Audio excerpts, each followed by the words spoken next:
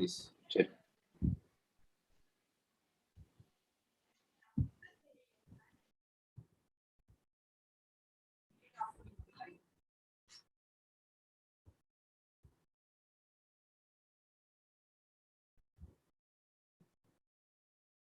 Ajmal, mute mode and video turn off, please. Okay.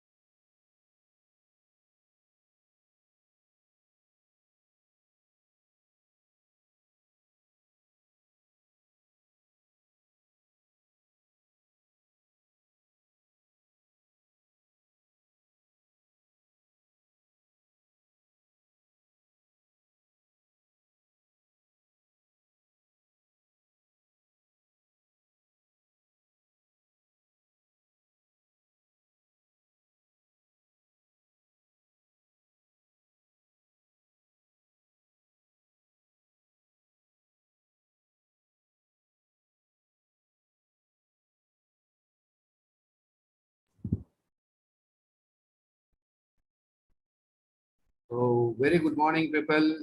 Very nice to see you all on the second day of our event. Inniki September 8th and morning 10 a.m. Day 2 of our training sessions will start anytime now. We have already been joined by our guest of honor, the speaker for the day, Mr. Max Srinivasan. And in another couple of minutes, we'll go live with Mr. Max Srinivasan. And we are, I mean, எல்லாரும் stalls பார்த்துருப்பீங்க. டே 1ல வந்து நல்ல response இருந்துச்சு, and I hope the same response we get for day 2.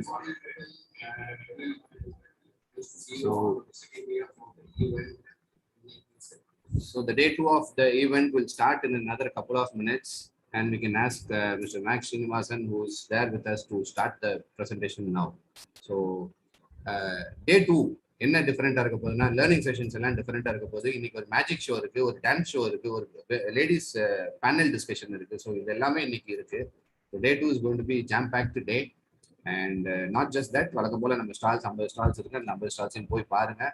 Please get to visit all the 50 stalls. And in another couple of minutes we'll go live, and the speaker introduction will be done by Ms. Chitra. And we are joined by our guest, Mr. Max Srinivasan. Over to Chitra for the speaker introduction.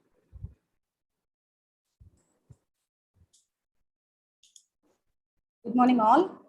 Welcome to the day 2 of Pandyas Biz Expo. So happy to be introducing Mr. Max Srinivasan, who is BNI APAC's and MFA's president. He supports operations for BNI Master Franchise plus APAC countries.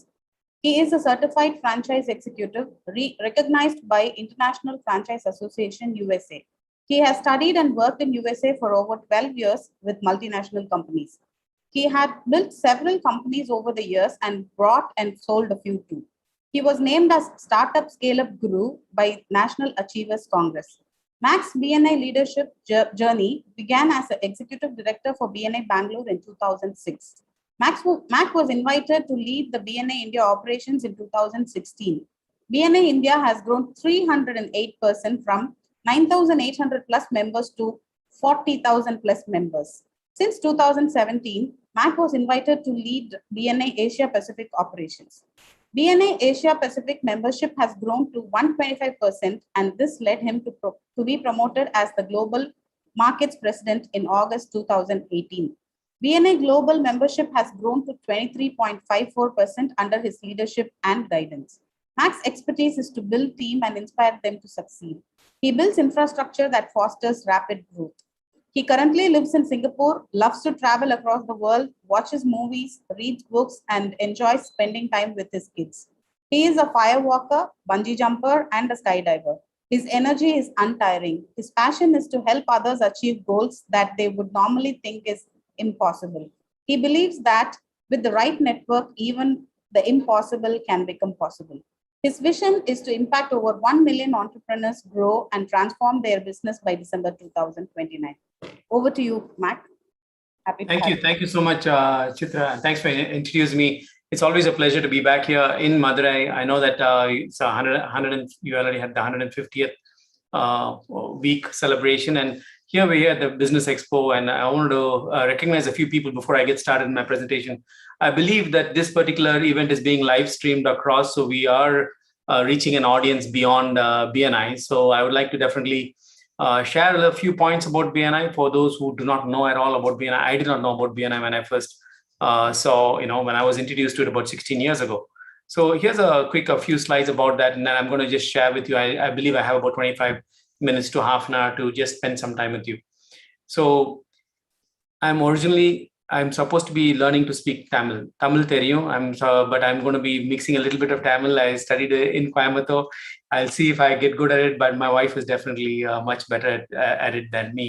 So let's see if we can appeal to a broader audience, right? So first of all, congratulations, Raja ko Sindhu. They both have been a fantastic leaders of us in BNI. They took BNI to Madurai, and they've made a difference in so many people's lives. So my sincere gratitude to them, because bringing a community like BNI, you're actually building a community.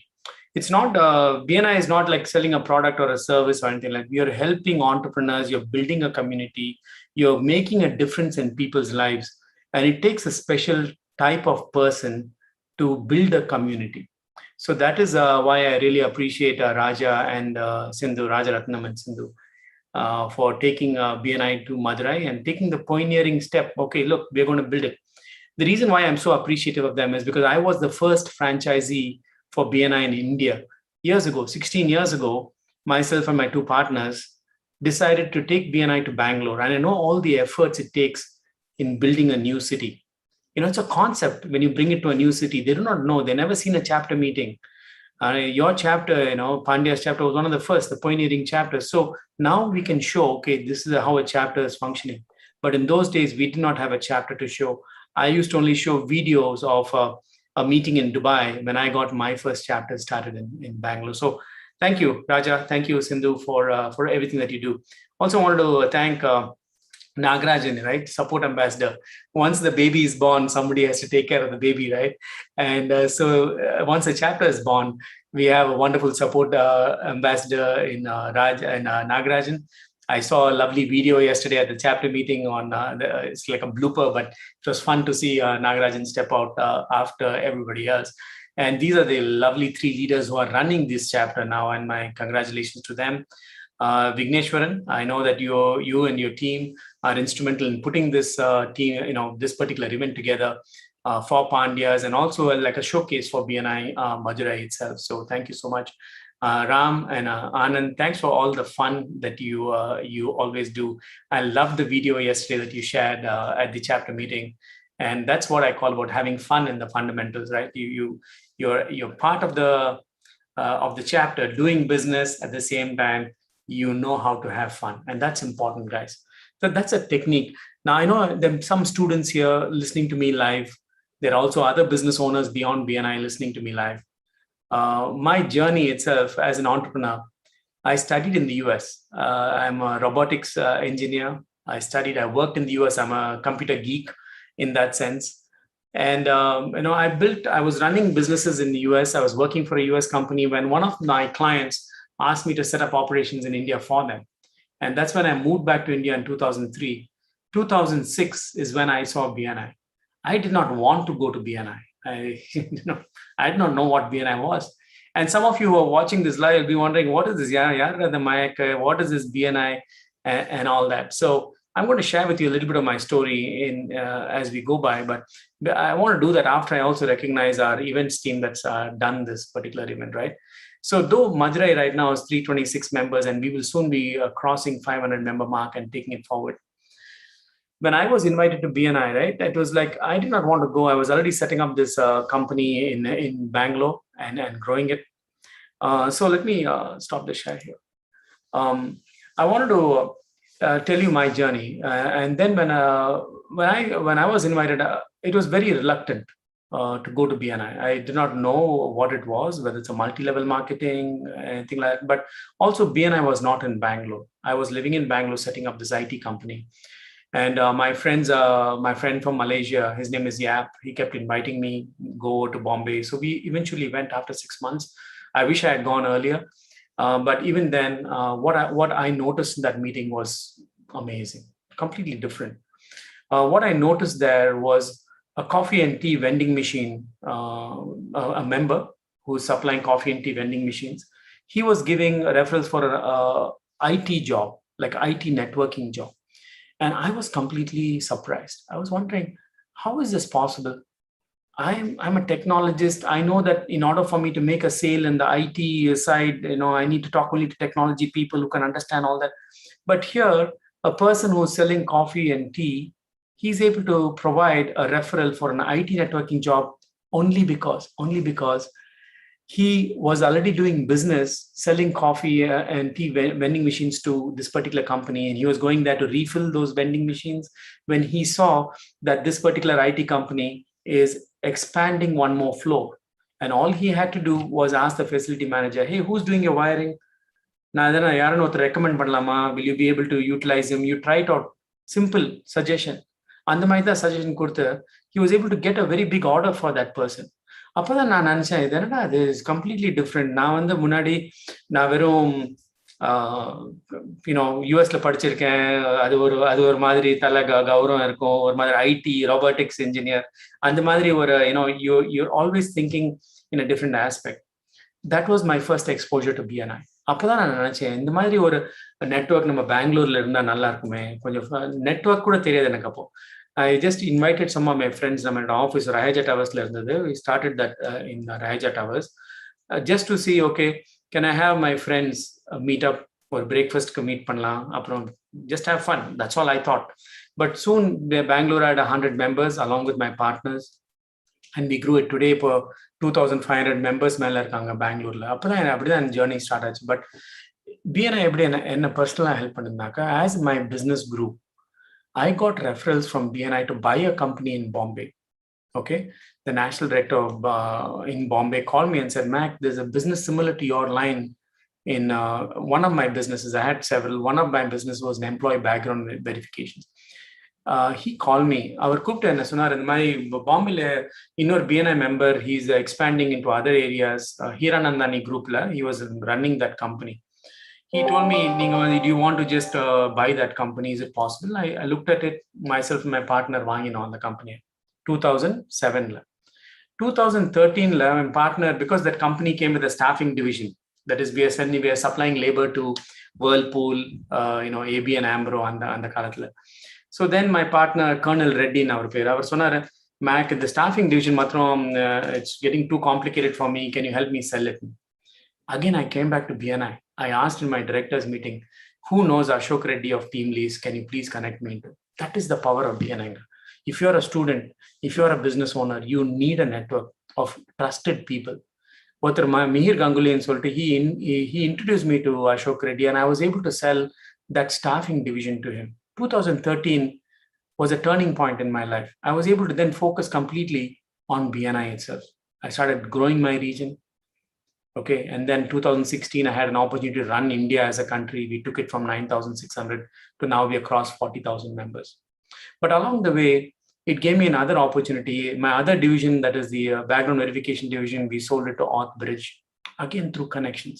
So நீங்க ஒரு business build பண்றீங்கனாக்கா, before BNI, now mostly I was trying to do everything on my own, trying to solve the problems on my own.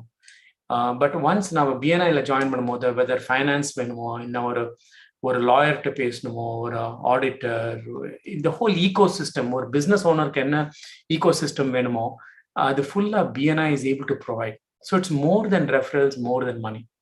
இப்போ இன்னொரு என்ன, what I really appreciate in the last 2 years, இப்போ pandemic 2020 பிகினிங்ல ஆச்சு. அப்போ நான் சைனால இருந்தேன். சைனால இருந்து January 16th I was actually flying back, and I called my boss, Graham. I told him, Graham, something is happening in China. I need to shut down my chapters in China, Graham. அவர் என்ன சொன்னாங்க, Mac, we need to find out how to bring it to online. அந்த காலத்துல guys, today we are, நம்ம ஜூம்ல நீங்களும் நான் பேசிட்டு இருக்கோம் இல்லையா, அந்த காலத்துல ஜூம்னால என்னன்னு தெரியாது, உங்களுக்கே ஒன்றும் தெரியாது. we are not used to it. அந்த காலத்துல எப்போ நம்ம ஸ்கைப்ல தான் 1 or 2 கால்ஸ் பண்ணுவோம், இல்லை go to meeting in ஒரு டூல் இருந்து அதில் பண்ணுவோம். ஜூமோட பேரு அந்த if you just rewind January 2020 யாருக்குமே they do not know. So, but Graham started testing which is the tool which is good for BNI chapters. He put a team together. Aprom we were able to pivot. Adha na solra, neenga or business owner irundaka, this is a learning example what Graham did. We pivoted a business. Pivot naka ஒரு paradigm shift la இன்னொரு paradigm shift போறதுக்கு நிறைய பேர் நம்ம இப்போ ஐயோ பயத்திலே நம்ம freeze ஆயிடுவோம். நம்ம அந்த டிசிஷன்ஸ் எடுக்க மாட்டோம். என்னன்னா அது பேண்டமிக், நம்ம கடையை மூடணுமே, இது பிஸ்னஸ் ஆக மாட்டேங்கிறது, அந்த மாதிரி ஒரு ஃப்ரீசிங் ஆகும்போது நீங்க ஒரு கம்யூனிட்டி, ஒரு BNI கம்யூனிட்டி, ஒரு சாப்டருக்குள்ள இருக்கும் போது அதர் ஐடியாஸ் ஒருத்தருக்கு ஹெல்ப் பண்ணி other ideas will come. That is how we got an idea to move it to online. In January முன்னாடி 2019 ஹாங்காங்ல நிறைய கொஞ்சம் டிஸ்டர்பன்சஸ் இருந்ததுனால என்னோட நேஷனல் டைரக்டர் ஹாங்காங்ல he tried out running chapter meetings on Zoom in 2019. அவரை கூப்பிட்டு ஸ்டான்லின்னு அவர் பேர், ஸ்டான்லி அண்ட் ஸ்டெல்லா கூப்பிட்டு நீங்க எப்படி பண்ணீங்க அந்த ஒரு 1 or 2 வீக்ஸ்க்கு அப்படி பண்ணாங்க. அந்த ஐடியாலேருந்து we cultivated, we brought this idea and we pivoted. Because we pivoted to to an online platform, for last 12 months $18 billion, இப்போ லட்ச கணக்குல கோடி கணக்குலன்னு பார்த்தாக்கா I think it is 12 lakh crores plus money. Okay, it's a lot of zeros. But it doesn't matter. எனக்கு என்ன அந்த ஒரு இந்த மாதிரி ஒரு என்வாயர்மெண்ட் நம்ம கிரியேட் பண்ணதுனால our members safety ஆச்சு. அவங்க they didn't have to close business. They're still able to feed their family. They're still able to find whatever little bit business is out there in the pandemic, they're still able to get it to them, and they're able to accomplish that. So understand one point, okay? Whenever God gives you a challenge, don't freeze on it. Overcome it. And to overcome it, how do you do that? You need to go and seek out people on who has solved that problem before. Okay, so one of my mentors, Vignesh, his name is Roger Hamilton. He's in Bali. He was one of my mentors. Entrepreneur business school on the pone pala varsham munadi. Avar sonnar, Mac, whenever you have a problem, what do you normally ask? You ask, how to solve it. Then namme kepom manasla, correct ah? நீங்களே ஒரு புது product நீங்க Chitra, if you're going to get a new product வச்சுக்கோங்களேன், you will start, okay, how to do தான் நம்ம மனசுக்குள்ள வரும். கரெக்டா இல்லையா? It will come, right? அவர் என்ன சொன்னார்னாக்கா, make, I know you're running this IT companies and all, but every time you're coming up with a new product ஒரு புது chapter ஆரம்பிக்கணும், இல்லை ஒரு புது ப்ராடக்ட் வரும்னா, don't ask the question how to do it. It was a complete paradigm shift in my mind. என்னடா தேவி எப்படி இப்படி சொல்றான்ட்டு. He said, don't ask the question how, ask the question who. Change the letters. HOW badla WHO. Who has done it before? If you go that route, then the who will determine when it can be solved and how to solve the problem. You don't break your head fully in sonaravar. And ஒரு simple concept எடுத்து, I was able to build a lot of my other companies that way. Every time there was a challenge I'm faced with, I will go back and think, Yarada, who do you think I should talk to? Some of them may come as, friends. Some of them will come as consultants, which I have to pay money and ask. Some of them will come as mentors, well-wishers. Some of them may come as my employees. But there's always somebody who has solved the problem that you're having before. So just put, I know that we are live, not all of them are in the group, but understand this, wherever you are, write down the word WHO. Don't ask the question HOW, but ask the question, who can solve this problem for me? And the who, anything, சரி நம்ம இந்த sale, இந்த ப்ராடக்ட்டை நம்ம sale பண்ணணும்னு வச்சுக்கோங்களேன், we have come up with a new product. யார் இந்த மாதிரி sale, who should I connect? Who are the best sales people? So they will teach you who's the best online marketing person I need to talk to. Okay, I don't need to go and figure out everything on my own. So that one tip Roger Hamilton gave me led me to making a lot of money that way. Another thing I want to share with you, or business owner, நம்ம நிறைய students இங்க இருக்காங்க லைவ்ல. I was a student just like you. I went to US without any money. Okay, when I went to US, half a semester's fee தான் என் பாக்கெட்ல இருந்து. Okay, I went with a lot of faith. Remember this, when you have faith in the universe or God or whatever, right? You go with the right intention, the people and process and things will start coming your way. But if you don't take that extra step of faith, if you only operate your business in fear, it will not work. When I went to the US as a student, I'm telling you, பணமே இல்லப்பா அந்த காலத்துல, அந்த போகும்போது half a semester fees போயிட்டு எப்படியான நம்ம, I don't have any backup in India. எப்படியான God will give me ன்னு சொல்லிட்டு I started working Pizza Hutல, Dean's Officeல, book storeல. நம்ம ஆக்சுவலா ஒர்க் பண்றதுக்கு only 20 hours தான் ஒர்க் பண்ணுவோம். I was only working. That's all I remember, because no money. I had to keep saving to pay my fees. Then worked in the robotics lab, and again, God will put people in your life. Professor called Larry Heath, he took an eye on me, and then he made me like a research assistant, and that's where my journey grew, right?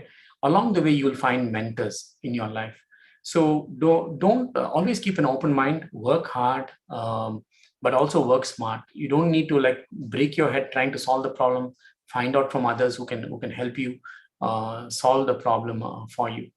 I know I have a few more minutes, maybe 6 more minutes. I'm just making sure that I don't overdo my time. I can keep talking, and I need Vignesh to keep me on track, or Chitra, one of you, just keep me on track. Give me like a 5-minute sign or something when I have 5 minutes left. Okay, so another tip I wanted to give you, right, which I've been learning along the way. Whenever we are building an organization, in all the companies that I have started and built, whether it is an IT company, staffing company, then later on BNI, right? In the days when I was building my IT companies, or even now in BNI, it's all about the team. Okay, the team, the trust that we have in the team. How do you build that trust among the team? Everything is teamwork. You can be the best super guru, most learned person, come from the US or PhD degrees. It doesn't matter. One of my mentors told me this. He said, if you work on yourself, the world around you will fall into place. And he gave me a very beautiful story. He gave me a story of a person that is, for example, it's a father and a son. The father is actually reading the newspaper, okay? And the father is reading a newspaper. On one side of the newspaper is actually the map of the world. Like, his little son is on the other side of the paper, going on, disturbing dad. Daddy, take me out. Daddy, take me out. Let me go for playing on the Madri. He was going on disturbing him. So the dad decided that, to keep him busy, he took out that newspaper, tore off that page, and gave it to the son, and told, he took out the page and actually tore it. He tore it into multiple sheets like this, and like 4 or 5 sheets, and told him, go and fix this, thinking that the son will take a lot of time to fix it. The son actually came back to him in maybe about 5-10 minutes. Dad was very surprised. He was wondering, how is it possible? How is that possible that he did it so fast? And what really happened, Chitra? At the back of so dad was looking on this side of the newspaper. On the other side of the newspaper was a picture of a man, right? Imagine. So the son when the son is looking at this, he's only looking at the picture of the man, not the world, what the dad was seeing. So the concept was, if you fix the man, the world around you falls into place. That was a very deep lesson that I learned. So I don't need to worry about solving every problem. If you are a student, if you are a business owner, invest in yourself. I was blessed to have many mentors who taught me from various books. So they told me, go read How to Win Friends and Influence People. They told me how behavioral styles work. They taught me how the 5 love languages work. So the more and more I started learning about myself, right? Slowly the world around me started falling into place. From being a computer geek, my bosses started promoting me to actually running the division, becoming the resources manager, managing director. Later on, it led me to different opportunities to travel to India, build businesses there. BNI came along. I travel around the world, right? Today, I live in Singapore. Before being here, in the 2019, I traveled more than 300,000 miles around the world, different continents. But everything boils down to people. You can have the best product, the best process. You can even have a website like an Amazon. But even Amazon, I'll tell you a secret, even Amazon needs people to supply product to it and for people to buy product. So please understand this. We are a people business. BNI gives you a people environment. And I'm going to wrap up with what I call luck. People tell me today, Mac, you're lucky. You're lucky, Mac, you're lucky. Lucky. I will show you how to be lucky and சொல்லிட்டு நான் BNI meeting invite பண்ணுவேன். So luck, or the definition என்னன்னாக்க LUCK, 4 letter இருக்கு இல்லையா luckல. L is location. Positioning yourself at the right location, right time. சரியா? L is for location. U is understanding your business. Understand your business well. Become the master at your business. Okay, whatever. If you're an architect, keep studying new things, new techniques. Always plug in to be the expert at your business. That is understanding. You see the connection. Okay, you cannot do business without connections, and BNI gives you lovely connections. Or football game விளையாடுற மாதிரி ஒரு பந்து நீங்க football game விளையாடினாக்க, for you to receive the ball, you need a team of people, right, who can kick the ball to you. That is how referrals work. You have a team in your chapter, they pass you a referral. அது ஒரு football பந்து மாதிரின்னு வச்சுக்கோங்களேன். So first is L for location, U is for understanding, C is for connection, and the fourth என்ன K, LUCK இல்லையா? Kல knowledge. Knowledgeனாக்க what to do when you get that referral. ஒரு football பிளேயரா இருந்தாக்கா Now, the pandu, when it comes to your leg, are you supposed to kick it to the goal, or are you supposed to pass it to your colleague? So knowledge of what to do when you get the referral is important. What do you do in the 24 hours? What do you do in the 48 hours after getting your referral? What do you do? How do you process it? How is your proposal look like? How does it, is it an RFP? Idella or pre-planned you will you'll be able to do more and get more and more and more and more referrals. What process which can go. So finally, as I wrap up today, we are all lucky. We are all lucky to be part of BNI. We are in the right location, right place. We are going to polish up our business understanding. Connections இருக்கவே இருக்கு BNIல, நம்ம மதுரையில இருக்குன்னா or around Tamil Nadu, around India, connections இருக்கவே இருக்கு. Okay, for a business owner, connections are important. And நம்ம என்ன practice பண்ணணும்னா ஒரு follow up. Fortune is in the follow up ன்னு சொல்லுவாங்க அவங்க, right? So அந்த K தான் இந்த knowledge, fortune in the follow up. இந்த நம்ம BNI meeting வந்தவங்க ஆன்லைன் மீட்டிங் வந்தாலே I keep telling my team, a golden hourல follow பண்றா அப்படி சொல்லுவேன். That means 1 hour after they come, you are supposed to call and thank them and follow. அதே மாதிரி நீங்க உங்க பிசினஸ்ல பண்றீங்களா? Okay, உங்க client, did you have a proper follow up process? அதான். So we are all lucky. யாரான you are lucky ன்னு சொன்னா, yes, I am lucky. Come to my BNI meeting சொல்லிட்டு invite பண்ணுங்க. So with that, I'm going to hand it back. I think correct over half an hour ஆச்சு. I'm going to hand it back to Vignesh and Chitra, and I wish all the members here lovely expo ahead. I also again thank Raja and Sindhu for taking to Madurai. And once travel is possible, I'd love to come back to Madurai. My sister lived for many years in Madurai, and I visited Madurai several times. I look forward to coming back there. Thank you, and back to you. Thank you, sir. Thank you, sir. Jam-packed half an hour in the early morning session, first session for the day, and that was a live session for today. Thank you, sir. Thank you for joining us for the session. And இன்னைக்கு இன்னும் நிறைய sessions இருக்கு. Please do visit our expo. It is a virtual expo. Log into www.maduraiexpo.com. And later in the evening, we have a magic show, we have a dance show, and we also have a panel discussion amongst our women entrepreneurs from our forum who are going to discuss their journey about how they have been. And with that, we take the stage to Mrs. Meena Srinivasan, who's been joined us again live from Singapore, I guess. So now we'll have Mrs. Meena Srinivasan, the Chief Digital Officer of BNI Global, joining us in a couple of minutes. Thank you, sir. Thank you. Thank you.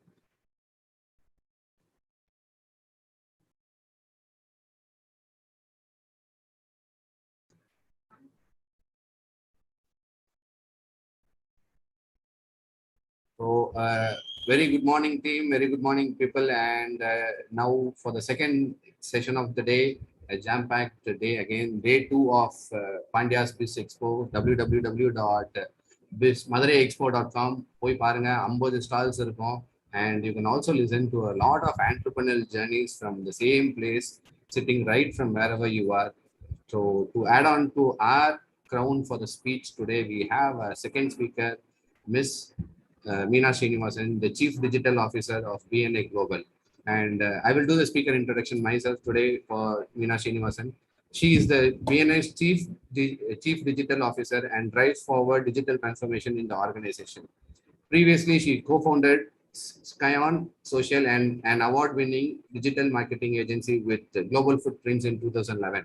In June 2020, they joined the BNI family of companies. She is one of the most sought-after specialists in the field of digital marketing and has been the recipient of several prestigious industry awards, which includes the top 50 social media professionals, women entrepreneurial achiever.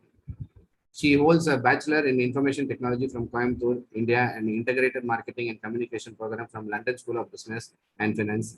Meena's fine blend of technical expertise combined with leadership experience has played a key role in developing long-term organizational growth. Excellence is a habit, is her favorite quote, and she enjoys building and nurturing world-class terms. Passionate about giving the gift of education to underprivileged children, she actively supports the building block schools in Bangalore, in India. She currently lives in Singapore with her husband, Max Srinivasan, and they have two daughters. She enjoys music, reading inspirational books, and love traveling with family and exploring new culture. With that intro, I ask Ms. Meena Srinivasan to deliver her notes today. Thank you. Okay, thank you so much, Vignesh. Vanakkam. I'm so happy to be with you all. Congratulations to BNI Pandyas for the 150th chapter meeting. It's really amazing to see how each and every one of you are growing and expanding your network and, growing the BNI network as well. Being here is very special for me because I'm originally from Tamil Nadu.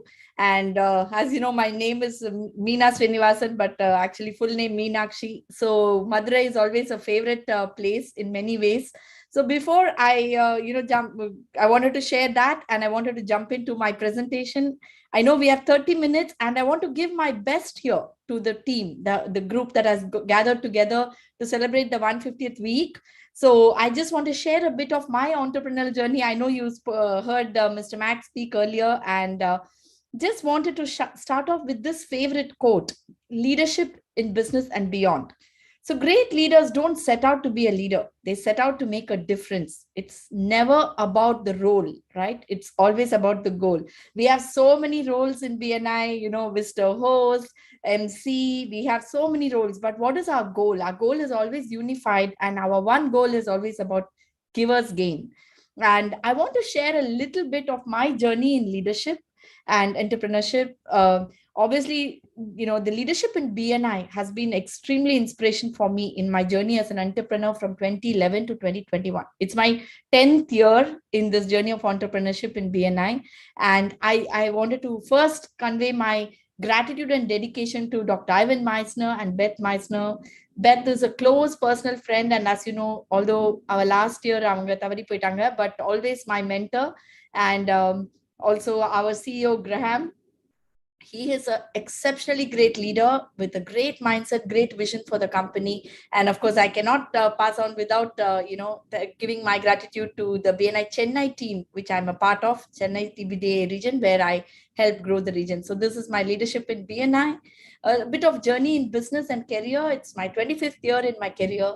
Started off in Chicago as IT professional, and directly going from Coimbatore to Chicago, getting settled in, as Mr. Max shared, a lot of struggles and in the early days, and getting to know and grow in a new place. And later, started Scion.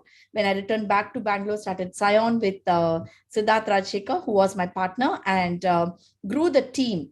And later, if you have to just fast forward 10 years, so 2011 to 2021, last year, 2020, Scion grew into a global entity, and we actually got acquired by BNI itself, BNI Global. And as you can see, it was a momentous occasion in any business owner's journey that, based on my vision to be able to grow globally, make the team also grow globally. And we joined the BNI family of companies, and I'm heading all the digital initiatives there within BNI. But one thing I can tell you, which has been constant in my journey, is always focusing on the learnings. I know lifelong learning is a core value for us. And in this learning journey, have met with several great authors, speakers like Jack Canfield, that pictures of us and our daughters attending the Anthony Robbins program when it was conducted in Singapore. So always keeping on learning, growing, and always being humble has been a part of our journey. Today, I thought, since there are a lot of entrepreneurs, I think Mr. Mack also would have shared a bit about Raja Hamilton. I just want to take you out on a different angle on my own journey and how it has, come full circle using the principles of profiles of networking. I don't know how detailed he went into it, but do you know that each and every one of us have our own profile as an entrepreneur? See, we are all one team, but we are not the same. Our 5 fingers are not the same, Ilya. So for us, the different aspects of our personality are aligned with a way of creating wealth. So if you look at, for example, at the top quadrant, you see the word creator. It's a person like a Steve Jobs or, our different co-founders. Even you people many of you have innovative ideas. So that is the sphere of innovation. Then you go to the star quadrant, where you see a star personality. There is Martha Stewart. But if you think about Amitabh Bachchan, for example, he made his wealth and his status in life as a star. Then he started other ventures, ABC group and all that. And then finally he had to come back to the star realm to re-establish himself. Then you have supporters. They're great personalities like a Jack Welch or, many people who support the growth of your business. You will have your key leaders, people that are supporting your growth. So that is the next quadrant where you see it as a magnify or blaze. And then you have the deal makers, like maybe your sales professionals, marketing professionals, they come under the deal maker or trader category, where they're all about timing, meeting the right people at the right time, presenting the right opportunity. So you can see that is the fourth and fifth kind of profile. Then you have accumulator. Now, these are people like, Warren Buffett. How did Warren Buffett make his wealth? He made his wealth through consistent long-term investments and long-term growth. And there is a test actually, which you can take to identify which is your profile. Maybe later share it with your leadership. And, that is the sixth profile. And the seventh and eighth is very interesting, because if you look at a Lord profile, it is like a Lakshmi Mittal, or somebody who consolidates a lot of companies, sick companies, growing companies, and makes a conglomerate. So you can think about Reliance Group, you can think about Lakshmi Mittal. So they have a different profile to creating wealth.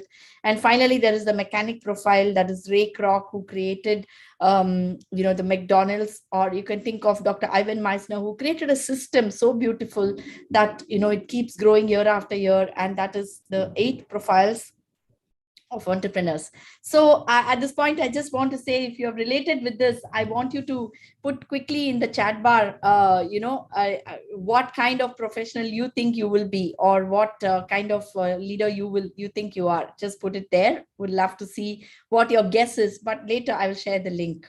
So going on, not only is it about your personality or your alignment to your growth path, there are also 8 stages of entrepreneur growth. And it's a big topic, very hard to cover in 30 minutes, but I wanted to give you a glimpse, an input. So you can feel free to think about what stage of entrepreneurship you will be in your business. Okay.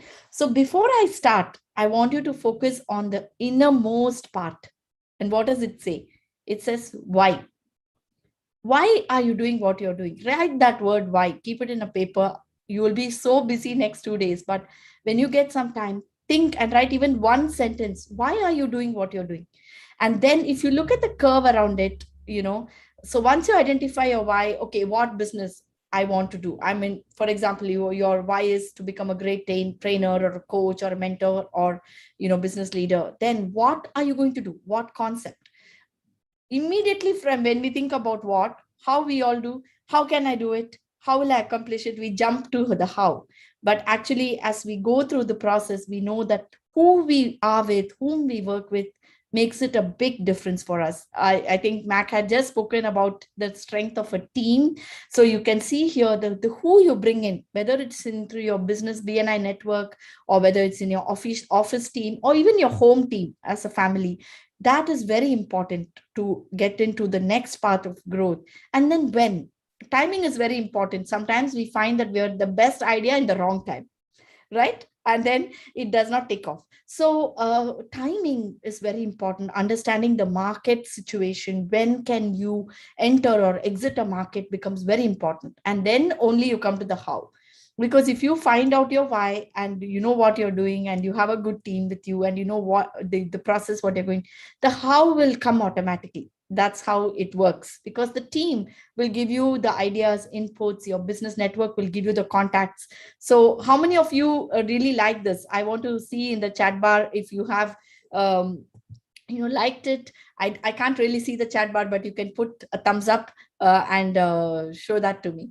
So quickly, I want to take you through the 8 stages. And, it begins with the proven concept. All of us have ideas, but does it have a commercial value? Are you able to trade it for a fee? Or if you're a consultant, are you able to trade your knowledge for? So you need to prove your concept commercially. Okay, that's the stage number 1, because if it's the greatest idea and does not have a commercial purpose, then immediately it will be very tough for you to take it to the next step. Well, if it's a good concept, then you have to put a strong brand around it. Now, why are people attracted to different brands? If you think about Madurai city, like Madurai Coats was a great brand. If you said, okay, you're associated with Madurai Coats, people knew that you are in a different league. So the brand attraction, what you create for your brand, it should be kind of evergreen. Things, your products, your services must change, but your brand will always have to be in the forefront of people's mind. Then again, the third thing comes to the operating team. The team that you pick, I already mentioned. So that is the third phase, because as Max said, you can be the super guru, but you cannot go forward without a team. If you want to go far, you need a team with you. If you want to go fast, you can go by yourself, but we can't predict how far you will reach. So I have seen that personally in my journey of business. Starting as a solopreneur, I was also a member in BNI. It is while building the team that actually made this happen for me. The fourth thing is market connections. In my business, right, when I started my digital marketing agency in 2011, initially set up Scion Social, became a good brand. We associated with a lot of speakers, authors. We did their promotions. Once the business started growing, I put a good team. But what really changed for us is market connections. And that's where BNI comes in. I met one of the BNI members in Dubai. He was in the quite a experienced business person in the training and other sectors. He invited us to partner with him in the Dubai region. We brought on a lot of clients from Dubai, Abu Dhabi, in the Gulf market, and Scion had grown international. So first it became international through the market connections in BNI. Later, as the business expanded, obviously, raising funds, going to the bank, getting a loan or mortgaging, it's a big deal in India. It doesn't happen overnight. So I was able to tap into my first set of investors from the US by showing the success we had in the step 1, 2, 3, 4. The fifth, the tradable entity, where I was able to part or strike a deal for the equity of the company came in the picture. Then slowly, the 6 is called a bankable asset, where if you don't want to part with the entity, you can go ahead and get your asset. You can work. The bank will be willing to loan you, or the bank will be willing to give you a line of credit to grow your business. Why I'm telling it is, our small business owners, right? We are always stuck at this point. We have a great idea. We have a good brand. We have a great team. We have come to BNI. We have fantastic connections, but we are stuck at expanding phase. How do I expand it? If I want to go to 3, 5, 10 cities, grow internationally, you definitely have to look at your options as a strong financial backing, what you require. How many of you agree with the point 5 and 6 is where a lot of BNI members need help and support? If you see that, I want to see a thumbs up or a yes in the chat bar. And next phase, right? So once you've established this and you have a strong presence, then you can actually look at your business become cash generating. And what I mean is, the cash flow of your business is strong enough for you to reinvest into new products, new services, new brands. You can grow at that particular point. You will be able to expand your business at that, using the cash flow from your own business. And this is a great vision where every entrepreneur wants to see that bottom line going green, the balance sheet looking good, and your business flourishing. So there is a method to the madness. You cannot say, okay, one day I opened my company and the balance sheet has to be green. You have to go through the process, and you have to keep an eye on all areas of your business. And finally, come to the licensable system. Now, what is the licensable system? It is very, very similar, if you think about, to BNI, where we have created a system for entrepreneurs to network globally across the globe. It is a franchise model. I know many businesses are expanding via a franchise model. If you take, for example, within India itself, there are so many successful franchises. Once you make a system licensable, then you're able to have that expansion globally by not having to grow all by yourself. You bring in franchise partners, you bring in global partners of franchise who will support your franchise growth. And at that point, it becomes what is called a duplicatable model, like a cash cow, and it grows and spreads beyond your wildest dream and imagination. So this is what I do see, and I do want to share with you all, that if you found this very useful, I want you to put number 8 in the chat box. I want to see you all put number 8 in the chat box if you've understood these 8 stages of entrepreneurship. I would like to come back at any point to Madurai team and give you a more expanded version of this if you think it's a useful concept for us to go through again. And all said and done, right, we have to do it step by step. It's not like overnight success is our everyday success. Our everyday milestone, our everyday sincere effort, every meeting in BNI, our sincere effort will make the game and the needle change. It happened for me. I was a member like you all in a chapter. I was in the LT, then I later took up a region. And today, if I'm in a corporate role with BNI, it is definitely I'm a product of the system. And I can tell you that has been one of the most fulfilling journeys for me in my last 10 years. And if you want to take a screenshot of this, please take it. Define your purpose is a little homework for you after the session. Define your purpose, write down your why, identify what, who, when, and how. Put those names of few people that are in your network. Identify your own profile. I will send a link, and leverage your network based upon the strengths that you lack. You can connect with another BNI member who will support you in that part of your business. Maybe you need to pick up on finances. You need a good auditor, bookkeeping. You need a good marketing. You need a good digital marketing. You will always find the right support structure within BNI, and whatever stage of your business, right? Even in the very early stage, one thing that I have seen is when you double your giving, the blessings are exponential. So our concept, the 2-word mantra for us is givers gain. So I want you to take a snap of this, keep it with you so that you can do this homework, and you can really make the rest of 2021 a real great journey for you. I know I have 10 more minutes, and I just wanted to share a little bit more of the personal journey. So I shared some concepts on business, but in leadership, and maybe this is a little bit more oriented to the women entrepreneurs here. I'm very, very proud of you all. In fact, I'm proud of all entrepreneurs because they are the heartbeat of India. They are the ones who make it happen. It's a large corporates. Yes, everybody says, oh, you're working for this great corporate. Yeah, it's fine. It's great. But the heart of the pulse of India and any other country is the small business. So I want you to focus on the word leaders and take down the meaning. What I find in leadership is you need to have an empathetic approach. We are going through tough times. It has not been easy for anybody to navigate this phase. And we need to grow. We cannot take on excuses, but we need to have empathy. We need to lead with empathy. We need to be authentic. We need to share our truth. It's like, it does not only happen with the success. So our struggles, if you find a member who needs that input, give an authentic input. Hey, you really need to change your track like this. Maybe that will help you. Be honest with them rather than always saying, oh, great, you're doing fine. Give them, if you have an honest advice, ask them the permission and give it to them. Women, again, this is for you. Delegation. It does not come easy for us. We feel we should do everything, and if we don't do it, it won't get done. Whether it is in the house, whether it's in the office, we try to pile up our plate with so many activities.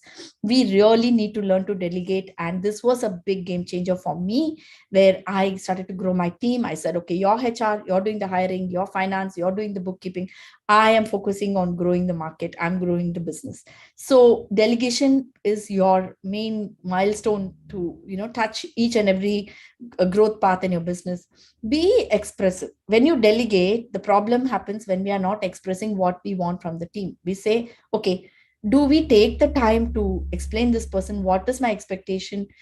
What do I need from you? What am I looking forward from this, working arrangement? Take some time to meet your team and express your vision, express your requirement, set some expectation from them so that your results will be good. And you can find out a lot of solutions to your current situation, your problems, your growth areas, all of this. So leadership is much beyond what just meets the eye. It is a lot about your ability to, grow with other people. You're not a leader sitting at the top and giving direction. You need to grow with your team. So that has been one of the change makers for me. Again, this quote comes directly from, one of the women leaders I admire so much.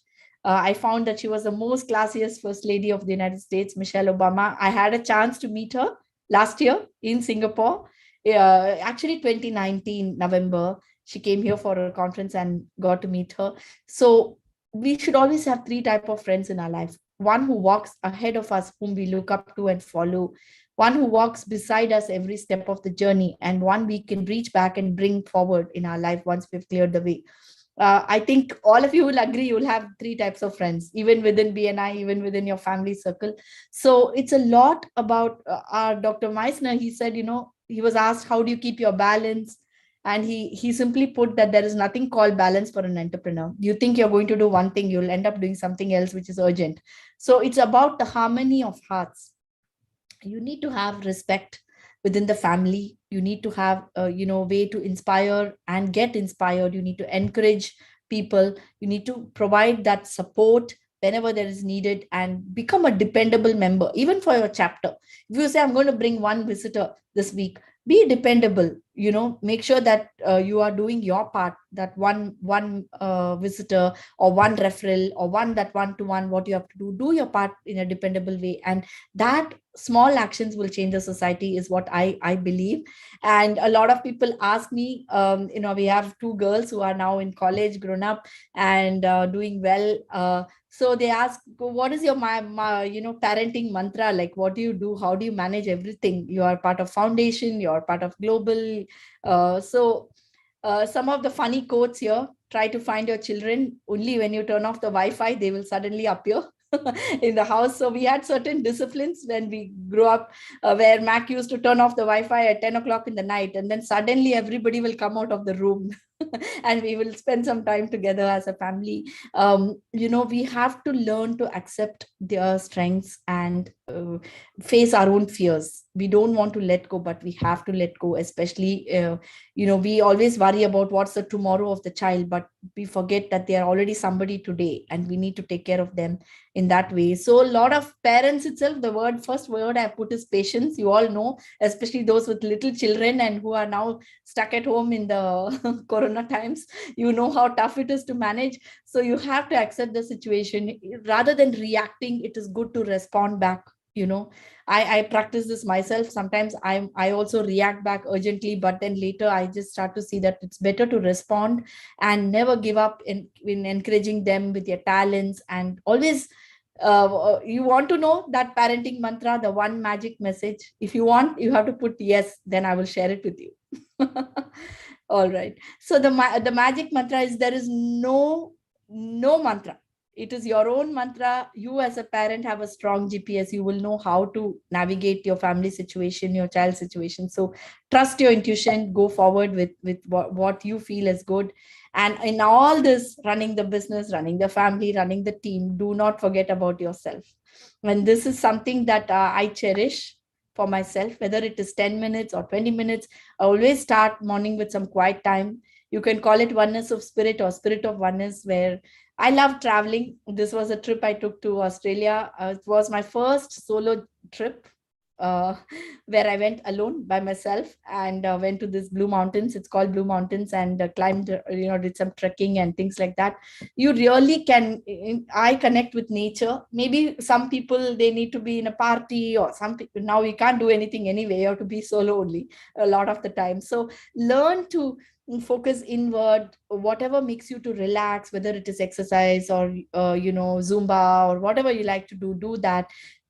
Turn off the iPhone, learn to eye focus sometime, take time to recharge, because that battery should be fully charged. We plug our phones every day, night, and we get up in the morning with a full charge. What about ourselves? Do we take time to recharge our battery? So that is the thing that I want each and every one of you, if you can take some time for yourself, will be great. And ultimately, you can only make a living by your earnings. You can make a living, but you can make a life by what you give. And these are some images of our children in the Building Block School, which is supported by the BNI Foundation. And there are many kids across India whose life will be touched and changed by the right kind of education. And as you know, BNI is a great organization that is focusing on education of entrepreneurs, but also the foundation gives grants. They provide, support, financial and otherwise, to small schools where they don't have support. I am very, humble to be part of the board of BNI. We have set up our own foundation in India as of June of this year. We are looking for people who can be ambassadors with our foundation. Please, just get in touch with me directly, or just look up at bnifoundation.org, or get in touch so that we can help you to become part of the foundation and grow.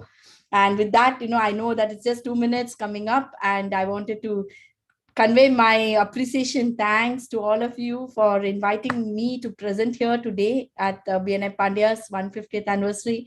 I want to wish you all amazing growth.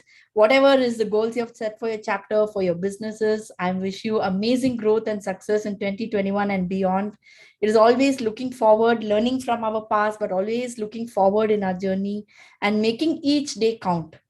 That has become, I think, most important in today's world, where today we have in our hand, let's make it count. Whether it is that chapter meeting, whether it is that one person, think of that. I want to give a small ask to each and every one of you. Think of that one person whose life you can touch. If you feel you've been thinking of calling them to BNI, but you have left it, you've been busy.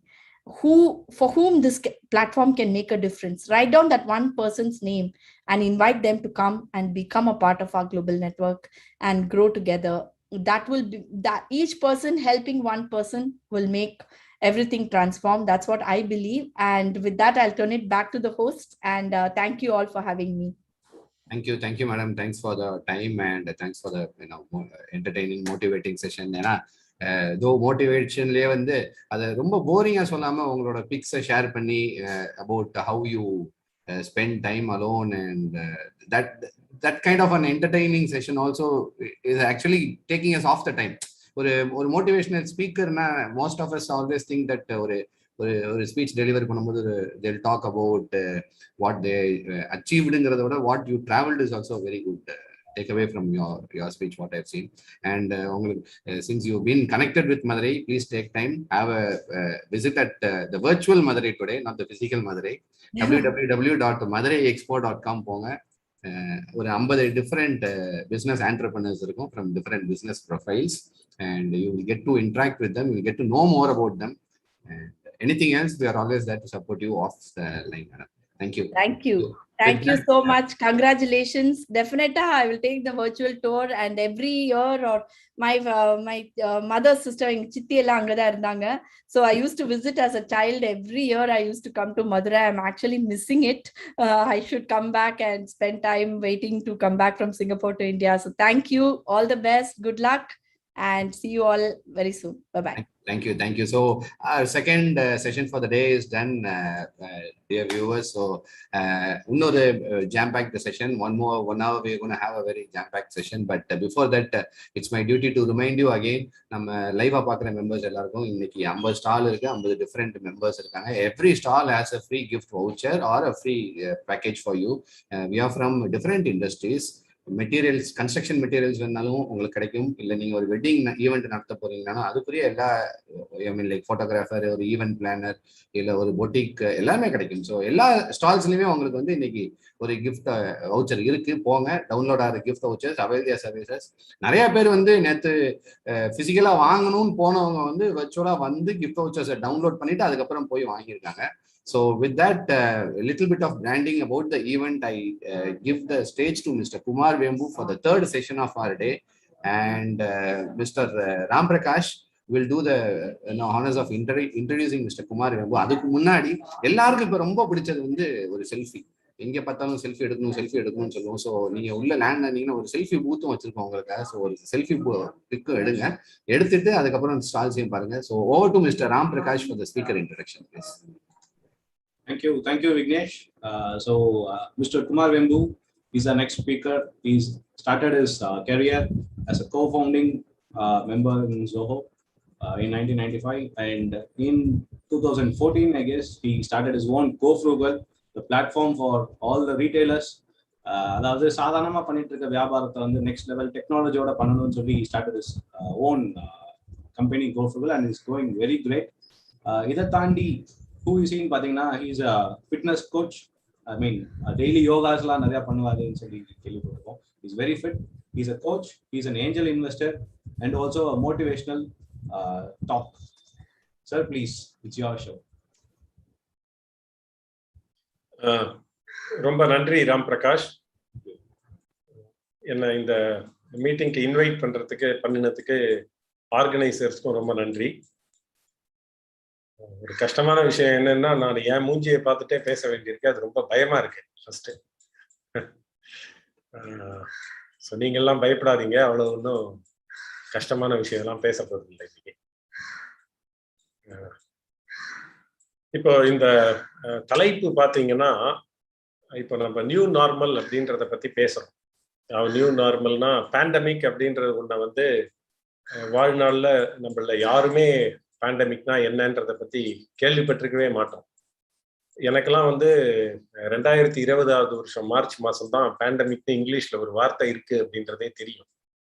அந்த மாதிரி அப்புறம் பாத்தீங்கன்னா இது continue ஆகிட்டே போய் இது ஒரு endemic ஆயிடும் அப்படின்றாங்க. இதை முதல் முறையா எண்டமிக்ன்ற கேள்விப்பட்டப்பதான் எண்டமிக்னு ஒரு வார்த்தை இருக்குன்னு எனக்கு தெரியும். ஏன்னா இது உபயோகத்திலே இல்லாத வார்த்தைகள்னால நம்ம இதை தெரிஞ்சுக்க வேண்டிய அவசியமே இல்லாம இருந்தது.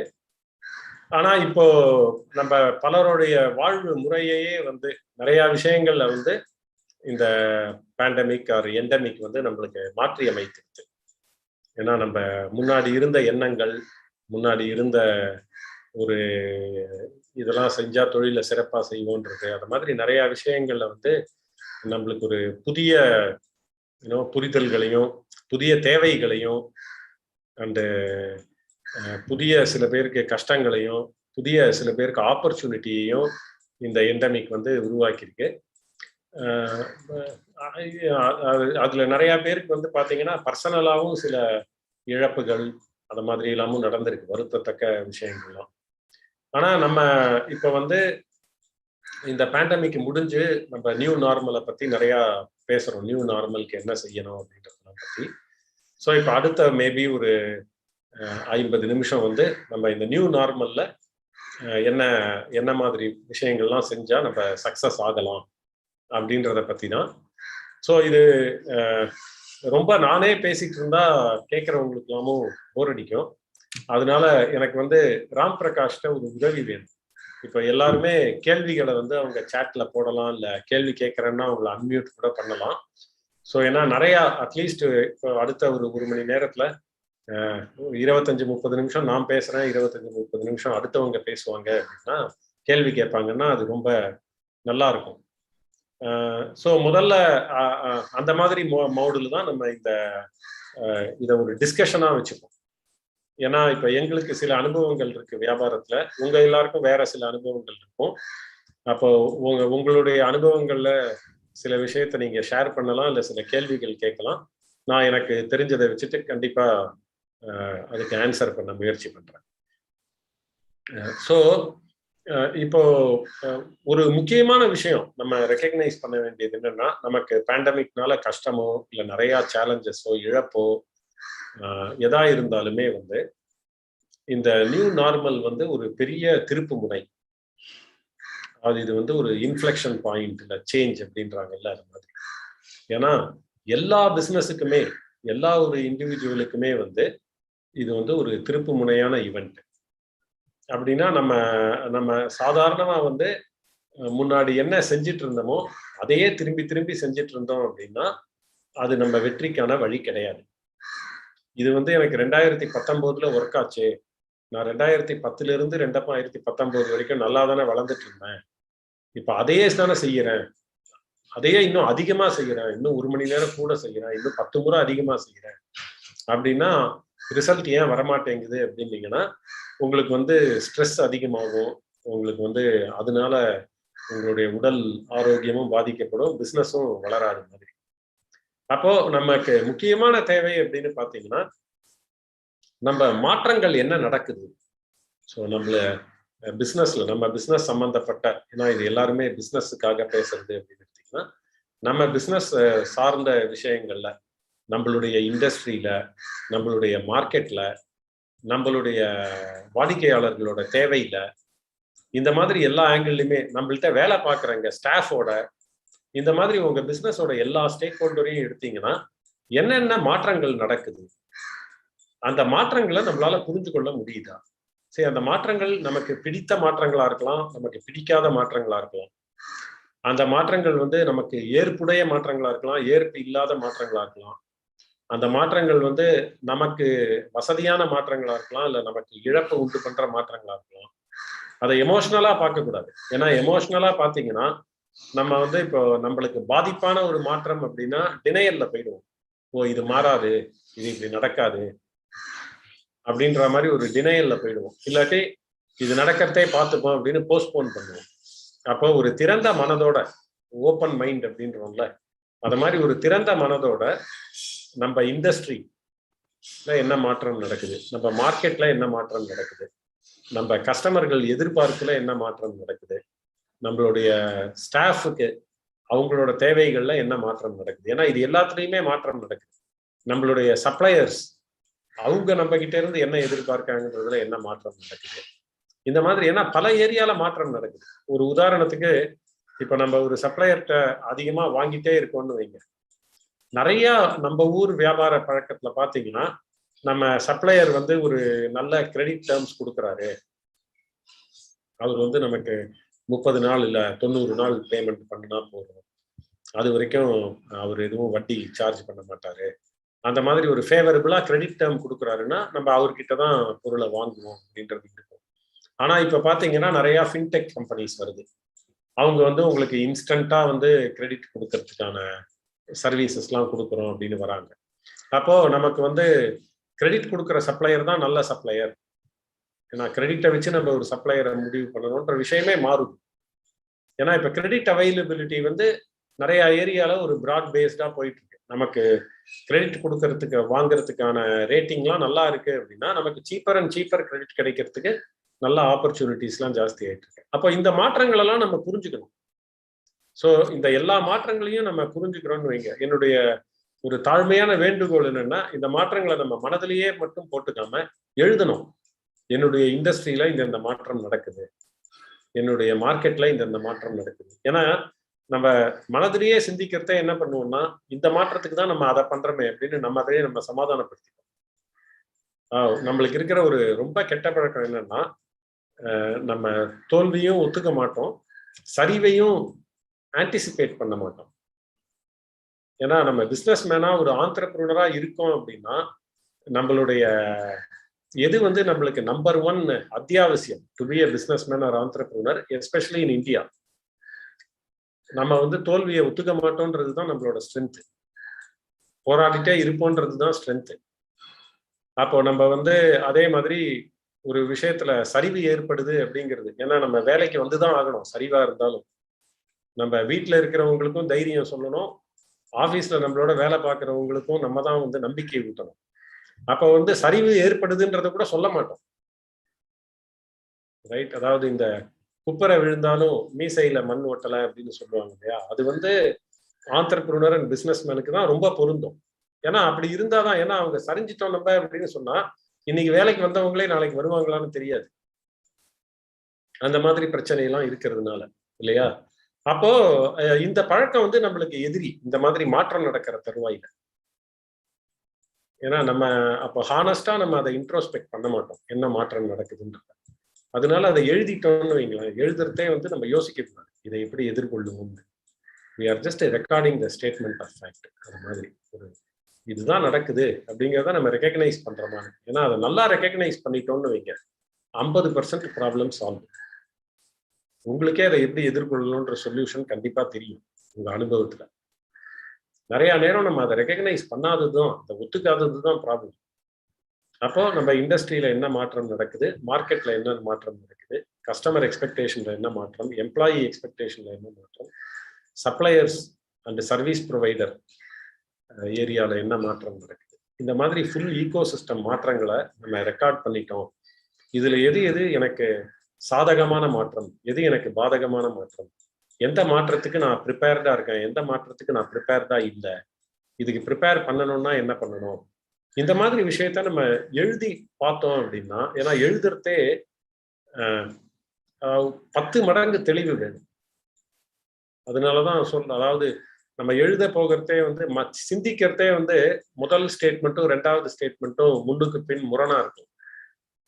எழுதுறதே வந்து நம்ம அந்த மாதிரி முரணா எழுத மாட்டோம், ஏன்னா நமக்கே தெரியும். அப்போ 10 மடங்கு தெளிவு வேணும் எழுதுறதுக்கும் சிந்திக்கிறதுக்குமே. அதனால நீங்க இதை எழுதினீங்கன்னாலே ஒரு இந்த நியூ நார்மல்ன்றதுல நம்மளை சுத்தி என்ன மாற்றங்கள் நடக்குது அப்படின்றதும் உங்களுக்கு புரியும். அந்த மாற்றங்கள்ல எப்படி எதிர்கொள்ளணும்ன்ற பிளானை பத்தி கண்டிப்பா உங்களால நல்லா ஒர்க் பண்ண முடியும். ஸோ அப்போ உங்களில் சில பேர் ஏற்கனவே இதை சிந்திச்சு வச்சிருக்கலாம், உங்களில் சில பேர் இப்பதான் சிந்திக்க ஆரம்பிக்கலாம். சிந்திக்க ஆரம்பிக்கணுன்றவங்க இப்பவே கூட எழுதலாம் இந்த மீட்டிங் நடக்கிறதையே, ஏன்னா நமக்கு இன்னும் 40 நிமிஷம் இருக்கு நீங்க கேள்வி கேட்க. ஸோ ஏற்கனவே சிந்திச்சவங்களுக்கு கேள்வி இருக்கு, இல்லை அவங்க ஏதாவது அவங்களுடைய அனுபவத்தை இந்த மாதிரி எழுதுனதுல அவங்க என்ன புரிஞ்சுட்டாங்க, எப்படி எதிர்கொள்ளாங்கன்றத ஷேர் பண்ண முடியும், அது எல்லாருக்குமே உதவியா இருக்கும். அதனால இப்போ நம்ம வந்து உங்க அனுபவத்தை ஷேர் பண்றதோ இல்லை உங்களுடைய கேள்விகள் கேட்கிற செக்ஷனோ வச்சுக்கணும். ஸோ ராம் பிரகாஷ் சார் வந்து கேள்விகளை படிக்கலாம், இல்லை அவங்க அடுத்தவங்க பேசுறதுக்கும் அனுபவம். நன்றி. கண்டிப்பா சார், கண்டிப்பா சார். சார் இப்போ ஆக்சுவலா ஜஸ்ட் இன்ஃபார்ம், அதாவது நம்ம வியூவர்ஸ்க்கும் தெரிஞ்சிருச்சு. we give some time, ஒரு 5 to 10 minutesல வந்து they will come up with the questions. அது வரைக்கும் we'll move on to the next. So அவங்க வரும்போது நான் உங்களுக்கு I'll shoot up the questions. சரி, ஓகேங்க. இப்போ நம்ம மாற்றங்களை பத்தி பேசணும். அப்போ மாற்றம் வந்து 2வது முக்கியமான கருத்து கேட்டீங்கன்னா, இப்ப வந்தது வந்து ஒரு பெரிய மாற்றம். இப்போ இந்த பெரிய மாற்றங்கள்லாம் பார்த்தீங்கன்னா என்ன நடக்கும் அப்படின்னு பார்த்தீங்கன்னா, பெரிய மாற்றங்கள்ல வந்து நிறைய இன்கம்பன்ட், அதாவது நம்பர் 1 ரொம்ப நல்லா செஞ்சுட்டு இருக்காங்க அப்படின்றவங்க வந்து அவங்க மாற்றத்தை எதிர்கொள்றதுக்கு அவங்க தயார் நிலையில இல்லவே இல்லைன்னு வச்சுக்கோங்க. இல்ல அவங்க இது மாறாது அப்படின்ற ஒரு சிந்தனையிலேயே இருக்காங்கன்னு வச்சுக்கோங்க.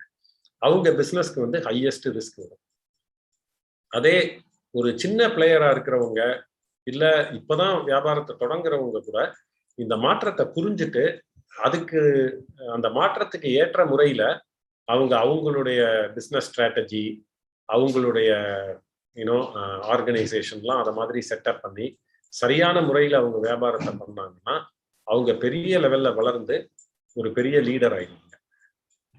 இப்ப ஒரு உதாரணத்துக்கு சொல்லணும்னா, இப்ப எலக்ட்ரிக் வெஹிக்கிள் பத்தி பேசுறாங்க.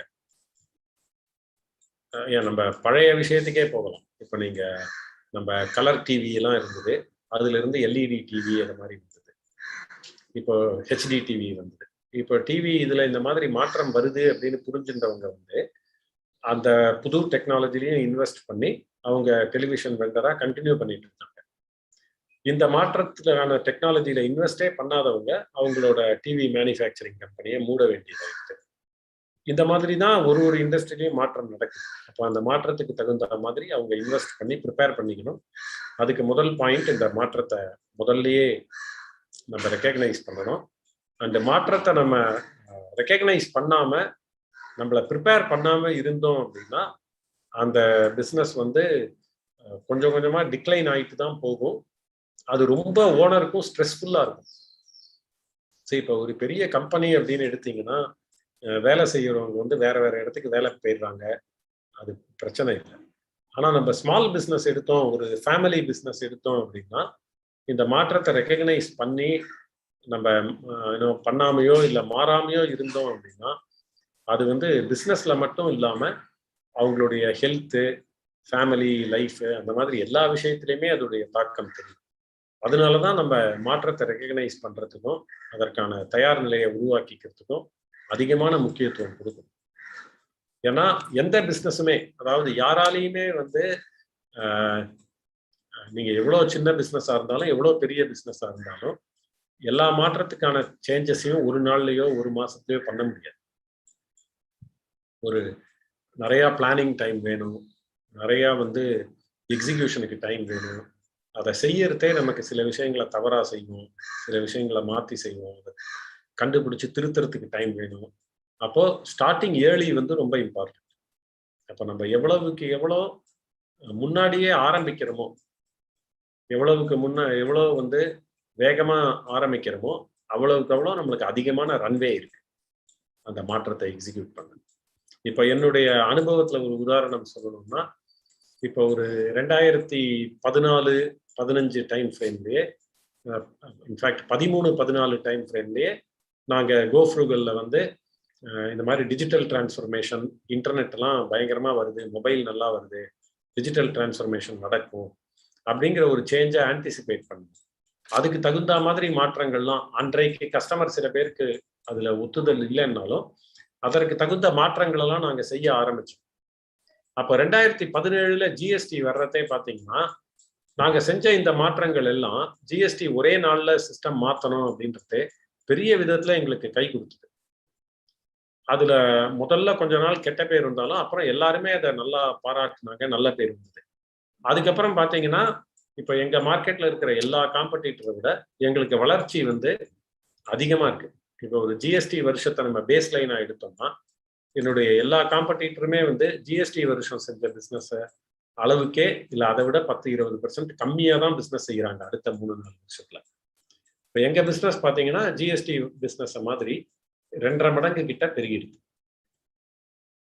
ஏன்னா அதோடைய அது ஏன் நடந்ததுன்னா, நாங்க 2013-14 வந்து நம்ம டிஜிட்டல் டிரான்ஸ்ஃபர்மேஷனுக்கான மாற்றங்களை செய்யணும் அப்படிங்கிற விஷயத்தை ஆரம்பிச்சோம். அதுவே மார்க்கெட் ட்ரெண்டா மாறினதுனால, அதை ஏர்லியா ஸ்பாட் பண்ணதுனால வளர்ச்சி வருது. ஸோ அந்த மாதிரி தான் எல்லா வியாபாரத்திலையுமே.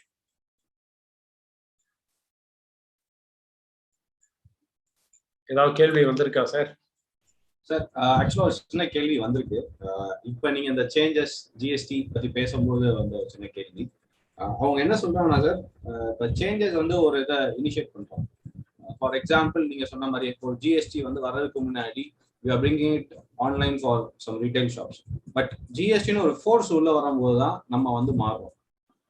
ஸோ அதே மாதிரி இப்போ இந்த கோவிட் இந்த சுச்சுவேஷன்னால தான் we are forced to go inside Zoom. இதுக்கு முன்னாடி ஜூம் யூஸ் பண்ண கம்பெனிஸ் ஆர் லாட் மோர், அவங்க பண்ண விஷயங்களும் நிறைய. இப்போ இந்த மாதிரியான ஒரு ஸ்டெப் நான் என் நிறுவனத்தில் எடுக்கும்போது என்னோட சப்ளையர்ஸ் வந்து எனக்கு ஒரு பிஓ ரைஸ் பண்ணணும், இந்த மாதிரி நான் கொண்டு வரும்போது people are not tending to change. அதாவது அவங்க சைட்ல இல்லை, அதர் சைட். இதை எந்த மாதிரி கையாளலாம்ங்கிறது ஒரு சின்ன இது வந்துச்சு சார். ஈவன் இதை சொல்லும் போது எனக்கு ஒன்று தோணுச்சுன்னா, ஜிஎஸ்டி உள்ள வந்த டைம் ஆஸ் நாங்கள் வந்து ரீட்டைல் செக்மெண்ட்ல பார்க்குறோம், we are more like distributors going and supplying to the small stores. அவங்களுக்கு ஜிஎஸ்டிங்கிறதே we help them to take GST for.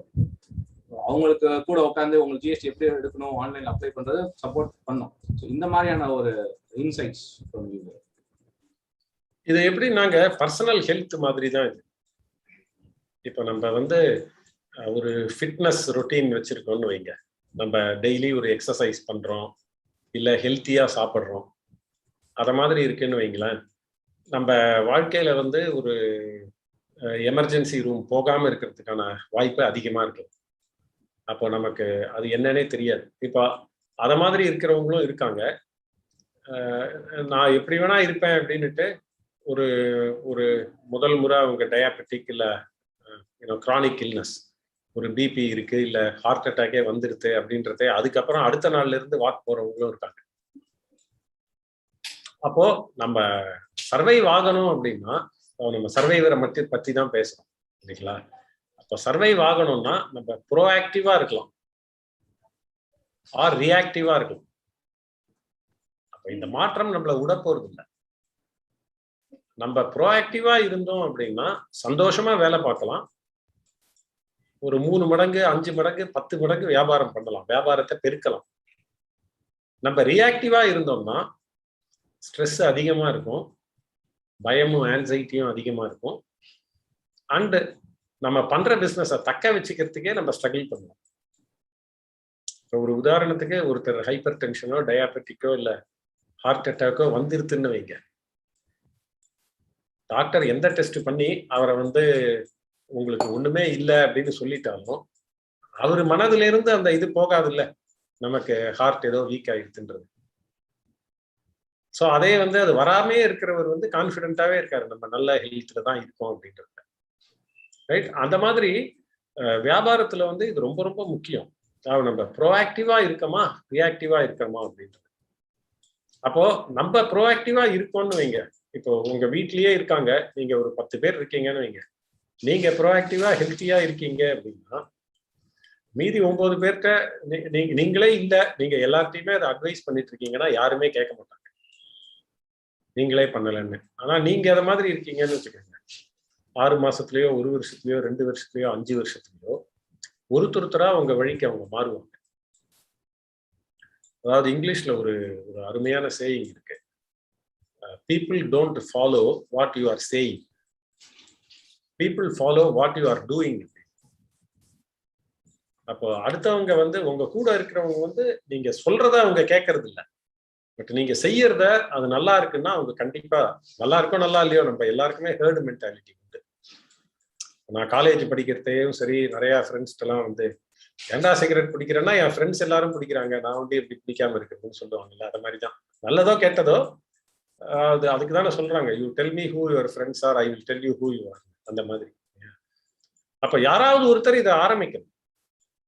எல்லா விஷயமுமே வந்து அப்போ நீங்க சொல்ற சேலஞ்ச் எல்லாம் இருக்கு, ஆனா எல்லாரும் மாறுறதே நானும் மாறுறேன் அப்படின்னா நீங்க ரியாக்டிவ் ஆயிடுவீங்க. நான் மாறுறதுனால எல்லாரும் மாறுவாங்க அப்படின்னு நீங்க சொன்னீங்கன்னா நீங்க ப்ரோஆக்டிவ் ஆயிடுவீங்க.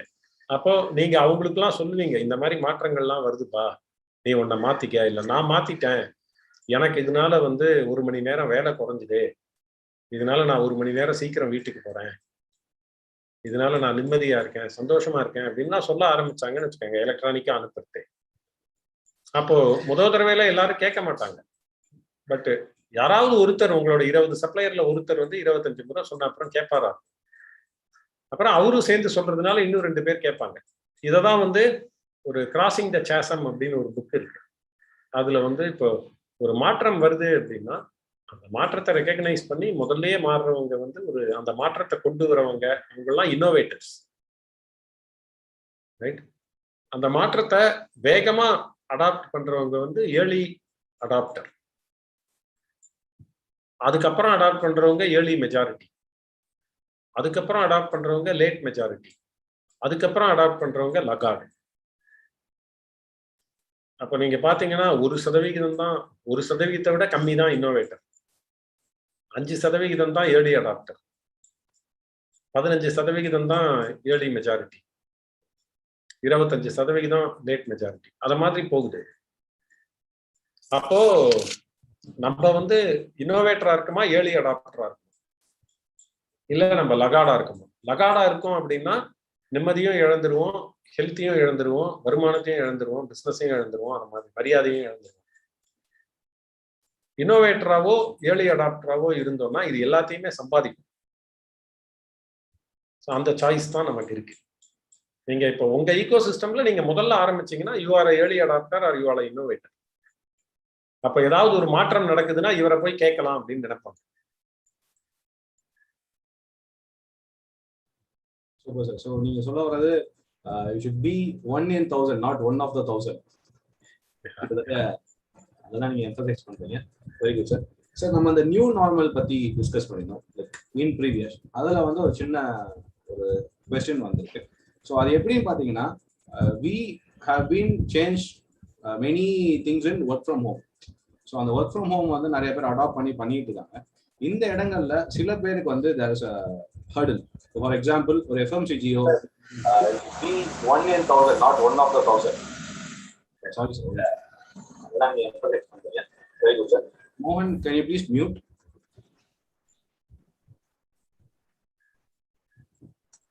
Fine sir. So what I was telling is, இப்போ அந்த ஒரு சேஞ்ச் வருது, ஒர்க் ஃப்ரம் ஹோம்ங்கிற சேஞ்ச். இப்போ இந்த FMCGO இல்லை ஃபுட் பிஸ்னஸ்ல பண்றவங்களோ சில விஷயங்களை they couldn't change it. So உதாரணத்துக்கு ஒரு ஹப் இருக்கும், அந்த ஹப்ல இருந்து the products has to be distributed to all the stores. So அந்த stores in turn they are distributing to the home or whatever. So இதை வந்து how we can take it up in technology. அதாவது இப்போ physical delivery செய்ய வேண்டிய பொருளை நம்ம physical delivery தான் செய்யணும். அது மாதிரி இப்போ ஒரு மேனுஃபேக்சரிங் இண்டஸ்ட்ரி இருக்குன்னு வைங்க, அதுல அவங்க எல்லாரும் ஒரு ஃபேக்டரியில இருந்து தான் ஒர்க் பண்ணணும்னா அதை அப்படிதான் செய்யணும் இல்லையா? அதை நம்ம ஆன்லைன்ல இருந்து ஹோம்ல பண்றதுன்றது வந்து சாத்தியமில்லாத வேலைகள் நிறைய இருக்கும்.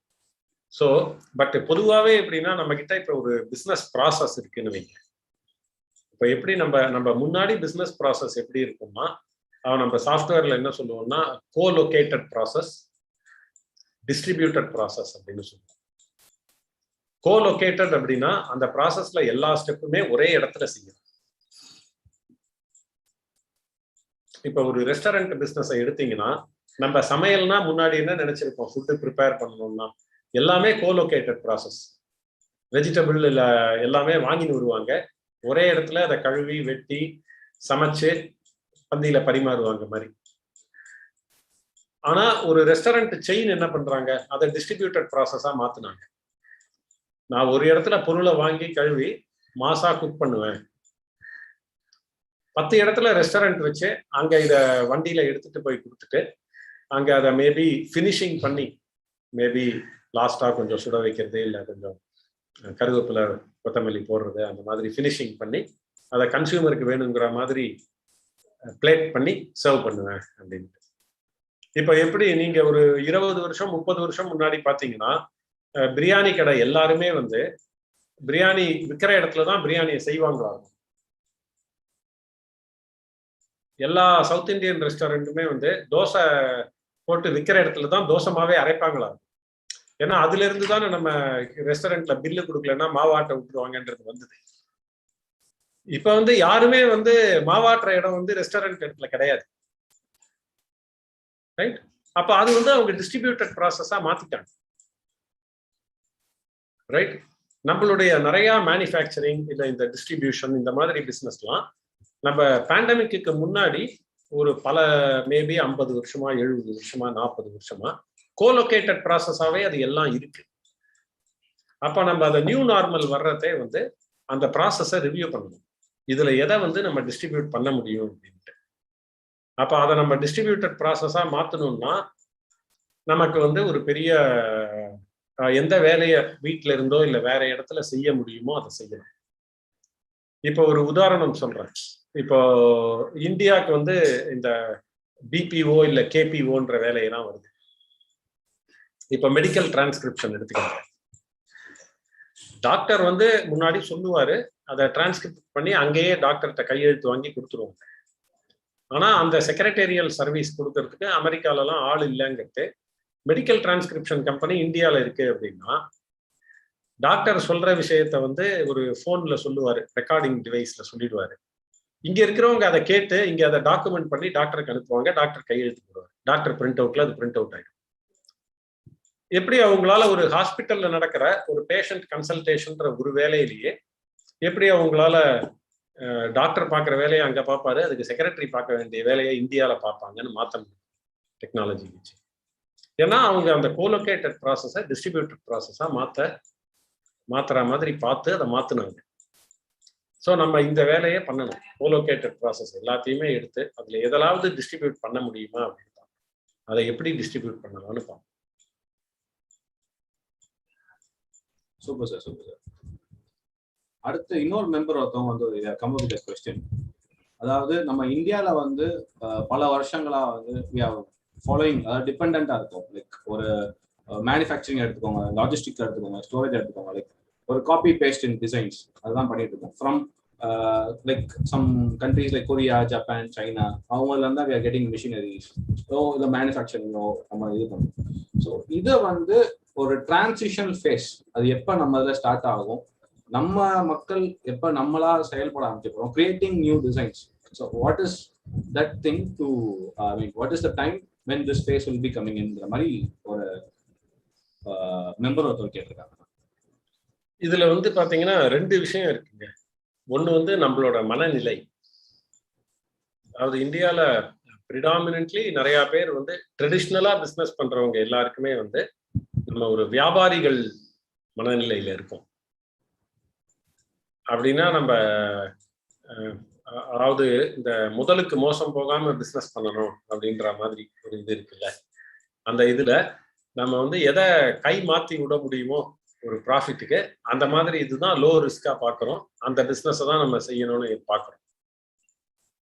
ஸோ அதனால ஏதாவது ஒரு ப்ராடக்ட் வேணும் அப்படின்னா அந்த ப்ராடக்டை யார் செய்யறாங்க தேடி கண்டுபிடிப்போம், நம்ம அதை வாங்கி இங்கே கொடுத்துருவோம் அப்படின்றது இருக்கே தவிர இந்த ப்ராடக்டை நம்ம செய்வோம் அப்படின்ற எண்ணம் நமக்கு வரமாட்டேங்குது.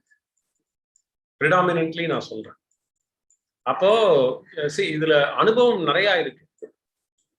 ஆனா இந்த அனுபவம் இருக்கிறவங்க, முதலீடு இருக்கிறவங்க வந்து இந்த ப்ராடக்டை நம்ம செய்யணும் அப்படின்ற ஒரு இது வரணும்.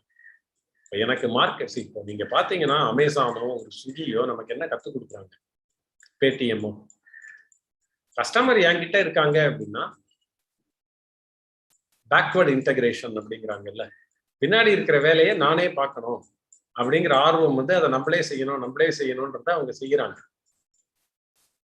ஏன் நம்ம ஊர் வியாபாரியிலேயே பாத்தீங்கன்னா இப்போ ரிலையன்ஸ் பத்தி பேசுறதே பாத்தீங்கன்னா ரிலையன்ஸ்க்கு வந்து அந்த பேக்வர்ட் இன்டகிரேஷன் மைண்ட் செட் இருந்தது. அதனாலதான் அவங்க வியாபாரத்துல ஆரம்பிச்சாலும் பேக்வர்ட் இன்டகிரேட் பண்ணி ரிஃபைனரி ஓனராகவே ஆயிட்டாங்க இல்லையா? அப்போ நம்ம வியாபாரிகள் நிறைய பேர் மனதுல வந்து நானும் பேக்வர்ட் இன்டகிரேட் பண்ணணும், நம்ம வாங்கி விற்கிற பொருளை அட்லீஸ்ட் முதல்ல ஒரு ஜாயிண்ட் வெஞ்சர்ல எப்படி நம்மளே இங்க தயார் செய்ய முடியும், அடுத்து எப்படி அதுல ஒரு சில பார்ட்ஸை நம்ம செய்ய முடியும், அது அவங்க இன்வெஸ்ட்மெண்ட் சேஃப்டி வேணும்னா அதை ஸ்டெப் பை ஸ்டெப் பின்னாடி போகலாம். நம்ம நடுவுல ஒரு மிடில் மேனா நாங்க வாங்கி விற்கிறோன்றதே வச்சுட்டு இருந்தா அடுத்தவங்க பிராண்டை நம்ம வளர்க்கறதே அவங்க என்னைக்காவது ஒரு நாள் நீ ஏன் இவ்வளவு சம்பாதிக்கிறேன்னு வேற ஒருத்தரை போட்டுருவாங்க. ரைட்? ஸோ அந்த மாதிரி நீங்க இந்தியால வளர்ந்த எல்லா பெரிய இண்டஸ்ட்ரியல் ஹவுஸுமே பாத்தீங்கன்னா அவங்க முதல்ல வாங்கி விற்கிற இதுல ஆரம்பிச்சிருந்தாலும் பேக்வர்ட் இன்டகிரேட் பண்ணி நிறைய ஸ்கில்ல வந்து பில்ட் பண்ணியிருக்காங்க. நம்ம மதுரை ஏரியாலேருந்து இப்ப ஹெச்சிஎல்லே இருக்கு. அவங்களே பாத்தீங்கன்னா ஆரம்பத்துல ஆரம்பிக்கிறதே வந்து அவங்க வாங்கி வித்துட்டு இருந்தாங்க, அப்புறம் தான் டிசைன் பண்ண ஆரம்பிச்சு இப்ப பெரிய R&D கம்பெனியாவும் இருக்காங்கல்ல.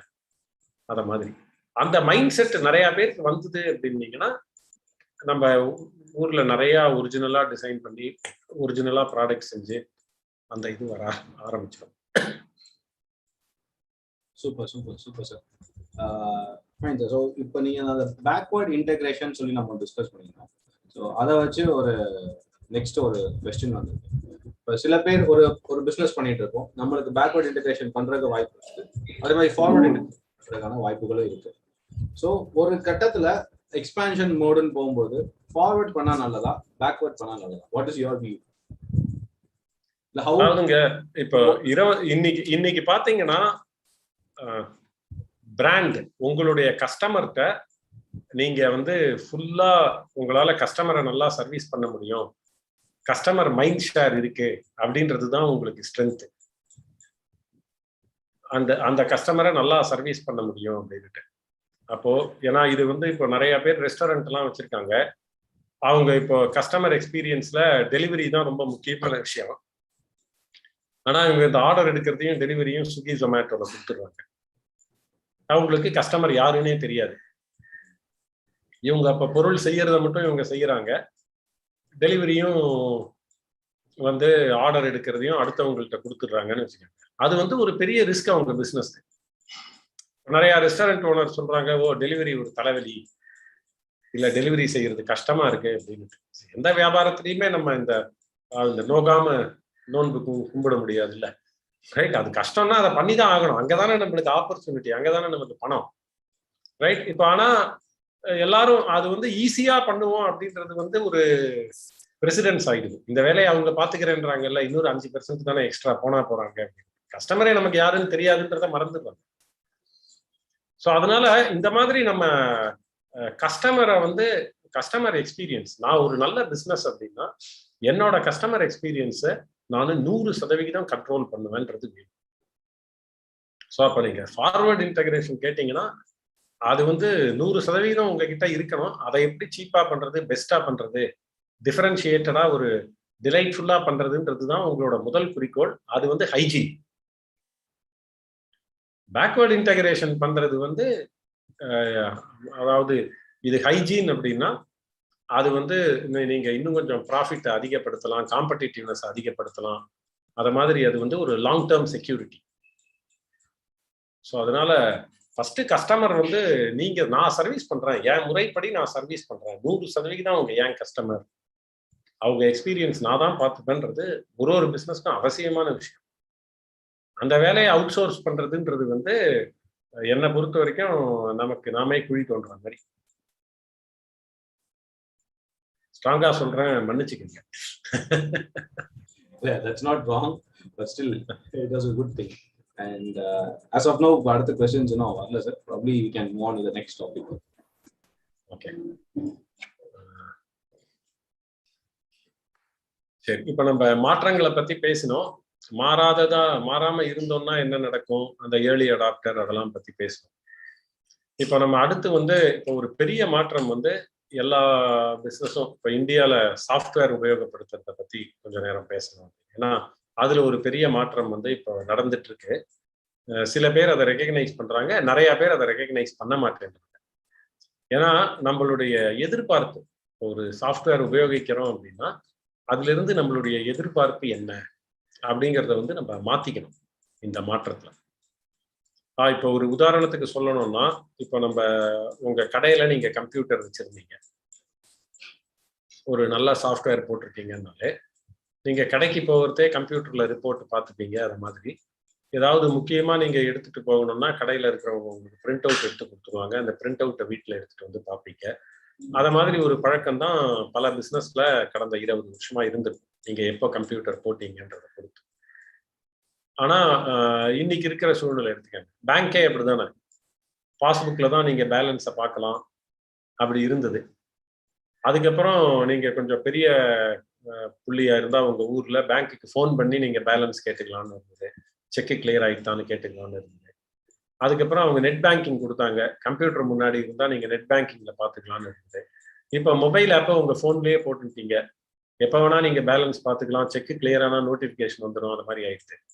அப்ப மோர் அண்ட் மோர் வந்து பேங்கோட சர்வீஸ் பாத்தீங்கன்னா, நீங்க பேங்க்குக்கு போய் சர்வீஸ் அவைல் பண்ணணும் அப்படின்றத போய் பேங்க் சர்வீஸ் உங்க ஃபிங்கர் டிப்ல இருக்கீங்க. அந்த பேங்க் அக்கௌண்ட்ல ஏதாவது நடந்தா நோட்டிபிகேஷன் வந்துடுது, நீங்க கூட போய் பார்க்க வேணும். அந்த மாதிரி ஒரு நிலைமைக்கு வந்துடுது. உங்க பிசினஸும் அந்த பேங்க் ஓனர் பிசினஸ் மாதிரி தான், பேங்க் பிசினஸ் மாதிரி தான். இதோட நீங்க கம்பேர் பண்ணீங்கன்னு வச்சுக்கோங்க, என் பிசினஸ் எப்படி நடக்குது. ஏன்னா அவ்வளவு பெரிய பேங்கால இது எல்லாம் கஸ்டமருக்கு பண்ண முடியுதுன்னா, ஏன் இன்னைக்கு என்னால இதை என் கஸ்டமருக்கு செய்ய முடியல? நான் எவ்வளவு பெரிய பிசினஸா இருந்தாலும், எவ்வளவு சின்ன பிசினஸா இருந்தாலும், அப்போ நம்ம அந்த பேங்கோட கம்பேர் பண்ணா அவ்வளவு பின்னாடி இருக்கணும்னு அர்த்தம். ஸோ இதை நம்ம புரிஞ்சுக்கணும். அப்போ சாஃப்ட்வேரை நம்ம அந்த மாதிரி ஒரு எதிர்பார்ப்புல இருந்து பார்க்கணும். ஏன்னா சாஃப்ட்வேர் வந்து உங்க பிசினஸ்க்கு ஆட்டோமேஷன் எவ்வளவு நடக்குது, சாஃப்ட்வேர் எவ்வளவு நல்லா யூஸ் பண்றீங்க அப்படின்றது வந்து என்னை பொறுத்த வரைக்கும் உங்களோட எதிர்பார்ப்பு சம்பந்தப்பட்ட விஷயம். நீங்க வந்து கஸ்டமருக்கு ஒரு இன்வாய்ஸ் போட்டு பிரிண்ட் அவுட் எடுத்து கொடுத்தா போறோம் அப்படின்னீங்கன்னா அதுதான் கிடைக்கும். இன்ஃபேக்ட் இதை வந்து நம்ம இளையராஜா சாரே ரொம்ப அருமையா ஒரு இதுல சொன்னாரு. அவருக்கு வந்து இந்த நிலாவத்தான் கையில பிடிச்சேன் அப்படின்ற பாடலுக்கு வந்து நேஷனல் அவார்டு கிடைச்சது. அதே மாதிரி இன்னொரு பாடலுக்கும் அப்போ அவரை இன்டர்வியூ பண்றதே வந்து அவர் சொன்னாரு, இந்த பாட்டை வந்து நான் எழுதல, இதை வந்து என்கிட்ட திரும்பி இது நல்லா இல்லைன்னு சொல்லி என்கிட்ட ஃபோர்ஸ் பண்ணி அவ்வளவு தடவை அவங்க சொன்னதுனால இது வந்தது அப்படின்ற மாதிரி சொல்லிட்டு, அப்போ அடுத்த கேள்வி கேட்டாங்க, ஏன் நீங்க வந்து ஒரு சின்ன ப்ரொடக்ஷன் கம்பெனி வந்தா சுமாரான பாட்டா தரீங்க, சங்கர், கமலஹாசன், பாரதி ராஜா மாதிரி வந்தா நல்ல ஹிட் பாட்டாவே போடுறீங்க அப்படின்னு கேட்டாங்க. அவர் சொன்னாரு, நான் வந்து ஒரே மாதிரி தான் பாட்டு போடுறேன், அவங்கவுங்களுக்கு வேணுங்கிறத அவங்கவுங்க என்கிட்ட இருந்து எடுத்துக்கிறாங்க. அந்த மாதிரி தான் சாஃப்ட்வேர். இன்னைக்கு டெக்னாலஜிலையும் சாஃப்ட்வேர்லயும் அவ்வளோ ஆப்ஷன் இருக்கு. இப்போ ஜூம்ல வந்து பிரேக் அவுட் ரூம்னு ஒண்ணு இருக்குன்றது எனக்கு இந்த மீட்டிங்ல தெரியும். இதுக்கு முன்னாடி எனக்கு அது தெரியாது.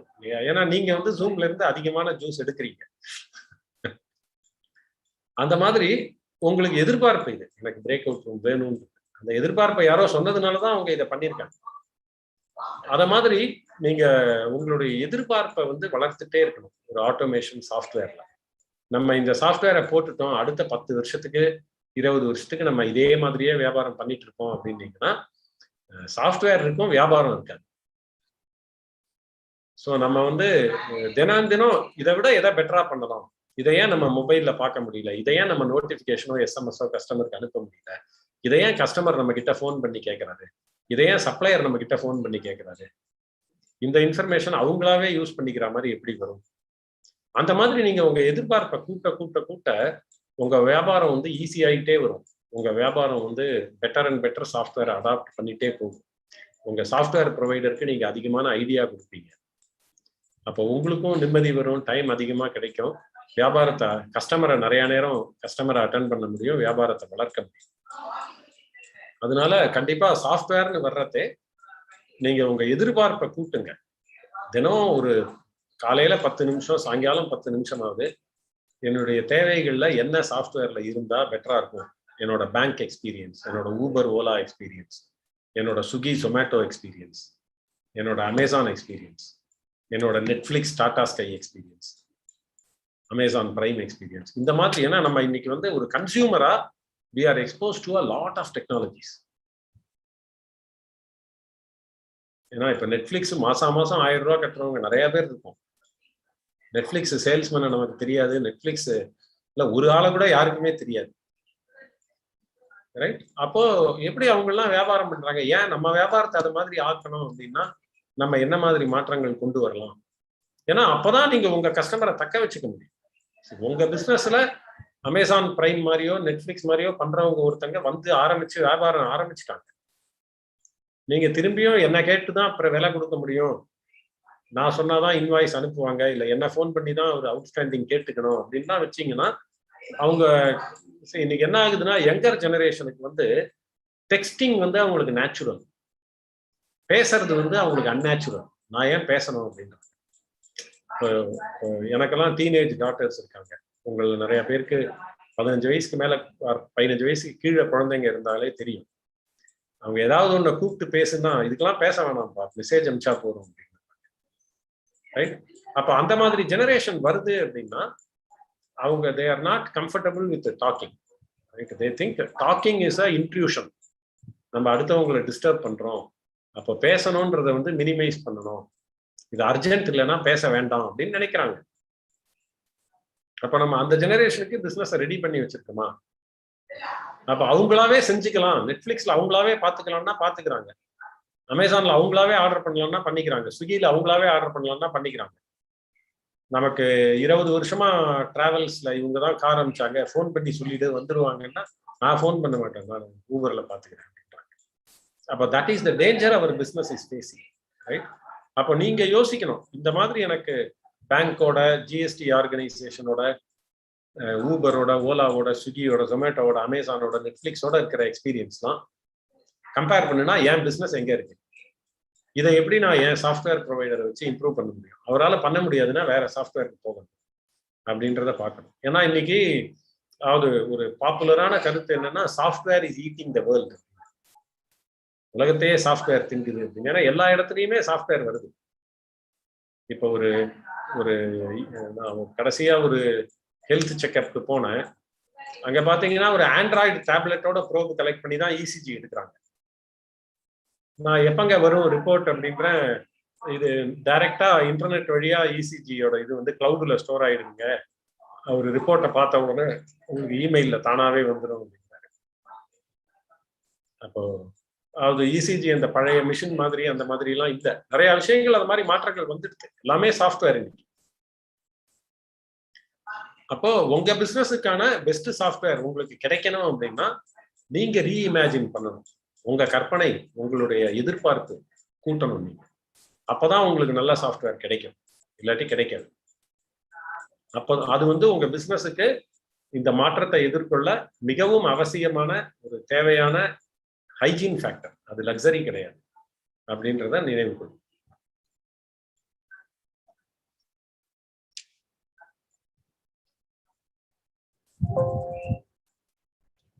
ஸோ சாஃப்ட்வேர் வந்து நம்ம பிஸ்னஸ்ல அடுத்த ஒரு முக்கியமான ஒரு இன்வெஸ்ட்மெண்ட்டை பார்க்கணுங்கிறத நீங்க ஸ்ட்ராங்காக சொல்லியிருக்கீங்க. So regarding this regarding the changes நம்ம முதல்ல பேசணும். இன்னொரு கொஸ்டின் வந்திருக்கு, சில டைப் ஆஃப் பிஸ்னஸஸ், அதாவது சில ஃபீல்ட்ஸ் இன் பிஸ்னஸ் வந்து இந்த நியூ நார்மலுக்கு வந்து டோட்டலாகவே சில கொலாப்ஸ் ஆயிருக்கு. ஃபார் எக்ஸாம்பிள் ஒரு hospitality segment or something. So அவங்களோட அந்த ரிவைவல் ஆர் சம்திங் அந்த ஒரு ஃபேஸ் எக்ஸாம்பிளுக்கு நான் சொன்ன ஹாஸ்பிட்டாலிட்டி ஆர் டூரிசம், இந்த மாதிரி நிறைய பிஸ்னஸஸ் வந்து it has gone down. So இதுக்கு என்ன மாதிரி அவங்க எக்ஸ்பெக்ட் பண்ணிக்கணும், இல்லை வாட் ஷுட் தே டூ, அந்த மாதிரி யூ ஹேவ் எனி சஜஷன்ஸ்? இல்லை, இப்போ நம்ம ஹாஸ்பிட்டாலிட்டியோ இல்லை இப்போ ரெஸ்டாரண்ட் எடுக்கிறீங்க, டூரிசம் எடுக்கிறீங்க, அது கொலாப்ஸ் ஆயிடுது அப்படின்னா டெம்பரரியா கொலாப்ஸ் ஆச்சு. ஏன்னா நான் இப்போ உங்களுக்கு பிக்யூர் ட்ரெயில் பத்தி சொன்னேன். இப்போ பிக்யூர் ட்ரெயிலுக்கே பார்த்தீங்கன்னா பேண்டமிக்கு அப்புறம் ஜூலை ஆகஸ்ட்லலாம் வந்து நம்ம ப்ரீ பேண்டமிக் அளவுக்கு அவங்களால வியாபாரம் பண்ண முடியுது. வெக்கேஷன்ல மால்தீவ்ஸ் மாதிரி 1-2 மார்க்கெட் ஓப்பனாக இருந்தாலுமே. ரைட். அப்போ முக்கியமான காரணம் என்னன்னு பார்த்தீங்கன்னா, பேண்டமிக் வந்த உடனே அவங்க என்ன மாற்றம் அப்படிங்கிறத புரிஞ்சுட்டாங்க. இந்த மாற்றத்துல நம்ம சர்வைவ் ஆகணும் அப்படின்னா என்ன மாதிரி மாறுதல்கள்லாம் நம்ம செய்யணும்ன்றத புரிஞ்சுட்டாங்க. ஒரு 3 உதாரணம் கொடுக்கணும்னு வச்சுக்கோங்க. இப்ப அவங்க இந்தியாவில் வந்து டிராவல் அரேஞ்ச் பண்றதுல எதுவுமே பண்ணதில்லை முன்னாடி. பேண்டமிக்ல அவங்க ஸ்டேகேஷன்ஸ் அப்படின்னு ஒரு ப்ராடக்ட் கொண்டு வந்தாங்க. ஸ்டேகேஷன்னா இப்போ சிட்டியில இருக்கிறவங்க, பெங்களூர்ல, சென்னையில, டெல்லியில இருக்கிறவங்க வந்து 2 hours 3 hours ஒரு ரெசார்ட்டுக்கு போய் தங்கிட்டு வீக்கெண்டு மட்டும் 1 நாளோ 2 நாளோ இருந்துட்டு, ஏன்னா எல்லாருமே வீட்டிலேயே அடைஞ்சு கிடந்து ரொம்ப இதுவா இருக்காங்கன்னா அவங்க அதை மாதிரி இதை வந்து ஒரு வீட்டில் பிக்கப் பண்றதுல இருந்து திரும்பி வீட்டில் கொண்டு விடுற வரைக்கும் 2 நாளைக்கு சாப்பாடு கீப்பாடு எல்லாம் ரெசார்ட் ஸ்டே எல்லாம் சேர்த்து சேஃப்டி ப்ரோட்டோகாலோட 15,000 25,000 அப்படின்னு. அப்போ ரெசார்ட்ஸுக்கும் பிஸ்னஸ் நடந்தது, இவங்களாலையும் அதை டிஸ்ட்ரிபியூட் பண்ண முடிஞ்சது. அத மாதிரி மால்தீவ்ஸ் மார்க்கெட் மட்டும்தான் ஓப்பன் அப்படின்னா எப்படி மால்தீவ்ஸ் மார்க்கெட்ல நிறைய பார்ட்னர்ஷிப்லாம் போட்டு அதிகமான பீப்புள் முன்னாடி பண்ணத மாதிரி 10 மடங்கு 20 மடங்கு பீப்புளை இங்க இருந்து மால்தீவ்ஸ் போகிறதுக்கு ஹெல்ப் பண்ணாங்க. அத மாதிரி அவங்க இந்தியா அவுட் பவுண்ட் மட்டும்தான் பண்ணாங்க. எப்படி குளோபல் பண்ணலாம், அமெரிக்காவில் இருக்கிறவங்க யூரோப் போகணும், யூரோப்ல இருக்கிறவங்க மால்தீவ்ஸ் வரணும், அந்த மாதிரி இதெல்லாம் வந்து எப்படி அவங்களுக்கு ஹெல்ப் பண்ணுவாங்க, அதுக்கு என்ன பண்ணலாம். அந்த மாதிரி ஒரு சில ப்ராடக்ட் அவங்க வந்து முன்னாடி வந்து அவங்க இருக்கிற ப்ராடக்ட் விற்கிறதுலயே நிறைய மேனேஜ்மெண்ட் டைம் ஸ்பெண்ட் பண்ணாங்க.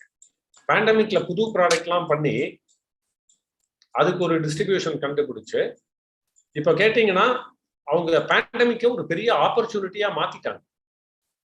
ஏன்னா கம்பெனி வந்து முன்னாடி ஒரு டார்கெட் அட்ரஸபிள் மார்க்கெட் அப்படின்றாங்க இல்லையா, என்னுடைய மார்க்கெட் வந்து இவ்வளோ அப்படின்னு இருந்தா அவங்க அந்த டார்கெட் அட்ரஸபிள் மார்க்கெட்டையே 3 மடங்கு பெருசு பண்ற அளவுக்கு 4 மடங்கு பெருசு பண்ற அளவுக்கு வேலை பார்த்துட்டாங்க. ஏன்னா post pandemic staycation will be a permanent product. அந்த மால்தீவ்ஸ்ல இப்ப பெரிய பிராண்ட் ஆயிடுவாங்க. அப்போ ஒரு மார்க்கெட்டுமே நம்ம டீப்பா பார்க்கணும் அப்படின்ற ஒரு லேர்னிங் வந்துருத்தோம். அப்ப அந்த மாதிரி நிறைய விஷயங்கள் புதுசா கத்துறதுனால ஈவன் தோ பேண்டமிக்னால அவங்களுக்கு ஒரு பெரிய ஷாக் இருந்து ஒரு பெரிய டேமேஜ் இருந்தாலும் அவங்க அந்த நேரத்தை நல்லா உபயோகப்படுத்தினதுனால, மாற்றத்தை புரிஞ்சுட்டு மாற்றத்தை எதிர்கொள்ள அவங்களை தயார்படுத்தினதுனால அவங்க இப்போ கடைசியில நீங்க 2023 பாத்தீங்கன்னா பேண்டமிக் வராம அவங்க எவ்வளவு பண்ணிருப்பாங்களோ அத மாதிரி 2-3 மடங்கு பிசினஸ் ஆகுது பேண்டமிக் வந்ததுனால பண்ணிடுவாங்க.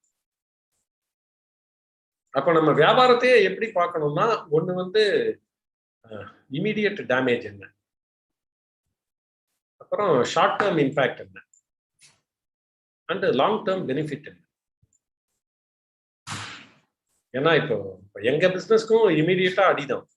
எங்க கஸ்டமர், நாங்க கோஃப்ரூபல்ல வந்து ரீட்டைல், ரெஸ்டாரண்ட், டிஸ்ட்ரிபியூஷனுக்கு தான் சாஃப்ட்வேர் தரோம்னா அவங்க பிசினஸ் சரியா பண்ணாத இருக்கிறதே பேண்டமிக் டயத்து, அந்த பேண்டமிக்ல லாக்டவுன் இருந்த மாசங்கள்லாம் எங்களுக்கு புது சேல்ஸ் கிட்டத்தட்ட கிடையாது மாதிரி தான் ஆகும். அண்ட் அப்புறம் ஷார்ட் டேர்ம்லயும் பார்த்தா கஸ்டமர் சஃபர் ஆகுறாங்கன்னா நமக்கும் அதுல ஒரு இம்பாக்ட் இருக்கும். பட் லாங் டேர்ம் நல்லா இருக்கும். ரைட், அதற்கான வேலைகளை நம்ம பார்த்துருக்கோம். இப்போ எங்களுக்கே பார்த்தீங்கன்னா ஜூலை ஆகஸ்ட்லாம் வந்து அந்த லாங் டேர்ம்க்கு பண்ணின வேலையோட எஃபெக்ட் நல்லாவே தெரியும். we are seeing growth month on month. அத மாதிரி. ஸோ அதனால நம்ம 3 மாதிரி பார்க்கணும். இமீடியட்டா நமக்கு ஒரு பெரிய இழப்பு இருக்கு, இல்லை ஒரு பெரிய அடி இருக்கு அப்படிங்கிறதுனால நம்ம பேரலைஸ் ஆயிடக்கூடாது. முடங்கி சிந்தனையை கைவிட்டு கவலையில ஆழ்ந்து அது மாதிரி ஸ்ட்ரெஸ் ஆகி அந்த மாதிரி ஆயிடக்கூடாது. எப்படி இதை ஷார்ட் டேர்ம்ல எப்படி நம்ம வந்து எதிர்கொள்ளுவோம், லாங் டேர்ம்ல இதை எப்படி ஒரு ஆப்பர்ச்சுனிட்டியா யூஸ் பண்ணுவோம், ஏன்னா ஒரு ஆண்டர்பிரினருக்கு எல்லாமே ஒரு ஆப்பர்ச்சுனிட்டி தானே. அப்ப நம்ம இதை ஆப்பர்ச்சுனிட்டியா பார்க்க பழகணும். இப்ப அதே மாதிரி நீங்க ரெஸ்டாரண்ட் பத்தி கேட்டீங்க. ரெஸ்டாரண்ட்லயும் வந்து பாத்தீங்கன்னா இப்ப எனக்கு ஒரு 2-3 ரெஸ்டாரண்ட் ஓனரை ரொம்ப க்ளோஸாவே தெரியும். இன்ஃபேக்ட் அவங்க எல்லாருமே என்ன சொன்னாங்கன்னா, வியாபாரம் கொஞ்சம் குறைஞ்சிருக்கு, ஆனா செலவுகளை நாங்க அதை விட அதிகமா குறைச்சிட்டோம்,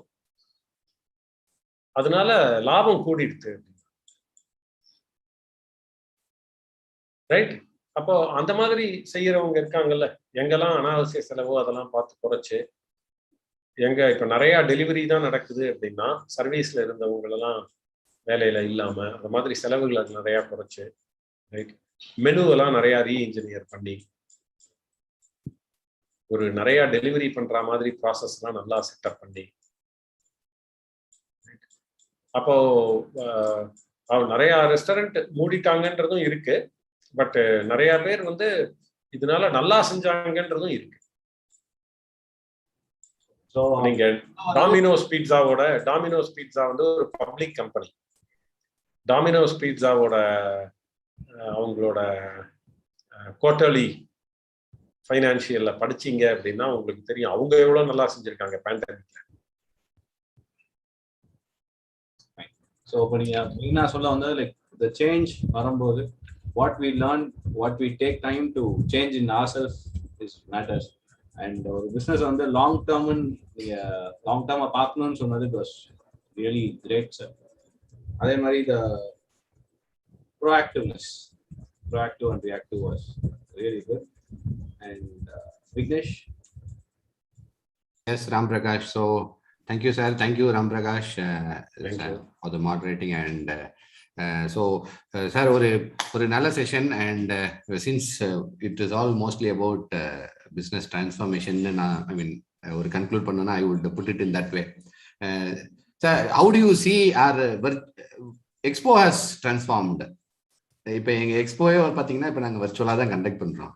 and obviously one half of what you know, நம்ம ஜூம் கால்ஸ் அதெல்லாம் விட்டுருவோம். பட் ஒரு ஃபிசிக்கலாக வந்து நம்ம எப்படி ஒரு எக்ஸிபிஷனோ ஒரு பொருட்காட்சியோ போய் ஜாமான ஷாப் பண்ணுமோ, இது வந்து அதுக்குரிய ஒரு முயற்சி தான். ஸோ www.madurai.expo.com நாங்கள் இன்னைக்கு எக்ஸ்போ நடத்துகிற side. How do you feel this concept has evolved over time, sir? இல்லைங்க, ரொம்ப அதாவது அருமையான எக்ஸ்பீரியன்ஸாக தான் இருக்கு. ஏன்னா இப்போ பார்த்தீங்கன்னா நம்ம அதாவது ஆக்சுவலாக நம்ம ரொம்ப தூரத்தில் இருக்கோம், விர்ச்சுவலாக பார்க்குறோம் அப்படின்ற ஃபீலே இல்லை. எனக்கு வந்து இப்போ ஒரு ராம் பிரகாஷ்ட பேசுறது, உங்ககிட்ட பேசுறதுலாம் ஏதோ பக்கத்தில் உட்காந்து பேசுகிற ஃபீலே வருது. ஒரே ஒரு சமயம் நான் வந்து நம்ம தனியாக பேசிட்டு இருக்கோம் அப்படின்ற ஃபீலிங் வந்தது நான் என் மூஞ்சிய ஸ்க்ரீனில் பார்க்குறதே மட்டும்தான். மற்ற நேரத்திலாம் வந்து அந்த விர்ச்சுவலாக இருக்கும் அப்படின்ற ஃபீலிங் வந்து அவ்வளவா கண்டிப்பா வரல. அந்த அளவுக்கு இந்த எக்ஸ்பீரியன்ஸ் வந்து டிரான்ஸ்ஃபார்ம். Thank you sir, thank you. உங்க ஆக்சுவலா நீங்க யூஆர் லைவ் ஆன் யூடியூப் மூலமா ஸ்ட்ரீம் ஆகும். So we have restricted the audience in Zoom. So ஜூம்ல வந்து ஒரு 4 பேர் எங்களோட பேக் அண்ட் டெக்னிக்கல் டீமும் மாடரேட்டர் மட்டும் தான் உட்காந்துருக்கோம். பட் ரெஸ்ட் எல்லாமே லைவா ஸ்ட்ரீம் ஆகிட்டு இருக்கு. Thank you for the time and thank you Ram Prakash for the moderating. And members, we have seen few guest இந்த மார்னிங். ஒரு 3 கெஸ்ட் நம்ம முடிச்சிட்டோம். இப்போ நான் 4th guest mister Jahangir has already joined the session. Networking செஷன்ல இருக்காது. சார், நீங்க மெம்பர்ஸ் கூட நெட்வொர்க்கிங் பண்ணணும்னா நீங்க பிரேக் அவுட் ரூம் ஜாயின் பண்ணுங்க sir. Otherwise it's fine. Thank you. நன்றிங்க, ரொம்ப நன்றி, வாய்ப்புக்கு ரொம்ப நன்றி. Thank you, all the best. Thank you sir, thanks a lot. So மீண்டும் மெம்பர்ஸ்க்கு அண்ட் விசிட்டர்ஸ் சொல்றது, ஒரு 50 ஸ்டால் இருக்கு. 50 ஸ்டால்லையும் different kind of products suppliers இருக்காங்க, different kind of service providers இருக்காங்க. அண்ட் நீங்க you can always visit the stalls virtually but not physically. So please do join the stalls. போய் பாருங்க. கிஃப்ட் வவுச்சர்ஸ் இருக்கு. நிறைய பேர் உங்களுக்கு காம்ப்ளிமெண்டரி வவுச்சர்ஸ் கொடுப்பாங்க. சர்வீஸ் வவுச்சர்ஸ் இருக்கலாம், சில இது ப்ராடக்ட் வவுச்சர்ஸும் இருக்கலாம். ஸோ எங்கள் மெம்பர்ஸ் கூட போய் பாருங்க. They're all business owners. அவங்களை மீட் பண்ணிட்டு you can get to know more about their business in the expo. And I also welcome mister Jahangir, அவர் நெக்ஸ்ட் ஸ்பீக்கர். நம்ம அடுத்த half an hour வந்து அடுத்த ஸ்பீக்கர் இன்னைக்கு நம்ம பார்க்கறது mister Jahangir. And I invite miss Chitra to do the guest introduction please. Hello, welcome Jahangir sir. I take immense pleasure in welcoming Mr. Jahangir, who is the Executive Director of BNI Trichy and Tanjavur. He is also a district director of BNI India. He is a member of Global Founders Circle.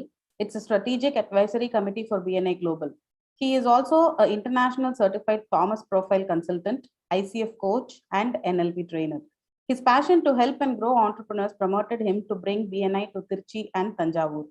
He has trained and groomed more than 2,000 plus top entrepreneurs across South India. Trichy region has consistently scored top ranks on all parameters and won world #1 award in retention rate for the year 2017 to 2018. He plays a role in supporting training and mentoring new regions like Theni, Karur, Vellore, Davangiri, Krishnagiri, Tirupati, and Nellore. He is married to Yasmin and blessed with a son named Salman. His success mantra is accept any challenge and never lose an opportunity. His favorite BNI core value is lifelong learning, and it is our pleasure to be learning from you again, sir. We welcome you. Thank you so much, Ms. Chitra. Always Madurai visit பண்றது அப்படினாலே எனக்கு ஒரு super duper சந்தோஷம். Madurai is always energy, one of the most promising and என்ன சொல்றது most successful region சொல்லலாம். You are rocking. இன்னைக்கு இந்த Pandyas 150th இன்னைக்கு lot of public நம்மளோட ஜாயின் பண்ணிருக்காங்க. இந்த டைம்ல it's a right occasion to congratulate the entire team Madurai for the wonderful efforts you have put in on to invite like expo, builders, connections, collaborations, so lots and lots of opportunities, lots and lots of success stories create ஆகக்கூடிய இந்த தருணத்துல இந்த ஆப்பர்ச்சுனிட்டிக்கு I really thank the team Madurai and Pandyas. So இன்னைக்கு நம்மளுடைய topic என்ன, நம்ம discussion என்ன அப்படின்னு பாத்தீங்கன்னா ஜீரோ கிராவிட்டி. ஜீரோ கிராவிட்டி என்ன சார், நீங்க வந்து சயின்ஸை பத்தி என்ன பேச போறீங்க அப்படின்னு சொன்னா, இது சயின்ஸ் கிடையாதுங்க. நம்முடைய லைஃப்ல அன்றாடம் நடக்கக்கூடிய ஒரு நிகழ்வுகள் தான். நம்ம நார்மலா பாக்குறோம், ஏன் சார் இந்த மாதிரிலாம் ப்ரோக்ராம் போடணும், ஏன் இந்த மாதிரி எக்ஸ்போ வைக்கணும், ஏன் இந்த மாதிரி இவ்வளவு பியூட்டிஃபுல் ஸ்பீக்கர்ஸ் எல்லாம் அழைச்சிட்டு வர சொல்லி நம்ம இந்த மாதிரி பியூட்டிஃபுல் ஸ்பீக்கர்ஸோடைய ஸ்பீச் எல்லாம் எதுக்காக அரேஞ்ச் பண்ணணும், இதெல்லாம் ஏன் நம்ம அட்டன் பண்ணணும் அப்படின்னு கேட்டா, நம்ம நார்மலா இந்த ஒரு விஷயம் எப்பவுமே நம்ம கேள்விப்பட்டுட்டே இருப்போம். என்ன அப்படின்னா, ஏதாவது ஒரு ப்ரோக்ராமோ ஏதோ ஒரு மீட்டிங்கோ அரேஞ்ச் பண்ணா, ஒரு ட்ரைனிங் செஷன் அட்டன் பண்ணா நம்ம பயங்கரமா ஒரு எனர்ஜெஸ்டிக்கா ஃபீல் பண்றோம். ஒரு மோட்டிவேஷன் செஷன், பிசினஸ் வியாபார ஒரு நல்ல ஸ்பீச் கேட்டோம்னா நமக்கு ஒரு ஜோஷ் கிடைக்குது. ஆனா அடுத்து அது அப்படியே கொஞ்சம் அந்த மேல போயிட்டு எகெயின் நம்ம வந்து பாத்தீங்கன்னா அந்த ஒரு 2 நாள் கழிச்சோன்னா அது அப்படியே திரும்ப கீழே டவுனுக்கு போயிடுது. ரைட்? இதுதான் நம்ம லைஃப்ல நம்ம திரும்ப பார்த்துட்டே இருக்கோம். ஒரு விஷயங்கள் கேட்கும்போது, அப்போ இந்த விஷயங்கள் கேட்கறதுங்கிறது, இந்த மாதிரி ப்ரோக்ராம்ஸ் தான் நம்மள அந்த ஜீரோ கிராவிட்டி லெவல், அதை விட்டு நம்ம கீழே இறங்கிடாம நம்மள வந்து நிறைய நெகட்டிவ் எனர்ஜி பாத்தீங்கன்னா புல் பண்ணிட்டே இருக்கு. நிறைய ஃபினான்ஷியல் சேஞ்சஸ், நிறைய விஷயங்கள் நம்மள வந்து பாத்தீங்கன்னா கீழே நம்மள டவுன் பண்ணி இழுத்துட்டே இருக்கு. அதை இழுக்காம நம்ம ஓரளவு அந்த ஜீரோ கிராவிட்டிலே மெயின்டைன் பண்ணோம் அப்படின்னு சொன்னா, அப்பதான் நம்மளால ஆஸ் அ பிசினஸ் ஓனரா நம்மளால ஒரு சக்சஸை என்ஜாய் பண்ண முடியும். அப்ப எப்படி சார் நம்ம அந்த லெவலை நம்ம தக்க வச்சுக்கிறது அப்படின்னு சொன்னா, ஃபர்ஸ்ட் எதெல்லாம் நமக்கு பயங்கரமா இப்ப நமக்கு இருக்கக்கூடிய சேலஞ்சஸ் என்ன சேலஞ்சஸ்லாம் நமக்கு ஃபேஸ் பண்ணிட்டு இருக்கோம் அப்படின்னு பாத்தீங்கன்னா, இன்னைக்கு இந்த உக்கான்ற வேர்ட்ஸ் எவ்வளவு பேர் வேர்டை நம்ம அந்த வேர்டை எவ்வளவு பேர் சார் நம்ம கேள்விப்பட்டிருப்போம். இது அந்த உட்கா இல்ல சார், இது வந்து VUCA. இன்னைக்கு இது வந்து எவ்வளவு நாட்களா இதை ஆலோசனை செய்யப்பட்டாலும், இது பரிசீலிக்கப்படும், இதை வச்சு நிறைய கான்செப்ட் ஃபினான்ஷியல் இதெல்லாம் நம்ம அனலைஸ் பண்ணாலும், இன்னைக்கு எகெயின் பாத்தீங்க அப்படின்னு சொன்னா, இந்த கோவிட் சிச்சுவேஷன்ல இது நமக்கு இதோடைய இம்பாக்ட் என்ன, இந்த உக்கா எந்த அளவுக்கு ஒவ்வொரு பிசினஸ் மேனே இந்த கோவிட் எல்லாம் எங்க கேட்டாலும் எகெயின் நம்ம new normal life stay connected, எப்படிலாம் இதெல்லாம் நம்ம இதை ஓவர் கம் பண்ண போறோம் அப்படிங்கிற விஷயங்கள் நிறைய கேட்டுட்டே இருக்கும். இதெல்லாம் பாத்தீங்க அப்படின்னு சொன்னா, இந்த உக்கால ரொம்ப அழகா டிஸ்கஸ் பண்றாங்க. வாலட்டாலிட்டி, இந்த கோவிட் வந்து நம்மள என்ன சொல்றது, இம்பாக்ட் பண்ணாத சிட்டியே கிடையாது, இம்பாக்ட் பண்ணாத பிசினஸே கிடையாது, இம்பாக்ட் பண்ணாத இண்டிவிஜுவலே கிடையாதுன்னு சொல்ற அளவுக்கு நமக்கு ஒரு இம்பாக்ட் ஏற்படுத்தி இருக்கு. வாலட்டாலிட்டி இன் பிசினஸ். இன்னைக்கு பாத்தீங்கன்னா நம்ம காலையில இருக்கக்கூடிய மார்க்கெட் சிச்சுவேஷன் பாத்தீங்கன்னா இன்னைக்கு ஈவினிங் க்ளோசிங்ல இல்ல, மார்க்கெட் மாறுது, கன்ஸ்ட்ரக்ஷனுடைய காஸ்ட் கண்ணா பின்னான்னு போகுது. திடீர்னு பாத்தீங்கன்னா சில இதுல ப்ராடக்ட்ல நம்ம எதிர்பார்த்ததை விட டவுன்ல வந்து நிக்குது. அன்சர்டனிட்டி, வெதர் நம்மளால வந்து ஒரு கான்பிடென்டா சொல்ல முடியல இந்த பிசினஸ் நம்மளால இப்ப செய்ய முடியுமா. இன்னைக்கு டிராவல் இண்டஸ்ட்ரி பாக்குறோம் எவ்வளவு சஃபர் ஆகி நிக்குது. ஸோ அன்சர்டனிட்டி, ஆம்பிகுட்டி, காம்ப்ளெக்சிட்டி, இந்த மாதிரி பல கன்ஃபியூசிங் பாத்தீங்க அப்படின்னா அதர் ஃபேக்டர்ஸ். நம்மளுடைய பிசினஸ்ல நம்ம ஏதாவது பண்ணி ப்ராப்ளம் கிரியேட் ஆகுதுன்னா ஓகே, நம்ம கரெக்டா பண்ணிட்டு இருக்கோம். ஆனா அவுட் சைட்ல இருந்து வரக்கூடிய இந்த ஃபேக்டர்ஸ் எல்லாம் பாத்தீங்கன்னா நம்மளுடைய பிசினஸ் அகைன் இந்த ஜீரோ கிராவிட்டிக்கு கீழே திரும்ப அந்த கிராவிட்டி நம்மளை இழுக்க ஆரம்பிக்குது. So how to overcome this first பார்த்தோம் அப்படின்னு சொன்னா, இந்த கிராவிட்டி என்ன, the golden rule for managing the triangle of VUCA அதை பார்த்தோம் அப்படின்னு சொன்னா ஃபர்ஸ்ட் விஷயம் என்ன சொல்றாங்க, time and again upgrade yourself. இப்போ கூட ரொம்ப அழகா சொன்னாரு, சாஃப்ட்வேர் இன்னைக்கு எந்த அளவுக்கு நம்மளுக்கு வந்து எவ்வளவு நீட்ஸ் அது கிரியேட் பண்ணுது. வரக்கூடிய ஜென்ரேஷன் பாத்தீங்க அப்படின்னு சொன்னா அவங்களுக்கு பேசுறதுக்கே பிடிக்கல. ஜஸ்ட் ஒரு என்ன சொல்றது, எதுவா இருந்தாலும் எனக்கு ஆப்ல தான், இன்னைக்கு வெப்சைட்டை திறக்கிறதுக்கு அவங்களுக்கு இஷ்டம் கிடையாது, ஆப் இருந்தா தான் அதை யூஸே பண்றாங்க. அந்த மாதிரி ஜென்ரேஷன் மாறிக்கிட்டே இருக்காங்க, ரேபிட் சேஞ்சஸ் நடக்குது. அப்போ are we upgrading to that particular level?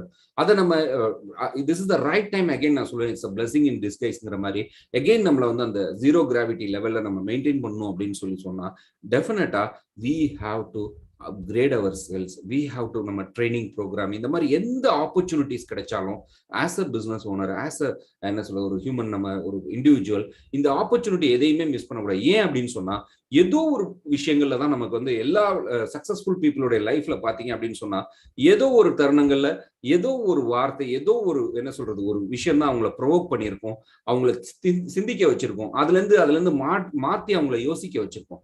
அது எப்ப கிடைக்கும், எந்த ட்ரைனிங்ல கிடைக்கும், எந்த ப்ரோக்ராம்ல கிடைக்கும், எந்த மீட்டிங்ல கிடைக்கும், எந்த சொற்பொழிவுல போய் நம்ம கேட்டா கிடைக்காது, டிவி நாடகத்துல கிடைக்கலாம், எதுல வேணா கிடைக்கலாம். ஆனா we have to keep on learning and upgrade ourselves. எதுல வேணா அந்த மெசேஜ் இருக்கலாம், அதை கண்டு கிடைக்கிற வரைக்கும், அது நம்மளுக்கு என்ன சொல்றது ஃப்ரூட்ஃபுல்லா அமைகிற வரைக்கும் நம்ம we have to keep on ourselves, upgrade our knowledge. Number 1 golden rule. அடுத்து பாத்தீங்க அப்படின்னு சொன்னா நெக்ஸ்ட் கோல்டன் ரூல் என்ன சொல்றாங்கன்னா, இதுல ஒரு உதாரணம் கூட நான் சொல்றேன். ஒரு பறவை, பேர்டு வந்து பறவையில வந்து ட்ரீல உட்கார்ந்து இருக்கும் போது அது அந்த மரத்துடைய கிளையை அது அதிகமா நம்பாது. அந்த மரக்கிளை உடைஞ்சிட்டா என்ன செய்யன்றதை யோசிக்காது. மரக்கிளை உடைந்தாலும் அது தன்னுடைய சிறகுகளை வந்து பறக்க விட்டு அது அடுத்த இதை தேடி ஆப்பர்ச்சுனிட்டியை தேடி போயிடும். அது அதை நம்பி இல்லை, அதோடைய ட்ரஸ்ட் ஃபுல்லா சிறகுகள்ல இருக்கு. அதே மாதிரிதான் it is the right time to strengthen our own wings. Number 1. Number 2 என்னன்னு கேட்டீங்கன்னா, எக்ஸ்பெக்ட் த அன்எக்ஸ்பெக்டட். இன்னைக்கு கண்ணா பின்னான்னு சேஞ்சஸ். இப்போ உதாரணத்துக்கு ஃபார் எக்ஸாம்பிள் எல்லாருடைய பிசினஸ்லயும் இன்னைக்கு ஒரு பார்ட் ஆஃப் ஆக்டிவிட்டி இன்னைக்கு ஆன்லைன் யூஸ் ஆகுது. நம்மளால இன்னைக்கு கடையே திறக்காம இன்னைக்கு பிசினஸ் பண்ண முடியுமா அப்படின்னு சொன்னா எஸ், கடையே திறக்காம இன்னைக்கு எப்படி பிசினஸ் பண்றதுங்கிறத நம்ம கத்துருக்கோம். என்ன சொல்றது, ஒவ்வொரு ஆப்பர்ச்சுனிட்டியும் நமக்கு ஒவ்வொரு டஃப் சுச்சுவேஷனும் ஒவ்வொரு விஷயங்களை நமக்கு புதுசு சொல்லி கொடுக்குது. அப்ப நம்ம அந்த மைண்டை ஓப்பன் மைண்ட்ல அதை அக்செப்டன்ஸ் பண்றதுக்கு நம்ம ரெடியா இருக்கணும். ஒவ்வொரு அன்சர்டன் பீரியட்லயும் நம்ம அந்த சர்டனிட்டி என்ன அப்படின்னு கேட்டீங்கன்னா, ஆஸ் அ பிசினஸ் ஓனர் நம்ம பிசினஸ் பண்ணி தான் ஆகணும். ஆஸ் அ என்ன சொல்றது, ஆஸ் அ இண்டிவிஜுவல் நம்ம சர்வை பண்ணி தான் ஆகணும். அந்த ஸ்ட்ரகிளிங்கை நம்ம மீறி நம்ம போராடி தான் வென்றாகணும். அடுத்து பாத்தீங்கன்னா, இது ரொம்ப ரொம்ப முக்கியமான விஷயம், பில்ட் ரிலேஷன்ஷிப். இது வந்து ஒரு கோல்டன் ட்ரையாங்கிள் ஃபார்முலா சார். இந்த 3 ஃபார்முலால இருக்க விஷயங்கள் தான் பாத்தீங்க அப்படின்னு சொன்னா இந்த உக்கா அப்படிங்கிற ஒரு விஷயத்துல இந்த மாதிரி ஒரு டஃப் டைம்ல ரொம்ப ரொம்ப நமக்கு யூஸ்ஃபுல்லா இருக்குது. இதுல இந்த பில்ட் ரிலேஷன்ஷிப்ல என்ன சொல்றாங்கன்னா, to overcome the VUCA world we need to believe in our own strength, talent as well as strength and talents of our peers. அப்ப நம்மளுடைய சக நண்பர்கள், உங்க ரிலேஷன், உங்க நெய்பர், நம்ம இந்த டைம்ல தான் இதுக்கு நிறைய விஷயங்களை நம்ம கத்து கொடுத்துருக்கு. நம்மளை சுத்தி இருக்கக்கூடிய ஆப்பர்ச்சுனிட்டியை, நம்ம சுத்தி இருக்கக்கூடிய நண்பர்களுடைய சோர்ஸை நம்ம எப்படி யூட்டிலைஸ் பண்ணிக்கலாம், அதை எப்படி பாசிட்டிவா நம்ம யூஸ் பண்ணிக்கலாம். ஸோ இந்த கோல்டன் ட்ரையாங்கிள் நமக்கு என்ன சொல்லி கொடுக்குது அப்படின்னு பாத்தீங்கன்னா, always stay connected. Things are good, connected, stay connected. Things are not good, you must stay connected with trust அப்படிங்கிறாங்க. அப்போ சார் இதெல்லாம் எப்போ சார் இந்த உக்கா இதெல்லாம் இந்த பிரச்சனையெல்லாம் இருக்கு, இந்த டைம்ல நம்ம பிசினஸ் பண்றது எவ்வளவு ஸ்ட்ரகிளா இருக்கு, இதெல்லாம் செட்டில் ஆகட்டும், இந்த பிரச்சனையெல்லாம் முடியட்டும், அதுக்கப்புறம் நான் பிசினஸ் பண்ணலான் இருக்கேன் அப்படின்னு சொன்னா அது நடக்குமா அப்படின்னு சொன்னா கண்டிப்பாக நடக்காது சார். எழுதி வச்சுக்கோங்க. இன்னைக்கு எல்லாருமே நார்மல் லைஃப், நியூ நார்மல் லைஃப்னு சொல்லிட்டு இருக்காங்க. இந்த நியூ நார்மல் லைஃப்ல சார் இதெல்லாம் சேலஞ்சா இருக்கு. இன்னைக்கு கோவிட் நிறைய பேர் சிலது பேசும்போது நான் இதை ஸ்டார்ட் பண்ணலான்னு, இதை செய்யலாம்னு, I am waiting for a right time. இந்த கோவிட்லாம் கொஞ்சம் முடியிட்டுன்னு இருக்கேன், இந்த லாக்டவுன்லாம் முடியிட்டுன்னு இருக்கேன் அப்படிங்கும்போது எனக்கு ஒரு சின்ன ஜோக் தான் எனக்கு ஞாபகத்துக்கு வந்துச்சு. நான் ஒருத்தர் போய் வந்து கேட்டாராம், எனக்கு வந்து நான் வந்து கோழி ஃபார்ம் வச்சு வளர்த்துட்டு இருக்கேன், ஒரு 300 கோழி வச்சிருக்கேன், அதை வந்து எப்படின்னா 600 ஆக்குறது அப்படின்னு சொல்லி போய் ஐடியா கேட்டிருக்காரு. அவர் ஒரு ஐடியா கொடுக்குறாரு, நீங்க காலையில இதை கொடுங்க, மத்தியானம் இதை கொடுங்க, சாயந்தரம் இதை கொடுங்கன்னு சொல்லி ஒரு ஐடியா கொடுக்குறாரு. இவரு அந்த ஐடியாவை போய் ஃபாலோ பண்றாரு. பண்ணி பார்த்துட்டு அடுத்த வாரம் வந்து சொல்றாரு, சார் 300 கோழி இப்ப எவ்வளவு ஆயிடுச்சு, 150 கோழி ஆயிடுச்சு சார் அப்படிங்கிறாரு. 150 கோழி ஆயிடுச்சா, ஐயோ, சரி சரி, நீங்க அப்ப என்ன செய்யுங்க, இப்படி செய்யுங்க, நீங்க சாயந்தரம் கொடுத்ததை மதியானம் காலையில கொடுங்க, காலையில கொடுத்ததை சாயந்தரம் கொடுங்க அப்படின்னு சொல்லி ஒரு ஆல்டர்னேட் பண்ணி கொடுக்குறாரு. சரின்னு சொல்லிட்டு அவரும் போய் அதெல்லாம் டெஸ்ட் பண்ணிட்டு ஒரு வாரம் கழிச்சு வந்து என்ன சொல்றாரு, சார் நீங்க சொன்ன ஐடியாவை நான் ஃபாலோ பண்ணேன், இப்போ வந்து 150 கோழி எவ்வளவு ஆயிடுச்சு, 75 கோழி ஆயிடுச்சு அப்படிங்கிறாரு. ஐயோ எல்லாத்தையும் ஸ்டாப் பண்ணுங்க, வேற என்ன சார் செய்யட்டும், எல்லாத்தையும் ஸ்டாப் பண்ணுங்கன்னு சொல்லிட்டு என்ன பண்றாரு, நியூவா வேற ஒரு ஐடியா கான்செப்ட் கொடுக்குறாரு. சார் இந்த மாதிரி செய்யுங்க, இதுல பெஸ்டா உங்களுக்கு ரிசல்ட் வரும்னு சொல்லி அனுப்புறாரு. ஒரு 10 நாள் கழிச்சு அவர் வந்து கேட்கிறாரு, சார் 75 கோழி இப்ப எவ்வளவா இருக்கு, எல்லா கோழியும் செத்து போச்சு, 0 ஆயிடுச்சு, ஒரு கோழி கூட உயிரோட இல்லை அப்படின்னு வந்து நிக்கிறாரு. இப்போ அவர் என்ன சொல்லியிருப்பாருன்னு நினைக்கிறீங்க? அந்த ஆப்போசிட்ல இருக்கவர் அவர் யோசிச்சுட்டு சொல்றாரு, இப்ப என்கிட்ட ஐடியா இருக்கு ஆனா உங்ககிட்ட கோழி இல்லையேங்கிறாரு. இப்ப கிட்டத்தட்ட அதே தான். நம்ம வந்து பேண்டமிக்லாம் முடியட்டும், இதெல்லாம் சுச்சுவேஷன்லாம் நார்மலா வந்ததுக்கு அப்புறம் நம்ம ஸ்டார்ட் பண்ணலாம் அப்படின்னா அந்த சுச்சுவேஷன் வரும். அப்ப நம்ம பிசினஸ்ல இருப்போமா, நம்ம பிசினஸ் இருக்குமான்னா கண்டிப்பாக இது நடக்காது. ஸோ நம்ம இன்னைக்கு என்ன சுச்சுவேஷன், இந்த சுச்சுவேஷனை நம்ம எப்படி கையாள போறோம், எப்படி அதை நம்ம ஓவர் கம் பண்ண போறோம், அதுலதான் நம்மளுடைய சக்சஸ் இருக்கு.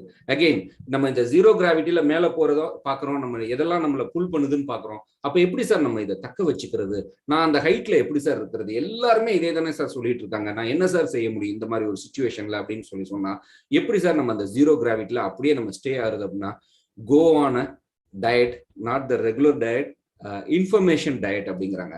நமக்கு இந்த தேவையில்லாத நம்ம இந்த இன்னைக்கு வாட்ஸ்அப் விஷயங்கள், சில விஷயங்களை முதல்ல இந்த turn off the all unnecessary noises சொல்றோம். நம்மளை வந்து கலவரத்திலேயே பயத்திலேயே நம்ம பார்த்துட்டு இருக்கோம். நம்ம இந்த மெசேஜ்ல த்ரெட்டன் ஆகி நம்ம என்ன சொல்றது, அந்த பேண்டமிக் சுச்சுவேஷன்ல மெசேஜ்னாலேயே த்ரெட்டன் ஆகி நிறைய பேர் என்ன சொல்றது மைண்ட் அப்செட் ஆகி நிறைய பிசினஸ்ல கன்ஃபியூஷன் வந்ததெல்லாம் நம்ம பார்த்திருக்கோம். ஸோ தேவையில்லாத இந்த விஷயங்கள் எல்லாம் கொஞ்சம் அவாய்ட் பண்ணிட்டு இந்த வாட்ஸ்அப் ஃபார்வர்டிங், நெட்ஃபிளிக்ஸ், நிறைய நேரம் நெட்ஃபிளிக்ஸ் இப்போ பேசும்போது கூட சொல்றேன், நெட்ஃபிளிக்ஸ் இல்லாத வீடே கிடையாது. நெட்ஃபிளிக்ஸ் அந்த என்ன சொல்றது பிரைம் அந்த மாதிரி விஷயங்கள்லயே நம்ம ஃபோக்கஸ் பண்ணி இருந்துடாம allocate one separate time. Even என்னுடைய இதுலயும் நான் சொல்றேன், டெய்லி நான் என்னுடைய டைமிங் பார்த்தீங்கன்னா 2 to 4 I'm allocating only to learn new things. உங்களுடைய லைஃப்ல இந்த ஒரு பர்டிகுலர் ஒரு நாளையில இந்த 24 மணி நேரத்துல என்னுடைய ஒரு விஷயங்களை, என்னுடைய தொழில் சார்ந்த, என்னுடைய அறிவு சார்ந்த, என்னுடைய பிசினஸ் சார்ந்த நல்ல விஷயங்களை கத்துக்கிறதுக்காக, டெய்லி ஒரு புது விஷயத்தை கத்துக்கிறதுக்காக ஒரு 2 hours ஸ்பெண்ட் பண்ணுங்க சார். Number first one. இது வந்து இதை யாரெல்லாம் லைஃப்ல கடைபிடிக்கிறாங்களோ, நான் நிறைய பேர் இதை நான் பார்த்திருக்கேன், லீடர்ஸ் ஆர் ஆல்வேஸ் லேர்னர்ஸ்ன்னு சொல்லுவாங்க. புது புது விஷயங்களை நம்ம கத்துக்கிறதுக்காக go on a diet, that is information diet. அடுத்து பாத்தீங்கன்னா இந்த மீடியா வந்து லேர்ன் பண்றதுக்கு நம்ம கத்துக்கணும். நியூ டெக்னாலஜி இப்போ வரும்போது சொன்னார், எனக்கு பிரேக் அவுட் ரூம்ங்கிறதே நான் இங்க வந்து சார் கத்துக்கிறேன், பாக்குறேன், இவ்வளவு விஷயங்கள் புதுசா வந்திருக்கா, டெக்னாலஜி பயங்கரமா அப்கிரேட் ஆயிட்டு இருக்கு. அந்த டெக்னாலஜியை, அந்த லாங்குவேஜ், அந்த ஹெல்த் அண்ட் ஃபிட், நம்மளுடைய பர்சனல் ஃபிட்னஸ், நம்முடைய mind fitness as well as physical fitness, இதுக்காக use the media for to learn new things like technology and updates, technology in marketing, learning of new languages, learning of new skills, learning of health and wellness, fitness. அதுக்கான நம்ம டைமை, மீடியாவை நம்ம use பண்ணிக்கணும். But நம்ம நிறைய நேரங்களில் ஏன் சார் நம்ம ஜீரோ கிராவிட்டில இறங்கிடுறோம் அப்படின்னு கேட்டிங்கன்னா, நம்ம இதெல்லாம் கேட்குறோம், ஆனால் அகைன் நம்ம போய் எங்கே லேண்ட் ஆகிறோம் அப்படின்னு கேட்டிங்கன்னா, இதே வாட்ஸ்அப், இதே ஃபார்வர்டு மெசேஜ், இதே விஷயங்கள் நம்ம டைம் அண்ட் அகைன் லேண்ட் ஆகிட்டு இருக்கோம். Understand, we should not use the technology properly அப்படின்னு சொன்னால் டெக்னாலஜி வில் யூஸ் அஸ். நம்முடைய டேட்டா நமக்கே தெரியாம நம்ம போயிட்டு இருக்கு. இன்னைக்கு டேட்டா தான் மிகப்பெரிய ஒரு என்ன சொல்றது அசெட் அப்படிங்கிறாங்க. அப்போ we should use the technology, we should not allow technology should use us. இது ரொம்ப ரொம்ப முக்கியமான விஷயம் சார். அடுத்து பாத்தீங்க அப்படின்னு சொன்னா பில்ட் ரிலேஷன்ஷிப். இந்த பில்ட் ரிலேஷன்ஷிப்பை பத்தி நம்ம எப்பவுமே நம்ம சொல்லிட்டே இருக்கோம், ரிலேஷன்ஷிப் பில்டிங்னு. ஸோ இதுல என்ன சார் அப்படின்னு சொல்லி கேட்டீங்க அப்படின்னு சொன்னா, இந்த டைம்ல, இந்த மாதிரி ஒரு டஃப்பான டைம்ல 3 விஷயங்களை, of course I should thank for make. இது ஒரு அருமையான ஒரு விஷயம். இதை யாரெல்லாம் நம்ம இந்த பேண்டமிக் சுச்சுவேஷன்ல, இந்த லாக்டவுன் பீரியட்ல இன்னமும் இதை கண்டினியூ பண்ணிட்டு இருக்காங்களோ அவங்க வந்து பாத்தீங்கன்னா ரொம்ப ரொம்ப சக்சஸ்ஃபுல்லா இருக்கிறத நம்ம பார்த்திருக்கோம். என்ன அப்படின்னு கேட்டீங்கன்னா 3 types ஆஃப் பீப்புளுக்கு ஒரு 2 hours நம்ம சொன்னோம் spend for education, learning new things சொன்னோம். அடுத்து நம்ம என்ன சொல்றோம்னா, இந்த ஒரு 3 காலை டெய்லி பிராக்டிஸ் பண்ணுங்க. என்ன சார் அந்த 3 கால்னா, டெய்லி 3 பேருக்கு பேசுங்க. அதுல ஃபர்ஸ்ட் என்னன்னு கேட்டீங்கன்னா, உங்களுடைய கரண்ட் கஸ்டமர்ஸ், உங்களுடைய பிசினஸ்ல உங்களோட டீல் பண்ணிட்டு இருக்கக்கூடிய ரெகுலர் கஸ்டமர்ஸ் நீங்க ஃபோன் பண்ணி நீங்க என்ன சொல்றது பிசினஸ் அதை பத்தியே பேச வேணாம். Sir how are you, things எப்படி போயிட்டு இருக்கு, ப்ராஜெக்ட் எப்படி போய், அவங்களுக்கு ஒரு சின்ன கன்ஃபியூஷன் இருக்கும். இதெல்லாம் உங்க துறை சார்ந்த பி மாஸ்டர் இன் யுவர் ஃபீல்டுன்னு சொல்லுவாங்க. நீங்க தான் அதுக்கு அத்தாரிட்டி. அவருக்கு இருக்கக்கூடிய அந்த விஷயங்களை, சந்தேகங்களை கிளாரிஃபை பண்றதுக்கு உங்கள்ட்ட இருந்து ஒரு கன்ஃபர்மேஷனான ஒரு கால் போச்சு அப்படின்னு சொன்னா he will feel கம்ஃபர்டபுள். இப்போ எனக்கு ஒரு கன்ஸ்ட்ரக்ஷன் நடந்துட்டு இருக்கு, என்னோட இன்ஜினியர் இன்னைக்கு நான் ஒரு கன்ஃபியூஷன்ல இருந்துட்டு இருக்கேன், எப்படி ப்ராஜெக்ட் நடக்கும், என்ன மாதிரியான நடந்துட்டு இருக்கும் போது என்னோட இன்ஜினியர் ஃபோன் பண்ணி, சார் டோன்ட் வரி, எல்லாம் நான் பாத்துக்கிறேன், பில்டிங் ஒர்க் நடந்துட்டு இருக்கு, டோன்ட் வரி அபவுட் இட் அப்படின்னு சொல்லும்போது I feel comfortable and happy. So current project போயிட்டு இருக்கக்கூடிய கஸ்டமருக்கு கால் பண்ணுங்க. நம்பர் 2 பாத்தீங்கன்னா எக்ஸிஸ்டிங் கஸ்டமர்ஸ். உங்களுடைய எக்ஸிஸ்டிங் கஸ்டமர்ஸ் ஃபோன் பண்ணி, சார் ஒண்ணுமே வேணாம், நியூ பிசினஸே நீங்க கேட்க வேணாம், ஜஸ்ட் என்ன போயிட்டு இருக்கு சார், ஜஸ்ட் ஒரு என்ன சொல்றது நலம் விசாரிச்சுட்டு, சார் ஏதாவது எக்ஸிஸ்டிங் இதுல உங்களுக்கு ஏதாவது சர்வீஸ் தேவைப்படுதா, ஏதாவது என்ன சொல்றது கன்சல்டன்சி தேவைப்படுதா, ஏதாவது ஃப்ரீ செக்அப் ஏதாவது தேவைப்படுதா, அந்த மாதிரி ஜஸ்ட் ஒரு கால், கர்டசி கால். ஸோ எக்ஸிஸ்டிங் கஸ்டமர்ஸ்க்கு ஒரு கால் பண்ணுங்க. அண்ட் தேர்டு பாத்தீங்கன்னா, யாரெல்லாம் நீங்க ரொம்ப நாளா நினைச்சிட்டு இருப்பீங்க, இவங்கெல்லாம் நம்மளுடைய கஸ்டமரா வரணும், இவங்கெல்லாம் நம்முடைய என்ன சொல்றது நம்முடைய பிசினஸ் ப்ரொஃபைல்குள்ள வரணும் அப்படின்னு நீங்க நினைச்சிருப்பீங்க, இதெல்லாம் ரைட் அக்கேஷன். அவங்கள்ட்ட ஃபோன் பண்ணி ஜஸ்ட் ஒரு கர்டசி கால், என்ன மாதிரி பிசினஸ் போயிட்டு இருக்கு, என்ன மாதிரி ஒர்க் நடந்துட்டு இருக்கு அப்படின்னு சொல்லி ஒரு கர்டசி கால் எடுத்தீங்க அப்படின்னு சொன்னா டெஃபினட்டா இது ஒரு ஆப்பர்ச்சுனிட்டி ஃபார் யூ. நீங்க இது என்ன சொல்றது அவங்களுடைய மைண்ட்ல ஆக்சுவலா நீங்க சீட் பண்றீங்க. இந்த நேரங்கள்ல நீங்க பேசும்போது அவங்களுடைய மைண்ட்ல ஒரு ஸ்பேஸ்ல நீங்க ஆக்குபை ஆகுறீங்க. So this is a very very strong building ரிலேஷன்ஷிப்ல இந்த 3 கால் பண்றதுங்கிறது ரொம்ப ரொம்ப முக்கியம். இதை தயவு செய்து ஒவ்வொரு பிசினஸ் மேனும் இதை ஃபாலோ பண்ணும் அப்படிங்கறத நம்ம சொல்றோம். அடுத்து பாத்தீங்க அப்படின்னா டெலிவர் பெயின்ஸ் அப்படின்னா என்ன சார்? சார் இங்க இருக்கக்கூடிய யாராவது சாட் பாக்ஸ்ல நமக்கால இது கொடுக்க முடியுமா, நம்மளால சாட் பண்ண முடியுமா கோஹோஸ்ட்? சார் ஆக்சுவலா நம்ம இங்க பாக்குற ஈவென்ட் வந்து யூடியூப்ல லைவா போகுது சார். சோ நீங்க சொல்லுங்க sir, we will get you the feedback sir. Okay. So deliver pains அப்படின்னா என்ன சார்? என்ன சார் பெயின்ஸ் அப்படின்னு சொல்லி கேட்டா, நம்ம சொல்ற அந்த பெயின் கிடையாதுங்க. இது வந்து PAINS வந்து பாசிட்டிவ் ஆட்டிடியூட் இன் அ நெகட்டிவ் சிச்சுவேஷன். இன்னைக்கு நம்ம நிறைய பேரங்களை பாக்குறோம் ஃபோன் பண்ணி, எனக்கு இது ரொம்ப பிடிச்ச ஒரு விஷயம், நம்ம ஒரு சின்ன கான்வர்சேஷன் ஒரு பிசினஸ்ல கூட இது எனக்கு உண்மையிலே லைஃப்ல நடந்தது, நான் ஷேர் பண்ணணும்னு ஆசைப்படுறேன். நார்மலா நம்ம என்ன பண்றோம், ஒரு கஸ்டமர்கிட்ட போய் ஒரு கஸ்டமர் நம்ம ஆஃபீஸ்க்கு வந்தாலும் சரி, ஒரு கஸ்டமரை நம்ம மீட் பண்ண போனாலும் சரி, ஸ்டார்ட் பண்ணும் போதே சார் எப்படி சார் பிசினஸ் போயிட்டு இருக்கு அப்படின்னு சொன்னா நம்ம என்ன மாதிரி ஸ்டார்ட் பண்றோம், எங்க சார் இந்த பிரச்சனை வந்துச்சு, இப்பதான் இதெல்லாம் செட்டில் ஆகலாம்னு நினைக்கும் போது அதுக்குள்ள கோவிட் வந்துருச்சு, லாக்டவுன் வந்துருச்சு, இப்போ ஸ்டேஜ் 3 வந்துருச்சு, இது வருமா வராதா அப்படிங்கிற ஒரு கன்ஃபியூஷன்லயே இருக்கேன் அப்படின்னு சொல்லிட்டு இவ்வளவையும் நீங்க பேசிட்டு உங்க கஸ்டமர்கிட்ட அப்புறம் சார் உங்களுக்கு எப்படி போயிட்டு இருக்கு அப்படின்னு சொன்னா, அவர் என்ன எனக்கு சூப்பரா போயிட்டு இருக்கேங்க, நல்லா பண்ணிட்டு இருக்கேங்க அப்படின்னு தான் சொல்ல போறாரு. நீங்க எந்த அளவுக்கு நீங்க சொல்றீங்களோ, நீங்க என்ன மாதிரியான ஒரு மாடுலேஷன்ல என்ன மாதிரியான ஒரு ஃபீலோட நீங்க அவருக்கு எக்ஸ்பிரஸ் பண்றீங்களோ அதே தான் நமக்கு அங்கேருந்து வரப்போகுது, அதுல மாற்றமே கிடையாது. அப்போ அவர்கிட்ட பேசும்போது always share some positive message. இப்போ நான் பண்ணிட்டு இருக்கோம் சார், இப்போ நாங்கள் வந்து இந்த நியூ ட்ரெண்டுக்கு தகுந்த மாதிரி எங்களுடைய பிசினஸ் நாங்கள் அப்கிரேட் பண்ணிட்டு இருக்கோம், இந்த நியூ ட்ரெண்டுக்கு தகுந்த மாதிரி நாங்கள் எங்களுடைய பிசினஸை இதெல்லாம் நாங்கள் இம்ப்ரூவ்மெண்ட் பண்ணி இந்த மாதிரி ஒரு நியூ செட் ஆஃப் கஸ்டமரை ஃபோக்கஸ் பண்ணியிருக்கோம், இந்த மாதிரி ஒரு ப்ராஜெக்ட்ஸ் பண்ணிட்டு இருக்கோம் அப்படின்னு சொல்லி ஒரு பாசிட்டிவ் சொல்லிட்டு, then how about you sir அப்படின்னு சொல்லி நீங்க ஒரு பாசிட்டிவ் நோட்ல நீங்க வந்து அதை துவங்குனீங்க அப்படின்னு சொன்னா, I guarantee you 99.99% அஷூரன்ஸ் சொல்றேன், அந்த சைட்ல இருந்து உங்களுக்கு ஆப்போசிட்ல கேட்கும் போது அகெயின் அதே மெசேஜ் தான் நமக்கு திரும்ப வரும்.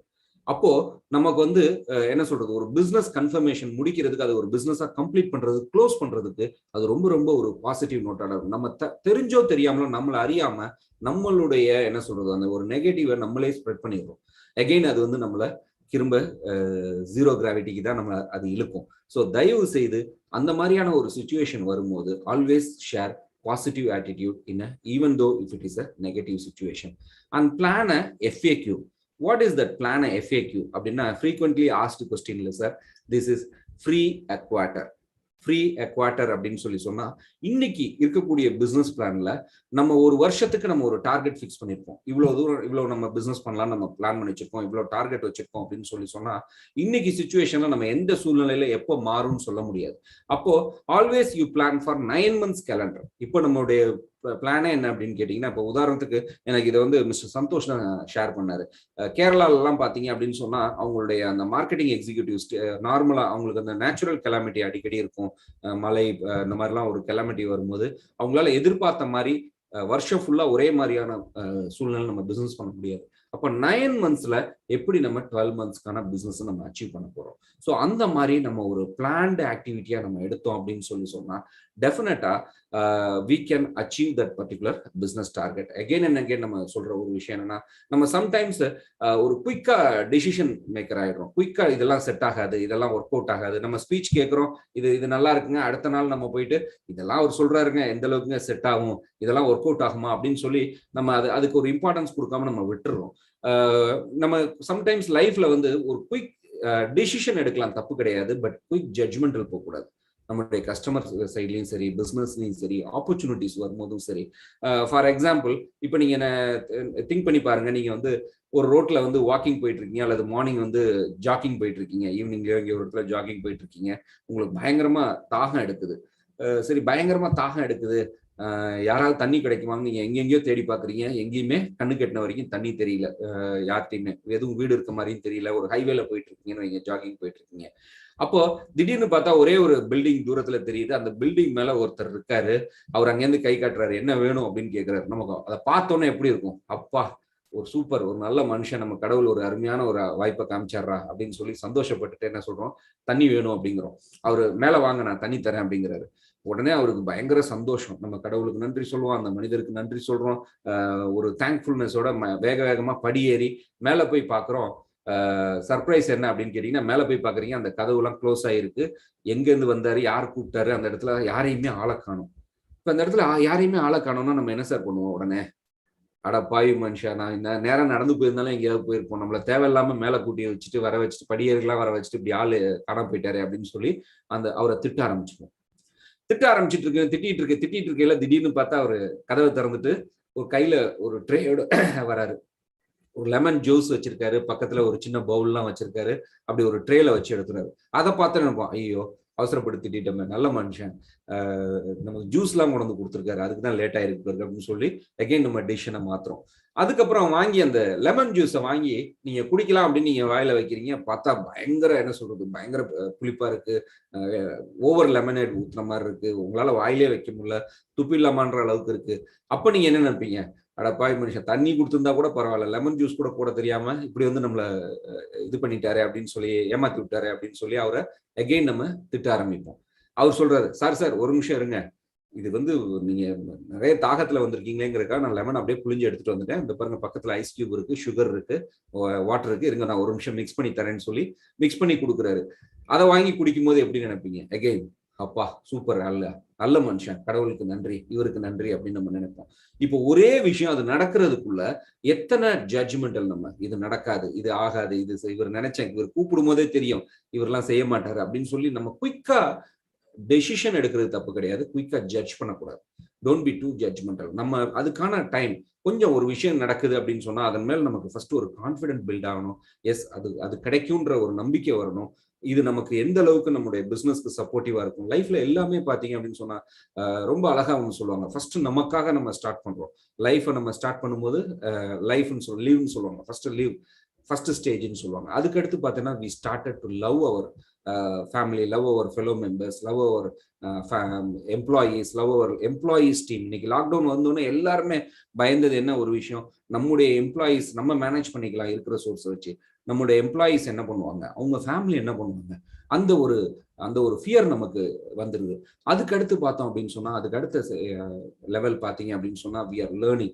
அதுக்கப்புறம் தான் நிறைய விஷயங்கள் லேர்ன் பண்றதை நம்ம லைஃப் லாங் நிப்பாட்டவே கூடாது sir. Learning is a process சொல்லுவாங்க, லைஃப் லாங் லேர்னிங் சொல்லுவாங்க. ஸோ அந்த மாதிரியான ஒரு லேர்னிங், நான் ஏற்கனவே சொன்ன மாதிரி எந்த விஷயம் எங்க எப்போ ஒரு ஸ்பார்க் கொடுக்கும் தெரியாது. ஆனா அது கிடைக்கிற வரைக்கும் நம்ம லைஃப்ல என்னைக்குமே நம்ம அதை விட்டு கொடுத்துடக்கூடாது. அண்ட் அதுக்கப்புறம் பார்த்தீங்க அப்படின்னு சொன்னா ஃபைனலி லீவ் அ லெகசி. நம்ம ஒரு அருமையான ஒரு லெகசியை நம்ம ஏற்படுத்தி கொடுத்துட்டு போறோம் அடுத்த வரக்கூடிய ஒரு இதுக்கு. அதை நோக்கி நம்ம பயணிக்கும் போது நிச்சயமா அகெயின் நான் சொன்ன இந்த சின்ன விஷயங்கள், நம்ம லேர்னிங் இந்த நியூ திங்ஸ் ஆகட்டும், எக்ஸ்பெக்ட் த அன்எக்ஸ்பெக்டட் திங்ஸை நம்ம எதிர்பார்க்கறதாகட்டும், இன்ஃபர்மேஷன் டயட், யூஸ் டெக்னாலஜி, இந்த மாதிரி ஒவ்வொரு விஷயங்களும் பார்த்தோம் அப்படின்னு சொன்னா இதுதான் நம்மளை again and again ground force நம்மளை இழுத்துக்கிட்டு தான் இருக்கும். பட் அந்த ஜீரோ கிராவிட்டியை நம்ம மெயின்டைன் பண்ணணும் அப்படின்னு சொன்னா இந்த விஷயங்கள் தான் நம்ம தக்க வச்சுப்போம். அண்ட் ஃபைனலி பார்த்தோம் அப்படின்னு சொன்னா இது எல்லாருக்கும் தெரியும், டைகர் அண்ட் டியர் ஸ்டோரி. அதுல நான் ஒரு கொஸ்டின் என்ன கேட்கிறேன்னா, நார்மலா ஒரு மானுடைய வேகம் என்ன அப்படின்னு கேட்டீங்க அப்படின்னு சொன்னா 90 கிலோமீட்டர் பெர் ஸ்பீட் ஹவர்னு சொல்றாங்க. Speed 90 kilometre per hour speed போயிட்டு இருக்கையில டைகருடைய ஸ்பீட் என்ன அப்படின்னு கேட்டீங்கன்னா மணிக்கு வந்து 50 ஹார்ஸ் பெர் கிலோமீட்டர் தான் டைகரால இது பண்ண முடியும். அப்போ எப்படி சார் மான் வந்து புலி வேட்டையாடுது, எப்படி அதால சேஸ் பண்ணி பிடிக்க முடியுது அப்படின்னு கேட்டீங்க அப்படின்னா ரொம்ப சிம்பிள். மான் வந்து அதோடைய டார்கெட், அதோடைய ஃபோக்கஸ், அதோடைய இதுல போயிட்டு இருந்தா எந்த புலியாலையும் அதை பிடிக்க முடியாது. ஆனா அது என்ன மாதிரியான ஒரு ஜீரோ கிராவிட்டினா, இந்த தேவையில்லாத ஃபியர், தேவையில்லாத பயம், வாட்ஸ்அப் மெசேஜ் நம்ம பாக்குற மாதிரிதான் வாட்ஸ்அப், இந்த தேவையில்லாத ஃபார்வர்டட் மெசேஜ் எல்லாம் நம்மளை வந்து நெகட்டிவ் நோக்கி இழுக்கிற மாதிரி இந்த மானை என்ன பண்ணுதுன்னா, தேவையில்லாத அந்த ஃபியர் வந்து பாத்தீங்கன்னா திரும்பி திரும்பி தன் மீது நம்பிக்கை இல்லை. ஒவ்வொரு இயற்கையுடைய என்ன சொல்றது, இயற்கையுடைய மிக சிறப்பான ஒரு விஷயமே அதுதான். ஒவ்வொருத்தருக்கும் அதற்கான பர்பஸ் இருக்கு, அதற்கான சர்வைவ் ஆகிறதுக்கான, அந்த தன்னை பாதுகாக்க, தன்னை தற்காத்து கொள்வதற்கான எபிலிட்டி நமக்குள்ள கண்டிப்பாக இருக்கு. அதை நம்ம நிறைய நேரங்கள்ல உணராம நம்ம தேவையில்லாத விஷயங்கள்ல ஃபோக்கஸ் பண்ணி திரும்பும் போது அதை வேற விதமான ஒரு கிராவிட்டி இழுக்குது. அப்ப ஆட்டோமேட்டிக்கா அதோடைய ஸ்பீடு குறையுது. அப்பதான் புலி டைகர் வந்து அதை காலி பண்ணுது. ஸோ நம்முடைய ஃபோக்கஸ்ல நம்ம போனோம், நம்முடைய விஷயங்களை ரைட் திங்ஸ்ல நம்ம ஃபோக்கஸ் பண்ணோம் அப்படின்னு சொன்னா இந்த உலகம் எவ்வளவு சுத்தி வந்தாலும் நமக்கு சொல்லிக் கொடுக்குற ஒரே விஷயம் என்னன்னா, if you focus on the right thing you will get the right result. நம்ம தப்பான ஒரு விதையை விதைச்சு சரியான ஒரு பலனை நம்மளால கண்டிப்பா எதிர்பார்க்க முடியாது. ஸோ அந்த இதை நம்ம ஃபோக்கஸ் பண்ணோம்னா எந்த ஒரு விஷயமும் நமக்கு 2 ஆப்ஷன் கொடுக்கும் சார். எந்த ஒரு சுச்சுவேஷனும் நமக்கு 2 ஆப்ஷன் நமக்கு கொடுக்கும். ஒன்று வந்து அதை நம்ம பீனலைஸ் பண்ணும், இல்லைன்னா ப்ரொவோக் பண்ணும். எந்த ஒரு விஷயமும் நம்மளை பீனலைஸ் பண்ணும் அல்லது ப்ரொவோக் பண்ணும். ஆனா இதுல என்ன பெஸ்ட் விஷயம்னா, இது நமக்கு என்ன ஸ்பேஸ் கொடுக்க போறோம். நீங்க வந்து பீனலைஸ் பண்றதுக்கு இடம் கொடுத்தீங்க அப்படின்னு சொன்னா அது நம்மளை பீனலைஸ் பண்ணும். But if you are not giving space for penalize அப்படின்னு சொன்னா நிச்சயமாக அது நம்மள ப்ரொவோக் பண்றதுக்கு யூஸ் ஆகும். So I am ending with one final quote for the day. Nobody can go back and start a new beginning, but anyone can start today and make a new ending. So இன்னைக்கு தான் உங்களுடைய லைஃப்ல இருந்து ஒரு எனக்கு ரொம்ப பிடிச்ச ஒரு அருமையான quote. Today is the first day for my rest of the life. எல்லா நாளும் ஒவ்வொரு நாளும் பார்த்தீங்க அப்படின்னா have this mind set, today is my first day for the rest of the life. And remember, we all are born to win. Thank you so much. Any question and answer? I'm happy to moderator if you can. Any question and answer, general things, we can use this for final 5 minutes for question and answer. Yes, sir. 1 minute, sir. I'll just get onto the main platform and have a look and then come back.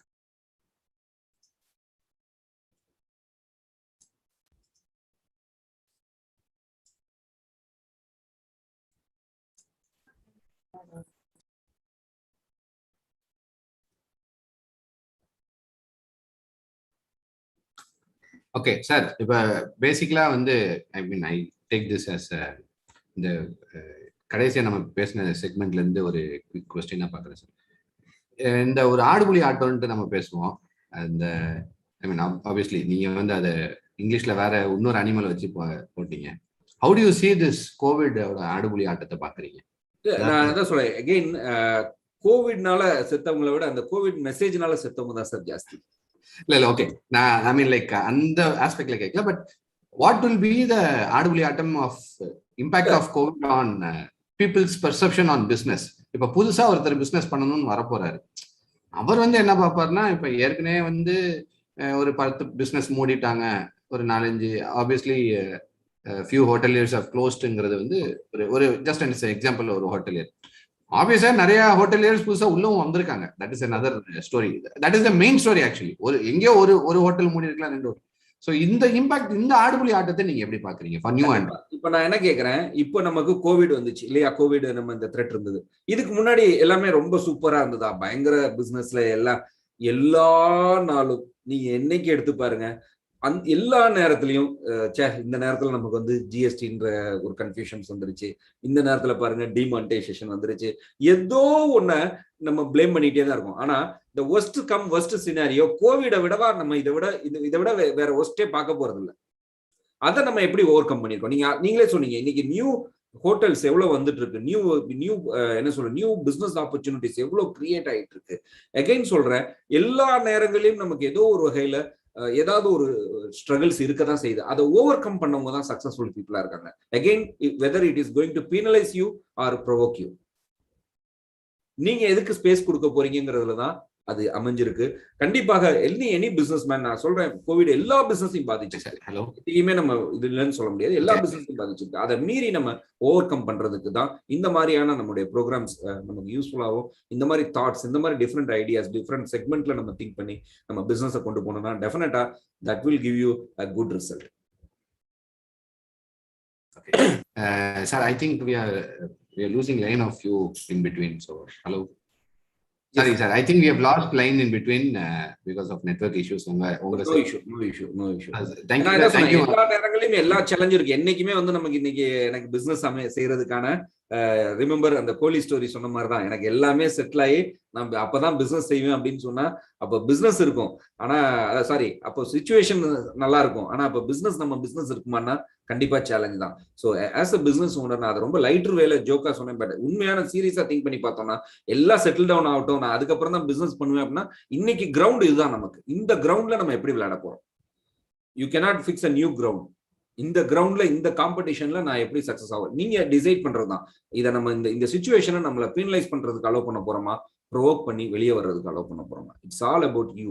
சிங்கப்பாதை பூப்பாதை நம்ம சொன்ன மாதிரி தான். எந்த பாதையை நீங்க முடிவெடுக்க போறீங்க, அதுலதான் முடிவு இருக்கு.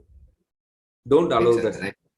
தேங்க்யூ. இந்த மாதிரி ஒரு சிச்சுவேஷன்ல நாங்களும் சிங்கப்பாதையா பூப்பாதையான்னு பார்த்து virtual எக்ஸ்போவா பிசிக்கல் எக்ஸ்போவான்னு யோசிச்சோம். But we decided to go ahead with the virtual expo. Please have a look at our stalls. www.maduraiexpo.com போய் பாருங்க. you can get to பார்த்து நான் நிறைய ஸ்டால்ஸ் விசிட் பண்ணேன். நிறைய ப்ரௌச்சர்ஸ், நிறைய என்ன சொல்றது ஆஃபர்ஸ், நிறைய சூப்பரா டிஸ்பிளே பண்ணியிருந்தாங்க ப்ராடக்ட்ஸை. நிறைய பேம்ப்ளெட்ஸையும் நான் டவுன்லோட் பண்ணேன். ரொம்ப இன்ஃபர்மேட்டிவா இருக்கு. நான் இன்னும் பேலன்ஸ் டைமையும் ஸ்பீக்கர்ஸோட கேப்ல அந்த டைம்ல எக்ஸ்போஸ் தான் நான் விசிட் பண்றதுக்கு ஆசைப்படுறேன். Thank you, sir. With that, thanks for words. Thank you, sir. And thanks for the time, sir. And members, our next speaker is on board, but I'll just take the 1 minute extra to always brand the expo வந்து branding பண்றதுக்காகவே நான் இன்னைக்கு இந்த கால்ல உட்கார்ந்திருக்கேன். So www.maduraiexpo.com இதுதான் நீங்க போய் பார்க்க வேண்டிய வெப்சைட். மதுரையில முதல் தடவையா ஒரு வர்ச்சுவல் எக்ஸ்போ நடக்குது. நீங்க ஒரு 50 பிசினஸ் ஓனர்ஸை உட்கார்ந்த இடத்துல இருந்தே மீட் பண்றதுக்கான ஒரு பிளாட்ஃபார்மை தான் நாங்க உங்களுக்கு ஏற்படுத்தி கொடுத்துருக்கோம். எல்லா ஸ்டால்லையுமே டிஃப்ரெண்ட் ப்ராடக்ட்ஸ், டிஃப்ரெண்ட் சர்வீசஸ். எல்லா ஸ்டால்லையும் உங்களுக்கு முடிஞ்ச அளவுக்கு அந்த ஒரு பிசினஸ் ஓனர் ஒரு கிஃப்ட் வவுச்சரோ ஒரு ஃப்ரீ சர்வீஸ்க்குரிய வவுச்சரோ கொடுத்துருப்பாங்க. Please go and avail that. And with that I mean bring ahead Mr. Mohammed Nasir, our next speaker for the day. And I invite Chitra to do the introduction, please.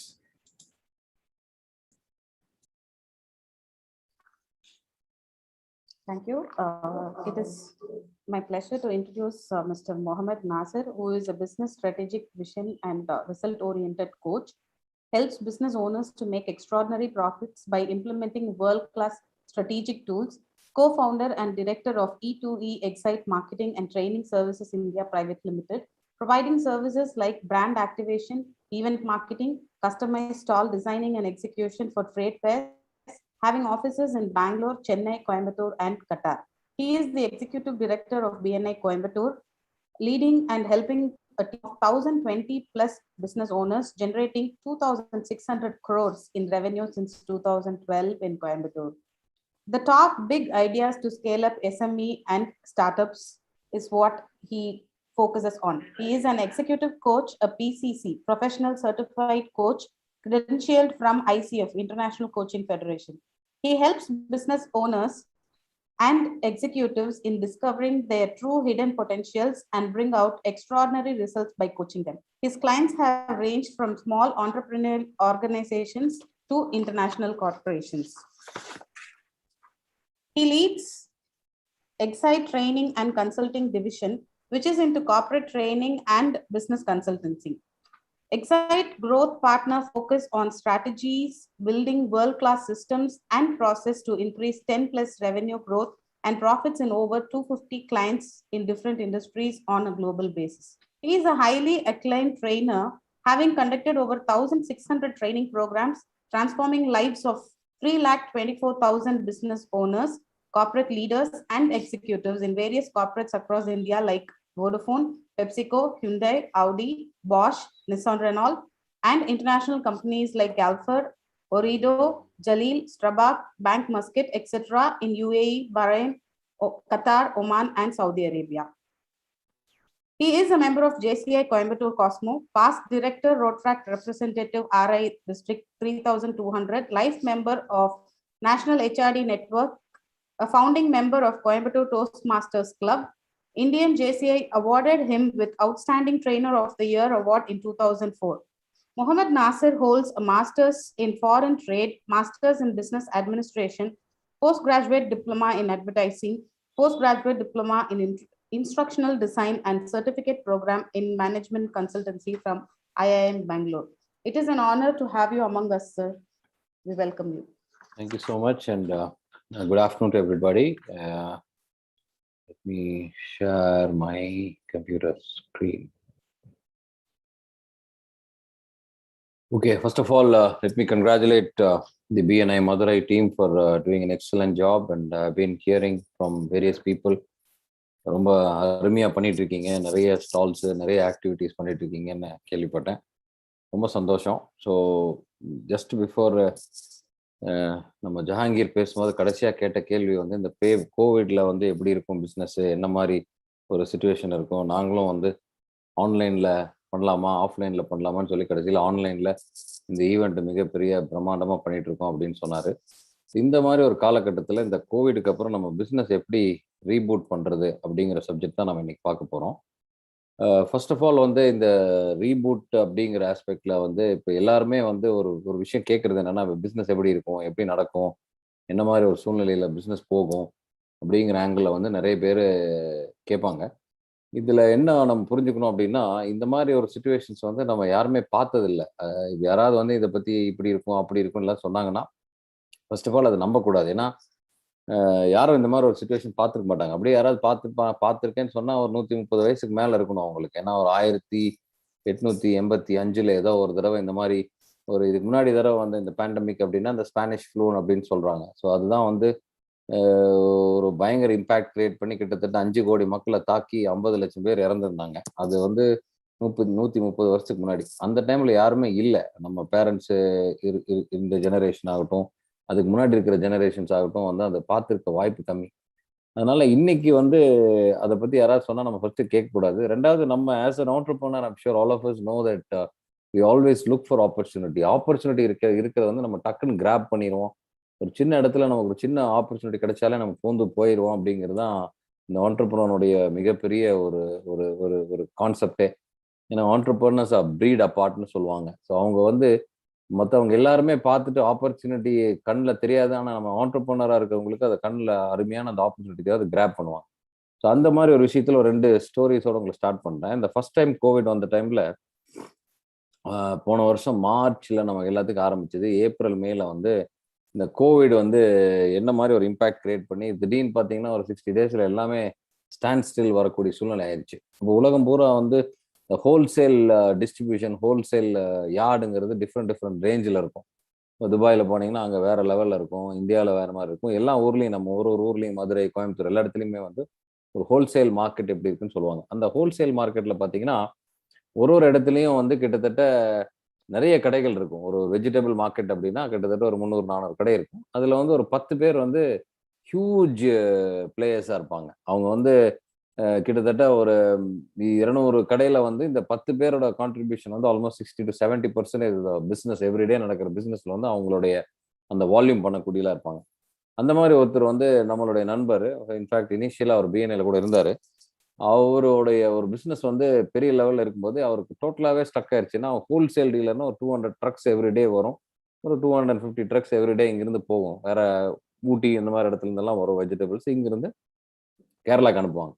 இது அப்படியே stand still ஆகி lockdown ஆனதுக்கப்புறம் என்ன பண்ணுறதுன்னு தெரியாமல் அப்படியே யோசிச்சுட்டு இருக்கும்போது ஃபர்ஸ்ட் ஃபேஸில் வந்து கொஞ்சம் வந்து அந்த ஃப்ரீ பண்ணி விட்டாங்க, இல்லை கொஞ்சம் ரிலாக்ஸ் பண்ணாங்க அந்த கோவிட் டைமில். அந்த டைமில் என்ன பண்ணாருன்னா, இவர் வந்து ஒரு பெரிய கல்யாண மண்டபம் வந்து சிட்டி அவுட்ஸ்கர்ட்ஸில் இருக்கிற ஒரு கல்யாண மண்டபத்தினுடைய பார்க்கிங் பே மட்டும், அந்த பார்க்கிங் ஏரியா மட்டும் பெரிய கிரவுண்டு மாதிரி இருக்கும். அந்த இடத்த வந்து ஒரு நாளைக்கு 5000 10,000 ஏதோ வாடகை கொடுத்து அந்த இடத்த எடுத்துட்டு, அந்த இடத்துல வந்து அந்த ட்ரக்ஸை வர வச்சு அந்த இடத்துல இருந்தே அப்படியே ட்ரக்லயே அப்படியே மாத்தி கை மாத்திட்டு வேற இடத்துல விட்டு ஒரு பிசினஸ் பண்ணாங்க. ஸோ இப்போ நீங்க பாத்தீங்கன்னா அந்த கோவிட் டைம்ல எல்லாருமே அடிக்கடி ஒரு ரொம்ப ஜாஸ்தி யூஸ் பண்ண வார்த்தை என்னன்னா பிவோட். பிவோட்னா how can you differentiate your business compare to somebody else, what kind of product differentiation you can do, what you can do to you know ஒரு கான்ஸ்டன்டா ஸ்டேபிளா போய் சேலஞ்சிங்கா போயிட்டு இருக்கிற பிசினஸை கொஞ்சம் வித்தியாசமான கண்ணோட்டத்தில் எப்படி பார்க்கலாம் அப்படிங்கிற ஆங்கிள் தான் பண்ணாங்க. ஸோ அது ஒரு எக்ஸாம்பிள். இன்னொன்று பார்த்தீங்கன்னா இந்த ரெஸ்டாரண்ட் பிஸ்னஸும் இனிஷியல் ஸ்டேஜில் ரொம்ப ஸ்ட்ரகிள் பண்ணாங்க. அதுக்கப்புறம் ஆஃப்கோர்ஸ் இப்போலாம் ஓரளவுக்கு நல்லா பண்ணிட்டு இருக்காங்க. இந்த கோவிட் வர்றதுக்கு முன்னாடியே வந்து ரெஸ்டாரண்ட்ஸ்ல வந்து பார்த்தீங்கன்னா ஒரு பெரிய சேஞ்ச் ஏற்பட ஆரம்பிச்சிச்சு. எப்படின்னா இப்போ ஒரு பெரிய இன்டீரியர்ஸ் ஹியூஜ் இன்வெஸ்ட்மெண்ட் பண்ணின ஒரு ஃபைன் டைனிங் ரெஸ்டாரண்ட்ஸ் எல்லாம் வந்து பார்த்தீங்கன்னா cost of investment is very high. But the time of return வந்து எடுக்கிறது வந்து அவ்வளோ பெருசாக வரக்கூடாத காலகட்டத்தில் இருந்துச்சு. ஏன்னா ஜஸ்ட் பிஃபோர் கோவிட் வந்து இந்த ஸ்விக்கி, ஜொமேட்டோ இந்த மாதிரி ஃபுட் பிளாட்ஃபார்ம்ஸ், ஆன்லைன் இந்த மொபைல் ஆப்ஸ் மூலிமா இந்த food chain, food online stores எல்லாம் வந்து பயங்கரமாக உங்களுக்கு வந்து அக்ரிகேட்டர்ஸ் வந்து பயங்கரமாக இம்ப்ரூவ் பண்ணிட்டு இருந்த காலம். அப்போ பார்த்தீங்கன்னா ஒரு ரெஸ்டாரண்ட்ஸில் வந்து ஜென்ரலாக ஒரு 100 பேர் ஒரு நாளைக்கு வாக்இன் பண்ணுறாங்கன்னா அவங்க டெலிவரிஸ் வந்து 1000 ஃபுட்டாக இருக்கும் ஆன்லைனில். ஸோ அந்த மாதிரி என் ஃப்ரெண்டு வந்து ஒரு நிறைய ரெஸ்டாரண்ட்ஸ் வந்து கோயம்புத்தூர் ஒரு almost 6-7 store plus centre kitchen இதெல்லாம் பண்ணிட்டு இருந்தான். சடனாக இந்த கோவிட் டைமில் வந்து டோட்டலாக எல்லாமே ஸ்டாப் ஆனதுக்கப்புறம் ஒரு சின்ன லெவலில் ஃபர்ஸ்ட் ஃபேஸில் ஸ்டார்ட் பண்ணாங்க. அந்த டைமில் வந்து என்ன பண்ணா திடீர்னு ஒரு ஐடியா தோணுச்சு. உடனே ஒரு ஃபோன் புக்கில் பார்த்தா கிட்டத்தட்ட 2000-3000 கஸ்டமர். ஒரு நல்ல ஒரு கிரியேட்டிவாக ஒரு வாட்ஸ்அப்பில் ஒரு மெசேஜ் டிசைன் பண்ணி அனுப்பிச்சு. அப்படி இந்த மாதிரி anyway I'm getting vegetables every day for about 100-200 people. Would you be interested in getting some more extra vegetables so that I can pick it and deliver it to you at your doorsteps ன்னு சொல்லி ஒரு message அனுப்பினோன்னே ஆட்டோமேட்டிக்காக ஒரு 150 பேர் respond பண்ணிட்டாங்க. எனக்கும் நீ காய்கறி வாங்கிட்டு வாங்க. ஸோ ஆட்டோமேட்டிக் காலையில் ஒரு காய்கறி வாங்கும்போது அவங்களுக்கும் சேர்த்து வாங்க ஆரம்பிச்சாரு. ஒரு 2 வீக்ஸ்க்கு அப்புறம் அந்த மொமெண்டம் ஜாஸ்தி பில்ட் ஆனதுக்கப்புறம் ட்ராக்ஷன் நிறைய கிடைச்சதுக்கப்புறம் திருப்பி அவருக்கு ஒரு ஐடியா தோணுச்சு. Can I start selling something, ஒரு ஃப்ரெஷ் மீட் எதாவது கொடுக்கலாமா? ஸோ ஃப்ரெஷ் மீட்டோட வேற என்ன கொடுக்கலாம்? ஸோ ஃபிஷ் அப்படிங்கிறதுக்கு நிறைய ஆப்ஷன்ஸ் இருக்குன்னு சொல்லிட்டு கொச்சின்ல பெரிய ஒரு இம்போர்ட்டர் சாய்ஸ் ஒரு சீ ஃபுட் எக்ஸ்போர்ட்ஸ் அவங்களோட டைப் பண்ணி அவங்க மூலியமா அபாத் குரூப்னு ஒன்று இருக்கு. அந்த குரூப்ல இருந்து எக்ஸ்க்ளூசிவ் ரைட்ஸ் வாங்கி இங்க he started giving fish online மூலியமா மெசேஜ் அனுப்புனா உடனே டெய்லி ஒரு இவ்வளோ வீட்டுக்கு கொண்டே கொடுக்க ஆரம்பிச்சாங்க. ஸோ பேசிக்கலி என்னன்னா இருக்கிற பிஸ்னஸ் தான், இருக்கிற ரிசோர்சஸ் தான், நம்ம எப்படி வித்தியாசமா பார்க்கணுங்கிறது தான் ஃபர்ஸ்ட் மெசேஜை நம்ம சொல்ல போறோம். அப்போ இந்த கோவிட் பாயிண்ட் ஆஃப் வியூல நம்ம பார்த்தீங்கன்னா ஃபர்ஸ்ட் நான் சொன்ன மாதிரி நிறைய ஃபேக்ட் என்ன ஃபிக்ஷன் என்னன்னு நம்ம ஃபர்ஸ்ட் டிஃபரன்ஷியேட் பண்ணணும். நிறைய பேர் சொல்ல கதையெல்லாம் கேட்கக்கூடாது. நம்மளாம் எப்படி நமக்கான ஒரு கான்செப்ட் உருவாக்கணுங்கிறது யோசிக்கணும். அப்புறம் அடுத்த ஒரு முக்கியமான ஆஸ்பெக்ட்னா நம்ம பிஸ்னஸ் வந்து எப்படி ரீதிங்க் பண்ணணும். Right no I'm sure most of us have actually pivoted towards the technology transformation என்ன பண்ணணும் ஏது பண்ணணுங்கிற ஆங்கிள் ஆல்ரெடி நம்ம யோசிக்க ஆரம்பிச்சோம். அந்த டைரக்ஷன்ல மூவ் பண்ண ஆரம்பிச்சிட்டோம். ஸோ நம்ம இருக்கக்கூடிய இந்த பிஸ்னஸ் எப்படி நம்ம வேற லெவல் எடுத்துட்டு போகலான்னு பார்க்கணும். ஸோ இந்த கோவிட் ஆக்சுவலி என்ன பண்ணிச்சுன்னு கேட்டிங்கன்னா மக்களுடைய எமோஷன்ஸையும் மொரலையும் வந்து ஒரு மாதிரி ஷேக் பண்ணிருச்சு. நமக்கு வந்து நம்மளும் பண்ணணும்னு நினைக்கிறோம். ஆனால் நம்மளால அது 4 பேர் கோவிட்னு சொன்னோன்னா ஆட்டோமேட்டிக்காக வந்து நமக்கே ஒரு பேக் சீட் போக வேண்டிய சூழ்நிலை ஆயிடுச்சு. அப்போ people in terms of customer, people in terms of our own staffs, நம்ம டீம்ல இருக்கக்கூடியவங்களுடைய எமோஷன்ஸையும் அவங்க முறையில எப்படி நம்ம பாசிட்டிவா கொண்டு வரணுங்கிற ஆங்கிள் நம்ம யோசிக்கணும். அடுத்தது பார்த்தீங்கன்னா இந்த கோவிடோட இம்பாக்ட் எப்படின்னு ஒரு சின்ன ஸ்டாட்டிஸ்டிக் பார்த்தீங்கன்னா மெக்கின்சியோட டேட்டால பார்த்தீங்கன்னா 2008 உலகம் பூரா நிறைய ரிசெஷன்ஸ் ஆல்மோஸ்ட் ஒரு 200 இயர்ஸ்ல வந்து 50 to 52, 52 or 54 டைம்ஸ் வந்து ரிசெஷன்ஸ் அப் அண்ட் டவுன் ஆயிருக்குன்னு சொல்றாங்க. அந்த ரிசெஷன்ல வந்து இருக்கிறதுலே மேசிவா ஹிட் ஆன ஒரு ரிசெஷன்ல வந்து ஒன் ஆஃப் த ரிசெஷன்ஸ் வந்து 2008 நடந்த சப்ரைம் லெண்டிங் அந்த ஒரு இம்பாக்ட் சொல்றாங்க.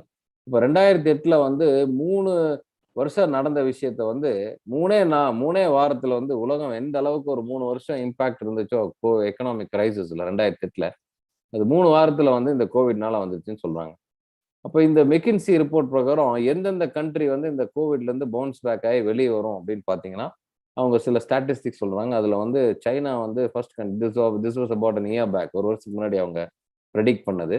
சைனா வந்து 2021 செகண்ட் குவார்டர்ல வரும். யூஎஸ் வந்து 2023 தான் வரும் அப்படிங்கிறாங்க. வேர்ல்டுங்கிறது இன்க்ளூடிங் இந்தியா. ஸோ நம்ம வந்து ஒரு மேஜர் இம்பாக்ட் வந்து கோவிடுக்கு அப்புறம் பழைய மாதிரி பிஸ்னஸ் ஓரளவுக்கு ஸ்ட்ரீம்லைன் ஆகி வர்றதுக்கே வந்து அடுத்த வருஷம் டிசம்பர் டைம்ல ஆயிரும்னு சொல்றாங்க. அடுத்து வந்து யூரோப்பும் அதே மோரலஸ் அது நம்மளோட கொஞ்சம் லேட் ஆகும்னு சொல்றாங்க. இந்த மாதிரி ஒரு சூழ்நிலையில என்னென்ன பிஸ்னஸ் ஹிட் ஆயிருக்கு அப்படிங்கிற ஆங்கிள் பார்த்தீங்கன்னா உங்களுக்கே தெரியும். நிறைய tourism, automobile, fashion and apparels, இந்த மாதிரி high end fashion and apparel, இந்த மாதிரி சில இண்டஸ்ட்ரீஸ் வந்து உண்மையுமே பயங்கரமா பாதிச்சிருச்சு. Oil and gas, air travels, white goods, public entertainment, insurance, இந்த மாதிரி. இப்போ ஜஸ்ட் இன்சூரன்ஸ் செக்டர் இப்போ கொஞ்சம் நல்லா போயிட்டு இருக்கு. என்னென்ன இண்டஸ்ட்ரி வந்து அட்வான்டேஜ்னு பார்த்தீங்கன்னா package food, cloud based services, in home entertainment, NTT, OTT platforms, அதே மாதிரி ஃபார்மசி, ஃபுட் சர்வீசஸ், டிஜிட்டல், இதெல்லாம் வந்து huge impact, huge kind of growth. Agriculture, இதெல்லாம் huge impact in terms of growth இப்போதைக்கு நம்ம பார்க்குறோம். ஸோ இந்த காலகட்டத்தில் ஆஸ் அ பிஸ்னஸ் ஓனர் நம்ம என்ன பண்ண முடியும் அப்படிங்கிறத நம்ம பார்க்குறோம். Finally I'm gonna leave you with 3 strategies. What are 3 things that we need to do அப்படிங்கிறதையும் நம்ம பார்க்கலாம். ஃபர்ஸ்ட் அண்ட் ஃபார்மோஸ்ட் வந்து நம்ம மைண்ட் செட் எப்படி இருக்கணும்னா, play to win, play not to லூஸ்ம்பாங்க. இப்போ எனக்கு வந்து கிரிக்கெட் ரொம்ப பிடிக்கும். நீங்கள் பார்த்தீங்கன்னா இந்த test match, India England test match வந்து ரொம்ப சீரியஸாக, ரொம்ப இன்ட்ரெஸ்டிங்காக போயிட்டு இருக்குது. எஸ்பெஷலி இந்த கரண்ட் டெஸ்ட் மேட்ச்ல வந்து 2வது டெஸ்ட் மேட்ச் ஜெயிச்சாங்க, 3வது டெஸ்ட் மேட்ச் பயங்கரமா அடி வாங்கினாங்க. 4வது டெஸ்ட் மேட்ச் பார்த்தீங்கன்னா ரொம்ப இன்ட்ரெஸ்டிங்கான ஒரு சூழ்நிலையில போயிட்டு இருந்தது. பயங்கர நெகட்டிவா ரொம்ப டவுன்ல ஆரம்பிச்சு திருப்பி ஒரு ஹியூஜ் இம்பாக்ட் பண்ணி ஒரு, அதாவது என்ன சொல்றது, ஒரு அப்ஸ் அண்ட் டவுனாவே இருந்தது. அதில் பார்த்தீங்கன்னா இந்த 4th டே ஈவினிங்கே வந்து ஒரு ஒரு ஆல்மோஸ்ட் இது ட்ரா அப்படிங்கிற சுச்சுவேஷன்ல இருந்த மேட்ச் அடுத்த நாள் காலையில் பார்த்தீங்கன்னா அப்படியே ஒரு ஃபர்ஸ்ட் ஒரு 40 மினிட்ஸ்க்கு அப்புறம் பயங்கரமா டேர்ன் ஓவர் ஆனது. காரணம் என்னன்னா, ஜென்ரலா வந்து நம்ம மைண்ட் செட் எப்படி இருக்குன்னா, we should always win to lose, I mean play to win. அதாவது ஜெயிக்கிறதுக்காக விளையாடணுமே தவிர தோக்கக்கூடாதுன்னு நினைச்சு விளையாடும் போது நமக்கு ஆட்டோமேட்டிக்கா பயம் வந்துடும். அதே தான் பிசினஸ்லயும் அப்ளிகபிள் ஆகும். So what we need to do, we should always look at our business to take to really extremely different லெவலில் கொண்டு போறதுக்கு என்ன பண்ணுங்கிறாங்களோ தான் நம்ம யோசிக்கணுமே தவிர ஒரு நெகட்டிவ் மைண்ட் செட்ல வரக்கூடாது. ஸோ இப்போ எல்லாருமே இம்யூனிட்டி பத்தி பேசுறோம். அப்போ இந்த காலகட்டத்தில் நம்ம பண்ண வேண்டிய ஒரு ஸ்டெப் என்னன்னு கேட்டீங்கன்னா, ஹவு கேன் வி இம்யூனைஸ் அப்படின்னு பார்க்கும்போது, இம்யூனைஸ் பீப்புள். இவர் வந்து மார்டின் செலிக்மன் அப்படிங்கிறவர் ஒரு பாசிட்டிவ் சைக்காலஜியோட ஒரு பயங்கர எக்ஸ்பர்ட். நாங்கள் கோச்சிங்ல அடிக்கடி இவரோட பிரின்சிபல்ஸ் எல்லாம் யூஸ் பண்ணுவோம். ஸோ இம்யூனைஸ் பீப்புள்ங்கிறது வந்து என்னன்னா, அகேன்ஸ்ட் லேர்ன்ட் ஹெல்ப்லெஸ்னஸ். அப்படின்னா, ஐயோ நம்மளால இந்த சுச்சுவேஷன்ல ஹெல்ப் பண்ண முடியலையே, எல்லாரும் ஃபேஸ் பண்றாங்களே, நாமளும் ஃபேஸ் பண்றோமே அப்படிங்கிற ஒரு சுச்சுவேஷன்ல இருந்து வெளியே வரணும். டிப்ரெஷன் அண்ட் ஆங்ஸைட்டி, அதாவது நம்மளால ஒன்றும் பண்ண முடியலங்கிறது ரொம்ப டவுன் ஆகி உட்காரக்கூடாது. 3வது வந்து ஃபெயிலியர்ல இருந்து இம்யூன் ஆகி வெளியே வரணும்னு சொல்றாங்க. ஸோ இந்த ஒரு வேக்சின் போடுறோமோ இல்லையோ, இந்த இம்யூனிட்டி வந்து நம்ம கண்டிப்பா டெவலப் ஆயிக்கணுங்கிறது தான் ஒரு ஒரு தாட் ப்ராசஸா வைக்கிறேன். பிஸ்னஸை வந்து இப்போ நம்ம பிஸ்னஸ் என்ன ஸ்டேஜ்ல இருக்கோம்னு ஃபர்ஸ்ட் பார்க்கணும். நம்ம பிஸ்னஸ் என்ன ஸ்டேஜ்ல இருக்கு, கோவிட்ல பயங்கரம் பாதிச்சிருக்கா, ஒரு சில இண்டஸ்ட்ரியெல்லாம் பயங்கரமா பாதிச்சிருக்கு. எங்களோட ஒரு sectors of business like events, exhibitions, இதெல்லாம் வந்து ஹியூஜ் இம்பாக்ட் பண்ணியிருக்கு. நாங்களே எங்கள் ஆஃபீஸோட சைஸஸ் எல்லாம் ரொம்ப கம்மி பண்ணிட்டோம். ஸோ அந்த மாதிரி ஒரு சூழ்நிலையில வந்து நம்ம என்ன பிஸ்னஸ்ல இருக்கோம், என்ன மாதிரி ஸ்டேஜில் இருக்கோம், நம்ம பிஸ்னஸை வந்து ஸ்டெபிலிட்டியாக கொண்டு வரணுமா, பிஸ்னஸை க்ரோ பண்ணணுமா, அதுக்கு என்ன ஸ்டெப் பண்ணணுங்கிற ஆங்கிளில் நம்ம பார்ப்போம். இதில் வந்து ஒரு ஒரு ஃப்ரேம் ஒர்க், ஒரு சவுத் ஆஃப்ரிக்காவில் இருக்கக்கூடிய ஒரு மேனேஜ்மெண்ட் ப்ரொஃபஸர் வந்து ஒரு சூப்பரான ஒரு ஃப்ரேம் ஒர்க் கொடுத்துருக்காரு. ரொம்ப இன்ட்ரெஸ்டிங்கான ஒரு ஃப்ரேம் ஒர்க் இருந்துச்சு. So I thought I will share this with you.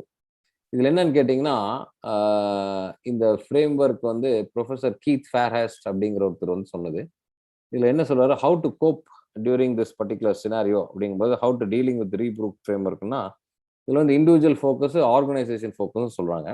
First வந்து இன்னைக்கு இண்டிவிஜுவல் ஃபோக்கஸில் வந்து ஃபர்ஸ்ட் இன்னைக்கு நம்ம என்ன பண்ணணும், நம்ம பர்சனலாக இம்யூன் ஆகி பவுன்ஸ் பேக் ஆகி வெளியில் வரணும். That is a coping mechanism. Organisation point of வியூல என்ன, இன்னைக்கு இருக்கிற பிஸ்னஸ்ல வந்து சர்வைவல் பிளான் என்ன. நம்ம ஃப்ளைட்லாம் பார்த்தீங்கன்னா, the bigger the runway you can have a bigger flights to take of.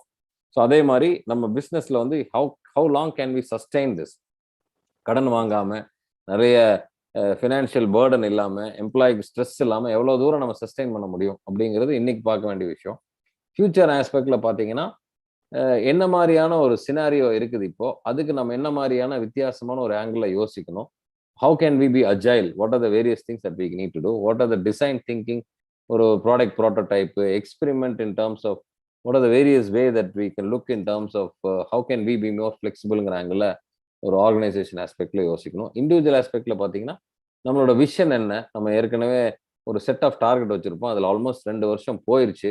அந்த மாதிரி சூழ்நிலையில நம்ம விஷனுக்கு மேட்ச் பண்ற மாதிரி நம்ம கஸ்டமர் என்ன மாதிரி கஸ்டமர் என்கேஜ் பண்ணணும், என்ன மாதிரியான ஒரு ஃபாஸ்ட் ட்ராக்ல போறதுக்கு என்ன வழி, ஏன்னா already we are losing time, இதுக்கு நம்ம என்ன பண்ணணுங்கிற ஆங்கிள் நம்ம யோசிக்கணும் அப்படிங்கிற ஒரு ஃப்ரேம் இருக்கு. finally I said that there are 3 strategies that I want to leave you with. So first and foremost, the reboot பண்றதுக்கு ஃபர்ஸ்ட் ஸ்ட்ராட்டஜி நான் சொல்றது என்னன்னா ரீஅலைன்.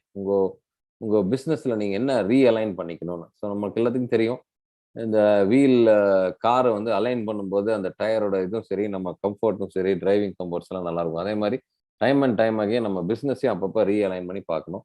இந்த ரீஅலைன் பண்றதுல ஃபர்ஸ்ட் ஸ்டெப் நான் என்ன சொல்ல வரேன்னா ஃபினான்ஷியல்ஸ். உங்க கம்பெனியினுடைய ஃபினான்ஸ் டிபார்ட்மெண்ட் எப்படி இருக்குது, என்ன மாதிரியான சுச்சுவேஷன்ஸ் இருக்கும், பிஸ்னஸ் வந்து நம்ம எக்ஸ்போஷர் இருக்கா, பேங்கிங் எக்ஸ்போஷர் இருக்கா, நம்ம இன்ட்ரெஸ்ட் ஜாஸ்தி பே பண்ணுறோமா, என்ன ஃபினான்ஷியல் சுச்சுவேஷன்ஸ் எப்படி இருக்குது, எவ்வளோ நாள் இது தாக்கு பிடிக்கும், எப்படி நம்ம ரெவன்யூவே இல்லாட்டி நம்ம எவ்வளோ நாள் சஸ்டெயின் பண்ண முடியும் அப்படிங்கிற ஆங்கிளில் நம்ம ஒன்று ஒர்க் பண்ணணும்.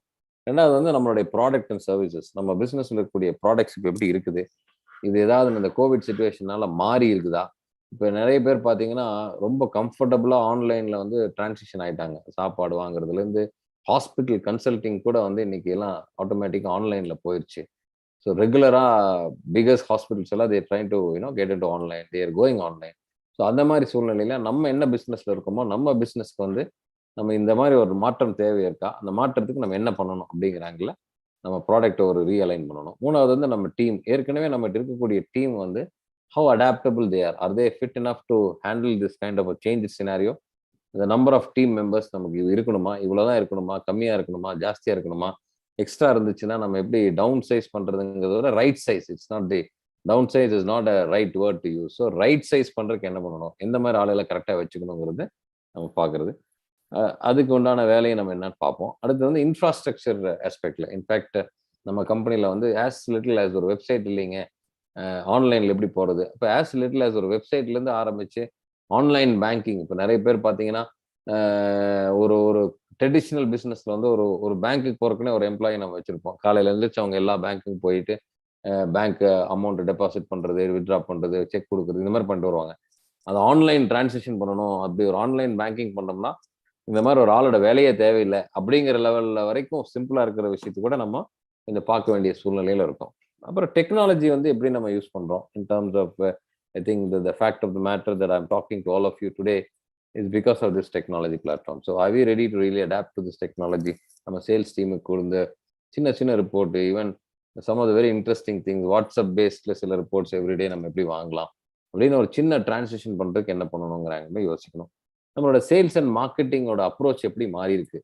ஒரு டைரக்ட் மார்க்கெட்டிங், கஸ்டமர் போய் நேரில் வீடா போய் கேட்கறதோ, கடைக்கடையா ஏறி இறங்குறதோ, அந்த அப்ரோச் இன்னைக்கு வந்து கம்ஃபர்டபுளா இல்லை. கஸ்டமர் அப்படி போய் பார்த்தாலும் நம்ம கஸ்டமரை வந்து பொட்டன்ஷியல் கஸ்டமர் வந்து டைரக்டா என்னை வராதிங்க, நீங்க ஆன்லைன்ல வாங்க, நீங்க ஒரு அப்பாயின்மெண்ட் ஃபிக்ஸ் பண்ணுங்க, வெப்சைட்ல நீங்க ஒரு வெபினார் ஆர்கனைஸ் பண்ணுங்க, நான் வந்து அதை அட்டன் பண்ணி உங்க ப்ராடக்ட் தெரிஞ்சுக்கிறேன்னு சொல்லி ஓவரால் பிசினஸ் டைமென்ஷே மாறிடுச்சு. அதே மாதிரி கஸ்டமரை போய் ரீச் பண்ற விதமும் மாறிடுச்சு in terms of advertisements, all of that. So அதுக்கு நம்ம என்ன மாதிரி ஒரு அப்ரோச் பண்ணணுங்கிறது ஃபர்ஸ்ட் நம்ம பார்க்கணும். So these are some of the things that we need to be looking at in terms of realigning our business. Second aspectல பாத்தீங்கன்னா, second strategy that I'm talking about is a refocus. So refocus அப்படின்னா ஒரு நம்மளுடைய entrepreneur-ஆ as a business owner-ஆ எந்த ஏரியால வந்து நம்ம focus பண்ணணும், நம்ம கிட்ட இருக்கிற time is very important resources. அந்த ரிசோர்சஸ்ல going forward which are the areas that we need to focus on. I know there are a lot of things to do, especially இந்த entrepreneur-ஓட மிகப்பெரிய சேலஞ்ச் என்னன்னா, நமக்கு முன்னாடி ஒரு 10 விஷயம் இருக்கும். இந்த 10 விஷயத்துல எதடா பண்றது, ஃபர்ஸ்ட் எங்க ஆரம்பிக்கிறது அப்படின்னு ஒரு பெரிய கன்ஃபியூஷன் இருக்கும். அப்படி யோசிக்கும் போது as a CEO, as an owner of a company, what is my key performance indicator? நான் என்ன ரிசல்ட் கொடுக்கணும், என்கிட்ட இந்த கம்பெனி என்ன எதிர்பார்க்குது அப்படிங்கிற ஒரு கேள்வி அடிக்கடி வரும். அப்போ டே டு டே நமக்கு என்ன வேலை இருக்குன்னு பார்க்கணும். So already we have lost almost 2 years, so we are slightly behind our schedule in terms of where we wanted to go, what kind of vision that we need to have. அப்போ நம்மளோட time எப்படி focus பண்றதுங்கிறாங்களே யோசிக்கணும். அப்படி அதை யோசிக்கும் போது பார்த்தீங்கன்னா, ஜென்ரலாக இந்த சிஇஓஸ் வந்து அவங்க டைம் எப்படி பண்றாங்க, டைம் அண்ட் எனர்ஜி. ஸோ நம்ம வந்து எவ்வளவு தூரம் நம்ம ஃபோக்கஸ்டாக வேலை செய்கிறோம், எவ்வளவு தூரம் நம்ம எனர்ஜி பாசிட்டிவா இருக்கு, இது ரெண்டும் சேரும்போது நமக்கு ரிசல்ட் கரெக்டாக வரும். ஸோ அதில் வந்து பழைய ஐஎஸ்பியோட டீன் ஒருத்தர் வந்து சுப்ரோட்டோ, அவரும் இன்னொருத்தர் சேர்ந்து வந்து ஒரு இன்ட்ரெஸ்டிங்கான ஒரு book, the biased for action சொல்லி ஒரு புக்கு. அந்த புக்ல ஒரு இன்ட்ரெஸ்டிங் கான்செப்ட் என்னன்னா, பொதுவாக நம்ம பண்ணக்கூடிய ஆக்டிவிட்டி வந்து 2 டைமென்ஷனாக இருக்கும். அதாவது எனர்ஜி லோவாக இருக்கும், ஃபோக்கஸும் கம்மியாக இருக்கும். அந்த மாதிரி ஆளுகளோட கேட்டகரி என்ன, ப்ரோகாஸ்டினேட்டர்ஸ்ன்னு சொல்கிறாங்க. எனர்ஜி வந்து ரொம்ப லோவாக இருக்கும், ஃபோக்கஸ் வந்து ரொம்ப ஹையாக இருக்கும். அவங்கள வந்து டிட்டாச்னு சொல்றாங்க. எனர்ஜியும் ஹை, ஃபோக்கஸ் ஹை அப்படிங்கிறவங்க வந்து பர்பஸ்ஃபுல்லா இருப்பாங்கன்றாங்க. அப்புறம் எனர்ஜி வந்து ரொம்ப ரொம்ப ஹை, ஆனா ஃபோக்கஸே இல்லை அப்படிங்கிறவங்க ஃப்ரெண்ட்ஸின்னு சொல்றாங்க. ஸோ இந்த 4 என்ன அப்படின்னு பார்த்தீங்கன்னா, இந்த 4 கேட்டகரியில பொதுவா கம்பெனிஸ்ல எந்தெந்த ஏரியால எவ்வளவு பெர்சன்டேஜ் ஆளுங்க இருக்காங்க. ஜெனரலா பார்த்தீங்கன்னா 40% இந்த ஃப்ரெண்ட்ஸிங்கிறது ரொம்ப டெஸ்பரேட்டா, ஏதாவது எதுவுமே எல்லாமே ஹரிபரியிலே பண்ற மாதிரியே பண்ணுவாங்க. அது வந்து 40% ஆளுங்க. லோ எனர்ஜி, லோ ஃபோக்கஸ் அப்படின்னா இன்செக்யூர், ஃபியர் ஆஃப் ஃபெயிலியர், இந்த மாதிரி ஒரு டீம் இருப்பாங்க. அவங்க வந்து 30% சொல்றாங்க. இந்த டிட்டாச்ட் அப்படின்றது வந்து எனர்ஜி வந்து ரொம்ப லோவா இருக்கும், ஆனா ஃபோக்கஸ் ரொம்ப ஹையா இருக்கும். அவங்க வந்து ஒரு பர்டிகுலர் டென்ஸ்டாவே இருப்பாங்க. எப்பவுமே காமா, ரிஃப்ளெக்டிவா, கூலா, எந்த ஒரு ப்ரெஷர் வந்தாலும் நீட்டா ஹேண்டில் பண்ற ஆளுங்க பார்த்தீங்கன்னா, இந்த பர்பஸ்ஃபுல் அப்படிங்கிற ஆளுங்க. அவங்க வந்து 10% ஆளுங்க தான் இருக்காங்க அப்படின்ற மாதிரி சொல்றாங்க. So where you wanted to be, எந்த கிரிட்ல எந்த டைம் நம்ம எப்படி கோயிங் ஃபார்வர்ட் எப்படி ஸ்பெண்ட் பண்ணுங்கிறத நம்ம தெளிவா பார்க்கணும்னு சொல்றோம். ஸோ ரைட் நவ் என்னென்ன மாதிரி நம்மளோட ப்ரையாரிட்டிஸ் இருக்கணும், டாப் மோஸ்ட் ப்ரையாரிட்டிஸ் இருக்கு, எதுல நம்ம ஃபோக்கஸ் பண்ணுங்கிறது பார்க்கணும். கஸ்டமர்ஸ் வந்து டோட்டலா மாறிட்டாங்க. ஸோ எந்த மாதிரி கஸ்டமர்ஸ் நம்ம இப்போ ஃபோக்கஸ் பண்ணணும், ஹை பேயிங் கஸ்டமர்ஸா, ஹை ப்ராஃபிட்டபிள் கஸ்டமரா, சில டேட்டா அனலிட்டிக்ஸ் நம்பர் கிரன்ச் பண்ணி எந்த மாதிரி customers, whose my ideal customer, எந்த மாதிரி கஸ்டமர்ஸ் நான் வந்து டைம் ஜாஸ்தி ஸ்பெண்ட் பண்ணணும் அப்படிங்கிறாங்களா நீங்க யோசிக்கலாம். 3வது ஸ்ட்ராட்டஜி பார்த்தீங்கன்னா restart. So realign, refocus and restart. What are things that you wanted actually start. So it's actually a good time to sit across and start looking at your vision, individual vision இருந்தாலும் சரி, company vision இருந்தாலும் சரி, என்ன மாதிரி vision நம்ம இருக்கு, எந்த இடத்துல நம்ம இருக்கோம், எந்த இடத்துல நம்ம போயிட்டு இருக்கோம், இது வரைக்கும் நம்ம எப்படி டிராவல் பண்ணோம், இந்த கோவிட்னால நம்ம விஷன் எப்படிலாம் டிஸ்டர்ப் ஆயிருக்கு, இதை எப்படி நம்ம ரீஅலைன் பண்ணலாம், இன்னைக்கு இருக்கிற காலகட்டத்தில் can we go back and rework, இந்த மாதிரி விஷனை நம்ம எதாவது மாற்ற வேண்டியது இருக்கா, நம்மளோட ப்ராடக்ட்ஸோட ஃபோக்கஸே மாறிடுச்சு, கம்பெனியோட ஃபோக்கஸே மாறிடுச்சு, மல்டிபிள் பிஸ்னஸ் பண்றோம், ஒரு சில பிசினஸ் நல்லா இருக்கு, இன்னொரு பிசினஸ் கண்டிப்பா டேக் ஆஃப் ஆகிறதுக்கு இன்னும் லேட் ஆகும். அப்போ நம்மளோட விஷன்ல என்ன இம்பாக்ட் வருங்கிறத நம்ம ஃபர்ஸ்ட் அண்ட் ஃபார்மோஸ்ட் பார்க்கணும். அடுத்தது நம்ம பார்க்க வேண்டியது என்னன்னா, நம்ம பிசினஸ் இப்போ என்ன ஸ்டேஜ்ல இருக்குங்கிறது பார்க்கணும். சர்வைவல் ஸ்டேஜ்ல இருக்கா, ஸ்டெபிலிட்டியா இருக்கா, ரொம்ப மாதிரி த்ரைவ் அண்ட் க்ரோத் ஸ்டேஜ்ல இருக்கா, இல்லை ஆல்ரெடி ரீச் ஆகி ஒரு ஹை எண்ட்ல இருக்கான்னு பார்க்கணும். இப்போ நம்ம வந்து ஒன் ஸ்டெப் அட் டைம் எடுக்கணும். இப்போ நம்ம சர்வைவலே கொஞ்சம் சேலஞ்சிங்கா இருக்கும்போது ஃபர்ஸ்ட் சர்வைவலுக்கு என்ன பண்ணணும்னு யோசிக்கணும். சர்வைவல்ல நம்ம நல்லா போயிட்டு இருக்குங்க, அடுத்த லெவல் ஸ்டெபிலிட்டிக்கு என்ன பண்ணணும்னு பார்க்கணும். ஸ்டெபிலிட்டிலேருந்து அடுத்து த்ரைவ்லேருந்து அடுத்து அபெண்டன்ஸ். ஸோ ஒரு ஸ்டேஜ் இப்போ நம்ம என்ன ஸ்டேஜ்ல இருக்கோம்னு பார்க்கணும். நம்ம சர்வைவல் இருந்துட்டு அபெண்டன்ஸை பார்த்தோம்னா ரொம்ப ஒரு மாதிரி என்ன சொல்றது, ரொம்ப ஒரு மாதிரி நமக்கு டிப்ரெஷன் தான் வரும். ஏன்னா நம்ம we have to run so fast, but right no we are actually not even started. அப்படிங்கும்போது நம்ம கம்பேர் பண்ணி பார்க்கும்போது நமக்கு நிறைய சேலஞ்சஸ் வரும், நிறைய ப்ரெஷர் வரும். அந்த மாதிரி இல்லாமல் ஒரு ஸ்டேஜில் நம்ம என்ன பண்ணணும் அப்படிங்கிற ஆங்கிள் பார்க்கணும். ஸோ சர்வைவல் அப்படின்னு நான் என்ன சொல்ல வரேன்னா, இப்போ நீங்க ஆல்ரெடி நிறைய பேங்க் எக்ஸ்போஷர் இருக்கு, நிறைய இன்ட்ரெஸ்ட் பே பண்றீங்க, அப்படிங்கும்போது அதை எப்படி நம்ம கம்மி பண்ணலாம், ஏதாவது பேங்க்ல போய் ரீஸ்ட்ரக்சரிங் பண்ணணுமா, இல்லை நம்மகிட்ட ஏதாவது ப்ராப்பர்ட்டி இருக்கு, அந்த ப்ராப்பர்ட்டி எல்லாம் கொடுத்துட்டு அந்த கடனை கம்மி பண்ணணுமா அப்படிங்கிற ஆங்கிள் இருந்து யோசிக்கிறதுல இருந்து, ப்ராடக்ட் ரீஃபோக்கஸ்ல இருந்து, டீமுடைய ப்ரொடக்டிவிட்டியில இருந்து எல்லாமே நம்ம பார்க்க வேண்டிய விஷயம் வந்து ஃபர்ஸ்ட் ஸ்டேஜ்ல ஆரம்பிக்கும். So it depends on where you want to do. It's a very interesting exercise, a lot of common sense based exercise. அதை நீங்க பாத்தீங்கன்னாலே உங்களுக்கு ஒரு உண்மையான ஐடியா கிடைக்கும். அடுத்தது நம்ம பண்ண வேண்டியது என்னன்னா, இந்த நம்ம சர்வைவல்னு சொல்றோம், இல்லை ஸ்டெபிலிட்டின்னு சொல்றோம், அதுக்கு ஒரு 6 months 1 year ஒரு ஃப்ரேம் கிரியேட் பண்ணி ஒரு மெட்ரிக்ஸ் டிஃபைன் பண்றது. ஸோ நெக்ஸ்ட் 6 monthsல நான் இந்த ஏரியாலாம் பண்ணணும், இம்ப்ரூவ் பண்ணணும்னு நினைக்கிறேன். ஃபர்ஸ்ட் என்னோட ஃபினான்ஸை ஸ்ட்ரீம்லைன் பண்ணணும், 2வது என்னோட ப்ராடக்ட்டை ஸ்ட்ரீம்லைன் பண்ணணும், 3வது என்னோட டீமை ஸ்ட்ரீம்லைன் பண்ணணும். அதை வந்து ஒரு பிரேக் அவுட்டோ ஒரு 60 daysல என்ன பண்ணணும், 30 daysல என்ன பண்ணணும், எவ்ரி 2 weeks நம்ம எப்படி ட்ராக் பண்ணணும் அப்படின்னு சில மெட்ரிக்ஸை மெஷர் பண்ணி, அதுலேருந்து நீங்களாம் பிஎன்எல் இருக்கிறதுனால உங்களுக்கு தெரியும் இந்த டிராஃபிக் லைட்ஸ். ஸோ அந்த மாதிரி ஏதாவது ஒரு மெட்ரிக்ஸ் வந்து நம்ம கம்பெனிக்கு போட முடியுமா அப்படிங்கிறாங்களா யோசிக்கலாம். அப்புறம் உங்க பிசினஸ்ல கிரிட்டிக்கல் சக்சஸ் ஃபேக்டர்ஸ் என்ன, what are the core thing that you need to focus on at this point of time. இந்த ஸ்டேஜ்ல இருந்து இந்த ஸ்டேஜ் வர்றதுக்கு இமீடியட்டா நான் ஃபோக்கஸ் பண்ண வேண்டிய விஷயம் என்ன, ஃபினான்ஸை கண்ட்ரோல் பண்ணணுமா, ப்ராடக்ட் இன்னோவேட் பண்ணணுமா, கஸ்டமரை நிறைய பேர் ரீச் பண்ணணுமா, இல்லை எம்ப்ளாயிஸ் வந்து நம்ம இன்னும் மோட்டிவேட் பண்ணி டியூன் பண்ணணுமா, இன்னும் வேல்யூ ஆடட் சர்வீசஸ் எதாவது கொடுக்கணுமா. So what exactly is important for me at this point of time to become various successful அப்படின்னு சொல்லி அந்த கிரிட்டிக்கல் சக்சஸ் ஃபேக்டர்ஸ்ல வந்து ஒரு 4-5 பாயிண்ட்ஸ் எழுதி வச்சு அதுலேருந்து நம்ம ஸ்டார்ட் பண்ணலாம். அப்புறம் வந்து நிறைய கேஷ் ரிசர்வ்ஸ். இப்போ இந்த மாதிரி சூழ்நிலையில வந்து சில கம்பெனிஸ் வந்து என்னோட கிளைண்ட்ஸ் துபாயில் இருக்காங்க, அவங்க என்ன பண்ணாங்கன்னா நிறைய கேஷ் வச்சிருப்பாங்க எப்பவுமே. அந்த கேஷ் வச்சிருக்கிற பணத்தை வந்து என்ன பண்ணுவாங்கன்னா, when they wanted to have some real good time, ஒரு நல்ல கம்பெனி விலைக்கு கிடைச்சதுன்னா டக்குன்னு இந்த டைம்ல வாங்கிடுவாங்க. ஸோ அந்த மாதிரி if you have enough and more money in your bank, it's a good time to really go out and shop for businesses. உங்க கம்பெனி ஒரு காம்படிட்டர் கம்பெனி நீங்க வாங்கினாலோ, இந்த மாதிரி ஏதாவது ஸ்ட்ரகிளிங் கம்பெனி எடுத்தீங்கன்னா உங்களுடைய இன்ஆர்கானிக் growth வந்து நம்ம கிரியேட் பண்ண முடியும். கடைசியாக வந்து உங்கள் கம்பெனியில் வந்து மொமெண்டம் பில்ட் பண்ணணும். ஸோ ஹவு ஒரு சின்ன ஆக்டிவிட்டி இருந்தாலும் ரொம்ப பாசிட்டிவ் வைப் கிரியேட் பண்ணுறதுக்கு என்ன பண்ணுறது? எவ்ரிடே மீட்டிங் கஸ்டமர்ஸ், எவ்ரிடே ஒரு பில்ட் அ மொமெண்டம் எவ்ரிவேர், இந்த கஸ்டமர் சைட்லையும் சரி எம்ப்ளாயி சைட்லையும் சரி ஒரு பாசிட்டிவான சினாரியோ கிரியேட் பண்ணுறது எப்படிங்கிறது பார்க்கணும். ஸோ 3 விஷயம்: restart, realign, refocus and restart. These 3 things, if you start doing it, your company will definitely go to the next level. இது பெரிய சப்ஜெக்ட், அதில் ஒரு சின்ன ஆஸ்பெக்ட்ல ஒரு தாட் ப்ராசஸ் மட்டும் தான் உங்களுக்கு கொடுத்துருக்கேன். Thank you very much for giving me this wonderful opportunity, and I'm open for questioning in case if there's any.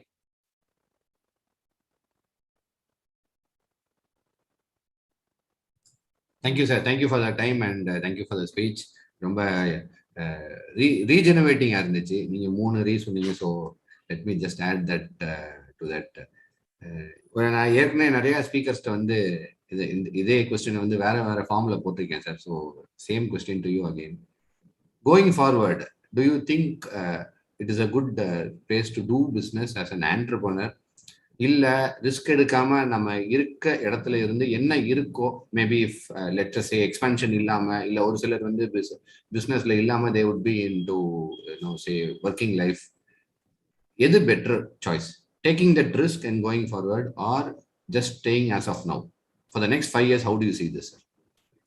பிஸ்னஸ்ல இல்லாதவங்க பிஸ்னஸ்ல வரணும் அப்படின்னா, ஃபர்ஸ்ட் ஆஃப் ஆல் என்ன பிஸ்னஸ்ல வரணும்னு அவங்க டிசைட் பண்ணிட்டாங்களான்னு ஒரு கிளாரிட்டி வேணும். அவங்க அது டிசைட் பண்ணிட்டோம் அப்படின்னா அந்த இண்டஸ்ட்ரி வந்து இப்போ எஸ்பெஷலி இப்போ உலகமே ஒரு ஒரு ஒரு இம்பேலன்ஸாக இருக்கும்போது அதில் வந்து சில business, for example travel business நான் ஆரம்பிக்கிறேன்னு இப்போ யாராவது சொன்னாங்கன்னா நான் வந்து வேண்டான்னு சொல்லுவேன். ஏன்னா it's not a good time to get in to that business at this point of time, unless until அதில் ட்ராவல் ஏதாவது வித்தியாசமாக. இப்போ நீங்கள் ரஷ்யன் கவர்மெண்ட் பண்ணுறாங்க, என்ன சொல்கிறாங்க, வேக்சின் டூரிசம் அப்படிங்கிறான். அவன் விசா கொடுக்குறான், டிக்கெட் கொடுக்குறான், அவனை நேராக அங்கே கூட்டிகிட்டு போகிறான். ஃபர்ஸ்ட் டோஸ் கொடுக்குறான் ஸ்புட்னிக்கு, ஒரு 20 நாள் ரஷ்யா பூரா சுற்றி வச்சுட்டு ரெண்டாவது டோஸ் போட்டு 3வது கொண்டு உங்களை இறக்கி விட்டுறான். So that's different thing. அந்த மாதிரி எக்ஸ்க்ளூசிவாக இருந்ததுன்னா ஓகே. பட் அப்படி இல்லாமல் வந்து run of a mill kind of business பண்ணிட்டு இருக்கும்போது நீங்கள் you can compared with somebody else. Number 1. Number 2, ஏற்கனவே பிஸ்னஸ்ல இருக்காங்க, அவங்களுக்கும் இது நல்ல டைமான்னு கேட்டிங்கன்னா it depends on what level are you in. நீங்கள் சர்வைவல் ஸ்டேஜில் இருக்கீங்களா, ஸ்டெபிலிட்டியில் இருக்கீங்களா, அபண்டன்ஸ்ல இருக்கீங்களா, என்ன ஸ்டேஜில் இருக்கீங்களா, அதுதான் உங்களை டிசைட் பண்ணும். நீங்க இப்போ கரண்ட் ஸ்டேஜ் என்ன இருக்கோ அதை பேஸ் பண்ணி தான் அடுத்த ஸ்டேஜ் பண்ண முடியும். நீங்க ஏற்கனவே உங்க கம்பெனியில் நிறைய கேஷ் சர்ப்ளஸ் இருக்குன்னா it's a wonderful opportunity for you to go buy companies, invest in some of the mutual funds which is actually currently doing good, or stock market. It depends on where exactly you wanted to go. So if you're already into struggling phase, உங்க company வந்து ஏற்கனவே பயங்கர எக்ஸ்போஷர்ல இருக்கு, interest is something that you're paying huge every single day, அந்த டைம்ல இருக்கும்போது you need to take care of that before you actually looking at expansion plan. So this is all, I mean it's all subjective. நீங்க கேக்குற கேள்வி ரொம்ப ஜெனரிக்கா இருக்கு. So it depends on you. ஒரு generic statement நம்ம கொடுக்க முடியாது. ஒரு சில பேருக்கு இது ஆப்பர்ச்சுனிட்டி இருக்குன்னா இருக்கு, ஒரு சில பேருக்கு இது ஆப்பர்ச்சுனிட்டி இல்லைன்னா இல்லை. So it depends on where exactly what kind of business are you in. So if you are very specific about certain things, I would say.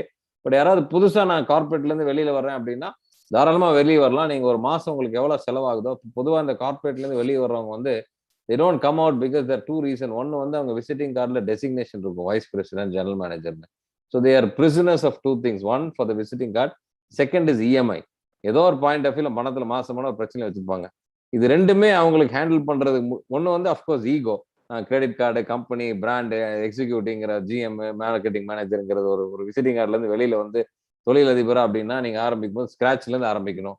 நீங்க கார் கம்பெனி கொடுத்துருப்பாங்க அங்க போனாலும், ஆனா நீங்க வரும்போது நடந்து போக வேண்டியிருக்கும், ஆட்டோ வேலை ஜாஸ்தி இருக்கும். ஸோ இந்த மாதிரி சின்ன சின்ன விஷயங்களை அவன் அட்ஜஸ்ட் பண்ண வேண்டியது இருக்கும். ரெண்டாவது வந்து பாத்தீங்கன்னா அந்த இஎம்ஐ, உங்களோட கமிட்மெண்ட். ஸோ புதுசா நீங்க பிசினஸ் ஆரம்பிக்கணும், கார்பரேட்ல லைஃப்ல இருந்து வெளியில வரணும் அப்படின்னா உங்க ஃபேமிலி, ஏன்னா எமோஷனலா இருக்கிறவங்க தான் ஃபர்ஸ்ட் எனிமியா இருப்பாங்க லைஃப்ல.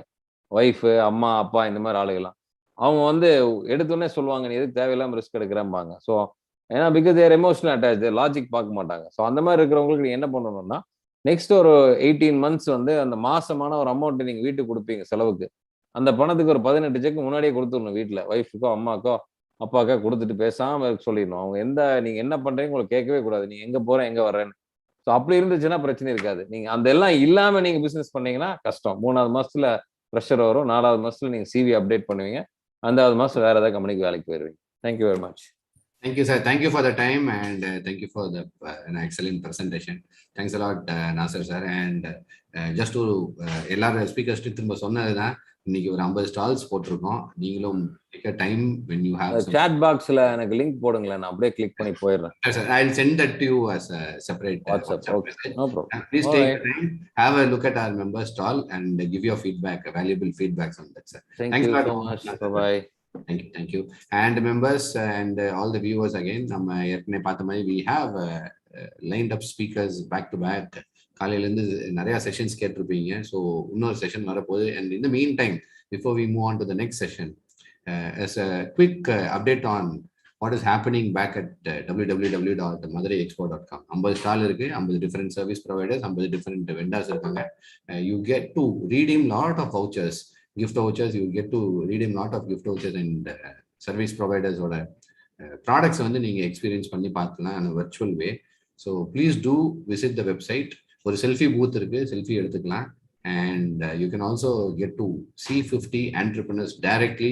அங்கேயே உட்காந்து நீங்க மீட் பண்ணலாம். With that a small bit of information, I invite upon Mr. Balsu for his next session, and Mr. Narayanan will do the guest introduction, please. Yeah, thank you, Mr. Vignesh. Good morning, all.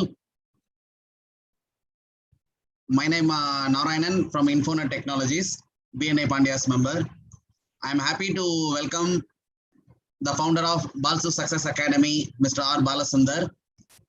Mr. Balasundar is having 25 plus years of experience in this academic training and services field.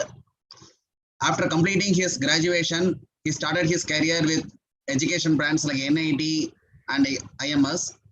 He was awarded as the best faculty from NIT and also ranked as the coolest person to work with, which a survey has been conducted among 1,000 employees. Sir is a multi-talented person and also a multilingual person. He knows 7 languages and still he is learning Japanese languages recently. Sir has founded his own training institute in the name of Balsu Success Academy, which has trained 5,000 plus students and helped them to achieve their dreams. He is not a teacher, he is not an instructor, he is a guru and a mentor.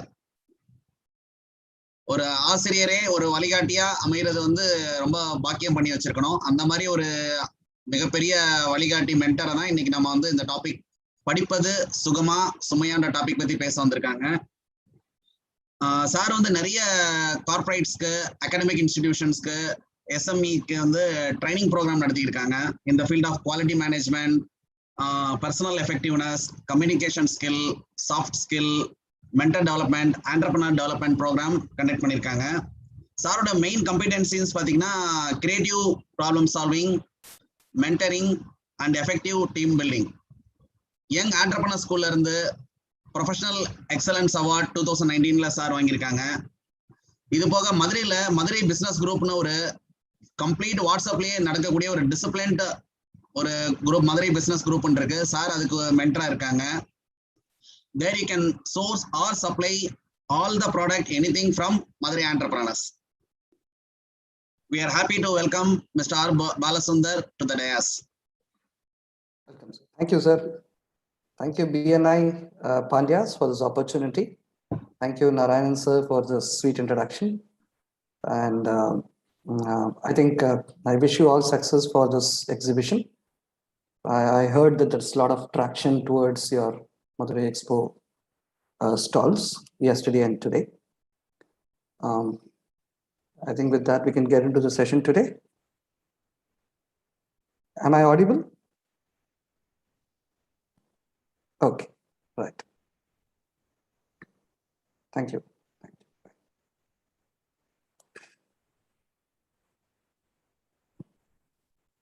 Vignesh, our co-host could access on.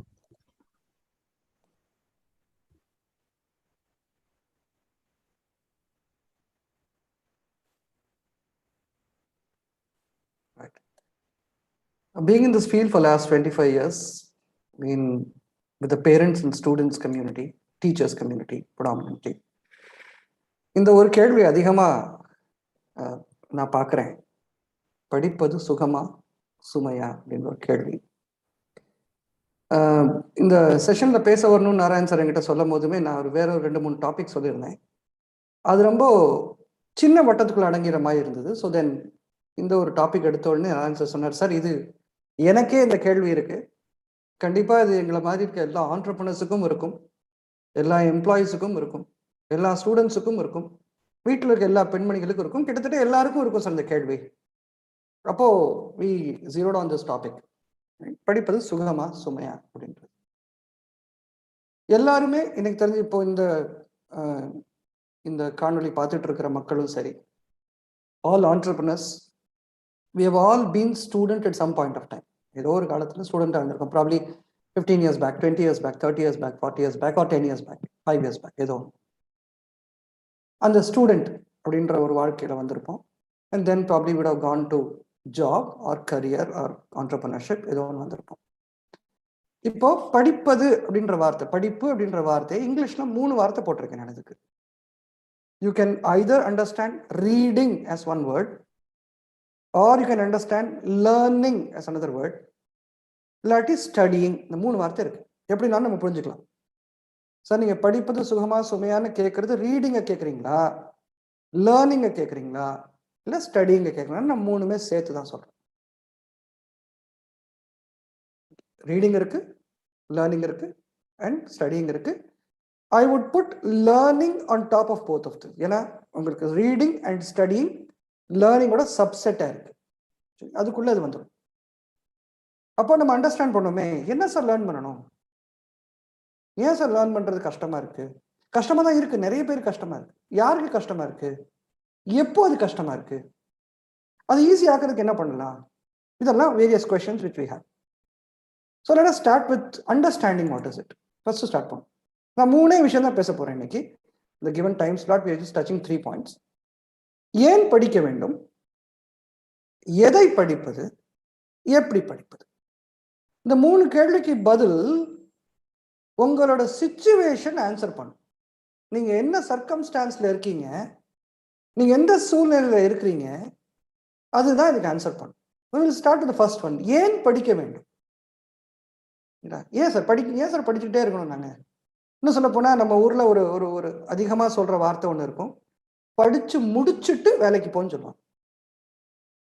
ஆனா வேலைக்கு போறவங்களுக்கு நிறைய பேர் தெரியும், வேலைக்கு போனாலும் படிச்சுக்கிட்டே இருக்கணும், ஆண்டர்பிரினர்னாலும் படிச்சுக்கிட்டே இருக்கணும். ஆனா அதிகமா சொல்றவால வேலை படிச்சு முடிச்சுட்டு வேலைக்கு போ, படிச்சு முடிச்சுறதுன்னு ஏதோ ஒன்று இருக்குன்னு நினைக்கிறோம் நம்ம. The society believes there is something called finishing education and then going for job or going for career. It is not there. அப்படி ஒன்று கிடையவே கிடையாது. அப்போ என்ன படிக்கணும், அது எப்போ முடியும் அப்படின்னு பார்ப்போம். ஸோ ஃபர்ஸ்ட் கொஸ்டின், ஏன் படிக்க வேண்டும்? I have a small video to share. அதை ஷேர் பண்ணிட்டு I'll come to that.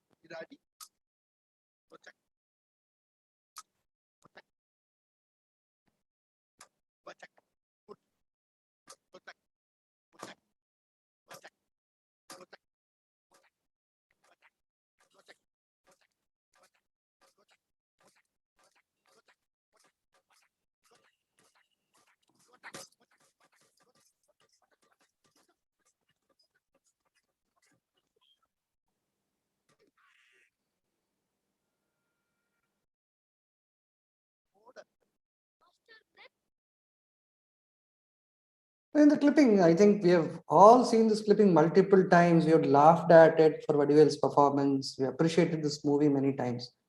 நிறைய இடங்கள்ல இதை ஜோக்காவும் சொல்லி பழகிருக்கோம். பட் ஏன் படிக்க வேண்டும்ன்ற கேள்விக்கு இதுல பதில் இருக்குன்னு பார்த்துருக்கோமான்னு பாரு. நான் பார்த்ததை சொல்றேன், just my way of looking at. என்ன விஷயம் அவர் சொல்றாரு, பிளான் பண்ணாம பண்ணாதீங்கன்றாரு. தட் இஸ் நார்மலி இந்த ஒரு ஒன் லைனர் அப்படின்னா அதுதான் சொல்றோம். இதுல இருந்து எனக்கு தெரிஞ்சு நிறைய பேர் பிளான் பண்றோம்ல, எந்த ஸ்கூல்ல சேர்க்கணும், என்ன கோர்ஸ் எடுக்கணும், என்ன காலேஜ் சேர்க்கணும், என்ன கோர்ஸ் எடுக்கணும், எந்த கம்ப்யூட்டர் கோர்ஸ் படிக்கணும், எந்த புக்கு படிக்கணும், எப்போ படிக்கணும், எவ்வளவு செலவு பண்ணணும். We have many times you have planned, but in spite of that, அத்தனையும் பண்ணினாலுமே என்ன நடக்குது, நம்மளுக்கு ஒரு 3 விஷயம் நம்மளை அடிக்குது. என்னது 3 விஷயம்? லொஜக், பொஜக், மொஜக் நம்மளை அடிக்குது. அது என்னன்னு பார்ப்போமே. என்னது logic? First question self doubt. What do I mean by self doubt? நான் படிச்சது உண்மையாவே தேவையா இருக்கா? நான் படிக்கிறது யூஸ் ஆகுமா? நான் படிக்கிறதா எல்லாரும் படிக்கிறாங்களா? நான் படிக்கிறது எனக்கு புரியுதா? நான் படிக்கிறது எனக்கு பிடிக்குதா? இத்தனை செல்ஃப் டவுட்டோட தான் நம்ம படிக்கிறோம். ப்ராப்ளி ஸ்கூல் ஸ்டூடெண்டா இருக்கட்டும், காலேஜ் ஸ்டூடெண்டா இருக்கட்டும், மாணவர்கள் அப்படின்ற ஒரு சமுதாயத்துல so much of self doubt when they study. அப்போ செல்ஃப் டவுட்டை ஓவர் கம் பண்றதுக்குன்னு ஒரு படிக்க வேண்டியதா இருக்கு. கான்ஃபிடன்ஸ் பில்டிங், மோட்டிவேஷன், கோல் செட்டிங். டெக்னிக்கலா படிக்கிறது செல்ஃப் டவுட்டை கொடுத்தா, செல்ஃப் டவுட்டை ஓவர் கம் பண்றதுக்கு ஒரு விஷயத்த படிக்கணும். ஸோ ஃபர்ஸ்ட் அடி நம்மள செல்ஃப் டவுட் அடிக்குது, அதுக்காக நம்ம படிக்க வேண்டும்.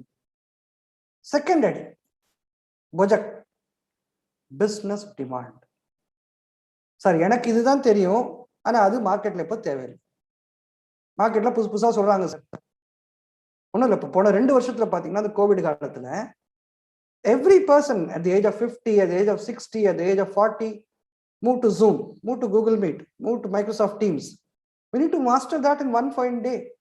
Overnight we have to master that. ஏன்னா மறுநாள் காலையில கஸ்டமர்ஸ் அதுல வர்றாங்க, ஸ்டூடெண்ட்ஸ் அதுல வர்றாங்க, பேரண்ட்ஸ் அதுல வர்றாங்க, கிளையண்ட்ஸ் அதுல வர்றாங்க. I need to be ready for that. இத்தனை நேரம் டிஜிட்டல் மார்க்கெட்டிங் வேண்டாம்னு நினைச்சது, தேவையில்லைன்னு நினைச்சவங்க எல்லாமே டக்கு நம்ம மாறுறோம். பிஸ்னஸ் டிமாண்ட் நம்மளை அடிக்குது. எவ்வளவுதான் பிளான் பண்ணி வந்தாலும் அதுக்காக நான் படிக்கணும். லேர்னிங், அகைன் நான் saying about லேர்னிங், ரீடிங், ஸ்டடிங்கிற 2 விஷயத்தை சப்செட்டா போட்டிருக்கேன். லேர்னிங். 3வது அடி அடிப்பாங்க. யார் அடிக்கிறான்னு பாருங்க. Society expects. Society expects specifically, ஓ உனக்கு இத்தனை வயசு ஆச்சா அப்ப இதை முடிச்சிருக்கணும், 20 வயசு ஆச்சா டிகிரி முடிச்சிருக்கணும், 21 வயசு ஆச்சா இன்ஜினியரிங் முடிச்சிருக்கணும், 23 வயசு ஆச்சுன்னா பிஜி முடிச்சிருக்கணும், இல்லாட்டி வேலைக்கு போயிருக்கணும். நீ இன்ஜினியரிங் முடிச்சிருந்தா இதெல்லாம் தெரிஞ்சிருக்கணும், 12th முடிச்சா இதெல்லாம் தெரிஞ்சிருக்கணும். Society expects you to know something because of your existence as a parameter. அப்போ அதுக்காக படிக்கணும். என்ன சொல்றமா இல்லையா? என்ன சார் நீங்க பிகாம் படிச்சேன்னு சொல்றீங்க, இது தெரியாதா உங்களுக்கு? பிகாம் படிச்சா அதெல்லாம் தெரிஞ்சிருக்கணுமா? ப்ராபப்ளி நாட், ப்ராபப்ளி எஸ், மறந்துருக்கலாம். அண்ட் நார்மலி எஜுகேஷன் எப்படி இருக்குன்னு பாருங்களேன், செமஸ்டர் சிஸ்டம்னு சொல்றோம். ரைட்? அப்போ ஃபைனல் செமஸ்டர்ல few questions I answer and become a graduate, and then the society expects you to know everything. You are expected to talk about all the 3 years or 4 years of courses, but I know only the last chapter or last few chapters of last semester chapters. Cumulative education இல்லாம போயிடுது. அப்போ society expect பண்ணுது. ஒன்றும் இல்லை, simple, very clearly we say திஸ்ல. Engineering முடிச்சிருக்கானா அவனுக்கு இது தெரிஞ்சிருக்கும், அது தெரிஞ்சிருக்கும். Probably not. பிகாம் முடிச்சா தெரிஞ்சிருக்கும் இல்ல. அப்போ சொசைட்டி எக்ஸ்பெக்ட் பண்றதுனால நான் படிச்சாகணும், புரிஞ்சுக்கணும், தெரிஞ்சுக்கணும். ஸோ இந்த வீடியோல இருந்து நான் பார்த்துக்கிட்ட 3 விஷயம். ஒன்னு, செல்ஃப் டவுட் ஓவர் கம் பண்றதுக்கு படிக்கணும். பிசினஸ் டிமாண்ட்ஸ் புதுசா வந்துட்டே இருக்கு, உலகம் மாறிக்கிட்டே இருக்கு.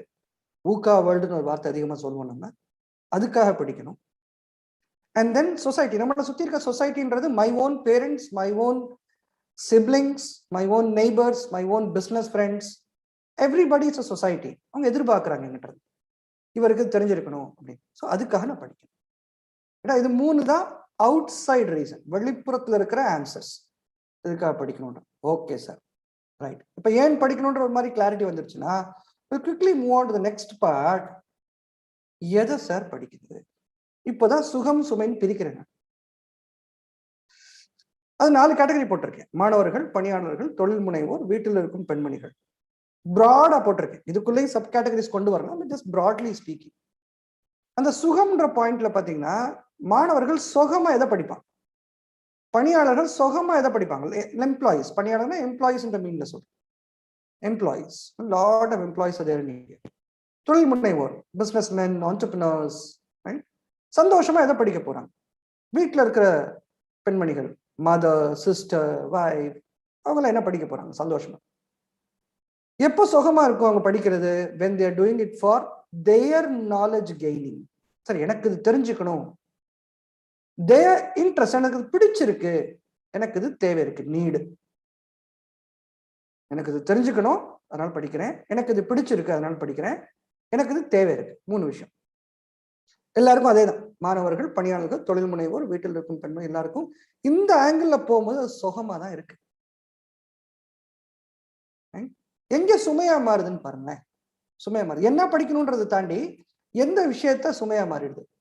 As soon as மாணவர்கள் get towards an exam or a marks oriented study, அது வேலைக்காகும்.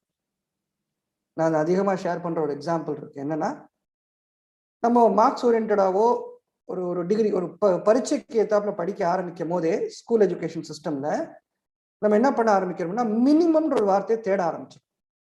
மினிமம் எவ்வளவு சாப்டர் படிக்கணும், இந்த இந்த இந்த எக்ஸாமுக்கு மினிமம் குவாலிஃபிகேஷன் என்ன, இதுக்கு மினிமம் என்ன, மினிமம் என்ன, மினிமம் எத்தனை நாள் கிளாஸுக்கு வரணும், மினிமம் எத்தனை அசைன்மெண்ட் எழுதணும். அப்ப என்ன பண்றோம், we are only looking for minimum in life and hence we expect minimum கொடுத்து maximum வேற எக்ஸ்பெக்ட் பண்ணுவோம் நம்ம. அது வேற விஷயம். மினிமம் கொடுக்கறதுனால என்ன ஆகும்னா, we are not developing ourselves, we are only restricting ourselves. நான் எதுக்கு சார் 10 சாப்டர் படிக்கணும், 5 சாப்டர் படிச்சா போருமே, நான் எதுக்கு 300 வார்த்தை படிக்கணும், நான் 200 வார்த்தை படிச்சா போருமே, 200 வார்த்தைக்கு தான் எஸ்ஏ வரப்போகுது. So I try to restrict my self. அப்போ சுமையாயிடும். அப்ப மினிமம் பண்றதை கஷ்டப்பட்டு பண்றோம், ரொம்ப கஷ்டப்பட்டுறோம், அதுக்கே கஷ்டப்பட்டுறோம். For example, I just have a question. இந்த கொஸ்டின் நீங்களே யோசிச்சு பாருங்க, உங்களுக்கும் வந்திருக்கும். 3ஆம் கிளாஸ் படிக்கிறது ரொம்ப கஷ்டமான விஷயமா? என்னோட பொண்ணு 3ஆம் கிளாஸ் படிச்சாங்க, போன வருஷம் 3ஆம் கிளாஸ் படிச்சாங்க. நான் இப்படி 3ஆம் கிளாஸ்ல ஒரு விஷயமே கிடையாது, சாதாரணமா படிச்சுட்டு போயிட வேண்டியதான். அது தமிழ்நாடு கவர்மெண்ட்ல இன்னொரு சலுகை இருக்கு, நம்ம எதை படிச்சாலும் பாஸ்போர்ட் விட்டுருவாங்க, கவலை இல்லை. 3ஆம் கிளாஸ் கஷ்டமானா ஆமான்னு. என்ன கஷ்டம்? I'll give you a small example. நான் என்னோட பொன் குழந்தைக்கு மேத்ஸ் சொல்லி கொடுத்துட்டு இருந்தேன். அதுல ஒரு ப்ராப்ளம் என்னன்னா, 3 - 7 என்னன்னு கேட்டேன். So my daughter is saying, Daddy, இந்த question தப்பா இருக்கு, it's a wrong question. So I said, yeah, why it is wrong? So she is saying, பெரிய நம்பர் தானே மேல போடணும், நீங்க எப்படி சின்ன நம்பர் மேல போட்டிருக்கீங்க, 3 - 7 எப்படி வரும், 7 - 3 தானே வரணும். So then I have to explain to her, there is something called as negative numbers, borrow பண்ணி மைனஸ் பண்ணணும். And அந்த 3ஆம் கிளாஸ் படிக்கிற குழந்தைக்கு it is little difficult for her to comprehend. இது புரிஞ்சுக்கிறது கொஞ்சம் கஷ்டமா இருக்கு. அப்ப 3ஆம் கிளாஸ் படிக்கும் போது சில விஷயங்கள் கஷ்டமா தான் இருக்கு, 8ஆம் கிளாஸ் படிக்கும் போது சில விஷயம் கஷ்டமா தான் இருக்கு, டிகிரி படிக்கும் போது சில விஷயம் கஷ்டமா தான் இருக்கு. நம்ம இதெல்லாம் இது இப்படி பாக்குறதுக்கு பதிலா நம்ம என்ன பண்ணிடுறோம், 12th ஸ்டாண்டர்ட்ல நீட்டு கஷ்டம், டிகிரி படிச்சா கேட் கஷ்டம், ஐஏஎஸ் கஷ்டம். அந்தந்த காலத்துல அது கஷ்டமா தான் இருந்திருக்கு, அதை படிக்கிறதுக்குன்னு ஒரு முயற்சி போட்டோம்னா படிச்சோம். கஷ்டம்ன்றது ஒரு விஷயமே கிடையாதுன்றது என்னைக்கு புரிஞ்சுக்கணும்னு பாருங்க. ஏன் சொல்றேன்னா, அது ஒரு மித்து தான், அது உண்மை கிடையாது. இல்ல சார் ஐஏஎஸ் உண்மையாவே கஷ்டம் சார், கஷ்டம்ன்றதுக்காக ஒவ்வொரு வருஷமே நம்பர் ஆஃப் சீட்ஸ் கம்மியா இருக்கு ஐஏஎஸ்ல இல்லையே. ஐஐடி ஜேஇ கஷ்டம்ன்றதுக்காக சீட்ஸ் காலியா இருக்கா ஐஐடில? இல்ல கேட் எக்ஸாமோ கிளாட் எக்ஸாமோ கஷ்டமா இருக்குன்றதுக்காக ஐஎம்லயோ நேஷனல் லா ஸ்கூல்லயோ சீட்ஸ் காலியா இருக்கா? இல்லையே. அந்த கூட்டத்துல யார் பெட்டர்? ஒரு 500 வேகன்சி போடுறாங்க ஒரு கவர்மெண்ட்ல, 500 வேகன்சிக்கு ஒரு எக்ஸாம் நடத்துறாங்கன்னு வச்சுங்களேன், கஷ்டமாவே இருந்துட்டு போகுதுன்னு வச்சுங்களேன், 300 பேர் தான் பாஸ் ஆனாங்கன்னு கணக்கு இருக்குமா? இல்ல இருக்கிறதுல 500 பேர் யார் பெட்டர்ன்னு பார்த்து அடுத்த லெவல் கொண்டு போவாங்களான்னு பாருங்க. ஸோ மெனி டைம்ஸ் கஷ்டம்ன்றது நம்மளா போட்டுக்கிறது தான், அதுக்குன்னு ஒரு உழைப்பு வேணும், பண்ணத்தான் போவோம். Very good example, you have lot of examples to prove this. For example, நம்ம ஒரு ஒலிம்பிக்ஸ் எடுத்துக்கோம். இப்போ பேராலிம்பிக்ஸ் நடந்தது, பேராலிம்பிக்ஸ் நீங்க பார்த்துருப்பீங்க. அதுக்கு முன்னாடி ஒலிம்பிக்ஸ் நடந்தது டோக்கியோல. அந்த ஒலிம்பிக்லாம் எத்தனை நாள் ப்ராக்டிஸ் பண்றாங்க பாருங்க, எங்க படிக்கிறாங்கன்னு பாருங்க. அவங்க படிக்கிறது சுகமா சுமையா, எவ்வளோ அவங்கள வருத்திக்கணும், எவ்வளோ கஷ்டப்படணும், டெய்லி காலைல 4 மணிக்கு எந்திரிக்கணும், நிறைய நேரம் ஒர்க் அவுட் பண்ணணும், அதுலயே ஃபோக்கஸ்டா இருக்கணும், அதை பத்தியே பார்க்கணும். அவங்களுக்கு என்டர்டெயின்மெண்ட் இருக்குமா, அவங்களுக்கு வீட்டுக்கு போக நேரம் இருக்குமா? we don't know. பட் அந்த கடின உழைப்பு, அந்த படிக்கிறது ஓட எஃபெக்ட் பாருங்க எங்க இருக்கு. அந்த மாதிரி லாங் டேர்மா யோசிக்கிறவங்க, பெரிய கோல் வச்சிருக்கிறவங்க யாருமே படிப்பை சுமையா பார்க்கறது கிடையாது. ஷார்ட் டேர்ம் கோல், சார் இந்த பரீட்சைக்கு என்ன பண்ணணும், இந்த என்ட்ரன்ஸ் எக்ஸாம் கிளியர் பண்றதுக்கு என்ன பண்ணணும், இன்டர்வியூக்கு போறதுக்கு என்ன எந்த புக் படிச்சா இன்டர்வியூ கிளியர் பண்ணணும். ஷார்ட் டேர்ம் கோலா இருக்கிறவங்களுக்கு சுமையா தான் இருக்கு. அப்போ சுமையா சுகமா மாத்துறதுக்கு என்ன பண்ணணும், நம்மளோட கோலை பெருசா வச்சுக்கணும். பல பஸ்ஸுகள் அந்த ஊருக்கு போகுதுன்னு புரிஞ்சுக்கிட்டோம்னா ஏதோ ஒரு பஸ்ல நம்ம போய்க்கலாம், கவலை. This is for the student segment. Now let's quickly move on to the employee segment. எம்ப்ளாயியா இருக்கும் போது கூட நம்ம ஃப்ரீ டைம்ல நிறைய விஷயங்கள் படிக்க தான் போறோம். ஆன்லைன்ல படிக்கிறோம், இல்லாட்டி புக் வாங்கி படிக்கிறோம், ஃப்ரெண்ட்ஸ் கூட ஷேர் பண்ணி படிக்கிறோம், ஏதோ ஒன்று படிக்கிறோம். ஃபார் எக்ஸாம்பிள், ஒரு ஐடி இண்டஸ்ட்ரியில ஒர்க் பண்ற எம்ப்ளாயி இருக்காரு, but is very interested in sports. ஒரு ஸ்போர்ட்ஸ் மேகசின் படிக்கிறாரு, ஸ்போர்ட்ஸ் வெப்சைட் படிக்கிறாரு, நியூஸ் பேப்பர்ல ஸ்போர்ட்ஸ் காலம் படிக்கிறாரு, யாரும் சொல்லாம படிக்கிறாரு. பட் அதுவே பாத்தீங்கன்னா ஒரு ஃபோர்ஸ்ட் விஷயம், அவருக்கு பிடிக்காத விஷயம் ஃபோர்ஸ் பண்ணும்போது, தம்பி நாளைக்குள்ள இந்த ரிப்போர்ட் 200 பேஜஸ் ரிப்போர்ட் படிச்சுட்டு வாங்க, அப்பதான் நாளைக்கு டிஸ்கஸ் பண்ண முடியும்னா கஷ்டமா இருக்கு. அடுத்த வாரம் இன்ஸ்பெக்ஷன் இருக்கு, you need to be clear with all the procedures, you should be by hearting all these things அப்படின்னு சொல்லும் போது கஷ்டமா இருக்கு. நம்ம டீம் வந்து டெஸ்ட் பண்ண போறாங்க கிளையண்ட், ஸோ எல்லாமே அப்டேட் பண்ணிட்டு வந்துருங்க, டென்ஷன் ஆகும். வை? அதே என்ன கேட்பாங்க, அதுக்கு மினிமமா என்ன தெரிஞ்சிருக்கணும், எதெல்லாம் படிச்சா நான் கிளியர் பண்ணிடுவேன், அந்த ஸ்கூல்ல இருந்த மென்டாலிட்டி திருப்பி நம்மளுக்கு எம்ப்ளாயில வந்து சேருது. அப்போ படிக்கும்போது சுமையா இருக்கு. 200 பேஜஸ் ரிப்போர்ட்னா 5 பேஜ் ரிப்போர்ட்டே புரியாது. we just want to revolt, we just wanted to say இது பதிலா நம்ம புதுசா தான் பண்ணுவோம் அப்படி அந்த இன்ட்ரெஸ்ட் தான். பட் இதே இன்ட்ரெஸ்டடான பீப்புள் என்ன பண்ணிடுவாங்க, ரிப்போர்ட்டா பாமா சார் பார்த்துருவோம் சார், என்னன்னு கொடுங்க sir. The third category is entrepreneur. I am an entrepreneur, so probably என்னை மாதிரி இருக்கிற மக்கள். அகைன் நாலேஜ் இன்ட்ரெஸ்ட் நீட் இங்கே இருக்கு. எங்கே கஷ்டப்படுறோம்னு பாருங்க. ஆண்டர்பிரினர்ஸ் நிறைய பேர் ப்ராப்ளி நினைச்சிருக்கலாம், படிச்சு முடிச்சாச்சு, ஒரு காலத்துல முடிச்சாச்சுப்பா, நீ எந்த பயமும் கிடையாது, நான் வடுக்க தொழில பண்ணலாம், ப்ராப்ளி கிடையாது. அப்படி சிச்சுவேஷனே இல்லை. டெய்லி பேசிஸ்ல, வீக்லி பேசிஸ்ல, மந்த்லி பேஸ்ல we need to update ourselves. Right? அப்ப இது எங்க சுமையா இருக்குன்னு பாருங்களேன். எனக்கு எங்க சுமையா இருந்துச்சு நான் என்னோட எக்ஸாம்பிள் சொல்றேன். 2 வருஷம் முன்னாடி, தட் இஸ் 2020 மார்ச்ல அந்த ஃபினான்ஷியல் இயர் முடியுது, ஏப்ரல்ல புது ஃபினான்ஷியல் ஸ்டார்ட் ஆகுது. ஸோ பிப்ரவரி மார்ச் அந்த 2 மாசத்துல பாத்தீங்கன்னா அடுத்த ஒரு 2 வருஷத்துக்கான பிளானிங் பண்றோம். என்னை சுத்தி இருக்க ஆண்டர்பிரினர் நண்பர்களும் சரி, நானும் சரி, we all started to work on something called as business model canvas ன்னு சொல்லிட்டு அடுத்த 2 வருஷத்துக்கு பிளானை போடுறோம். ஒரு 5 years பிளான் போட்டு 2 இயர்ஸ்க்கு போடுறோம். ஏகப்பட்ட பிளானிங் இருக்கு. அதுல பாத்தீங்கன்னா என்னோட பிளானிங்ல ஆல்மோஸ்ட் இதுதான் சக்சஸ் ஸ்டோரிஸ், இப்படிதான் பண்ணிருக்கோம், குட் ப்ராக்டிசஸ், பெஸ்ட் ப்ராக்டிஸ் எடுத்து போட்டாலே எனக்கு முடிஞ்சிருச்சு. 2 வருஷத்துக்கான பிளான் வந்துருச்சு, இதெல்லாம் பண்ணணும். பட் என்ன ஆச்சு, 24th of March 2020ல பேண்டமிக் வந்துருச்சு, எல்லாரும் வீட்டுக்கு போங்கன்னு சொல்லியாச்சு. என்னோட பிசினஸ், எஜுகேஷன் பிசினஸ் கிட்டத்தட்ட ஸ்டாப் ஆகிற நிலைமைக்கு வந்துருச்சு. பிகாஸ் நாங்க ஆன்லைன் அது வரைக்கும் பண்ணதே இல்லை. அப்போ I have to learn quickly, I have to learn over night, I have to learn. எங்க கஷ்டமா இருக்கு, ஃபோர்ஸ் பண்ணும்போது கஷ்டமா இருக்கு. நிறைய ஆண்டர்பிரினர்ஸுக்கு சேஞ்சுன்ற வார்த்தை பிடிக்காது. இது மாதிரி ஓடிட்டே இருக்கு, இப்படியே ஓடிட்டே இருக்கும், நல்லா இருக்கு. அப்ப சேஞ்ச் ஆகணும்னு நினைக்கும் போது அதுக்கு ஒரு மெனக்கிடல் வேணும், அதுக்குன்னு ஒரு ஒரு சிரமப்பட வேண்டியது இருக்கு. அந்த மாதிரி விஷயங்கள் அவனுக்கு சுமையா இருக்கு. சார் நாங்க எதுக்கு சார் கஷ்டப்பட்டு இந்த வேலையை பார்க்கணும், தம்பி இப்ப பாத்துட்டீங்கன்னா இன்னும் 10 வருஷத்துக்கு தப்பிச்சிடலாம், இப்ப பாத்தீங்கன்னா 5 வருஷத்துல you'll be ahead of competition. அப்ப சேஞ்ச் மேனேஜ்மெண்ட் ரிலேட்டட் விஷயங்கள் ஆண்டர்பிரினர்ஸுக்கு ஒரு சுமையா இருக்கு. மிச்ச விஷயங்கள் அவருக்கு சுகமா இருக்கு. ரைட். அடுத்து வீட்டுல இருக்கும் பெண்மணிகள், there is a huge amount of people, அந்த செக்மெண்ட் ஒரு பெரிய செக்மெண்ட். வீட்டில் இருக்க லேடிஸ் நிறைய அவங்க வந்து கன்சியூமரா இருக்கிறாங்க, புக்ஸ் படிக்கிறாங்க, மேகசின்ஸ் படிக்கிறாங்க, ஆன்லைன்ல படிக்கிறாங்க, கவிதை எழுதுறாங்க, நிறைய பேர் இருக்கிறாங்க. அவங்களுக்கு ஹாபி அப்படின்னு ஓரியன்ட் புக்ஸ் நிறைய படிப்பாங்க. அவங்களுக்கு எங்க சுமையா இருக்குன்னு பாருங்களேன். அவங்கள திடீர்னு நீங்க சும்மா தானே இருக்கீங்க, ஒரு கவர்மெண்ட் எக்ஸாம் படிங்க, இந்த வேலைக்கு கேட்கறாங்க இதை படிங்க, அவங்களுக்கு பிடிக்காத இன்ட்ரெஸ்ட் இல்லாத விஷயங்களை திணிக்கும் போது அது சுமையா போயிடும். அதுல சில வீட்டுல இருக்க பெண்மணிகள், சார் நான் 2 வருஷம் உட்காந்து குரூப் 4 குரூப் 3 கிளியர் பண்ணி போறேன் சார், கிளியரா இருக்கேன் மைண்ட்ல, அது சுகமாயிடும். சரிங்களா? So this is just a small ஒரு மேட்ரிக்ஸ், பிராட் கிளாசிபிகேஷன். எங்க சுகம் எங்க சுமைன்றது, எது சுமை எது சுகம்ன்றது கிடையவே கிடையாது. ஒன்னொன்னும் நம்ம இருக்கிற சிச்சுவேஷன், நம்ம இருக்கிற மனநிலையை பொறுத்து சுகமா சுமையான்றது. சரிங்களா? Quickly let me move towards the next part. ரொம்ப சீக்கிரமா மூவ் பண்ணிடுவோம். இந்த இடத்துல I just wanted to share என்னைய மாற்றிய 5 புத்தகங்கள் என்ன.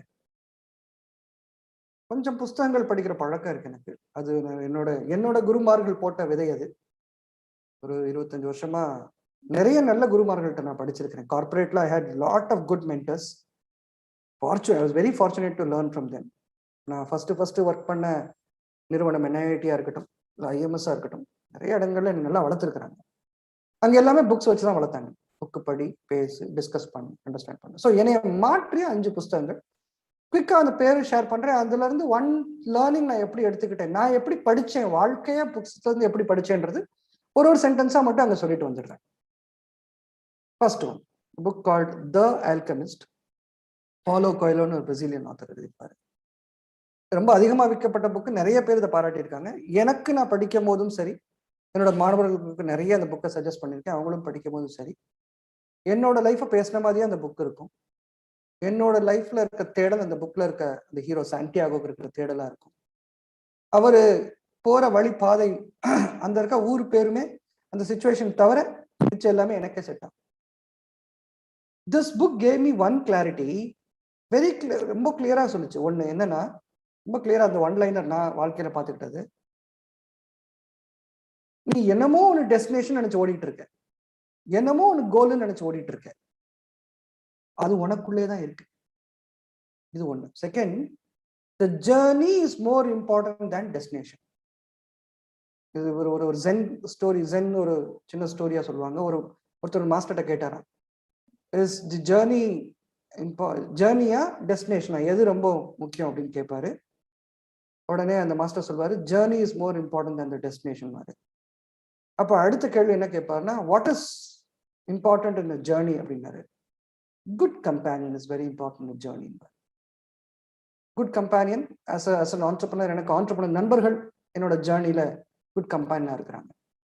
இந்த அல்கெமிஸ்ட்ல சொல்லுவாங்க, journey is more important than destination. The journey makes you alchemist. அல்கெமிஸ்ட்னா யாருன்னா, டெக்னிக்கலா பார்க்கும்போது தங்கம் உருவாக்குறவங்க, சில மெட்டல்ஸ்ல வந்து தங்கம் உருவாக்குறவங்க அல்கெமின்ற ஒரு கான்செப்ட்னு சொல்லுவாங்க. அப்ப ஜேர்னி, அந்த ஜேர்னி உங்களை தங்கமா மாத்துது. You are the alchemist. அந்த journey. So journey is more important than the destination சொல்லிடுச்சு. மூணாவது ஒரே ஒரு விஷயம் இதுல என்ன அப்படின்னா, நீங்க மனசார ஒரு விஷயத்த நினைக்கிறீங்க, ரொம்ப வருஷமா நினைக்கிறீங்க, அதுக்கு முயற்சி போட்டு இருக்கீங்கன்னா, the full உலகம், the whole universe conspires to help you achieve that. உலகம், உங்களை சுத்தி இருக்கிற உலகம் உங்களை அது அச்சீவ் பண்றதுக்கு ஹெல்ப் பண்ணுதுன்னு சொல்றேன். இது கொஞ்சம் இசோட்டரிக்கா இருக்கும், but still this is one thing which I started believing. சரிங்களா? Quickly let me move towards my second book, another interesting book, Outliers by Malcolm Gladwell. இது இன்னொரு பரிணாமத்தை காமிச்சது எனக்கு, இன்னொரு different dimension to my understanding. Outliers is a collection of few case studies. Actually ஒரு few case studies இருக்கு. அதுல வந்து 1-2 எடுத்து பார்க்கும்போது என்னன்னா, the data around you அதை ப்ராப்பரா அனலைஸ் பண்ணாலே உன் பிரச்சனைக்கு சொல்யூஷன் கிடைச்சிடும். டேட்டா வேற எங்கேயோ இருக்கலாம் கிடையாது, நம்ம பிரச்சனைக்கு சொல்யூஷன் வேற எங்கேயோ இருக்கலாம் கிடையாது. So am I looking at data around me? Each time there's a problem in my home, each time there is a situation in my office, or there's an issue with my colleague, am I looking at data? டேட்டாவை பல முகங்கள்ல பார்க்க பழகிட்டேன்னா அதுக்குள்ளேயே answer இருக்குன்னு சொல்றாங்க. அவுட்லயர்ஸ்ல நிறைய சொல்றாங்க. இது ஒரு லேர்னிங். செகண்ட் லேர்னிங், ஒரு விஷயம் உனக்கு பிடிச்சிருக்கு, உனக்கு நல்லா வரும்னா ஒரு 10,000 hours கிட்ட நீங்க அதை பண்ணிட்டு இருந்தீங்க, கன்சிக்யூட்டிவா பண்ணீங்கன்னா, you are going to be the number 1 or number 2 in that industry. அந்த விஷயத்துல 10,000 மணி நேரம் உழைப்பு போட ரெடியா இருக்கீங்கன்னா, அந்த இண்டஸ்ட்ரியில நீங்க நம்பர் 1 ஆகும், நம்பர் 2 ஆகும் சீக்கிரமாவே வந்துருவீங்க. கண்டினியூஸா உழைப்பு போடும். நிறைய பேர் என்ன பண்ணா, கொஞ்சம் போயிட்டு முடியலன்னு வந்துடும். we are not ready for that consistent work. அந்த காம்பவுண்ட் இன்ட்ரெஸ்ட் சொல்லுவாங்க, 8th wonder of the world ன்னு சொல்றோம் இல்லையா, compound interest 8th wonder of world. அந்த ரிடண்டன்சி, அந்த கன்சிஸ்டன்சி, திரும்ப அந்த விஷயத்தை சந்தோஷமா செய்யணும். அது பண்ணோம்னா அந்த ஃபீல்ட்ல நீங்க பெரிய அளவு வர்றதுக்கு சான்ஸ் நல்லாவே இருக்குன்னு சொல்லிட்டு நிறைய எக்ஸாம்பிள்ஸ் போட்டு ப்ரூவ் பண்ணிப்பார் மால்கம் கிளாட்வெல். மூன்றாவது புக், இது நான் தொழிலதிபர் ஆன பின்னாடி, அதிபர் இல்லை, தொழில் முனைவர் ஆன பின்னாடி ஒரு அழகான புக், எனக்கு ஒரு வழி, எனக்கு மாத்தின book, employees first customer next. written by Vineet Nair. நம்ம நிறைய பிசினஸ் பார்க்கும்போது கஸ்டமர் ஃபர்ஸ்ட்னே சொல்றோம். கஸ்டமருக்கு தப்பு கிடையாது. நான் ஆஸ் எ இண்டிவிஜுவல் ஆண்டர்பிரினரா எத்தனை கஸ்டமரை பாத்திர முடியும்? என்னோட அப்போ ஸ்கோப்பே இருக்காது. எனக்கு நிறைய பேரை பார்க்க முடியாது. ஸ்கேலபிளா இருக்காது என் பிசினஸ். நான் ஒரு நாள் 10 கஸ்டமர் பார்க்குறேன்னா 24 ஹவர்ஸ்ல 10 தான் பார்க்க முடியும்னா அடுத்த நாளும் 10 தான் பார்க்க முடியும், 3வது நாளும் 10 தான் பார்க்க முடியும். பொறுமையா பார்க்கணும்னா ப்ராப்ளி அது 10 வேணா 12 வேற ஆகும். 10 100 ஆகணும்னா I need to have extra hands, extra legs, extra minds to work with me. Who are they? They are my partners and they are my employees. So அவங்களுக்கு நான் ஃபர்ஸ்ட் ஒரு முக்கியத்துவம் கொடுக்குறேன்னா, அவங்கள நான் என்னைய பார்க்குறேன்னா, தட் இஸ் ஓகே, இவங்க தான் என்னைய மாதிரி இன்னொரு ஆத்மா இங்க இருக்கிறாங்க, இதே கம்பெனி உழைக்கிறாங்க.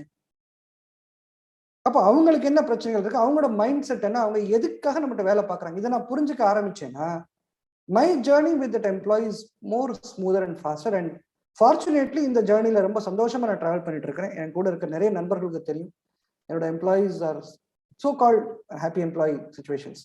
எங்க எம்ப்ளாயீஸ் எல்லாத்துக்குமே நான் சொல்ற ஒரே ஒரு வார்த்தை தான், காலையில எந்திரிக்கும் போது ஐயோ இன்னைக்கு ஆஃபீஸ் போகணுமே நினைச்சீங்கன்னா அன்னைக்கே ரெசிக்னேஷன் லெட்டர் அனுப்பிச்சு விட்டுரு, I will settle immediately without any questions asked.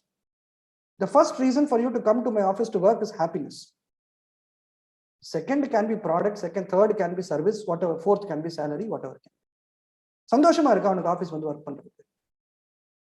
அப்போ நான் இதை சொல்றேன்றாண்டி இதுக்கான சிச்சுவேஷன்ஸ் நான் ஆஸ் an entrepreneur கிரியேட் பண்ணேன் என்னோட ஆஃபீஸ்ல.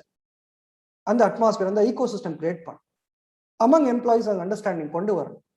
Between a boss and employee அதுக்கான திரையை கொஞ்சம் உடைக்கணும். ஸோ இது எனக்கு இந்த புக்கு சொல்லி கொடுத்த ஒரு பெரிய ஒரு பாடமா இருக்கு, ஹவு அந்த கம்பெனிஸ்ல பண்றாங்கன்றது.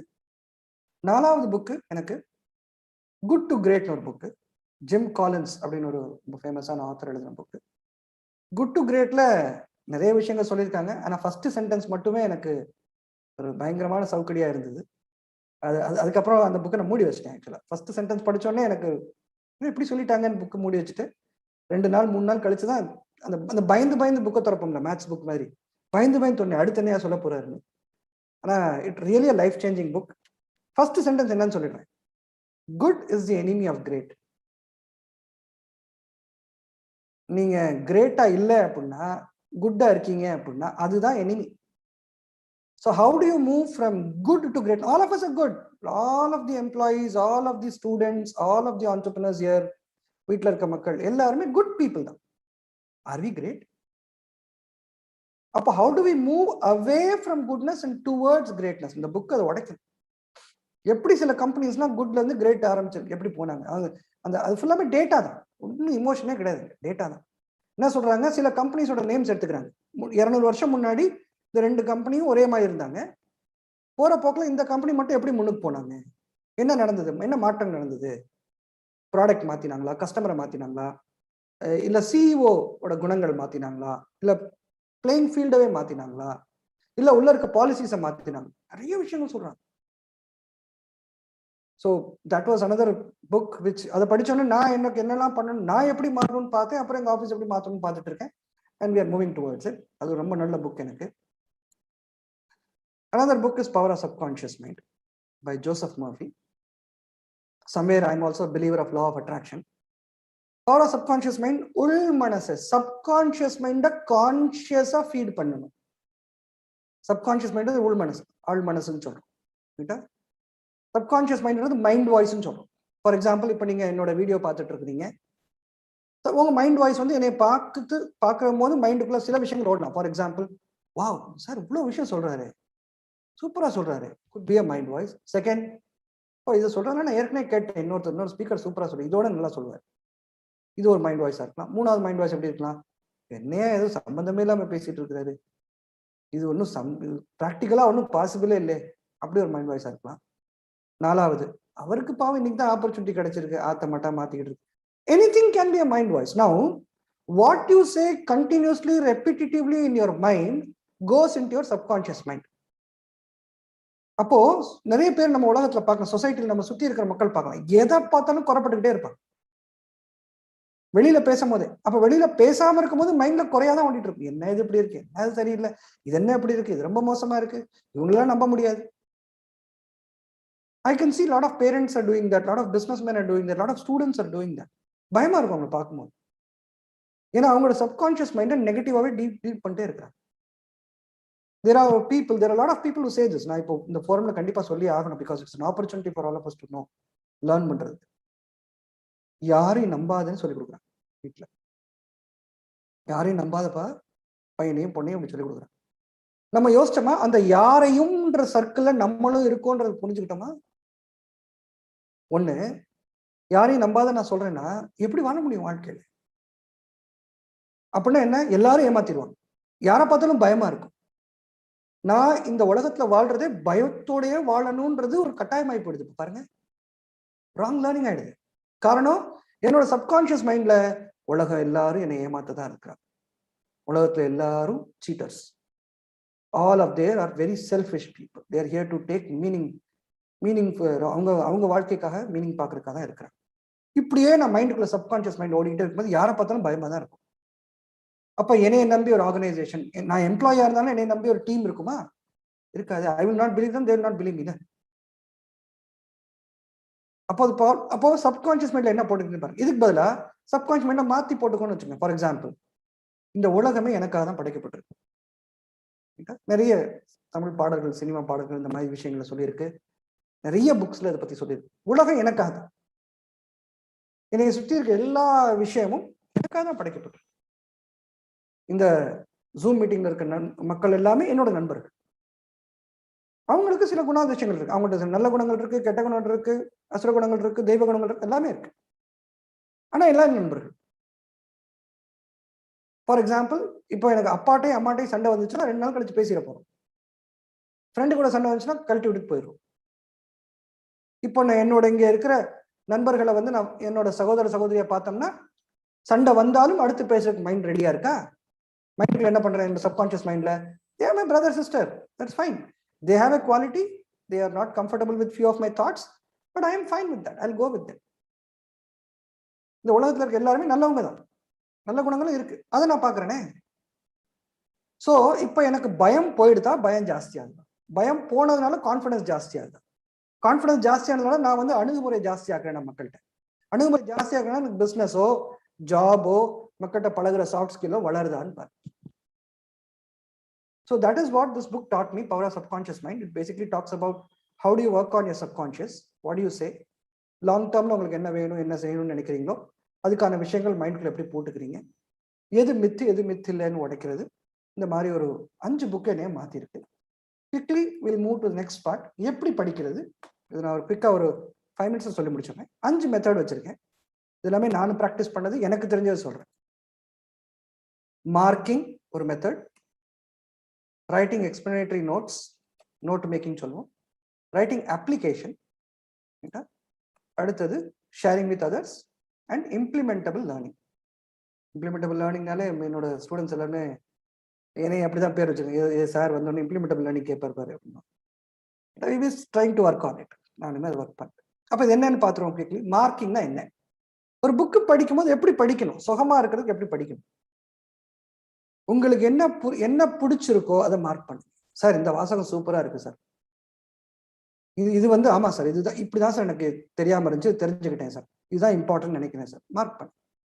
மார்க் பண்ணி வச்சுட்டு இந்த ஃபுல் புக்கை படிக்கும்போது அங்கே மார்க் பண்ணிட்டு வந்துட்டீங்களா, புக்கை அடுத்து முடிச்ச பின்னாடி அந்த மார்க் பண்ணதை மட்டும் படிங்க.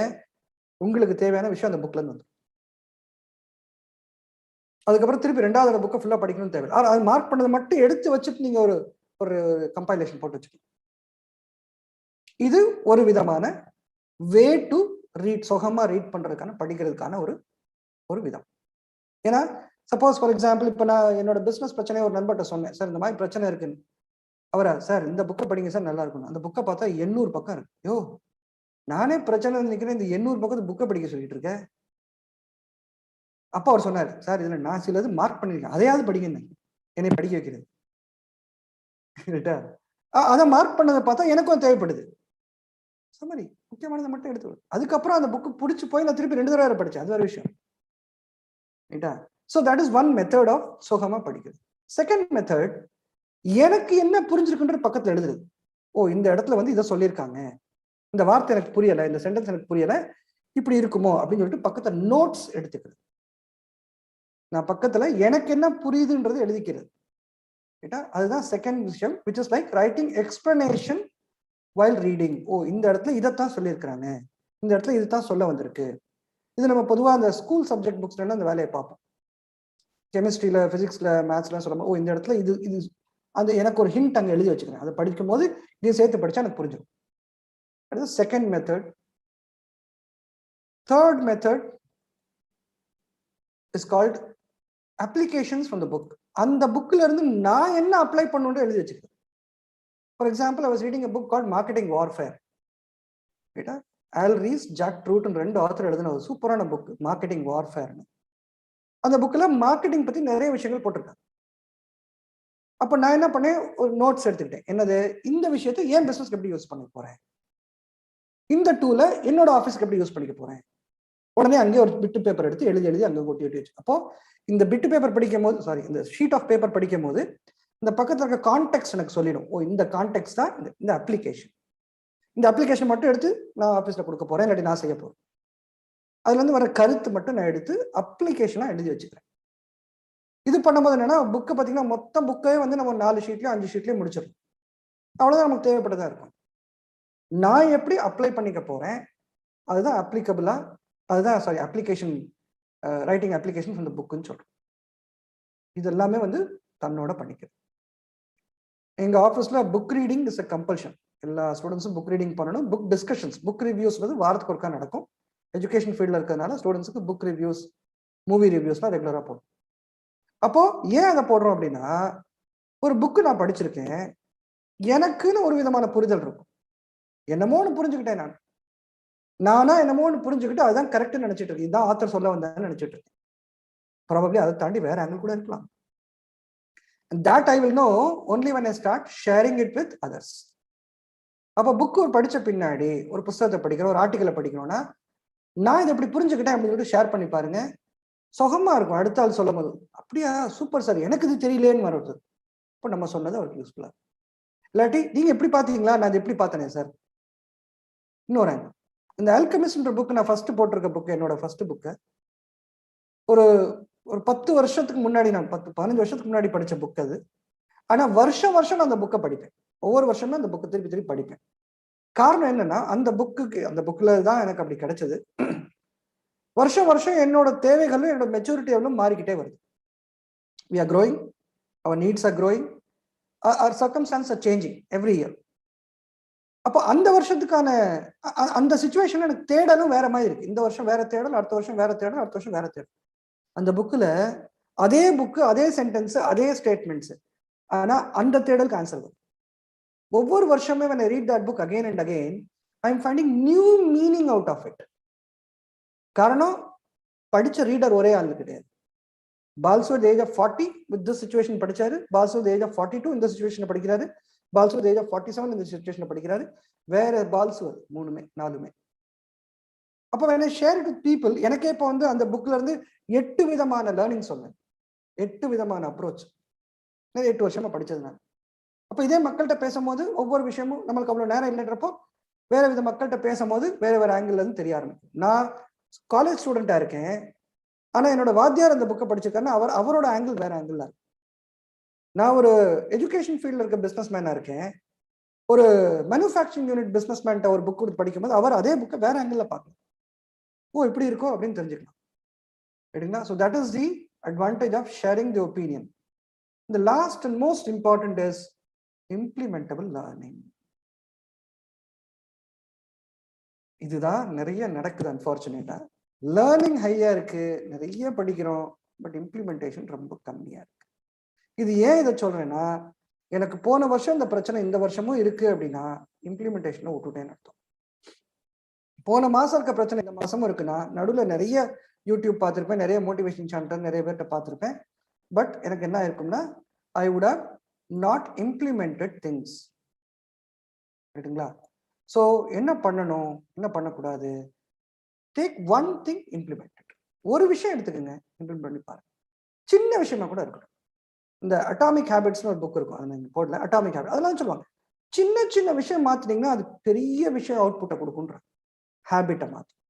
Each time there's a problem, நான் தான் ஆஃபீஸில் சொல்லுவேன், ஒரு ப்ராப்ளம் இருக்கும்போது சொல்யூஷன் கண்டுபிடிக்க தப்பு இல்லை, முடிஞ்ச உடனே இந்த ப்ராப்ளம் ஏன் வந்ததுன்னு பார்த்து ஹேபிட் கரெக்ஷனை போடுங்கன்ற நான் ஆஃபீஸ்ல. ஹேபிட் இதுக்கு தப்பு நான் என்ன ஹேபிட்டை மாற்றணும், ஹேபிட்டை மாற்றும் போது ஹேபிட்டே மாறப்போ அந்த ப்ராப்ளம் ரீஎக்கர் ஆகிறதுக்கான சான்சஸ் கம்மி. ரைட்டுங்களா? சரி, அப்போ இதுல ஒரே ஒரு சிக்கல் என்ன இருக்கு, இந்த படிக்கிற சுகம் அப்படிங்கிற சிக்கம் என்னன்னா, சுகம்ன்றது போதையா மாற சான்ஸ் இருக்கு. அதையும் பார்க்கணும். ரைட்டா? And that is called the சுண்டோக்கு அப்படின்னு ஒரு வார்த்தை இருக்கு. டி சுண்டோக்குள்ள விழுந்துடாதீங்க. டி சுண்டோக்குன்னா என்ன? The practice of acquiring books but letting them pile up without reading them. நிறைய ஆஃபீஸ்ல அடிக்கடிக்கு வச்சிருப்பாங்க, அது பார்க்க நல்லா இருக்கும், அழகா இருக்கும். பட் அதுல படிச்சிருக்கோமானா இல்லை, படிச்சிருந்தாலும் இம்ப்ளிமெண்டபிள் லேர்னிங் இல்லைனாலும் இல்லைன்னா அது வேஸ்ட், அது ஒரு சுமையா போயிடும் நமக்கு. ரைட்டுங்களா? I think with that I will close my talk. Thank you for the opportunity BNI Pandyas. Thank you sir. Sir, கிட்டத்தட்ட ஒரு கிளாஸ் ரூம்ன்றது நார்மலா ஒரு பீரியட் ஒரு 40 மினிட்ஸ் சொல்லுவாங்க. ஸோ அந்த 40 மினிட்ஸ் நாங்கள் ஒரு கம்ப்ளீட் ஒரு லேர்னிங் செஷன் இருந்தது. எங்களோட BNIலேயே ஒரு பிரின்சிபல் பார்த்தீங்கன்னா லைஃப் லாங் லேர்னிங்ன்றது ஒரு மெயின் பிரின்சிபல். அந்த இந்த சப்ஜெக்ட் அங்கே உள்ள கொண்டு வந்த ரீசனே பார்த்தீங்கன்னா learning has to be a continuous process. Exactly. Daily we should be learning. அது எப்படி லேர்ன் பண்ணணும்? அப்போ நீங்கள் ஒரு 5 டிப்ஸ் சொன்னீங்க, ஒரு எப்படி லேர்ன் பண்ணணும். இந்த லேர்னிங்ன்றது ரீடிங்கோ ஸ்டடிங்கோ, அதை வந்து நீங்க எப்படி ஒரு 5 மெத்தட்ஸ் நீங்க சொல்லி கொடுத்தீங்க, ரொம்ப யூஸ்ஃபுல்லா இருந்தது. ஒரு 5 தி பெஸ்ட் புக்ஸ் உங்க லைஃப்ல நீங்க கிராஸ் பண்ண புக்ஸ் வந்து எங்களுக்கு இன்ட்ரோடியூஸ் பண்ணி வச்சிருக்கீங்க. டெஃபினெட்லி நாங்களும் அந்த புக்கை வந்து முதல்ல பர்ச்சேஸ் பண்ணி அதை ஸ்டடி பண்ண ஆரம்பிச்சிடும். ஐ திங்க் நீங்க சொன்ன மாதிரி நீங்க அந்த லாஸ்ட் ஆப்ஷன் சொன்னீங்க பாத்தீங்களா, இம்ப்ளிமெண்டிங். அட்லீஸ்ட் ஒரு பாயிண்டாவது நீங்க இம்ப்ளிமெண்ட் பண்ணுங்கன்னு சொல்லி சொன்னீங்க. Definitely will start doing that sir. It was really a wonderful session from you. I hope all the audience will get benefited from your lecture. Thank you, sir. Vignesh sir. Fine sir, thank you Balsu sir, and thank you Narayanan sir. So மீண்டும் எல்லா விருந்தினருக்கும் நான் சொன்ன ஒன்று தான், நீங்கள் வெளியில் போகிறதுக்கு முன்னாடி இங்கே ஒரு 50 ஸ்டால் இருக்குது, 50 யூனிக் கேட்டகரி மெம்பர்ஸ் இருக்கும். போய் பாருங்கள், www.maduraiexpo.com. And obviously for all the other visitors and viewers here, 2:30 மீண்டும் will be online for another panel discussion with women entrepreneurs, and catch you all at 2:30. Thank you people. Bye.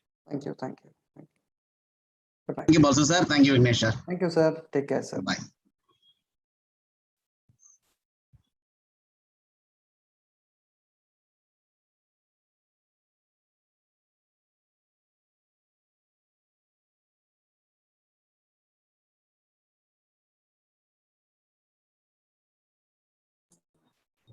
So members, நான் ஏற்கனவே சொன்ன மாதிரி தான், we will be having a short commercial break. அதாவது எங்களுக்கான lunch break நேரம் இது. நாங்கள் சொல்றது அதுதான் ஷார்ட் கமர்ஷியல் பிரேக்னு சொல்றோம். So all the viewers, be prepared, B get up. 2:30 ஒரு session we are having panel discussion. And evening பார்த்தீங்கன்னா 2:30 அப்புறம் 2:30 to 3:30 விமன் என்டர்பிரினர்ஸோட ஒரு பேனல் டிஸ்கஷன் இருக்கு. 3:30 we are having a magic show.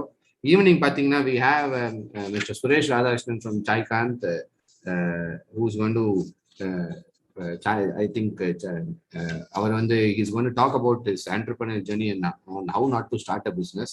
Then we have one of our key speakers, star speakers today, Mr. VR Muthu from Idayam Mills. Our section irukku, and we have lots of other sessions. So we move into a short commercial break. With that, catch you all at 2:15 to 2:30 next. Thank you.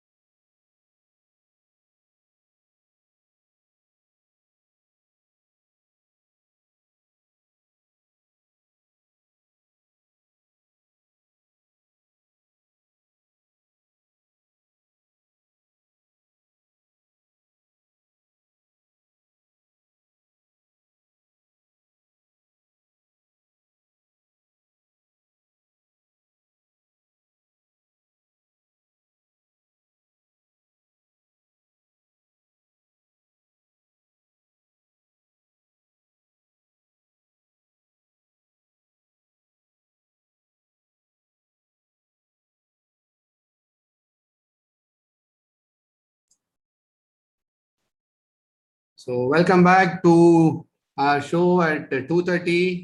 Now we are going live in another 2 to 3 minutes. We have a panel discussion or an eminent panel discussion நடக்க போகுது on women's entrepreneurial journey. So women ஓட entrepreneurial journey பத்தி பேசுறதுக்கு we have a few people, and before that I would like to know members எல்லாம் நல்லா சாப்பிட்டுருப்பீங்க, viewers நிறைய சாப்பிட்டுருப்பீங்க. So in the meantime, once you finished your lunch, please have a look at our expo www.maduraiexpo.com அப்படிங்கிற வெப்சைட்ல போயிட்டு please have a look at our website and expo support பண்ணுங்க. Selfie booth இருக்கு, 50 stall இருக்கு, and 50 ஸ்டாலையும் நீங்க visit பண்ணலாம். And our women panelists are joining us now, and I request all the members who are joining us to turn on your camera and be in mute. And in the meantime, 50 ஸ்டால்ஸையும் போய் பார்த்த மக்கள் உங்களோட ஃபீட்பேக்கை வந்து you can leave us at இந்த live session. இந்த சாட்ல, இந்த செஷனோட லைவ்ல கீழே சாட் செஷன் இருக்கு, நீங்க அங்கே போய் உங்களோட you can leave your feedback. So first session after the lunch session, first session we will be going for a panel discussion with a women panel of almost 7 ladies joining the panel and one panelist. So it's my pleasure to invite upon Sharmila, the panelist. So now Sharmila first introduce பண்ணிடுறேன். Post lunch the first session above packed women entrepreneur session. Sharmila is an NLP master coach having 12 years of coaching experience in leadership and relationship coaching. Sharmila is an international certified NLP master trainer, business postgraduate, and an advanced pranic physiotherapist.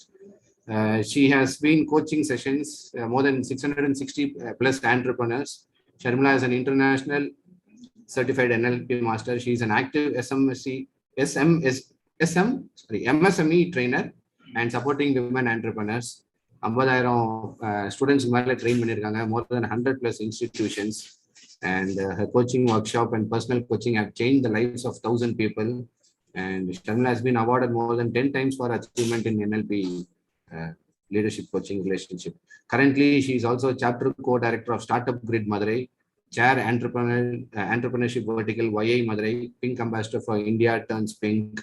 And Sharmila Devi, the floor is all yours for the introduction of your panel. Thank you, Sharmila. Very good evening and good afternoon and good evening to all. And thank you so much, Vignesh, for the wonderful and warm introduction about me. And here, first I want to thank for the Madurai Expo team for organizing such a wonderful event with women entrepreneurs. And here, I love to moderate all the 7 passionate women entrepreneurs here, those who are shining in their own field. First, I would like to invite Purnima of Astoria Hotels to introduce herself and share something about her. Yes, over to you, Purnima. Yeah, thank you, Sharmila. And I would also like to thank the Madurai Expo for conducting such a wonderful expo and even for calling us for this session. And I just wanted to say this is Purnima. We run an Astoria Hotels, which is very near to the railway junction. And it's a very unique property, which where you get a candlelight dinners and all those stuff. And we have banquet facilities as well as we have room facilities also. Thank you. Thank you, Purnima. And now I would like to invite Kavya Lakshmi, the architect of Design Factory. Over to you, Kavya. Hi, ma'am. Thank you for giving me the opportunity for attending this Madurai Expo. So this is architect Kavya Lakshmi, the firm, the Design Factory. The firm is located in Tirunnagar, and we do all kind of architectural interior services across South Tamil Nadu, and it's a 2-year-old firm. It's a startup firm, and we do all kind of in residential, commercial interiors and stuffs right now. So we are looking forward for expanding our firm very soon. Thank you, ma'am. Great, Kavya. Thank you. Now I would like to introduce Mahalakshmi of Sarah's Text to introduce herself. Maha, you're mute? Please unmute yourself, Maha. Good afternoon, everybody. I'm Mahalakshmi Solai from Sarah's Text and Designers. Actually, our concern is totally with acute all sorts of customized designing and tailoring exclusive for ladies, even small kids from 5 years to 65 years. We customized designing in a unique way with much creativity and with much comfortability. A costume should be a second skin on your body. So we customize with uniqueness, with creativity, and with passion. So I'm here. I'm in this field for 8 years, and thanks for this opportunity and focusing on the women entrepreneurs here. Thank you so much. Great, lovely, Mahalakshmi. Thank you. And yes, now I would like to invite Sangeeta, Miss Sangeeta from EuroKids. Yes. Yes, Sangeeta, over to you. Yes. Hello, all. A very good afternoon to everyone. And Madurai Expo is doing a wonderful job. It's really nice to be a part of this event again. And I'm Sangeeta. I'm the franchisee owner of EuroKids International Preschool in Madurai. We have been into this preschooling for the past 15 years, and we cater to children between 2 to 6 years of age. So this is when it comes to preschool, and we are also into a mainstream school. It's called MPF International School. It's a CBSE school. That's a 3-year-old school, and we have till class 8. Apart from that, I'm also a communicative trainer and a handwriting expert. Thank you for the opportunity. Thank you so much. That's inspiring. Thank you. Thank you, Sangeeta. Now I'd like to introduce JP Sujata ma'am from Textune Holiday Service. Over to you, ma'am. Very good afternoon. This is Sujata from Travel Tones Holidays. I'm a tour operator. First of all, I would like to thank you for this wonderful opportunity. Right from the beginning, I'm basically a package tour operator. All kind of tourism related services I'm providing here. Right from the ticketing, hotel bookings around the world, and group bookings, domestic group bookings as well as overseas group bookings. So ticketing, visa services, everything. So you can avail any kind of tourism services in one shelter. So this is my introduction. Thank you.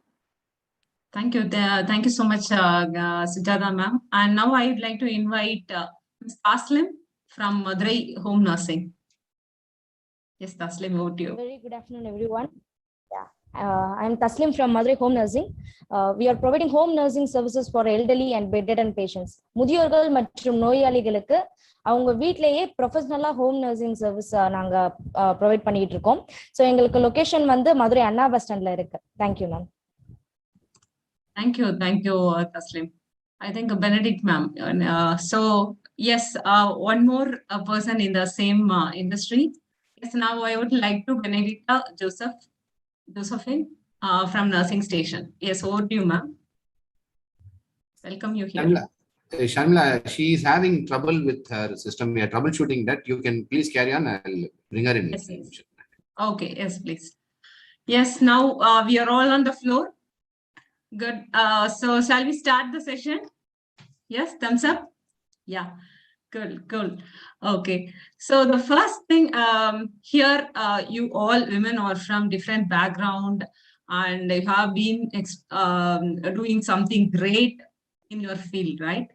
So konja Tamil la polan nenikiren to make it more casual and it's okay for everyone, right? So inga irukra maybe audience ellarukavum sethu. First, I want to ask a question with Kavya Lakshmi. Yes, Kavya Lakshmi. She is an architect. Kavya, unmute la irukingla? Okay. Yeah, ma'am. Yeah. Yes. So, architect irkumbodhu. So, idu vandu mostly many men have been involved here in our industry. Exactly. So, I think you have a huge competition or for your profession. And the madri or irkumbodhu, how do you place yourself here?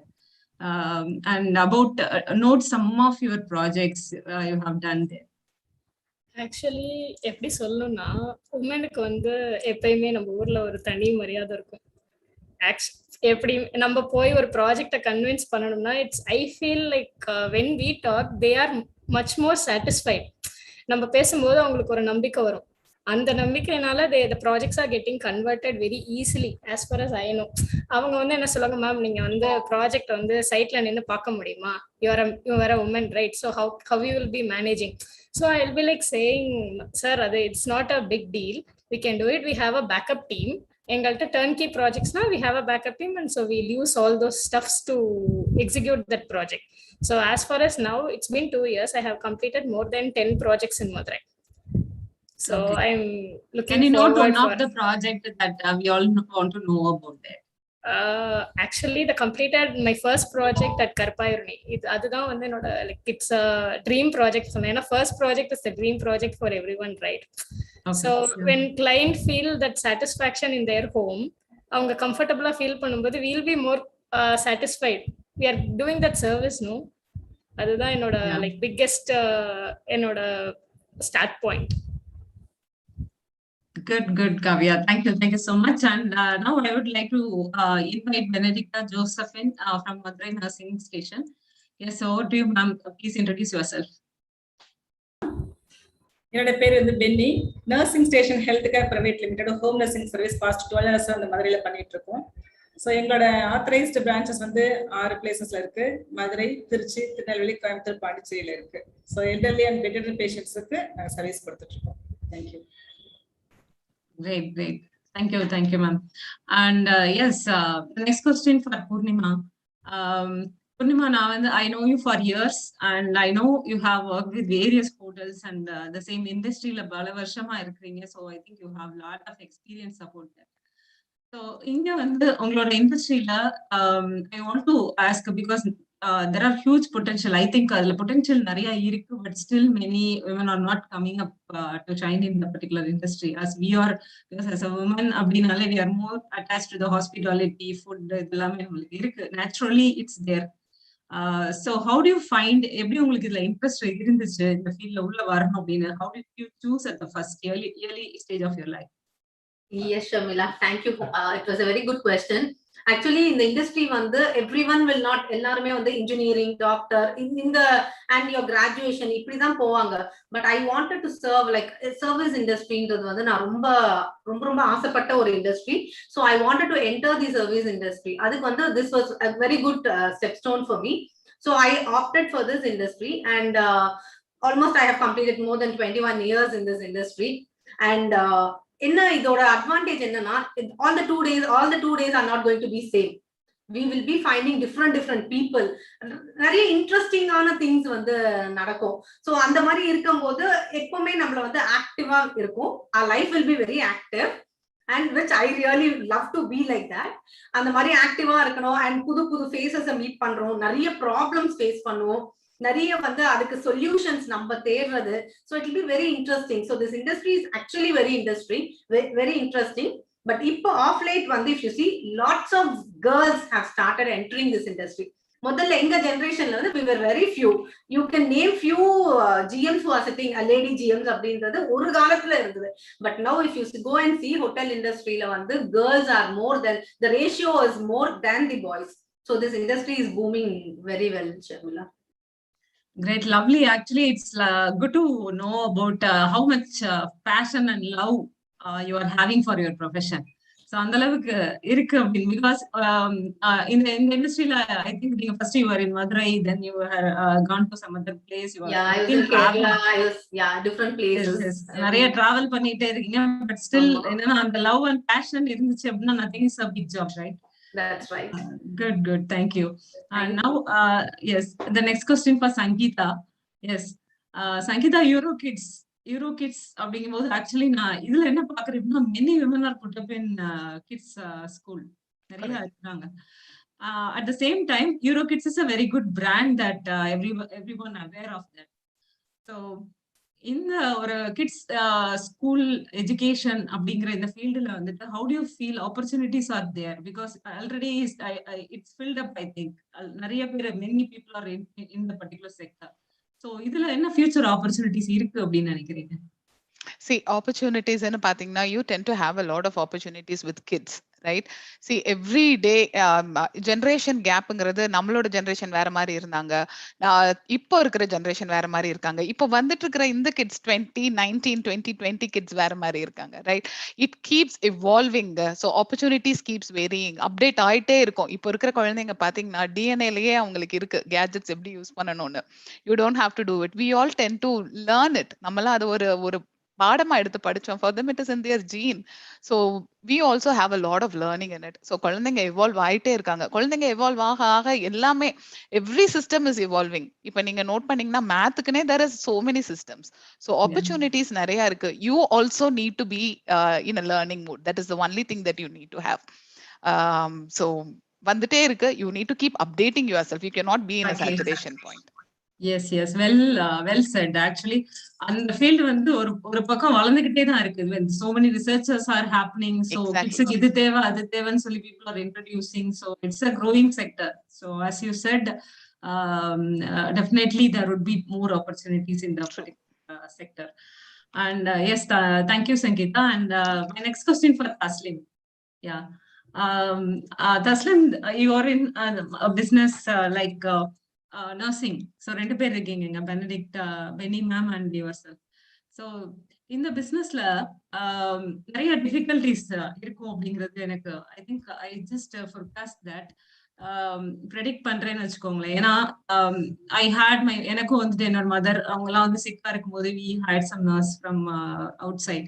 ரொம்ப சிக்கா இருக்கும்போது as we are not available அப்படிங்கும்போது so அதுல அவ்வளோ challenges இருக்கிற ஒரு செக்டர்ல ரெண்டு பேருமே இருக்கீங்க. So first question from for Taslim, இதை வந்து எப்படி நீங்க கோஆர்டினேட் பண்றீங்க? when you get the resource இதெல்லாம் எடுத்து கரெக்டா எப்படி கோஆர்டினேட் பண்றீங்க? Yes ma'am. அதாவது இப்ப நிறைய பேர் சிக்கா இருக்கிறனால மட்டும் எங்கிட்ட சர்வீஸ் வந்து எடுக்கிறது கிடையாது. ஸோ இப்ப எல்லாருமே வெளிநாட்டுல இருக்காங்க, இல்லைன்னா ஒவ்வொரு டைப் ஆஃப் பிசினஸ்ல எல்லாருமே பிஸி ஆயிடுறாங்க. ஸோ அந்த டைம்ல அவங்களோட பேரண்ட்ஸை இல்லைன்னா தாத்தா பாட்டியை பாத்துக்கிறதுக்கு அந்த வீட்டுல ஒரு ஆள் கண்டிப்பா நர்ஸ் தேவைப்படுறாங்க. ஸோ அவங்களுக்கு பர்சனல் ஹைஜீன் கொடுக்கறதுக்கு, அவங்க கரெக்ட் டைமுக்கு டேப்லெட் சாப்பிட்றாங்களா, ஃபுட் எடுத்துக்கிறாங்களா அப்படின்னு பாக்குறதுக்கு ஒரு நர்ஸ் அவங்க கூட இருந்து பாத்துக்கிறதுக்கு கண்டிப்பா தேவைப்படுறாங்க. ஸோ அவங்களுக்கு தான் நாங்க ஹோம் நர்சிங் சர்வீஸ் ப்ரொவைட் பண்றோம். பிளஸ் ஹாஸ்பிட்டல்ல இருந்து டிஸ்சார்ஜ் ஆகிற பேஷண்ட்ஸ்க்கும் நாங்க ஹோம் நர்சிங் சர்வீஸ் ப்ரொவைட் பண்ணிட்டு இருக்கோம் மேம். இந்த இதுல எங்களுக்கு கொஞ்சம் ரிஸ்கான டைம் எப்ப வரும்னா, பிள்ளைங்க வந்து ரெகுலரா சர்வீஸ் டியூட்டிக்கு நர்சஸ் போயிட்டு இருப்பாங்க. இன்கேஸ் ஒரு மார்னிங் டைம் வந்து லீவ் கேட்கிறப்ப டக்கு நாங்க அல்டர்னேட்டிவ் நர்ஸ் வந்து அரேஞ்ச் பண்ணி கொடுக்கணும். அந்த டைம்ல எங்களுக்கு கொஞ்சம் பிரேக் இதாகிற மாதிரி இருக்கும். ஸோ அதர்வைஸ் சர்வீஸ் வந்து நல்லபடியா ஸ்மூத்தா தான் போகும். Very good, Taslim. Anyway, you both women are changing the lives of many actually. நிறைய உங்க சர்வீஸ் இல்லாம நிறைய பேர் எல்லாம் they won't exist. Okay, you are not only selling your service, you are just selling health care and health and happiness of many. Yes, touching the lives. Yes, exactly. Good. And now my next question, thank you Taslim. And my next question for Mahalakshmi. Yes, Mahalakshmi, we have met before. நான் உங்ககிட்ட வந்து ரொம்ப என்ன சொல்றது ரசிச்ச ஒரு விஷயம் என்ன அப்படின்னா, அந்த way you present yourself and the way you design the clothes. அது வந்து எப்படின்னா நீங்க how you carry yourself, so அதே மாதிரி இருக்கும் உங்களோட கிளாத்ஸ் எல்லாமே பண்ண. Even you dress like very simple, ரொம்ப சிம்பிளா நீங்க ட்ரெஸ் பண்ணிட்டு வருவீங்க, but it make sense. So அந்த மாதிரி. ஸோ இந்த ஒரு ஃபீல்ட்ல மெனி இப்போ இந்த எஸ்பெஷலி டூரிங் த பேண்டமிக் இதுல வந்து ஒரு சேலஞ்ச் நான் என்ன பார்த்தேன் அப்படின்னு சொன்னா, பீப்புள் எல்லாமே everything is going virtual. Even on garment store, very நம்ம ஊர்ல ஒரு ஃபேமஸ் கார்மெண்ட் ஸ்டோர்ல இருக்கிற ஒரு விமன் ஆண்டர்பிரினர் என்ன சொன்னாங்கன்னா, நவடேஸ் இந்த டீச்சர்ஸோட க்ரௌடு தான் ரொம்ப குறைஞ்சிருச்சு. இந்த working crowd always love to wear very nicely. So அவங்க எல்லாருமே ஒர்க் ஃப்ரம் ஹோம் இருக்கிறதுனால எங்களுக்கு வந்து நிறைய வந்து மார்க்கெட் அந்த அளவுக்கு எனக்கு வரல, சேல்ஸ் வந்து அவ்வளவா ஆகல, பீப்புள் நிறைய செக்கிங் பண்ணல அப்படின்னு. So what you think about that and how was your உங்களுக்கு எப்படி இருந்துச்சு, how was your sales and everything? Like pandemic திங்ல ஆஸ் யூஷுவல் எல்லாருமே சந்திச்ச எல்லா சேலஞ்சஸும் நாங்களும் same as such full lockdown, no business and everything. But service ஓரியன்டட்ன்றதுனால like we don't go for zero at all. Service oriented is something, it happens to be 24/7 in the market. For few months mattum we were having like onnume illama zero nu agumbodhu we were like including like door delivery, door pickup. So as such அந்த மாதிரி பண்ணதுல it was going so well. And at the same time ஒரு சிலவங்க கல்யாணம் வந்து பெரிய பெரிய மண்டபத்துல புக் பண்ணி அது கேன்சல் ஆகி சும்மா வீட்டுல வச்சாங்க இல்லையா, அந்த ஆர்டர்ஸ் முதற்கொண்டு when I heard about it நானே பெக்யூலியரா அவங்களுக்கு கால் பண்ணி இந்த மாதிரி ஹோம் சர்வீசஸ் எல்லாமே நாங்க பண்ணி கொடுத்தோம். And we had happy clients in the pandemic too, happy and satisfying clients. So as such we cope up with everything as usual. staff maintenance and for me actually hand workers எல்லாமே from Bengal. I have a setup for that. So they stay here and we provide all sort of accommodations and everything. So adellame it goes on. So it was not a big deal too, and we are getting practice with it. Well said. So like இந்த நீங்க சொன்ன மாதிரி அந்த service sector அப்படின்னு பார்க்கும்போது 24 always there are basic necessities dressing அதுல எதுவுமே இல்லைனாலும் கல்யாணம் மட்டும் நடந்துகிட்டே இருக்கும். So எதனாலும் நிப்பாட்டலாம் கல்யாணத்தை வந்து it must so அது ஒரு பக்கம் நடந்துகிட்டே இருக்கும். So as you said there is always opportunities or keep on it's happening, the sales or revenue will be coming. Good. Yeah. So, and நீங்க கேட்டிங்க like the way I carry myself in the மாதிரி என்ன மட்டும் இல்ல என்கிட்ட வர clients எல்லாரையுமே வந்து first வந்து creativity கொடுக்கறதோட uniqueness கொடுக்கறதோட comfortability, they shouldn't feel discomfort like நிறைய tailor shops like might be disappointed ஆயிருப்பாங்க. But என்னோட clients ஒரு 100 clients இருந்தா 99 clients they are much satisfied and happy with my designing and such. Excellent, Maha. Thank you. And yes, thank you, Maha. And next question for Benny. Thank you. So Benny ma'am, yes. Hi. Unmute. Yes, thank you. So உங்களுக்கு அந்த you are in the nursing station. You are also running the nursing station. So இதுல வந்து when as இப்போ தாஸ்லிம் வந்து சொன்னாங்க what are the how much ஒரு difficulty அதுல இருந்துச்சு but we can overcome that அப்படின்னு சொல்லிட்டு likewise I am asking you எந்த மாதிரி இந்த செக்டர் ஐ திங்க் இன்னும் இதுல வந்து நிறைய டிமாண்ட் இருக்கு அப்படின்னு நினைக்கிறேன் because very few nursing stations are there and visible in especially in Madurai or இங்க at least we are in 2-tier town. tier 3 எல்லாம் போனீங்கன்னா இந்த மாதிரி ஆப்ஷன்ஸே வந்து இல்ல சுத்தமா வந்து நர்ஸ் எல்லாம் அவங்க வந்து they are dependent with hospitals only. And இந்த மாதிரி சர்வீஸ் வந்து I think you are serving த நீச் கம்மியா தான் பண்ணிட்டு இருக்கீங்க. இந்த supply is very low, still the demand is very high. So அப்படி பார்க்கும்போது இதுல இன்னும் என்ன ஆப்பர்ச்சுனிட்டிஸ் நீங்க ஃபியூச்சர்ல வந்து எப்படி இதை இன்னும் வந்து பண்ணலாம், இல்ல for other what would you suggest for other women entrepreneurs to get into this same business? Okay ma'am. இப்போ ஹோம் நர்சிங் சொல்லி பார்த்தீங்கன்னா இப்போ சின்ன ஒரு குக்கிராமத்துல இருந்து ஸோ பெரிய சிட்டிஸ் வரைக்குமே நம்ம கொடுக்குறோம். நாட் ஒன்லி இப்போ மதுரையில மட்டும் டே அண்ட் நைட் ஷிஃப்டா கொடுக்குறோம். ஃபார் எக்ஸாம்பிள் காரைக்குடி, அருப்புக்கோட்டை, தென் சிவகங்கை அந்த மாதிரி என்கொயரிஸ் வரும் பொழுது அங்க 24/7 ஒரு ரெசிடென்சியல் நர்ஸ் ஸ்டே பண்ற மாதிரியான நர்சஸ் சென்ட் பண்றோம். ஸோ இது எங்களோட தாட்டே பார்த்தீங்கன்னா குக்கிராமத்துல இருந்து ஒரு பெரிய சிட்டி வரைக்கும் உள்ள எல்லாத்துக்குமே எங்களோட சர்வீஸ் வந்து ரீச் ஆகணும் அப்படின்ற எய்ம்ல தான் பண்றோம். ஸோ ஸ்டாஃபிங் பார்த்தீங்க அப்படின்னா இந்த பேஷண்ட்ஸுக்கு ஏற்ற மாதிரியான ஸ்டாஃபிங்கை வந்து நம்ம கரெக்டாக மேட்ச் பண்ணணும். அதுதான் இருக்கு சார். யாராவது XYZ யாராவது கேட்குறாங்க, அவங்களுக்கு ஒரு ஸ்டாஃபை நம்ம சென்ட் பண்றோம், அது சக்ஸஸா அப்படின்றது அது கிடையாது. ஒரு பேஷண்டோட ஹெல்த்தோட ஹிஸ்டரியை நம்ம பார்த்துட்டு அவங்களுக்கு ஏற்ற மாதிரியான ஒரு ஸ்டாஃப், இப்போ ஒரு பிபி பார்க்கணும், ஒரு வைட்டல் சைன் பார்க்கணும், ஒரு இன்சுலின், ஒரு எக்ஸாம்பிள் இன்சுலின் பார்த்தீங்கன்னா கூட அந்த இன்சுலின் இத்தனை யூனிட்ல தான் அந்த பேஷண்ட்டுக்கு போடணுங்கிறத மானிட்டர் பண்ணி அவங்க வச்சிருக்கணும்.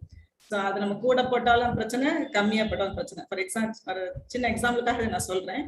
ஸோ இந்த மாதிரியானது வந்து ஒரு வெரிஃபைடா நம்ம பண்ணி ஸ்டாஃபிங் மேட்ச் பண்றதுதான் எங்களோட சக்சஸ் வந்து இப்போ வரைக்குமே போயிட்டு இருக்கு. தேங்க்யூ. அதாவது உங்களோட இதுல நிறைய பேருக்கு you are giving job opportunities இல்ல ஃபார் சோ மெனி, பிகாஸ் நிறைய வில்லேஜ்ல இருந்து இருக்கிற கேர்ள்ஸ் வந்து they are into nursing education படிச்சுட்டு வெளியில வர்றாங்க. But many people couldn't find the right hospital. So at the same time once they are getting to the nursing station ஒரு கஸ்டமைஸ்டா அவங்களுக்கு ஒரு கேர் கொடுக்கறதுக்கான ஒரு விஷயமும் நீங்க வந்து கஸ்டமருக்கு பண்றீங்க. At the same time you are giving job opportunity lot of people. That's really great. Thank you, ma'am. Thank you. And my next question for Siddhartha ma'am. Yes, travel tours. Yes, hello ma'am. Hi. Yes, இப்போ இந்த travel industry-லையும் பார்த்தா இன்னைக்கு இந்த during pandemic it was very challenging. But now once it gets opened, இதுல எந்த மாதிரி உங்களோட tourism இண்டஸ்ட்ரியில லோக்கல் டூரிசமா இல்ல வந்துட்டு international tourism, maybe I think you are also handling international tourism. அந்த 2 டூரிசம்ல வந்துட்டு எதுல வந்து அதிகமா ஃபோக்கஸ் இருக்கணும்? உங்களோட செக்டர்ல இருக்கவங்களுக்கு எதுல அதிகமா ஃபோக்கஸ் இருக்கணும்னு? அதாவது லாக்டவுன் ஸ்டார்ட் பண்ண பீரியட்ல இருந்து கம்ப்ளீட்டா டூரிசம் வந்து க்ளோஸ் ஆயிடுச்சு. ஸோ இப்போ மறுபடியும் செகண்ட் வேவ் முடிஞ்சதுக்கு அப்புறம் லோக்கல் டூரிசம் வந்து இப்போ நல்லாவே எஸ்டாப்ளிஷ் ஆயிட்டு இருக்கு. லைக் எல்லா ஹில் ஸ்டேஷனுமே ரெகுலரா வீக்கெண்ட்ஸ் இப்போ ஃபுல்லாக தான் இருக்கு. தமிழ்நாடு ஆகட்டும், கேரளா பிகாஸ் இப்போ நிறைய அங்கே கேசஸ் இருக்கிறதுனால என்கரேஜ் பண்றது இல்லை. Abroad tours of course only Maldives and Russia மட்டும்தான் இந்தியன்ஸ்க்கு அலோவ் பண்ணிட்டு இருக்காங்க. இங்க ஸ்கோப் நிறைய எது இருக்குன்னு கேட்டுற அந்த கொஸ்டினுக்கு வந்து டொமஸ்டிக் டூரிசம் தான், இப்போதைக்கு டொமஸ்டிக் டூரிசம் தான். கன்னியாகுமரியில இருந்து காஷ்மீர் வரைக்கும் சில ப்ரோட்டோகால்ஸோட நம்ம கஸ்டமர்ஸை அனுப்பலாம், டூரிஸ்டை நம்ம அனுப்பலாம். Yes yes. So next round போறதுக்கு முன்னாடி உங்ககிட்டயே நான் இன்னொரு கொஸ்டின் கேட்குறேன். என்னன்னா, for nowadays many women are in profession entrepreneurs இருக்கிற நேரம் we love to travel a lot. Some recently many women want to travel alone, okay, with their friends.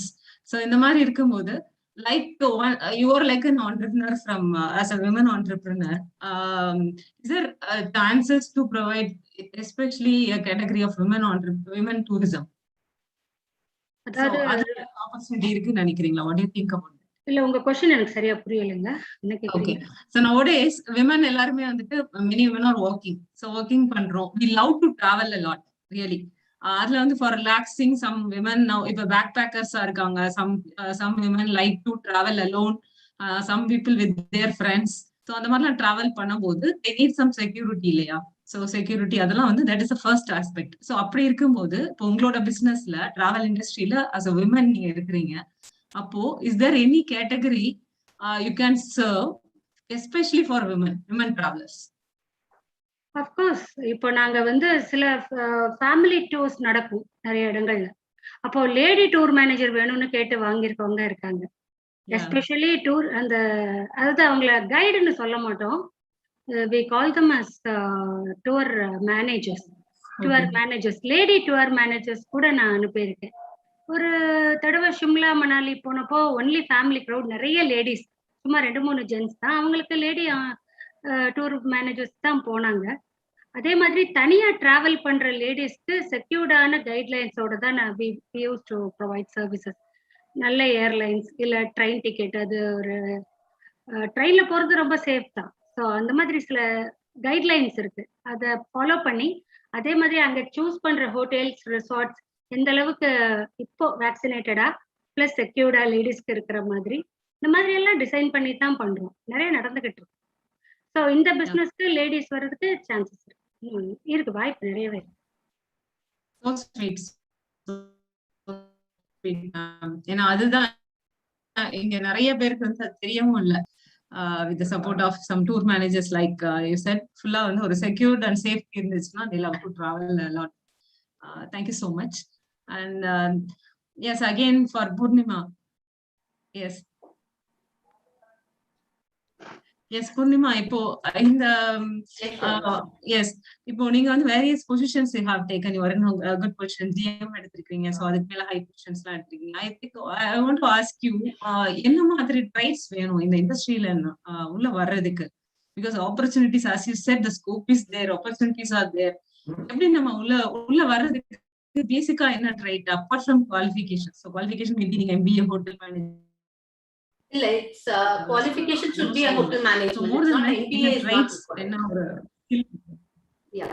Okay. Please go ahead, Sharmila. Please go ahead. Yes, yes. என்ன trait இருக்கணும் இந்த ஃபீல்ட்ல வரணும்னா? So the mindset and the trait, skill அதெல்லாம் என்ன இருந்தா இந்த செக்டர்ல shine ஆகும்? Actually, இப்போ இந்த இண்டஸ்ட்ரியை பொறுத்தவரை it's not that they need only MBA அப்படின்றது கிடையாது. Hotel management, you have a basic craft courseன்றது கூட இருக்கு, which is just a 6 months course. Whereas நீ உங்களுக்கு வந்து அந்த பேசிக்ஸ் என்னன்னு தெரிஞ்சாவே போதும். மெயின் பேசிக்ஸ் என்னன்னா, it is not about your subject, it is about how you behave, what attitude you should have, how openly you have to learn. You should be very open to learn things. Main thing what you have to know is இந்த இண்டஸ்ட்ரியை பொறுத்தவரை you should be very open to learn things and to learn people also. So if you are well enough to learn, if you are open to learn all those things, then you can enter the industry. And it's not that MBA is not required. Or 6 months or a craft course irundave podum idukku. And once you enter into the industry, you should be a hard working person as well as a smart working. Ipo vandu நம்ம சொல்லிட்டு இருக்கோம் smart working தான் வந்து இருக்கணும்னு. It's not in the industry பொறுத்தவரை not only smart working, hard working ன்றது கூட must.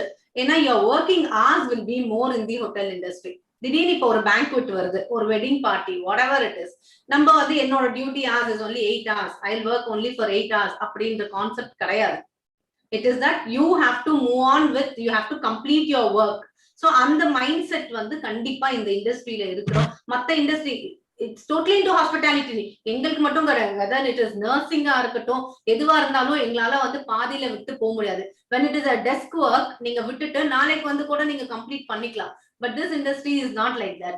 So அதனால you should totally be into அந்த மைண்ட் செட்டோட நீங்க உள்ள வந்தீங்கன்னா you will be successful. இல்ல இப்படிதான் நான் வாழணும் அப்படின்றதுனா then again failures are also there in the industry. And facing problems அப்படின்றது பார்த்தா like handling people, if you are good enough to handle people, yes, it's a good. aduna main handling people will be a task. ஒருத்தங்க ஒரு mind செட்ல வருவாங்க. One person his mood will totally not be good. திடீர்னு வருவாங்க, his frustration, everything will be shown in the reception. So receptionist has to keep smiling, smile பண்ணி okay sir ன்னு சொல்லிட்டு we have to be like that. So that's the major crisis we actually fall in this industry. Nicely said. எவ்வளவு அடிச்சாலும் அடி வாங்காத மாதிரி அடி வாங்குறதுக்கு ரெடியா இருக்கணும். Good. That's so nice. Yes. Thank you, Jamila. Yeah, thank you, Purnima. And yes, again, the question is for Sangeeta. Yes, Sangeeta. So, in your business, you are handling parents every day. I think many Montessori entrepreneurs கேக்குறப்போ அவங்களுக்கு பெரிய task வந்து ஒண்ணு வந்து உள்ள இருக்க characters manage பண்றது, இன்னொரு பெரிய சேலஞ்ச் வந்து பேரண்ட்ஸ் ஹேண்டில் பண்றது அப்படின்னு சொல்லியிருக்காங்க. ஸோ அப்படி இருக்கும்போது ஹவு இந்த பேரண்ட்ஸ் அப்படிங்கிறது உங்களுக்கு ஒரு முக்கியமான கஸ்டமர் செக்மெண்ட். ஏன்னா வந்துட்டு டைரக்டா கன்சியூமரா இருக்கிறது மேபி சில்ட்ரனா இருக்கலாம், ஆனா நீங்க சாட்டிஸ்ஃபை பண்ண வேண்டியது வந்து சில்ட்ரனை விட பேரண்ட்ஸ். ஸோ அவங்களை வந்து எப்படி நீங்க மேனேஜ் பண்றீங்க? Have are you making them happy? See, the ultimate motive to make an interesting example you can quote. Yeah, I can do that. See, the first thing is, if the child is happy, the parent is also happy. But apart from that, the parents will have a lot of queries. They will have their own agenda. வச்சிருப்பாங்க. See, it is not the duty of the school to basically satisfy the parent. அவங்க agenda என்னால பண்ண முடியாது. I have seen a parent coming to me, நீங்க ABC இப்படி சொல்லி கொடுங்க, நீங்க நம்பர்ஸ் இப்படி சொல்லி கொடுத்தா எங்களுக்கு தெரியும், but we know what we are doing, right? So இது எல்லாமே, rather than educating the child, we have also started educating the parent, setting the norms and all that. And satisfying the parent can be in two ways. First, when the childhood progress பத்தி நம்ம parent கிட்ட பேசும்போதே they will start getting satisfied. See, இதுல beauty என்னன்னா, we not only satisfy the parents, we also have to satisfy the grandparents. Sometimes they come in as a group. ஒரு child admission போடுறதுக்கு we will have around 10 people coming in. அம்மா அப்பா, இந்த side தாத்தா பாட்டி, இந்த side தாத்தா பாட்டி எல்லாருமே வருவாங்க. So when they come, each one comes with a query. நாங்கெல்லாம் குழந்தைய 5.5 வயசுல போட்டோம், இவ என்ன 2.5 வயசுலயே குழந்தைங்களை போட சொல்றாங்க, அப்படி என்னம்மா இங்க பண்றீங்க அப்படின்னு கேட்பாங்க. But they don't tend to understand that இப்போ இருக்கிற குழந்தைங்க எல்லாமே நியூக்ளியர் ஃபேமிலியில இருந்து வராங்க. நம்ம இருந்தப்போ 5 பேர் 6 பேர் ஜாயிண்ட் ஃபேமிலி, கசின்ஸ் அப்படி இருந்துட்டோம். ஆனா இந்த ஏஜ் குழந்தைங்களுக்கு பியர் குரூப் இன்டராக்ஷன்ங்கிறதே இல்லாம இருக்கு. அண்ட் தீஸ் சில்ட்ரனோட ஐக்யூல it's much higher than the நம்ம ஜென்ரேஷன்ல உள்ள இவங்களோட எக்ஸ்போஷரும் கூட. So they need these kind of எக்ஸ்போஷருங்கிறது பேரண்ட்ஸ்க்கும் கிராண்ட் பேரண்ட்ஸ்க்கும் அங்கிள்க்கும் ஆண்டிக்கும் எஜுகேட் பண்றதே ஒரு பெரிய சேலஞ்சா இருக்கும். அண்ட் ஒரு குழந்தை ஒரு தேங்க்யூ ஒரு சாரி சொன்னாலே ஹாப்பி ஆயிருவாங்க. ஐ ஹேட் திஸ் சைல்ட் ஒன்ஸ். அன்னைக்குதான் வந்து we are teaching them golden rules, thank you, sorry and please. This child teach பண்ணி முடிச்சுட்டு என்கிட்ட வந்து he said, auntie sorry. I asked him, why is it that Arjun you are saying this? நீங்க sorry சொல்லணும்னு சொன்னீங்கல்ல, நான் அவனை அடிக்க போறேன் அதனால சாரி, அடிக்க போறேன் அதனால சாரி. சோ இது எல்லாமே வந்து எஜுகேட்டிங் த இதெல்லாம் ஒரு பேரண்ட் கிட்ட சொல்லும்போது you know how happy they feel. So இந்த மாதிரி குட்டி advancement of the child itself will make the parent happy. So that's lovely. ஏன்னா நிறைய பேருக்கு வந்து நம்ம வீட்டுல என்ன செஞ்சாலும் அந்த டீச்சர்ஸோட வாயால வந்து இதெல்லாம் பண்ணா, பெஸ்டா பண்ணா, அதெல்லாம் சேட்டா பண்ணா அப்படின்னு சொல்றது வந்து they love to hear that. And நீங்க சொன்ன மாதிரி இந்த விசிட் ஸ்கூல் பொண்ணு பார்க்க கூட இவ்வளவு பேர் போயிருக்க மாட்டாங்க. ஸோ லைக் திஸ் அட்மிஷனுக்கு வந்து தி கமர்ஸ் குரூப் மொத்த ஃபேமிலி வாங்க போய் சேர்ப்போம் அப்படின்னு சொல்லி பழகலாம் அப்படின்ட்டு. Nice, good good Sangeetha, thanks for sharing this. And yes, the next question for Benny ma'am. Yes Benny ma'am, actually இப்போ இந்த நர்சிங் சர்வீஸ்ல வந்துட்டு சம்டைம்ஸ் இட் ஹேப்பன்ஸ் அந்த பேஷண்ட் வந்து if they are very much chronically ill அப்படிங்கும்போது there R chances that அவங்க வந்து அவங்களோட லைஃப் டைம் முடிகிறதுக்கான சான்சஸ் நிறைய இருக்குது. when they are handling old people, chronic illness இருக்கிற people. So அந்த இடத்துல emotionally maybe the nurses can face some challenges emotionally. ஏன்னா அவங்க கூட ஒரு 2-3 months இருக்கும்போது there are emotionally நிறைய அவங்களுக்கு இருக்கும். ஸோ அந்த விஷயத்தை எப்படி வந்து நீங்க handling such kind of thing? Okay ma'am, most of the patients எப்படி எங்களுக்கு வருவாங்க அப்படின்னா, ஸோ முடியாத பட்சத்துல தான் வருவாங்க. ஸோ எந்த ஸ்டேஜ்ல நிறைய பேர் இருப்பாங்க. ஸோ அந்த சமயத்துல வந்து இப்ப அந்த சொன்ன இந்த பேஷண்ட்ஸ்க்கு ஏற்ற மாதிரியான குவாலிஃபைட் நர்சஸ் வந்து நம்ம அங்க கொடுப்போம். ஸோ பிள்ளைங்க அதுக்கு ஏற்ற மாதிரி ஹேண்டில் பண்ணிடுவாங்க. ஸோ எப்படின்னா ஒரு ரொம்ப ஃபேமிலி அட்டாச்சா பழங்கிடுவாங்க, நல்லா மூவ் பண்ணிடுவாங்க, ரொம்ப பாண்டிங்காகவும் இருப்பாங்க பேஷண்ட். ஃபார் எல்லா எமர்ஜென்சி ஹேண்டிலுமே பிள்ளைங்க பண்ணிடுவாங்க. ஸோ வீட்டில் பேரண்ட்ஸ் வீட்டில் இருப்பாங்க, அவங்களோட பிள்ளைங்களாம் வெளியூர்ல வெளிநாட்டில் இருக்கக்கூடிய பட்சத்தில் யாரை கான்டாக்ட் பண்ணணும் அந்த டீட்டெயில்ஸ்லாம் நம்ம கலெக்ட் பண்ணி வச்சுருவோம். இன்கேஸ் ஆஃப் எனி எமர்ஜென்சி எங்கே ஹாஸ்பிட்டலைஸ் பண்ணணும் அந்த டீட்டெயில்ஸ் எல்லாமே இருக்கும் எங்கள்கிட்ட. ஸோ அதுக்கேற்ற மாதிரியான பண்ணிடுவோம். Yes ma'am. Yes yes, okay. நான் உங்ககிட்ட வந்து I want to know more about how the nurses are handling their emotions. So அந்த மாதிரி ஒரு அட்டாச்மெண்ட் இருக்கும்போது அதுக்கு நீங்க எதுவும் வந்து are you training people there, உங்களோட ஸ்டாஃப்ஸ் வந்து அதுக்கு ட்ரெயின் பண்றீங்களா டு ஹேண்டில் எமோஷன்ஸ்? ஏன்னா அவங்களோட ரொம்ப ஒரு பாண்டிங் இருந்துட்டு அதுல இருந்து வெளியே போகும்போது they feel very much bad இல்லையா? ஸோ அது கேட்கிறேன் நான். அதாவது பேஷண்ட்ஸோட எப்படி பாண்டிங்க பிள்ளைங்க இருக்காங்கன்னு கேட்க வரீங்களா மேம்? இந்த மாதிரி ஒரு லாஸ் பேஷண்ட் சைடு லாஸ் நடக்கும்போது அதை வந்து எப்படி இவங்க எமோஷனலா ஹேண்டில் பண்றாங்க அப்படின்னு. இது வந்து இப்போ எங்களோட ஹோம் நர்சிங் ஹாஸ்பிட்டலோட அந்த ஹோம் நர்சிங் பாக்குறப்போ இந்த பிள்ளைங்க மச் எக்ஸ்பீரியன்ஸ்டா இருப்பாங்க. ஸோ இந்த மாதிரி கேசஸ் வந்து அவங்களுக்கு ஃபார் லாங்காகவும் வரலாம், இல்லை ரொம்ப ஷார்ட் பீரியடாகவும் வரலாம். ஸோ பிள்ளைங்க அதெல்லாம் தாண்டி தான் பிளஸ் ஆர் மைனஸ் எல்லாத்தையுமே பிள்ளைங்க ஃபேஸ் பண்ணுறாங்க. சில பிள்ளைங்க வந்து கதறி அழுவுங்க, கூட இப்ப வரைக்கும் பேசிட்டு இருந்தாங்க, இப்ப அவங்க பக்கத்துல இல்ல அப்படின்னு சொல்லிட்டு ரொம்ப அப்படியே பிள்ளைங்க ஃபெடப் ஆயிடுவாங்க. ஒரு 1 or 2 days நான் போயிட்டு வீட்டுல ரெஸ்ட் எடுத்துட்டு வரேன், அதனால ஃபேஸ் பண்ண முடியல, நேற்று வரைக்கும் நல்லா இருந்தாங்க, இன்னைக்கு மார்னிங் நல்லா இருந்தாங்க, சடனா இப்படி ஆயிட்டாங்க அப்படின்ட்டு. பட் பிள்ளைங்க வந்து அது பை ப்ராக்டிஸ் ஆயிட்டாங்க. ஸோ இதுதான் நம்மளோட ஒர்க்கு, இப்படிதான் இருக்கும். ஸோ எண்ட் ஆஃப் த பீரியட்ல வராங்க, இருக்க வரைக்கும் இருக்காங்க, இவ்வளவுதான் ஷார்ட் பீரியட்ல தான் இவங்க இருப்பாங்க அப்படின்னு சொல்லி வருவாங்க. அவங்க பாத்தீங்கன்னா நல்லா மச் பெட்டராகி நடந்து வர அளவுக்கு கூட பேஷண்ட்ஸ் எல்லாம் இருந்திருக்காங்க. ஸோ அது எல்லாமே கடந்து வந்திருக்காங்க. Great great, thanks for sharing Benny ma'am. Actually இது வந்து ஒரு என்னன்னா ஒருத்தங்களோட லைஃப்ல கூட்ட நின்று அவங்க போறத பாக்குறதுங்கிறதுக்கு நிறைய மென்டல் ஸ்டெபிலிட்டி வேணும். in such a way you are doing really a great job and your hats off to your nurses. Very much respect for them too. Thanks for sharing ma'am. And yes, my next question for Maha. Yes Maha, so உங்களோடதுல நான் என்ன பாக்குறேன் அப்படின்னா, அந்த tailors நிறைய பேர் தைக்கிறதுக்கு வர்றவங்க customers always have like இப்படி வேணும் அப்படி வேணும், even you suggest many things like this is good for you, நல்லா இருக்கும் உங்களுக்கு அப்படின்னு சொன்னாலும் they have some predetermined agenda. அவங்க ஒரு அஜெண்டாவோட வருவாங்க, இப்படிதான் இருக்கணும் அப்படின்னு சொல்லிட்டு. அண்ட் நீங்க ஆஃப்டர் நீங்க வந்து உங்க ஃபினிஷ்டு ப்ராடக்ட் கொடுத்ததுக்கு அப்புறமும் sometimes they come for alterations and everything. Some customers are really என்ன ரொம்ப நினைச்சு பண்ணிக்கிட்டே இருப்பாங்க. So how are you handling such kind of customers? Yeah, to be very honest, எனக்கு என்னன்னா நான் யூஸ்வலாவே வந்து பல்கா எது ஸ்டிச் பண்ண கொடுத்து வராங்கன்னா கூட first we go for trial or error. Trial or error வந்து 3 days or 4 days maximum. So இங்கே ட்ரையல் செட்டப் இருக்கு, இங்க வியர் பண்ணி காமிப்பாங்க. அதுல இருந்து எதுவும் மாடிஃபிகேஷன்ஸ் இருந்தா கொஞ்சம் வெயிட் பண்ண சொல்லி திரும்ப அந்த மாடிஃபிகேஷனும் சரி பண்ணி அதையே மெஷர்மெண்டா த்ரூ அவுட் கொண்டு போவோம். அண்ட் எனக்கு வந்து ரொம்ப நச்சு பிடிச்சு இது வரைக்கும் ஆனதே இல்லை. மைட்பி எனக்கு அந்த ஸ்டார்ட் அப் டைம்ல நான் 2012 ஸ்டார்ட் பண்ணி டிசம்பர்ல எனக்கு இந்த மாதிரி ஒரு கிளைண்ட் வந்தாங்க. நீங்க சொல்ற மாதிரியே எவ்வளவு சாட்டிஸ்ஃபை, லைக் இப்போ எனக்கு இந்த ஃபிளீட் இருக்கு, நம்மளோட பாடியோட மசிலோட இது முதற்கொண்டு அது கொஞ்சம் மாறும். ஸோ இந்த மாதிரி ஃபிளீட் கூட எனக்கு இருக்கக்கூடாதுன்னு சொல்லி ஒரு கிளைண்ட். ஸோ அவங்களையும் நாங்கள் சாட்டிஸ்ஃபை பண்ணி தான் அமிச்சோம்.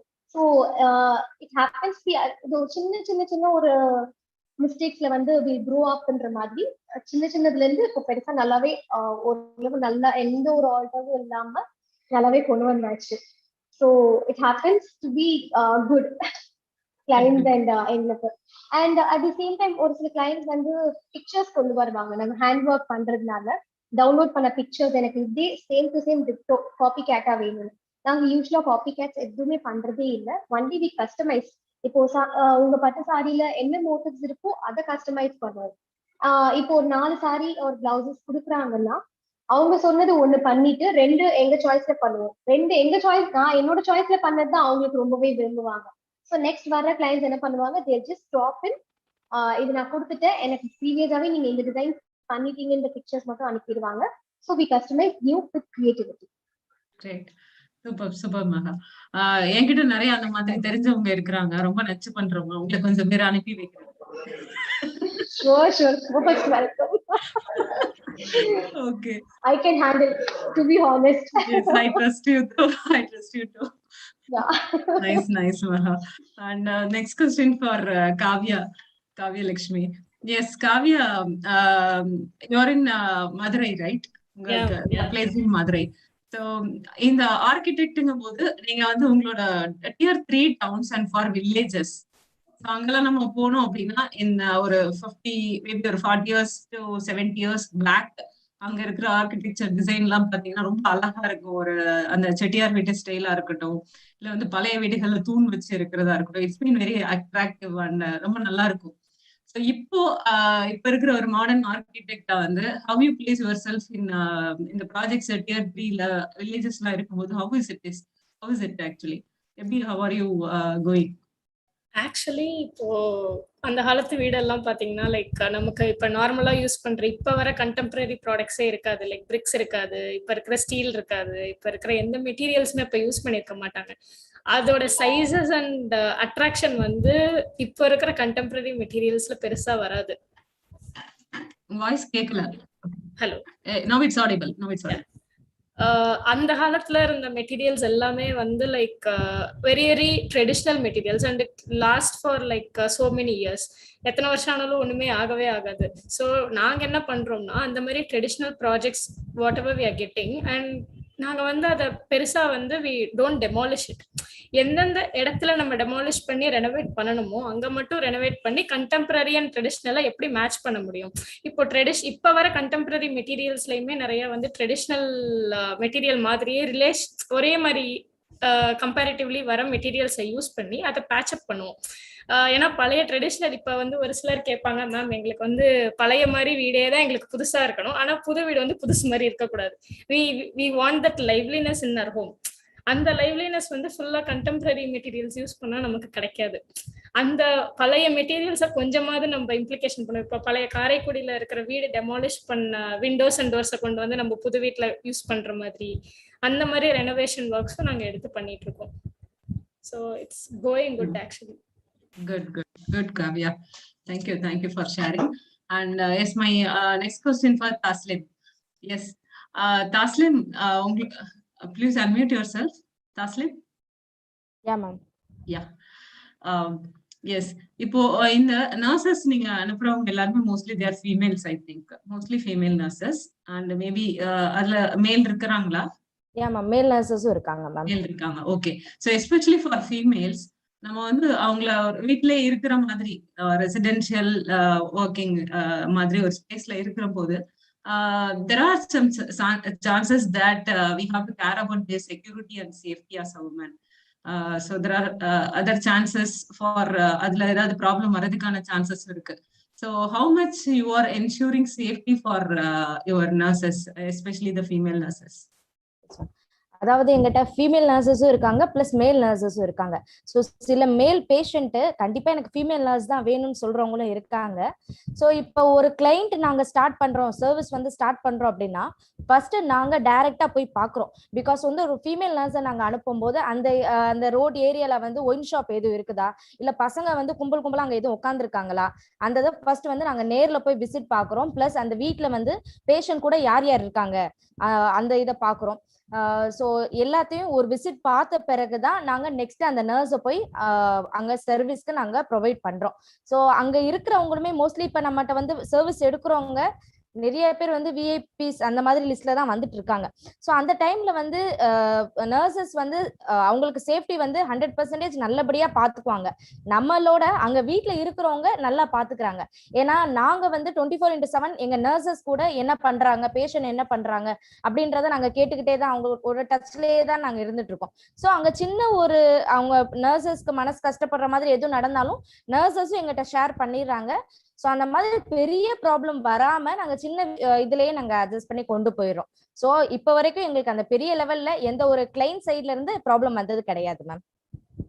எக்ஸலண்ட். அதாவது நீங்க ஃபர்ஸ்டே வந்து you study about the place they are going to work. So pre work பண்றதுனால you are avoiding many difficulties அப்படின்னு சொல்றீங்க. Okay, that's really great. Thank you Tasleem. And yes, my next question to Sujatha ma'am. Ma'am yes, so இதுல regarding again எல்லாருக்குமே அவங்களோட customers வச்சு தான் இப்போ நம்ம டிஸ்கஸ் பண்ணிட்டு இருக்கோம். லைக்வைஸ் உங்களோட கஸ்டமர்ஸ் உங்களுக்கு உங்க கிட்ட வந்து டிராவல்க்குன்னு சொல்லி வர்ற கஸ்டமர்ஸ், அதுல ரொம்ப சேலஞ்சிங்கா இருந்த சில customers and how did you solve that, அந்த ப்ராப்ளம் எப்படி சால்வ் பண்ணீங்க அப்படின்னு சொல்லி. சேலஞ்சிங்கான கஸ்டமர்ஸ் அப்படின்னா எல்லா கஸ்டமர்ஸும் ஓவரா ஒரு டூர் போறதுக்கு முன்னாடி எல்லா இண்டஸ்ட்ரிக்கும் ஒரு 50 கொஸ்டின்ஸ் இருந்துச்சுன்னா எங்ககிட்ட 50,000 கொஸ்டின்ஸ் இருக்கும். எல்லாம் கேட்டுட்டு தான் டூரை கன்ஃபார்ம் பண்ணுவாங்க. மெயினா சில கண்ட்ரிஸ் லைக் தாய்லாந்து, கோவா இந்த மாதிரி கார்பரேட் குரூப்ஸ் அனுப்புறது வந்து ரொம்ப கொஞ்சம் சேலஞ்சிங்கான விஷயம்.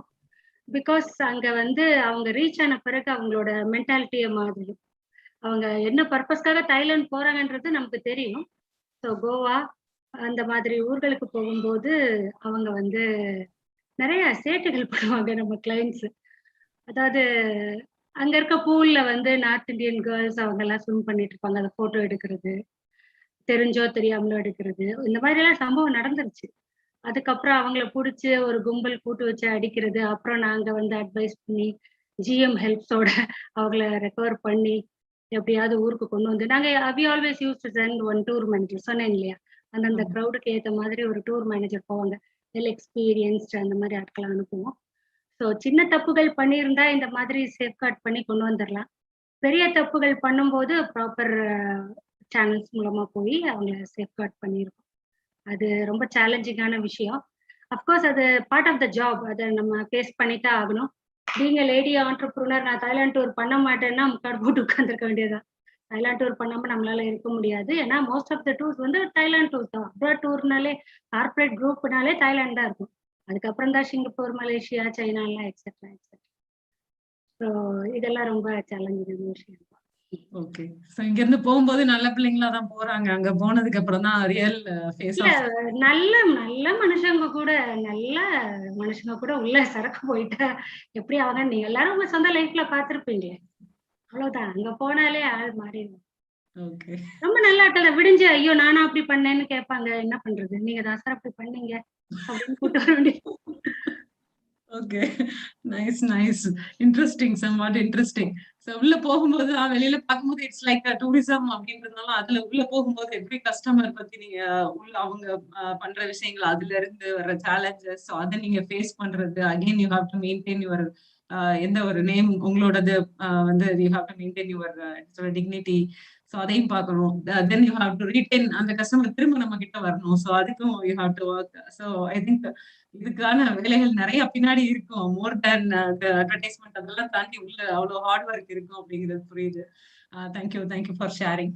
And I think yes, so the next நான் எல்லாருக்கிட்டையுமே என்ன கேட்க போறேன் அப்படின்னா, நம்ம விமன் ஆண்டர்பிரினர்ஸ்னால மெனி பீப்புள் சே அபவுட் அந்த balancing, work life balancing.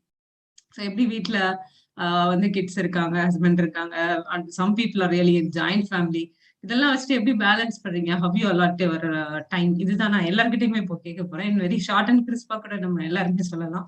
So the first I want to ask with Benny ma'am here. Ma'am. அவங்க சிரிச்சிட்டாங்க ஃபர்ஸ்ட். ஓகே. Yes ma'am.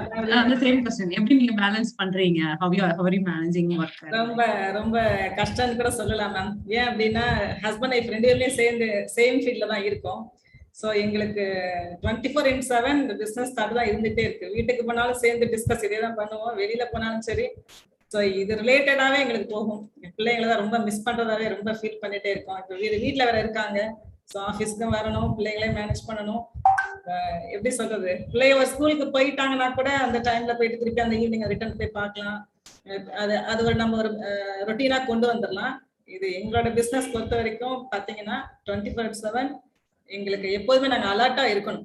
ஏன்னா பிள்ளைங்க ஃபீல்டு ஒர்க்ல இருக்கிறதுனால, நர்சஸ் வந்து ஃபீல்டு ஒர்க்ல எல்லா இடத்துலயும் இருக்கிறதுனால, நாங்க ரொம்ப ரெஸ்பான்சிபிலிட்டி பர்சனா இருக்கிறதுனால எப்போதுமே நாங்க அலர்ட்டா இருக்கணும் மேம். கொஞ்சம் பொறுப்புகள் இருக்கு, அதனால ஃபேமிலி வந்து ரொம்ப மிஸ் பண்றோம்.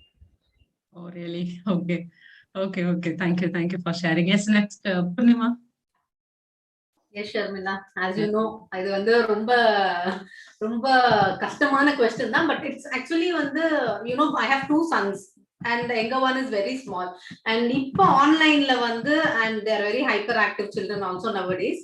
இப்போ ஆன்லைன்ல yes, we are finding it difficult. But otherwise we plan accordingly. பசங்க இந்த டைம்ல இருந்து டைம் ஸ்கூல் போவாங்க, அந்த நேரத்துல we complete all our works. And அவங்க வர டைம்க்கு we just go finish all the homeworks, everything. So it's how we plan. நான் வந்து purely I look it in that way that கஷ்டம்ன்றது எல்லா இடத்துலயும், நம்ம ஒர்க்ல கஷ்டம் இருக்கு, எல்லா இடத்துலயுமே கஷ்டம் இருக்கு, இல்லாத இடமே கிடையாது. But again how we plan it and how we take it forward அப்படின்றதா. So it's very easy for me to balance both. So எனக்கு அது வந்து I take it as a challenge and I do it. ஒர்க்ல எப்படி ஒரு சேலஞ்சஸோ ஃபேமிலியும் அதே மாதிரி சேலஞ்சஸ் எடுத்து I just move forward. Great. So once we schedule everything, that will be much easier. Yes. That's the one thing. Yeah, great. Thank you, Purnima. And yes, Sangeeta. Yeah, actually, I am fortunate enough here because என்னோட ஃபீல்ட்ல வந்து I go to school only when my children are in school and I come back home before my children come back home. So I was pretty well able to manage. But before that, when it was in communicative Englishல corporateக்கு நம்ம trainings எடுக்கும்போது I will have to go on weekends.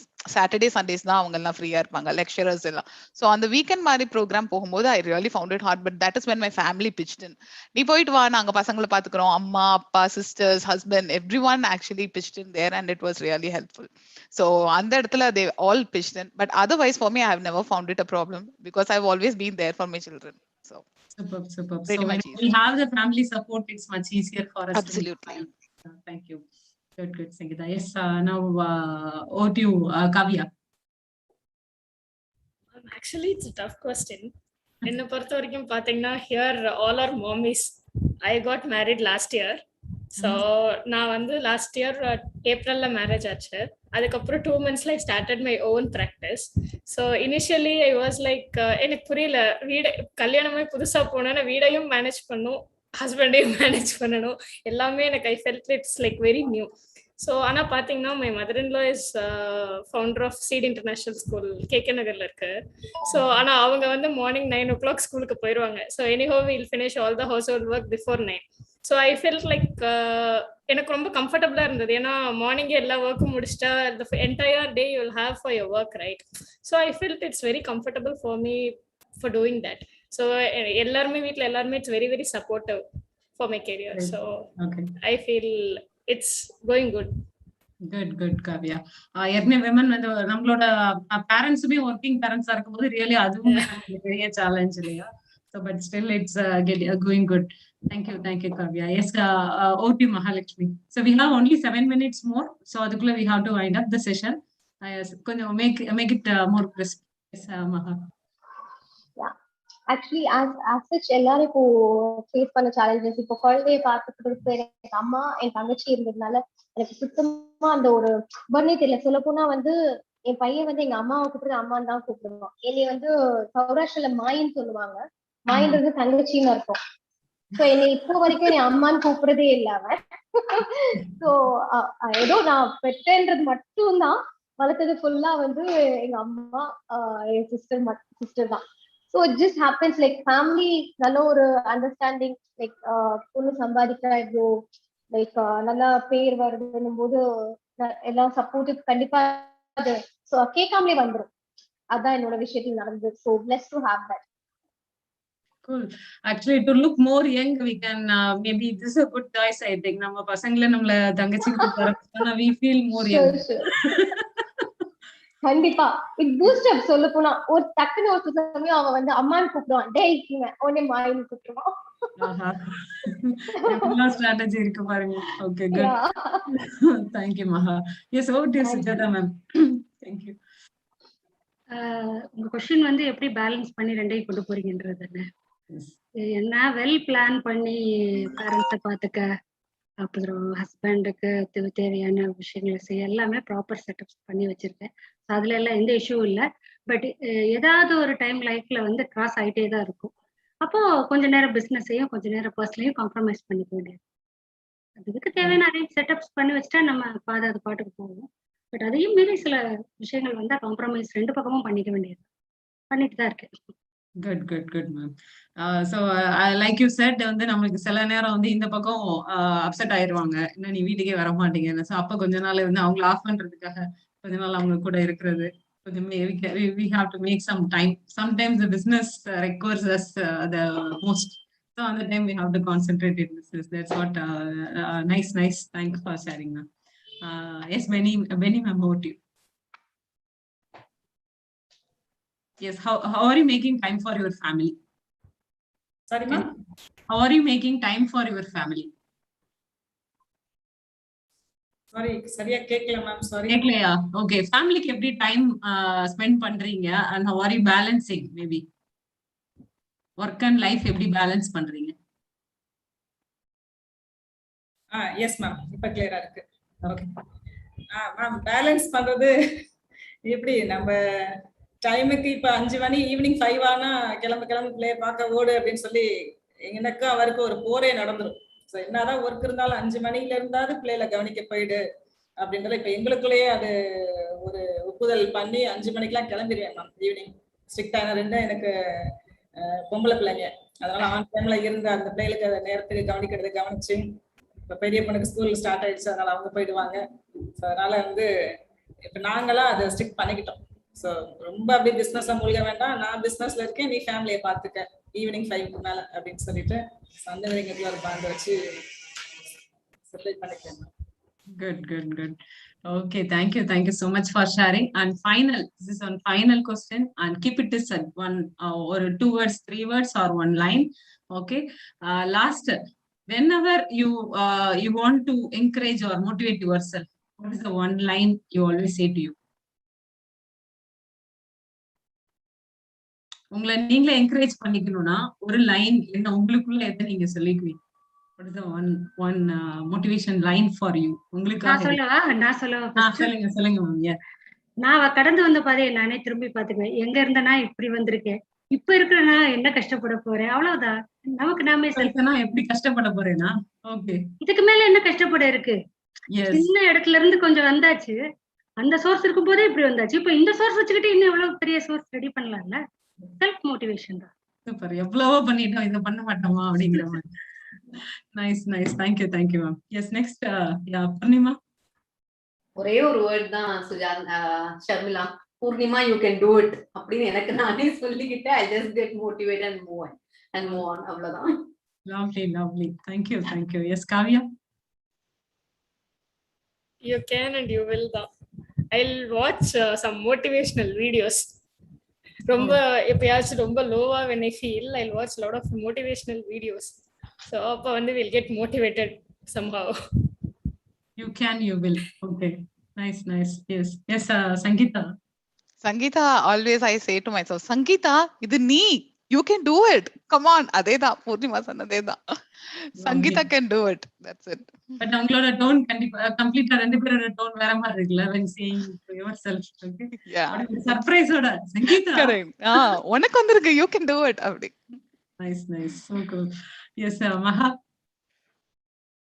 Mahalakshmi. I can and I will. I can, I will. I can and I will. Good, cool. Yes, Benima. எந்த பிரச்சனையே பாக்குறது இல்ல, இதுவும் கடந்து போகும். கீதாச்சாரத்துல சொன்ன மாதிரி இதுவும் கடந்து போகும்ன்ற பாலிசி எடுத்துக்கிட்டு போயிட்டே இருக்கிறது. ஏன்னா எங்க ஜெனரேஷன்லயே நாங்க தான் ஃபர்ஸ்ட் ஆண்டர்பிரனர். அதனால எல்லாமே நுக்கான நாங்களே லேர்ன் பண்ணி வந்ததுனால இது ஒரு பிரச்சனையே கிடையாது, தாண்டி போயிட்டே இருக்கோம். Great. Superb. I think we have missed Taslim here. So Taslim, I think அவங்களுக்கு ஏதோ நெட்வொர்க் ப்ராப்ளம் அப்படின்னு நினைக்கிறேன். And super cool to listen all of you. It's really nice. அந்த கடைசி சொன்ன அந்த punch. So the punch that makes a lot of sense. And so ஒவ்வொரு இடத்துலயும் day to day life நிறைய அப்படி ups and downs ஓட தான் எல்லாருக்குமே போகும். So அதுல வந்துட்டு when we say what we say to yourself, ourself really matters. So அதெல்லாம் தான் those all things are boosting ourselves to move forward, irrespective of whatever been happening around the world. Good. And I think really I have a very good time with all of you in conversing. I think you all enjoyed the conversation as well, I think. And thank you so much for being here in spite of your work schedules and everything. Yes, thank you so much, Purnima, Kavya, Mahalakshmi, Sankita, Sujata, Benny, Benedicta ma'am, and Taslim too. And again, I thank Vigneshwar and Suresh Kumar for organizing such a wonderful event. Abhi konja unmute பண்ணிக்கோங்க விக்னேஷ், அப்பதான் நீங்க கேட்கலாம் நாங்க நீங்க பேசுறத. Thank you, Sharmila. Thank you for moderating the session, and thank you to all the wonderful women. 7 பேரும் 7 wonders represent பண்ணி இங்க கொண்டு வந்தோம் அப்படிங்கிற ஒரு கான்செப்ட்ல தான் இன்னைக்கு இன்வைட் பண்ணிருக்கோம். Thank you to all the wonderful woman who have joined us. And என்ன கடைசியில எல்லா சக்சஸ்ஃபுல் விமன் பின்னாடி ஒரு மென் இருக்காருங்கிற ஒரு டேக்லைன் வரும்னு பார்த்தேன். பட் ஒரு மாதிரி நீங்க அந்த you talked about self motivation. ஆமா, உங்க கிட்ஸை பத்தி பேசிட்டீங்க, உங்க இன்லாஸோட சப்போர்ட் எல்லாம் பேசிட்டீங்க. பட் ஆப்வியஸ்லி உங்க சக்சஸ் பின்னாடி இருக்க ஒரு மென் பத்தி ரொம்ப யாரும் சொல்லல. But anyways it is thank you. It is a well known fact, so we don't need that publicity stunt. So thank you once again to all the wonderful women who had joined us for this discussion. You want to speak about the woman and the man behind you?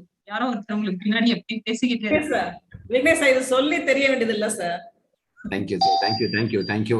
And ஏற்கனவே நான் சொன்னதுதான், நம்ம மீண்டும் எல்லா ஸ்பீக்கர்ஸ்டையும் எல்லா நம்மளோட வர கெஸ்ட்டையும் சொல்றது வந்து, இது வந்து first of it's kind in Madurai virtual expo.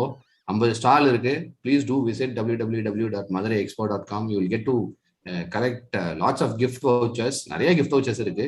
And நிறைய ஆண்டர்பிரினர்ஸை டைரக்டா நீங்க போய் மீட் பண்றதுக்கு, ஓனர்ஸை மீட் பண்றதுக்கான ஆப்பர்ச்சுனிட்டி இருக்கு. So once again I thank you all the wonderful women for joining, and we will meet you again in another discussion soon. And over to the next session, which is a magic show, which will be starting in another 5 minutes. Thank you, ladies. Thank you so much. Thank you everyone.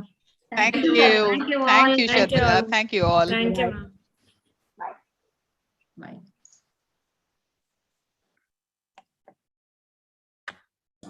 So very good viewers, ஒரு நல்ல ஒரு jam fact session பார்த்துருப்போம். And viewers மீண்டும் சொல்றது, போங்க ஸ்டால்ஸை பாருங்க, உங்களுக்கான gift vouchers எடுங்க. அண்ட் நம்மளோட அடுத்த செஷன் ஆக்சுவலா இட்ஸ் கோயிங் டு பி ஒரு கிட்ஸுக்கான ஒரு செஷன், ஒரு magic show. We have planned it as a magic show that will start in another 2 to 3 minutes. And in the meantime, அந்த 2 to 3 minutes உங்களை entertain பண்றதுக்கான ஒரு வழி, please go visit to our stalls. have a visit to our stalls. நல்ல stalls வச்சிருக்கோம். 50 டிஃப்ரெண்டான products, எல்லாமே different. நீங்க கன்ஸ்ட்ரக்ஷன் மெட்டீரியல் வேணும்னாலும் சரி, இல்லை ஒரு எஃப்எம்சிஜி ப்ராடக்ட், இல்லை உங்களுக்கு ஒரு let us say that ஒரு ஈவெண்ட் இருக்கு, இல்லை ஒரு வெட்டிங் இருக்கு, எதுவாக இருந்தாலும் சரி, உங்களுக்கு தேவையான ஒரு மெட்டீரியலை வாங்குறதுக்கு எங்க எக்ஸ்போ வந்து உங்களுக்கு சப்போர்ட் பண்ணணும்னு நினைக்கிறோம். எங்க எக்ஸ்போக்கு போனீங்கன்னா நீங்க டைரக்டா you get to meet the business owners directly, and gift vouchers கிடைக்கும். அதே மாதிரி ஒரு செல்ஃபி பூத் இருக்கு. இன்னைக்கு செல்ஃபி பிடிக்காதவங்க யாருமே இல்லை. இன்ஃபேக்ட் ஒரு நாளைக்கு நம்ம மூஞ்ச கழுவி எவ்வளவு தூரம் நம்ம மேக்கப் பண்ணணுமோ உடனே செல்ஃபி எடுத்துக்கிட்டோம். ஸோ ஒரு செல்ஃபி பூத் இருக்கு. செல்ஃபி பூத்லயும் போய் please take your photos and share it with your friends. And Madurai's first virtual expo, www.maduraiexpo.com. Online la nadakudhu, first time. Now it's time for the magic show. Dot 3:30 we are starting our magic show, and to introduce our speaker, the magician, நம்ம மெஜிஷியனை பத்தி பார்க்க போறோம். அதுக்கு முன்னாடி I invite upon miss Chitra to introduce the magician. மெஜிஷியனை பத்தி ஒரு சில வார்த்தைகள் சொல்லிட்டு then I hand it over to mister Vicky, the magician of the day. Over to Chitra.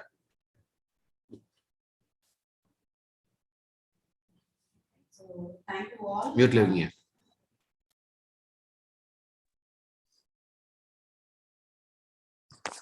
Good evening. Thank you all for joining. இப்போ நம்ம பார்க்க போறது ஒரு live magic show. So to introduce the magician with us, his name is Vicky Krish. அவர் 10 வருஷமா magic experience இருக்கு. Last 6 இயர்ஸா professional magic shows பண்ணிட்டு இருக்காரு. நேஷனல் லெவல்ல க்ளோஸ் அப் மேஜிக் ஆன சாம்பியன்ஷிப்பை 2014ல வின் பண்ணியிருக்காரு. அவரோட ஃபர்ஸ்ட் சேனல் அப்பியரன்ஸ், அதாவது டெலிவிஷன்ல KPY சீசன் 5ல அவர் அப்பியர் ஆனாரு. அதுக்கப்புறம் நிறைய ரியாலிட்டி ஷோஸ் பண்ணியிருக்காரு. வேந்தர் டிவில தந்திரஜாலம் அப்படிங்கிற ஷோ பண்ணியிருக்காரு. கலாட்டா தமிழ் அப்படிங்கிற சேனல்ல இவன் தந்திரன் அப்படிங்கிற ஷோ பண்ணிட்டு இருக்காரு. ஸோ வாட் டூ மீடியா அப்படிங்கிற மீடியாவுக்கு ஹோக்கஸ் போக்கஸ் அப்படிங்கிற ஷோ பண்ணியிருக்காரு. அவரோட அஃபிஷியல் யூடியூப் சேனல் பார்த்தீங்கன்னா விக்கி கிரிஷ் மெஜிஷியன் அப்படிங்கிற பேர்ல அஃபிஷியலா யூடியூப் சேனல் ரன் பண்ணிட்டு இருக்காரு. He is a very specialized pickpocket and a misdirection specialist. So Vicky, happy to have you on board. உங்களோட மேஜிக்காக நாங்க எல்லாரும் வெயிட் பண்ணிட்டு. You can go ahead. Okay, hi. கேக்குதுங்களா?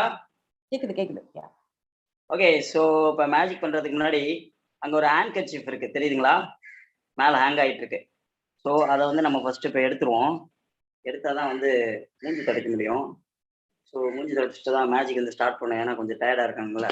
ஸோ இப்போ கொஞ்சம் வார்ம் அப்லாம் பண்ணிட்டு என்னோட விரலாம் ஸ்ட்ரெச் பண்ணிடுறேன். 10 விரல் தான் இருக்குது, நல்லா பார்த்துக்கோங்க. வேறு எதுவும் எக்ஸ்ட்ராலாம் கிடையாது. இப்படி பார்த்தாலும் 5 தான், இப்படி பார்த்தாலும் 5 தான். இந்த கட்டவரில் வந்து என் ரிங் ஃபிங்கர் மேலே வைக்கிறேன். வச்சுட்டு இப்படியே காட்டுறேன், தெரியுதுங்களா? என்னோட ரிங் ஃபிங்கரை ஜஸ்ட் பெண்ட் பண்ணிட்டு இப்படி எடுத்தனா தனியாக வந்துடும். அப்படியே சேர்த்துடலாம். சேர்த்தனா திரும்பி 10 விரல் தான் இருக்கும், எக்ஸ்ட்ரா வேற எதுவுமே கிடையாது. ஓகே, ஸோ இது வந்து என்னோட warm up magic. So warm up பண்ணதுக்கு அப்புறமேட்டு ஆக்சுவலாக வந்து நிறைய பேர் வந்து ஸ்மோக் பண்ணுவாங்க, but smoke is injurious to health. So இங்கே பாருங்க, சிகரெட் இங்கே இருக்கு. அப்படின்னா வாய்க்கு வந்துடும் சிகரெட். என் வாய்க்கு வந்தோடனே இப்போ சிகரெட் வந்து நம்ம ஸ்மோக் பண்ண போகிறோம். Exactly, lighter. ஸோ இந்த லைட்டர் வச்சு தான் இப்போ ஸ்மோக் பண்ண போகிறோம். ஸ்மோக் பண்ணுறதுக்கு முன்னாடி இப்போ இந்த சிகரெட் தெரியுதுங்களா? So white colour cigarette. So இதை எடுத்து ஜஸ்ட் சாரி, சிகரெட் மிஸ் ஆயிடுச்சு. எங்கன்னா இங்கே இந்த இடத்துல வந்துருக்கும், நோ ப்ராப்ளம். ஸோ இந்த டைம் எடுத்து லைட்டர் வச்சு லைட் வச்சுக்கோங்க. கள்ளக்கண்டா நாயக்கானா, நாயக்கண்டா கள்ளக்கானாங்கிற மாதிரி லைட் எங்கேயும் மிஸ் ஆயிடுச்சு. லைட் எங்கன்னா எஸ் மறந்தாப்புல இந்த இடத்துல வச்சுட்டேன். எஸ், வச்சதுக்கு அப்புறமேட்டு திரும்பி சிகரெட் எடுத்து ஆயில் வச்சோன்னா cigarette it's also come. So அப்புறம் இதை எடுத்து ஊதிட்டோன்னா போதும், light also disappear because no smoking. So அதுதான் வந்து நம்மளுக்கு வந்து ஹெல்த்துக்கு ரொம்ப நல்லது. ஸோ இப்போ ஆக்சுவலாக வந்து இப்போ நீங்கள் எல்லாருமே மேஜிக்லாம் ரொம்ப ரசித்து பார்ப்பீங்க. S, exactly. ஸோ இப்போ உங்களுக்காக வந்து ஒரு இல்லூஷன் கிரியேட் பண்ண போகிறோம். நீங்கள் பார்க்குறது எல்லாமே வந்து ஒரு இல்லூஷன் தான். ஆக்சுவலாக என்கிட்ட ஒரு ரெட் கலர் சில்க் இருக்கு. ஓகே, ஒரே ஒரு ரெட் கலர் சில்க் தான். Just I can show you piece of red colour silk. இப்போ இங்கே பாருங்க, மெஜிஷியன் ஏதோ ஃபுல் ஹேண்ட்லாம் போட்டு ஏமாத்துவார் அப்படின்னு சொல்லுவாங்க. நான் உங்கள் கண்ணு முன்னாடியே இங்கே தான் வைக்கிறேன். ஃபுல் ஹேண்ட்லாம் எதுவும் போடல. ஜஸ்ட் நீங்கள் வைக்கிறத எல்லாருமே பார்க்கலாம். எக்ஸாக்ட்லி, நான் என் கேமராக்கு முன்னாடி கையெல்லாம் எங்கேயும் மூவ் பண்ணிலாம் கொண்டு போக மாட்டேன். ஜஸ்ட் இங்கேயே தான் ஊதிட்டோம்னா போதும், டிஸப்பியர். ஸோ திரும்பி இங்கேருந்து பிடிச்சி நம்ம ஒன்று ஒன்றா இங்கே எடுத்து வைக்கிறோம். பீஸ்லாம் எடுத்து வச்சிட்டோம்னா திரும்பி அந்த பீஸ் திரும்பி எக்ஸாக்ட்லி திரும்பி நார்மலாக வந்துடும். நீங்கள் எல்லாமே பார்த்துட்டு இருக்கீங்க தானே, இது என்னது, இது சில்க்.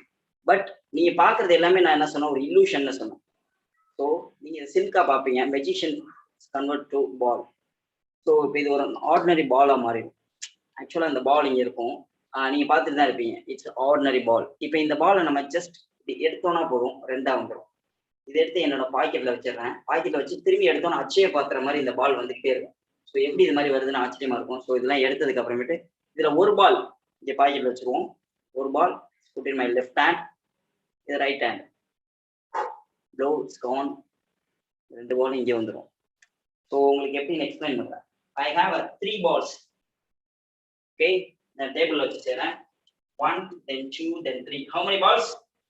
3 balls. ஸோ இதெல்லாம் ஃபாலோ பண்ணிக்கோங்க. நான் வந்து நல்லா ஏமாத்துவேன். 1 2 3 3 பால்ஸ் இருக்கு. ஓகே, ஃபர்ஸ்ட் ஒரு பால் எடுத்துக்கணும். 1 பால். Okay, first ball. இந்த ஃபர்ஸ்ட் பால் வந்து எடுத்து என்னோட லெஃப்ட் ஹேண்ட்ல வச்சிரேன். 1 watch carefully. 2 and third ball is put in my pocket. இங்க எத்தனை இருக்கும்? எல்லாருமே சொல்லுவீங்க 2 தான். ஆனா இங்க வந்து 1 then 2 then 3 3 balls இருக்கும். ஆக்சுவலா நீங்க ஃபர்ஸ்ட் டைம்னால மிஸ் பண்ணிருப்பீங்க. Second time watch 1 then 2 and third time it's put in my pocket, nothing my hand. எத்தனை? எல்லாருமே 2 சொல்லுவீங்க. No, you missed it. 1 then 2 then 3 balls there. Okay, one more time. இங்க பாருங்க. 1 then watch this. 2 then only 1 ball. Watch carefully. Yes, எத்தனை பால் இருக்கும்? 2 சொல்லுவீங்க, சில பேர் 3 சொல்லுவீங்க. But it's nothing. It's completely disappear. Okay, இதெல்லாம் டிஸப்பியர் ஆனதுக்கு அப்புறமேட்டு எனக்கு வந்து குழந்தையா இருக்கும்போது வந்து பபிள்ஸ் ரொம்ப பிடிக்கும். ஓகே, ஸோ இப்போ வந்து இந்த மாதிரி எல்லாம் வந்து பபிள்ஸ் குழந்தைங்களுக்குலாம் ரொம்ப பபிள்ஸ் எல்லாம் ரொம்ப பிடிக்கும். இங்க பாருங்க, நான் கூட உங்களுக்கு பபிள்ஸ் எடுத்து காட்டுறேன். எஸ், பபிள்ஸ் தெரியுங்களா? இந்த ஒரே பபுளை மட்டும் எடுத்து பொறுமையா ஊதுறோம். இந்த பபுளை மட்டும் அப்படி பிடிச்சோன்னா போதும். சேஞ்ச் டு பல்ப், குண்டு பல்ப். இந்த வீட்டில் நீங்க மாட்டிக்கலாம். மெஜிஷியன் இப்படிதான் வந்து பல்ப் எல்லாம் உருவாக்குவாங்க. ஸோ இதெல்லாம் எடுத்து நம்ம பல்ப் எல்லாம் வச்சிருவோம். வச்சதுக்கு அப்புறமேட்டு மேஜிக் பண்ணும்போது எல்லாருமே வந்து சொல்லுவாங்க, எஸ் நீங்க வந்து இப்போ மேஜிக்லாம் பண்ணும்போது என்ன பண்ணுவீங்க அப்படின்னு. நான் யாராவது வந்து லேடிஸ் அவங்கெல்லாம் பார்த்தேன்னு வச்சுக்கோங்க, ஜஸ்ட் அப்படின்னா போதும், ஒரு கிளாஸ் வந்துடும். கிளாஸ் வந்தோன்னா எல்லாருமே இங்கே பார்த்துட்டு இருப்பாங்க. ஊதிட்டு அப்படின்னா போதும், ஒரு ரோஸ் வந்துடும். இந்த ரோஸ் வந்ததுக்கு அப்புறமேட்டு எல்லாருமே ஸ்மெல் பண்ணுவாங்க. எஸ், எக்ஸாக்ட்லி, சூப்பரான rose. Watch this. 1 rose then 2 rose then 3 rose. 3 roses. காலையில் நான் குடிச்சா காஃபி, ஸோ அதனால தான் 3 ரோசஸ் வந்துருச்சு. இங்கே வந்ததுக்கு அப்புறம் I have a nice silk. So இந்த சில்க் இங்கே இருக்கும், நீங்க எல்லாமே பார்த்துட்டு இருப்பீங்க. ஸோ இந்த silk just change to long magic band. எப்படி உங்களுக்கு லாங் மேஜிக் பேண்டா மாறிச்சுன்னு உங்களுக்கு எல்லாருக்கும் ஆச்சரியமா இருக்கும். ஆச்சரியம் இல்லைனாலும் ஆச்சரியப்படுற மாதிரி ஆச்சரியப்பட்டுக்கோங்க. Okay, then I have a piece of paper. இங்க பாருங்க, இது என்னது? இது ஒரு பீஸ் ஆஃப் பேப்பர், தெரியுதுங்களா? பீஸ் ஆஃப் பேப்பர் மட்டும் எடுத்து என்ன பண்றேன்னா, lighter. Watch this. One more time I can show you. ஏதோ பண்றேன் அப்படின்னு நினைப்பீங்க. நத்திங் தேர். ஜஸ்ட் மெஜிஷியன் ஏதோ பண்றாங்க அப்படின்னாலே எதுவுமே பண்ணல. இங்க பாருங்க, பீஸ் ஆஃப் பேப்பர் தான், piece of lighter. Piece of லைட்டர்ல நார்மல் லைட்டர் ஜஸ்ட் பேர்ன் பண்ணுறோம். Burn it. பேர்ன் பண்ணிட்டு டேஷ், டேக் இட் டேஷ். டேஷ்ல யூஸ் பண்ணோம்னா it's new Indian 100 rupees. Okay, 100 rupees வந்து ஒரிஜினல் நோட்டான்னு பார்க்கறதுக்கு வந்து என்கிட்ட ஒரு மிஷின் இருக்கு. அதாவது மிஷின் தான் ஒன்றும் இல்லை, ஆக்சுவலா என்கிட்ட ஒரு பென் இருக்கு. ஓகே, ஸோ இங்கே பாருங்க, ஒரு ஆர்டினரி பென். இதில் எதுவும் சம்திங் இங்கே பாருங்க பெண்ட் ஆகலை, எதுவுமே ஆகலை. நீங்கள் இங்கே நேரில் இருக்கும்போதே உங்களுக்கு செஞ்சு காட்டலாம். நான் இதை எடுத்து ஜஸ்ட் இது பின்னாடி போத்துடுறேன். போத்ததுக்கு அப்புறமேட்டு இந்த பேனா வச்சு ஜஸ்ட் நம்ம குத்த போகிறோம் இந்த இடத்துல. எக்ஸாக்ட்லி இந்த இடத்துல. எஸ், பார்த்துக்கோங்க. ஜஸ்ட் இந்த பேனாவை மட்டும் எடுத்து இங்கே வச்சு எஸ் புஷ் இட் இன்சைட். வரேன்.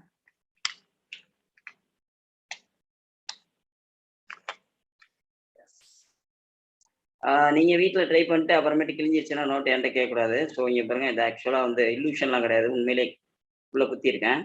குத்துனதுக்கு அப்புறமேட்டு இதை வந்து ஜஸ்ட் இழுத்துருவோம். இழுத்தோன்னு இங்கே இருக்கும்.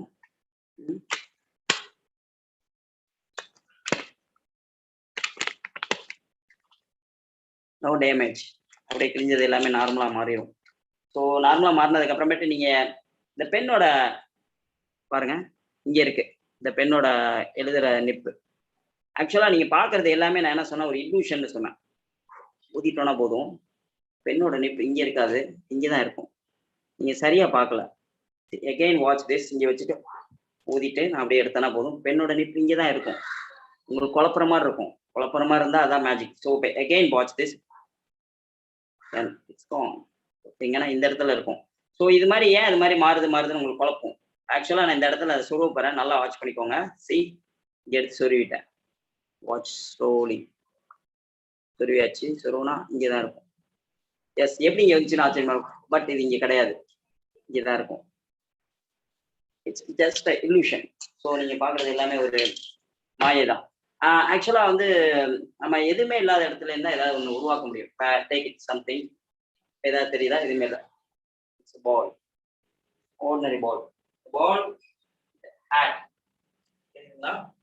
இந்த பால் உங்களுக்கு எல்லாருக்கும் நல்லா தெரியும். இந்த பால் ஆக்சுவலா நான் எடுத்துதான் போதும். என்னோட பாக்கெட்ல போயிடும். My pocket. யாராவது என் பாக்கெட்ல போனதை பாத்தீங்களா? பார்க்கல. ஸோ இதை எடுத்துக்கணும். Oh my god, sorry. இந்த பால், ஓ என்னங்க எடுக்கிறது வந்துகிட்டே இருக்கு. சாரி இருங்க. My fault. இந்த பால் வச்சுக்குவோம், அடுத்த மேட்சுக்கு போகணும். ஆனா வந்து இது வந்துகிட்டே இருக்கு. அதனால வந்து மேல தூக்கி போட்டுருவோம். மேல போயிரு. எஸ், அப்பாடா போயிடுச்சு. திரும்பி இதையும் தூக்கி போட்டுருவோம் மேல. எக்ஸாக்ட்லி மேல போயிடுச்சு. அண்ட் தென் கீழே இங்கேருந்து ஒரு பால் வந்துடும். திரும்பி oh my god, perfect. 1 2 3 4 6 இத்தனை பால் வந்து இட்ஸ் a magic. ஸோ எல்லாத்தையும் தூக்கி நம்ம ஓரமா வச்சதுக்கு அப்புறமேட்டு இப்போ வந்து நான் மட்டுமே தனியா மேஜிக் பண்ணிருக்கேன். ஓகே, ஸோ என்னோட ஸ்பெஷல் என்னன்னா இன்னொரு மேஜிக் இருக்கு. ஸ்பூன் எல்லாம் பெண்ட் பண்றது. I have a lot of spoons. So இங்க பாருங்க, ஸ்பூன் இங்க இருக்கு.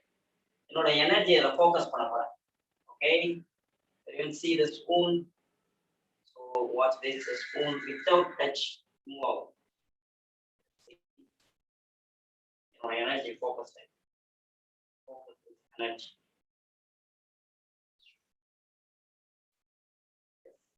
எனர்ஜி எல்லாம் ஃபுல்லா ஃபோக்கஸ் பண்ணியாச்சு. இதை வந்து நிறைய spoons.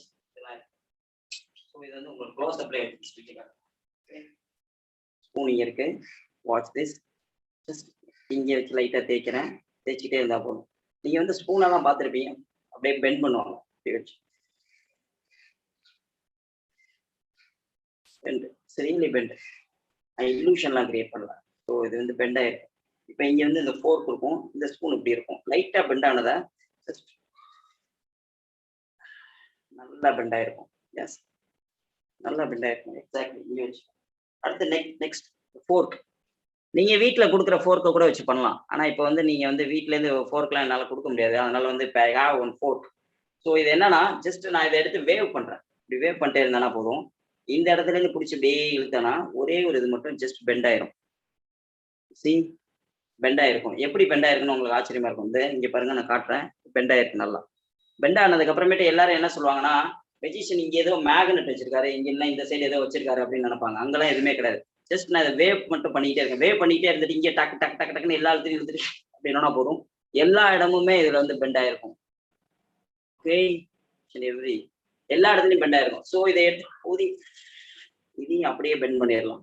C, exactly it's a real metal. நான் வந்து சவுண்ட்லாம் வச்சுட்டேன்.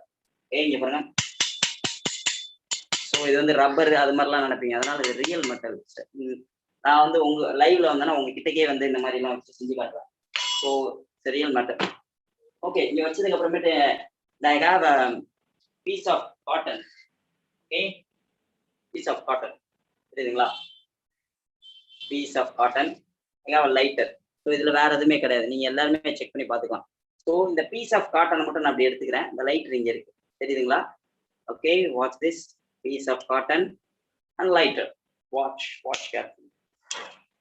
Take this, change to American of dollar. Okay, American of dollar இங்க இருக்கு. இதை இங்க பாருங்க, உங்க கண்ணு முன்னாடி டிஸப்பியர் பண்ண போறோம். Just take it, completely it's gone. இதுக்குள்ள இருக்கும். இதுக்குள்ள இந்த அழகா எடுக்கலாம். இந்த காயின் ஒவ்வொரு இடத்துலையும் அப்படியே டெலிபோர்ட் ஆகும். ஜஸ்ட் இங்க போட்டோம்னா போதும், திரும்பி இந்த இடத்துக்கே வந்துடும். நீங்க சரியா பார்க்கலாம். நீங்க பாருங்க, அகைன் இங்க போட்டோம்னா திரும்பி இங்க வந்துடும்.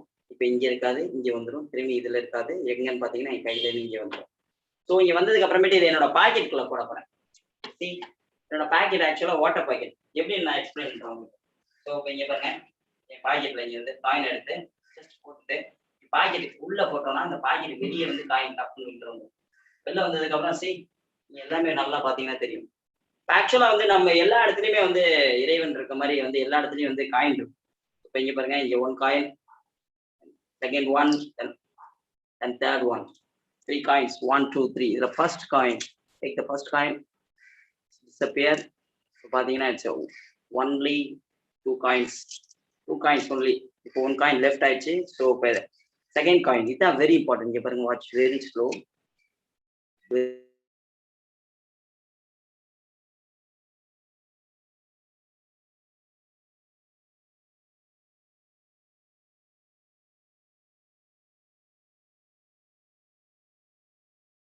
very slow.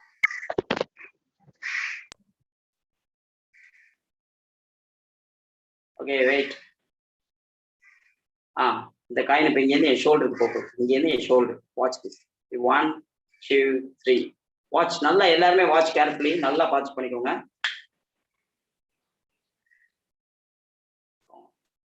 எங்கன்னு பார்த்தீங்கன்னா இங்கேருந்து எடுத்துட்டு கையை மட்டும் வச்சு ஊதி இது எடுத்தானா ஃபர்ஸ்ட் ஒரு காயின் வந்துடும். ஃபர்ஸ்ட் காயின் இங்கே வந்ததுக்கப்புறம் ரெண்டாவது காயின் ஏர்ல தான் இருக்கும். ஏர்ல வந்துருச்சு. மூணாவது காயின் ஏர்ல, என்னோட ஏர்ல வந்து வரும். ஏர்ல இருந்து ஓகே 3 coins appear. ஸோ இதில் 1 coin மட்டும் வச்சு என்ன பண்ண போறோம்னா மேஜிக் வந்து இப்போ இங்கே பாருங்க, இங்கே வச்சுட்டு ஜஸ்ட் நீங்கள் பார்த்துக்கிட்டே இருக்கீங்க. உங்க கண்ணு முன்னாடி பார்த்துக்கிட்டே இருக்கும் போது என்ன ஆகுனா இட்ஸ் கான். ஸோ இப்போ எங்கன்னு பார்த்தீங்கன்னா இந்த இடத்துல இருந்து ஊதி எடுத்துடலாம். ஆனால் ஆக்சுவலாக மேஜிக் எப்பவுமே பெருசா பண்ணும். எப்படி பண்ணும்? பெருசா. எக்ஸாக்ட்லி. இப்போ இந்த காயின் நம்ம ரொட்டேட் பண்ணிட்டே இருக்கோம். இப்போ காயின் வந்து என்னன்னா பெருசு. ஸோ பெருசானதான் வந்து ரியல் மெட்டல். ஸோ பெருசானதான் வந்து மேஜிக் நல்லா இருக்கும். ஸோ அப்புறம் இதை எடுத்து அப்புறம் ஊதிட்டோம்னா போதும், இட்ஸ் ஆன். எங்கன்னு பார்த்தீங்கன்னா இப்போ எங்கேயுமே இருக்காது. இதுக்குள்ளேருந்து கையை விட்டு இப்படி வெளில எடுத்தோம்னா வெளில வந்துடும். ஸோ இப்போ இதுக்குள்ளே இங்கே வச்சுட்டு ஊதிட்டோம்னா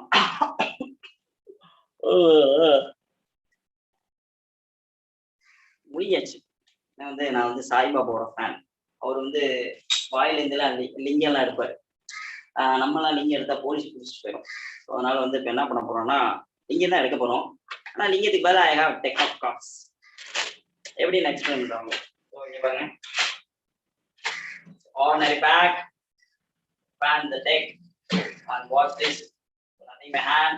ஸோ இங்கே பார்த்தீங்கன்னா என்னோட எல்போல கொஞ்சம் கார்ட்ஸ். எக்ஸாக்ட்லி. ஸோ எப்படி எல்போல கார்ட்ஸ் வந்துச்சுன்னு உங்களுக்கு ஆச்சரியமா இருக்கும். அப்படி இல்லைன்னா நான் இங்கேருந்து கூட கொஞ்சம் கார்ட்ஸ் இருக்கு. எப்படி இங்கேருந்து கொஞ்சம் கார்ட்ஸ் வந்துச்சு? இப்போ இங்கே பார்த்தீங்கன்னா இங்கே இருக்கும். Oh no my god. So இது எப்படின்னு பார்த்தீங்கன்னா எல்லா இடத்துலையும் கார்ட்ஸாக இருக்கும். கார்ட்ஸ் எடுத்ததுக்கு அப்புறமேட்டு இதில் ஒரே காரணம் மட்டும் ஆயில் வச்சுட்டு look at that, it's all the cards there. So இதை எடுத்து நம்ம அடிச்சுட்டு அப்புறம் எங்க இருக்குன்னு பார்த்தீங்கன்னா ஃபுல் டெக் இங்கே வந்துடும். இது வந்ததுக்கு அப்புறம் இதை தூக்கி நான் மேலே போடுறேன். வாட்ச் 1 2 3. ஓ மை காட், திரும்பி இங்கேருந்து வந்துடும். நீங்க சரியா பார்க்கலன்னா எகைன் பண்றேன் பாருங்க. சி எல்லாருமே என் கைக்கு பின்னாடி இருக்கும்னு நினைப்பீங்க, இருக்காது. அங்க இருக்கும்னு நினைப்பீங்க, எங்கேயுமே இருக்காது. ஆக்சுவலா it's completely Khan. So okay, திரும்பி வந்து இப்போ உங்களுக்கு வந்து திரும்பி அந்த கார்டு வேணும்னா நம்ம வந்து திரும்பி யார்ல இருந்து டப்புன்னு எடுத்துக்கலாம். அது எப்போ வேணுமோ அப்பதான் எடுக்கணும். எல்லா நேரமும் கண்ட நேரமும் எடுத்துக்கிட்டு அது வராது. ஓகே, சம்டைம்ஸ் வந்து இப்போ இங்க பாருங்க கார்டு எடுக்கணும். 1 then 2 then 3 இந்த மாதிரி வந்து கார்ட்ஸ் வந்துகிட்டே இருக்கும். நம்ம மாதிரி எடுத்துக்கிட்டே இருக்கும்போது வாயில இருந்து கொட்டாய் கூட வரும். அதெல்லாம் நமக்கு தேவை கிடையாது. So that's a magic. And one more cards. Okay, இந்த மாதிரி லாட் ஆஃப் கார்ட்ஸ் வரும். எப்படி இந்த மாதிரிலாம் கார்ட்ஸ் வருதுன்னு உங்களுக்கு எல்லாருக்கும் ஆச்சரியமா இருந்ததுன்னா நீங்க எனக்கு ஃபோன் பண்ணி கேளுங்க. இதை வச்சுட்டு திரும்பி கொஞ்சம் கார்ட்ஸ் இது மாதிரி எடுக்கும். ஸோ எப்படி இந்த மாதிரி கார்ட்ஸ் வருதுன்னா நம்ம வந்து இயர்ஸ் ஆஃப் ப்ராக்டிஸ் பல நாள் பண்ணியிருக்கோம். ஸோ இந்த மாதிரி ப்ராக்டிஸ் அதுக்குள்ள இருந்து கொஞ்சம் கார்ட்ஸ் வெளில வரும். ஸோ இந்த கார்ட்ஸ்லாம் வெளில வந்ததுக்கு அப்புறம் எப்படி இது மாதிரிலாம் நடக்குதுன்னா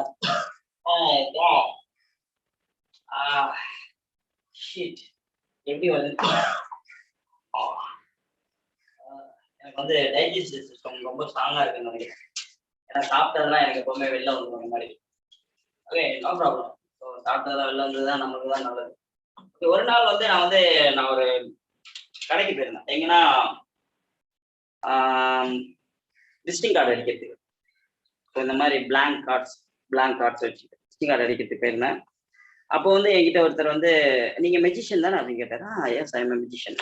ஓகே, நீங்க வந்து இப்போ ஏதாவது மேஜிக் பண்ணுங்க. இல்லை என்கிட்ட இப்போ அதுக்கு பெயிண்ட் கார்டு தாங்க இருக்கு, இங்கே பாருங்க பிரிண்ட் கூட ஆகல அப்படின்னா. நீங்க தான் மெஜிஷியன் ஆச்சு, ஏதாவது பிரிண்ட் பண்ணுங்க அப்படின்னா. இல்லைங்க இங்கே பாருங்க இது எல்லாமே பிளைனா இருக்கு, இது எப்படிங்க பிரிண்ட் பண்ண முடியும் அப்படின்னு சொல்லி கேட்டேன். ஸோ இட்ஸ் எல்லா கார்டும் இதில் பிளைனா இருந்தது. உடனே வந்து சரி ஓகே நான் உங்களுக்காக வந்து ஒரு இல்லூஷன் கிரியேட் பண்றேன், கண்ணை கட்ட போறேன் அப்படின்னா. சரி ஓகே நீங்க ஏதாவது ஒரு கார்டு சொல்லுங்க அப்படின்னா. உடனே அவர் வந்து ஏஸ் ஆஃப் ஸ்பேடுனாரு. ஏஸ் ஆஃப் ஸ்பேடு பிரிண்ட் ஆயிடுச்சு. இன்னொருத்தர் அவர் பக்கத்துல ஃப்ரெண்டு ஒருத்தர் இருந்தாரு. நீங்க ஏதாவது ஒரு கார்டு சொல்லுங்கன்னா அவர் 4 ஆஃப் கிளப்ஸ் அப்படின்னு சொன்னார். 4 ஆஃப் கிளப்ஸ் ஆயிடுச்சு. ஓ அப்படிங்களா, இங்கே மட்டும் தான் பிரிண்ட் ஆகும், பேக் சைடு பிரிண்ட் ஆயிரும். Just snap back side print ஆயிரும். ஒரு கார்டு தான் பிரிண்ட், இந்த மாதிரி 2 கார்டு தான் பிரிண்ட் ஆயிருக்குமான்னு எல்லாருமே கேட்டாங்க. ஸோ நான் சொன்னேன் இல்லைங்க, each and every single card back and front எல்லா இடத்துலையும் பிரிண்ட் ஆயிருக்கும் அப்படின்னு. ஸோ அவங்களுக்கு எல்லாருக்குமே ஒரே ஆச்சரியம், எப்படி இது இவ்வளோ நேரம் வந்து எப்படியா தான் இருந்தது, எப்படி இது மாதிரி வந்துச்சு அப்படின்னு சொல்லி கேட்குறாங்க. நீங்க தானேங்க சொன்னீங்க அப்படின்னு சொல்லிட்டு மேஜிக் செய்யுங்க அப்படின்னு. அதனால வந்து நான் மேஜிக் செஞ்சு காமிச்சேன். கொஞ்ச நேரத்தில் அவர் போயிட்டாரு. அவர் போறாரு, நான் பார்த்துட்டு இருந்தேன். அவர் போயிட்டு அப்படி போயிட்டோன்னா அதுக்கப்புறம் பார்த்தீங்கன்னா டெக் வந்து பிளாங்க் ஆயிடுச்சு. அப்புறமேட்டு ஏன்னா வந்து நான் அவர்கிட்ட செஞ்சது எல்லாமே ஒரு இல்லூஷன் தானே, எல்லாம் பிளாங்க் ஆனதுக்கப்புறம் அப்புறம் விசிட்டிங் கார்டு கடையில் கொடுத்து எனக்கு விசிட்டிங் கார்டு அடிச்சு கொடுங்கன்னு சொன்னா அவர் விசிட்டிங் கார்டு அடிச்சு கொடுத்தாரு. Is a nice guy. Okay, so இதெல்லாம் பண்ணதுக்கு அப்புறமேட்டு இப்போ எனக்கு என் கூட யாராவது பார்ட்டிசிபேட் பண்ண விரும்புறீங்களா மேஜிக்ல? சித்ரா யாருங்க மேஜிக் டெக் ஆஃப் கார்ட்ஸ் வச்சிருக்கீங்களா? ஹலோ, டெக் ஆஃப் கார்ட்ஸ் இருக்கு இருக்கா? Okay, wait second.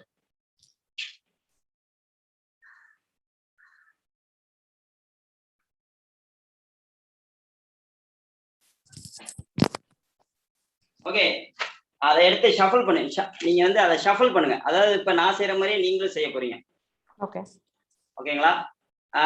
First of all அந்த கார்ட்ஸ் எல்லாமே வந்து ரேண்டமா ஜோக்கர் ரிமூவ் பண்ணிருங்க. 2 ஜோக்கரையும் ரிமூவ் பண்ணிருங்க. ஜோக்கர் ரிமூவ் பண்ணிருங்க.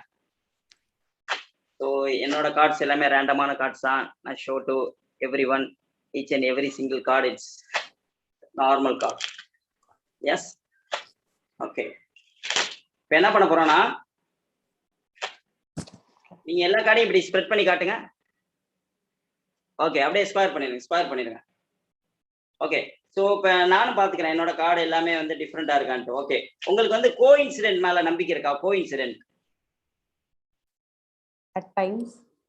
ஓகே, ஸோ இப்போ நான் செய்யற மாதிரியே நீங்க செய்யணும். ஓகேங்களா? இப்போ டெக்கை வந்து ஸ்கொயர் பண்ணி இப்படி வச்சுக்கோங்க, ஃபேஸ் டவுன்ல வச்சுக்கோங்க.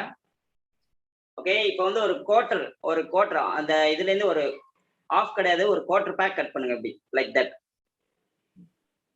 கட் பண்ணி டர்ன் பண்ணுங்க. என்னது ரெட் வந்திருக்கு, உங்களுக்கு என்னது பிளாக் வந்திருக்கு. இந்த ஹோல் பேக்கையும் டர்ன் பண்ணி அப்படியே இது மேல வச்சிருங்க. ஓகே, சூப்பர் இருக்கும். இப்போ இதை விட இன்னும் கொஞ்சம் எக்ஸ்ட்ரா ஆஃப் கட் பண்ணுங்க.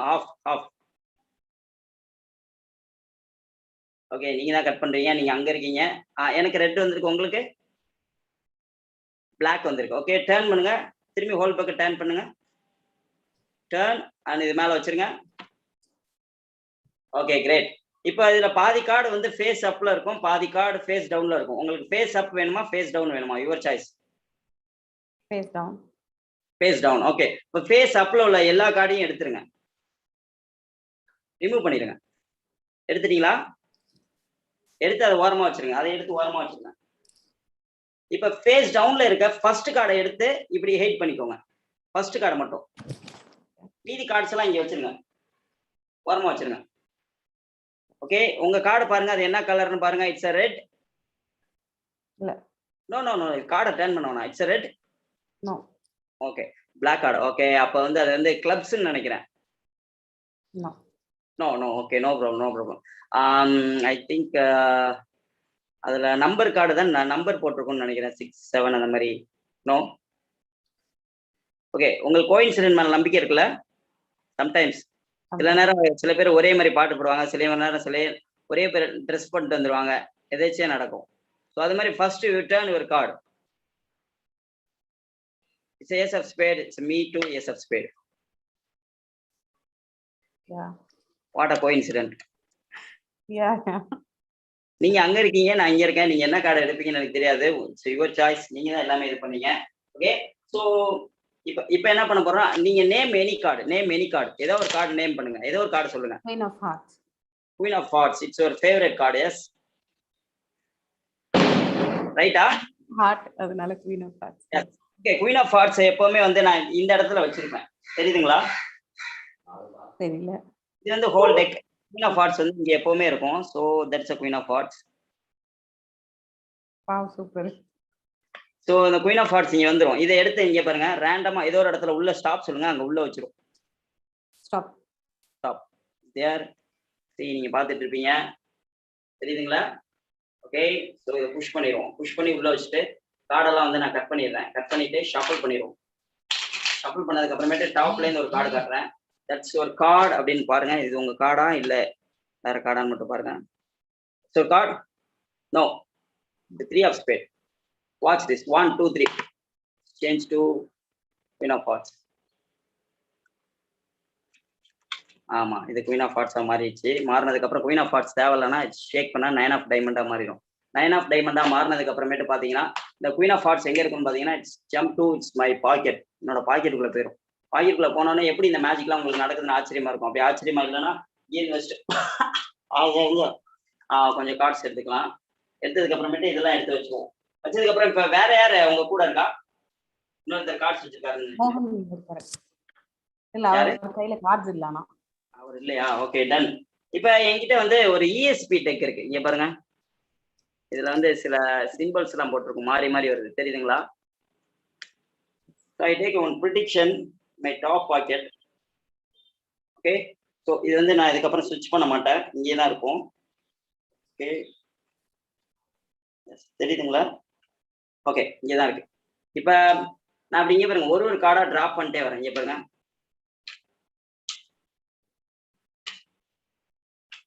நீங்க ஏதோ ஒரு இடத்துல ஸ்டாப் சொல்லுங்க. ஸ்டாப்பா? ஓகே, ஸோ இந்த கார்டில் ஸ்டாப் சொல்லியிருக்கீங்க.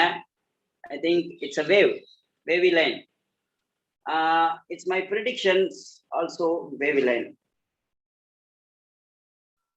ஸோ இதே நீங்க நெக்ஸ்ட்ல ஸ்டாப் சொல்லியிருந்தீங்கன்னா என்ன இருக்குன்னு பார்ப்போம். நெக்ஸ்ட்ல ஸ்டாப் சொல்லியிருந்தீங்கன்னா வேற, இதே வேற, ஒன்று வேற, ஒன்று வேற, ஒன்று வேற, எல்லாமே மாறி மாறி வரும். பட் நீங்க ஏன் அதில் ஸ்டாப் சொன்னீங்கன்னு தெரியுமா? I read your mind. Okay, so you have calculator. உங்கள்ட்ட கால்குலேட்டர் இருக்குல்ல?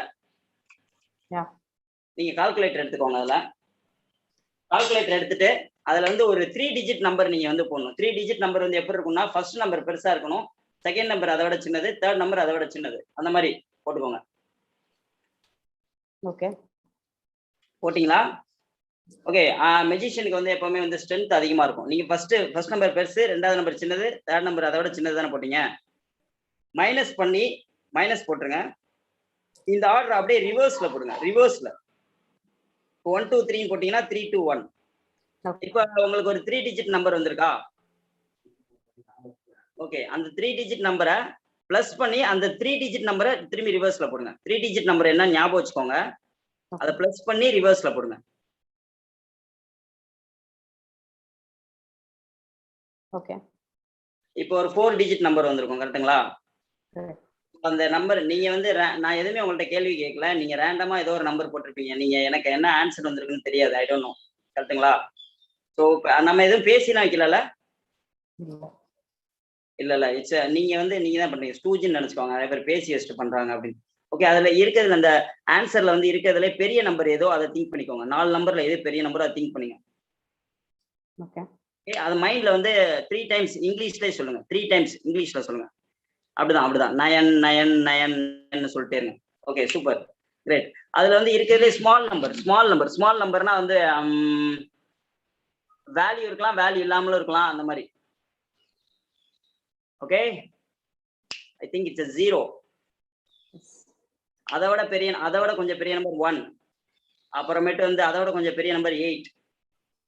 ஸோ இது எல்லாமே மாறி மாறி இருக்குல்ல, ஆனா அந்த ஆர்டர் எனக்கு தெரியாது. நான் வந்து அந்த கரெக்டா எக்ஸாக்ட் ஆன்சர் சொல்றேன், நீங்க அதுக்கப்புறமேட்டு போன்ல எடுத்து காட்டுங்க எல்லாத்தையும். 1089. எஸ், 1089. ஐ டோன்ட் நோ நீங்க அங்கேருந்து என்ன நம்பர் போடுவீங்கன்னு எனக்கு தெரியாது. பட் இதெல்லாம் எப்படி நடந்ததுன்னு தெரியாது. பிகாஸ் ஏன்னா வந்து எங்க ஃபேமிலியிலே வந்து இந்த மாதிரி வந்து காயின் இருக்குங்களா, உங்களுக்கு ஒரு ஆப்டிக்கல் இல்யூஷன் கிரியேட் பண்றேன். காயின் தெரியுதுங்களா? நீங்களே வீட்டுல ட்ரை பண்ணலாம். இந்த மாதிரி காயினை பிடிச்சிட்டு நம்ம பெண்ட் பண்ற மாதிரி இருக்கும், தெரியுதுங்களா? பெண்ட் பண்ற மாதிரியே இருக்கும். பட் ஆக்சுவலா அது என்னன்னா, இந்த 2 எட்ஜ்லயும் பிடிச்சிட்டு காயினை பின்னாடி கொண்டு போகும்போது இந்த கையை முன்னாடி கொண்டு வரணும், திரும்பி பின்னாடி கொண்டு வரும்போது இதை விரிக்கணும். ஸோ அப்ப நம்மளுக்கு ஆப்டிக்கல் இல்யூஷன் வந்து பெண்ட் ஆகிற மாதிரி ஒரு இல்யூஷன் கிரியேட் ஆகும், கரெக்டுங்களா? ஓகே, ஸோ இப்போ அகெயின் நல்லா வாட்ச் பண்ணிக்கோங்க. இப்படிதான் பெண்ட் ஆகிற மாதிரி நீங்க கூட இது மாதிரி வச்சு ரெடி செக் பண்ணலாம். இப்போ ஆக்சுவலா இங்க பாருங்க, ஸோ இது வந்து இப்படி பெண்ட் ஆகிற மாதிரியே இருக்குல்ல. ஸோ இதை அப்படியே பெண்ட் பண்ணி அப்படியே ஸ்டாப் பண்ண சொல்லிடுவாங்க சில பேர். அப்படியே ஸ்டாப் பண்ணா அது பெண்டாவே ஆயிரும். சீரியல் பெண்ட் யாராவது பெண்ட் பண்ண சொன்னாங்கன்னா இந்த மாதிரி ஈஸியா வந்து நான் பெண்ட் பண்ணிட்டு போயிடுவேன். இந்த ஆப்டிகல் illusion வந்து ஈஸியாக கிரியேட் ஆயிடும். ஓகே, இப்போ நம்ம வந்து என்னன்னா டைம் டிராவல் பண்ண போகிறோம். உங்கள்கிட்ட டிஷ்யூ பேப்பர் எதுவும் இருக்கா? இல்லையே, நார்மல் பேப்பர். யா ஓகே, ஒன்றும் பிரச்சனை இல்லை, அப்படியே இருங்க.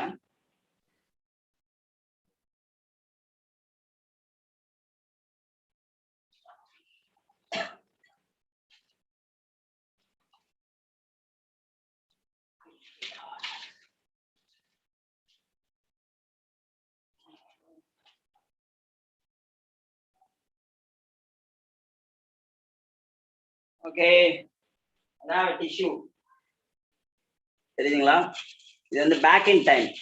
பேக் இன் டைம்னா வந்து நம்ம வந்து இப்போ இருக்க டைம் வந்து திரும்பி சொடக்கு போட்டோம்னா இதே டைமுக்கு நம்மளால போக முடியாது. சொடக்கு போட்டால் திரும்பி இந்த டைம் வராது நம்மளுக்கு, கரெக்டுங்களா? ஸோ அந்த மாதிரி தான் இந்த ட்ரிக்கு. ஆக்சுவலாக இப்போ இதுக்கு வந்து நம்ம 2-3 விஷயத்தை வச்சு ப்ளே பண்ண போகிறோம். Okay, so not only this one, so we need cards also.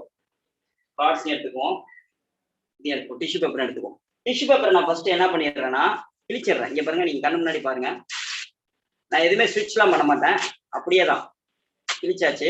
நீங்கள் எல்லாரும் பார்த்துட்டு தான் இருப்பீங்க, நான் எதுவுமே பண்ண மாட்டேன். இங்கே பாருங்க, ஜஸ்ட் க்ரஷ் பண்ணியாச்சு. க்ரஷ் பண்ணதுக்கு அப்புறமேட்டு நீங்கள் பார்த்துக்கிட்டே இருப்பீங்க. இப்போ நான் எதுவுமே ஸ்விட்ச் பண்ணல, ஜஸ்ட் இங்கே வச்சிடறேன். தெரியுதுங்களா?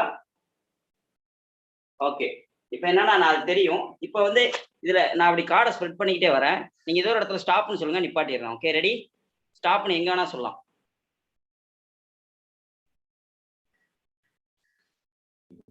ஸ்டாப். சாரி, மியூட்ல இருந்தது. ஸ்டாப். Okay, stop. இப்போ இந்த கார்டை வந்து நான் போட்டோ எடுக்கிறேன். இங்கே பாருங்க, போட்டோ எடுத்தாச்சு. இந்த கார்டை நீங்க மட்டும் நீங்க பாத்துக்கோங்க, ace of spade. Okay, so இந்த கார்டை வந்து இங்க பாருங்க, இதை மிடில் வச்சிருவோம். மிடில் வச்சதுக்கு அப்புறமேட்டு இதை அப்படியே நம்ம சேர்த்துடுறோம். சேர்த்ததுக்கு அப்புறமேட்டு இதுக்குள்ள ஏதோ ஒரு இடத்துல இருக்கும், ஷஃபிள் பண்ணிடுறோம். ஷஃபிள் பண்ணிட்டு இப்போ இந்த கார்டில் என்னன்னா ஃபேஸ் அப் ஃபேஸ் டவுன் மாத்தி மாத்தி வைக்க போறேன். அதாவது வந்து உல்டாவா. இப்போ கொஞ்சம் கார்ட்ஸ் இருக்குல்ல, இது தலைகிலா, இது நேரா, தலைகிலா, திரும்பி நேரா, திரும்பி தலைகிலா, நேரா, இது மாதிரி மாத்தி மாத்தி வச்சுட்டோம்னா எல்லா கார்டுமே உல்டாகி கிடக்கும். அதாவது நான் ஐ கேன் ஷோ யூ. ஸோ பாதி கார்டு வந்து ஃபேஸ் அப்ல இருக்கும், மீதி கார்டு ஃபேஸ் டவுன்ல இருக்கும், கொஞ்சம் கார்டு ஃபேஸ் டு ஃபேஸ்ல இருக்கும். இந்த மாதிரி எல்லாமே மாறி மாறி இருக்கும். இது உங்க கார்டா? இது உங்க கார்டு கிடையாது, உங்க card ace of spade. Yes. So இப்போ என்ன பண்ண போறோம்னா இப்போ எல்லாமே மாறி மாறி இருக்கு. இப்போ பேக் இன் டைம், திரும்பி அந்த டைமுக்கு போறோம். இதை டேர்ன் பண்ணிட்டு இதை தூக்கி நான் அப்படியே மிடில் வைக்கிறேன். மிடில் வச்சதுக்கப்புறம் பேக் இன் டைம். இப்போ எல்லா கார்டும் நார்மலான பொசிஷனுக்கு வந்துடும். தெரியுதுங்களா? Each and every single card. இப்போ நான் அதை ஃபோட்டோ எடுத்தேன்ல, ஃபோட்டோ எடுத்தேன். ஸோ இப்போ நீங்கள் அந்த கார்டு எடுத்து பார்த்தீங்கன்னா ஏஸ் ஆஃப் ஸ்பேடாக இருக்கும். ஸோ பேக் இன் டைம் அங்கே மட்டும் இல்லை, அங்கே வந்து இங்கே இந்த டிஷ்யூ பேப்பர் இருக்கும். ஸோ இந்த டிஷ்யூ பேப்பர் இதுக்கு முன்னாடி வந்து நம்ம கிழிச்சிட்டு வச்சோம். பேக் இன் டைமில் வந்து இது நார்மலாக இருக்கும். இப்போ எக்ஸாக்ட்லி நார்மலாக இருக்குங்களா? ஸோ இதே வந்து சில பேருக்கு வந்து நான் ஏதோ ஸ்விட்ச் பண்ணிட்டேன், ஏதோ மாற்றிட்டேன் அப்படின்னு நினைப்பாங்க. ஸோ அதனால் நான் வந்து என்ன பண்ணுறேன்னா அகெயின் திரும்பி செஞ்சு காட்டுறேன் உங்களுக்காக. Watch this. டிஷ்யூ பேப்பர் தெரியுதுங்களா? ஓகே, இப்படி வச்சா நல்லா இருக்கும், தெரியும். இங்கே பாருங்க, again watch this. Recharge 1 2 and crush like this. Okay, நல்லா க்ரஷ் பண்ணியாச்சு. பார்த்துக்கோங்க, இதுதான் இருக்கும். ஐ can show very close. Watch this. நான் எதுவுமே ஸ்விட்ச் பண்ணல, கேமரா முன்னாடி தான் அப்படியே நடந்துட்டு இருக்கு. அப்படியே டர்ன் பண்ணோம்னா சேஞ்ச் டு திரும்பியும் பேக் இன் டைம் நார்மலாகிடும். நான் எதுவுமே சேஞ்ச் பண்ணல. சி இங்க பாருங்க, டிஷ்யூ பேப்பர் அப்படியே தான் இருக்கும். ஓகே, இப்போ வந்து ஒரு பெனட்ரேஷன் தேவை. Penetration normal glass. Okay, ordinary glass. இப்போ இந்த கிளாஸ்ல வந்து என்ன பண்ண போறேன்னா வந்து நான் வந்து பெனட்ரேட் பண்ண போறேன். Just only coin. Watch this coin. Everybody see. ஆக்சுவலாக வந்து மேஜிக் பண்ணும்போது என்னன்னா என் கை வந்து ஃபுல் கையுமே ஓட்ட கை. எப்படி நான் உங்களுக்கு சொல்றேன், எப்படி ஓட்ட கைனா இந்த காயினை இங்கே வச்சோன்னா இப்படி கை வழியா வெளில வந்துடும். எஸ், சம்டைம்ஸ் இப்படி வச்சோன்னா இங்கே கூட வரும். ஏன்னா அந்த மாதிரி கை வந்து ஓட்ட டிசைன் பண்ணிருக்கேன்.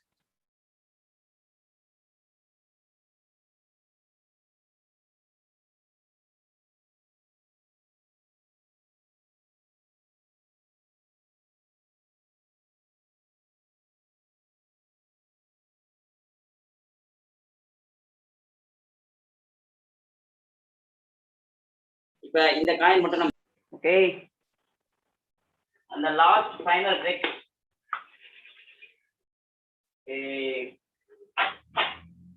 லாஸ்ட் ஃபைனல் ட்ரிக் வந்து நான் செய்யற மாதிரியே நீங்க எல்லாருமே செய்யலாம். ஓகே சித்ரா நீங்களும் செய்யுங்க. இப்படி கை நீட்டிக்கோங்க எல்லாரும். Shake it. இப்படி கை நீட்டி ஆட்டுங்க. Thumbs down thumbs down thumbs down. அப்படியே கையை மாத்துங்க. அப்படியே க்ளோஸ் பண்ணிக்கோங்க. கீழே கட்ட வரல ஆட்டுங்க. 1 2 3 3 டைம்ஸ். ஓகே இப்ப அப்படியே கையை கீழே கொண்டு போயிட்டு திரும்பி மேலே கொண்டு வாங்க. அப்படியே கீழே கொண்டு போயிட்டு மேலே அப்படியே தம்பை ஷேக் பண்ணுங்க. 1 2 3 ஷேக் பண்ணுங்க. 1 2 3 அப்படியே என் கையை பாருங்க. பார்த்துட்டே இருங்க. கையை பார்த்துட்டு நான் செய்யற மாதிரி செய்யுங்க. நான் திருப்பிடுவேன், உங்களால திருப்ப முடியாது. வீட்டுல எல்லாருமே செஞ்சு பார்த்தீங்கன்னா யாரும் திருப்ப முடியாது. Okay this is Vicky Chris magician. Thank you. வாழ்க வளமுடன். Bye. Have a nice day. Thank you Vicky. And ஒரு நல்ல என்டர்டைனிங் செஷன், நல்ல ஒரு கிட்ஸுக்காக ரொம்ப என்டர்டைனிங்காக இருந்திருக்கும். Thank you Vicky for the session. And now at 4:10 we are moving into the next session. And காலையிலேருந்து நிறையா செஷன்ஸ் ஓடிட்டு இருக்கு. ஏற்கனவே எல்லாத்தையும் சொன்னது, we have almost 50 virtual stalls and இதுதான் மதுரையோட first virtual expo. So to bring up our next speaker, I call upon Dr. Hari to introduce the next speaker, please. President, நீங்க வரப்போற ஸ்பீக்கர் புதுக்கோட்டையிலிருந்து கணிதம், சட்டம், இளங்கலை படிக்கிறாங்க. சமூகவியல், வியாபார நிர்வாகம், முதுகலை பட்டம் படிக்கிறாங்க. ARS அமெரிக்கையா ஓய்வாயிருக்கிறாங்க. JC ஜூனியர் ஆஃப் இந்தியா அதுல 1993 சேர்ந்திருக்கிறாங்க. மண்டலம் விஷயம்லயுமே வந்து சார் வந்து ரொம்ப இருக்காங்க. சார் வந்து பயிற்சியாளர் அப்படின்றது தேசிய வந்து பட்டம் இருக்காங்க. சாரோட கைட்ஸ் பாத்தீங்கன்னா தமிழ்ல 11 கைட்ஸும் இங்கிலீஷ்ல வந்து 12 கைட்ஸும் கொடுத்துருக்காங்க. ஃபார் எக்ஸாம்பிள்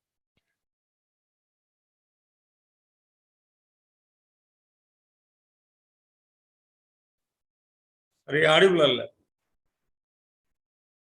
ஹரி கேட்கல. எனக்கு மட்டும் கேட்கல, எல்லாரும் கேட்கல. தெரியல சார். ஹலோ. எஸ் உங்க குரல் கேக்குது, ஹரி குரல்லாம் கேட்கல. Sir fine. Thank you sir. Maybe ஒரு டெக்னிக்கல் கிளிச். டாக்டர் நீங்க திரும்ப பேசுங்க. Yeah please, you are audible. Carry on. Yeah okay. Sir வந்து ஜிஎஸ்டி பத்தி புக் எழுதியிருக்காங்க. அந்த ஜிஎஸ்டி புக்கும் சென்னை கலா அண்ட் சுங்கத்தரை 3ஆம் ஆணையகமும் மதுரை அண்ட் சுங்கத்தரை ஆணையகம் வெளியிட்டிருக்காங்க. சார் வந்து நேஷனல் ட்ரைனிங் ஃபெல்லோ அப்படின்ற பட்டம் வாங்கியிருக்காங்க. அதுக்கப்புறம் நேஷனல் ஜேசி தலைவர் ராஜா கோவிந்த் சார் வந்து ஜேசியோட மிகப்பெரிய சொத்து பட்டம் வாங்கியிருக்காங்க. சார் வந்து ஜிஎஸ்டி பத்தி எல்லாருக்கும் சொல்லிக் கொடுக்கறதுனால ஜிஎஸ்டி தின விருது வந்து தமிழ்நாடு பாண்டிச்சேரி முதன்மை ஆணையர் அவார்டு வாங்கியிருக்கிறாங்க. 2007 508 பள்ளிகளுக்கு 2 லட்சம் மாணவர்களுக்கு இலவச திறன் பண்ணியிருக்கிறாங்க.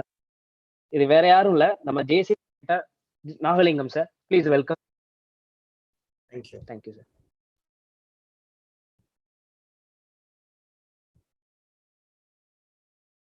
Shall I start? Yes sir, please carry on. Right. So very good morning to, of course, good evening to everybody. GST, whether to have GST is a boon or bane, அது ஒரு சாபமா அல்லது வரமா வணிகர்களுக்கு, எப்படி அதோடு சேர்ந்து வாழ்வது என்பதை பார்க்கலாம். Please permit me to share my screen.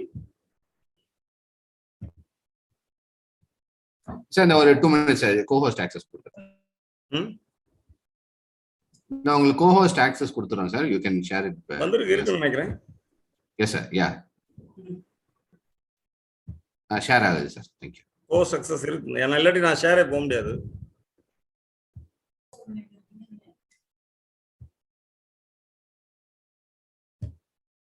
Vigneswaran, இந்த ஸ்கிரீன் தெரியுதா மட்டும் எனக்கு சொல்லுங்க.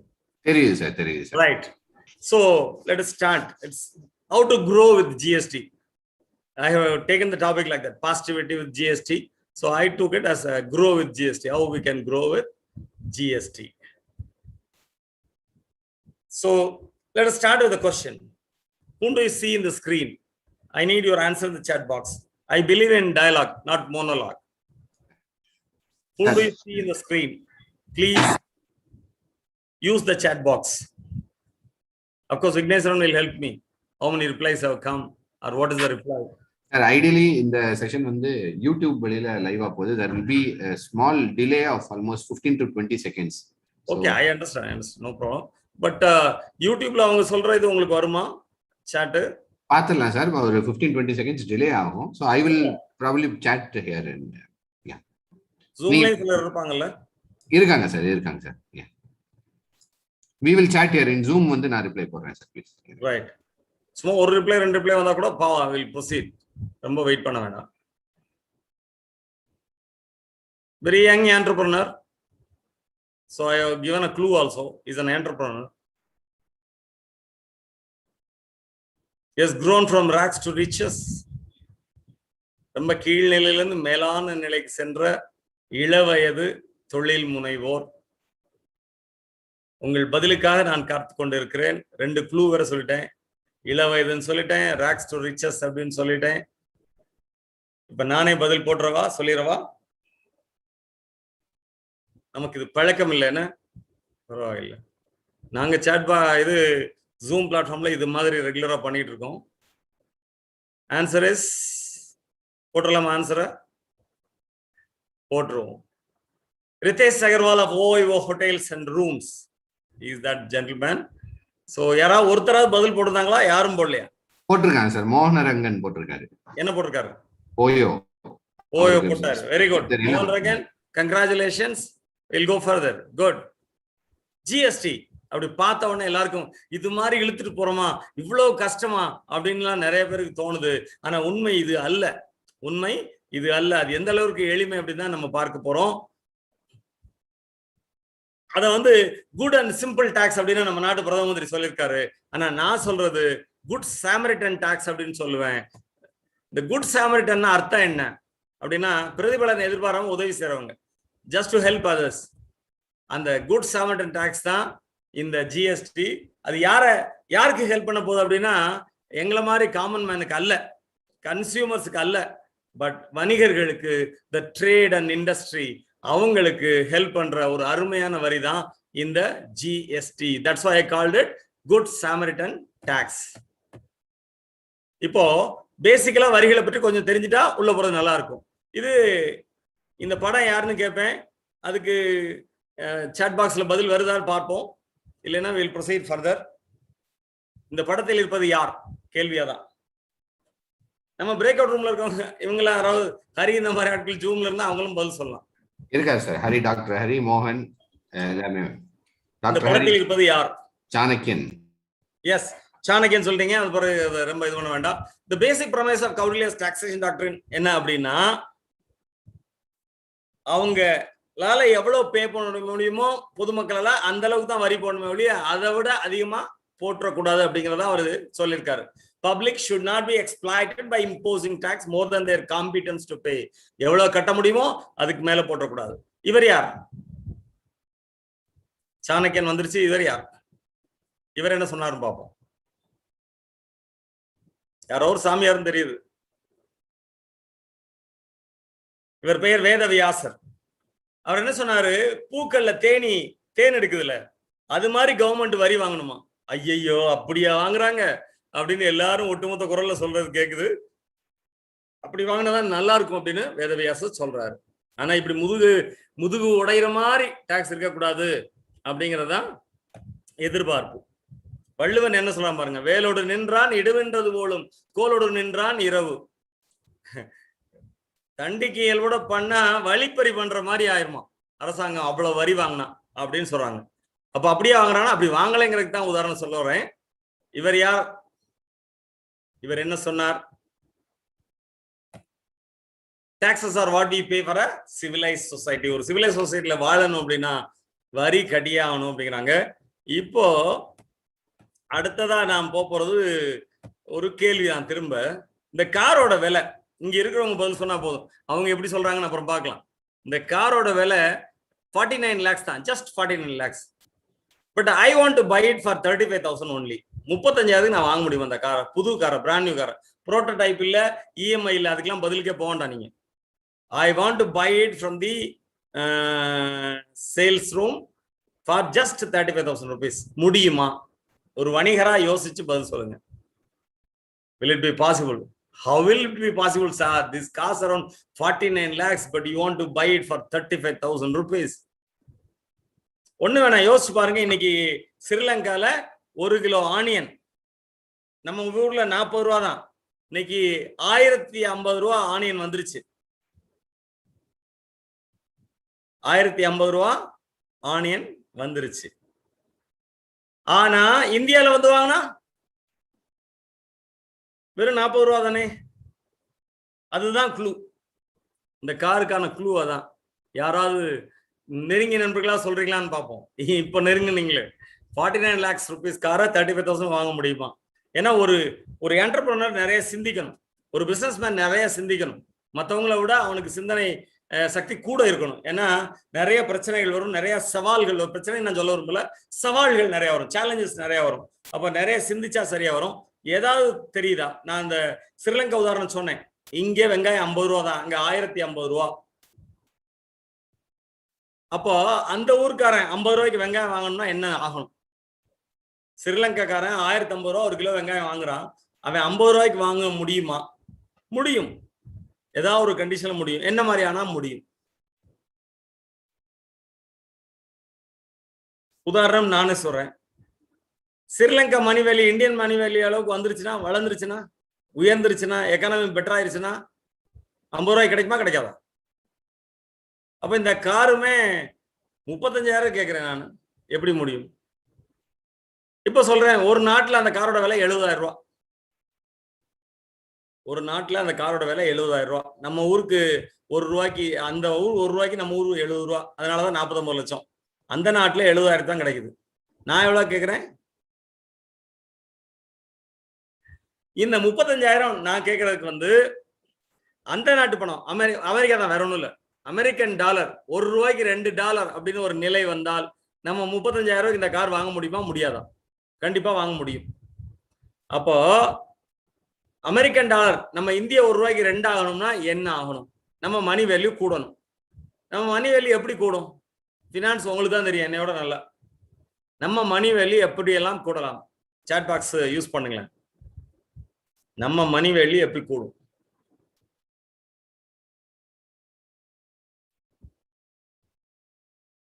கேள்விகள் கேட்க விக்னேஸ்வரன் யாராவது பதில் போட்டிருக்காங்களா?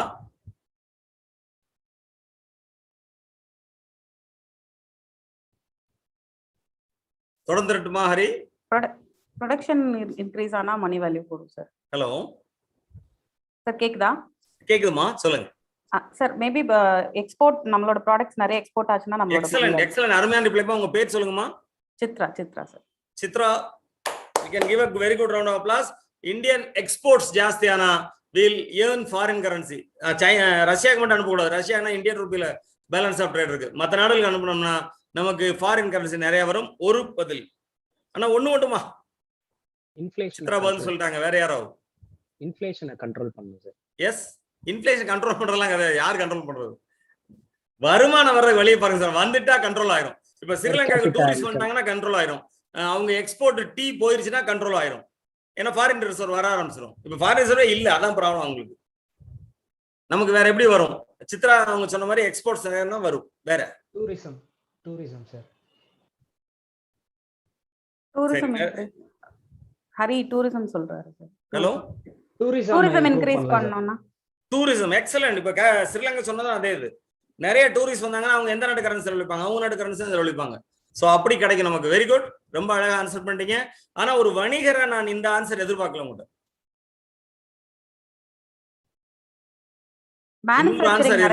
நிறைய மேனுஃபேக்சரிங் செக்டர்ஸ் வந்துச்சுனால அதுதான் நிறைய வந்து எக்ஸ்போர்ட் பண்ணாதான் நமக்கு ஃபாரின் ரிசர்வரும் கண்டுபிடிச்சிட்டோம். வேற எப்படி வெளிநாட்டு பணம் இங்க வரும்? உள்ளுக்குள்ள டூரிஸ்ட் வழியா வரும். கரெக்ட்.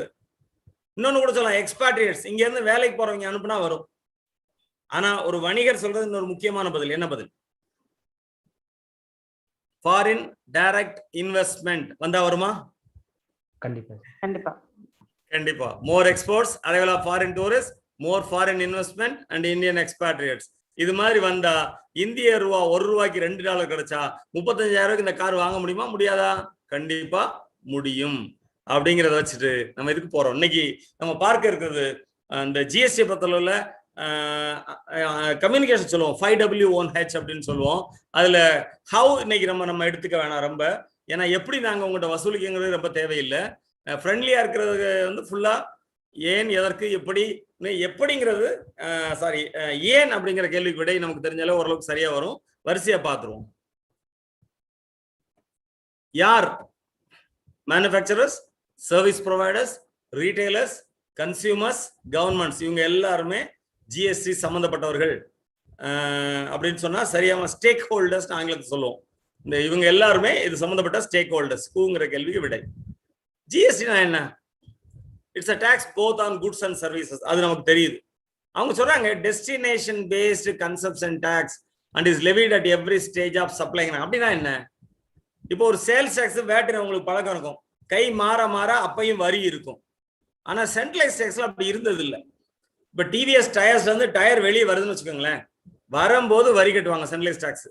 வந்த பிறகு சேல்ஸ் டாக்ஸ் தான் ஒவ்வொரு ஸ்டேஜ்ல இருக்குமே ஒழிய சென்ட்ரலைசேஷன் டாக்ஸ் இருக்காது. அதனாலதான் அதை மறைமுக வரிங்கிறது தெளிவாக சொல்லுவாங்க. யாருக்கும் தெரியாது. அல்டிமேட் கன்சியூமருக்கு சென்ட்ரலைஸ் டாக்ஸ் உற்பத்தி வரி கட்டிக்காங்க இல்ல சேவை வரி கட்டிக்காங்கன்னு தெரியவே தெரியாது. ஆனா இன்னைக்கு எங்க கை நீண்டுருச்சு. எப்படின்னா சிஜிஎஸ்டின்னு அல்டிமேட் கன்சியூமர் வரைக்கும் வாங்க ஆரம்பிச்சோம். முதல்ல ஃபேக்டரி கேட்டோட எங்களோட இது முடிஞ்சு போச்சு சென்ட்ரலைசேஷன் இருக்கும்போது. இன்னைக்கு ஜிஎஸ்டி சென்ட்ரல் ஜிஎஸ்டி வந்த பிறகு அது ஒவ்வொரு ஸ்டேஜுக்கும் வந்து கடைசி வரைக்கும் வருது. அப்ப நஷ்டமே சார்? இல்ல, ஒவ்வொரு ஸ்டேஜ்ல கட்டின வரியையும் செட்டாப்பா வணிகர்கள் எடுத்துக்கொள்ளலாம். லாபம் தான் அது. ஆனா அல்டிமேட் கன்சியூமருக்கு அது லாபம் இல்லை. எல்லா வரியும் சேர்ந்து அவன் முதுகுல விழும். சரி, என்னென்ன டாக்ஸ் சிஜிஎஸ்டிக்குள்ள அந்த சென்ட்ரல் குட்ஸ் அண்ட் சர்வீசஸ்ல வந்ததுன்னா சென்ட்ரல் சேல்ஸ் டாக்ஸ் முன்ன வாங்கிட்டு இருந்தாங்க. அதுவுமே சிஜிஎஸ்டில வந்துருச்சு. எக்ஸைஸ் டியூட்டி உள்ள வந்துருச்சு. சர்வீஸ் டாக்ஸ் உள்ள வந்துருச்சு. கஸ்டம் டியூட்டில சிவிடின்னு சொல்லுவாங்க, கவுண்டர் வெயிலிங் டியூட்டி, அதுவும் உள்ள வந்துருச்சு. சேல்ஸ் டாக்ஸை பொறுத்தளவுல entry tax and octroi, entertainment tax, electricity duty, luxury tax, VAT, state லெக்ஸ், இது எல்லாமே ஒரே வரியா மாறிடுச்சு. ஏன் ஒரே வரியா மாறுறது? யார் கேட்டா நமக்கு? நம்ம ஏன் இதை பண்ணோம்? நம்ம ஏன் இதை பண்ணோம் அப்படின்னா வேர்ல்டு ட்ரேட் ஆர்கனைசேஷன், நீங்களும் கேள்விப்பட்டிருப்பீங்க. அந்த காலத்துல காட்னு சொன்னாங்க, இப்போ வேர்ல்டு ட்ரேட் ஆர்கனைசேஷன், உலக வர்த்தக மையம். என்னடா இந்தியாவுக்கு வந்தா தடிக்கி விழுந்தா வரி வாங்குறீங்க, நின்னா வரி, நடந்தா வரி, உட்கார்ந்தா வரி, ஏகப்பட்ட பேர்ல வரி வாங்கிட்டு இருக்கீங்களே அப்படின்னு அவங்க சொன்னதுனால இந்த ஸ்கிரீன்ல நீங்க பாக்குறீங்க, அவர் பேர் கெல்கர்னு பேர். இந்த கெல்கர் தலைமையில ஒரு கமிட்டி போட்டோம். அது காங்கிரஸ் ஆட்சி காலத்துல அதை போட்டாங்க. போட்டு இது வந்து இந்த உலக வர்த்தக மையம் இவ்வளவு சொல்லுதே, நம்மளும் ஏகப்பட்ட வரியை வாங்கிட்டு இருக்கோமே, ஏதாவது வரி சீரமைப்பு பண்ணலாமா, டாக்ஸ் ரிஃபர்மேஷன் பண்ணலாமான்னு ஆரம்பிச்சு அது நடந்து நம்ம இதுல என்னாச்சு, 2007 தான் நம்ம முதல் முறையா அந்த டாக்ஸை 1/7/2017 அந்த டாக்ஸை நம்ம இம்ப்ளிமெண்ட் பண்றோம். இவர் பேரு கெல்கர். சரி, இது இம்ப்ளிமெண்ட்ல என்ன அட்வான்டேஜ்? ஒரு நாடு ஒரு டாக்ஸ் ஒரு மார்க்கெட். நல்லா இருக்குல்ல? ஒரு நாடு ஒரு மொழிலாம் நல்லா இல்லை, அது வேண்டாம் நமக்கு. ஆனா இது நல்லா இருக்கு. ஒரே நாடு ஒரே வரி ஒரே மார்க்கெட். அது என்ன அர்த்தம் அப்படின்னா, நீங்க சமீபத்தில் ஒரு செய்தி பார்த்துருப்பீங்க, நடிகை அமலா பால் பாண்டிச்சேரியில் போய் கார் வாங்கினாங்க, சீஸ் பண்ணாங்க அப்படின்லாம் போட்டிருப்பாங்க. ஏன் அவங்க சென்னையில் வாங்காம பாண்டிச்சேரியில் போய் வாங்கணும்? ஏன்னா அங்க சேல்ஸ் டாக்ஸ் கம்மி. அதனால எல்லாரும் அங்க போய் பாண்டிச்சேரி ரிஜிஸ்ட்ரேஷன் பண்ணிடுவாங்க. நீங்க நல்லா பாத்தீங்கன்னா நிறைய ஆம்னி பஸ்ல பாண்டிச்சேரி ரிஜிஸ்ட்ரேஷன் தான் இருக்கும். இன்னைக்கு அதெல்லாம் முடியாது. இன்னைக்கு ஜிஎஸ்டிங்கிற பேர்ல சிஜிஎஸ்டி, எஸ்ஜிஎஸ்டி ரெகுலேட் ஆயிடுச்சு. டாக்ஸ் ஸ்டேட்டுக்கு ஸ்டேட் அது மாறல. அதனால நீங்க பாண்டிச்சேரியில வாங்கினாலும் சரி, டெல்லியில வாங்கினாலும் சரி, மதுரையில வாங்கினாலும் சரி, இல்ல டவுன் சவுத் கன்னியாகுமரி வாங்கினாலும் சரி, எல்லா இடத்துலையும் ஒரே வரி சதவீதம் தான், மாற்றம் கிடையாது, அட்வான்டேஜ் கிடையாது. நான் அங்க போய் வாங்குறேன் அப்படிங்கிற ஒரு அட்வான்டேஜ் கிடையாது. ஆனா மிகச்சிறந்த ஒரு சித்தாந்தம். இப்போ நமக்கு அப்படி இல்லை, மல்டிப்ளிசிட்டி ஆஃப் டாக்ஸஸ் இருந்தது. இன்னைக்கு அப்படி ஒரே நாடு ஒரே வரி ஒரே சந்தை அப்படின்னு மிகச்சிறந்த ஒரு நிலையை நோக்கி நம்ம வந்துட்டோம். இது எப்படி எவால்வ் ஆச்சு அதையும் தெரிஞ்சுக்குவோம். முதல்ல இந்த சென்ட்ரல் எக்ஸைஸ் அப்படின்னு ஸ்டேட் கவர்மெண்ட் நிறைய தெரியாது. பட் உற்பத்தி ஆகிற பொருட்கள் டீல் பண்றவங்களுக்கு தெரியும். பிசிக்கல் கண்ட்ரோல் அப்படின்னு சொல்லுவோம். அதாவது ஒரு பையன் அவங்க அப்பா தீப்பெட்டி ஃபேக்டரி வச்சுக்காரு, அவங்க அப்பாவை பார்க்க வரான். அப்ப சரக்கு வாங்க ஒருத்தர் வந்திருக்காரு, எனக்கு 200 பண்டில் வேணும், காசு கொண்டு வந்திருக்கேங்கிறாரு. அவங்க அப்பா கொடுக்க மாட்டேங்கிறாரு. பையனுக்கு ஒரே எரிச்சல், ஏன்பா காசை கொண்டு வந்திருக்கான், வாங்கிட்டு சரக்கை கொடுத்த உடனே, டே அப்படிலாம் கொடுக்க முடியாதுடா, சென்ட்ரல் எக்ஸைஸ் ஆபீஸ்னு ஒருத்தர் வருவார். அவர் வந்து நம்ம சரக்கெல்லாம் லாரியில ஏறுதான்னு பார்ப்பாரு. பார்த்துட்டு இந்த சரக்குக்கான விலை எவ்வளவு, அதுக்கு வரி எவ்வளவுன்னு அவரு டிசைட் பண்ணுவார். அவர் அப்புறம் அந்த கேட் பாஸ்ல கையெழுத்து போடுவார். அவர் கையெழுத்து போட்டாதான் இந்த சரக்கு போகும். என்னப்பா நம்ம வீட்டு சரக்கு நம்மளே இஷ்டம் பண்ண முடியாதா, இன்னொருத்தர் சொல்லி தான் பண்ணுமா? இப்படி இருந்த நிலை தான் இன்னைக்கு உங்க சரக்கை நீங்களே அனுப்பிக்கலாம், யாரும் வந்து பார்க்க வேண்டாம். ஒரு லைட்டர் வைன்ல ஒன்று சொல்றேன். எனக்கு ஒரு தடவை ஒரு மேட்ச் ஃபேக்டரி போனேன். நான் வந்து ஃபேக்டரிக்கு போய் கிளியரன்ஸ் கொடுக்குற ஒரு அதிகாரி, டேபிள் எல்லாம் கொடுக்க மாட்டேன், அங்கே உட்கார்ந்துருக்கேன். நைட்டு 12:30 ஆயிடுச்சு. அப்பெல்லாம் செல்போன்லாம் கிடையாது. ஒரு தெருவில் இருந்தால் ஏதாவது ஒரு வீட்டில் ஃபோன் இருக்கும். நான் வரல, 4 வீடு தள்ளி ஒரு வீட்டில் ஃபோன் இருக்கு. எங்கள் வீட்டுக்காரம்மா ஃபோன் பண்ணி ஆஃபீஸுக்கு ஃபோன் பண்ணி, சார் இன்னும் வரல வீட்டுக்கு அப்படின்னு இருக்காங்க. தெரியல மேடம், அவர் 12 மணிக்கே கிளம்பி போயிட்டார். 12 மணிக்கே கிளம்பி போயிட்டார் அந்த ஃபேக்டரிக்கு. லாரியில் ஏற்றி லாரி வரக்கு லேட் ஆச்சு, லாரி வந்து டிலே ஆச்சு. நைட்டு 12 ஆயிடுச்சு. அப்போ பக்கத்தில் ஒரு எங்கள் ஸ்டெனோகிராஃபர் இருக்கிறார் 3வது வீட்டில், அவரை கூப்பிட்டு கேட்குறாங்க, அப்படியே மேடம் இன்னும் வரலையா மேடம், ஒருவேளை அவர் ஆக்சிடென்ட் ஆயிருந்தா கூட மார்ச்சுவரியில் பாடி இருக்கும், நான் வேணா போய் பார்த்துட்டு வரோம் அப்படிங்கிறார். மார்ச்சுவரியில் பாடியா? கல்யாணமான பூசு எப்படி இருந்திருக்கும் எங்க வீட்டுக்காரமாக்கு. ஆனால் அவர் சின்சியரா மார்ச்சுவரிக்கு போய், மேடம் மார்ச்சுவரியில் கூட அவர் பாடி இல்லை மேடம் அப்படின்னு சொல்றாரு. நான் 12:30 மணிக்கு மேல வீட்டுக்கு வரேன். அவங்க திருநெல்வேலியில அவுட்ஸ்கர்ட் ஏரியால குடியிருப்போம். வீட்டு வாசல் லைட்டை போட்டு வீட்டு வாசல நின்றுட்டு இருக்காங்க. நான் போனது என்னை பார்த்த உடனே, வந்துட்டீங்களா அப்படின்னு கேட்டு என் கையில மயங்கி விழுந்தாங்க. நானே அந்து போய் டயர்டா 12:30 வரைக்கும் அங்க இருந்து சோகமா வந்திருக்கேன். என் கையில மயக்கம் போட்டு ஆசை மனைவி விழுந்தா எப்படி இருக்கும், வேற ஒன்றும் சொல்ல முடியல. அப்புறம் அவங்கள தூக்கிட்டு போய் பெட்ல படுக்க வச்சு அவங்களுக்கு சிகிச்சைகள்லாம் பண்ணி ஏன் டயர்ட்னஸ் எல்லாம் மறந்து இப்படிதான் இருந்தது. ஒரு பொருள் உற்பத்தி ஆகிற பொருள்னா அரசு அதிகாரி சொல்லாம நீங்க உங்க சரக்கைய உங்க ஃபேக்டரி விட்டு எடுக்க முடியாது. ஆனா இன்னைக்கு யோசிச்சு பாருங்க எப்படி இருக்கு, காலம் எப்படி மாறிவிட்டது. அவங்க ரெக்கார்ட் பேஸ் கண்ட்ரோல் என்னங்க, செல்ஃப் ரிமூவல் ப்ரொசீஜர். அது இன்னைக்கு வரைக்கும் நமக்கு அருமையா இருக்கு. நீங்க சரக்கு உற்பத்தி பண்ணலாம், நீங்களே கஸ்டமர் பண்ணலாம், நீங்களே அனுப்பி வைக்கலாம். இடையில எந்த அதிகாரியும் உங்களை பார்க்க வேண்டாம். அசஸ்மெண்ட்டும் நீங்களே பண்ணிக்கலாம், அசஸ்மெண்ட்டும் நீங்களே பண்ணிக்கலாங்கிற மிகச்சிறந்த ஒரு வாய்ப்பை இன்னைக்கு அரசாங்கம் உங்களுக்கு கொடுத்துருக்கு. இந்த விலை எப்படி பிக்ஸ் பண்றது, அதுல பயங்கர குழப்பமா இருந்தது ஆரம்ப கட்டத்துல. கான்செப்சுவல் அண்ட் ஹோல்சேல் பிரைஸ் அப்படின்னு சொல்லுவோம். அது யாருக்குமே புரியல, நிறைய குழப்பமா இருந்தது. ஏன்னா அது கான்செப்சுவல் பிரைஸ் தான், ஆக்சுவல் பிரைஸ் கிடையாது. சார் நான் இவ்வளவு தான் சார் வித்துருக்கேன், எனக்கு சார் கூட போடுறீங்கன்னா அந்த ரேட்டு கான்செப்சுவல் பிரைஸ் இல்ல, நீ இந்த ரேட்டுக்கு வரி கட்டிக்கணும், அந்த ரேட்டு தான் கட்டினேன், டிஃபரன்ஸ் டியூட்டியை கட்டு அப்படின்னு சொல்லுவாங்க அதிகாரிகள். இது குழப்பம் ரொம்ப இருந்த பிறகுதான் டிரான்சாக்ஷன் வேல்யூ அப்படின்னு ஒரு சித்தாந்தத்தை கொண்டு வந்தோம். எவ்வளவு ரூபாய்க்கு ஹரிக்கு நான் சரக்கு விற்கிறனோ அந்த ரூபாய்க்கு நான் வித்தா போதும். அதே சமயம் நான் வந்து விக்னேஸ்வரனுக்கு வேற ரேட்டு வித்தாலும் அலோவ் பண்ணிக்கலாம், என்ன டிரான்சாக்ஷனோ அதுக்கு வரி அப்படின்னு அந்த சித்தாந்தம் வரவே தாமதமாச்சு. இந்த சித்தாந்தம் வந்து வணிகர்களுக்கு ரொம்ப வசதியான ஒரு சித்தாந்தமாக மாறியது. ஒரு காலத்துல பொருளை கிளாசிஃபை பண்றதே 68 ஐட்டம் தான் இருந்தது. 67 ஐட்டத்துக்கு வரைக்கும் கிளாசிஃபை இருக்கும். 68ல எதெல்லாம் இந்த 67 வரைக்கும் வைக்க முடியலையோ அதெல்லாம் 68ல போடுறாங்க. இன்னைக்கு அப்படி இல்லை. கஸ்டம்ஸ் அந்த வேர்ல்டு ட்ரேட் ஆர்கனைசேஷனோட டாரிஃப் பேஸ் பண்ணி HSN கிளாசிஃபிகேஷன் சொல்லுவோம், அதுல வந்து நமக்கு டாரிஃப் வந்து பண்ணியிருக்காங்க. ஒரு காலத்துல ப்ரொஃபார்மா கட்டியிருந்தோம், அதாவது வாங்குற சரக்குக்கு என்ன சரக்கு யூஸ் பண்றீங்களோ அதுல வாங்குற சரக்கும் நீங்க விற்க போற சரக்கும் ஒரே கிளாசிபிகேஷன் வந்தா அதுக்கு மட்டும் வரி செட்டப் கொடுத்துட்டு இருந்தாங்க. இப்ப அதெல்லாம் மாத்தி மாடுவாட்டுன்னு கொண்டு தாராளமா எடுத்துக்கோங்க. உங்க ப்ராடக்ட் நீங்க வந்து ஒரு கார் தயாரிக்கிறீங்க, நட்டுக்கு டியூட்டி கட்டியிருக்கீங்க, டயருக்கு டியூட்டி கட்டியிருக்கீங்க, இது ஒரே இதுல வராது கிளாசிபிகேஷன்ல. ஆனா எதுனாலும் நீங்க நோட்ல எடுத்து கழிச்சுட்டு மிச்சத்தை கட்டினா போதும் அப்படின்னு அரசாங்கம் சொல்ற அளவுக்கு வசதியாக மாறிவிட்டது. சேல்ஸ் டாக்ஸோட பேரு ஸ்டேட்ஸ் வேட்னு மாறுச்சு, அப்புறம் எங்க பேரு சென்வாட் வேட்னு ஆச்சு. இன்னைக்கு எல்லாம் மாறி ஜிஎஸ்டி அப்படிங்கிற பேரு வந்திருக்கு. நான் நினைக்கலாம் பழைய கல்லு புதிய மொந்தைன்னு, பழைய கல்லாம் பல பேர்ல இருந்தது, எல்லாத்தையும் மொத்தமாக்கி ஒரே மொந்தையில போடுறதுனால புது வரிதான் அப்படின்னு நம்ம உறுதியா சொல்லலாம். சர்வீஸ் டாக்ஸ் ஒரு காலத்துல 4 சர்வீஸ் தான் 94 இருந்தது. ராஜா செல்லையான்னு தமிழ்நாட்டுக்காரர் தான், அவர் தான் சொன்னாரு ஒரு 56% வந்து நம்ம ஜிடிபியில வரியே இல்லாம இருக்கு, அப்படின்னு அவர் சொல்றாரு. அவர் ஒரு எக்கனாமிஸ்ட், ராஜன் சல்லையா, திருப்பத்தூர்காரர். அவர் சொன்னோடனே அப்படி எது அப்படின்னா சர்வீஸ் செக்டார்ல வரியே இல்லை, அதுல இருந்து இன்கம் டாக்ஸும் வரமாட்டேங்குது, சென்ட்ரல் எக்ஸைஸும் கிடையாது அப்படின்னோடனே டோக்கனா ஒரு 5% மட்டும் போடுவோம் அப்படின்னு போட்டாங்க. இன்கம் டாக்ஸ் உடனே நிறைய அதுல வர ஆரம்பிச்சு. ஏன்னா எல்லாரும் அக்கௌண்ட் பண்ண, அது வரைக்கும் அக்கௌண்ட் பண்ணாத ஆட்கள்லாம் அக்கௌண்ட் பண்ணாங்க. அப்போ இன்கம் டாக்ஸ் நிறைய வரி வந்தது. அரசாங்கம் பார்த்து இந்த இதுலயே நிறைய வரி வருது, சர்வீஸ் டேக்ஸையும் கூட கொஞ்சம் கூட்டம்னு 15, 18 அப்படின்னு அதிகமாக ஆகிவிட்டது. முதல்ல 5% தான் வச்சிருந்தாங்க. சரியா? ப்ரீ இண்டிபெண்டன்ஸ் டாக்ஸேஷனுக்கும் போஸ்ட் இண்டிபெண்டன்ஸ் டாக்ஸேஷனுக்கும் வித்தியாசம் நிறைய இருக்கு. பல வரிகளை நம்ம இப்போ சேர்த்து வரி மேல் வரி வராம பாக்குறதுக்காக தான் இதை பண்ணியிருக்கோம். அதான் டிசைர்டு பொசிஷன், அதுதான் ஜிஎஸ்டி. இது தேனாரும் பாலாரும் இந்த நாட்டுல ஓட போகுது அப்படிங்கிறது தான் டுயல் டாக்ஸேஷன் வித் டிரான்ஸ்பரன்சின்னு சொல்றாங்க. எங்க அப்படிங்கிறது நம்ம எல்லாம் தெரியும். இந்தியா முழுக்க முதல்ல நம்ம வந்து ஆக்ட் கொண்டு வரும்போது பார்லிமெண்ட்ல போடுறதுக்கு முன்னாடி டிராப்டா போடும்போது காஷ்மீரை நம்ம சேர்க்கல. அப்புறம் ஆக்ட் வரும்போது காஷ்மீரை சேர்த்தோம். அப்புறம் அவங்க சொன்னாங்க காஷ்மீரை நீங்க சேர்க்க முடியாது, நாங்க தான் சேர்க்கணும். அப்போ ஆர்டிகல் 370 இருந்தது.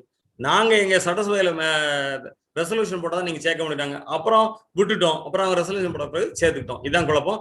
இன்னைக்கு தேதியில இந்தியா முழுக்க ஜிஎஸ்டி இருக்கு. முன்ன சர்வீஸ் டாக்ஸ்லாம் ஜம்மு அண்ட் காஷ்மீர்ல இல்ல, இப்போ அப்படிலாம் இல்ல. ஜிஎஸ்டி இந்தியா முழுக்க இருக்கு, எல்லாரும் வசதிக்காகும். ஏன்னா அங்க இல்லைன்னா நமக்கு இன்புட் டாக்ஸ் கிடைக்காது. அந்த குழப்பம் வந்து இப்ப அதெல்லாம் இல்ல, ஸ்ட்ரீம்லைன் பண்ணிட்டாங்க. எப்போ அப்படின்னா 1/7/2017. ஏற்கனவே நான் சொன்னேன் இதை. ரைட். ஏன் ஜிஎஸ்டி? மல்டிபிள் டாக்ஸேஷன் நான் சொன்னேன் இல்லையா? சென்ட்ரல் எக்ஸைஸ் பேரு, சென்ட்ரல் சேல்ஸ் டாக்ஸ் பேரு, என்டர்டைன்மெண்ட் டாக்ஸ் பேரு, லக்ஸுரி டாக்ஸ் பேரு, VAT, sales tax, purchase tax, ஏகப்பட்ட பேர், பல டாக்ஸ் இருந்தது. பேஸ் வந்து நேரோ பேஸ், அது மேல வரி வச்சிருந்தாங்க. கிராஸ் பார்டர் கண்ட்ரோல்ஸ், இதுவே நிறைய ரிலீவ் பண்ணுச்சு. அதாவது நீங்க பார்த்துருக்கலாம், ஒவ்வொரு ஸ்டேட்டு விட்டு வெளியே போற இடமும் புது ஸ்டேட்ல நுழைய இடம் பார்த்தீங்கன்னா லாரிகள் இது சரக்கு ஏற்றிட்டு மணிக்கணக்கில் நிற்க வேண்டி வரும். அங்க கரப்ஷன், நிறைய பிரச்சனைகள் இருந்தது. ஒரு நைட்ல ஒரு ஜிஎஸ்டி வந்த உடனே எல்லா செக் போஸ்டும் காணா போயிடுச்சு. அதனால என்னாச்சுன்னா 40% டைம் மிச்சமாச்சு. ஒரு ட்ரக்கு வந்து மதுரையில இருந்து காஷ்மீருக்கு போகுதுன்னா அதனுடைய டிராவல் டைம்ல 40% மிச்சமாக்குறதுனால அவங்களுக்கு நிறைய சம்பளம் மிச்சம், நிறைய விஷயங்கள் மிச்சமானது. ஸோ அரசாங்கம் மனிதர்களை கணக்கில் எடுத்துக்கிட்டு இந்த பார்டர் செக் போஸ்ட்டை இம்மிடியட்டா எடுத்துட்டாங்க. அது ஒரு பெரிய வரப்பிரசாதம் இந்த ஜிஎஸ்டியை பொறுத்தளவில் அப்படிங்கிறத சொன்னேன். அது மாதிரி அதுல கரப்ஷன் இருந்தது, அதுவும் முழுமையாக இப்போ நீங்கிருச்சு அந்த வாய்ப்பு.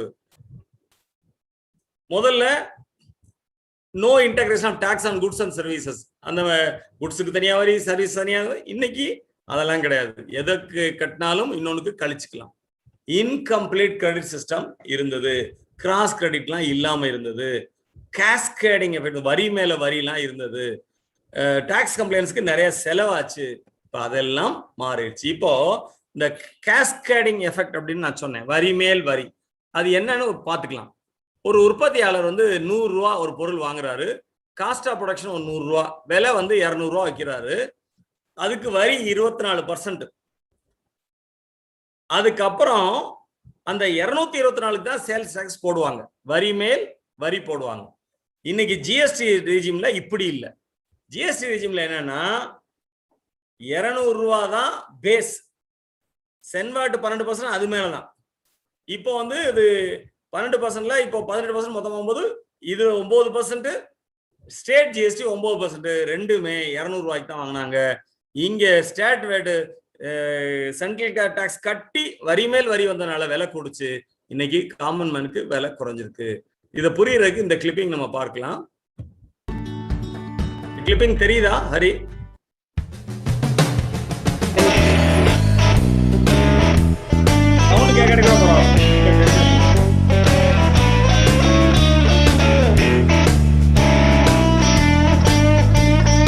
ஜிஎஸ்டி எவ்வளவு வருது, நான் ஜிஎஸ்டி எவ்வளவு வருது?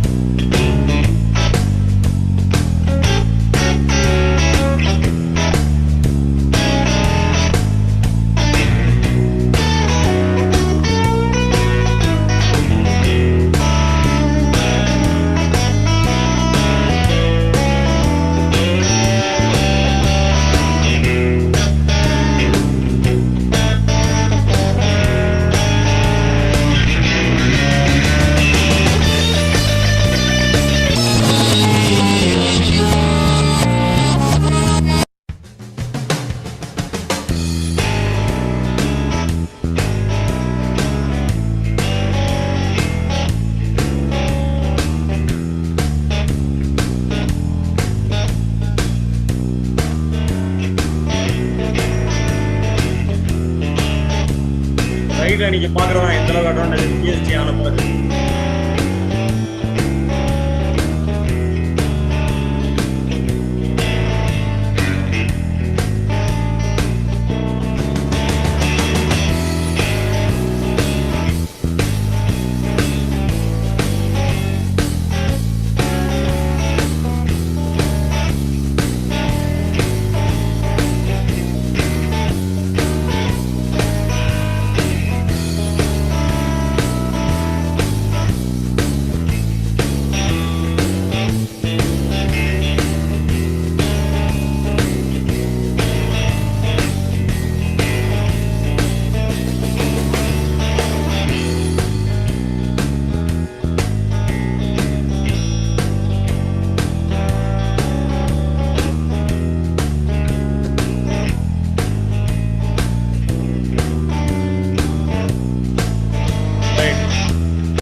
அண்டர்ஸ்டுட் பார்த்ததுன்னு நமக்கு தெரிஞ்சிருக்கும் எந்த அளவுக்கு வரி மேல் வரி வராமல் இந்த புது வரி நம்மளை காப்பாத்துது அப்படிங்கிறத இங்க பார்த்துட்டோம்.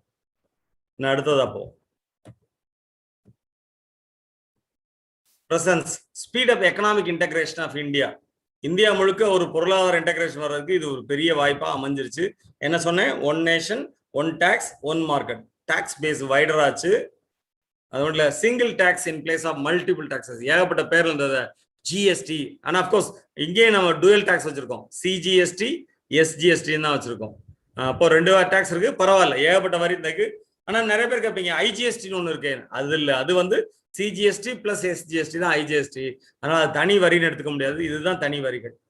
Eliminating the cascading. அந்த கிளிப்பிங் உங்களுக்கு காமிச்சது எப்படி கேஸ்கேடிங் எஃபெக்ட் போகுது அப்படின்னு.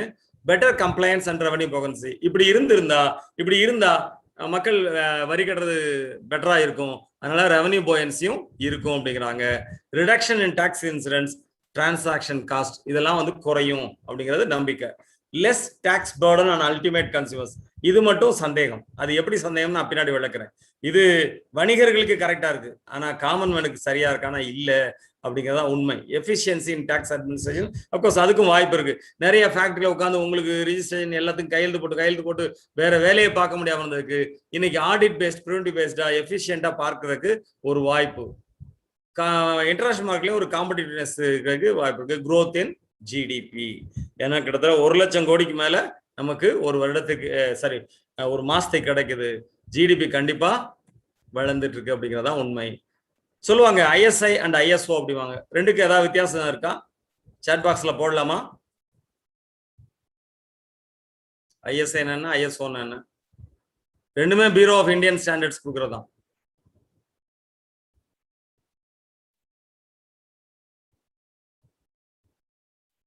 சரி பரவாயில்ல, நானே சொல்லிடுறேன். 30 நிமிஷம் ஆயிடுச்சு. ஐஎஸ்ஐங்கிறது ப்ராடக்ட் சர்டிபிகேஷன். ஐஎஸ்ஐ ஸ்டாண்டர்ட்ஸ் அப்படின்னு சொல்றது. ஐஎஸ்ஓங்கிறது ப்ராசஸ் சர்டிபிகேஷன். இப்போ இந்த ப்ராசஸை பொறுத்தளவுல இது வந்து ஒரு மேனுஃபேக்சரிங் இண்டஸ்ட்ரி ப்ராடக்ட் சர்டிபிகேஷன் வருவோம். ப்ராசஸை பொறுத்தளவு ஒரு பிசினஸ் கன்சர்ன் என்னென்ன ப்ராசஸ் பார்ப்பாங்க அப்படின்னு பார்த்தா ஒரு மேனுஃபேக்சரிங் ப்ராசஸ் இருக்கும் அவங்ககிட்ட, ஒரு செல்லிங் ப்ராசஸ் இருக்கும், ஒரு பையிங் ப்ராசஸ் இருக்கும், ஒரு அக்கௌண்டிங் ப்ராசஸ் இருக்கும், ஹியூமன் இன்ஜினியரிங் ப்ராசஸ் இருக்கும். இந்த ப்ராசஸ்லாம் சரியா இருக்கா, போர்ட் ரூம் டு பாத்ரூம் எல்லாம் சரியா ஐஎஸ்ஓ சர்டிபிகேஷன் கொடுக்குறாங்க. எங்களுக்கு அது மாதிரி இருக்கா அப்படின்னா ஜிஎஸ்டிக்கு இருக்கு. எப்படி லீகல், டெக்னிக்கல், ப்ரொசீஜரல் எல்லா இதுவும் அது மாதிரி ப்ராசஸ் வந்துருச்சு. பிசினஸ் ப்ராசஸ் 4 ப்ராசஸ் நாங்கள் வச்சிருக்கோம். One is registration. முன்னெல்லாம் registration you should go to the concerned office, you have to file necessary documents, then only you will be getting registration. இது அலையிறதே பெரிய கஷ்டம்னு நிறைய பேர் கம்ப்ளைண்ட் பண்ணிட்டு இருந்தாங்க. இன்னைக்கு ஆன்லைன்ல across the system you can get the registration. நீங்க டாக்குமெண்ட்ஸ் கொடுக்கணும்னு கேட்பாங்க, அதெல்லாம் கொடுத்துட்டீங்கன்னா ஆட்டோமேட்டிக்கா ரெஜிஸ்ட்ரேஷன் உங்க வீட்டுக்கே வந்துடும். ஆபீஸ் பக்கம் நீங்க தலையை வச்சு கூட படுக்க வேணாம். தென் பேமெண்ட் பேங்க்ல போய் பே பண்ணிருந்தோம். இப்ப எல்லாம் ஆன்லைன்ல வீட்டுல உட்காந்தே இல்ல ஃபேக்டரியில உட்காந்தே பேமெண்ட் பண்ண வாய்ப்பு வந்துருச்சு.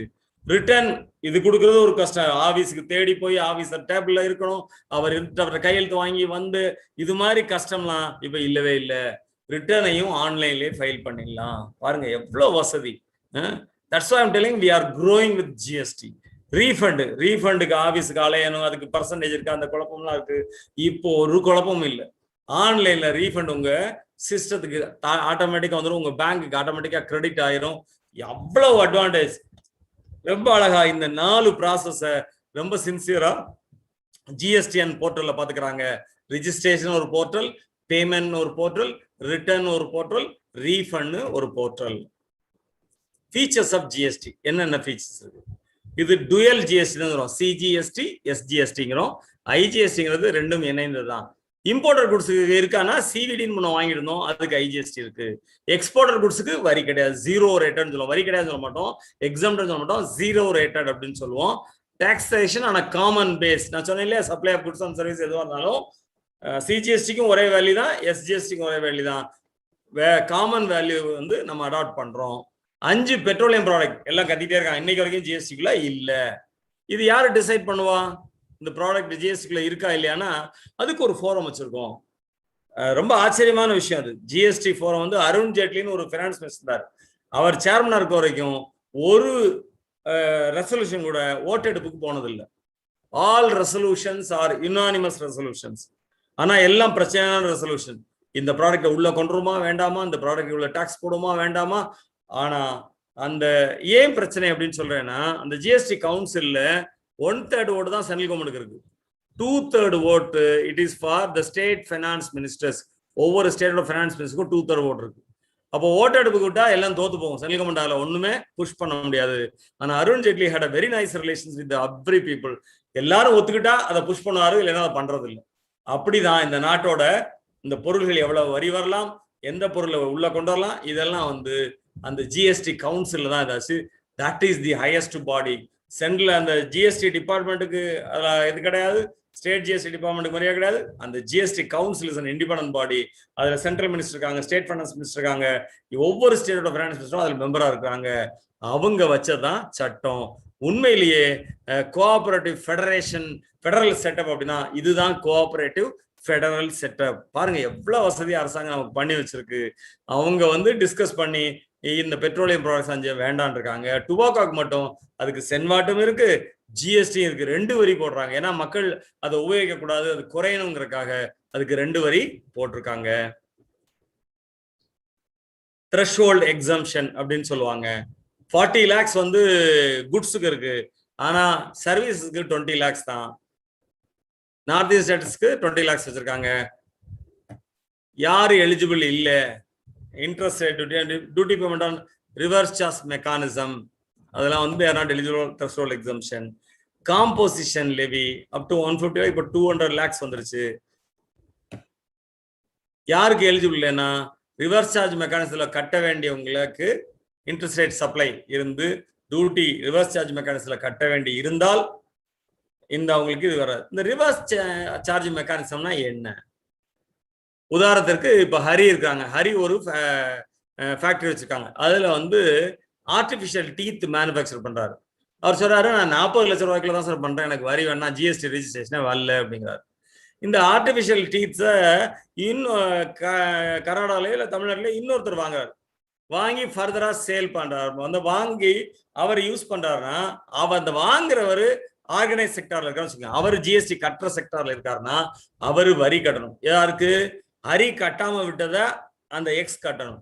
அதுக்கு பேர் தான் ரிவர்ஸ் சார்ஜ் மெக்கானிசம். ஏன் இப்படி ஒன்று வச்சிருக்காங்க? அப்போ அவரு ரிஜிஸ்ட்ரேஷன் இருக்கிற யூனிட்ல அவர் வாங்கணுங்கிறதா. ஏன்னா இந்த இன்புட் கிரெடிட் செயின் வந்து அங்க மிஸ் ஆகும். ஹரி வரி கட்டாதான் அதை கழிச்சுக்க முடியும், வரி கட்டாத கழிச்சுக்க முடியாது. அப்போ இந்த ரிவர்ஸ் சார்ஜ் மெக்கானிசம் ஒன்று வைக்கிறதுனால அரசாங்கத்துக்கு என்ன ஆயிருது, ஏதோ ஒரு வழியில எல்லா பொருளுக்கும் வரி வந்துருக்கு. எக்ஸம்டட் செக்டர்ல இருக்க பொருள் கூட ரிவர்ஸ் சார்ஜ் மெக்கானிசம் இன்னொருத்தரை கட்ட வச்சு வரி வந்துருது. இது ஏற்கனவே நம்ம பண்ணோம். எப்படி ஆச்சுன்னா, லாரி ஓனர்ஸ்க்கு டாக்ஸ் போட்டோம் சர்வீஸ் டாக்ஸ் காலத்துல. நாடு முழுக்க ஸ்ட்ரைக் பண்ணாங்க, நாங்கெல்லாம் வரி கட்ட முடியாது அப்படின்னாங்க.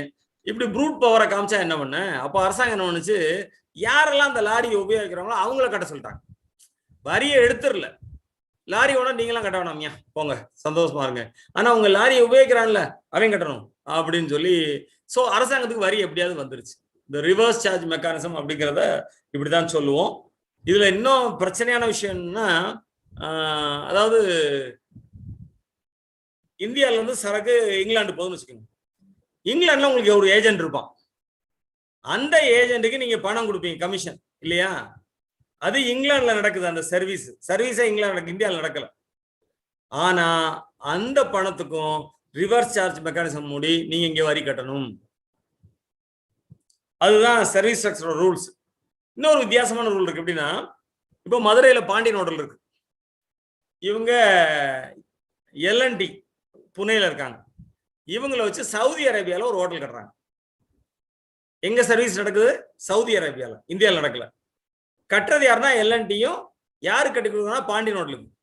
இதுக்கு சர்வீஸ் டாக்ஸ் வருமா? சேட் பாக்ஸ் போடுங்க.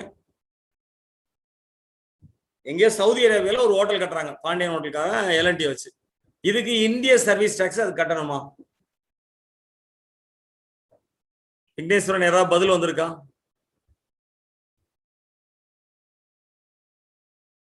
பதில் வரலன்னா வழக்கம்போல சொல்லிடுறேன். என்ன 40 நிமிஷம் ஆக போகுது. வந்திருக்கு சார். எஸ் சொல்லுங்க. என்ன வந்திருக்கு? வந்திருக்கு. எஸ் சொல்லிருக்காங்க, நோன்னு சொல்லிருக்காங்க. எஸ் பண்ணணும்னு வந்திருக்கு. ஆனா நிறைய பேர் தோணும் அது எங்க சவுதி அரேபியால நடக்குது. That is service is not happening in India. see service எப்ப இந்தியா போட முடியும்? இந்தியால ஒரு சர்வீஸ் நடந்தா போட முடியும். அதுக்கு தான் இவங்க நம்ம இத ரெண்டு ரூல் இருக்கு. Point of tax and place of provision அப்படின்னு இருக்கு. இந்த பிளேஸ் ஆஃப் ப்ரொவிஷன் என்ன சொல்றோம்? சர்வீஸ் ப்ரொவைடரும் ரிசீவரும் இந்தியால தங்கி இருந்தா அது எந்த நாட்டில் நடந்தாலும் இங்க வரி கட்டணும்னு சொல்றோம். அதான் சைனா சொல்ற மாதிரி. சைனா வந்து இந்த டெலிகம்யூனிகேஷன் இது வந்து எந்த நாட்டில் அவன் நாட்டுக்காரன் இருந்தாலும் அந்த நாட்டு ரகசியம்லாம் அவனுக்கு கொடுக்கணும். அந்த சட்டம் சொல்லுது. இப்போ ஜூம் வந்து அமெரிக்கால தான் ஆப்ரேட் ஆகுது, ஆனால் சைனீஸ் கம்பெனி. அப்போ அந்த என்னென்ன ரகசியம் அவங்களுக்கு இருக்கோ இதெல்லாம் சைனா நாட்டுக்கு கொடுக்கணும்னு அந்த நாட்டு சட்டம் சொல்லுது. அது மாதிரி இது நீங்க எங்க வேணாலும் சர்வீஸ் பண்ணிக்கோங்க, ஆனா இந்த நாட்டில் வரி கட்டணும். இது வந்து ரிவர்ஸ் சார்ஜ் மெக்கானிசம் கொஞ்சம் வித்தியாசம். வரி கட்ட தேவையில்லாதவங்க கட்ட அந்த காம்படிட்டர்ஸ் இருக்கவங்க சப்ளை பண்ணா அவர் இதுக்காக கட்டணும். ஸோ அவங்களுக்குலாம் அந்த காம்போசிஷன் லெவிலாம் அவைலபிள் இல்லை அப்படிங்கிற சொல்றோம். இந்த டாக்ஸ் பேயர்ஸ் வந்து their eligible tax input tax credit, அதான் அப்போ வந்து சொல்லிட்டு இருக்கேன். அந்த விளக்கமாகவும் தனியாக பார்ப்போம். CGST can be utilised against CGST and ஐஜிஎஸ்டின்னு சொல்றோம். SGST can be utilised against SGST and ஐஜிஎஸ்டிங்கிறோம். சிஜிஎஸ்டி ஐஜிஎஸ்டி யூஸ் பண்ண முடியாது. ஐஜிஎஸ்டி ரெண்டையும் வச்சு எல்லாத்தையும் வச்சு யூஸ் பண்ணிக்கலாம். எக்ஸ்போர்ட் 0 ரேட் இருக்கும்போது அதனுடைய இன்புட் கட்டின வரி என்ன ஆகுறது? இப்போ நான் வந்து டிஷர்ட்ஸ் மேனுஃபேக்சர் பண்ணி அமெரிக்காவுக்கு அனுப்புறேன். ஆனா அந்த டிஷர்ட்ல யான் இருக்கு, ஓசேரி யான் இருக்கு, அதுக்கு டாக்ஸ் கட்டியிருக்கேன். டாக்ஸோட சேர்ந்து அதை வாங்கியிருக்கேன். அது டாக்ஸ் எல்லாம் வாங்கல, அப்படி கிடைக்காது. இப்போ எனக்கு அந்த கட்ட டாக்ஸ் நீங்க தான் இன்புட் டாக்ஸ் கிரெடிட்ங்கிறீங்க. எக்ஸ்போர்ட் பண்ண எங்க இருந்து டாக்ஸ் கிரெடிட் எனக்கு வருது? அதுக்கு டாக்ஸே இல்லை, 0 ரேட். அப்படின்னா பரவாயில்லப்பா, நீ கவலைப்படாத. நீ அந்த ஓசிரான்ல கட்டின வரியை உனக்கு ரீஃபண்டா கஸ்டம்ஸ் வந்து இது கிளியர் ஆன உடனே அந்த ஜெனரல் மேனிஃபெஸ்டோ போன உடனே உனக்கு அனுப்பிடுவாங்க. ஆட்டோமேட்டிக்கா சிஸ்டமே அனுப்பிடும் பணத்தை. அது மாதிரி வசதி வச்சிருக்காங்க. பாருங்க எந்த அளவுக்கு வசதியா இருக்கு. That's why I said we can grow with GST. Right. Boon or bane இந்த தலைப்போன் சாபமா அல்லது வரமா வணிகர்களுக்கு முக்கியமான விஷயம் இன்புட் டாக்ஸ் கிரெடிட். அதுதான் வந்து நான் சொல்ல விரும்புறேன். இன்வெர்ட் சப்ளை, ஒரு சரக்கு வருது. இப்போ இப்படியே வச்சுக்கோமே, ஹரி வந்து ஆர்டிபிஷியல் டீத் வாங்குறாரு, இன்னொருத்தர் வந்து அதுக்கு சிஜிஎஸ்டி கட்டி வந்திருக்கலாம், எஸ்ஜிஎஸ்டி கட்டி ரெண்டும் கட்டி வரணும். இல்ல அவரு தமிழ்நாடு விட்டு வெளி ஸ்டேட்ல இருந்து கட்டுறாருன்னா அங்க சிஜிஎஸ்டி எஸ்ஜிஎஸ்டி கட்டிக்க மாட்டாங்க, ஐஜிஎஸ்டி கட்டி அனுப்பியிருப்பாங்க. இது வந்திருக்கு. இப்போ இங்க வாங்கிட்டு இவர் இன்டர்ன் சப்ளை பண்றாரு, அவுட்வர்ட் சப்ளை. அப்போ அரசாங்கம் சொல்லுது நீ ஏற்கனவே கட்டின வரியை கழிச்சுக்கலாம். இப்போ சிஜிஎஸ்டி கட்டியிருந்தா சிஜிஎஸ்டிக்கு கழிச்சுக்கலாம், அதே சிஜிஎஸ்டிக்கு ஐஜிஎஸ்டி இருந்தாலும் கழிச்சுக்கலாம். ஆனா எஸ்ஜிஎஸ்டில கழிக்க முடியாது. அவர் எஸ்ஜிஎஸ்டிக்கு எஸ்ஜிஎஸ்டில இருந்து கழிச்சுக்கலாம், ஐஜிஎஸ்டி கழிச்சுக்கலாம். சிஜிஎஸ்டில ஸ்டேட் வரியை சென்ட்ரல் இருந்து கழிக்க முடியாது, சென்ட்ரல் வரியை ஸ்டேட்ல இருந்து கழிக்க முடியாது. இது ஒண்ணு மட்டும் நீங்க புரிஞ்சுட்டா போதும். பொதுவான வரியை 2 பேரும் கழிச்சுக்கலாம் அப்படின்னு சொல்றாங்க. இப்போ நீங்க ஒரு இது விளக்கம், ஒரு பிஸ்கட் மேனுஃபேக்சர் இது ட்ரேடர் வச்சுக்கோங்களேன், 100 ரூபாய்க்கு ஒரு பண்டில் ஒரு பிஸ்கட் வாங்குறீங்க. அந்த பண்டில் 150 ரூபாய்க்கு விற்கிறீங்க. இந்த 100 ரூபாய்க்கு வாங்குற பண்டில் 10 ரூபா வரி, அப்ப 110 ரூபா வரி. ஆனா நீங்க விற்கிறது எவ்வளவுக்கு? 150 ரூபா, 40 ரூபா லாபம் வச்சு 150 ரூபாய்க்கு அந்த பண்டில விற்கிறீங்க. அரசாங்கம் என்ன சொல்லுது? 150 ரூபாய் விற்கும் போது 10%, அப்ப 165 ரூபாய்க்கு விற்பீங்க. அந்த 15 ரூபா வரியை என்னைய மாதிரி ஆளுகள்கிட்ட கையில கேஷா வாங்கிடுவீங்க. அரசாங்கத்துக்கு கட்டும் போது 15 ரூபா கட்டுறதுக்கு அரசாங்கம் என்ன சொல்லுது? நீ ஏற்கனவே 10 ரூபா கட்டிட்டடா, அந்த 10 ரூபாய் கழிச்சிரு, 5 ரூபாய் மட்டும் கட்டினா போதுங்குது. ஆனா இது மட்டும் இல்லை, இன்னும் பாருங்க காமிக்கிறேன். இந்த பிஸ்கட் சப்ளை பண்றதுக்கு டெலிவரி பண்றதுக்கு நீ ஒரு குட்டியான வாங்கியிருப்ப டாடா எஸ், அதுக்கு சென்ட்ரல் எக்ஸைஸ் வரி கட்டியிருப்ப, அந்த வரியை நோட்ல எழுதி வச்சுக்கோ அப்படிங்குது கவர்மெண்ட். இது உங்க ஆபீஸுக்கு ஒரு ஏர் கண்டிஷன் வாங்கியிருப்ப, அதுல வரி இருக்கும், அதையும் நோட்ல எழுதி வச்சுக்கோ அப்படிங்குது. கம்ப்யூட்டர் சிஸ்டம் வாங்கியிருப்ப, அதுக்கு வரி கட்டியிருப்ப, அதையும் நோட்ல எழுதி வச்சுக்கோங்க. இது என்ன ஆச்சுன்னா 1 கோடி ரூபாய்க்கு அவர் டிரான்சாக்ட் பண்றாரு. 1 கோடி ரூபாய்க்கு 10% டாக்ஸ். அவர் வந்து 1 கோடி ரூபாய்க்கு வாங்கின சார்பா 1 கோடி 50 லட்சம் விற்கிறாரு. அதுக்கு வந்து 15 லட்சம் அவருக்கு வந்து டாக்ஸ் வருது. ஆனா 10 லட்சம் ஏற்கனவே கட்டியிருக்காரு இன்புட்ல, அதை கழிச்சிருவாரு. மிச்சம் எவ்வளவு இருக்கு? இன்னும் 5 லட்சம் இருக்கு. இந்த 5 லட்சத்தை அவர் என்ன பண்ணுவாருன்னா, டாடா எஸ்ல கட்டின வரி, ஏற்கனவே கட்டின நோட்ல இருக்குல்ல, நோட்ல ஒரு 20 லட்ச ரூபாய் கிரெடிட் இருக்குன்னா, இந்த 15 லட்சத்தை அந்த 20 லட்ச ரூபாய் கழிச்சு மிச்சம் 5 லட்சம் கிரெடிட் வர வச்சுக்குவாரு. இந்த கேஷ் வாங்கினது அப்படி இன்கம் டாக்ஸ்ல ப்ராஃபிட்ல தான் அக்கௌண்ட் ஆகும். நீங்க உங்க ஆடிட்டர் கேட்டீங்கன்னு சொல்லுவார். ஆனா இதுல என்ன பியூட்டி தெரியுமா, விக்னேஸ்வரனோ ஹரியோ இப்படி ப்ராஃபிட்னு அக்கௌண்ட் பண்றாங்க, ஆனா அல்டிமேட் பேலன்ஸ் ஷீட் போடும்போது நஷ்டம்னு காமிக்கிறாங்க. அது எப்படின்னு தெரியல. அது வணிகர்களுக்கே உரிய திறன் இல்லது ஆடிட்டருக்குரிய திறன். அதாவது இன்புட் கிரெடிட்ல கோடிக்கணக்கில் ஆகிற கம்பெனி கூட அல்டிமேட்டா காமிக்கும் போது நிகர நஷ்டம் லாபம் பார்க்கும்போது நஷ்டம் வந்திருக்கு, எங்களுக்கு இன்கம் டாக்ஸே வராது அப்படின்னு சொல்றாங்க. அதுக்காகவே ஆடிட்டர்ஸ் நிறைய பேர் நல்ல அழகா கணக்கு போட்டுறாங்க. அவனும் அவங்களை குறை சொல்லல, அவங்க தொழில் அவங்க செய்துட்டு இருக்கிறாங்க. ஆனா இங்க பாத்தீங்கன்னா பாருங்க, அவன் வந்து 1 பைசா கூட கையில இருந்து கட்ட வேணாம், கட்டிற வரிகளில் இருந்து. நீ கேட்கலாம், நான் கட்டின வரி தானே, இது எடுக்கட்டி இல்லையும் கட்டித்தானே ஆகணும். இப்ப எடுக்க வாய்ப்பு கொடுக்கணும், கட்டித்தானே ஆகணும். இப்ப நான் வாங்குறேன், எதில் கழிக்கிறேன்? இப்ப நான் ஒரு கார் வாங்குறேன், 10 லட்ச ரூபாய்க்கு கார் வாங்கினா 2 லட்ச ரூபாய் வரியை கட்டுறேன். நான் கட்டி யார்கிட்ட வாங்க? நான் ஒரு டாடா ஏசி வாங்கினாலும் நான் யார்ட்டையும் வாங்க முடியாது. காமன் மேன் பாவம், அவனுக்கு வந்து ஜிஎஸ்டி என்பது பேன் அப்படின்னு சொல்லணும். வணிகர்களுக்கு ஜிஎஸ்டி, அதுவும் எஸ்பெஷலி இன்புட் டாக்ஸ் கிரெடிட் பூன் அப்படின்னு சொல்லணும். இதுல சில வணிகர்கள் ஒருத்தம், சார் கார் வாங்கினா கழிக்க மாட்டேங்கிறான் சார். ஏய், கார் நீ சொந்தத்துக்கு போறதுயா?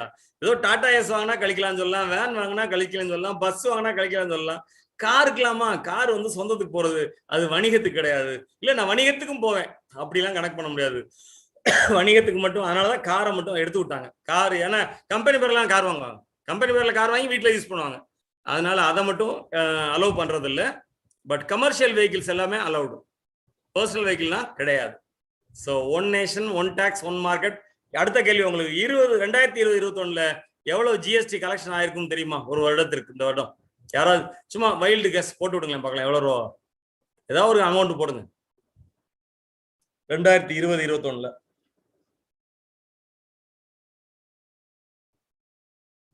விக்னேஸ்வரன் சார் ஏதாவது வந்திருக்கா? இல்ல சார், ஒரு 1 லட்சம் கோடி.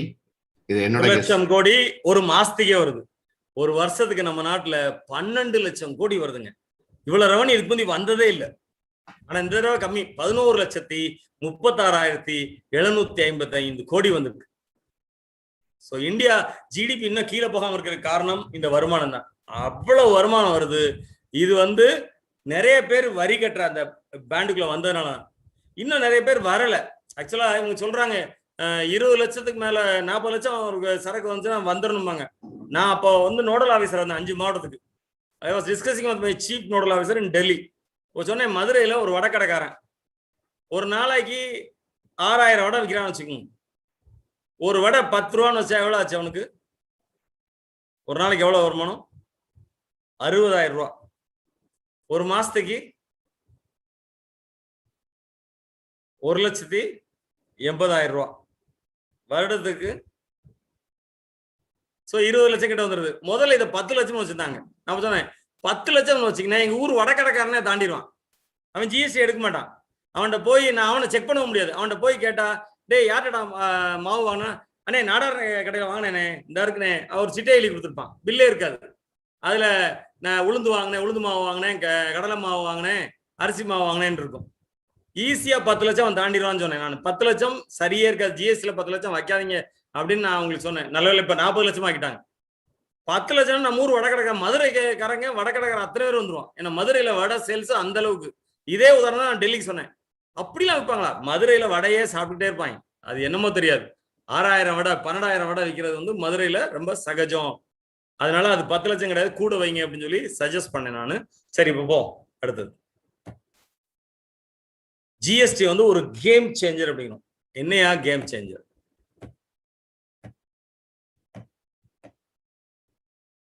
ஒரு சாரி சிக்னிபிகன்ட் ஸ்டெப் இந்த இன்டைரக்ட் டாக்ஸ் ரீஃபார்மேஷன் அப்படின்னு சொல்லலாம். வேர்ல்டு ட்ரேட் ஆர்கனைசேஷன் சொன்னா கூட நம்ம அதை முயற்சி பண்ணி ரொம்ப அழகா பண்ணோம்.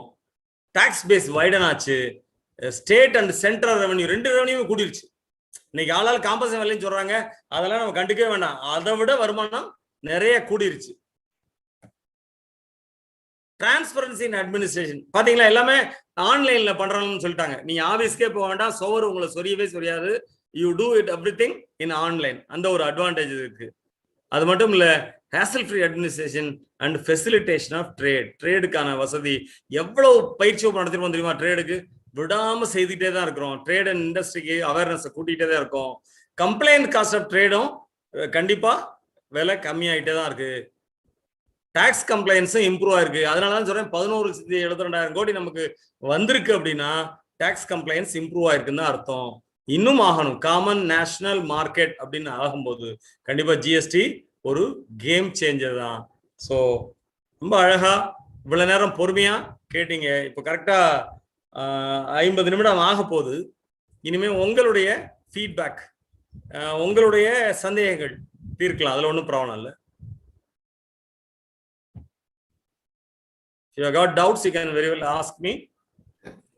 Okay, யூசுவலாவே ஜிஎஸ்டிங்கிறது ஒரு பெரிய கடலா தான் சார் இருக்கும். எனக்கு தெரிஞ்சு இதுல எவ்வளவு டவுட்ஸ் கேட்டாலும் தீர முடியாத ஒரு சப்ஜெக்ட்ங்கிறது ஜிஎஸ்டி. அரசாங்கம் நிறைய முயற்சி பண்ணுது. நிறைய அந்த காம்ப்ளிகேஷன் இதெல்லாம் குறைச்சிட்டே வரும். ஆக்சுவலா டாக்ஸ் போடும்போது என்னாச்சுன்னா எல்லாரும் டாக்ஸ் கூட போடுறாங்க. உண்மையிலே இப்படி பண்ணல. எப்படி பண்ணோம் அப்படின்னா, ஃபார் எக்ஸாம்பிள் ஒரு ப்ராடக்ட் இருக்கு, ஆயில் சீலே இருக்குன்னு வச்சுங்களேன். அதுக்கு வந்து 8% எங்க டாக்ஸ் இருந்தது.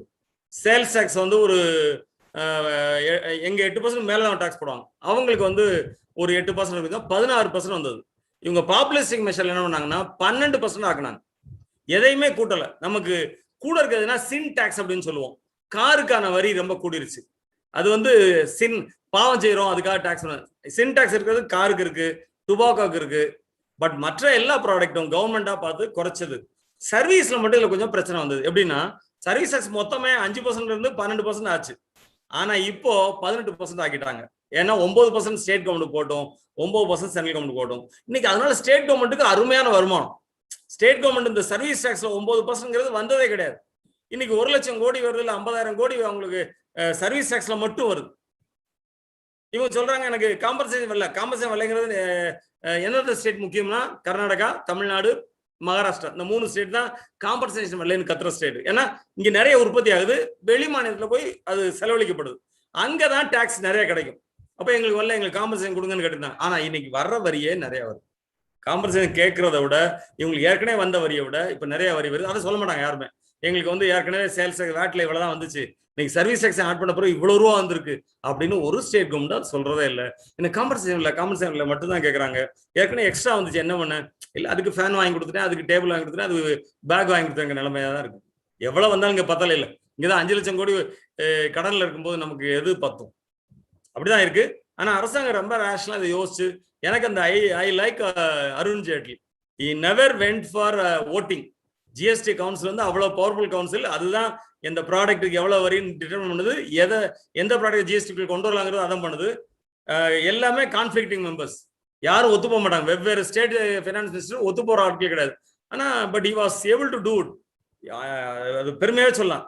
எல்லா ரெசல்யூஷன்ஸுமே யுனானிமஸ் ரெசல்யூஷன்ஸ். இவங்க மேடம் வந்த பிறகு அப்படி இல்லை. மேடம் வந்த பிறகு நிறைய எலெக்ஷன் விடுறாங்க, ஓட்டெடுப்பு விடுறாங்க. அவர் ஓட்டெடுப்புக்கே விட்டது இல்லை. எல்லாரும் ஒத்துக்கிட்டா அதை கொண்டு வருவார், எல்லாரும் ஒத்துக்கிட்டா கொண்டு வர மாட்டார். ரொம்ப சிம்பிள் லாஜிக். அது பெரிய விஷயம் இல்லை. அதான் அதனால சொன்னேன் கான்ஃபெடரேட்டிவ் ஃபெடரலிசம், கோஆபரேட்டிவ் ஃபெடரலிசம் சொல்லி ஜிஎஸ்டி கவுன்சில் சொல்லலாம். அதான் ஹையஸ்ட் பாடி. அதுதான் டிசைட் பண்ணு, கவர்மெண்ட் டிசைட் பண்ணல, ஜிஎஸ்டி கவுன்சில் டிசைட் பண்ணுது. ஏன்னா கவர்மெண்ட் சொல்லலாம், இதுக்கு இந்த வரி போடு அப்படின்னு சொல்லலாம், பிரைம் மினிஸ்டரே பார்த்து ரெக்கமெண்ட் பண்ணலாம். ஆனா ஒன்றும் கதையாகாது. ஏன்னா ஃப்ளோர்ல ஃபுல்லா ஸ்டேட் கவர்மெண்டோட ஃபினான்ஸ் மினிஸ்டர் இருக்காங்க, அவங்க ஒத்துக்கணும் இருக்கு. டிஎம்கே ஃபினான்ஸ் மினிஸ்டர் ஒத்துக்கணும் இருக்கு, இல்ல அங்க வேற என்ன இதுல காங்கிரஸ் இருக்கு ஆந்திரால, அவங்க ஒத்துக்கணும் இருக்கு, தெலங்கானா ஒத்துக்கணும், யாரும் ஒத்துக்க மாட்டாங்களே. ஆனா Arun Jaitley was able to convince people. அது ஒரு சேர்மனோட திறமைன்னு சொல்லுவோம். So thank you sir, thank you. இந்த ஒரு 1 hour வந்து ரொம்ப ஒரு ஹாட்டான சப்ஜெக்ட் அண்ட் ரொம்ப குரூஷியலான சப்ஜெக்ட், நல்லா இன்ட்ரெஸ்டிங்கா போச்சு. Thank you sir, thank you for the time. Thank you. இன்னொரு செஷன்ல மீண்டும் உங்களை சந்திப்போம் என்று நம்புகிறேன் சார். இங்க இன்னைக்கு ஆக்சுவலா நம்ம கூறினது என்னன்னா, ஒரு வெர்ச்சுவல் எக்ஸ்போ ஒன்று நடக்குது. அந்த வெர்ச்சுவல் எக்ஸ்போ மூலமா தான் இப்போ உங்களை லைவா நாங்க யூடியூப் மூலமா மக்களுக்கு கொண்டு போறோம். ஸோ நீங்களும் ஃப்ரீயா இருக்கும்போது எங்களோட வெர்ச்சுவல் எக்ஸ்போ www.madurai.expo.com வெப்சைட்ல போய் பாருங்க sir. Thank you sir, thank you once again for the time. Thank you. And so dot at 5:03 PM, little delayed for the next session, I call upon Mr. Aditya Pandian to introduce our next speaker of the day. Good evening, everybody. இன்னைக்கு நம்மளுடைய next speaker வந்து mister Suresh Radhakrishnan, better known as chief tea officer at Chai கார்த்துங்க. சென்னையில number of tea stores கூடுனதுக்கு ஒரு பெருங்காரணம் வந்து இவருன்னு சொல்லலாங்க. ஹை அண்ட் டீ ஸ்டால்ஸ், அதாவது யுனிக்கா சுத்தமான டீ ஸ்டால், ஃபேமிலியோட போய் டீ குடிக்கக்கூடிய இடங்கள், அது அவருடைய டார்கெட்டா அமைஞ்சது. His story is something like கிட்டத்தட்ட இந்த காலகட்டத்தில் ஒரு காமனான ஸ்டோரின்னு சொல்லலாம். But the achievement he has ton is phenomenal. ஒரு இன்ஜினியர் கார்பரேட் ஜாபை விட்டுட்டு தன்னுடைய பேஷனை ஃபாலோ பண்ணி கெட்ஸ் இன் டு பிஸ்னஸ். பல தடங்கல்கள், பல தோல்விகள். சுரேஷை பொறுத்த வரைக்கும் ரொம்ப முக்கியமான விஷயம் என்னன்னா, அந்த தோல்வியை அவர் உங்ககிட்ட பகிர்ந்துக்கிறதுல வந்து கூச்சப்பட்டதே கிடையாது. That is the learning which he has given to over 20,000 people. He has started doing sessions the last 4-5 years. His aim is to educate at least 2 lakh people. அவர் ஒரு டீ ப்ரோனர், ஃபுட் ப்ரோனர்னு 2 என்டர்பிரோனர் ப்ரோக்ராம்ஸ் பண்றாரு. Very happy to say that I was one of his students in his food proner program. Our start பண்ணப்போ lots of insights. Now he is here to share with us his failures, so that அவர் பண்ண தப்ப வேற எந்த start up பீப்புளும் பண்ணக்கூடாதுங்கிறதுல வந்து ரொம்ப ரொம்ப அக்கறையோட அந்த செஷனை I am handing over the session to Mr. Suresh. Welcome, Suresh. Thank you Aditya Pandian. Mr. Suresh, before officially நீங்க டேக் ஓவர் பண்றதுக்கு முன்னாடி I hope you will touch few of the words that you have described yourself. Chief tea officer, tea proner, இதெல்லாம் வந்து I hope somewhere you cover as to why you call yourself in that way. Thank you Aditya, and over to you, Mr. Suresh. Thank you so much. So it's an absolute pleasure to be here today. First of all, congratulations to BNI Pandyas for doing such a beautiful event. இந்த பேண்டமிக்ல out of the box thinking, so எப்படி வந்து நிறைய பேரை reach பண்றது, we can't do physical expos, so அதை வந்து வெர்ச்சுவலா பண்றதுக்கு அந்த ஒரு முயற்சி எடுத்ததுக்கு first of all kudos to all of you, all the members in BNI Pandyas. Great effort. I'm really happy that I'm a part of this expo today. So thank you so much for that introduction, Pandian. And okay, so introduce பண்ணும்போது நிறைய விஷயங்கள் சொன்னீங்க. So I have a long way to go. It's just the beginning. So நிறைய இன்னும் பண்ண வேண்டியது இருக்கு லைஃப்ல. So ஓகே, நான் இதெல்லாம் என்னோட லேர்னிங்ஸ் எல்லாம் சொல்றதுக்கு முன்னால I just want to share a bit about my self, my background. நான் எப்படி என்னோட சைல்ட்ஹுட் எப்படி இருந்தது, என்னோட லைஃப் அதுல இருந்து எப்படி டிரான்ஸ்ஃபார்ம் ஆச்சு அப்படிங்கிற ஒரு லேர்னிங் வந்து I think it can help a lot of people வாட்சிங் here. Might be college kids, யாராவது காலேஜ் கிட்ஸ் இருக்கலாம், இல்லை ஒர்க்கிங் ப்ரொஃபஷனல்ஸ் இருக்கலாம். ஸோ அவங்களுக்கு இது ஒரு லேர்னிங்கா இருக்கும். So that when they think about business, அவங்க என்ன மாதிரி ஒரு மைண்ட் செட் உள்ள ஆளா இருந்திருந்தாங்க அப்படின்னா definitely they can relate a lot. So I was born and brought up in a very small town. ஒரு சின்ன ஊர், பொள்ளாச்சிங்கிற ஒரு கிராமமும் இல்லை, பெரும் நகரமும் இல்லை, அது ஒரு சின்ன நகராட்சின்னு சொல்லலாம். ஸோ அங்க பிறந்து வளர்ந்து I was a very introvert kid. ரொம்ப இன்ட்ரோவர்ட், ரொம்ப சத்தம் போட்டு பேச மாட்டேன், ரொம்ப அமைதி, அந்த மாதிரி ஒரு கிட் நான் ஸ்கூல்ல. அண்ட் தென் அது ரொம்ப ஆவரேஜா தான் படிச்சுட்டு இருந்தேன். ரொம்ப ரொம்ப நல்ல மார்க்கெல்லாம் எடுக்க மாட்டேன். இன்ஃபேக்ட் பாண்டியனோட வைஃப் வந்து என்னோட ஸ்கூல் ஃப்ரெண்ட் அவங்க. So she nose me. அவங்க வந்து ஃபர்ஸ்ட் ரேங்க் எடுப்பாங்க. நான் வந்து அப்படியே பார்ப்பேன், எப்படி வந்து எல்லா எக்ஸாம்லையும் உங்களால் ஃபர்ஸ்ட் மார்க் எடுக்க முடியுது, ஃபர்ஸ்ட் ரேங்க் எடுக்க முடியுது. So always been like that. Extra கரிக்குலரும் அந்த அளவுக்கு கிடையாது, பெருசா நான் மற்ற ஆக்டிவிட்டிஸ்லையும் பார்ட்டிசிபேட் பண்ண மாட்டேன். I was like very very normal. ஒரு ஸ்கூல் ஓகே, வீட்டில் சொல்றாங்க ஸ்கூலுக்கு போகணும் அப்படிங்கிற ஒரு மைண்ட் செட்ல ஸ்கூலுக்கு போன ஒரு ஸ்டூடெண்ட். அப்பா அம்மா படிக்கல அப்படின்னாலும் தேர் வெரி பர்டிகுலர். பசங்க வந்து நல்லா படிக்கணும், நல்ல எஜுகேஷன் இருக்கணும் அப்படிங்கிறது ரொம்ப பர்டிகுலரா இருந்தாங்க. எஸ்பெஷலி அம்மா வந்து மார்க் எல்லாம் குறைஞ்சதுன்னா உடனே ஸ்கூலுக்கு வந்துருவாங்க. Very conscious about our studies, நல்லா படிக்கணும் அப்படிங்கிறதுல. ஐ திங்க் இந்த ஒரு தருணத்துல வந்து கண்டிப்பா அவங்களுக்கு நான் நன்றி சொல்லணும். அந்த இம்பார்ட்டன்ஸ் அவங்க அந்த டைம்ல கொடுக்கல அப்படின்னா எஜுகேஷன் வந்து இந்த அளவுக்கு சீரியஸா நம்ம எடுத்திருக்க மாட்டோம், ஃபோக்கஸ்டா இருந்திருக்க மாட்டோம். ஸோ அப்படியே போயிட்டு இருந்தது ஸ்கூல்ல. 10th வரைக்கும் அது very very average student. 10th வந்து ஒரு 74% எடுக்கிறேன். பெரிய கான்ஃபிடன்ஸ் கிடையாது, ஒரு பெரிய மோட்டிவேஷன் கிடையாது, என்ன பண்ண போறோங்கிற திங்கிங் எல்லாம் கிடையாது. ஸோ 11th வருது, I slowly started getting serious. ஒரு 11th ஒரு 6 மாசம் முடியுது. அப்புறம் எங்க ஸ்கூல்ல 12th வந்து 11th படிக்கிற மாதிரி ஒரு சுச்சுவேஷன். ஸோ 12th வந்து கிட்டத்தட்ட 1.5 வருஷம் படிப்போம். அப்போதான் ஐ ரியலைஸ்ட் ஓகே, நம்ம அடுத்து வந்து நல்ல காலேஜ்ல சீட் வாங்கணும், ஒரு இன்ஜினியரிங் சீட் வாங்கணும், ஐடி வேலைக்கு போகணும். Because that time it was booming. இந்த இண்டஸ்ட்ரி அப்படியே டிரான்ஸ்ஃபார்ம் ஆகுது. விப்ரோ, இன்ஃபோசிஸ் இவங்க எல்லாமே மாஸ் ஹைரிங் பண்றாங்க. ஒரு 15,000 20,000 ஹெட் கவுண்ட் இருந்த டைம், அந்த 2002-3 டைம்ஸ் எல்லாம். ஸோ அந்த ஆஸ்பிரேஷன் வருது. ஸோ ஏதோ ஒரு மோட்டிவேஷன் லைஃப்ல வந்து ஓகே நம்ம நல்ல மார்க் எடுக்கணும் அப்படிங்கிற ஒரு மோட்டிவேஷன் மட்டும் இருந்துச்சு. அந்த டிரான்ஸ்ஃபர்மேஷன் ரொம்ப பெயின்ஃபுல்லா இருந்துச்சு. நம்ம ஃபோக்கஸ்டா உட்காந்து படிக்கிறது, தினமும் எக்ஸாம்ஸ் இருக்கும், இதுக்கெல்லாம் வந்து ஒரு டிஃப்ரெண்டான மைண்ட் செட் தேவைப்பட்டுச்சு. கொஞ்சம் கஷ்டப்பட்டு படித்தேன். I got about 95% in 12th. So that's my first success. நான் லைஃப்லேயே வந்து சக்சஸ்ன்னு பார்த்ததுன்னா ஒரு எல்லாரும் அப்ரிஷியேட் பண்ற ஒரு மொமெண்ட்னா என்னோட 12th மார்க் தான். I think that came you lot of motivation. Okay, நீயும் ஏதாவது ஒன்று பண்ண முடியும் லைஃப்ல அப்படின்னு எனக்கு ப்ரூவ் பண்ணது வந்து அந்த 12th மார்க் தான்.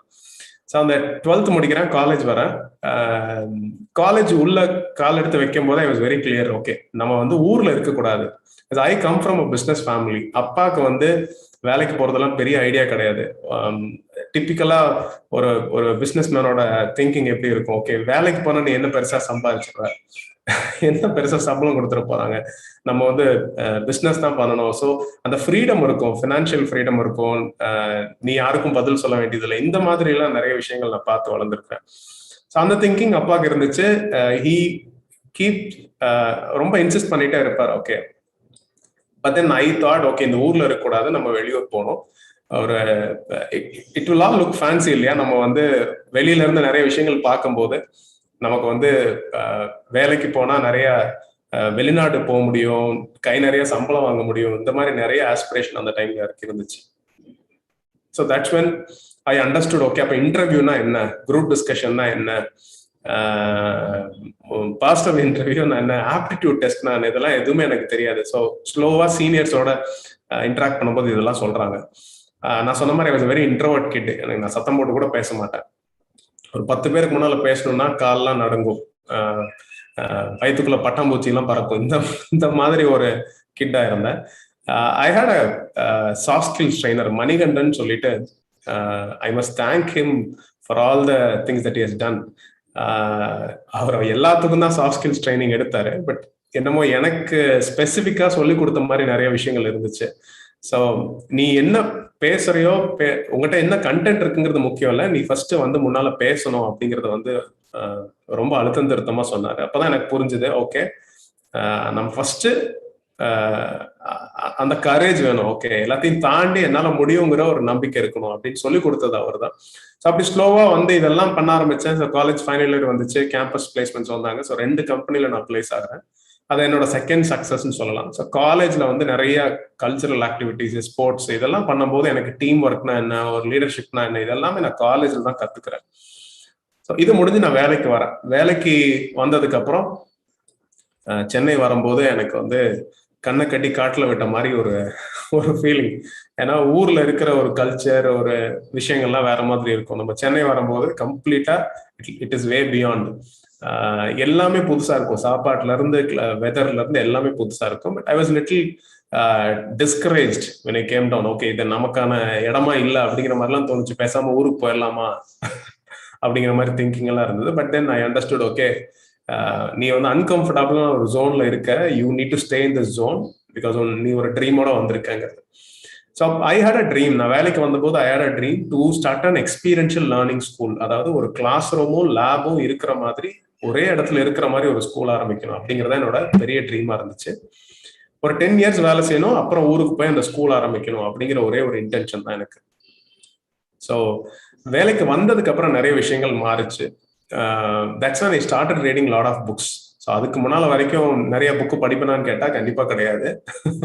மேகசைன்ஸ்னா நான் ஆனந்தம், குமுதம், குங்குமம் தவிர எந்த மேகசைன் நான் படிச்சது கிடையாது. So that's when I started reading lot of business related magazines, the Business Today, Business World, நிறைய புக்ஸ் படிக்க ஆரம்பிச்சேன். So autobiographies of successful entrepreneurs, Better India, Better World by N.R. Narayanamurthy, High Performance Entrepreneurship by Subrato Bakshi. இந்த மாதிரி நிறைய books படிக்கும் போது என்னோட பார்வை மாறுது, பிஸ்னஸ் மேல உள்ள பார்வை மாறுது. ஸோ அதுக்கு முன்னால வரைக்கும் என்னோட தாட் என்ன அப்படின்னா, business is just about making money. So தொழிலுங்கிறது வந்து பணம் பண்றதுக்கான ஒரு விஷயம் தான் அப்படிங்கிற ஒரு புரிதல் மட்டும்தான் எனக்கு இருந்துச்சு. அப்ப இதெல்லாம் படிச்சதுக்கு அப்புறம் எனக்கு தோணுது என்ன அப்படின்னா, so business is not just about making money, business is about creating wealth for yourself and for others. So உங்களுக்கு ஒரு வெல்த் கிரியேட் பண்ணி உங்க சுத்தி இருக்கிறவங்களுக்கும் நீங்க வெல்த் கிரியேட் பண்றதுதான் ஒரு பிஸ்னஸ் அப்படின்னு எனக்கு புரிஞ்சுது. அப்ப வேலைக்கு வந்துட்டேன். வேலை வந்து ரொம்ப மொனோட்டனஸா போயிட்டே இருக்கு. திரும்பவும் செஞ்ச வேலையை திரும்ப செய்யறோம் அப்படிங்கிற ஒரு ஃபீலிங் வருது. So that's when I understood, okay, this is not your thing.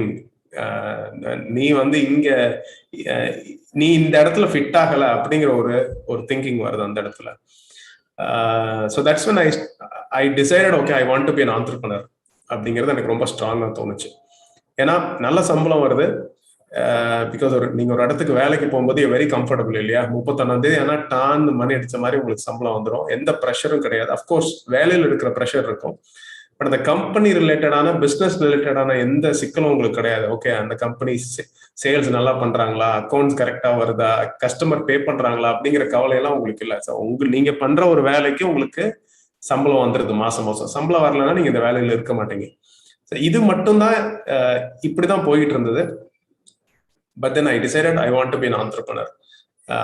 ஏன் ஆண்டர்பிரினர்ஷிப் அப்படின்னு கேட்டா, பர்பஸ் இன் லைஃப்னு சொல்லுவாங்க இல்லையா? So what is your purpose in life, reason for being in this வேர்ல்டுன்னு ஒரு விஷயம் இருக்கு. நம்ம எதுக்காக இந்த உலகத்துல நம்ம வாழ்றோம் அப்படிங்கிறது. ஸோ எனக்கு வந்து நான் இன்னைக்கு வந்து கோர்வையா வந்து ஒரு கதையா சொல்லும் போது நல்லா இருக்கு, பட் இவ்வளவு கோர்வையா எனக்கு அப்போ புரிஞ்சுக்கிட்டது இல்லை நான் அந்த டைம்ல. But then I decided, okay, I want to create impact through entrepreneurship. இம்பாக்ட்னா என்ன? Create wealth, create employment. இந்த விஷயங்கள்லாம் எனக்கு ரொம்ப எக்ஸைட்டிங்கான விஷயமா இருந்துச்சு. பணத்தை தாண்டி என்னெல்லாம் நம்ம வந்து ஆண்டர்பிரினர்ஷிப்ல பண்ண முடியும் அப்படிங்கும் போது இதெல்லாம் எனக்கு வந்து என்னோட பர்பஸ் அதுல அலைனா இருக்குன்னு நான் நினைச்சேன். That's when I decided I want to start a business. எப்பவுமே நம்ம வந்து ப்ரீவியஸ் ஜென்ரேஷன்ல பிஸ்னஸ் பண்ணியிருக்கலாம், இல்லை நம்ம தான் ஃபர்ஸ்ட் ஜென்ரேஷன் பிஸ்னஸ்குள்ள வரலாம். கம்ப்ளீட்டா வேற ஒரு மாடல்ல நம்ம ஒரு பிஸ்னஸ் பண்ணணும்னு நினைக்கும் போது நமக்கான ஆஸ்பிரேஷன் லெவல்ஸ் ரொம்ப ஜாஸ்தியா இருக்கும். ஓகே, நம்மளோட கோல்ஸ் ரொம்ப பெருசா இருக்கும். பட் எனக்கு ஒரு விஷயம் ரொம்ப தெளிவா இருந்துச்சு. I wanted to do a scalable business. ஸ்கேலபிளா ஒரு பிஸ்னஸ் பண்ணணும். நம்ம ஒரு தொழில் ஆரம்பிக்கிறோம். நிறைய there is a difference between lifestyle business and a scalable business. lifestyle businessனா என்ன? நீங்க ஒரு இடத்துல தொழில் ஆரம்பிக்கிறீங்க, அந்த இடத்துக்கு நீங்க டெய்லியும் போறீங்க, ஓனர் ட்ரிவனா இருக்கீங்க, எந்த முடிவா இருந்தாலும் உங்களை கேட்டுதான் அங்க இருக்கிற எம்ப்ளாயிஸ் அங்க முடிவெடுக்கிறாங்க. நீங்க தான் எல்லாத்தையும் டிசைட் பண்றீங்க. நீங்க ஊருக்கு போனீங்கன்னா அங்க இருக்கிற growth குறையும். ஸோ இந்த மாதிரி ஓனர் ட்ரிவனா ஒரு பிஸ்னஸ், ஆனா ரெகுலரா அது உங்களுக்கு ஒரு மந்த்லி இன்கம் வருது. இது வந்து லைஃப் லாங் உங்களுக்கு வந்து அந்த இன்கம் வந்துட்டே இருக்கும். சரியா? ஸோ அந்த பிஸ்னஸ் ஸ்கேல் ஆகாது, நீங்க உட்கார்ந்தா அந்த இடத்துல தொழில் நடக்கும் அப்படிங்கிற மாதிரி ஒரு மாடல். நீங்க உங்களோட ஃபேமிலி மெம்பர்ஸ். ஓகே, ஸோ இது வந்து லைஃப் ஸ்டைல் பிஸ்னஸ். இது வந்து தப்பே கிடையாது. இது பண்றது இதுதான் உங்க தாட்னா இதை நீங்க கண்டிப்பா பண்ணலாம். பட் எனக்கு அந்த லைஃப் ஸ்டைல் பிஸ்னஸ்க்குள்ள நான் நிக்க கூடாது. ஐ want to to scalable business. So ஒரு இடத்துல பண்ணக்கூடிய ஒரு தொழிலை நான் 10 இடத்துலையும் 100 இடத்துலையும் நாளைக்கு என்னால் பண்ண முடியணும், அந்த மாதிரி ஒரு தொழில் தான் நான் எடுக்கணும் அப்படிங்கிறதுல ரொம்ப தெளிவாக இருந்தேன். So that's when I discussed a lot of ideas. நிறைய ஐடியாஸ் வந்து பிரெயின் ஸ்டார்ம் பண்ணேன், நிறைய ஐடியாஸ் பேசணும். அப்போதான் நான் டிசைட் பண்ணேன், சரி ட்ரைனிங் பிஸ்னஸ் வந்து ஆரம்பிப்போம் அப்படின்னு சொல்லிட்டு I started my training venture. So ஒரு கார்பரேட் ட்ரைனிங்கும் technology more of IT training மாதிரி ஆரம்பித்தேன். I started along with my friend Manoj. பெருசாக இன்வெஸ்ட்மெண்ட் கிடையாது, கொஞ்சம் இருந்த சேவிங்ஸை வச்சு we started way back in 2011. நான் சொன்ன மாதிரி ஸ்கேலபிளா பண்ணணுங்கிற ஒரு ஐடியா இருந்துச்சு. பட் தென் அதை எப்படி பண்ண போறோங்கிற தாட் ப்ராசஸ் ரொம்ப டீப்பாலாம் கிடையாது. But then we started. ஒரு சென்டர் ஆரம்பிச்சோம். It was going good. Technology training எல்லாம் கற்றுக் கொடுக்க ஆரம்பிச்சோம். திரும்ப ஒரு 3 years கழிச்சு இன்னொரு 2 years கழிச்சு இன்னொரு இடத்துல ஆரம்பிச்சோம். So first 3 years we were profitable. ரொம்ப ப்ராஃபிட்டபிளான ஒரு பிஸ்னஸாக இருந்துச்சு. ஸோ அதுக்கப்புறம் we started making losses. Business வந்து ஸ்கேல் பண்ண முடியல, கண்டினியூஸாக லாஸ் வந்துட்டே இருக்கு. ஸோ இது எதனால அப்படின்னு பார்க்கும்போது நம்ம ரொம்ப ஆஸ்பைரிங்காக ஒரு விஷயத்தை ஆரம்பிக்கிறோம், ஆனால் நம்ம சரியான விஷயத்த பண்றோமா, நம்ம சரியான முடிவு எடுக்கிறோமா அப்படின்னு கேட்டால் நமக்கே தெரியாது. ஏன்னா நம்ம யாரோடையும் தொடர்புல இல்லை. ஓகே, நம்ம சரியா நம்ம நம்ம நம்ம பண்றது தப்பு அப்படின்னு சொல்றதுக்கு இன்னொரு மென்டாரோ இல்லை ஒரு ஒரு ஒரு ஃபெல்லோ ஆண்டர்பிரனர் தான் நமக்கு தெரியும். ஓகே, நம்ம தப்பான வழியில சில விஷயங்கள் செஞ்சுட்டு இருக்கோம்னு. ஸோ என்னதான் நம்ம ஹார்ட் ஒர்க் பண்ணாலும், நம்ம பேஷனேட்டா இருந்தாலும், நம்மளோட பிஸ்னஸ் மாடல் வந்து புதுசா இல்லை, நம்ம பிஸ்னஸ் மாடலே ஸ்கேலபிளா இல்லை அப்படின்னா பிஸ்னஸ் ஸ்கேல் ஆகாது அப்படிங்கிறது வந்து ரொம்ப ஸ்ட்ராங்கா இப்போ புரிஞ்சுது. ஸோ இது புரியறதுக்கு முன்னால I did a lot of things.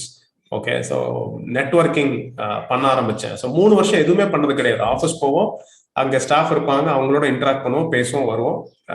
இந்த எக்ஸ்போஷர் லெவல்ல தான் இருந்தேன். அதுக்கப்புறம் கிரேசிலி நெட்வொர்க், டை, சிஐஏ, நிறைய ஃபோரம்ஸ் போகிறது, ஈவெண்ட்ஸ் அட்டன் பண்ணுறது. அதுக்கப்புறம் தான் நிறைய புரிஞ்சுது நெட்வொர்க்கிங்னா என்ன, ஒரு இன்ட்ரோடக்ஷன் எப்படி பண்ணணும், ஒரு விசிட்டிங் கார்டு எப்படி கொடுக்கணும், இந்த மாதிரி நிறைய விஷயங்கள் வந்து நான் கற்றுக்கிட்டேன் அந்த டைமில். ஸோ அப்போ தான் புரிஞ்சது நம்ம பண்ணிட்டு இருக்கிற பிஸ்னஸ் சரியான பிஸ்னஸ், பண்ணிட்டு இருக்க பிஸ்னஸ் மாடல் சில விஷயங்கள் நம்ம மாற்றணும் அப்படிங்கிறது. ஸோ இதெல்லாம் யோசிச்சுட்டு இருக்கும் போதே கிட்டத்தட்ட we miserably failed. We lost about 40 lakhs. So -40 lakhs இருக்கு கம்பெனி. ஒரு கவர்மெண்ட் ப்ராஜெக்ட் எடுத்தோம், ரொம்ப ஆம்பிஷியஸான ஒரு ப்ராஜெக்ட். நிறைய அன்ஸ்ட்ரக்சர்ட் லோன் வாங்க ஆரம்பிச்சோம். ஸோ இதுல முக்கியமான ஒரு லேர்னிங், பிஸ்னஸ் பண்ணும்போது எதெல்லாம் பண்ணக்கூடாதுங்கிறது இந்த அன்ஸ்ட்ரக்சர்ட் லோன் ஒரு ரொம்ப ரொம்ப முக்கியமான ஒரு லேர்னிங். அன்ஸ்ட்ரக்சர்ட் லோன்னா என்ன? ஸ்ட்ரக்சர்ட் லோன்னா நீங்க வந்து ஒரு பர்சனல் லோன் எடுக்கலாம், இல்லை ஒரு ஜுவல் லோன் இருக்கலாம், இல்லை பிஸ்னஸ் லோன் இருக்கலாம். இதெல்லாம் ரீபேமெண்ட் என்ன பண்ணுவீங்கன்னா இஎம்ஐ, எவ்ரி மந்த் இன்ஸ்டால்மெண்ட் பண்ணுவீங்க. ஸோ இஎம்ஐனா என்ன? ஒரு பிரின்சிபல் அமௌண்ட். இப்போ ஒரு 10 லட்ச ரூபா நீங்க வாங்குறீங்க அப்படின்னா அந்த 10 லட்ச ரூபாய்க்கான இன்ட்ரெஸ்ட்டும் பிரின்சிபலும் சேர்த்து நீங்க ஒவ்வொரு மாசமும் கட்டுவீங்க பேங்க்குக்கு. So that is a structured loan. இப்போ 5 வருஷம் அப்படின்னா 5 வருஷம் நீங்க இஎம்ஐ இன்ஸ்டால்மெண்ட்ஸ் இருக்குன்னா 5 வருஷத்துல அந்த லோன் முடிஞ்சிடும்.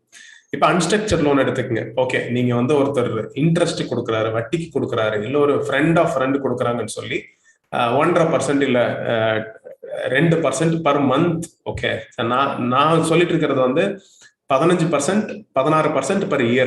பட் நீங்க இந்த 1.5%, 2% இட் பிகம்ஸ் 24%, 30% per year. இது என்ன ஆகும்னா நம்ம இன்ட்ரெஸ்ட் மட்டும் தான் கொடுத்துட்டு இருப்போம். ஓகே, நம்ம வந்து பிரின்சிபலா கட்டவே மாட்டோம். 5 வருஷம் ஆனாலும் சரி நம்ம வந்து இன்ட்ரெஸ்ட் மட்டும் தான் கட்டிட்டு இருந்திருப்போம். ஸோ இதுதான் நடந்துச்சு. ஓகே, ஸோ ஒரு லோன் வாங்குறோம், லோன்னு சொல்ல முடியாது, அது ஒரு ஒரு ஒரு கைமாத்து. ஓகே, ஒரு வட்டிக்கு வாங்குறதுன்னு சொல்லலாம். ஸோ இந்த அன்ஸ்ட்ரக்சர் லோன் எடுத்ததுனால யூ வில் நாட் பிலீவ், நம்ம வந்து ஒரு 5 லட்சம் தானே, 5 லட்சத்துக்கு வந்து 2%னா வந்து 10,000 ரூபா தானே, நம்ம மாசம் வந்து 5 லட்ச ரூபா டர்ன் ஓவர் பண்றோம், 10,000 ரூபா கட்டிட முடியாதா அப்படிங்கிற ஒரு புரிதலோட நம்ம வந்து அந்த பணத்தை வாங்கிடுவோம். பட் என்னைக்கு நீங்க அந்த டிராப்குள்ள போறீங்களோ அன்னைக்கு வந்து நீங்க அந்த பிரின்சிபலை அடைக்கவே முடியாது. Okay, it can work for some people, but it will not work for most of the people. நிறைய பேருக்கு அது ஒர்க்கே ஆகாது. ஸோ பெரிய லேர்னிங் அப்படின்னா unstructured loan. Never take unstructured loan அப்படிங்கிறது எனக்கு பெரிய லேர்னிங். அது இன்னைக்கு ஒரு பிசினஸ் ஆரம்பிக்கும் போது என்னெல்லாம் பண்ணக்கூடாதுன்னு நான் சொல்றதெல்லாம் மொதல் விஷயமா இருக்கும். To not take unstructured loan. Unstructured loan எடுக்காதீங்க. பர்சனல் லோன் எடுக்கிறது கூட தப்பு கிடையாது. ஏன்னா உங்களுக்கு 15 இன்னைக்கெல்லாம் 13% லோன் கிடைக்குது. உங்களுக்கு பிரின்சிபலோட நீங்க கட்டிட்டே வருவீங்க. So your principal will get reduced. Okay, it's a very important learning. Sorry. So இன்னொரு விஷயம் என்னன்னா, ஏன் பிஸ்னஸ் ஃபெயில் ஆகுது, இது ஏன் நம்ம தப்பா செய்யறோம். நிறைய பேர் ரொம்ப ஆஸ்பிரேஷனலா இருப்போம், நம்ம ஓடிட்டே இருப்போம் இல்லையா. இது எப்படின்னா, ஒரு விஷயத்த நம்ம செய்யறோம், அதுக்கு ஒரு ரிசல்ட் வருது, திரும்ப அதே மாதிரி இன்னொரு விஷயத்த செய்யறோம், அதே மாதிரி இன்னொரு ரிசல்ட் வருது. ஓகே, திரும்ப திரும்ப அதே விஷயத்த செய்யும் போது அதே ரிசல்ட் தான் வரும்.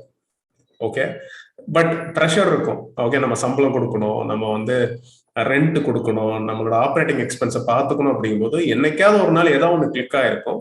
பட் அதே விஷயத்த திரும்ப திரும்ப நம்ம ட்ரை பண்ணிட்டே இருப்போம். ஓகே, அதே ரிசல்ட் தான் வரும், வேற புது ரிசல்ட் வராது. ஓகே, ஸோ பண்ண தப்பே திரும்ப திரும்ப பண்றது, அந்த தப்புல இருந்து கத்துக்கிறது இல்லை. ஸோ நம்ம பண்ண மிஸ்டேக்னால ஒரு ஃபெயிலியர் வருதுன்னா, அந்த ஃபெயிலியர்ல இருந்து கத்துக்காம திரும்பவும் அந்த ஃபெயிலியரை கண்டினியூஸா ஃபேஸ் பண்ணிட்டே இருக்கிறது. அப்பதான் எனக்கு புரிஞ்சது, ஃபெயில் ஃபாஸ்ட் லேர்ன் ஃபாஸ்ட். ஒரு விஷயம் ஒர்க் ஆகல அப்படின்னா ஒர்க் ஆகல, அவ்வளவுதான். As simple as it. இன்னொருத்தருக்கு ஒர்க் ஆயிருக்கலாம், உங்களுக்கு ஒர்க் ஆகல அப்படின்னா maybe the timing is wrong, maybe it doesn't fit, உங்களுக்கு சரியா ஃபிட் ஆகாத ஒரு விஷயமா இருந்திருக்கலாம், அதனால உங்களுக்கு ஒர்க் ஆகல. இது இன்னொருத்தர் கிரிட்டிசைஸ் பண்றாங்க, அவங்க பண்ணிட்டாங்க நீங்க பண்ண முடியல, இதெல்லாம் வந்து இதெல்லாம் நீங்க வந்து மைண்டுக்குள்ள எடுத்துக்கணும்னு அவசியமே கிடையாது. So learn from your failures. So fail fast learn fast அப்படிங்கிறது இன்னொரு முக்கியமான லேர்னிங் நான் சொல்லுவேன். இந்த ஃபெயிலியர்லாம் வர்றதுக்கான காரணம் என்னன்னு பார்த்தா பிஸ்னஸ் மாடல். ஸோ நம்ம ஒரு தொழில் எடுக்கிறோம், அந்த தொழில வந்து பிஸ்னஸ் மாடல்னா என்ன, ரொம்ப ரொம்ப சிம்பிள். என்ன பண்ண போறோம், அந்த ப்ராடக்ட் ஆர் சர்வீஸ் என்ன பண்ண போறோம், அதுல கிளாரிட்டி வேணும். யாருக்காக அந்த ப்ராடக்ட் ஆர் சர்வீஸ் பண்ண போறோம், நம்மளோட கஸ்டமர் யாரு. நிறைய பிசினஸஸ் ஃபெயில் ஆகிறதுக்கான காரணம் காமனா பண்ற மிஸ்டேக் இதுதான். நான் ஒரு ப்ராடக்ட் பண்றேன்னா நான் எல்லாத்துக்கும் விற்கணும்னு ட்ரை பண்ணுவேன். Okay, you can be everything for everybody, you have to be something for somebody. ரொம்ப ரொம்ப முக்கியமான லேர்னிங். நீங்க எல்லாத்துக்கும் உங்களோட ப்ராடக்டை விற்ற முடியாது. ஸோ உங்களோட ப்ராடக்ட் எந்த கஸ்டமரை டார்கெட் பண்றீங்க, அந்த கஸ்டமருக்கு என்ன வேணுமோ அதுக்கு தகுந்த மாதிரி தான் உங்க ப்ராடக்ட் இருக்கணும். சரிங்களா. ஸோ இன்னைக்கு நீங்க ஒரு சோப் எடுத்துட்டாலும் சரி, இல்லை ஒரு பேஸ்ட் எடுத்துட்டாலும் சரி, இல்லை எந்த ஒரு ப்ராடக்ட் எடுத்தாலும் அந்தந்த கம்பெனிக்கு அந்தந்த ப்ராடக்ட் தெரியும் யாரு டார்கெட் கஸ்டமர்னு. அவங்களுக்கு மட்டும்தான் அந்த அட்வர்டைஸ்மெண்ட் கேம்பெயின் எல்லாம் டிராஃப்ட் பண்ணுவாங்க, அவங்களுக்கு தகுந்த மாதிரி தான் அந்த கம்யூனிகேஷன் இருக்கும். So who is your customer, that is very important, and at what price point will the customer buy, and இந்த price pointல கஸ்டமர் வாங்குவாங்களா, or is it the right product for that customer. So இதுதான் business model. இதை வந்து நம்ம சரியா புரிஞ்சுக்கிட்டோம் அப்படின்னா நமக்கு கன்சிஸ்டன்டா பணம் வர ஆரம்பிக்கும் பிசினஸ்ல. இது என்னைக்கு நம்ம புரிஞ்சுக்கலையோ அன்னைக்கு என்னதான் முட்டி மோதினாலும் நம்ம பிசினஸ் சக்சஸ்ஃபுல் ஆக்குறது ரொம்ப ரொம்ப கஷ்டமான ஒரு விஷயம். இதுதான் வந்து நான் பண்ண பெரிய தப்புன்னு சொல்லுவேன். ஒன்னு ஒர்க் ஆகல, இது இந்த பிசினஸ் மாடல் தப்பு அப்படிங்கிற விஷயமே தெரிஞ்சாலும் பரவாயில்ல, எப்படியாவது சரி பண்ணிக்கலாம், இல்ல சரியாயிரும்னு சொல்லி திரும்ப திரும்ப அதே விஷயத்த பண்றது வந்து திரும்பவும் அதே ரிசல்ட் தான் வரும். So focus on your business model. Unique business மாடலா இருக்கணும், புதுமையா இருக்கணும். ஏற்கனவே பண்ணிட்டு இருக்கிற ஒரு பிசினஸ் நீங்க பண்ணாலும் நீங்க என்ன புதுசா பண்ண போறீங்க, இன்னோவேட்டிவா நீங்க என்ன பண்ண போறீங்க, ஏன் உங்ககிட்ட கஸ்டமர் வந்து வாங்கணும். ஸோ இது தெரியல அப்படின்னா ரொம்ப ரொம்ப கஷ்டமாயிடும். ஏன்னா நம்ம தொழிலை வந்து பெருக்கிறதுக்கு, நம்ம வந்து தொழிலை வந்து அடுத்தடுத்து வளர்த்து கொண்டு போறதுக்கு வந்து ரொம்ப கஷ்டமா இருக்கும். ஸோ யூனிக்னஸ் இருக்கணும், இன்னோவேட்டிவா நம்ம பிசினஸ் மாடல் இருக்கணும். Fail fast learn fast, to not take unstructured loan. So இதெல்லாம் எனக்கு கிடைச்ச பெரிய லேர்னிங் சொல்லலாம். இந்த லேர்னிங் எல்லாம் வந்து after spending a lot of time, money, நிறைய பணம் விரயமாயி நிறைய நேரமும் காலமும் விரயமானதுக்கு அப்புறம் தான் எனக்கு இந்த லேர்னிங்கே வந்துச்சு. ஏன்னா நான் வந்து ஐ டோன்ட் நோ எனிபடி, நான் நெட்வொர்க்கிங் பண்ணது கிடையாது, எனக்கு ஒரு மென்டார்னு யாரும் கிடையாது. ஸோ இதெல்லாம் புரியற டைம்ல I've burnt a lot of money, time and effort. Okay, so இதுதான் எனக்கு ஃபர்ஸ்ட் பிஸ்னஸ்ல கிடைச்ச லேர்னிங். ஸோ அந்த பிஸ்னஸை வந்து ஷட் டவுன் பண்ணக்கூடிய ஒரு சூழ்நிலை வருது. அந்த திங்கிங், அந்த தாட் ப்ராசஸ்க்குள்ள வரணும். ஏன்னா ஒன்று ஒர்க் ஆகலைன்னா ஒர்க் ஆகலை, அடுத்து என்ன பண்ண போறோங்கிற முடிவு எடுக்கணும். அது வந்து ரொம்ப இமோஷனலா இருந்துச்சு. ஓகே, ஏன்னா எஸ்பெஷலி இன் சவுத் இந்தியா எல்லா இடத்துலையுமே நம்மளோட ப்ராட்டப்பை எப்படி இருக்கும்னா, நீ வந்து ஃபெயில் ஆகக்கூடாது, நீ வந்து ஸ்கூல்ல நல்ல மார்க் எடுக்கணும், ஸ்கூல்ல நல்ல மார்க் எடுத்தா நல்ல காலேஜ் கிடைக்கும், நல்ல காலேஜ் கிடைச்சா நல்ல வேலை கிடைக்கும், நல்ல வேலை கிடைச்சா நல்ல லைஃப் கிடைக்கும், நல்ல செட்டில் ஆக முடியும். எப்படிங்கிற நல்ல ஓகே எல்லாமே குட் தான். நம்ம வந்து எல்லாருமே அதுல ஃபிட் ஆகுமா அப்படின்னு கேட்டா கிடையாது. ஓகே, ஒவ்வொருத்தருக்கும் ஒவ்வொரு ஆஸ்பிரேஷன் இருக்கும். ஸோ இதுல இருந்து யாராவது ஒருத்தர் ஃபெயில் ஆகுறாங்க புதுசா பண்ணி அப்படின்னா அந்த ஃபெயிலியரை நம்ம வந்து என்கரேஜ் பண்றது கிடையாது. பரவாயில்ல, நீ புதுசா ஒண்ணு பண்ணிருக்க, அதுல இருந்து நீ கத்துக்குவ அப்படிங்கறது யாருமே அப்ரிஷியேட் பண்றது கிடையாது. ஏன் உனக்கு இந்த தேவையில்லாத வேலை, நீ பண்றதை ஒழுங்கா பண்ணிட்டு போலாமே, அதான் உனக்கு ஒரு வேலை இருக்கு, இல்ல நீ ஒரு ஏற்கனவே ஒண்ணு பண்ணிட்டு இருக்கியே, உனக்கு என்ன பிரச்சனை, இப்படிங்கிற மாதிரி நிறைய பேச்சுக்கள் வரும் இல்லையா? ஸோ இதை வந்து யாரும் என்கரேஜ் பண்றதுல ஒண்ணு, நம்மளும் ஒரு தாட் ப்ராசஸ்குள்ள போயிடுறோம். நம்ம ஒரு புது விஷயத்த யோசிக்கும் போது ரொம்ப ஆஸ்பைரிங்கா இருக்கும். பட் அது என்ன ஆகும்னா, சுத்தி இருக்கிற மக்கள் நம்ம என்கரேஜ் பண்ணல, மோட்டிவேட் பண்ணல அப்படின்னா திரும்பவும் அதே சுழற்சிக்குள்ள நம்ம விழுந்துருவோம். ஸோ ஃபெயிலியர்ஸை ஃபர்ஸ்ட் அக்செப்ட் பண்ணணும், அதுல இருந்து ஓவர் கம் பண்ணணும். எனக்கு வந்து இமோஷனலா நான் வந்து டெசிஷன் எடுத்துட்டு இருந்தேன். ஓகே, பிசினஸ்னா ஓகே, நம்ம இந்த பிசினஸ் ஷட் டவுன் ஆனா நம்ம வந்து நம்ம வீட்டுல என்ன நினைப்பாங்க, நம்ம இன்லாஸ் என்ன நினைப்பாங்க, நம்ம ஃப்ரெண்ட்ஸ் என்ன நினைப்பாங்க. ஏன்னா எந்த ஒரு பிசினஸ் ஆரம்பிக்கிறதுக்கு முன்னாலேயும் நம்ம வந்து ரொம்ப கான்பிடென்ட்டா இருப்போம் இல்லையா? எல்லாருமே அந்த எல்லாத்துக்குமே புதுசா தொழில் பண்றவங்களுக்கு எல்லாத்துக்குமே அந்த கான்பிடன்ஸ் இருக்கு. ஏன்னா நிறைய பேர் டவுட்ஃபுல்லா கேட்பாங்க, ஓகே உனக்கு எக்ஸ்பீரியன்ஸ் இல்லை, நீ வந்து பிசினஸ்ல லாஸ் பண்ணிட போற, பணத்தை தொலைச்சிட போற, பணத்தை இழந்துட போற, கஷ்டப்பட்டு சம்பாதிச்ச, எப்படி இந்த மாதிரி நிறைய ஃபியர் கிரியேட் பண்றதுக்கு அவங்க சொல்லுவாங்க. ஆனா நம்மளோட பதில் என்னவா இருக்குன்னா, இந்த அண்ணாமலை படத்துல வர்ற மாதிரி காலை தட்டிட்டு வரேன் பார் அப்படிங்கிற மாதிரி ஒரு ரிப்ளை இருக்கும் இல்லையா? சோ நம்ம வந்து எப்படியாவது நம்ம ஜெயிச்சிருவோம் அப்படிங்கிற ஒரு கான்பிடன்ஸா அவங்க முன்னால சொல்லிட்டு வரும். நாளைக்கு இந்த பிசினஸ் ஃபெயில் ஆகும் போது நம்ம சொன்ன இந்த டைலாக் அவங்களுக்கு ஞாபகம் வருதோ இல்லையோ, நமக்கு கண்டிப்பா ஞாபகத்துக்கு வரும் இல்லையா? நம்ம அன்னைக்கு அப்படிலாம் வீரவசனம் பேசணுமே, நம்ம அன்னைக்கு இவ்வளவு போல்டா சொன்னோமே, இன்னைக்கு எப்படி நான் போய் என்னால இது பண்ண முடியல, நான் ஃபெயில் ஆயிட்டேன்னு நான் எப்படி சொல்ல முடியும் அப்படிங்கிற ஒரு இமோஷனலான ஒரு ஈகோ நமக்குள்ள இருக்கும். Okay, I would strongly advice அந்த ஈகோ உடைச்சிருங்க. ஓகே, இமோஷனலா முடிவு எடுக்காதீங்க. பிசினஸ் டெசிஷன் எடுங்க. இது வந்து இந்த தெளிவு எனக்கு வந்து அந்த ட்ரைனிங் கம்பெனி நடத்தும் போது கிடைச்சிருந்ததுன்னா, என்னோட லைஃப்ல நான் மினிமம் 3 வருஷம் நான் சேவ் பண்ணியிருப்பேன். 3 வருஷங்கிறது கிட்டத்தட்ட 1000 நாட்களுக்கு மேல ஒருத்தரோட வாழ்க்கையில இல்லையா? பணம் போச்சுன்னா பணத்தை சம்பாதிக்க முடியும். 10 வருஷத்துல விட்டது கூட 1 வருஷத்துல சம்பாதிக்க முடியும் தொழில்ல. ஓகே, ஆனா டைமை விட்டுட்டா டைமை சம்பாதிக்கிறது ரொம்ப ரொம்ப கஷ்டம். ஓகே, எனக்கு டைமோட வேல்யூ எல்லாம் தெரியாது. நிறைய பேர் என்கிட்ட சொல்லியிருக்காங்க அதுக்கு முன்னால, time is valuable, time is மணின்லாம் சொல்லியிருக்காங்க. எனக்கு அது புரியவே செஞ்சது கிடையாது. ஓகே, ஆனா இந்த ஃபெயிலியருக்கு அப்புறம் எனக்கு புரிஞ்சது என்னன்னா, time is valuable. Okay, time வந்து ரொம்ப ரொம்ப முக்கியமான விஷயம். நம்ம ஃபெயில் ஆகிறோம், அதுக்கு ரெக்ரெட் எல்லாம் எனக்கு இன்னைக்கும் கிடையாது. ஓகே, இவ்வளவு நாள் ஆச்சு, இவ்வளவு லூஸ் பண்ணிட்டோம் அப்படிங்கறதெல்லாம் எனக்கு கிடையாது. பட் ஆனா அதை குறைச்சிருக்கலாமே. ஓகே, குறைச்சிருந்தேன்னா நான் அடுத்தடுத்த கட்டத்துக்கு இன்னும் நகர்ந்து போயிருக்கலாம், இன்னும் நிறைய புது விஷயங்கள் ட்ரை பண்ணிருக்க முடியும் அப்படிங்கிற ஒரு திங்கிங் தான். So never take emotional decisions இன் business, always take business decisions. ஒரு பிசினஸுக்கு என்ன தேவையோ அந்த முடிவுல மட்டும்தான் நம்ம என்னைக்குமே எடுக்கணும். ஏன்னா இது வந்து ஃபெயில் ஆகக்கூடாது, நம்ம ஷட் டவுன் பண்ணக்கூடாது, கம்பெனியை மூடக்கூடாது அப்படின்னு சொல்லி ஒரே தாட்ல ஓடிட்டு இருந்ததுனால இந்த டைமும் எடுத்துருச்சு, பண்ண தப்பையும் திரும்ப திரும்ப பண்ணிட்டு இருந்தோம், நம்மளும் ஸ்ட்ரெஸ் ஆனோம், ஃபினான்ஷியலாவும் கீழே போயிட்டோம். இது எல்லா ப்ராப்ளமுக்கான காரணம் பாத்தீங்கன்னா டேக்கிங் இமோஷனல் டெசிஷன்ஸ் இன் பிசினஸ். ஓகே, ஸோ அது ஒரு பெரிய லேர்னிங் எனக்கு அந்த ட்ரைனிங் கம்பெனி நடத்தின போது. So that's when I came out and நான் டிசைட் பண்ணேன், இமோஷனல் டெசிஷன் எடுக்கக்கூடாது, பிசினஸுக்கு என்ன தேவையோ எடுக்கணும். ஓகே, பிசினஸ் ஒர்க் ஆகலையா, let shut it down.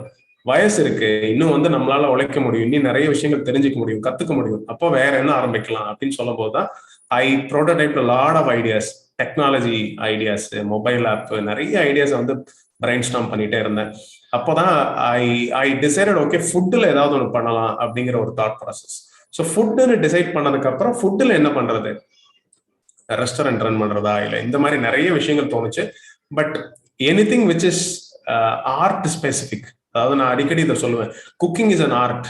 Okay, but tea making is a சயின்ஸ்னு சொல்லுவேன், பேக்கிங் இஸ் அ சயின்ஸ்னு சொல்லுவேன். குக்கிங்கை கூட இன்னைக்கு சயின்ஸா கன்வெர்ட் பண்ண முடியும். ஓகே, பட் ஆர்ட்டுங்கிற விஷயத்த மட்டும் நம்ம வந்து டிபெண்டன்சி கிரியேட் பண்ணிட்டோம் அப்படின்னா நம்மளால ஒரு இடத்துல பண்ற தொழில 10 இடத்துல நம்ம பண்ண முடியாது, ஈவன் ஒரு இடத்துலயே உருப்படியா பண்ண முடியாது. ஓகே, ஸோ இதுக்கு வந்து ஐ டிசைடட் ஓகே, சில மாடல்ஸ் எல்லாம் இதனால நான் வந்து ரிமூவ் பண்ணேன். நான் வந்து ஆர்ட் ஸ்பெசிஃபிக்கா இருக்கு, ஸ்கில்டு மேன் பவர் கண்டிப்பா தேவை அப்படிங்கிறதுனால அந்த மாடல்ஸ் எல்லாம் நான் எடுக்கவே இல்லை. So that's why I decided tea அப்படிங்கிற ஒரு கான்செப்டை எடுக்கணும். ஏன் அப்படின்னா it was more of a personal problem for me. எனக்கே அது பர்சனலான ஒரு ப்ராப்ளம். நான் டீ குடிக்க போவேன், அப்போ அந்த டீ கடை வந்து நீட்டா இருக்காது, ஹைஜீனா இருக்காது, குவாலிட்டியா இருக்காது, கன்சிஸ்டன்டா ஒரே மாதிரி டீ இருக்காது. நிறைய இடத்துல டீ மாஸ்டர் பார்த்தா டீ குடிக்க தோணாது. ஸோ இந்த மாதிரி நிறைய ப்ராப்ளம்ஸ் வந்து இருந்துச்சு. That's one I understood, okay நம்ம இதுக்கு ஒரு ப்ராப்ளம், இதுல ஒரு ப்ராப்ளம் இருக்கு, இதுக்கு ஒரு சொல்யூஷன் கொடுக்கலாமா அப்படிங்கும் போது அதை அந்த இண்டஸ்ட்ரி அண்டர்ஸ்டாண்ட் பண்ண ட்ரை பண்ணேன். நிறைய டீ கடைகளுக்கு போய் பார்த்தேன். இந்த மார்க்கெட் எவ்வளவு பெருசுங்கிறது எனக்கு புரிஞ்சுது. ஸோ தமிழ்நாட்டுல மட்டும் கிட்டத்தட்ட 10 லட்சம் டீ கடை இருக்கு. ஸோ இதுல ஆர்கனைஸ்ட், அதாவது இந்த கிளீன் ஹைஜீன் ஃபேக்டர்ல வரக்கூடிய டீ கடைகள் பார்த்தா ரொம்ப ரொம்ப கம்மி, ரொம்ப ரொம்ப கம்மி. அதுல ஒரு பிராண்ட் இருக்கான்னு பார்த்தா கிடையாது. அன்னைக்கு தமிழ்நாட்டுல எந்த பிராண்டுமே கிடையாது. It was way back in 2015. So that's when it decided okay tea அவுட்லெட்டை நம்ம வந்து ஒரு மாடர்ன் ஃபார்மேட்ல கொண்டு வரணும். ஏன்னா இந்த லோக்கல் டீ ஷாப்ஸ் பார்த்தீங்கன்னா 8 ரூபாய் 10 ரூபாய்க்கு டீ கொடுக்குறாங்க. ஒரு Starbucks, Cafe Coffee Day எல்லாம் ஒரு 150-200 ருபீஸ்க்கு டீ காஃபி கொடுக்குறாங்க. இதுல இன்டர்மீடியன்ட் ஃபிட், அதாவது ஒரு 20 ரூபா 25 30 ரூபா இந்த பிரைஸ் பாயிண்ட்ல நான் யோசிச்சது ஓகே என்னால அஃபோர்ட் பண்ண முடியும், என்ன மாதிரி இருக்கிற ஆடியன்ஸுக்கு கண்டிப்பா அதை அஃபோர்ட் பண்ண முடியும். ஸோ என்னோட கஸ்டமர் செக்மெண்ட்டை நான் கிளியரா வச்சுக்கிட்டேன், யாரு என்னோட கஸ்டமர் செக்மெண்டா இருப்பாங்கன்னு சொல்லிட்டு. ஸோ அவங்கள நோக்கி மட்டும்தான் நான் இந்த பிசினஸை பில்ட் பண்ணுவேன், அவங்க இருக்கிற இடத்துல மட்டும்தான் நான் கடையை திறப்பேன் அப்படிங்கிறதுல ஐ was very very particular. Okay, so இதெல்லாம் கிரவுண்ட் ஒர்க் பண்ணும்போது நிறைய கிரிட்டிசிசம்ஸ் வந்துச்சு. ஓகே, ஃபேமிலி சைட்ல இருந்து இல்ல ஃப்ரெண்ட் சைட்ல இருந்து. ஓகே, என்ன டீ கடையா அப்படிங்கிறது. ஓகே, எப்பவுமே நம்மளோட தொழிலை வெளியில சொல்லும் போது ஃபேன்சியா இருக்கணும், ஏன்னா அதை வந்து நம்ம பிரஸ்டீஜ் சம்மந்தப்பட்டதுன்னு சொல்லி நிறைய பேர் திங்க் பண்ணுவாங்க, ரைட்? பட் எனக்கு அவங்க சிரிச்சதுலயோ இல்ல கிரிட்டிசைஸ் பண்ணதுலயோ எனக்கு கொஞ்சம் கூட வருத்தமே கிடையாது, வருத்தம் இருந்ததே இல்லை. ஏன்னா ஐ looked at it as an opportunity. நான் பார்த்தது ஒரு பெரிய பிக்சர், அது அவங்களால பார்க்க முடிஞ்சிருக்க வாய்ப்பு இல்லை. ஏன்னா இது ஒரு பெரிய problem, it's a hugely unorganised market. Okay, அதுக்கான ஆப்பர்ச்சுனிட்டியும் பெருசு, ப்ராப்ளம் பெருசா இருந்துச்சுன்னா ஆப்பர்ச்சுனிட்டி ரொம்ப பெருசு. So that's when I decided okay let's start a tea outletங்கும் போது அப்போ என்னெல்லாம் பண்ணணும், ஒரு டீ கடைக்கு என்னெல்லாம் பண்ணணும் அப்படிங்கும் போது we used to procure tea powders, fresh tea powders procure பண்ணிட்டு இருந்தோம். ஊட்டியில we have a family business. So அதுல இருந்து பிராண்டட் இந்த மாதிரி 3 ரோசஸ், டாட்டா இதெல்லாம் யூஸ் பண்ணாம ஃப்ரெஷ் டீ பவுடர்ஸ் ப்ரொக்யூர் பண்ண ஆரம்பிச்சோம். அதோட டேஸ்ட் ரொம்ப தனியா இருக்கும், அதோட யூனிக்கான ஒரு டேஸ்டா இருக்கும். அதை வந்து நான் வந்து கொண்டு வரணும்னு நினைச்சேன், அதுக்காக ஒர்க் பண்ணேன். So the taste has to be very very unique. நம்ம கடையில ஏன் வந்து டீ குடிக்கணும் அப்படிங்கிறதுக்கான 5 ரீசன் என்கிட்ட இருக்கா அப்படிங்கிறத ஃபர்ஸ்ட் ஒர்க் பண்ண ஆரம்பிச்சேன். So tea taste has to be unique, கிளீனா இருக்கணும், கடை ரொம்ப கிளீனா இருக்கணும், ஸ்டாஃப் வெல் குரூம்டா இருக்கணும், அவங்க ஹைஜீனா இருக்கணும், அண்ட் கன்சிஸ்டன்சி, எப்போ பட்டாலும் டீ ஒரே மாதிரி இருக்கணும். ஸோ அதுக்கு என்ன பண்றோம்னா we created lot of systems. Okay, engineering படிச்சது எனக்கு இந்த இடத்துல நிறைய ஹெல்ப் பண்ணுச்சு.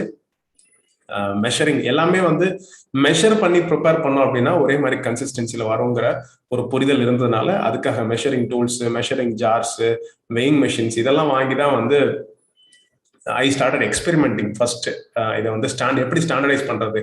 எனக்கு என்னன்னா டீ மாஸ்டர் இல்லாத ஒரு டீ கடை நடத்தணும். ஓகே, நான் ஆரம்பிக்க போற எந்த கடைகளுக்குமே டீ மாஸ்டர் இருக்கக்கூடாது. அது இன்னைக்கு வரைக்கும் நாங்க பண்ணிட்டு இருக்கோம். I call it is a no tea master concept. So இதெல்லாம் பண்ணி I started my first tea outlet. Chief tea ஆஃபீஸரோட ஒரு சின்ன கதை, அதை கேட்டிருந்தாரு நண்பர்.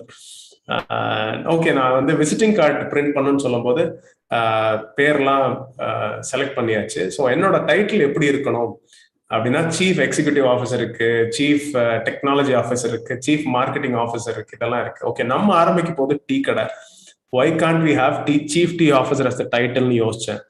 அப்போ இது தோணுன உடனே என் ஒய்ஃப்ட போய் சொன்னேன். ஸோ சீஃப் டீ ஆஃபீஸர் அப்படின்னு சொன்ன உடனே விழுந்து விழுந்து சிரிச்சாங்க. ப்ரொஃபஷனலா ஏதாவது வைக்கணும், இங்க வந்து ரொம்ப காமெடியா இருக்கு அப்படின்னாங்க. ஸோ இது எப்பவுமே எனக்கு ஒரு ஹேபிட், யாராவது ஒரு விஷயத்த பார்த்து சிரிச்சுட்டாங்க இல்ல if they call something crazy, I get so serious because crazy ideas are very powerful. Some people might think it is mad crazy, but அதுக்கு ரொம்ப பவர் அதிகம். அப்படின்னு சொல்லிட்டு I decided that I want to keep the title chief tea officer. So ஆனால் அதுக்கப்புறம் நிறைய பேர் என்னோட விசிட்டிங் கார்டு ஆகட்டும் நிறைய இடத்துல என்னோட டைட்டில் பார்த்தாங்கன்னா they get so curious. என்னோட பர்சனல் பிராண்டுக்கு ரொம்பவே வந்து சீஃப் டி ஆஃபீஸர்ங்கிற டைட்டில் வந்து ரொம்ப ஹெல்ப் பண்ணுச்சுன்னு சொல்லணும். ஸோ இதெல்லாம் பண்ணி ஐ லான்ச் மை ஃபர்ஸ்ட் அவுட்லெட். ஒரு பிஸ்னஸ் மாடலோட போகிறோம். ஸோ ஒரு ரீட்டைல் அவுட்லெட் ப்ளஸ் ஒரு B2B டெலிவரி, அதாவது ஆஃபீஸர்ஸ்க்கு வந்து டெய்லி மார்னிங் ஈவினிங் டீ கொடுக்குற மாதிரி ஒரு மாடல். அதுதான் ஃபர்ஸ்ட் அவுட்லெட்ல நாங்கள் பண்ணுறோம். நிறைய corporates, small and mid sized corporates நிறைய ரீட்டைல் ஷோரூம்ஸ்க்கெல்லாம் கொடுக்க ஆரம்பிக்கிறோம். ஃபர்ஸ்ட் அவுட்லெட்ல யூனிட் எக்கனாமிக்ஸ் இஸ் ஒர்க்கிங், ப்ராஃபிட்டபிளா இருக்கு அப்படின்னு உடனே I started doing it, implementing it in the second outlet. So 2வது கடையும் அதே மாதிரி திறக்கிறோம், 3வது கடையும் அதே மாதிரி திறக்கிறோம். ஸோ இதுல என்ன அப்படின்னா இது ஒரு இந்த பிஸ்னஸ் மாடல்ல we faced a lot of challenges. ஏன்னா ஒரு சைடு வந்து கிளைண்ட்ஸ் அக்வயர் பண்ணிட்டு இருந்தாலும் இன்னொரு சைடு கிளைண்ட்ஸை லூஸ் பண்ணிட்டு இருக்கோம். சேல்ஸ் வந்துட்டு இருந்தாலும் ஒரு சைடு சேல்ஸ் போய்கிட்டே இருக்கு. ஏன் அப்படின்னு பார்க்கும்போது இன்ஃபேக்ட் இதை வந்து ஆர்கனைஸ் பண்ணணும்னு ட்ரை பண்றோம். இதை வந்து சல்ஃபர் ஃப்ரீ சுகர் யூஸ் பண்றோம், ஒரு ஆடிட் சிஸ்டம் வச்சிருக்கோம், எவ்வளோ மெஷர்மெண்ட்ஸ் போட்டு ப்ரிப்பேர் பண்றாங்க, டெய்லியும் டீயை டேஸ்ட் பண்ணி ஒரு ஆடிட் ரிப்போர்ட்ல சைன் பண்றாங்க, கரெக்டான டைமுக்கு டெலிவரி பண்றோம், நிறைய மெனக்கெடுறோம் இந்த இண்டஸ்ட்ரியை ஆர்கனைஸ் பண்றதுக்கு. பட் இது எதுவுமே கஸ்டமருக்கு போய் சேரல. இதுல ஒரு முக்கியமான லேர்னிங், நமக்கு தெரியற பெயின் பாயிண்ட், நமக்கு தெரியற ப்ராப்ளம் அது கஸ்டமருக்கு ப்ராப்ளமே இல்லாம இருக்கலாம். இது வந்து இட்ஸ் அ யூனிவர்சல் திங். அது நீங்க வந்து ஒரு டெக்னாலஜி ப்ராடக்ட்டுக்கு அப்ளை பண்ணலாம், ஒரு ரீட்டைல் ப்ராடக்ட்டுக்கு அப்ளை பண்ணலாம், எதுக்கு வேணாலும் அப்ளை பண்ணலாம். நீங்க ஒரு ப்ராப்ளம்னு நினைக்கிறது அது கஸ்டமருக்கு ப்ராப்ளமா இருக்கணும். கஸ்டமருக்கு ப்ராப்ளமா இல்லை அப்படின்னா அது கஸ்டமருக்கு வேல்யூவா தெரியாது, கஸ்டமர் அதை வேல்யூ பண்ண மாட்டாங்க. ஓகே, ஸோ இது வந்து கஸ்டமருக்கு ரீச் ஆகல. நாங்க நினைச்சு பெருசா பண்றோம் பேக் எண்ட்ல, but it is not converting that way. Okay, அந்த மாதிரி கம்யூனிகேஷன் ஒர்க் ஆகல. ஸோ இதனால we were losing lot of clients. ப்ராப்பரான ஒரு பொருள் கொடுத்தாலும் அந்த B2B செக்மெண்ட்ல எங்களால் கிராக் பண்ண முடியல. Price is a factor. ரொம்ப கம்மியான ப்ரைஸுக்கு தான் டீ விற்க முடியுது, மார்ஜின் ரொம்ப தின்னா இருக்கு, பேமெண்ட் ரொம்ப டிலே ஆகி வருது. ஸோ இதெல்லாம் நிறைய ஃபேக்டர்ஸ். நெக்ஸ்ட் ஒன் ஐ டிசைடட், ஓகே 3 அவுட்லெட் மறுபடியும் ஒரு 20 லட்சம் ரூபா அந்த பிஸ்னஸ்ல இன்வெஸ்ட் பண்ணியிருக்கோம். திரும்பவும் சேல்ஸ் ட்ராப் ஆகிட்டே இருக்கு. அப்படிங்கும்போது there are 2 options. Okay, so நிறைய நேரத்தில் நமக்கு இந்த திங்கிங் வரும், ஏன்டா இந்த தொழில் ஆரம்பிச்சோம், பேசாம வந்து வேற ஏதாவது பண்ண போயிடலாமா. நிறைய தொழில் பண்றவங்க வந்து என்ன இதை ரிலேட் பண்ணிக்க முடியும்னு நினைக்கிறேன். அந்த டிஃபிகல்டிஸ் வரும்போது இது ரொம்ப இயல்பான ஒரு விஷயம். ஈவன் நீங்க சக்சஸ்ஃபுல்லான நிறைய ஆண்டர்பிரனர்ஸ்ட் கேட்கும்போது கூட இது சொல்லுவாங்க, ஐ தாட் ஆஃப் கிவிங் அப்ங்கிற ஒரு விஷயம்லாம் நிறைய பேருக்கு இருக்கும். ஆனால் அடிக்கடி நிறைய இடத்துல தோணிருக்கு, எப்பெல்லாம் அடி நிறைய விழுகுதோ அப்பெல்லாம் எனக்கு தோணிருக்கு. பட் தென் எனக்குள்ள சொல்லிக்கிட்ட ஒரே ஒரு விஷயம் தான், இதை விடணும் அப்படின்னா இதை ஏன் ஃபர்ஸ்ட் நீ ஆரம்பிச்ச. Okay, so before you quit you need to understand why you started in the first place அப்படிங்கிறது ரொம்ப ஸ்ட்ராங்கா மைண்டுக்குள்ள ஓடிட்டே இருந்துச்சு. So I had 2 options. ஒன்று இதை ஷட் டவுன் பண்ணிட்டு வேலைக்கு போறது, இல்லை வேற ஏதாவது பண்றது, இல்லை இந்த பிஸ்னஸை திரும்பவும் ரீவாம் பண்ணி ஆரம்பிக்கிறது. இந்த டைம்ல என் பேங்க்ல வந்து என்னோட அக்கௌண்ட்ல 10,000 ரூபா தான் இருக்கு. I didn't had money. Okay, என்கிட்ட பணம் கிடையாது, கோஃபவுண்டர் கிடையாது, பெரிய டீம் கிடையாது. Okay, I had only one thing. Okay, I had that goal in my mind. Okay, என்னால இதை பண்ண முடியும், அடுத்த வருஷத்துல 10 கடை போடணும் அப்படிங்கிற ஒரே கோல் மட்டும் தான் எனக்கு இருந்துச்சு. So I had to find a lot of ways to get people in. என்கிட்ட ஐடியா இருக்கு, I have strong execution capability. இதை வச்சு நான் எப்படி ஃபண்ட்ஸ் உள்ள கொண்டு வர்றது. I pitch my story to prospective investors. நிறைய இண்டிவிஜுவல் இன்வெஸ்டர்ஸ்ட பிச் பண்ணேன். ஸோ காட் கமிட்மெண்ட், ஒரு 4-5 ஸ்டோருக்கு என்னால் கமிட்மெண்ட் கொண்டு வர முடிஞ்சது. I got another co-founder in to take care of operations. I got a good team. எல்லாத்தையும் அசம்பிள் பண்ணி and then I rebranded, relaunched the brand. First ஆரம்பிச்ச 3 கடையும் ஷட் டவுன் பண்ணிட்டு and then I relaunched the brand. 10 கடை target பண்ணியிருந்தோம் first ஒரு வருஷத்துல, but 10 கடை போடலை, 4-5 கடை தான் பண்ணியிருந்தோம். பட் தென் ஆஃப்டர் தட் அந்த செகண்ட் இயர்ல பாத்தீங்கன்னா we had put up 16 stores. So டோட்டலாக ஒரு 16 கடை எங்களால் போட முடிஞ்சது. So I have a long way to go. The சக்ஸஸ்ன்னு சொல்ல முடியாது. பட் தென் இதுல ஒரு முக்கியமான லேர்னிங் என்னன்னா, money is the last problem to solve. நிறைய பேர் தொழில் பண்ணணும்னு நினைக்கிறவங்க பணம் ப்ராப்ளம் தான். பணம் இல்லாம கண்டிப்பா தொழில் ஆரம்பிக்க முடியாது. பட் பணத்தை தாண்டி நிறைய பிரச்சனை இருக்கு. நான் சொன்ன மாதிரி உங்க பிசினஸ் மாடல் சரியானதா இருக்கணும். நீங்க புதுமையான ஒரு விஷயத்த பண்ணணும், யூனிக்கா இருக்கணும். அது வந்து சஸ்டைனபிளா உங்களால அந்த பிசினஸ் பண்ண முடியுமா, உங்ககிட்ட அந்த எக்ஸிகியூஷன் கேப்பபிலிட்டி இருக்கா, இல்ல உங்களால பில்ட் பண்ணிக்க முடியுமா, இதெல்லாம் வந்ததுக்கு அப்புறம் தான் அந்த டீம் ஐடியா, யூனிக்னஸ், இதெல்லாம் சேர்ந்தது தான் பிஸ்னஸ். ஓகே, பணம் இதெல்லாம் சேர்ந்தது தான் பிஸ்னஸ். நிறைய பேர் என்ன பண்ணுவாங்கன்னா ஃபர்ஸ்ட் பணத்தை மட்டும்தான் யோசிப்பாங்க. ஓகே, நம்மகிட்ட அவ்வளவு பணம் இல்லை, அதனால இந்த ஐடியா எடுக்க வேண்டாம், இந்த விஷயத்த பண்ண வேண்டாம்னு. அஃப்கோர்ஸ் அது ஒரு அளவுகோலா வச்சுக்கலாம். But then I tell people money is the last problem to solve. உங்ககிட்ட நல்ல ஐடியா இருக்கு, ஒரு எக்ஸிகியூஷன் கேப்பபிலிட்டி இருக்கு அந்த ஐடியாக்குன்னா you will get people to invest in your business. இன்னைக்கு நிறைய angel investments, bank loan options, venture capitalist, நிறைய ஆப்ஷன்ஸ் இருக்கு இன்னைக்கு. But how we capitalize that is very important. So இதுதான் என்னோட learnings after going through all of those failures. அதில் எனக்கு கிடைச்ச லேர்னிங். அதுக்கப்புறம் last year pandemic started, lockdown started. So we had to put on lot of our expansion plans on hold. So அப்பதான் I started a community. Okay, so நம்ம ஒரு தொழில் பண்ணி அதுல நிறைய ஃபெயிலியர்ஸ், நிறைய சேலஞ்சஸ் கோ த்ரூ பண்ணி ஒரு மாடலை ஃபிக்ஸ் பண்றதுக்கு நமக்கு நிறைய பணமும் செலவாச்சு, நிறைய நேரமும் செலவாச்சு. ஸோ இதை ஏன் வந்து நம்ம நிறைய பேருக்கு சொல்லி கொடுக்க கூடாது? ஏன்னா 80% of the mistakes that people do are very very common mistakes. ரொம்ப காமனான மிஸ்டேக்கா இருக்கும், ஏற்கனவே எல்லாரும் பண்ணக்கூடிய ஒரு மிஸ்டேக்கா இருக்கும். இதை வந்து சொல்லி கொடுக்கறதுக்கு ஒரு ஒரு ஒரு ஸ்ட்ரக்சர்டு ஃபோரம் கிடையாது. ஓகே, நெட்வொர்க்கிங் ஃபோரம்ஸ் இருக்கு, பிஸ்னஸ் ஃபோரம்ஸ் இருக்கு, ஆனா இதுக்கு ஒரு ஸ்ட்ரக்சர்டான ஒரு ஃபார்மேட் இருக்கா? ஸோ நான் ஒரு லேர்னிங்காகவும் கொடுத்து அதை ஒரு கம்யூனிட்டி என்கேஜ்மெண்ட் மாடலாகவும் பில்ட் பண்ண முடியுமா அப்படிங்கிற ஒரு கேள்விதான் இருந்தது. நிறைய பேர் ஆன்லைன் பிஸ்னஸுக்கு ஆன்லைன்ல சொல்லி கொடுத்துட்டு இருந்தாங்க.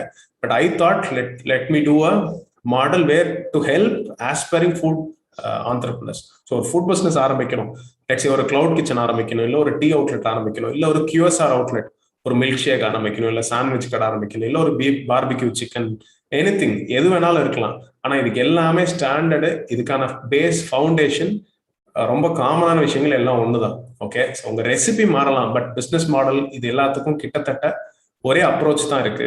ஓகே, ஸோ இதோட யூனிட் எக்கனாமிக்ஸ் கிட்டத்தட்ட ஒரே அப்ரோச் தான் இருக்கு. யூனிட் எக்கனாமிக்ஸ்னா என்ன? ஒரு யூனிட்ல நீங்க லாபம் பண்றீங்களா, நஷ்டம் பண்றீங்களா? அப்போ ஒரு கடை எடுக்கிறீங்க அப்படின்னா அந்த கடைக்கு எவ்வளவு வாடகை கொடுக்கலாம், சேலரி எவ்வளவு கொடுக்கணும், மார்க்கெட்டிங் எக்ஸ்பென்ஸ் எவ்வளவு இருக்கணும், ஃபுட் காஸ்ட் எவ்வளவு இருக்கணும், இதெல்லாம் ரொம்ப ரொம்ப முக்கியமான விஷயம். ஸோ இந்த காஸ்டிங் கரெக்டாக எப்படி பண்றது, பட்ஜெட் பிளான் எப்படி கிரியேட் பண்றது, ஒரு லொக்கேஷன் எப்படி ஐடென்டிஃபை பண்றது, ஸோ இது எல்லாத்தையும் ஒரு கம்பைல்டா ஒரு ஸ்ட்ரக்சர்டான ஒரு ஃபார்மேட்ல கொண்டு வந்து ஐ ஸ்டார்டட் திஸ் கம்யூனிட்டி. இன்னைக்கு there are more than 2500 people. இன்னைக்கு 2500 பேருக்கு மேல இருக்காங்க.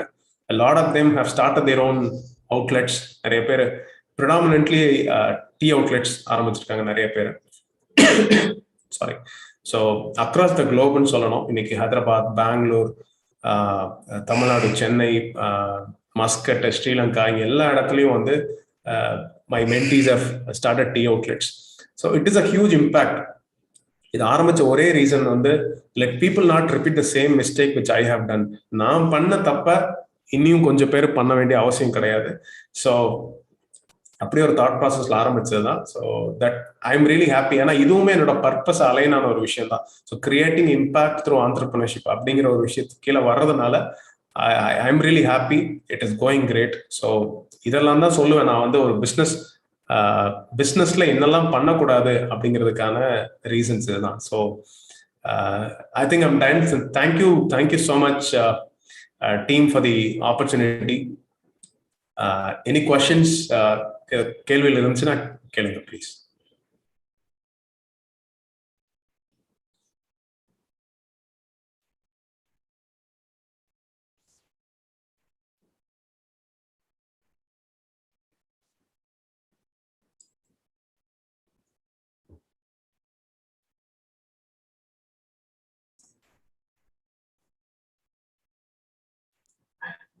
Hello. So ideally we'll have a question and so Mr. Dhiran. Okay, Dhiran முன்னாடி நானே ஆக்சுவலா ஒரு அந்த ஒரு கொஸ்டின் கேட்டிருந்தேன். ஸோ அந்த கொஸ்டினை திரும்ப ரீடிஃபைன் பண்ணோம்னா maybe what made you choose in to this, like நீங்க என்ன டீ பிரியரா இல்ல from a business perspective what made you choose this line? So அந்த ஏற்கனவே சொன்ன மாதிரி it was more of a personal problem for me. நான் வந்து ஒரு டீ பிரேக் போகும்போது I found this problem. Okay, ஒரு சைடு பார்த்தீங்கன்னா லோக்கல் டீ ஷாப்ஸ் இருக்கு, இன்னொரு சைடு பார்த்தா ஸ்டார்பக்ஸ் கெஃபே காஃபி டே இருக்கு. இங்க வந்து 8 ரூபாய் 10 ரூபாய்க்கு டீ கொடுக்குறாங்க, இந்த சைடு ஒரு 150 ரூபாய் 200 ரூபாய்க்கு டீ கிடைக்குது. ஸோ இதுல நான் ஸ்பாட் பண்ண ப்ராப்ளம்ஸ் வந்து கிளீனா இல்லை, ஹைஜீனா இல்லை, டெய்லி ஒரே மாதிரி டீ இருக்கான்னு கேட்டா இல்லை, அந்த போடுற tea master is not well groomed, ஹைஜீனான என்விரான்மெண்ட் இல்லை, ஹைஜீனான ஒரு ப்ராடக்டும் இல்லை, நிறைய அடல்ட்ரேஷன் இருக்கு. நீங்க டீ பவுடர் எடுத்துட்டீங்கன்னா predominantly 70% of the people use adulterated tea powders. ஏன்னா கலர் வர்றதுக்காகவும் டேஸ்ட் வர்றதுக்காகவும் ப்ரைஸை குறைக்கிறதுக்காகவும் இது வந்து இண்டஸ்ட்ரியில் நடக்குது. So it's a huge market. நான் பார்த்தது இதோட மார்க்கெட் ஆப்பர்ச்சுனிட்டி தான். ஒரு பெரிய ப்ராப்ளம், ஒரு பெரிய ஆப்பர்ச்சுனிட்டி. ஒரு 10 லட்சம் டீ கடை இருக்கு தமிழ்நாட்டில் மட்டும். But if you look at organised modern tea outlets, ஒரு மாடர்ன் ஃபார்மேட்ல இருக்க டீ அவுட்லெட்ஸ்னா 1% கூட கிடையாது. ஸோ இட்ஸ் லைக் நான் சொல்லணும்னா சலூன் இண்டஸ்ட்ரி எப்படி வந்து ஒரு 15-18 வருஷத்துக்கு முன்னால் இருந்துச்சோ அதே ஃபேஸ்ல தான் இன்னைக்கு டீ அவுட்லெட்ஸ் இருக்கு. Lot of tea outlets are getting transform to modern tea outlets. Of course இன்னைக்கும் வந்து பார்பர் ஷாப்ஸ் எலிவேட் ஆகி இன்னைக்கு யாரும் பார்பர் ஷாப்னு சொல்றது இல்லை, இன்னைக்கு எல்லாரும் வந்து சலூன்ங்கிற வார்த்தை தான் யூஸ் பண்றாங்க. ஸோ அந்த மாதிரி I think transformation is happening. Tea அவுட்லெட்ஸ்க்கும் அந்த டிரான்ஸ்ஃபர்மேஷன் நடந்துகிட்டு இருக்கு. It is going to impact a lot of people in a lot of aspect. நிறைய ஜாப் கிரியேஷன் பண்ண போகுது, இருக்கிற மாடலை வந்து பெட்டரா பண்ண போறாங்க. So that's how I see it as an opportunity. அந்த ஆப்பர்ச்சுனிட்டியை பார்த்து தான் I got into this business. So what if not this business? I mean, எப்படியும் நீங்க இன்னும் 2-3 choice வச்சிருந்துருப்பீங்கல்ல, some like when you do case study இது இல்லாட்டி அது அப்படி இப்படின்னு வர. So what was in your other perspectives? So I was trying to do technology related businesses. So நான் வந்து ஒரு பிஸ்னஸ்னா second hand car service platform ஒன்று ப்ரோட்டோடைப் பண்ணி வச்சிருந்தேன். ஸோ இன்னைக்கு கோ பம்பர் இந்த மாதிரி பிளாட்ஃபார்ம்ஸ் எல்லாம் இன்னைக்கு இருக்கு. ஸோ எப்பவுமே இட் இஸ் அ பெயின் எனக்கு வந்து, அதுவும் எஸ்பெஷலி மெட்ரோஸ்ல சிட்டிஸ்லாம் எடுத்துட்டா காரை வந்து நம்ம ட்ரஸ்ட் பண்ணி ஒரு கேரேஜ்ல விட முடியாது. அந்த மாதிரி I wanted to bring in a lot of garage owners, mechanics, second hand car service stations அதில் லிஸ்ட் பண்ணணும். அதில் ஒரு ரேட்டிங் ரிவ்யூ இருக்கணும், அதில் புக் பண்ணுற மாதிரி ஆப்ஷன் இருக்கணும், ஸ்டாண்டர்டைஸ்டாக இருக்கணும். ஸோ ஒவ்வொரு கராஜ்லேயும் ஒவ்வொரு ப்ரைஸ் இருக்கக்கூடாது. So it should be start of standardise இருக்கிற மாதிரி. அப்புறம் ஒரு mobile home service platform, Urban Clap மாதிரி I was thinking. Electricians, plumbers கிடைக்கிறது எப்பவுமே ஒரு சேலஞ்சாக இருந்துச்சு. So I was thinking on these lines. அதுக்கு ப்ரோட்டோடைப் பண்ணி ஒரு மாடல்லாம் கிரியேட் பண்ணி வச்சிருந்தேன். But then all of these are fundable businesses. Fundable business அப்படின்னா நான் இன்னைக்கு வந்து ஒரு பிளாட்ஃபார்ம் பில்ட் பண்றேன், நான் ஒரு வருஷம் கஷ்டப்பட்டு இந்த பிளாட்ஃபார்ம் பில்ட் பண்றேன் அப்படின்னா நாளைக்கு என்ன மாதிரியே இன்னொரு கம்பெனி வந்து இதே பிளாட்ஃபார்ம் ஒரு 3 மாசத்துலயோ இல்லை 2 மாசத்துலயோ பில்ட் பண்ண முடியும். Because it is basically low entry barrier business. அதாவது அது யார் வேணாலும் பண்ணலாம். It is not a rocket science. இது வந்து ஒரு டெக்னாலஜி தெரிஞ்சவங்க யார் வேணாலும் இந்த விஷயத்த பண்ணலாம். அதுவும் ஃபண்டிங் வந்துச்சு, ஒரு IIM இல்ல IIT இருந்து வந்தாங்கன்னா அவங்களுக்கு அந்த ஆக்சஸ் அதிகமா இருக்கும். That's when I thought this is not your forte. இதை வந்து லோ என்ட்ரி பேரியர் இருக்கிறதுனால நான் அதை டச் பண்ண வேண்டாம்னு நினைச்சேன். That's when I thought and wherever any business execution is the key. So ஒரு மாதிரி இதெல்லாம் ரீசன்ஸா இருந்ததுனால ஐ டிசைடட் ஃபுட்ல ஸ்பெசிஃபிக்கா டீ அப்படின்னா I had this experience of running a resort, one of our family businesses. So அதுல ரொம்ப கஷ்டமான விஷயம் வந்து கிச்சனை ஹேண்டில் பண்றது. Front office, service, house keeping, யார் வரலனாலும் இன்னொருத்தர் ஈஸியா ஒரே நாள்ல கொண்டு வந்து நம்ம வந்து ட்ரெயின் பண்ணிட முடியும். பட் ஆனா கிச்சன்ல நீங்க வந்து ஷெஃப்ஸ் திடீர்னு போயிட்டாங்கன்னா திடீர்னுலாம் ஷெஃப் ரெக்ரூட் பண்ண முடியாது. ஏன்னோ நான் வந்து கிட்டத்தட்ட ஒரு 15 நாளா சைனீஸ் மாஸ்டரா வேலை செஞ்சிருக்கேன் நம்ம ரெசார்ட்லயே. ஆள் இல்லைன்னா நானே சவுத் இந்தியன் பண்ணிருக்கேன். ஸோ இந்த மாதிரி it is more specific to the skill. அந்த ஸ்கில் இருக்கிறவங்க தான் அதை பண்ண முடியுங்கிற மாதிரி. அந்த மாதிரி இருக்கக்கூடாதுன்னு ஃபர்ஸ்ட் டிசைட் பண்ணேன். எனக்கு வந்து நான் இன்னைக்கு வரைக்குமே நான் வந்து டீம் மாஸ்டர் ஹையர் பண்ணது கிடையாது, என்னோட ஃப்ரான்ச்சைஸி ஹையர் பண்ணது கிடையாது. எனக்கு இன்னைக்கு என்னோட கம்யூனிட்டியில் இருக்கிறவங்க யாருமே டீம் மாஸ்டர் ஹையர் பண்ணதே கிடையாது. Not that we don't want to hire, but they are not available. Too much of demand and very less in supply. And இது வந்து கன்சிஸ்டண்டா எல்லாரும் பண்றாங்களான்னா அதுவும் கிடையாது. So there has to be a disruptive solution. யார் போட்டாலும் tea ஒரே மாதிரி இருக்கணும் அப்படின்னா நம்ம வந்து அந்த ஸ்கில் இருக்கிற இடத்த ரிமூவ் பண்ணி சிஸ்டமால ரீப்ளேஸ் பண்ணணும் அப்படின்னா anybody can come and do, anybody can come and make tea அப்படிங்கிறது தான். ஸோ இன்னைக்கு அது எல்லா ஃபுட்டுக்குமே வந்து அப்ளிகபிள் தான் பண்ண முடியும். பட் நான் பண்ணது டீல பண்ணேன். ஸோ ஒரு நாள் வந்து அந்த ஸ்டாஃப் வந்து ஜாயின் பண்ணிட்டாங்க அப்படின்னா ஒரு நாள் என்னால் அவர் டீ மாஸ்டர் ஆக்கிட முடியும், பண்ணியிருக்கோம். So that's something that we wanted to do.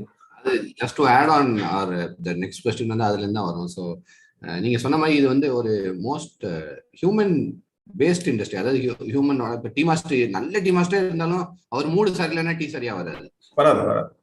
உங்களோட ஃபர்ஸ்ட் நெகட்டிவ் ரிவ்யூ எதுவும் ஞாபகம் இருக்கா? ஏன்னா இன்னைக்கு இருக்க ட்ரெண்ட்ல டீ சொன்னே தம்பி இன்னும் டீ வரல அப்படிங்கிற மாதிரியான ஒரு மைண்ட் செட்ல தான் மக்கள் இருக்கும். அண்ட் டீ சொல்லி சரி நல்லாவே வந்தாலுமே if they're not in a good mood negative review. இன்னைக்கு ஃபுல்லா பாத்தீங்கன்னா நெகட்டிவ் ரிவ்யூன்னு. So can I just get a gist of your first negative review and how you handle the situation? Okay, so நான் ஆரம்பிச்ச டைம்ல model is to retail and corporate delivery. ரீட்டைல்ல வந்து ப்ராடக்டை வந்து ஒரு வாரத்துல பர்ஃபெக்ட் பண்ணிட்டோம். ஸோ ஒவ்வொரு டீயா போடும்போது சார்ட் ஆஃப் கொஞ்சம் பர்ஃபெக்ஷன் வந்துடும். பல்கா டீ ப்ரிப்பேர் பண்ணும்போது 100 டீ 200 டீ 300 டீ ப்ரிப்பேர் பண்ணும்போது அதே பர்ஃபெக்ஷன் கொண்டு வரணும். ஸோ இது கிட்டத்தட்ட எனக்கு ஒரு 6 மாசம் எனக்கு I had a very very tough time. ஏன்னா நான் கார்பரேட்ஸ் கொண்டு போய் காலையில் டீ கொடுப்போம்.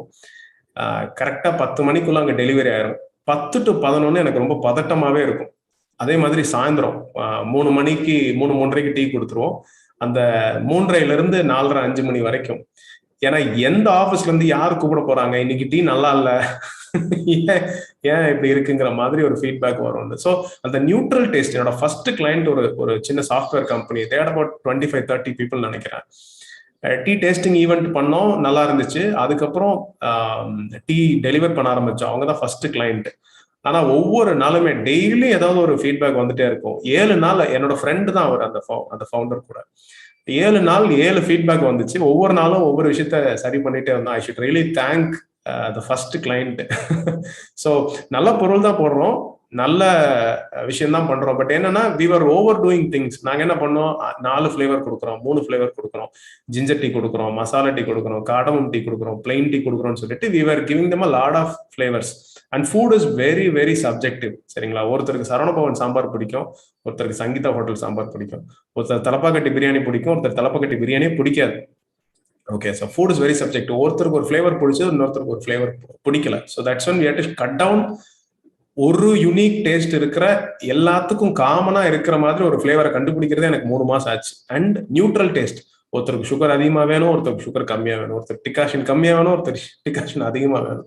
ஓகே, ஒருத்தருக்கு பால் அதிகமா இருக்கணும், ஒருத்தருக்கு தண்ணியா இருக்கணும். ஸோ இதெல்லாம் இருந்ததுனால இந்த நியூட்ரல் டேஸ்ட் கண்டுபிடிக்கிறது ரொம்ப டிஃபிகல்ட்டா இருந்துச்சு. பட் தென் இது எல்லாமே ட்ரையல் அண்ட் எரர் தான். முக்கியமா ரொம்ப ஹர்ட்டான ஃபீட்பேக் எல்லாம் நிறைய இருக்கு. அப்ப வந்து ஒருத்தர் கேட்டார், ஒரு அட்மின் வந்து, எதுக்கு ஒரு டீ கூட ஒழுங்கா போட முடியல, எதுக்கு நீங்க எல்லாம் டீ கேட்டார் ஒரு நாள். அப்ப வந்து எனக்கு வந்து பேசாம இது தொழில் விட்டு போயிடலாம் அப்படிங்கிற மாதிரி எனக்கு அந்த நாள்ல திங்கிங் இருந்திருக்கு. ஏன்னா என்னடா இப்படி கேட்டாங்களே, அதாவது நம்ம குவாலிட்டியா பண்ணணும்னு நினைக்கிறோம், நம்ம குவாலிட்டியா கொடுக்குறோம் அந்த ப்ராடக்ட், ஷெல்ஃபர் ஃப்ரீ சுகர் எல்லாம் மெஷர் பண்ணி ப்ரிப்பேர் பண்றோம், டீ தூள் நல்ல டீ தூள் வாங்குறோம், நல்ல தரமான பொருள் யூஸ் பண்றோம், ரொம்ப கவனத்தை எடுத்து எல்லாமே செய்யும் போது இந்த மாதிரி ஒருத்தர் கேட்கும் போது எனக்கு அன்னைக்கு வந்து ஒரு 2-3 மணி நேரம் என்ன பண்றதுனே தெரியல. ஐ காட் ஹர்ட், ரொம்ப அதிகமா ஹர்ட் ஆயிட்டேன். பட் அதுக்கப்புறம் வந்ததெல்லாம் இப்போ வடிவேல் சொன்ன மாதிரிதான், ஒரு தடவை அடி வாங்குறதுதான் சிரமம், அப்பதான் வலிக்கும். மறுபடியும் அதே இடத்துல அடிக்கும் போது திரும்ப திரும்ப பிரச்சனை இருக்காது. ஸோ அதுல இருந்து ஐ லேர்ன்ட். ஸோ எந்த ஒரு தெரியாத விஷயத்தையும் நம்ம வந்து நிறைய தப்பு பண்ணி கத்துக்கும் போது அதை பர்ஃபெக்ட் பண்ணிட முடியுங்கிற லேர்னிங் வந்து எனக்கு அதுதான். அதுக்கப்புறம் நிறைய நெகட்டிவ் ஃபீட்பேக் வந்து இட் ஹேப்பன்ஸ். நீங்க சொன்ன மாதிரி மேனுவல் ஒரு ஹியூமன் எலிமெண்ட் இருக்கும்போது இது தவிர்க்க முடியாத ஒரு விஷயம் ஃபுட் இண்டஸ்ட்ரியில. எப்ப தப்பு வந்தாலும் நம்ம வந்து சரியான விஷயத்த நம்ம பண்ணியிருந்தாலும் கஸ்டமர் இஸ் ஆல்வேஸ் ரைட், அவ்வளவுதான். சாரி, ஒரு கேள்வியும் கேட்கக்கூடாது. இதுதான் என்னோட ஸ்டோர்ல கொடுக்குறேன் நாங்க சொல்ற இன்ஸ்ட்ரக்ஷனே. நீ நல்லாவே டீ போட்டிருப்ப, ஆனா கஸ்டமர் நல்லா இல்லைன்னு சொல்லுவாங்க.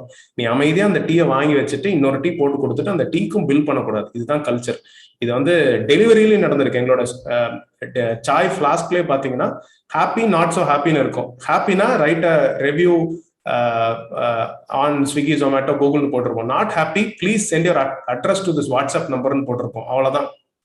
அட்ரஸ் அனுப்புனா அவங்களுக்கு எப்ப டீ வேணுமோ அவங்களுக்கு டீயை நாங்களே ஸ்விக்கி, ஜொமேட்டோல போட்டு அனுப்பி வச்சிருக்கோம். So customer is the king. அதை தாண்டி எதுவுமே கிடையாது. நெகட்டிவ் ஃபீட்பேக்கை நம்ம ரொம்ப ஸ்ட்ராங்கா ரொம்ப அட்ரஸ் பண்ணி ஹேண்டில் பண்ணியே ஆகணும். இது தவிர்க்கவே முடியாது, என்னைக்குமே இருந்துட்டு தான் இருக்கும். Thank you thank you. ஏன்னா ஃபுட் இண்டஸ்ட்ரிங்கிறது more than a business, it is serving people also. வந்து though it is the model is a business. ஒருத்தங்களுக்கு பசியில வந்து நம்ம சாப்பாடு கொடுக்குறதுங்கிறது நம்மளோட ஓன் பேஷன்ல தான் பண்ணுவாங்க. So that is why I asked you that this question. ஏன்னா அவ்வளோ நம்ம ஒரு பேஷனேட்டா பண்ணி இன்னொருத்தங்களுக்கு நம்ம ஒரு சர்வ் பண்ணும்போது when you get hurt, how do you feel அப்படிங்கிறது தான் that was the point of that. So thank you Suresh. Thank you for joining us on busy day, ஒரு Wednesday evening, ரொம்ப முகூர்த்த நாள். And I hope you have given, you have enlightened us actually, rather than hoping, you have actually enlightened us. So I hope we'll meet you again in one of our physical sessions. Sure. And இன்னைக்கு நீங்க இங்க வர்றதுக்கான ஒரு reason வந்து we have a virtual expo. I know. www.maduraiexpo.com னு ஒரு website ஒன்று இருக்கு. So you have a virtual expo. We have a virtual expo set up. Before you leave, I mean obviously இந்த பிளாட்ஃபார்ம் நீங்க லீவ் பண்ணிடலாம், but log into www.maduraiexpo.com, have a look. உங்களை மாதிரியே ஒரு budding entrepreneur ஒருத்தர் இருக்காரு, Hot Cups. He is one of our main sponsors today, and he is also into the similar lines of business of what you are doing. Nice. அதே மாதிரி இன்னும் 50 different products பண்றவங்களும் இருக்கும், 50 different business பண்றவங்களும் இருக்கும். Have a look and then give your feedback to Mr. Aditya Pandian about the expo and how you felt during this. Sure. Definitely. Thank you so much. Yeah. Thank you so much. Thank you. See you. Thank you for the opportunity. Thank you. So Mr. Dhiren, please guide our chief guest today, Mr. Suresh Radhasana வந்து guide பண்ணி, please ask him to look at the expo. And my visitors and all the people who are seeing us live now, we have joined by our next guest for the next session of the speech. And அதுக்கு முன்னாடி நான் ஏற்கனவே திரும்ப சொல்றதுதான், Madurai's first virtual expo. ஒரு expo நடக்குது, அதுவுமே ஆன்லைன்ல ஃபர்ஸ்ட் டைமா வர்ச்சுவலா நடக்குது. அதை போய் நீங்க www.maduraiexpo.com போய் பாருங்க. So the next session by a well-known businessman, வேற தெரியாதவங்களே இருக்கிறதுக்கு வாய்ப்பு இல்லை. So speaker introduction to be done by Mr. Harish Venkatraman. Good morning, good evening to all. ஆக்சுவலா வந்து இதயம் நல்லெண்ணெய் வந்து 1986 ஸ்டார்ட் ஆயிருக்கு. எனக்கு வந்து அண்ணாச்சி இன்ட்ரோடியூஸ் பண்றதுல எனக்கு வந்து ரொம்ப சந்தோஷமான விஷயம் என்னன்னா, ஏன்னா டே டு டே லைஃப்ல எங்க வீட்டுல டெய்லி அண்ணாச்சியை பத்தி பேசுவோம். ஏன்னா எங்க அப்பாவும் எள்ளு வியாபாரம் பாக்குறாரு. எங்க கன்சர்ன் நேம் ஸ்ரீ குரு ட்ரேடர்ஸ். இன்னைக்கு வந்து மார்க்கெட்ல என்ன எள்ளு வாங்கியிருக்காங்க, எவ்வளவு எள்ளு வாங்கியிருக்காங்க, ஒரு கமிட்டிலையும் எவ்வளவு வாங்கியிருக்காங்க, ஃபர்ஸ்ட் கிரேட் எவ்வளவு வாங்கியிருக்காங்க அப்படின்னு சொல்லிட்டு டே டு டே லைஃப்ல பேசிக்கிட்டு இருப்போம். பக்கத்து கேபின்லயே உட்காந்துருந்தாலும் இன்னைக்கு அண்ணாச்சி இந்த ஊர்ல 10 லாரி வாங்கியிருக்காரு, இன்னைக்கு இந்த அண்ணாச்சி வந்து இந்த ஊர்ல 5 லாரி வாங்கியிருக்காங்க, ஃபர்ஸ்ட் கிரேட் எடுத்திருக்காங்க, அண்ணாச்சியுடைய மில்லுல இந்த அவுட்டன் வந்திருக்கு, இந்த குவாலிட்டி வந்திருக்கு, அதனால அந்த ஊர்ல நம்ம நம்பி வாங்கலாம் அப்படின்னு சொல்லிட்டு ஒரு ட்ரெண்ட் செட்டரா இருப்பாரு இந்த இண்டஸ்ட்ரிக்கே. இண்டஸ்ட்ரி லீடர் வந்து எந்த அளவுக்கு வந்து ஒரு முன்னோடியா இருந்தாங்கன்னா அந்த இண்டஸ்ட்ரி எவ்வளவு நல்லா இருக்குங்கிறதுக்கு வந்து நாங்க எல்லாருமே ஒரு எக்ஸாம்பிள். ஒரு மிஷின்ஸ் இருக்கட்டும், வந்து ஃபர்ஸ்ட் கிரேட் மிஷின்ஸ் கோடிக்கணக்கில் செலவு பண்ணுவார். அந்த குவாலிட்டியான ப்ராடக்ட் எடுக்கணும்னு சொல்லிட்டு மிஷின்ல அவ்வளவு ஸ்பெண்ட் பண்ணுவாரு. அண்ட் 2015 நாங்க மசாலா பீனட் போட ஆரம்பிச்சோம். அதுக்கு வந்து நாங்க வந்து மந்த்ரா ஆயில் தான் யூஸ் பண்ணோம். இன்னைக்கு 6 years ஆச்சு, இன்னைக்கும் அந்த மந்த்ரா ஆயில் தான் யூஸ் பண்றோம். அவ்வளவு ஒரே கன்சிஸ்டன்டான குவாலிட்டி கொடுப்பாரு. அண்ட் தமிழ்நாட்டு எள்ளுன்னா அவருக்கு அவ்வளவு பிடிக்கும். தமிழ்நாட்டு எள்ளு, தமிழ்நாட்டு கடலைக்கு என்ன ரேட்னாலும் சரி வந்து அவ்வளவு ஸ்பெண்ட் பண்ணுவாரு. என்ன ரீசன்னா, ஃபார்மர்ஸ்க்குன்னு சொல்லிட்டு நிறைய ஸ்கீம்ஸ் வச்சிருக்காரு. ஃபார்மர்ஸ் வந்து விவசாயம் பண்ணணும், ஃபார்மர்ஸ் ப்ராடக்ட் வந்து நிறைய காசு கொடுத்து ஃபார்மர்ஸை வந்து என்கரேஜ் பண்ணணும் அப்படின்னு நினைக்கிற ஒரு லீடர், மார்க்கெட் லீடர். அண்ட் ரொம்ப முக்கியமான விஷயம் வந்து நான் அண்ணாச்சி பார்த்து ரொம்ப ஆசைப்படுறது என்னன்னா, நிறைய பேர் இருக்காங்க, நிறைய டேர்ன் ஓவர் பண்ணும்போது நல்ல லக்ஸூரியஸ் காசு, லக்ஸூரியஸ் மொபைல் அந்த மாதிரிலாம் யூஸ் பண்ணுவாங்க. இன்னைக்கு நான் என்னாச்சு, எதனா ஒரு மீட்டிங்ல பார்க்கும்போது அப்படியே ஒரு இன்னோவா கார்ல வந்து அழகா வந்து இறங்கி அந்த மீட்டிங் அட்டன் பண்ணுவாரு. எனக்கு ரொம்ப இன்ஸ்பைரிங்கா இருக்கும். அண்ட் ஈவன் நாங்க அண்ணாச்சிக்கு ஒரு சப்ளையரா இருக்கோம். ரொம்ப சந்தோஷமா இருக்கும். அந்த ஒரு சப்ளையரை வந்து அவ்வளவு என்கரேஜ் பண்ணுவாரு. எடுத்துக்கிட்டீங்கன்னா ஒரு நல்ல குவான்டிட்டி சப்ளையர், நல்ல குவாலிட்டி சப்ளையர். அண்ட் நம்ம கொடுக்குற குட்ஸுக்கு வந்து நம்ம சொன்ன கண்டிஷன் பண்ணி குட்ஸ் கொடுத்தாலுமே அதோட நல்ல குவாலிட்டியா கொடுத்தோம்னா உடனே அவரை பாராட்டுவாரு. இந்தாங்க கிரெடிட் நோட் எடுத்துக்கோங்க, உங்களால எனக்கு இது ஒரு பெனிஃபிட் இருந்துச்சு, இந்த குவாலிட்டி நல்லா இருந்துச்சு, இந்த குவான்டிட்டி நல்லா இருந்துச்சுன்னு அதுக்கு ஒரு கிரெடிட் நோட் கொடுப்பாரு. அதை பார்க்கும்போது எங்களுக்கு ரொம்ப சந்தோஷமா இருக்கும்.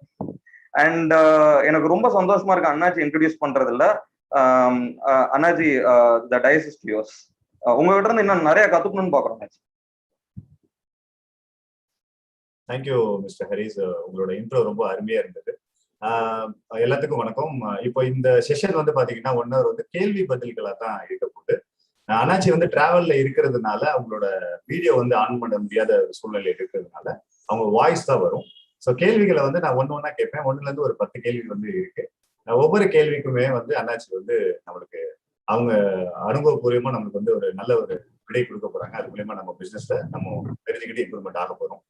அண்ணாச்சி வணக்கம். அண்ணாச்சி, அண்ணாச்சியோட சிக்னல்ஸ் வந்து அப்பப்போ டிராப் ஆகிறது வாய்ப்பு இருக்கு. அதனால டிராவல்ல இருக்கிறதுனால சப்போஸ் எங்கேயாவது சிக்னல் டிராப் ஆச்சுன்னா நான் திருப்பி ரிமைண்ட் பண்ணி அந்த விஷயங்களை நான் திருப்பி கேட்டு சொல்றேன். அண்ணாச்சி வணக்கம். அண்ணாச்சி வணக்கம், சொல்லுங்க. வணக்கம் அண்ணாச்சி. நன்றி அண்ணாச்சி, எங்களோட பிசினஸ் எக்ஸ்போக்கு நீங்க வந்ததுக்கு. அதே மாதிரி எங்களை மாதிரி எங்க ஆண்டர்பிரினருக்கு நீங்க ஒரு பெரிய இன்ஸ்பிரேஷனா இருக்கீங்க, ஹரிஸ் சொன்னது மாதிரி. அவன் அண்ணாச்சி, நான் கேள்வியில ஆரம்பிக்கலாம் அண்ணாச்சி. நிச்சயமா நிச்சயமா. முதல் கேள்வி என்ன அப்படின்னா, இந்த கேஷ் ஃப்ளோ அப்படின்றது வந்து இப்போ எங்களை மாதிரி ஆண்டர்பிரினருக்கு வந்து பாத்தீங்கன்னா இது எப்படி மெயின்டைன் பண்ணணும், இந்த மெயின்டைன் பண்றதோட முக்கியத்துவம் என்ன, சப்போஸ் நம்ம கேஷ் ஃப்ளோ இருந்ததுன்னா அது கண்டினியூவா அந்த கேஷ் ஃப்ளோ எப்படி என்ரிச்சா கொண்டு போகணும் அப்படின்றத நிறைய பேர் கேட்டிருக்காங்க. அதுக்கு உங்களோட சஜஷன் மட்டும் சொல்லுங்க அண்ணாச்சி. அதாவதுங்க, கேஷ் ஃப்ளோ எப்போ நல்லா இருக்கும் அப்படின்னா, பிசினஸ் சக்சஸ்ஃபுல்லா பண்ணா கேஷ் ஃப்ளோ நல்லா இருக்கும். நீங்க நிறைய கிரெடிட் சேல்ஸ் பண்ணீங்கன்னா கேஷ் ஃப்ளோல கஷ்டம் வரும். ஆனாலும் சரியான முறையில டெட்டார்ஸ்ட கலெக்ஷன் கரெக்டா பண்ணிட்டே இருந்தீங்கன்னா கேஷ் ஃப்ளோல ப்ராப்ளம் வராது. ஏன்னா அட்வான்ஸ் பணம் வாங்கித்தான் பிசினஸ் பண்ணணும் அப்படின்னு நான் எல்லாருக்கிட்டையும் சொல்ல முடியாது. நம்ம எல்லா நேரத்திலயும் அட்வான்ஸ் வாங்கவும் முடியாது.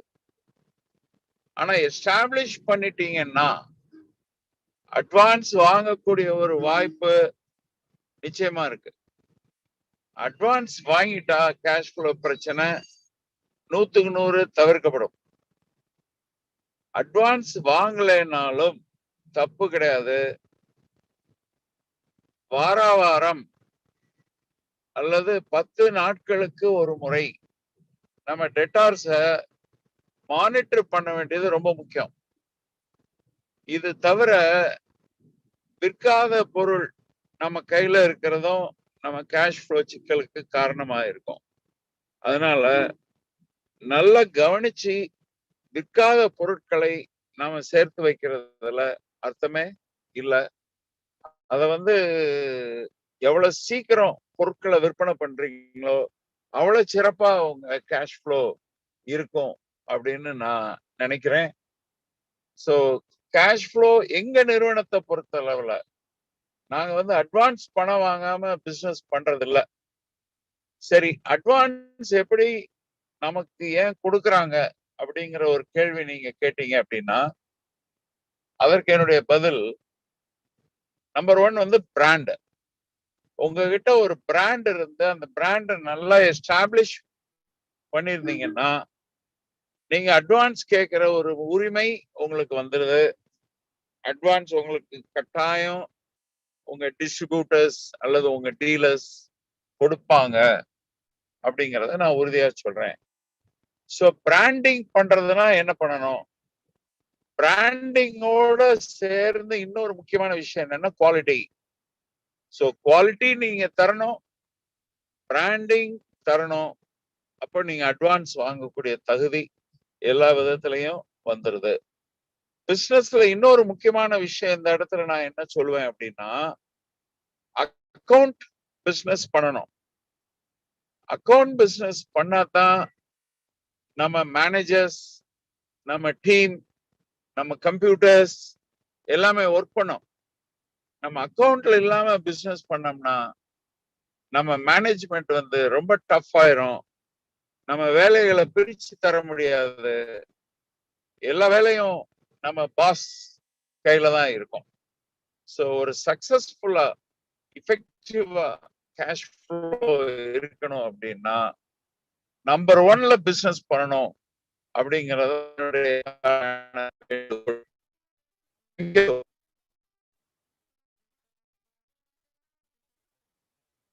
அடுத்த கேள்வி கேட்கலாம்.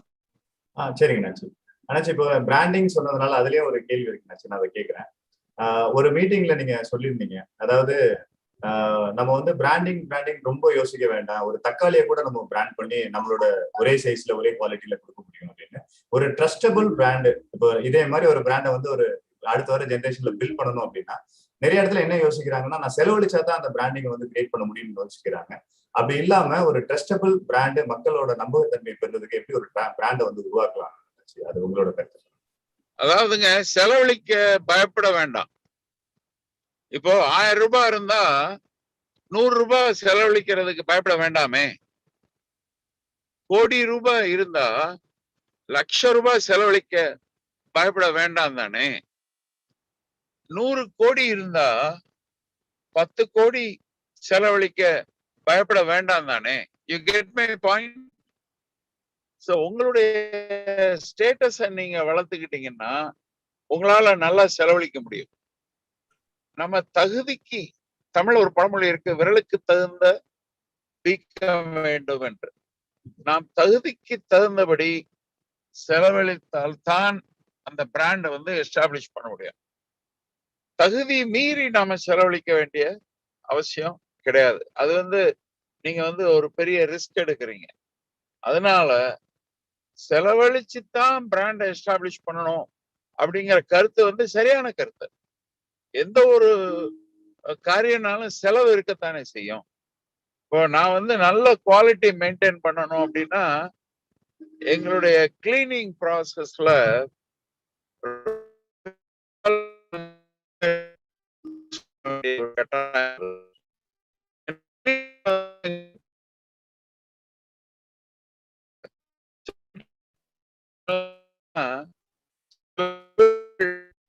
நாங்க அதை செய்து கொண்டிருக்கிறோம். அப்போ குவாலிட்டி என்ற ஒரு விலை மதிக்க அல்லது ஒரு த மோஸ்ட் வேல்யூ அப்படின்னா ஒரு ப்ராடக்ட்ல வந்து குவாலிட்டி. அந்த குவாலிட்டி அச்சீவ் பண்ணணும்னா ஏகப்பட்ட இன்வெஸ்ட்மெண்ட் நம்ம பண்ணத்தான் வேண்டியது இருக்கு. டே 1ல நீங்க பண்ண வேண்டாம். Maybe after 6. நீங்க கிளீனிங் ப்ராசஸ் சொன்னீங்களா நம்ம கம்பெனில, அந்த இடத்துல சிக்னல் மட்டும் டிராப் ஆச்சு, அதை மட்டும் சொல்ல முடியும்? அதாவது எங்க இண்டஸ்ட்ரியில அந்த காலத்துல கிளீனிங் ப்ராசஸ் வந்து பெண்களை வச்சு ஜல்லடையை வச்சு கிளீன் பண்ணோம். சரிங்களா? அந்த காலத்துல. ஆனால் இப்போ வந்து ஜெர்மனிய மெஷினரிய வச்சு கிளீன் பண்றோம். ஜெர்மானிய மெஷினரி, அதான் பியூலர் கம்பெனி மெஷினரி வச்சு கிளீன் பண்றோம். அந்த காலத்துல பெண்களை வச்சு கிளீன் பண்ணோம், ஜல்லடையை வச்சு கிளீன் பண்ணாங்க. அது வந்து ஸ்மால் ஸ்கேல். இப்ப லார்ஜ் ஸ்கேல் வரும்போது பெண்களை வச்சு நம்ம ஜல்லடை போட்டு கிளீன் பண்றதுங்கிறது வெரி காம்ப்ளிகேட்டட் ப்ராசஸ்.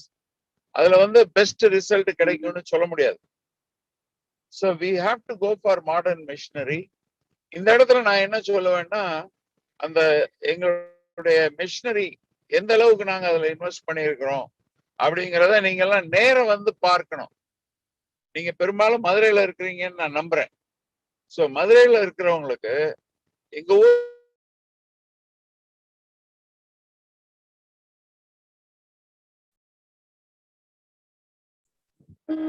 நீங்க எங்க இண்டஸ்ட்ரிக்கு வாங்க அப்படின்னு இந்த சந்தர்ப்பத்துல நான் உங்களை வரவேற்கிறேன்.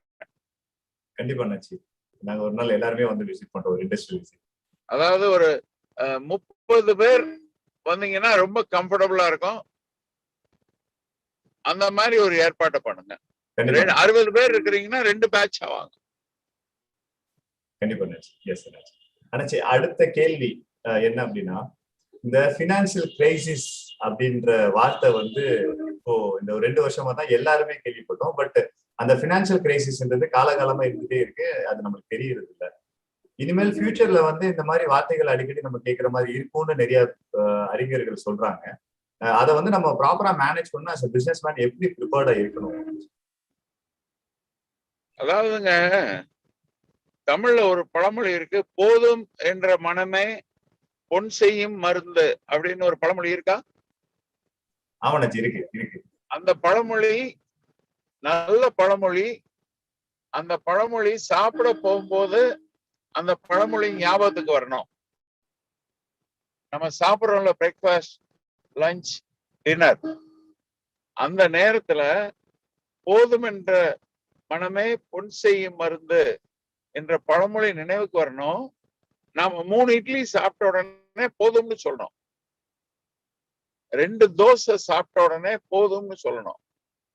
அதே மாதிரி பெண்களை வந்து நாம ஜவுளி கடைக்கு அழைச்சிட்டு போறோம், பெண்களை வந்து நகை கடைக்கு அழைச்சிட்டு போறோம். ஒரு ஜோடி கம்மல் வாங்கினோன்னு ஒரு பெண் என்ன சொல்லணும்? போதும்னு சொல்லணும். ஒரு சுடிதார் வாங்கினோன்னு போதும்னு சொல்லணும். இப்ப பழமொழிக்கு உங்களுக்கு அர்த்தம் புரியுதா? புரியுது, புரியுது. ஆனா நம்ம என்ன செய்யறோம்னா, நம்ம பிசினஸ் மேன், பிசினஸ் டெவலப்மெண்ட்ட போதும்னு சொல்றாங்க. இது தப்பு. இது புரியுதா உங்களுக்கு? புரியுது. பிசினஸ் போதும்னு சொன்னா தப்பு. இந்த போதும் என்ற பழமொழி பிசினஸ் மேனுக்கு கிடையாது. இந்த போதும் என்ற பழமொழி சாப்பிடுற போது, ஜவுளி எடுக்கும் போது, நகை எடுக்கும் போதுதான் அந்த பழமொழி நம்ம அப்ளை பண்றோம். நம்பர் 1. நம்ம நிறைய பேரு சின்ன ஸ்கேல்ல பிசினஸ் பண்ணிட்டு அதுலயே திருப்தி அடைஞ்சிடறோம். அது தவறு. நம்ம பிசினஸ் வந்து வருஷம் வளர வளர நம்ம பிசினஸ் வளரணும். நம்ம பிசினஸ் பெருசா வளரும் போது, நல்ல ப்ராஃபிட்டபிளா நம்ம பிசினஸ் பண்ணும் போது, பிசினஸ் பெருசா வளர்றதுன்னா நஷ்டப்பட்டு பிசினஸ் வளர்க்கிறத நான் சொல்லல. லாபத்தோட பிசினஸ் வளர்க்கணும். லாபமும் வரணும், பிசினஸும் வளரணும். இந்த 2 ஸ்கேலும் கரெக்டா பாருங்க. நான் பிசினஸ் டெவலப் பண்ணா போதும், எனக்கு லாபம் முக்கியம் இல்லை அப்படின்னு தயவு செய்து முடிவு எடுக்காதீங்க. லாபம் வந்து ரொம்ப முக்கியம். You got it? ஓகே, கண்டிப்பா நச்சி, கரெக்ட். நீங்க சொல்ல சரிதான். இருக்கணும், பிசினஸும் டெவலப் பண்ணணும்.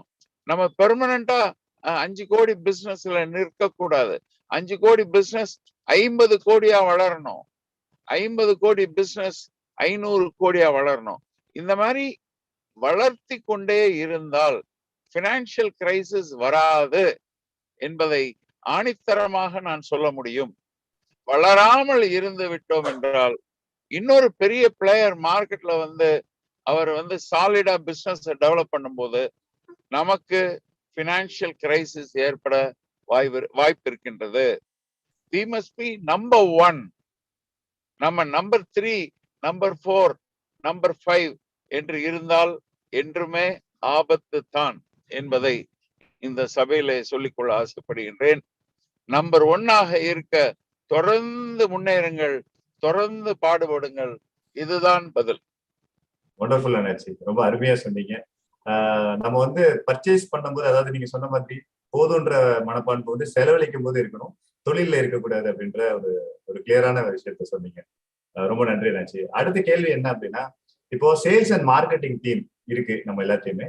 அதை வந்து ஒரு மோட்டிவேட்டடாகவும் அவங்களே செல்ஃப் மோட்டிவேட்டடா, டிசிப்ளைன்டா அவங்களோட ரிசல்ட்ஸ் வந்து நல்ல குவாலிட்டியாவும் நல்ல குவான்டிட்டியாவும் நமக்கு கிடைக்கணும்னா அந்த சேல்ஸ் அண்ட் மார்க்கெட்டிங் டீமும் ஆஸ் அ ஓனர் எப்படி மெயின்டைன் பண்ணணும்? நானே கேள்விப்பட்டிருக்கேன், நம்ம எம்ப்ளாயிஸ்க்குலாம் நம்ம இந்த லீடர்ஷிப் குவாலிட்டி இதுக்கெல்லாம் நிறைய ட்ரைனிங்ஸ்லாம் கொடுத்துருக்கோம். ஸோ அந்த மாதிரி ஏதாவது ஸ்கில்ஸ் வந்து ஆஸ் ஒரு எஸ்எம்பி செக்மெண்ட்ல இருக்க நாங்க வந்து என்ன பண்ணணும் எங்களோட சேல்ஸ் அண்ட் மார்க்கெட்டிங் டீமுக்கு? அதாவதுங்க, உங்க சேல்ஸ் அண்ட் மார்க்கெட்டிங் டீம் கூட நீங்க மார்க்கெட்டுக்கெல்லாம் போகலாம், தப்பு கிடையாது. மார்க்கெட்டுக்கு போகணும், மார்க்கெட்ல உள்ள கஷ்டங்களை அவங்கள மாதிரி நீங்களும் புரியணும். அதே மாதிரி நம்ம சேல்ஸ் அண்ட் மார்க்கெட்டிங் டீமோட ஐடியாஸ் நம்ம கேட்கணும், அவங்க ஐடியாஸ இம்ப்ளிமெண்ட் பண்ணணும்.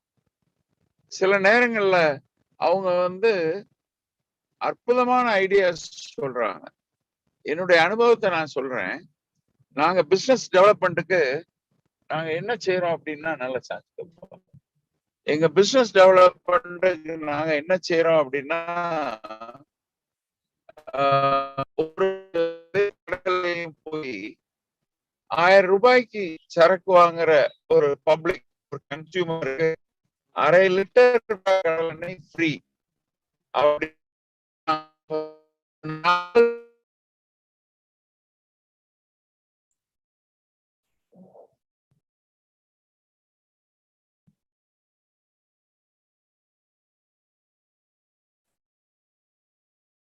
அண்ணாச்சி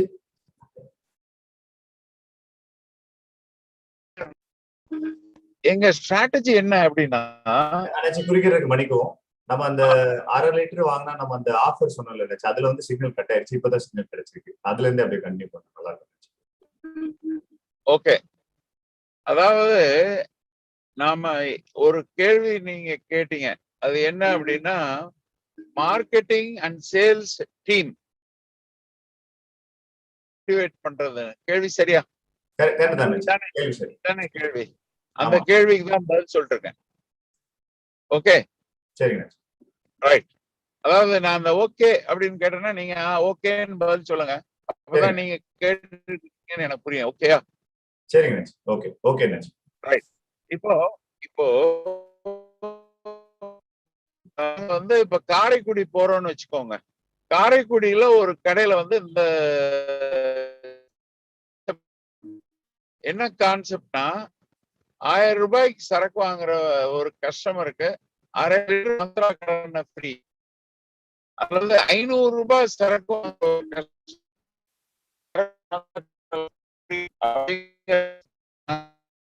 ஓகே ஓகே ஓகே.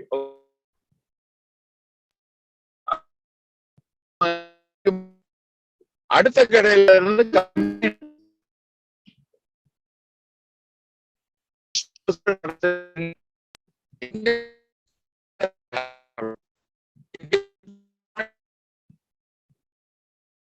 ஒரு கடையில நான் அந்த ஸ்கீம் ஆபரேட் பண்ணும்போது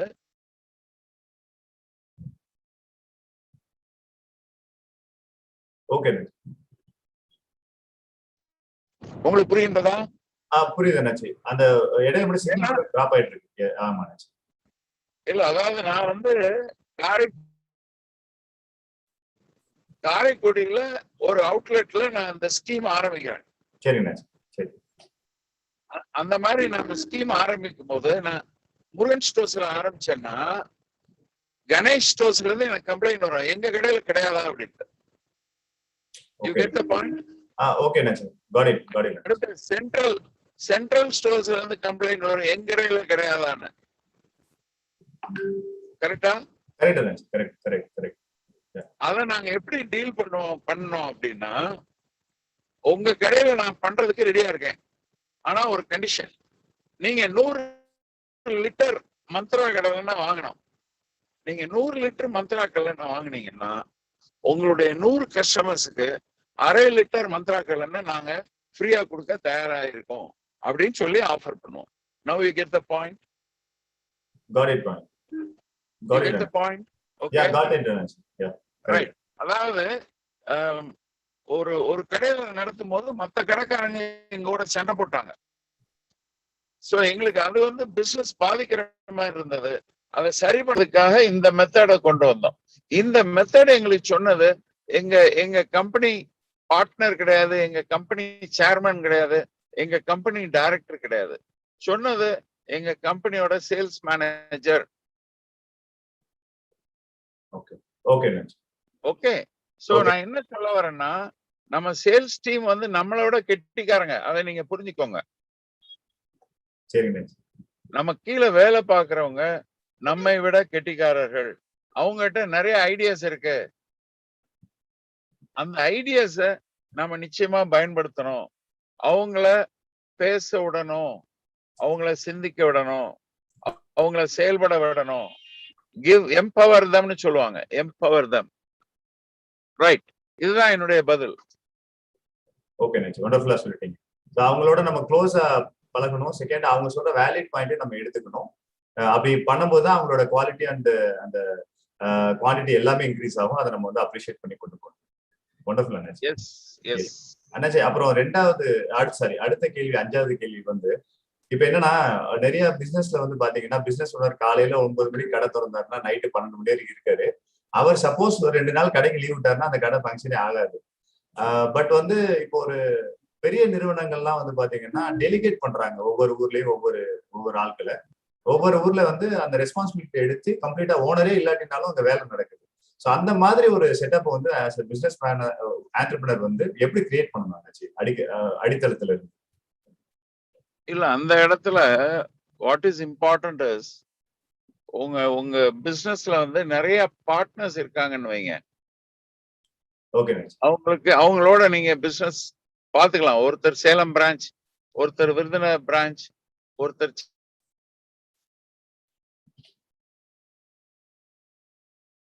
சிக்னல் மட்டும் டிராப் ஆகுது. உங்களுக்கு புரியுதானே? புரியுது.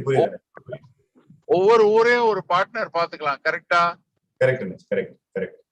இது ஒரு விதமான அரேஞ்ச்மெண்ட். இன்னொரு அரேஞ்ச்மெண்ட் சொல்றேன். நீங்க பார்ட்னரே வேண்டாம். விருதுநகர்ல ஒரு மேனேஜர், மதுரையில ஒரு மேனேஜர், சேலத்துல ஒரு மேனேஜர், சென்னையில ஒரு மேனேஜர், ஒவ்வொரு இடத்துலயும் ஒரு மேனேஜர் நீங்க இன்ட்ரோடியூஸ் பண்ணுங்க. அந்த மேனேஜருக்கு சிஸ்டம்ஸ் கொடுங்க. இப்படித்தான் செய்யணும் அப்படின்னு அவருக்கு சொல்லி கொடுங்க. அவர் சரியா செய்யறாராங்கிறத சரிபார்க்க வேண்டியது மாதா.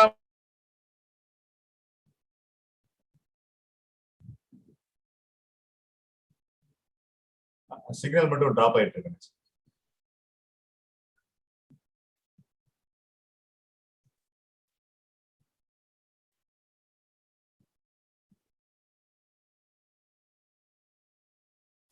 சிக்னல் மட்டும் கிடைக்கலன்னு நினைக்கிறேன். நீங்க பேசுறது கேட்கல.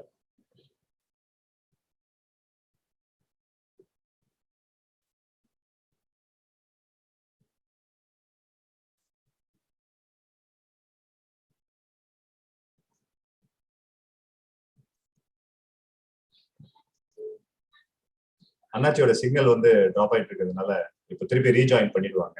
ஏன்னா டிராவல்ல இருக்காங்க அண்ணாச்சி. அதனால வந்து சிக்னல் வந்து போயிட்டு வருது. ஒரு 1 மினிட்ல வந்து ஜாயின் பண்றதுக்கு வாய்ப்பு இருக்கு. ஸோ அண்ணாச்சி சொன்ன பாயிண்ட்ஸ்லாம் வந்து பாத்தீங்கன்னா ஜஸ்ட் நான் ரீகால் பண்றேன். இப்போ வந்து என்னன்னா நம்ம பிராண்ட் வந்து பில்ட் பண்ணும்போது அவர் என்ன சொல்றாருன்னா ஒரு காஸ்ட் அதுக்குன்றத நம்ம வந்து கண்டிப்பா ஆண்டர்பிரினர் வந்து ஒதுக்கி ஆகணும். ஏன்னா அது மூலியமா தான் நம்ம பிராண்டை நல்லா பில்ட் பண்ணுவோம். இந்த மாதிரி சம்மரைஸ் நிறைய சொன்னாங்க. ஸோ அண்ணாச்சி திருப்பி ஜாயின் பண்ணிட்டாரு. அண்ணாச்சி வணக்கம். அண்ணாச்சி ஓகே, இப்ப நம்ம என்ன பேசிட்டு இருந்தோம்? அண்ணாச்சி நம்ம கடைசியா பேசினது வந்து ஒவ்வொரு ஊர்ல ஒவ்வொரு மேனேஜர் போட்டு அதை எப்படி மெயின்டைன் பண்ணணும் பேசிட்டு. எஸ், ஒவ்வொரு ஊர்லயும் ஒரு மேனேஜர் நம்ம வந்து இன்ட்ரோடியூஸ் பண்ணி அவருக்கு பொறுப்பை கொடுக்குறோம். அந்த மேனேஜர்ஸுக்கு நல்ல பவர்ஸ் கொடுக்குறோம். அந்த மேனேஜர்ஸுக்கு நல்ல சம்பளம் கொடுக்குறோம். ஓகே, அவங்கள மாதம் ஒருக்க சந்திக்கிறோம். மாதம் ஒருக்க சந்திக்கும் போது அவங்களுடைய பெர்ஃபார்மன்ஸை கம்பேர் பண்றோம். ஓகேயா? Okay, correct. அந்த மாதிரி நாம செய்யும் போது எந்த மேனேஜர் உண்மையா இருக்காரு, எந்த மேனேஜர் தப்பா இருக்காரு, அதெல்லாம் நம்ம கண்டுபிடிக்க முடியுமா முடியாதா? முடியும். கண்டிப்பா ட்ராக் பண்ணும்போது அது கண்டிப்பா நல்ல மேனேஜருக்கு வாய்ப்பு கொடுங்க. தப்பான மேனேஜரை மாத்தி வேற சரியான மேனேஜரை இன்ட்ரோடியூஸ் பண்ணுங்க. ஓகேயா? ஓகே. So that's it. அவ்வளவுதான். முதலாளிக்கு வேலையே இல்ல, எல்லா வேலையும் மேனேஜர்ஸ் பார்ப்பாங்க. சரி, அதே மாதிரி அந்த மேனேஜருக்கு உரிய சம்பளத்தையும் நம்ம கொடுக்கணும்ல as a business entrepreneur. அதுல சந்தேகம் இல்லாம ஏன்னா அவரு சந்தோஷமா இருக்கும் போதுதான் அந்த நிறுவனத்தை வந்து ப்ராஃபிட்டபிளா கொண்டு போகணும்னு யோசிப்பாரு தவிர வேற சிந்தனைகள் அவருக்கு வராது. அதாவதுங்க அவருக்கு ஒரு 10% கொடுக்கலாமே, என்ன தப்பு? கொடுக்கலாமே இல்லையா? தாராளமா கொடுக்கலாம், தாராளமா கொடுக்கலாம். நல்லா கொடுங்க, நல்லா கொடுங்க. ரொம்ப கெடிக்காரன்னா 20% கொடுங்க. ஆமாண்ணா, ஏன்னா அவர்தான் நம்ம அந்த லொகேஷன்ல நம்ம கம்பெனி உயர்த்துறாரு. அந்த லொகேஷனை நீங்க டோட்டலா மறந்துடலாம், அவர் நல்லா செஞ்சு தருவாரு. ஆனா இதுல தம்பி ரொம்ப முக்கியம் என்ன தெரியுமா? சொல்லுங்க சொல்லுங்க. மாதம் உட்கார்ந்து பேசணும். நீங்க மாதம் உட்கார்ந்து பேசலன்னு வைங்க, அந்த பிரான்ச் அவர் பிரான்ச் ஆயிரும். ஓகே, கரெக்ட் நீங்க சொல்றது. நீங்க மாதம் உட்கார்ந்து பேசுனீங்கன்னா தான் நீங்க அதுல வந்து உங்க உரிமையை நிலைநாட்ட முடியும். ஓகே ஓகே, சரிங்க சரிங்க. ஓகே, அப்போ வந்து ட்ராக்கிங் வந்து பீரியாடிக்கலி இருக்கிறதுன்றது ரொம்ப ரொம்ப இம்பார்ட்டன்ட். அதை மட்டும் நம்ம விட்டுறோம். அதாவது பண வரவு செலவு இருக்குல்ல, மணி டிரான்சாக்ஷன், ஆமாண்ணே, அதை வந்து டெய்லி ட்ராக் பண்ணணும். நம்ம இப்ப பிரான்ச்ல இருக்கிற வரவு செலவுகள் டெய்லி நமக்கு தெரியணும். பிரான்ச்ல இருக்கிற சேல்ஸ் டீடைல்ஸ் டெய்லி தெரியணும். ஓவரால் பெர்ஃபார்மன்ஸ், மந்த்லி பெர்ஃபார்மன்ஸ் வந்து மாதம் ஒருக்க அப்சர்வ் பண்ணணும். ஓகே ஓகே, சரிங்க. ஓகே ஓகே, இதெல்லாம் டெய்லி பார்க்கணுமா? அதெல்லாம் பார்த்து ஆகணும். அதுக்கு மேலங்க உங்களுக்கு கம்ப்ளைண்ட் வருது இல்லையா? ஆமாண்ணே, ஆமா. கம்ப்ளைண்ட் வந்ததுன்னா நேரா அந்த பிரான்ச்சுக்கு போயிடணும். சரி, இப்ப எனக்கு சேலம் பிரான்ச்ல இருந்து ஒரு கம்ப்ளைண்ட் வருது எங்க மேனேஜரை பற்றி. ஓகே, அப்போ வந்து நான் ஸ்பாட்டுக்கு போய் மேனேஜர்கிட்ட உள்ளும் புறமுமா டிஸ்கஸ் பண்ணி, எங்க மேனேஜர் நல்ல மேனேஜர், சரியா தான் இருக்காரு, அந்த கஸ்டமரோட தப்பு கம்ப்ளைண்ட் தான் தப்பு அப்படிங்கறத நம்ம எஸ்டாப்ளிஷ் பண்ண வேண்டியும், அதை வந்து அந்த இஷ்யூவை வந்து கிளியர் பண்ணணும். ஓகேயா? Okay okay, that is very important. அதாவதுங்க கண்ட்ரோலிங் இஸ் இம்பார்ட்டன்ட். நம்ம வந்து டோட்டலா சீன்ல இருந்து காணா போயிடக்கூடாது. நம்ம வந்து டெலிகேஷன் பண்ணணும், அத்தாரிட்டி கொடுக்கணும், ரெஸ்பான்சிபிலிட்டி கொடுக்கணும். அதே நேரம் மானிட்டரிங் சிஸ்டம்ஸ் கரெக்டா இருக்கணும். ஓகே, அதுக்கு வந்து சார்ட்டர்ட் அக்கௌண்டன்ட்ஸ் ரொம்ப ஹெல்ப்ஃபுல்லா இருப்பாங்க. ஓகே, அதுக்கு உண்டான டெம்ப்ளேட்ஸ் எல்லாம் ரெடி பண்ணி கொடுக்கறதுக்கு சொல்றீங்களா? அது எந்த மாதிரி ட்ராக்கிங் சிஸ்டம் இருக்கணும் அப்படின்றது. சரிங்க. ஆனா அடுத்த கேள்வி வந்து இப்போ வந்து நிறைய மாற்றங்கள் வந்து ரொம்ப ஃபாஸ்டா நிகழ்ந்துகிட்டே இருக்கு. இப்போ வந்து நிறைய ஆண்டர்பிரினர்ஸ் வந்து இதை ஜஸ்ட் வேடிக்கை பார்த்துட்டு தான் இருக்காங்க, அந்த சேஞ்சஸ் தகுந்த மாதிரி அடாப்ட் ஆக மாட்டேங்கிறாங்க. இப்போ அந்த மாதிரி இருக்கிறவங்களுக்கு உங்களோட ஒரு அட்வைஸ் இருந்ததுன்னா, சோ தட் அவங்க அந்த சேஞ்சஸ் அடாப்ட் பண்றதுக்கு கொஞ்சம் ஈஸியா இருக்கும். நீங்க அதை பத்தி உங்களோட கருத்துக்கள் சொல்லுங்க. அதாவதுங்க எங்களுக்கு என்னென்ன மாதிரி சேஞ்சஸ் வருது அப்படின்னா, நாங்க ட்ரெடிஷ்னலா நல்லெண்ணெய் கடலெண்ணெய் எல்லாம் இருக்கிறோம். இடையில வந்து சன்ஃபிளவர் ஆயில் வந்து பெரிய அளவுல வந்தாங்க. ஓகே, சன்ஃபிளவர் ஆயில் பெரிய அளவுல வந்து பெரிய ஒரு வளர்ச்சி எல்லாம் பார்த்தாங்க. பட் அந்த இடத்துல நாங்க வந்து தொடர்ந்து எங்க எடிபிள் ஆயில்ஸ், அதாவது குறிப்பா நல்லெண்ணெய் தொடர்ந்து நாங்க பண்ணிக்கிட்டே இருந்தோம்.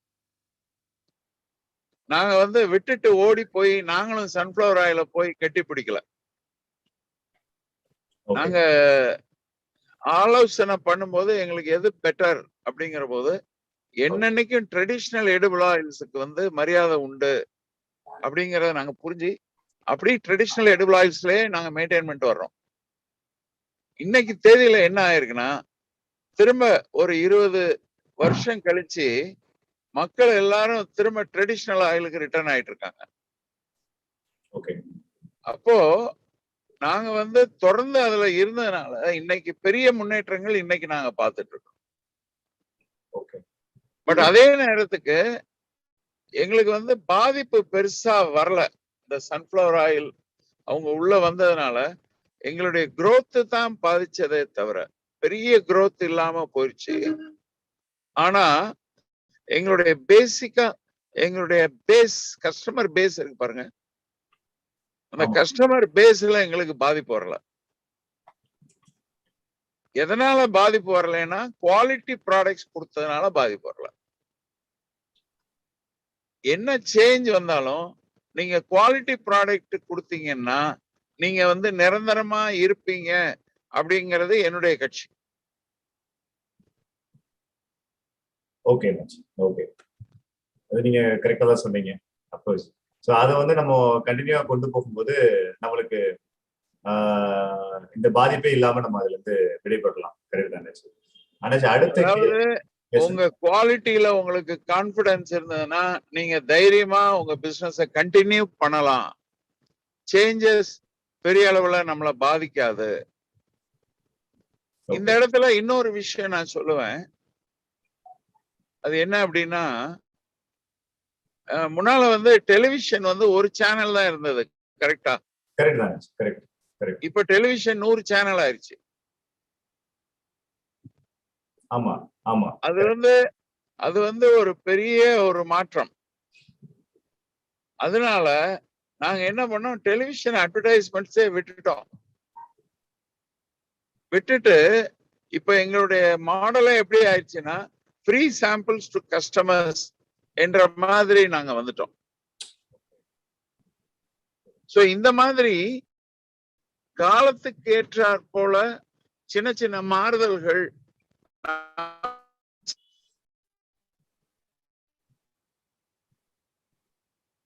You get my point? Got it point. Got your point. Yeah. Okay. Of course. அது இந்த ஒரு இதுல கூட சொன்னாங்க, அதாவது என்னன்னா think locally and act globally அப்படின்ற மாதிரி. நம்ம லோக்கல் மார்க்கெட் எந்த மாதிரி இருக்குன்றத பார்த்துக்கிட்டு அனலைஸ் பண்ணிட்டு அதை வந்து செயல்படணும்.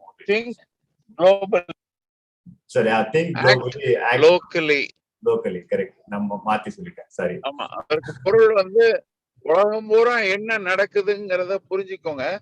ஆனா நீங்க செயல்படுறது உள்ளூருக்கு பொருத்தமா செயல்படுங்கன்னு செயல்படும். ஆமா ஆமா ஆமா.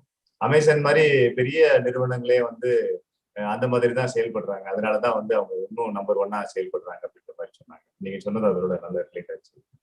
நிச்சயமா. ஆமா, நிச்சயம். அப்புறம் அடுத்த கேள்வி வந்து என்ன அப்படின்னா, இப்போ வந்து வர இளம் தலைமுறைகள் வந்து பாத்தீங்கன்னா ஆண்டர்பிரினர் ஆகிறது காட்டும் சேலரிடா போறதுக்கு ரொம்ப விரும்புறாங்க. இப்போ நம்ம ஆடியன்ஸ்ல நிறைய பேர் வந்து ஸ்டூடெண்ட்ஸுமே இருக்காங்க. அடுத்து யங் ஆண்டர்பிரினர்ஸா வர்றதுக்கு உண்டான வாய்ப்புகள் இருக்கக்கூடிய படிச்ச இளைஞர்களும் இருக்காங்க. அவங்களுக்கு நீங்க சொல்லக்கூடிய ஒரு சஜஷன் மட்டும் ரொம்ப நல்லா இருக்கும். அதை ஆண்டர்பிரினரை கன்வெர்ட் பண்றதுக்கு. ஓகே அஜ்மல். அண்ணாச்சி கேக்குதா அண்ணாச்சி நான் பேசுறது? அஜ்மல் கேக்குறது அஜ்மல், திரும்ப கேளுங்க அந்த கடைசி கேள்வி. நான் கேள்வி கேக்குறேன் அண்ணாச்சி. அதாவது இப்போ புதுசா தொழில் தொடங்குறவங்க வந்து ரொம்ப கம்மி ஆயிட்டாங்க. ஏன்னா படிச்சு வர இளைஞர்கள் வந்து சென்னைக்கோ கோயம்புத்தூருக்கோ இல்லாட்டி பெங்களூருக்கு ஒரு சாஃப்ட்வேர் இன்ஜினியராகவோ இந்த மாதிரி சேலரிடா போறத விரும்புறாங்க. பட் தொழிலுக்கு வர்றது ரொம்ப கம்மியா இருக்கு. அந்த மாதிரி இளைஞர்களுக்கு வந்து நீங்க கொடுக்கக்கூடிய சஜஷன் என்னாச்சு? ஏன்னா படிச்ச இளைஞர்களும் நம்மளோட ப்ரோக்ராம்ஸ் வந்து அட்டென்ட் பண்றாங்க. அதாவதுங்க, நாங்க வந்து ரோட்டரி கிளப் ஆஃப் விருதுநகர்ல இருந்து மாதம் ஒரு ரயிலா நிகழ்ச்சி நடத்துறோம். அந்த ரயிலா நிகழ்ச்சி வந்து புதிய தொழில் முனைவோரை உருவாக்குவதற்கான நிகழ்ச்சி. அது வந்து வெள்ளிக்கிழமை காலையில ஆரம்பிச்சு ஞாயிற்றுக்கிழமை சாயங்காலம் முடியுது. இதற்கு ட்ரெயினர்ஸ் வந்து சேலத்துல இருந்து வராங்க. ஒரு டீம் ஆஃப் 3 ட்ரெயினர்ஸ் வராங்க. ரொம்ப அருமையா ஒரு பிசினஸ் மேனுக்கு தேவையான விஷயங்கள் எல்லாமே சொல்லித் தராங்க. இதுல ஒரு கண்டிஷன் என்ன அப்படின்னா, 18 வயசுல இருந்து 25 வயசு வரைக்கும் இருக்கக்கூடிய மக்களுக்கு இந்த பயிற்சி வாய்ப்பை நாங்க தர்றோம். அங்க வந்தா அவங்களுக்கு ஒரு எக்ஸ்போஷர் கிடைக்கும் அப்படிங்கறதா என்னுடைய கருத்து. 1. 2, எஸ் என்ற ஒரு அமைப்பு இருக்கா? ஆமா, இருக்கு. Young entrepreneur society. அந்த எஸ் என்ற அமைப்புல நீங்க உறுப்பினரா சேர்ந்தீங்கன்னா உங்களுக்கு ஒரு நல்ல அப்டேட் கிடைச்சுக்கிட்டே இருக்கு. இப்போ எஸ் வந்து பல ஊர்கள்ல இருக்கு. அநேகமா எல்லா எஸ்ஸுக்குமே நான் ஸ்பீக்கரா நான் போயிருக்கிறேன். அவங்க நல்ல அகில இந்திய அளவுல இருந்து நிறைய எக்ஸ்பர்ட்ஸ் அழைச்சிட்டு வராங்க.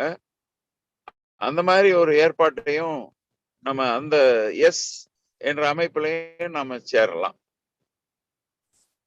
சரிங்க சரிங்க. இது வந்து நம்ம இளைஞர்களுக்கு சொல்லக்கூடியது. இன்னொன்னு இளைஞர்களுக்கு நான் சொல்லக்கூடியது என்ன அப்படின்னா, நீங்க உடனே தொழில் ஆரம்பிக்கணும்னு கூட நீங்க நினைக்க வேண்டாம். நீங்க ஏற்கனவே வெற்றிகரமா நடந்து கொண்டிருக்கிற தொழில் நிறுவனங்கள்ல, உங்களுக்கு பிடித்த தொழில் நிறுவனங்கள்ல நீங்க பணியாற்றி கொண்டே நல்ல பயிற்சி எடுத்து கொள்ளலாம். நல்ல பயிற்சி எடுத்துக்கொண்டு ஓரளவு பணம் சேர்ந்த பிறகு நீங்கள் சுய தொழில் ஆரம்பிக்கலாமே. பயிற்சி இல்லாமல் சுய தொழில் ஆரம்பிப்பது நல்ல விஷயம் அல்ல. பயிற்சியோடு சுய தொழில் ஆரம்பிப்பதுதான் வெற்றிக்கு அடிப்படை என்று நான் சொல்லுவேன்.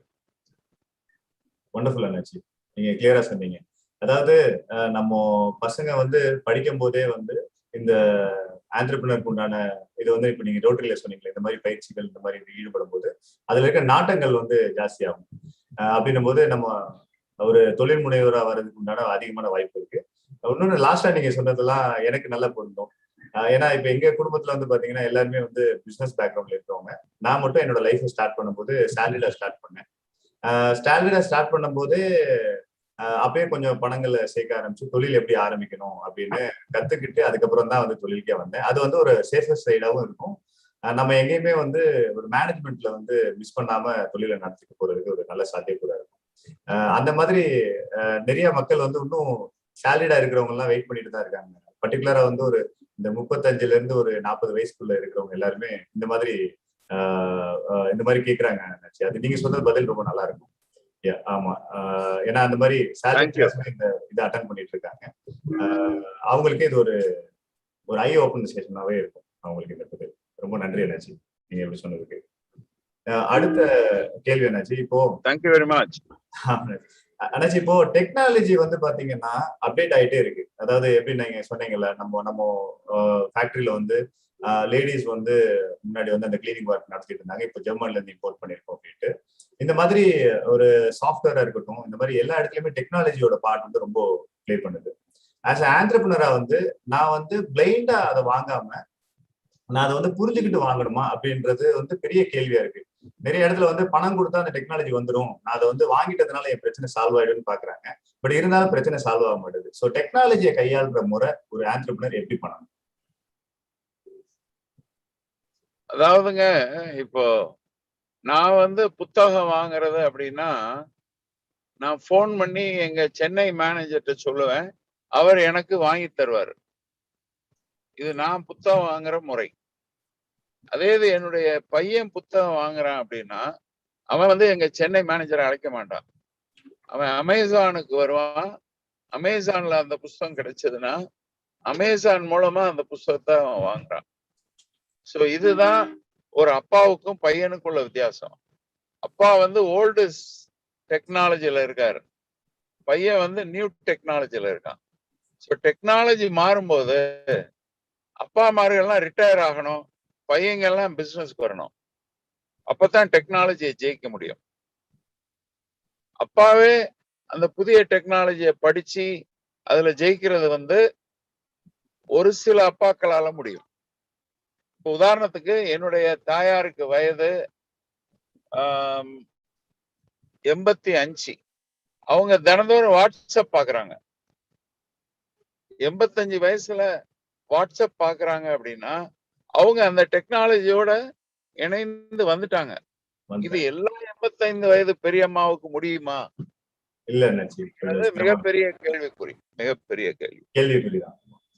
அதனால ஒண்ணு டெக்னாலஜியை படிச்சு புரிஞ்சிக்க முடியுதா பாருங்க, அல்லது ரிட்டையர் ஆயிட்டு வீட்டுல இருக்கிற தம்பியோ அல்லது வீட்டுல இருக்கிற உங்க பையனுக்கோ வாய்ப்பு கொடுங்க. சரிங்க சரிங்க அண்ணாச்சி, அடுத்த கேள்வியும் இதுக்கு ரிலேட்டடா இருக்கிறது தான். இப்போ வந்து என்னன்னா, இப்போ அப்பா ஒரு ஜென்ரேஷன்ல இருப்பாரு, பையன் வந்து அடுத்த பிசினஸ் வரது ஒரு ஜென்ரேஷன்ல இருப்பாங்க. இவங்க 2 பேரும் தொழில வந்து அதை சந்திக்கிற தருணத்துல வந்து சில விஷயங்கள்ல வந்து முரண்படுறது இல்லை. ஒரு முடிவுகள் எடுக்கும்போது அப்பா ஒரு டிசிஷன்ல இருக்காரு, பையன் ஒரு டிசிஷன்ல இருக்காரு. இப்போ வந்து பையன் வந்து எனக்கு ஒரு 4 பிரான்ச் போகணும், 10 பிரான்ச் போகணும், அப்பா அதுக்கு அக்செப்ட் பண்றது இல்லை. ஆனா வெளியே நிறைய ட்ரைனிங் அட்டன் பண்ணும்போது நீங்க ரிஸ்க் எடுங்க அப்படின்ற மாதிரி சொல்றாங்க. இப்போ அப்பாக்களுக்கு என்ன நீங்க அட்வைஸ் பண்றீங்க, பையன்கள் எப்படி நடந்துக்கணும்? சோ இவங்க 2 பேரும் சிங்க்ரனைஸ் ஆகுறதுக்கு என்ன வழி என்னாச்சு? அதாவதுங்க அப்பா 58 வயசு வரைக்கும் பையனை வந்து அதட்டலாம். பையன் வந்து அப்பா 58 வயசு வரைக்கும் அப்பா சொன்னடி கேட்கலாம். 58 வயசு அப்பா தாண்டிட்டாருன்னா என்ன அர்த்தங்க? தெரியல நீங்க சொல்லுங்க. இல்ல 58 தாண்டினா என்ன அர்த்தம்? ரிட்டையர்ட் ஆயிட்டாருன்னு அர்த்தம். அது பிறகு அப்பா சொன்னடிய பையன் கேட்க வேண்டியது இல்ல. என்னுடைய தாழ்மையான கருத்து தம்பி. சரிங்க சரிங்க. 58 அப்பாவுக்கு ஆயிடுச்சுன்னா பையன் சொல்றத அப்பா கேட்கலாமே. சோ அந்த மனப்பான்புக்கு அப்பா வந்து ரெடியா மனப்பான்மை அப்பாவுக்கு வரணும்.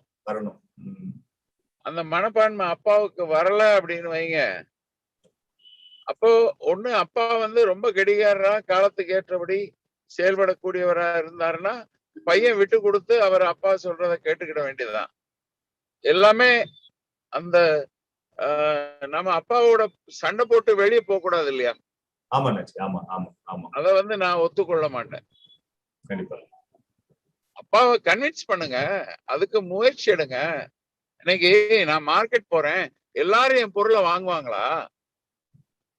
இல்ல இல்ல இல்ல உடனே வாங்கிட மாட்டாங்க. எஸ். அந்த வாங்காதவங்களை நான் என்ன செய்யணும்? எப்படி கன்வின்ஸ் பண்ணணும்? வாங்காதவங்களை நான் கன்வின்ஸ் பண்ணணும். ஆமா, அதான் என் பொறுப்பு. அப்பாவை கன்வின்ஸ் பண்ணணும். அப்பாவோட கோவப்படக்கூடாது, அப்பாவோட சண்டை போடக்கூடாது. அப்பா இன்னைக்கு கன்வின்ஸ் ஆகலைன்னா நாளைக்கு கன்வின்ஸ் ஆவாரு. அப்பாவை கன்வின்ஸ் பண்றதுக்கு இன்னொரு மெத்தட் இருக்கு, சொல்லவா? சொல்லுங்க தாராளமா சொல்லுங்க. சொல்லுங்க. அப்பா சொல்றபடி கேளுங்க. 100க்கு 100 அப்பா சொல்றபடி கேளுங்க. சரிங்க. அதுக்கப்புறம் அப்பா மெல்ல மெல்ல என்ன செய்வாருன்னா, தம்பி நீ என்ன நினைக்கிறேன்னு கேட்க ஆரம்பிச்சிருவாரு. இது ஒரு மெத்தட், இது ஒரு டிஃபிகல்ட் மெத்தட். அதை செய்துதான் பார்க்கணும், வேற வழி கிடையாது. ஓகேயா? சரிங்க சரிங்க. சோ அப்பாவுக்கு வந்து 58 வயசு ஆகும்போது அவர் வந்து அந்த ரிட்டையர்ட் அந்த மனப்பான்மையில இருக்கணும். பையனுக்கு கொஞ்சம் பொறுமை வேணும். அப்பா வந்து என்னதான் சொல்லிட்டே இருந்தாலும் அப்பா சொல்றதை முதல்ல கேட்கணும். அந்த பொறுமை வரும்போது நெக்ஸ்ட் வந்து அப்பா ஒரு காலகட்டத்துல சரி தம்பி நீ என்ன சொல்ற, அதப்பா என்ன பண்ணலாம் அப்படின்ற ஒரு காலகட்டத்துக்கு வருவாரு. அது வரைக்கும் வெயிட் பண்ணணும் கொஞ்சம். அதே மாதிரி இன்னொன்னு என்னன்னா, இந்த பையன் இருக்கான்ல, ஆமாங்க, பையன் வந்து ரொம்ப கெட்டிக்காரன். பையன் வந்து வந்ததுல இருந்து பிசினஸ் ரொம்ப டெவலப் ஆயிருக்கு. பையன் வந்ததுல இருந்து நம்ம எம்ப்ளாயிஸ் எல்லாம் சந்தோஷமா இருக்காங்க. பையன் வந்ததுல இருந்து நம்ம சப்ளையர்ஸுக்கு எல்லாம் ரொம்ப திருப்தி இருக்கு நம்ம மேல.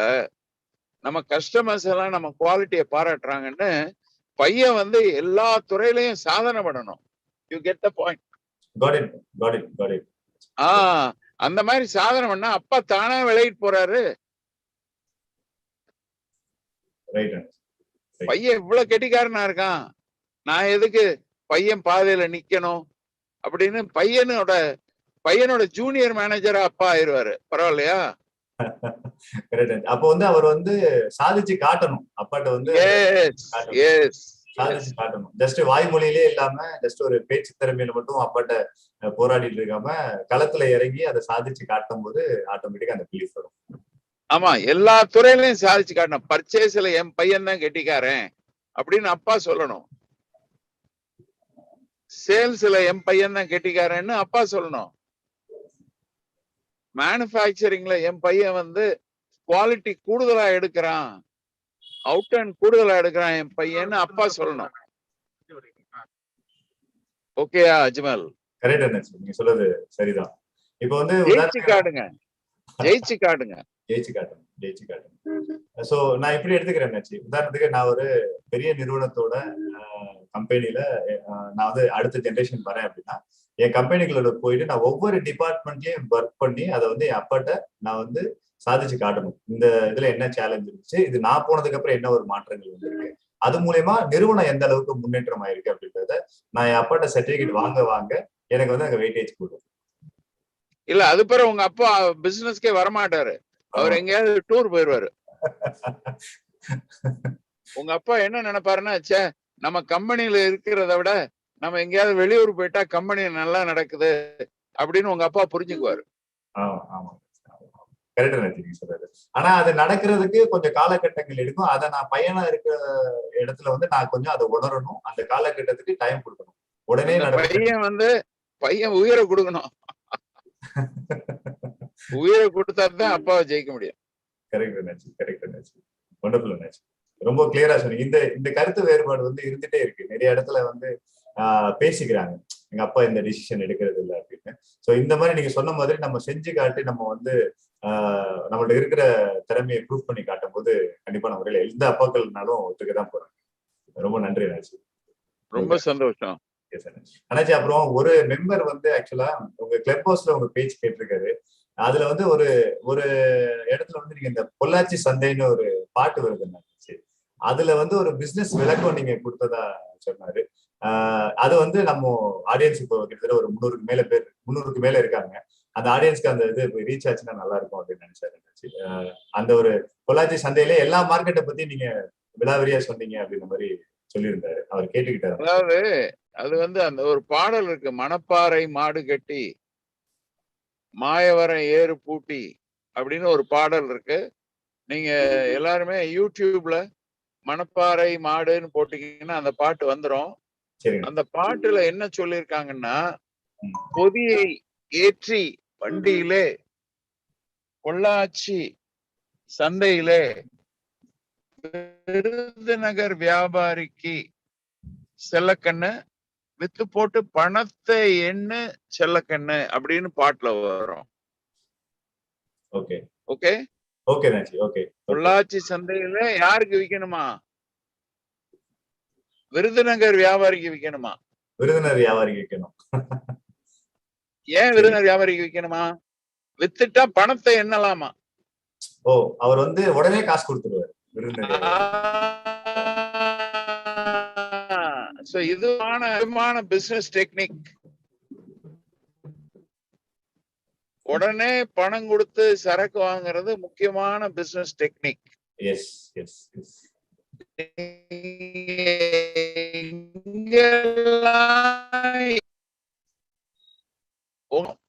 நீங்க வந்து உங்களுக்கு யூபி, எம்பி, பீகார், பஞ்சாப் அங்கெல்லாம் அவங்க புகழ் கொடி கட்டி பறக்கும். அவங்க என்ன சொல்லுவாங்கன்னா, அந்த மாதிரி திருச்சியில ஒரு வியாபாரி இருக்காருங்க, சரக்கு அனுப்பணும்னா பணம் பறக்குதுங்க, உடனே பேமெண்ட் கொடுத்துருவாருங்க, எந்த விதமான டிலேயும் பண்ண மாட்டாரு. இப்படி ஒரு பேர் நீங்க வாங்கணும். பேர் வாங்கினீங்கன்னா நல்ல குவாலிட்டி உங்களுக்கு கிடைக்கும். இதத்தான் அந்த பொள்ளாச்சி சந்தையிலே அப்படிங்கிற பாடல்ல வர்ற வரிகள். விருதுநகர் வியாபாரிக்கு வித்து போடு, அவர் உடனே பணம் கொடுப்பாரு, நீ அந்த பணத்தை எண்ணிக்கலாம் அப்படின்னு சொல்றாங்க. நீங்க பிசினஸ்ல நீங்க வந்து இம்மீடியட் பேமெண்ட் கொடுத்தா அதுக்கு ஒரு தனி மரியாதை இருக்குங்கிற செய்தியைத்தான் இந்த பாடல் மூலமா நான் சொன்னேன். அதே மாதிரி நம்ம உடனே பணத்தை கலெக்ஷன் நீங்க பண்ணீங்கன்னா உங்க கேஷ் ஃப்ளோ மேனேஜ்மெண்ட் நல்லா இருக்கும். சரிங்க. வண்டர்ஃபுல்லா சொன்னீங்க. Yes, thank you. ஏன்னா சப்ளையரை வந்து நம்ம ஹாப்பியா வைக்கும் போது, ஏன்னா அதுதான் வந்து ஒரு இனிஷியல் பாயிண்ட். அந்த சப்ளையர்ல இருந்து சப்ளை வரும்போது தான் நம்ம ப்ராடக்டா கன்வெர்ட் பண்ணி வெளியே கொடுக்குறோம். அவங்களை நல்ல சாட்டிஸ்ஃபைட் வைக்கும் போது விளைஞ்ச உடனே அதை நம்மகிட்ட வந்து கொடுத்துருவாங்க. நம்மளுக்கு அவங்களோட ப்ரியாரிட்டி லிஸ்ட்ல வந்து நம்மள ஃபர்ஸ்ட் வச்சிருப்பாங்க. நம்ம நல்லா வாழணும்னு அவங்க நினைச்சுக்கிட்டே இருப்பாங்களே இல்லையா? அவர் பணம் கொடுக்குறவங்க நல்லா வாழணும், அவர் நிறைய சம்பாதிக்கணும் அப்படின்னு நினைச்சு நம்மளுக்காண்டி அவங்க வேண்டிக்கிட்டே இருப்பாங்க. இல்ல அது மட்டும் இல்ல, எங்ககிட்ட இன்னொரு சிஸ்டம் இருக்கு. இப்ப நான் ஒருத்தர் இப்ப உங்ககிட்ட நான் சரக்கு வாங்குறேன்னு வைங்க, சரிங்க, நான் வந்து 31 கிலோ என்ன ஆடணும்னு நினைச்சு வாங்குறேன். ஆமா, 31 கிலோ ஈல்டு கிடைக்கும் அப்படின்னு நினைச்சு உங்ககிட்ட சரக்கு வாங்குறேன். ஓகே 32 கிலோ கிடைச்சா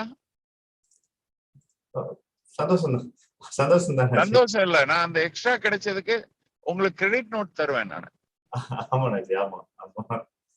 இப்போ எனக்கு வந்து பேசுனதை விட சரக்கு சுமாரா இருந்தானே நான் என்ன செய்யறேன், உங்களுக்கு பணம் பிடிக்கிறேன் தானே. உங்களுக்கு அனுப்புற பணத்துல 50 ரூபாயோ ரூபாயோ 200 ரூபாயோ நான் பிடிக்கிறேன். ஆமா ஆமா. ஆனா பேசுனதை விட உங்க சரக்கு நயமா இருந்தா உங்களுக்கு 100 ரூபாய் நான் எக்ஸஸ் தரணும் தானே? கரெக்ட். ஆனா மார்க்கெட்ல அப்படி பிராக்டிஸ் இல்ல. எங்க கம்பெனில அந்த பிராக்டிஸ் இருக்கு. எங்க கம்பெனில அந்த பிராக்டிஸ் இருக்கு. குவாலிட்டி கூடுதலா வந்துச்சுன்னா we pay premium. ஆனாச்சு அப்படி கொடுக்கும்போது குவாலிட்டியா இன்னும் நல்லா கொடுக்கணும் தானே ஒரு சப்ளையர் நினைப்பாரு எப்பயுமே. ஆமா, இப்போ ஆந்திரால இருக்க நல்ல குவாலிட்டி பூரா எங்க கம்பெனிக்கு வந்துரும். ஏன்னா நாங்க எக்ஸ்ட்ரா காசு கொடுப்போம்ட்டு. அதனால நீங்க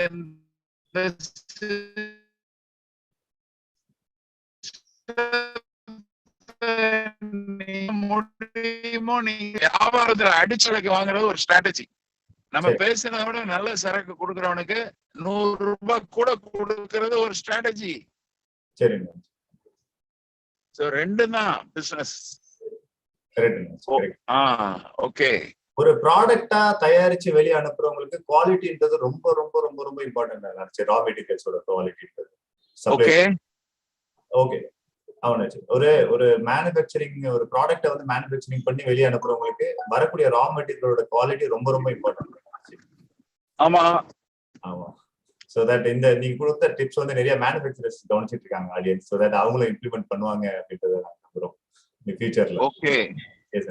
ஆனாச்சு அடுத்த கொஸ்டின் என்ன அப்படின்னா, இப்போ நம்ம பிசினஸ் எப்ப பாரு பிசினஸ் தான். காலையில எழுந்திரிச்சதுல இருந்து நைட்டு தூங்குற வரைக்கும். வீட்டுல என்ன மாதிரி ஆயிட்டாங்க அப்படின்னா அவங்க வீட்டுக்கே வந்து வரதில்ல, டைம் ஸ்பெண்ட் பண்றது இல்லை அப்படின்னு. ஸோ தட் இந்த நம்ம பிசினஸ் மேனுக்குலாம் ஒரு ஒர்க் லைஃப் பேலன்ஸ் அப்படின்றதே இல்லாம போயிடுச்சு இந்த காலகட்டத்தில். இப்போ எங்களை மாதிரி பட்டிங் ஆண்டர்பிரினருக்கு வந்து உங்களோட அட்வைஸ் என்ன? இந்த ஃபேமிலியும் கரெக்டா மெயின்டைன் பண்ணணும். ஏன்னா அவங்களுக்கு அடுத்து நம்ம சம்பாதிக்கணும், உழைக்கணும், எல்லாம் பண்ணணும். நீங்க இல்ல வீட்டுல வேலை முடிஞ்ச உடனே ஃபேமிலி மெம்பர்ஸ் எல்லாம் வர சொல்லுங்க, உங்க கூட வேலை பார்க்க. கேட்டதா? ஆனாச்சு இப்பதான் கேக்குது அண்ணாச்சி, லைட்டா டிராப் ஆச்சு இடையில. அதாவது வீட்டுல வந்து பெண்களுக்கு வேலை முடிஞ்சு போயிருதுல்ல. ஆமாண்ணாச்சி. ஆமா. இப்ப வீட்டுல பெண்கள் வந்து மத்தியான சமையல் அண்ணாச்சி கேக்கல. ஒரு 10 மணிக்கு ஆரம்பிக்கிறாங்கன்னு வைங்க வீட்டுல வேலை. சரி. 12 மணிக்கு முடிச்சிருவாங்க தானே? ஆமாண்ணாச்சி. ஆமா ஆமா ஆமா. 12 மணிக்கு அவங்க ஆபீஸ்க்கு வந்துடலாமே. ஓ சரிங்க. ஆபீஸ்க்கு வந்து அவங்க ஒரு அக்கௌண்டன்சி ஒர்க் பார்க்கலாம். ஓகே. அல்லது நம்ம என்னெல்லாம் செய்யறோமோ அதை கூட இருந்து அவங்க ஹெல்ப் பண்ணலாம். டெஸ்பாட்ச்ல ஹெல்ப் பண்ணலாம், ப்ரொடக்ஷன்ல ஹெல்ப் பண்ணலாம், கம்யூனிகேஷன்ல ஹெல்ப் பண்ணலாம். பண்ணலாமா முடியாதா? கண்டிப்பா பண்ணலாம். கண்டிப்பா பண்ணலாம். இப்படி பண்ண ஆரம்பிச்சாங்கன்னா நீங்க என்ன செய்றீங்க, நீங்க எவ்வளவு அருமையா அக்கறையா பிசினஸ்ல ஈடுபாடோட இருக்கிறீங்க, அதெல்லாம் பெண்கள் புரிந்து கொள்ளும் போது உங்க மேல அவங்களுக்கு ஒரு பெரிய மரியாதை உண்டாகுமா இல்லையா? கண்டிப்பா கண்டிப்பா. அதற்கான வாய்ப்பை ஏற்படுத்துங்க நீங்க. சரிங்க. அப்போ அவங்க வந்துட்டாங்கன்னா உங்க வேலை கூட சீக்கிரம் முடியுமா இருக்கும். இப்ப நீங்க மட்டும் வேலை பார்க்கும் போது ராத்திரி 8 மணி ஆகுதுங்க. சரிங்க. நீங்க மட்டும் வேலை பார்க்கும் போது உங்களுக்கு ராத்திரி 8 மணி ஆகுது. ஆமா. ஆமா ஆமா. அவங்க வந்து ஹெல்ப் பண்ணா 7 மணிக்கு முடிஞ்சிருந்தானே. ஆமா முடிஞ்சிடும். That is work life balance. Correct தான். அவங்களும் சந்தோஷப்படுவாங்க. அவங்களும் சேர்ந்து இந்த பிசினஸ் வந்து பெரிய சக்சஸ் ஆகுதுன்னு வைங்க. அப்போ உங்க ஒய்ஃப் என்ன சொல்லுவாங்க, 10 வருஷமா நான் கூட இருந்து உங்களை ஒர்க் பண்ணிட்டு இருக்கேன் அப்படின்னு சொல்லுவாங்களா இல்லையா? கண்டிப்பா சொல்லுவாங்க. கண்டிப்பா சொல்லுவாங்க. ஆமா. அப்போ இன்வால்வ் எவ்ரி மெம்பர் இன் ஃபேமிலி இன் பிசினஸ். கரெக்ட் அண்ணாச்சி. அப்போ வந்து எவ்ரி மெம்பர் ஃபேமிலி தனியா பிசினஸ் தனியா கிடையாது. இட்ஸ் a business, அதாவது ஃபேமிலி பிசினஸ் அப்படின்றது தான் நீங்க சொல்றீங்க. அதாவது it becomes 24 hours family, 24 hours business. எதுக்காக கோடு போடுறீங்க ஃபேமிலி பிசினஸ்க்கு? ஏன் இடையில கோடு போடுறீங்க? வேண்டாம். கரெக்ட் அண்ணாச்சி. let us merge family and business. Wonderful. Yeah. ஏன்னா ஃபேமிலி பிசினஸ் சக்சஸ்ஃபுல்லா இல்லைன்னா ஃபேமிலி சக்சஸ்ஃபுல்லா இருக்காது.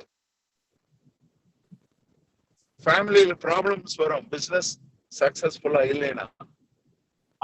அதே மாதிரி ஃபேமிலி வந்து ஒரு அன்போட ஒரு அரவணைப்போட இல்லைன்னா வரும். சரிங்க, கரெக்ட். ஃபேமிலியும் பிசினஸும் ஒண்ணுக்கு ஒண்ணு சம்பந்தப்பட்டது.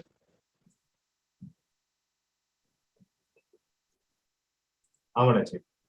ஃபேமிலிலையும் ஜெயிக்கணும், பிசினஸ்லயும் ஜெயிக்கணும். அருமையான பதில் என்னாச்சு.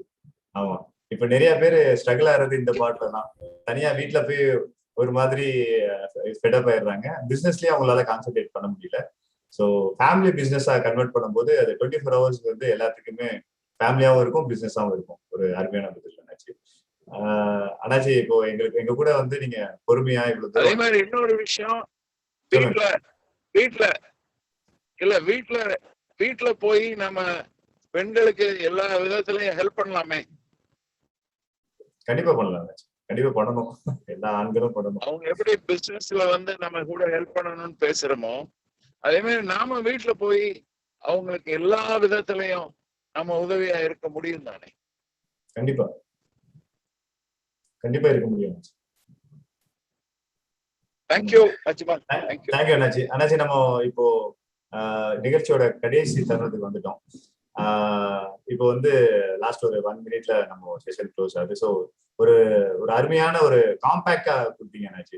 அதாவது நம்ம ஃபினான்ஸும் பேசணும், எம்ப்ளாயி மேனேஜ்மெண்ட் பேசணும், ஒரு ஆண்டர்பிரினர் எப்படி வந்து டெக்னாலஜி ஓரியன்டா இருக்கணும், ஃபேமிலியும் பேசணும், அடுத்து வந்து ஒரு யங் ஆண்டர்பிரினர் எப்படி வரணும்னு நீங்க பொறுமையா ரொம்ப அழகா பதில் சொன்னீங்க. ரொம்ப நன்றி அண்ணாச்சி, எங்களோட நிகழ்ச்சிக்கு நீங்க வந்து பங்கெடுத்துக்கிட்டதுக்கு.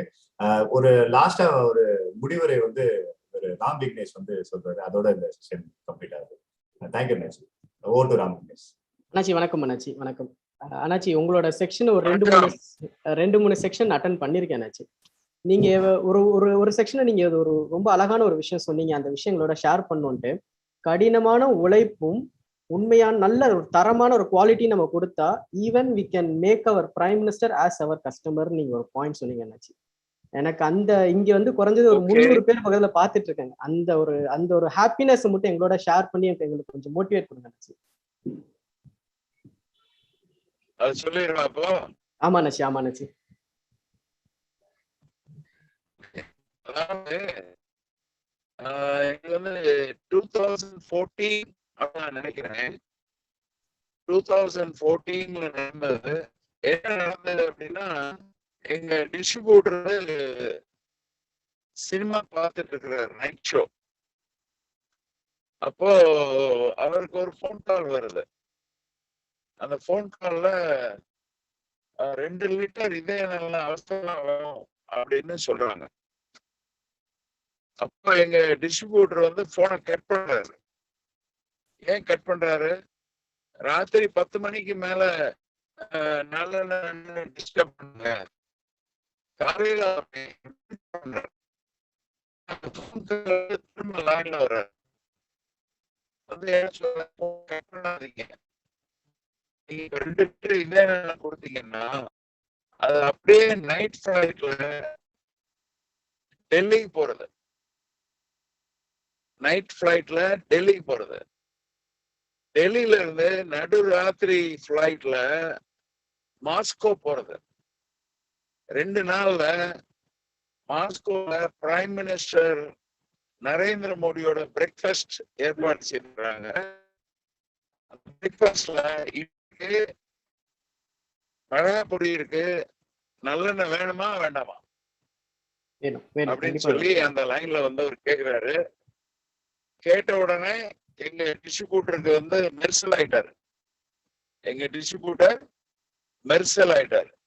உடனே ஓடுறாரு, போய் 2 லிட்டர் இதே நல்ல எடுத்து அந்த கேட்டரிங் ஏஜென்ட் ஒப்படைக்கிறாரு. ஸோ அந்த 2 லிட்டர் இதே நல்ல டெல்லி போகுது. டெல்லியில இருந்து ஏர்லி மார்னிங் ஃபிளைட்ல மாஸ்கோ போகுது.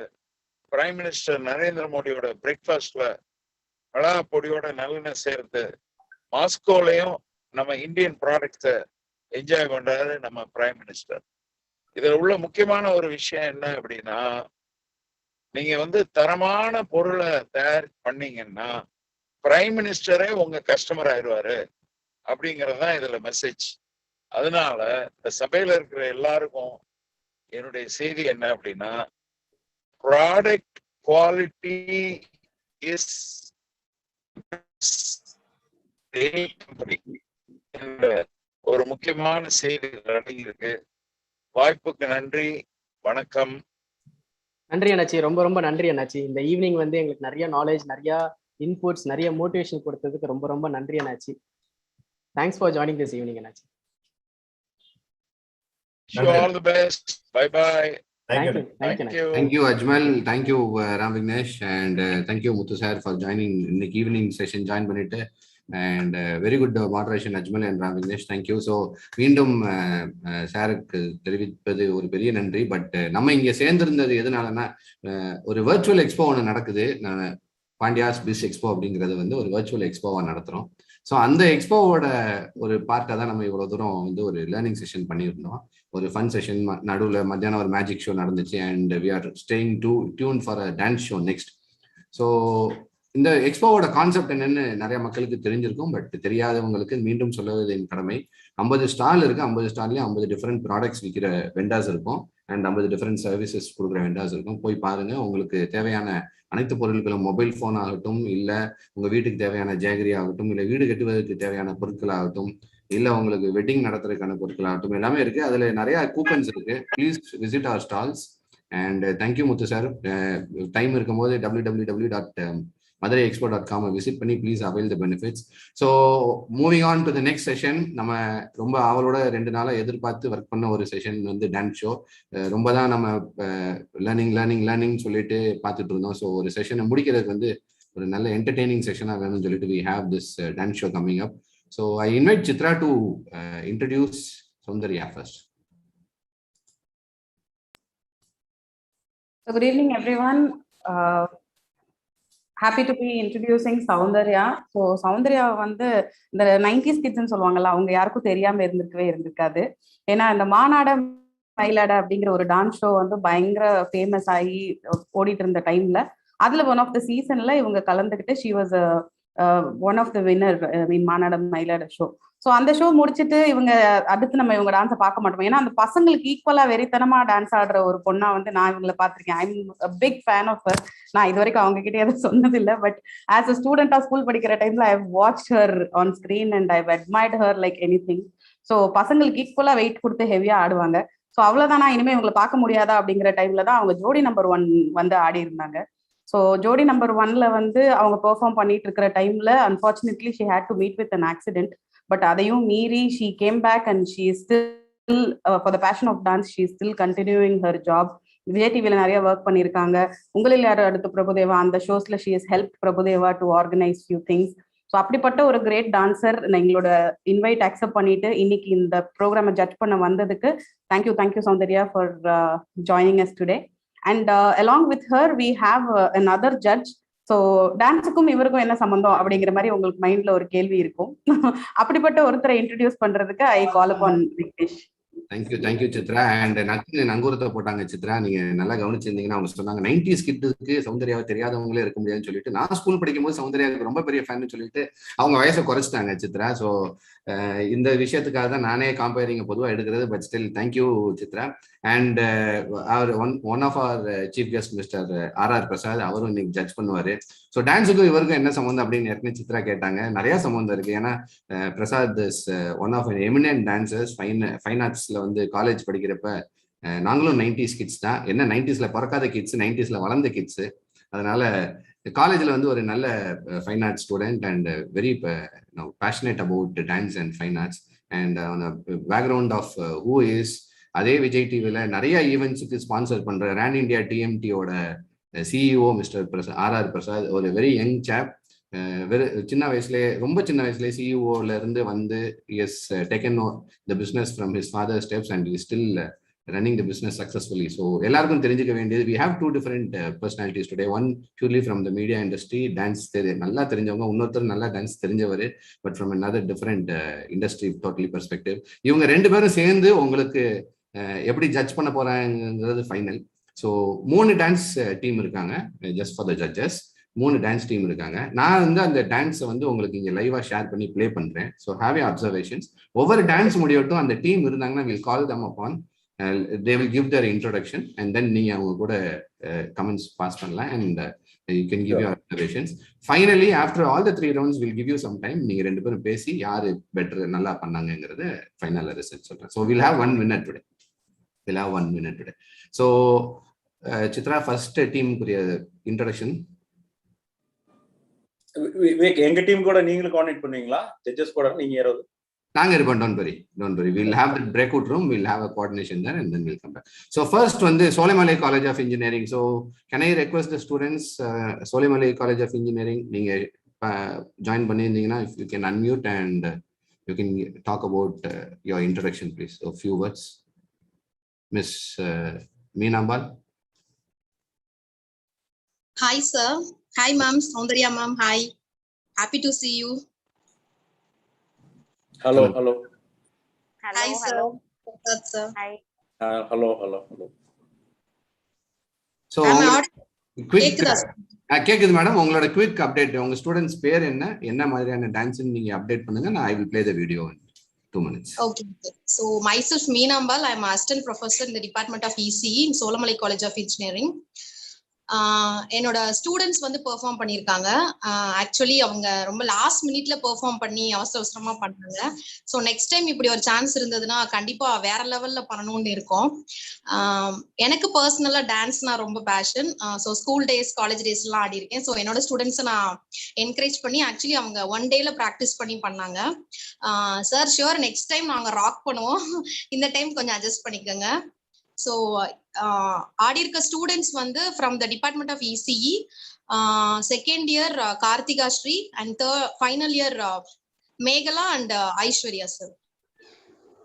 Actually அவங்க ஜாயின் பண்ண சொல்லிட்டேன். ஐஸ்வர்யா லைன்ல இருக்காங்க. Yeah, ஐஸ்வர்யா லைன்ல இருக்காங்க. We will go ahead with the dance now. Okay, thank you.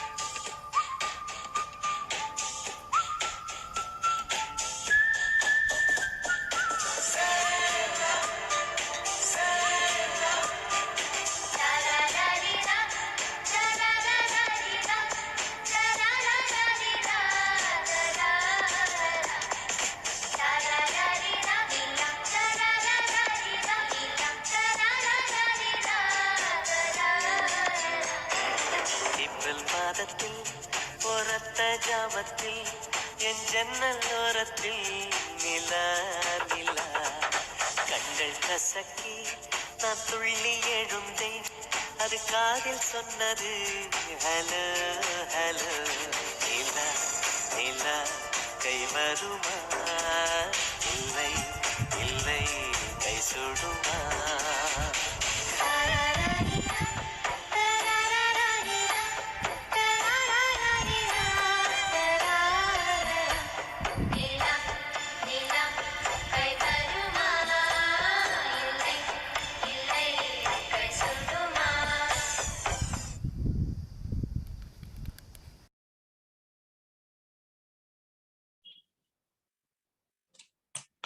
So first we'll get it from the professional dancer, Soundarya. ஆக்சுவலா ஸ்டார்டிங்கே வந்து கிளாசிக்கல். இப்ப எந்த ஒரு நார்மல் பெரிய ஈவெண்ட்ஸ் அப்படின்னாலே கிளாசிக்கல்ல தான் ஆரம்பிப்பாங்க. ஸோ இதுவும் வந்து கிளாசிக்கல் ஆரம்பிச்சது ரொம்ப சந்தோஷமா இருக்கு. அண்ட் அவங்க ஏதோ சொன்னாங்க, கைண்ட் ஆஃப் சீக்கிரம் பண்ணது தப்பா எடுத்துக்காதீங்க அப்படின்னு சொன்னாங்க. எனக்கு அதுதான் டவுட்டா இருக்கு. சீக்கிரம் பண்ணதே இந்த மாதிரி இருக்குன்னா அப்போ இன்னும் நல்லா ப்ராக்டிஸ் பண்ணா இன்னும் எப்படி இருக்கும் சீரியஸ்லி. அண்ட் நைஸ் டிரான்ஸ்ஃபர்மேஷனா கிளாசிக்கல் கத்துக்கிறவங்களுக்கு வெஸ்டர்ன் வராது. வெஸ்டர்ன் ஏன்னா நான் இது வரைக்கும் நான் டான்ஸ் ப்ரொஃபஷனல் இருக்கும், கிளாசிக்கல் இது பண்ணா அந்த கிளாசிக்கல் டச் இருக்கும். சடனா வந்து அவங்க ஒரு எக்ஸ்பெக்ட் பண்ணாதது இந்த சாங் வேற ஒரு சாங் வெஸ்டர்ன் சாங் எடுத்தது. But actually nice. கொஞ்சம் டைம் எல்லாம் வந்து சூப்பரா பண்ணாங்க. அதுவே super nice. Thank you. Thank you ma'am. Prasad, yeah Prasad சொல்லுங்க. கங்க்ராச்சுலேஷன் சோழமலை இன்ஸ்டிடியூஷன் இசி டிபார்ட்மெண்ட்ல நல்லாவே அவங்க சொன்ன மாதிரி மேடம் சொன்ன மாதிரி ஒரு கிளாசிக்கல் ஓப்பனிங் ஒரு ஈவெண்ட் ஆரம்பிக்கிறப்பே ஒரு பக்தி பாடலோட ஆரம்பிக்கிறப்ப அந்த ஈவெண்ட் எப்பயுமே சக்சஸ் ஆகும். அதே மாதிரி அவங்க ட்ரெஸ் கோடிங் ரொம்ப நல்லா இருந்தது. 3 பேரோட ட்ரெஸ் கோடிங்குமே ரொம்ப சூப்பரா இருந்தது. பேக்ரவுண்ட் அண்ட் லொகேஷனும் ரொம்ப ஒரு கிரீனிஷ் பேக்ரவுண்ட்ல ஒயிட் ட்ரெஸ்ஸிங் போட்டு ரொம்ப நல்லா இருந்தது.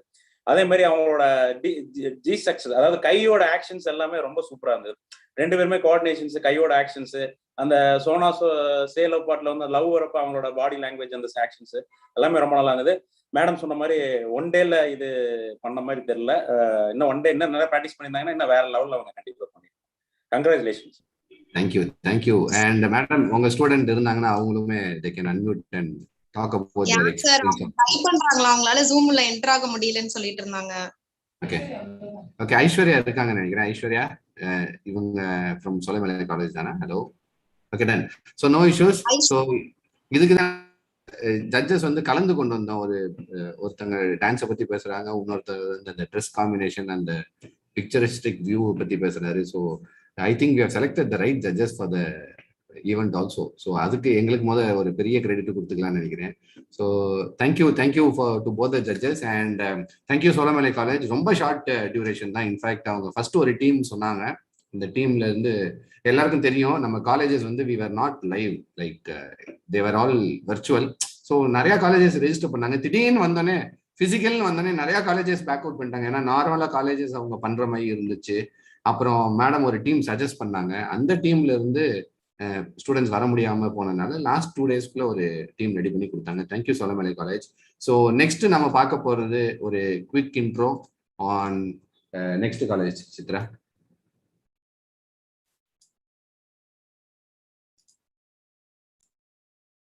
சேது இன்ஸ்டிடியூட் ஆஃப் டெக்னாலஜி ஒரு 3 ஸ்டூடெண்ட்ஸ் இருக்காங்க. So anybody has join from Sethu institute of technology? Okay, so we'll go ahead with the dance. Sedu Institute of Technology Madurai college. Dance mudichirom, then we'll see the comments.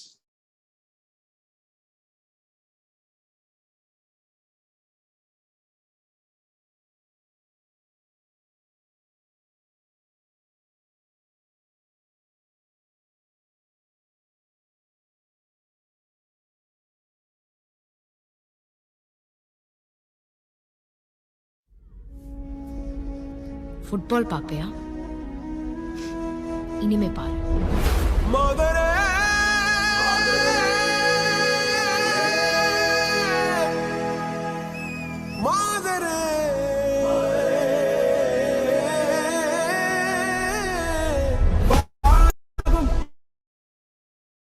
கீரல்கள் துணிவோடு பாதங்கள் திமிரோடு சீருங்கள் பாருங்கள் நாம செம்மையா வாழ்ந்து காட்டுறது தான் நம்ம வாழவே கூடாதுன்னு நினைக்கிறவங்களுக்கு நாம கொடுக்குற பெரிய தண்டனை.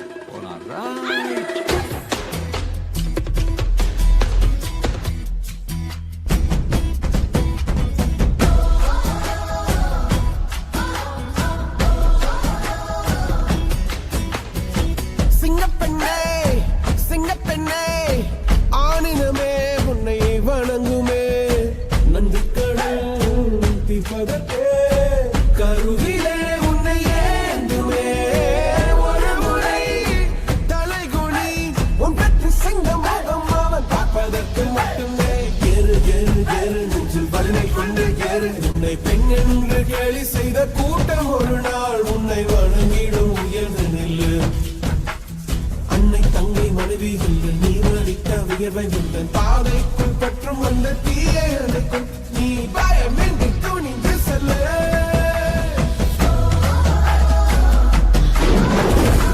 ஒலே ஒலே ஒலே ஒலே ஒலே ஒலே ஒலே ஒலே ஒலே ஒலே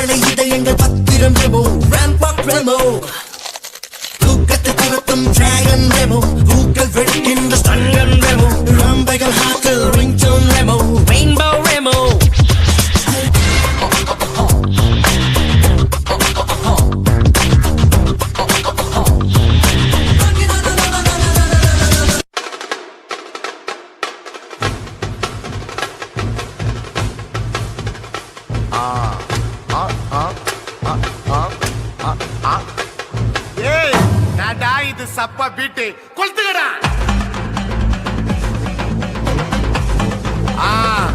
மஜாப்பா மஜாப்பா இதா இதா இதா இதா ஏய் ரெடிடா வாடா பாத்தி கம்மி okay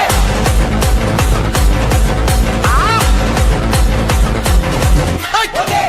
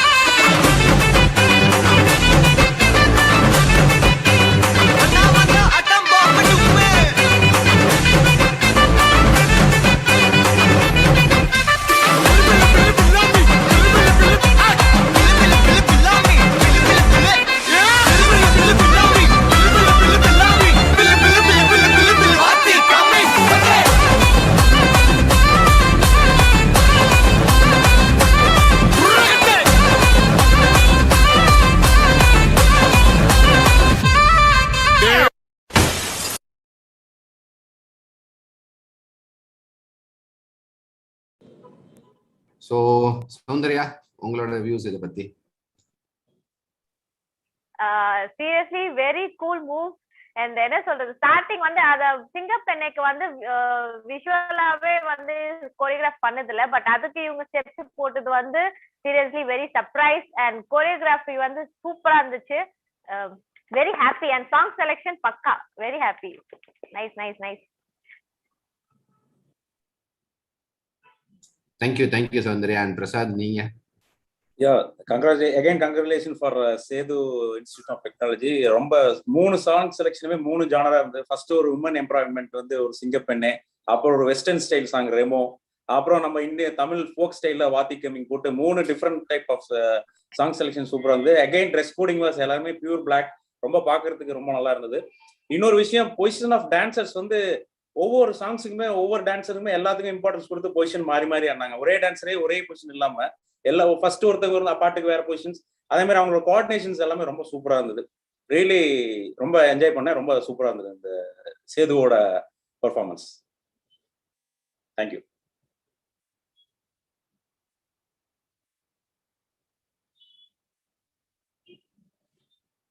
okay, so Sethu institute of technology students join பண்ணியிருக்கீங்களா? நீங்க லைன்ல யாரும் இருக்கீங்களா? இப்ப சேது இன்ஸ்டிடியூட்டோட students. Okay, so Sethu institute students இல்லை. So will come back to them finally again. இன்னும் டைம் முடியறதுக்குள்ள வராங்களான்னு பார்ப்போம். And notwithstanding, we have the last round which is from Madurai district, Kamaraj College of Engineering and Technology. So Kamaraj College la irundhu students vandirukanga nenikiren. I hope so. Anybody from Kamaraj College? Hello. Yeah, Praveen, please. A quick introduction about unga team. Neengale Kamaraj College team. Hi, I am Praveen. நாங்க காமராஜ் காலேஜ்ல இருந்து dance perform பண்ணியிருக்கோம். என்னன்னா கொஞ்சம் short time ஆச்சு, எங்களால முடிஞ்சதை எங்க பெஸ்ட் கொடுத்துருக்கோம்னு நினைக்கிறேன். Hope you enjoy it. Thank you. And வேற யாரு காமராஜ் காலேஜ்ல இருந்து வந்திருக்கீங்க? எங்க ஸ்டூடெண்ட்ஸ் இன்னும் 2 பேர் இருக்காங்க, இன்னும் டான்சர்ஸ் இருக்காங்க. இன்னொருத்தவங்க நெட்வொர்க் இஷ்யூனால கொஞ்சம் ஜாயின் பண்ண முடியாம இருக்காங்க. No issues. So we will come back to you. Dance முடிவிட்டு திரும்ப உங்கள்ட்ட பேசுறோம் Praveen. Thank you. And Kamaraj College ஓட dance in another 5 seconds too.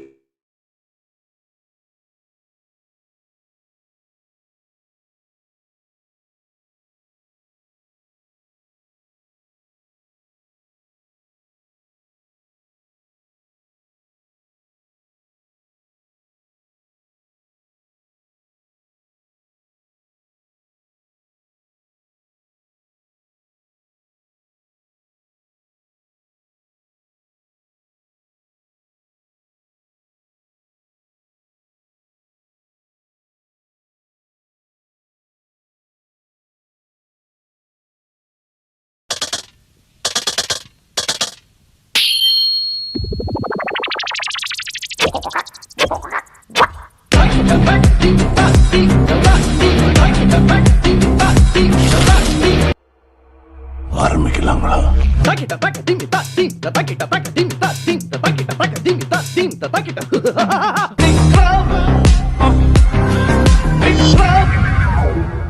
Are y'all ready for the countdown?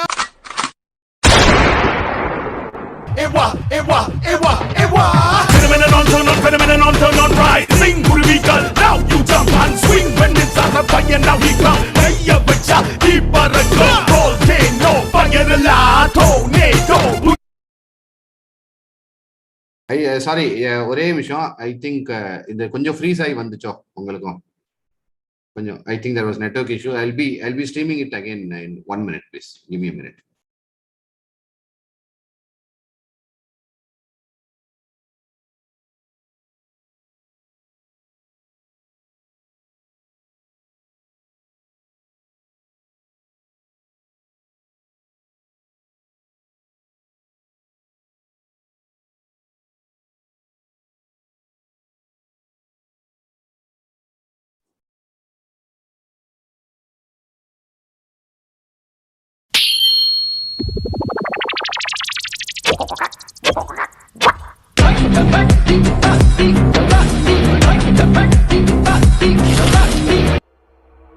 ஆரம்பிக்கலாங்களா?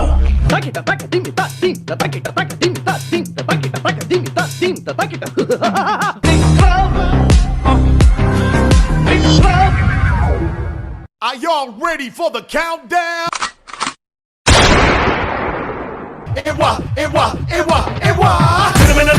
Phenomenon on, turn on right. Sing குருவிகள், now you jump and swing. When it's on a fire, now we come. கைய வச்சா தீப்பறக்கும். Volcano, fire la, tornado. புயலில் அப்புறம் முடி சுடி மறைந்த காதலை எவனோ. Who that? Look back, here we go.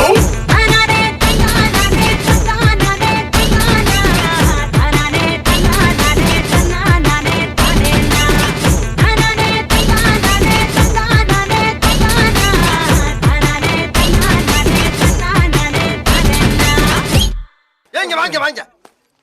இப்ப நான் சொல்லி தந்த மேட்டர்லாம் சொல்லும்போது நீயும் கற்பனை பண்ணி ஒரு 7-8 பிட்ட சேர்த்து போட்டு விட்டுவான். நீ போடுற பிட்டு கடல்ல நங்கூரம் போட்ட மாதிரி நச்சுன்னு பொருதணும். போ. கிடதக்க ஜுனுதா தீம்தா கிடதக்க ஜுனுதா தீம்தா கிடதக்க ஜுனுதா தும்தா தும் தனனனன தும் தும் தனனனன தும் தும் மகப்பா தும் தும் தனன தேரனனனன தும் தும் மகசா ராகிட தும் ததரடி ரனனனனனனனன ததகிட தும் ததகிட தும் தகிட தும் தும் தும் தனனன தேரனனனன வாய் வாய் வாய் வாய் நீரி பமப நீரி பமப கரிசமி வாய் வாய் வாய் வாய் பனிசாசா பனிசாசா பனிசாசா வாய் வாய் வாய் வாய் கரினிசா கரினிசா வகரிசா விதப வாய் வாய் வாய் வாய் தத்த தரகட தித்தி தரகட தோம் தோம் தரகட நம் நம் தரகட ஏய் ஏய் ஏய் ஏய் ஏய்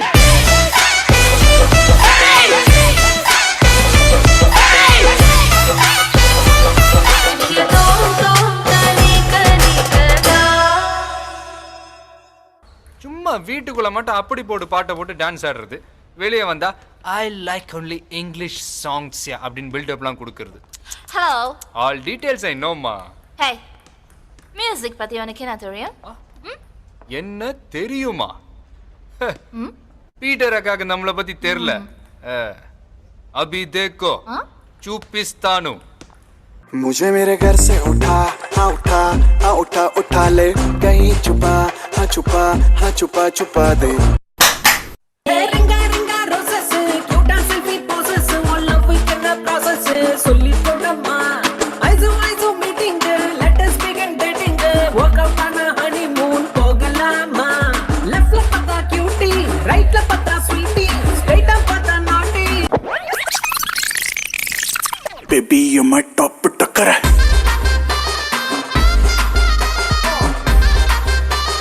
top टक्कर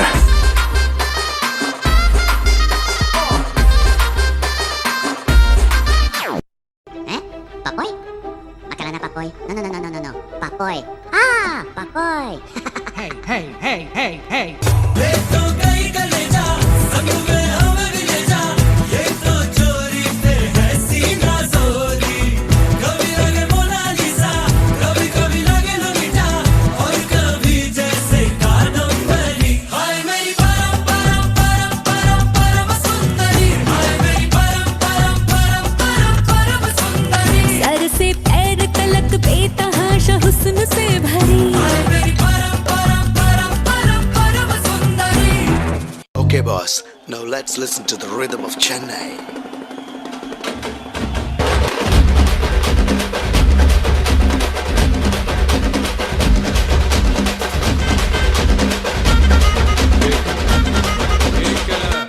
சத்தமா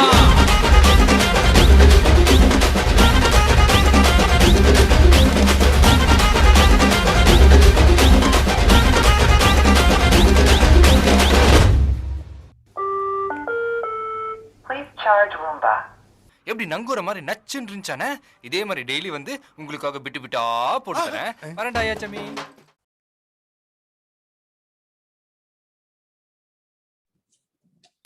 So sorry, some technical issues, but I hope we somehow managed it. ஒரு 2-3 கம்ப்யூட்டர் வச்சிருக்கோம், ஒவ்வொரு கம்ப்யூட்டர்லயும் ஒவ்வொரு மாதிரி பண்ணிட்டோம். பட் யூடியூப்ல பார்த்தேன் நல்லா ஸ்ட்ரீம் ஆயிருக்கு. மேபி இங்க டெக்னிக்கலா இருந்தாலும் யூடியூப்ல சூப்பரா ஸ்ட்ரீம் ஆயிருக்கு. ஸ்டூடெண்ட்ஸ் ரொம்ப அர்த்தப்படாங்க. Over to Soundarya. ரொம்ப பிடிச்சிருந்தது. ஒரு காமிக் யூஸ் பண்ணி ஆக்சுவலா லைக் நாங்க ஒரு பெர்ஃபார்ம் பண்றோம் லைக் இந்த மாதிரி தான் யூஸ் பண்ணுவோம். அவங்களும் பெர்ஃபெக்ட்டா யூஸ் பண்ணிருக்காங்க. And seriously I loved it. Coordination சூப்பரா இருந்தது, கொரியோகிராஃபி பக்காவா இருந்தது. எல்லாமே ஹிட் சாங்ஸ், இப்போ ட்ரெண்டா போயிட்டு இருக்க சாங்ஸ் பிக் பண்ணி சூப்பரா மூவ்ஸ் போட்டிருக்காங்க. கொரியோகிராஃபி எனக்கு ரொம்ப பிடிச்சது. Seriously very nice loved it. Over to Prasad. Is just wow.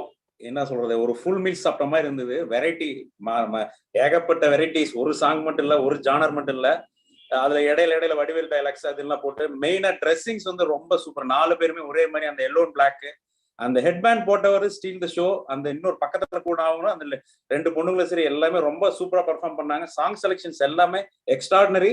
Madam சொன்ன மாதிரி கோரியோகிராஃபிஸ் எக்ஸ்ட்ராடினரி. கோஆர்டினேஷன் வந்து பக்கா 100% ஆஃப் கோஆர்டினேஷன்ஸ் ரொம்ப நல்லா இருந்தது. ஸோ இதுல டான்ஸ் ஆடின ஸ்டூடெண்ட்ஸ் யாரும் இருந்தீங்கன்னா you can please turn on your videos. ஏன்னா உங்களை பார்க்கணும்னு ஆர்வமா இருப்பாங்க. ஸோ டான்ஸ் ஆடின யாரும் ஸ்டூடெண்ட்ஸ் இருக்கீங்களா? அண்ட் பிரசாத் அண்ட் சௌந்தர்யா, நீங்க அந்த பிரேக் அவுட் ரூம் போனீங்கன்னா you can have a discussion about who you need to select. அங்கே கீழே break out room, join break out room இருக்கும், ஸ்பீக்கர்ஸ் லாபின்னு ஒன்று இருக்கும். நான் உங்க 2 பேரும் திரும்ப அசைன் பண்றேன். அந்த பிரேக் அவுட் ரூம் செலக்ட் பண்ணுங்க, அதுல ஜாயின் பிரேக் அவுட் ரூம் வரும்.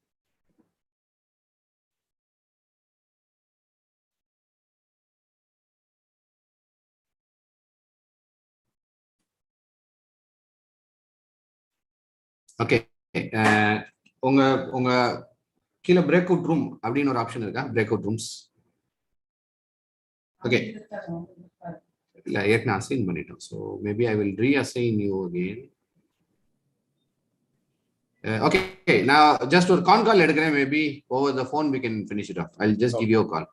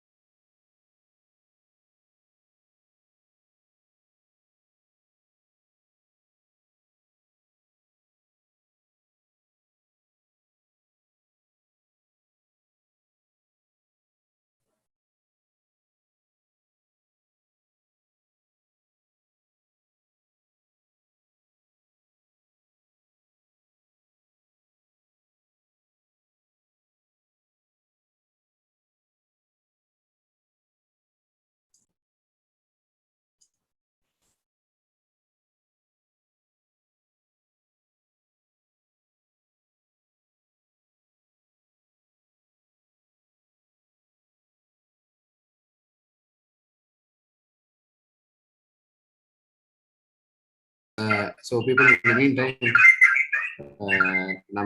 now we are seeing what we are going through is ரெண்டு ஜட்ஜஸுமே அவங்களோட கமெண்ட்ஸை பார்த்துட்டு வருவாங்க. We'll wait for the judges to review the comments and then come back. In the meantime, students from these 3 colleges இருக்கீங்களா?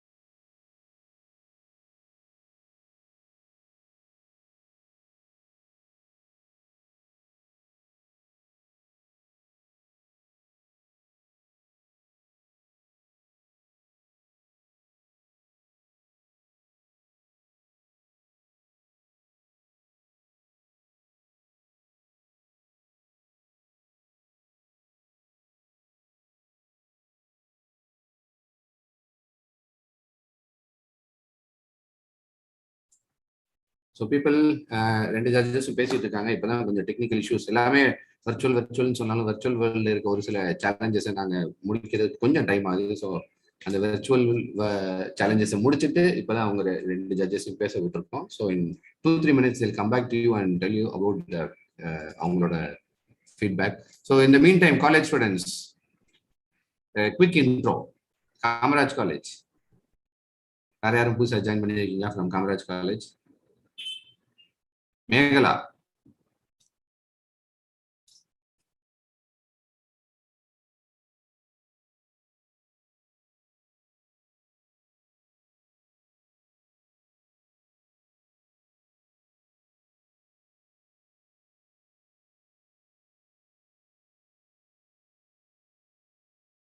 So judges have come online. அவங்களே வந்து இப்போ அவங்களோட ஜட்மெண்ட்டை கொடுப்பாங்க. Will wait for Prasad and Soundarya to inform about the winners.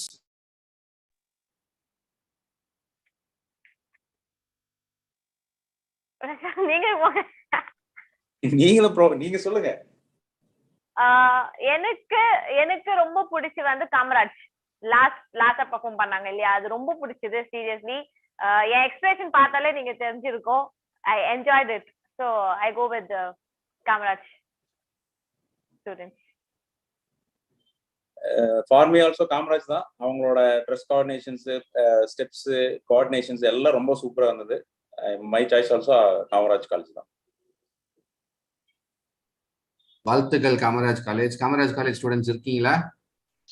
Hello. Yes, how do you feel? Hello ma'am. Hi sir. Hi. Hello. Thank you. இது கொஞ்சம் short time அதனால எங்களுக்கு கொஞ்சம் ப்ரிப்பேர் பண்ண முடியல. இன்னும் கொஞ்சம் நெக்ஸ்ட் டைம் பெஸ்டா கொடுப்போம். ஷார்ட் டைம்க்கே இப்படிங்களா? Okay, super. பட் சீரியஸ்லி மத்த காலேஜ் எல்லாமே நல்லா பண்ணீங்க. டோன்ட் தப்பா எடுத்துக்க வேண்டாம். மத்த காலேஜும் நல்லா பண்ணீங்க. பட் இவங்க வந்து கொஞ்சம் ஸ்டீல் பண்ணிட்டாங்க. அதுதான். மத்த காலேஜ் எல்லாம் பக்காவா பண்ணீங்க. as I said, ஸ்டார்டிங் கிளாசிக்கலா இருக்கட்டும், அதுக்கப்புறம் அந்த சிங்கப்பெண்ணே சாங்லாம் அதெல்லாம் நானே கொரியோகிராஃப் எல்லாம் பண்ண மாட்டேன். டிவிலயும் அது பண்ணல. நானே அதுக்கெல்லாம் பண்ணவே முடியாது. பட் அதுக்கு அவங்க அந்த சாங் எடுத்து அவங்க கொரியோகிராஃப் பண்ணி ஆடுனது ஒரு பெரிய விஷயம் தான். பட் இவங்க காமராஜ் வந்து கொஞ்சம் என்ன சொல்றது, ஒரு காமிக் மிக்ஸ் பண்ணி ஒரு ஒரு ஒரு என்டர்டெய்னிங் பெர்ஃபார்மன்ஸா கொடுத்துட்டாங்க. ஸோ அதனாலதான் I go with Kamaraj. Other college please don't mistake me. So, I mean, ideally it is not about the winners. உங்களுக்கு தெரியாது இல்ல. It is about the participation and ரொம்ப ஷார்ட் நோட்டீஸ் கொடுத்தோம் எல்லா காலேஜுக்கும். And colleges physically open பண்ணது we faced another challenge. நாங்க இந்த event எடுத்தப்ப வந்து since most of them were under lockdown, we thought டக்குன்னு ஷூட்டிங்லாம் முடிச்சிருவாங்க. காலேஜஸ் பிசிக்கலா போனதுல இன்னும் கொஞ்சம் அவங்களோட ப்ராசஸை ஸ்ட்ரீம்லைன் பண்றது, அப்புறம் ஸ்டாஃப்ஸ்க்குரிய ஓன் சேலஞ்சஸ் எல்லாமே இருந்துச்சு. Notwithstanding, thank you Solaimalai college, thank you Sethu institute of technology and Kamaraj college for joining the event. And உங்களுக்கான இப்போ காமராஜ் காலேஜ் உங்களுக்கான கிஃப்ட் உங்க இடம் தேடி வந்துடும், not a problem. And for all the other colleges who have participated, உங்களுக்கான பார்ட்டிசிபேஷனுக்குரிய அப்ரிசியேஷன் கண்டிப்பாக கிளம்பி வரும். And we will meet again in one more dance, physical dance competition soon. And we would like to have Soundarya and Prasad as a physical guest at that time also. Soundarya and Prasad, if you have time, you can network pannalam in the breakout room or engaloda Madurai www.maduraiexpo.com website poi paathitu please give feedback on how you feel this expo. Madurai's first virtual expo. 50 different products. Soundarya உங்களுக்கு நிறைய boutique தைக்கிறவங்க, boutique வச்சிருக்கவங்க ஒருத்தங்க இருக்காங்க. ரொம்ப கஸ்டமைஸ்டா ஆரி works எல்லாம் ஸ்பெஷலைஸ்டா பண்ணுவாங்க. And Prasad is very tech freak. So அவருக்குரிய mobiles கேஜெட்ஸ்க்கு வாங்குறதுக்குலாம் வெண்டாஸ் இல்ல. காலையில நான் நோட் பண்ணிட்டேன், பார்கோடு ஒரு ஆர்டர் இருக்கு, barcoding. Perfect. So very good. So homework பண்ணிட்டு வந்துட்டாரு பிரசாத். அண்ட் சௌந்தர்யா நீங்க ஹோம்ஒர்க் பண்ணிருங்க, நான் நைட்டு கால் பண்ணி கேட்பேன். And so we have different in the industry we have needs for you and we have material for you. So thank you Prasad and thank you Soundarya for the time. Bye. Thank you all. Bye. Thank you. Super. BNI Pandyas. Super. Thank you. So thank you Prasad and Soundarya and thank you to all the students who have just to add on, Prasad வந்து already எங்களை visit பண்ணியிருக்காரு லைவா. BNI Pandyas வந்து physical meeting வந்திருக்காரு. சூன் இந்த situation எல்லாம் முடிஞ்சிட்டு when we go physical, I want you to come and visit us, Soundarya. We want you down there. Sure. My pleasure. Thank you for inviting me for this. This is first time நான் ஆன்லைன்ல judge பண்றது. This is first time actually. நிறைய பேர் கூப்பிட்டுருக்காங்க. I'll be like kind of வேண்டாம் அப்படின்ற மாதிரி, due to this lockdown எதுக்கு நம்ப அப்படின்ற மாதிரி. But this is first time and really I enjoyed. Thank you for that Chitra. Very happy and do seriously live கூப்பிடுறோம். கண்டிப்பா நான் வருவேன். எந்த ஒரு இது வந்தாலும் நான் ஃப்ரீ பண்ணிட்டு வருவேன். Okay, thank you all. Thank you. Bye. ஒரு பெரிய வருத்தத்தை தெரிஞ்சுக்கிறோம். சில நேரங்களில் டெக்னிக்கல் இஷ்யூனால அவங்க வீடியோ கரெக்டாக ஸ்ட்ரீம் இருக்காது. பட் மோர் தென் எனிதிங் உங்களோட participation was more important to us. So all the college students, you can stay back if you are interested in a learning session which is about to start in the next 2 to 3 minutes, or you can feel free to leave the Zoom meeting link. Thank you to all the college students who have joined us today. And jam packed today. காலையில 10 o'clock ஆரம்பிச்சோம். We are almost at 7:45 today. And நிறைய learning sessions, magic show இருந்துச்சு, அப்புறம் ஒரு women entrepreneur panel வச்சிருந்தோம். And we also had a dance session now currently. And நேற்றும் 10:30 ஆரம்பிச்சோம், night 9 o'clock வரைக்கும் ஓடிச்சு. அண்ட் இன்னைக்கு செஷன் வந்து இன்னும் 9 o'clock வரைக்கும் இருக்கு. Now next in line we have one of our eminent speakers, Mr. Vijayalan in line. And let me invite Ms. Chitra to do the speaker introduction, please. Yes. So இப்போ ஒரு fun filled event பார்த்தோம். So dance எல்லாருக்குமே பிடிக்கும். So dancing முடிச்சதுக்கு அப்புறமா ஸ்ட்ரெயிட்டாக வந்து ஒரு எஜுகேஷன் ரிலேட்டடாக கொண்டு போகிறதுன்றத சொல்கிறத விட அவர் இன்னும் பெட்டராக சொல்லணும்னா he has created a lot of IAS and IPS offices. So NRIAS அகாடமியை ரெப்ரசென்ட் பண்ணி வந்திருக்கிறாரு. ஸோ மிஸ்டர் விஜயாலயன்,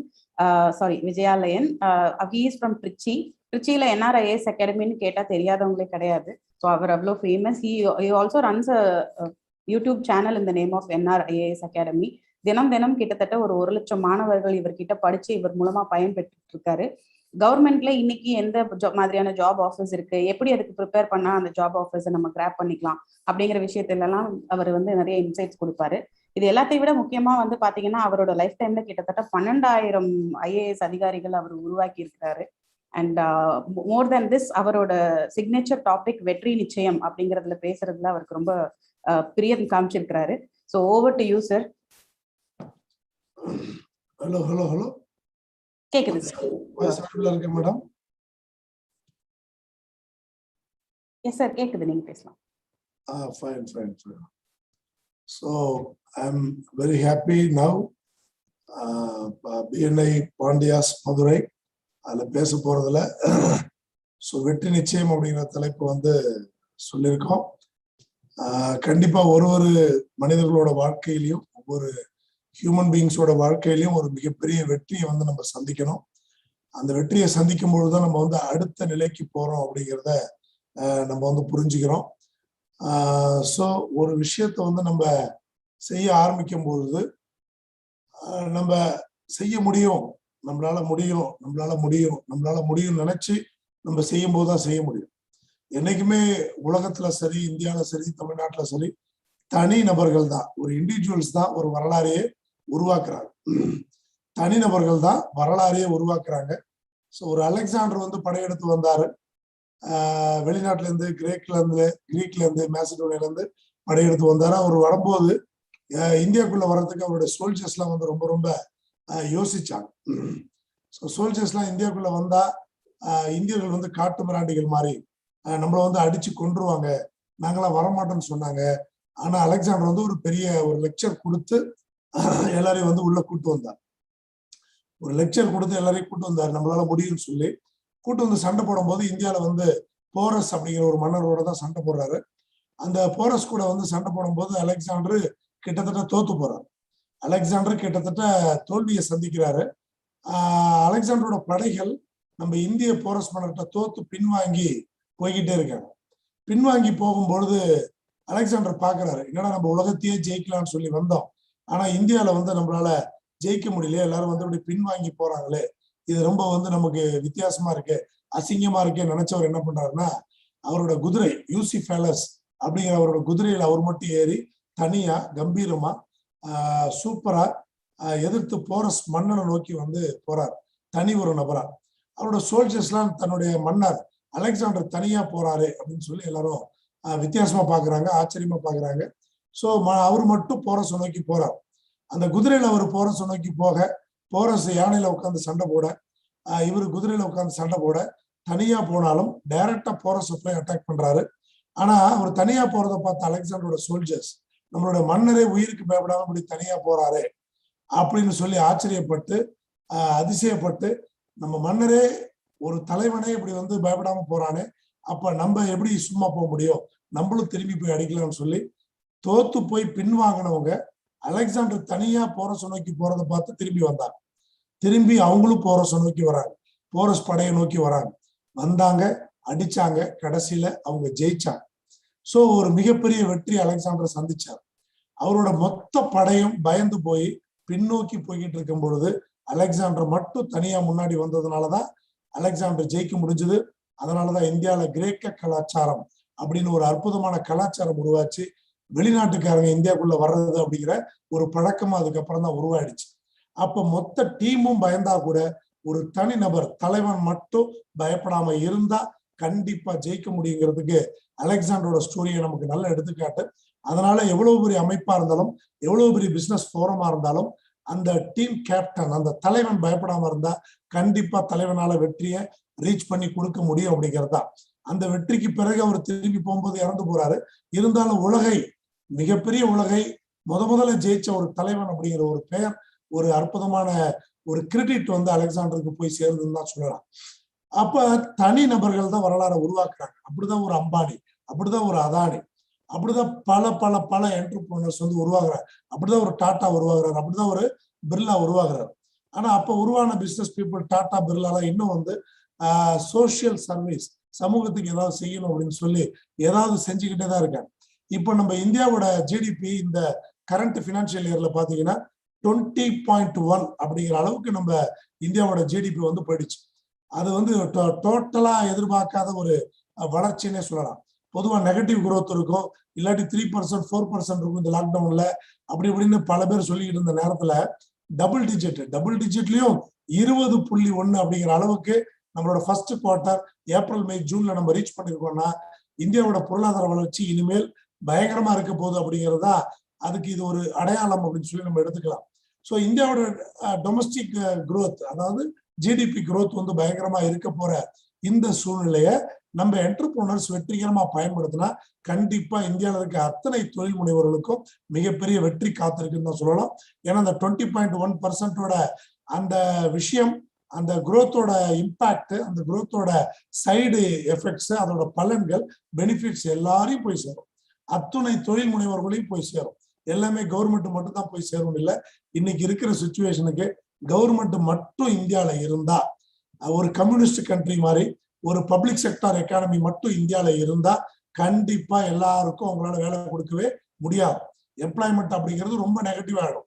அப்போ பிரைவேட் என்டர்பிரினர்ஸ் இருக்கிறதுனால மட்டும்தான் இன்னைக்கு பல கோடி பேர், பல கோடி இந்திய இளைஞர்களுக்கு அற்புதமான வேலை வாய்ப்பு கிடைக்குது அப்படிங்கிறதுல எந்த மாற்று கருத்துமே இல்லை. ஸோ அதனால ஒரு அற்புதமான ஒரு வாய்ப்பு இப்ப நமக்கு இருக்கு. இந்தியாவோட குரோத் டபுள் டிஜிட்ல டொமஸ்டிக் குரோத் போய்கிட்டு இருக்கிற அந்த வேகத்தை நம்ம புத்திசாலித்தனமா நமக்கும் சாதகமா பயன்படுத்தினா கண்டிப்பா தொழில் முனைவோர்கள், என்டர்பிரினர்ஸ் மிகப்பெரிய அளவுல சாதிக்கலாம். அதுக்கு சரியான திட்டமிடல் வேணும். சரியான பிளானிங் இருந்தா வெற்றி நம்ம கையில. சரியான பிளானிங் இருந்தா வெற்றி நம்ம கையில. நான் என்னோட மாணவர்கள்ட்ட அடிக்கடி சொல்லுவேன், வெறுமனே வணக்கம்னு மட்டும் சொல்லாதீங்க, வெற்றி வணக்கம்னு சொல்லுங்க. ஒவ்வொருத்தரும் வணக்கம் சொல்லும் போது கூட வெற்றி நம்ம கூட இருக்கணும் அப்படின்னு சொல்லி. ஏன்னா வெற்றி பெற்ற மனிதர்கள் தான் அடுத்த லெவலுக்கு போக முடியாது. வெற்றின்னா என்ன அப்படிங்கிறதுலாம் அடுத்த கேள்வி. வெற்றி எது தோல்வி அப்படிங்கிறதுலாம் பெரிய டிபேட்ஃபுல் தான். இருந்தாலும் ஒரு சாதாரண மனித சமுதாயத்துல நம்ம வெற்றிங்கிறதோட அளவுகோல் நமக்கு தெரியும்.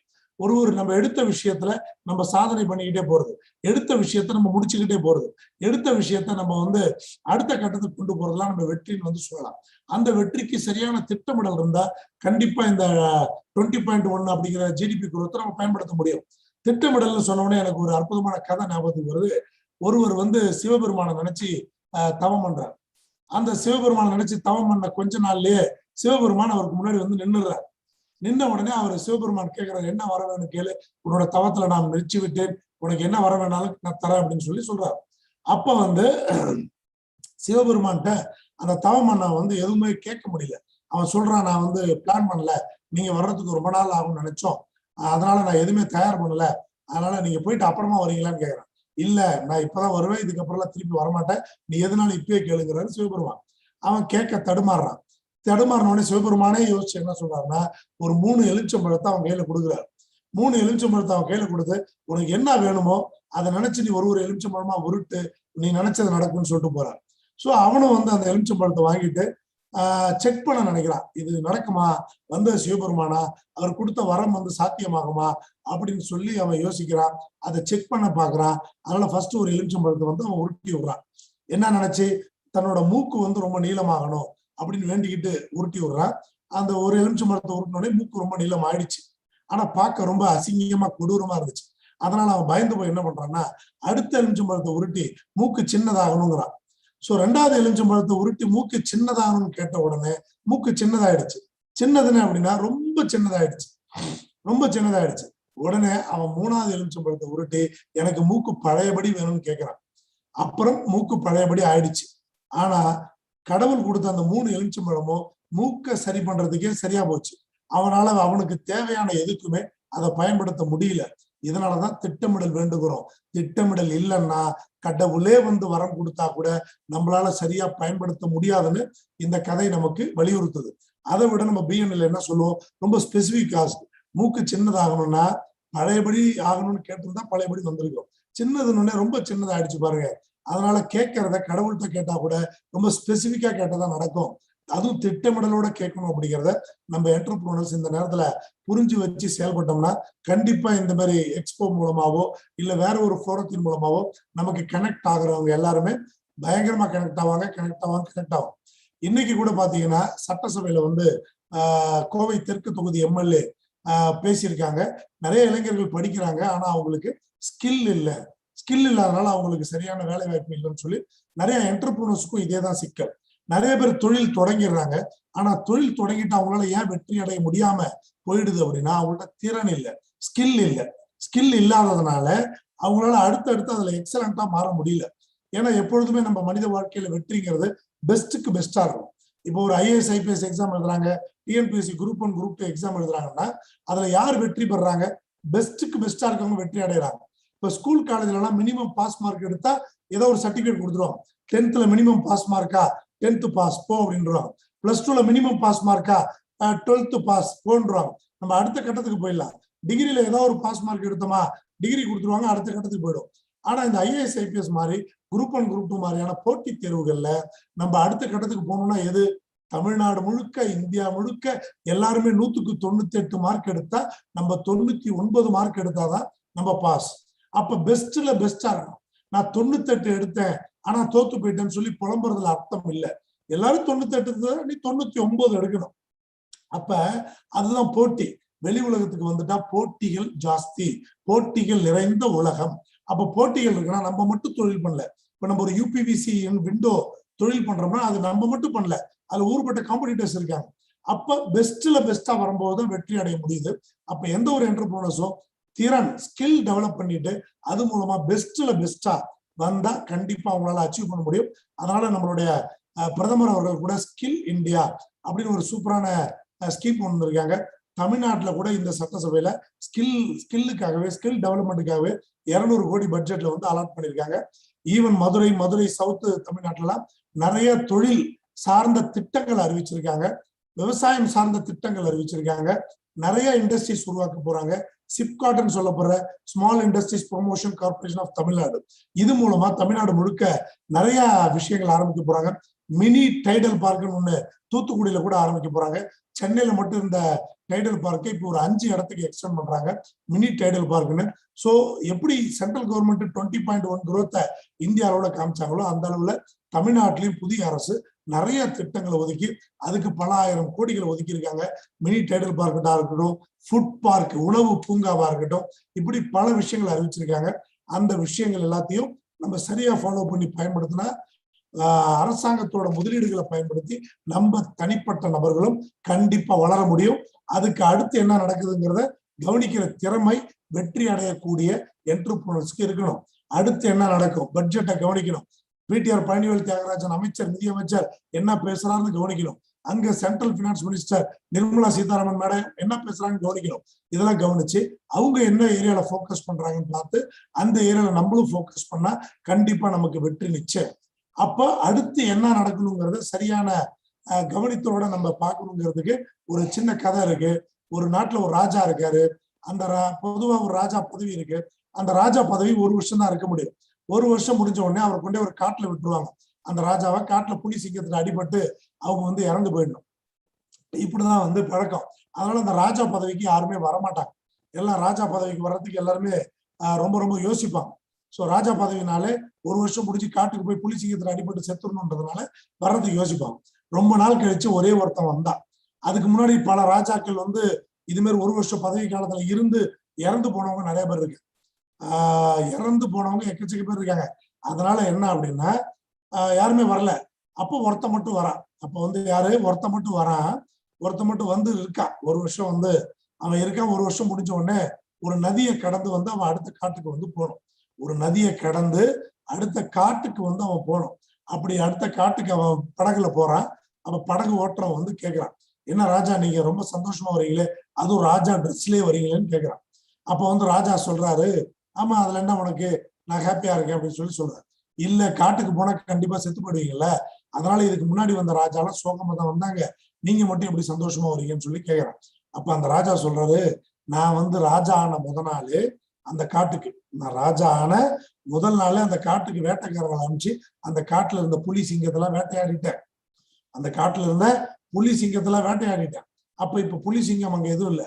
அடுத்தது ஒரு டீம் ஆஃப் ஃபார்மர்ஸ், விவசாயிகள் குரூப் ஒண்ணு அனுப்பிச்சு அங்க வந்து விவசாயம் பண்ணவும் சொல்லிட்டேன்.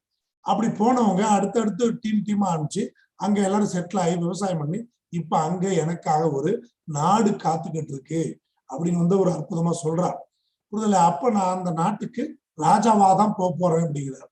அப்ப அவர் என்ன பண்ணிருக்காருன்னா, நம்ம ஒரு வருஷம் முடிஞ்சு காட்டுக்கு போனா புலி சிங்கம் அடிச்சு நம்மளை காலி பண்ணிடும் அப்படிங்கிறத அவர் புரிஞ்சுக்கிட்டு முன்கூட்டி வேட்டையாடுறதுக்கு வேட்டைக்காரங்களை அனுப்பிச்சு விவசாயம் பண்றதுக்கு விவசாயிகளை அனுப்பிச்சு முன்கூட்டி அவர் பிளான் பண்ணி செஞ்சதுனால அவர் வந்து இப்ப அந்த காட்டை நாடா மாத்தி அதுக்கும் ராஜாவா போறாரு.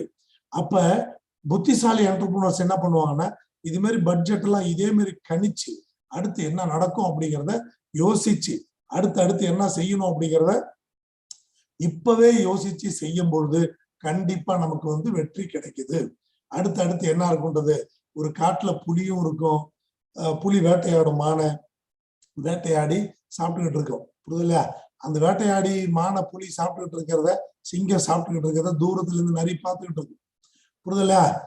இந்த புலியும் சிங்கமும் மானை வேட்டையாடி சாப்பிட்டது போக மிச்சத்தை விட்டுட்டு போன பிறகுதான் நரி வந்து சாப்பிடும் அந்த மிச்சத்தை. அப்ப ஒரே காட்டிலேயே வேட்டையாடி சாப்பிடுற புலி சிங்கமும் இருக்கு, அது விட்டுட்டு போன மிச்சத்தை சாப்பிடுற நரியும் இருக்கு. நம்ம புலியா இருக்க போறோமா நரியா இருக்க போறோமாங்கிறத நம்ம தான் முடிவு பண்ணணும். உண்டா இல்லையா? நம்ம புலியா இருக்க போறோமா நரியா இருக்க போறோமாங்கிறத நம்ம தான் டிசைட் பண்ணணும். புலியா இருந்தா வெற்றி நிச்சயம். அப்போ நம்மளா செய்யணும், கிரியேட் பண்ணணும். நம்ம என்ன நமக்கு தேவையோ அதை நம்ம உருவாக்கணும், கிரியேட் பண்ணணும். அதுல என்னெல்லாம் சாதிக்க முடியுமோ நம்ம வந்து சாதிக்க பார்க்கணும். ஒரு தலைவனா நடந்துக்கணும். ஒரு என்டர்பிரினருக்கு என்ன தேவை? ஒரு தலைமை பண்பு தேவை. ஒரு நமக்கு கீழே வேலை செய்யற எம்ப்ளாயிஸ நமக்கு கீழே இருக்கக்கூடிய விஷயங்களை கனெக்ட் பண்ணக்கூடிய, சேர்க்கக்கூடிய, ஒன்னாக்கக்கூடிய, கனெக்ட் பண்ணக்கூடிய, சேர்க்கக்கூடிய, கோஆர்டினேட் பண்ணக்கூடிய, ஆர்கனைஸ் பண்ணக்கூடிய ஒரு தலைமை பண்பு இருக்கணும். ஒரு லீடர்ஷிப் குவாலிட்டி இருக்கணும். ஒரு லீடர்னா எப்படி இருக்கணுங்கிறதுக்கு அப்துல் கலாம் லைஃப்ல ஒரு அற்புதமான எக்ஸாம்பிள் இருக்கு. ஒரு லீடர் எப்படி இருக்கணும்னா, அப்துல் கலாம் தான் முதல்ல நம்ம இந்தியாவுக்குரிய சேட்டலைட் லான்ச் வெஹிக்கிளை தயாரிக்கிறார். SLV-3 வந்து நம்ம அந்த லான்ச் வெஹிக்கிளை சொல்லலாம். அது ஒரு ராக்கெட். அந்த ராக்கெட்ல தான் சேட்டலைட்டை வச்சு மேல அனுப்புவோம். புரியுது இல்லையா? அந்த ராக்கெட்ல தான் சேட்டலைட்டை வச்சு மேல அனுப்புவாங்க. ஸோ அந்த ராக்கெட்டை தயாரிக்கிறதுல அப்துல் கலாமுக்கு பல சங்கடங்கள் இருந்துச்சு, பல தோல்விகளை அவர் சந்திக்கிறாரு. ஒரு தூரம் ரெடி பண்ணிட்டார், satellite launch vehicle 3 SLV-3 ready பண்ணிட்டார். ரெடி பண்ண உடனே எல்லாருக்கும் சொல்லியாச்சு, உலக பத்திரிகைகள்லாம் வரான். அந்த நேரம் அந்த காலகட்டம் எப்படிப்பட்டதுன்னா, நம்ம வந்து ஏதாவது சயின்ஸ் அண்ட் டெக்னாலஜில பண்ணோம்னா அதை நம்ப மாட்டாங்க. ரெண்டாவது இதுல வெட்டி வேலைன்னு சொல்லுவோம். ஏன்னா அப்படின்னா சோத்துக்கே ஆள் இல்லாம நிறைய பேர் பட்னியில சாகுறாங்க, உங்களுக்கு எதுக்கு சயின்ஸ் அண்ட் டெக்னாலஜில ஆராய்ச்சி அப்படின்னு கேட்கறவங்க தான் நிறைய பேர் இருந்தாங்க. அதனால சயின்ஸ் அண்ட் டெக்னாலஜி வேண்டாம், ராக்கெட் வேண்டாம், சேட்டலைட் வேண்டாம் அப்படின்னு டிஸ்கரேஜ் பண்ணவங்க இந்தியாலே அதிக பேர் இருந்தாங்க. அது போக உலக நாடுகள்லாம் இப்பதான் சுதந்திரம் வாங்குச்சு இந்தியா, அதுக்குள்ள சொந்தமா ராக்கெட் தயாரிக்கிற அளவுக்கு, சொந்தமா லான்ச் வெஹிக்கிள் தயாரிக்கிற அளவுக்கு போயிட்டாங்களா அப்படின்னு அவங்களுக்கு ஒரு பொறாமை உணர்ச்சி. அவங்க நம்மளை பார்த்து பொறாமைப்படுறாங்க. அப்ப பொறாமை உணர்ச்சியோட வெளிநாடுகள்ல இருந்து பத்திரிகைக்காரங்க, நம்ம உள்நாட்டுல இதெல்லாம் வெட்டி செலவுன்னு திட்டுற பத்திரிகைக்காரங்க இவ்வளவு பேரும் அந்த அப்துல் கலாமோட SLV லான்ச்சுக்கு வந்து நிக்கிறாங்க. அப்துல் கலாமோட SLV லான்ச்சுக்கு வந்து நிக்கிறாங்க. சரியா? கவுண்ட் டவுன் ஸ்டார்ட் ஆகி ராக்கெட் மேல போகுது. போக பாத்தீங்கன்னா ரொம்ப தூரம் போச்சு. ஆனா யாரும் எதிர்பார்க்காத விதத்துல அந்த ராக்கெட்டு கீழே வந்து திருப்பி கடல்ல விழுந்துருச்சு. அந்த ராக்கெட்டு தோல்வி, திருப்பி வந்து கீழே விழுந்துருச்சு. அந்த ராக்கெட் வந்து என்னது, தோல்வி அடைஞ்சு போச்சு. அந்த ராக்கெட்டு வெற்றி அடையல. அந்த ராக்கெட்டு வெற்றி அடையாததுனால ஏற்கனவே இந்த தோல்வியை எதிர்பார்த்துதான் எல்லா பத்திரிகைக்காரங்களும் வந்தாங்க. அவங்களாம் ஒரே ஹாப்பி. அப்துல் கலாமுக்கு ஒரே வருத்தம். அப்ப அப்துல் கலாமோட ஹெட் யாருன்னா சதீஷ் தாவன். அப்துல் கலாமுக்கு மேல இருக்க சயின்டிஸ்ட் யாருன்னா சதீஷ் தாவன் ஒரு சயின்டிஸ்ட். அப்துல் கலாம் போய் சதீஷ் தாவன் சொல்றாரு, சார் இது மாதிரி ப்ராஜெக்ட் ஃபெயில்டு, பத்திரிகைக்காரங்களாம் பேட்டி கேட்கறாங்க, என்ன பண்ணலாம் அப்படின்னு சொல்லி கேட்கறாங்க. என்ன நான் சொல்லட்டும்னு சொல்லி கேட்கிறாரு. அப்போ உடனடியே அப்துல் கலாம் என்ன சொல்றாருன்னா, சாரி சதீஷ் தவான் என்ன சொல்றாருன்னா, நீங்க ஒன்றும் கவலைப்படாதீங்க, பத்திரிக்கையாளர்களை நான் பார்த்துக்கிறேன் அப்படின்னு சொல்லிட்டு பிரஸ் பீப்புளை வந்து சதீஷ் தவான் வந்து மீட் பண்றாரு. சதீஷ் தவான் மீட் பண்ணி பிரஸ் பீப்புள்கிட்ட சொல்றாரு, இந்த லான்ச் வெஹிக்கிள் ஸ்கீம் ஃபெயில் ஆயிடுச்சு. லான்ச் வெஹிக்கிள் ஸ்கீம் வந்து ஃபெயில் ஆயிடுச்சு, தோல்வி அடைஞ்சு போச்சு. லான்ச் வெஹிக்கிள் ஸ்கீம் ஃபெயில் ஆயிடுச்சு, தோல்வி அடைஞ்சு போச்சு. இந்த தோல்விக்கு எங்க டீம் பொறுப்பு இல்லை, இந்த டீமோட தலைவனா நான் தான் பொறுப்புங்கிறார். இந்த டீமோட தலைவனா நான் தான் பொறுப்பு இந்த ஃபெயிலியருக்கு. புரிதல? அதனால நான் மன்னிப்பு கேட்டுக்கிறேன் இந்திய மக்கள்கிட்ட. அடுத்த தடவை நாங்க நல்லபடியா ட்ரை பண்றோம். ஆனா மக்களோட வரி பணம் பல 100 கோடிகள் வீணா போனதுக்கு நான் தான் பொறுப்பு, நான் அதுக்காக மன்னிப்பு கேட்டுக்கிறேன்னு சொல்லி சதீஷ் தவான் மன்னிப்பு கேட்க கேட்க பக்கத்துல நின்று அதை பாக்குற அப்துல் கலாமுக்கு ஒரே அழுக.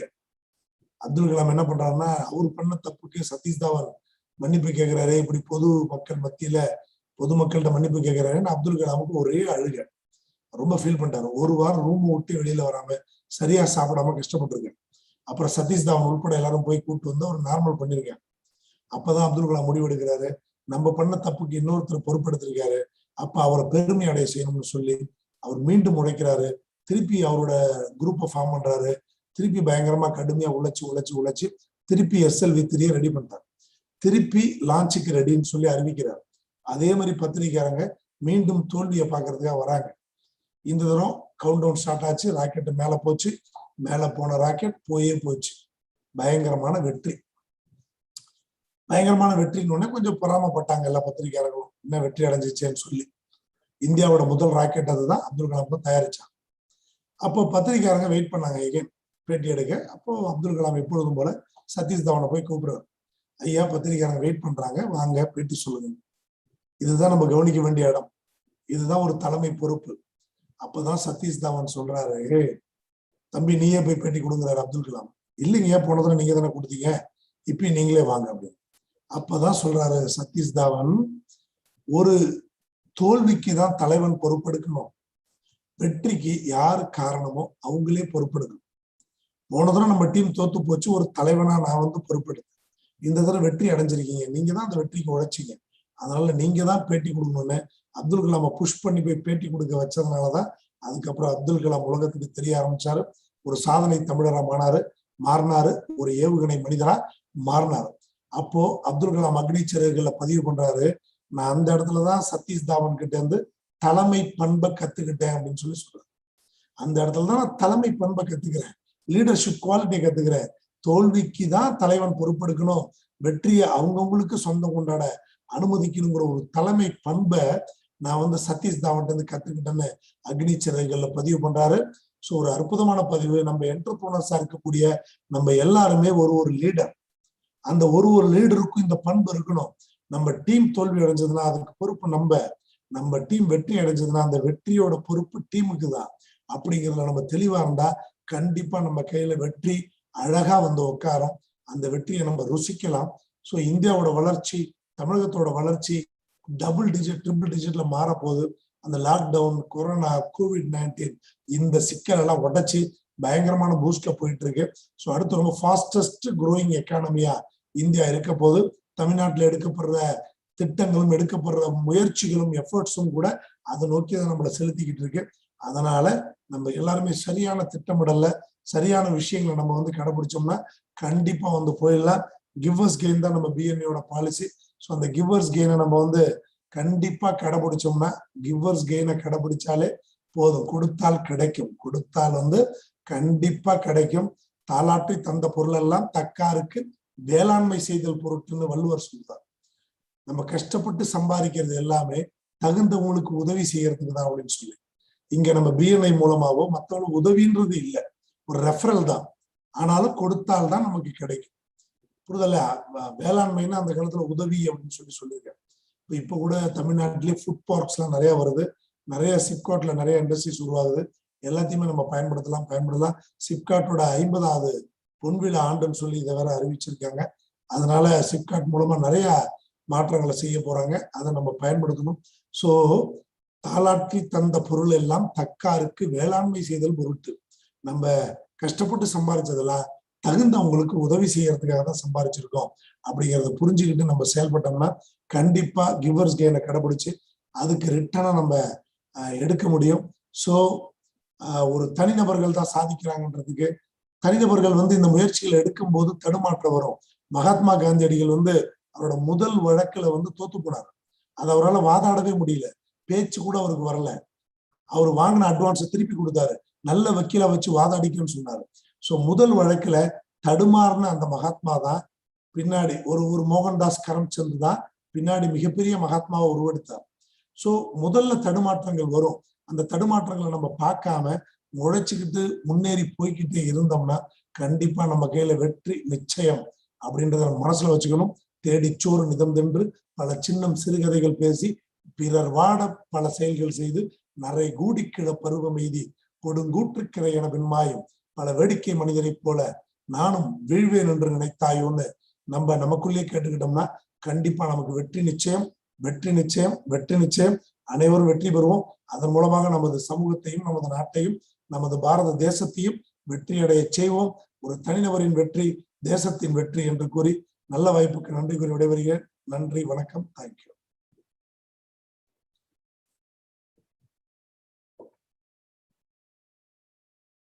Thank you so much sir. ரொம்ப இன்ஸ்பைரிங்கா இருந்துச்சு நீங்க கேட்டது. கண்டிப்பா இதை கேட்டுட்டு இருக்கிற ஸ்டூடெண்ட்ஸ்க்கும் சரி இல்லை ஆண்டர்பிரினர்ஸ்க்கும் சரி இது ஒரு விழிப்புணர்வை கொடுக்கக்கூடிய ஒரு ஸ்பீச்சா இருக்குங்கிறத நான் நம்புறேன். அண்ட் ஒரு ஷார்ட் நோட்டீஸ்ல நாங்க கூப்பிட்டது அழைப்பை ஏத்துட்டு எங்களோட செஷன்ல நீங்க பேசினதுக்கு ரொம்ப ரொம்ப நன்றி. நாங்க சொன்ன மாதிரி மதுரையில திஸ் இஸ் ஃபர்ஸ்ட் அட்டெம்ப்ட். முதல் முறையா ஒரு பிஸ்னஸ் எக்ஸ்போவோ ஆன்லைன்ல வர்ச்சுவலா கொண்டு போனா எப்படி இருக்கும் அப்படிங்கிறதுக்கான ஒரு முயற்சி தான். ஸோ கண்டிப்பா நீங்களும் போய் பார்க்கணும். www.madurai.expo.com அப்படிங்கிற வெப்சைட்டை விசிட் பண்ணி உங்களோட ஃபீட்பேக் கண்டிப்பா எங்களுக்கு தேவைப்படும் sir. So we are waiting to hear from you. So thank you sir. Thank you. And for the viewers again திருப்பியும் சொல்லணும்னா BNI Pandyas அப்படிங்கிற ஒரு ஃபோரம் சேர்ந்த குரூப் ஆஃப் மெம்பர்ஸ் சேர்ந்து பண்ண ஒரு இனிஷியேட்டிவ் தான் இது Pandyas Biz Expo அப்படிங்கிறது. இதுல 50 ஸ்டால்ஸ் இருக்கு. கட்டுமானத்துக்கு தேவையான பொருட்கள், ஒரு கல்யாண வீடு இருந்துச்சுன்னா அதுக்கு தேவையான பொருட்கள், வீட்டுக்கு தேவையான பொருட்கள், அது எல்லாமே அவைலபிளா இருக்கு. நீங்க ஸ்டால்ஸ் போய் விசிட் பண்றப்ப யாரோட எந்த ஸ்டாலை விசிட் பண்றீங்களோ அவங்களோட சேவைகள் என்ன, அவங்களோட பொருட்கள் என்ன, அவங்கள்ட்ட வாங்கணும்னு நீங்க நினைக்கிறீங்கன்னா அவங்க கிட்ட டைரக்டா நீங்க சாட் பண்ணிக்கலாம். அவங்களோட ப்ரோஷர்ஸ் நீங்க டவுன்லோட் பண்ணிக்கலாம். எல்லாமே ஆன்லைன்ல தான் இருக்கு. ஸோ நீங்க போய் பார்த்து பயனடையணும்னு நான் கேட்டுக்கிறேன். So I request you all to visit all the stalls. 50 ஸ்டால்ஸையும் பாருங்க, பார்த்துட்டு உங்களோட ஃபீட்பேக்ஸை சொல்லுங்க. லைவ் செஷன் அடுத்த ஸ்பீக்கர் வர்றதுக்கு முன்னாடி ஒரு சின்ன பிரேக் இருக்கும். So till then stay tuned. Thank you.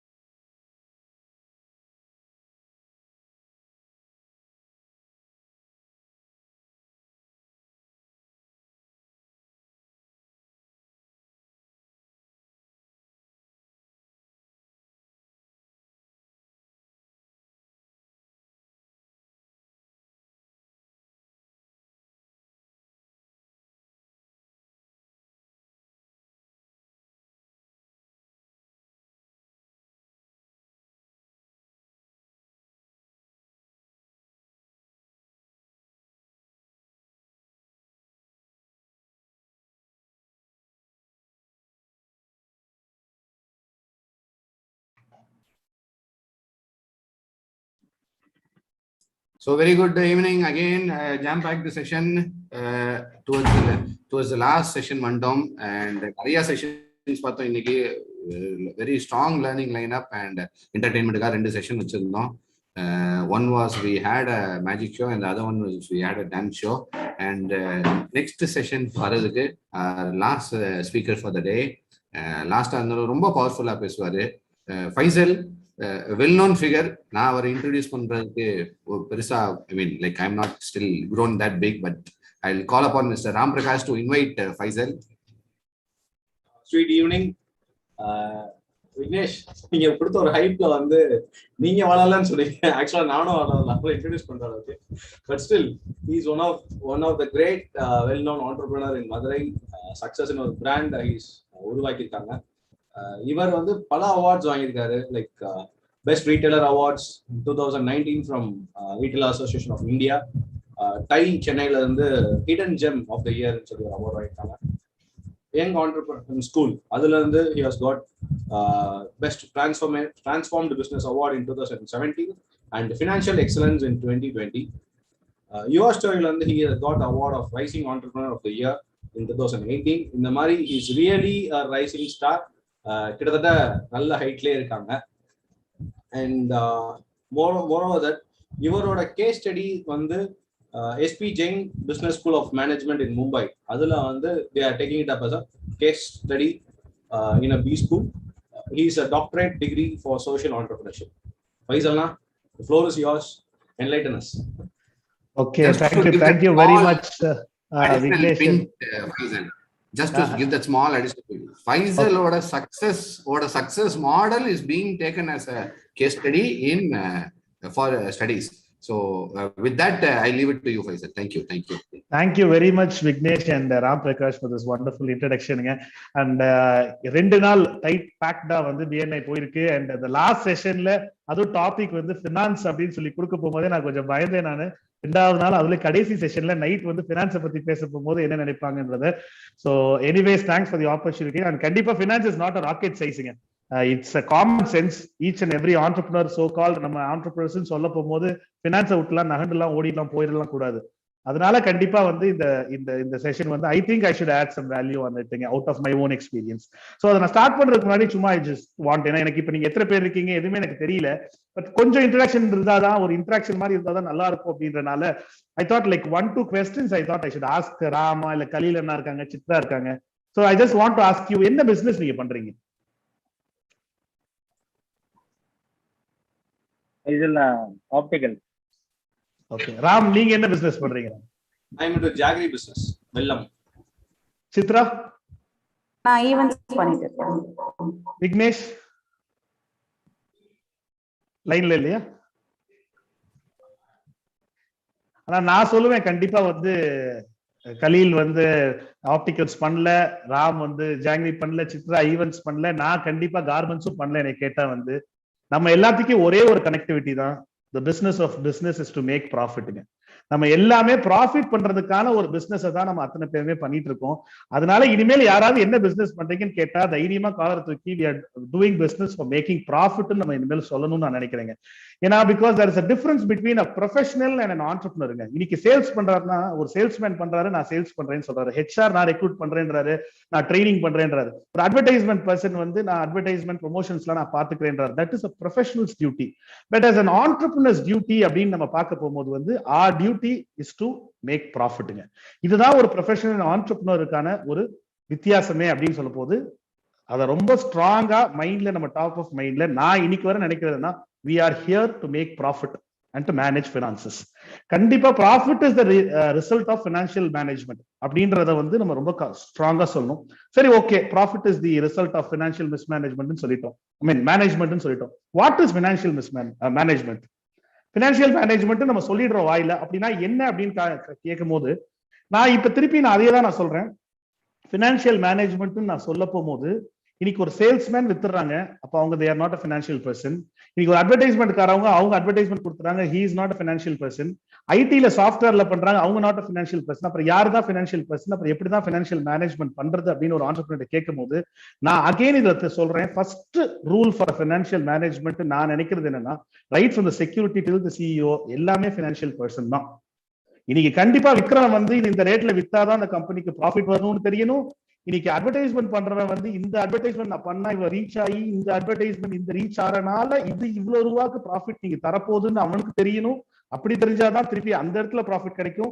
ஒரு இன்வென்ட்ரி பர்சன் இவ்வளவு ஸ்டாக் வைக்கணும், இவ்வளவு ஸ்டாக் வச்சாதான் இவ்வளவு வந்து நம்ம டர்ன் அவுட் பண்ணணும் அப்படின்னு அவருக்கு தெரியணும். அங்க அவருக்கு தெரிஞ்சாதான் அகைன் அந்த இடத்துல நம்மளால ஃபைனான்ஸ் மேனேஜ் பண்ண முடியும். சோ இந்த இடத்துல நான் என்ன சொல்றேன்னா, கண்டிப்பா ஒரு கேம் இருக்கு, அப்படி இருக்காங்கன்னா இதுல வந்து அந்த கேம்ல வந்து விளையாடுறவங்க தான் கண்டிப்பா வந்து அந்த இடத்துல வந்து they are going to make the impact in the game. ஒரு ஸ்கோர் கீப்பர் வந்து ஜஸ்ட் அவங்க வாங்குற ஸ்கோரை தான் எழுத போறாங்க. அதே மாதிரி தான் இந்த இடத்துல வந்து யார் இந்த பிசினஸ் பண்ண போறா, right from the entrepreneur to the security, யார் அந்த இடத்துல அவங்க பண்ணக்கூடிய காரியம்னால நம்மளுக்கு வந்து ஃபினான்ஷியல் இம்பாக்ட் கிடைக்குது அப்படின்னு இருக்கவங்க தான் ஆக்சுவல் பிளேயர்ஸ் இந்த ஃபீல்டுங்க. அதை எடுத்து ஸ்கோர் எழுதுறவங்க தான் அக்கௌண்டன்ட், அதை எடுத்து ஜஸ்ட் எழுதுறவங்க தான் அக்கௌண்டன்ட், அவங்க ஸ்கோர் கீப்பர்ஸ்.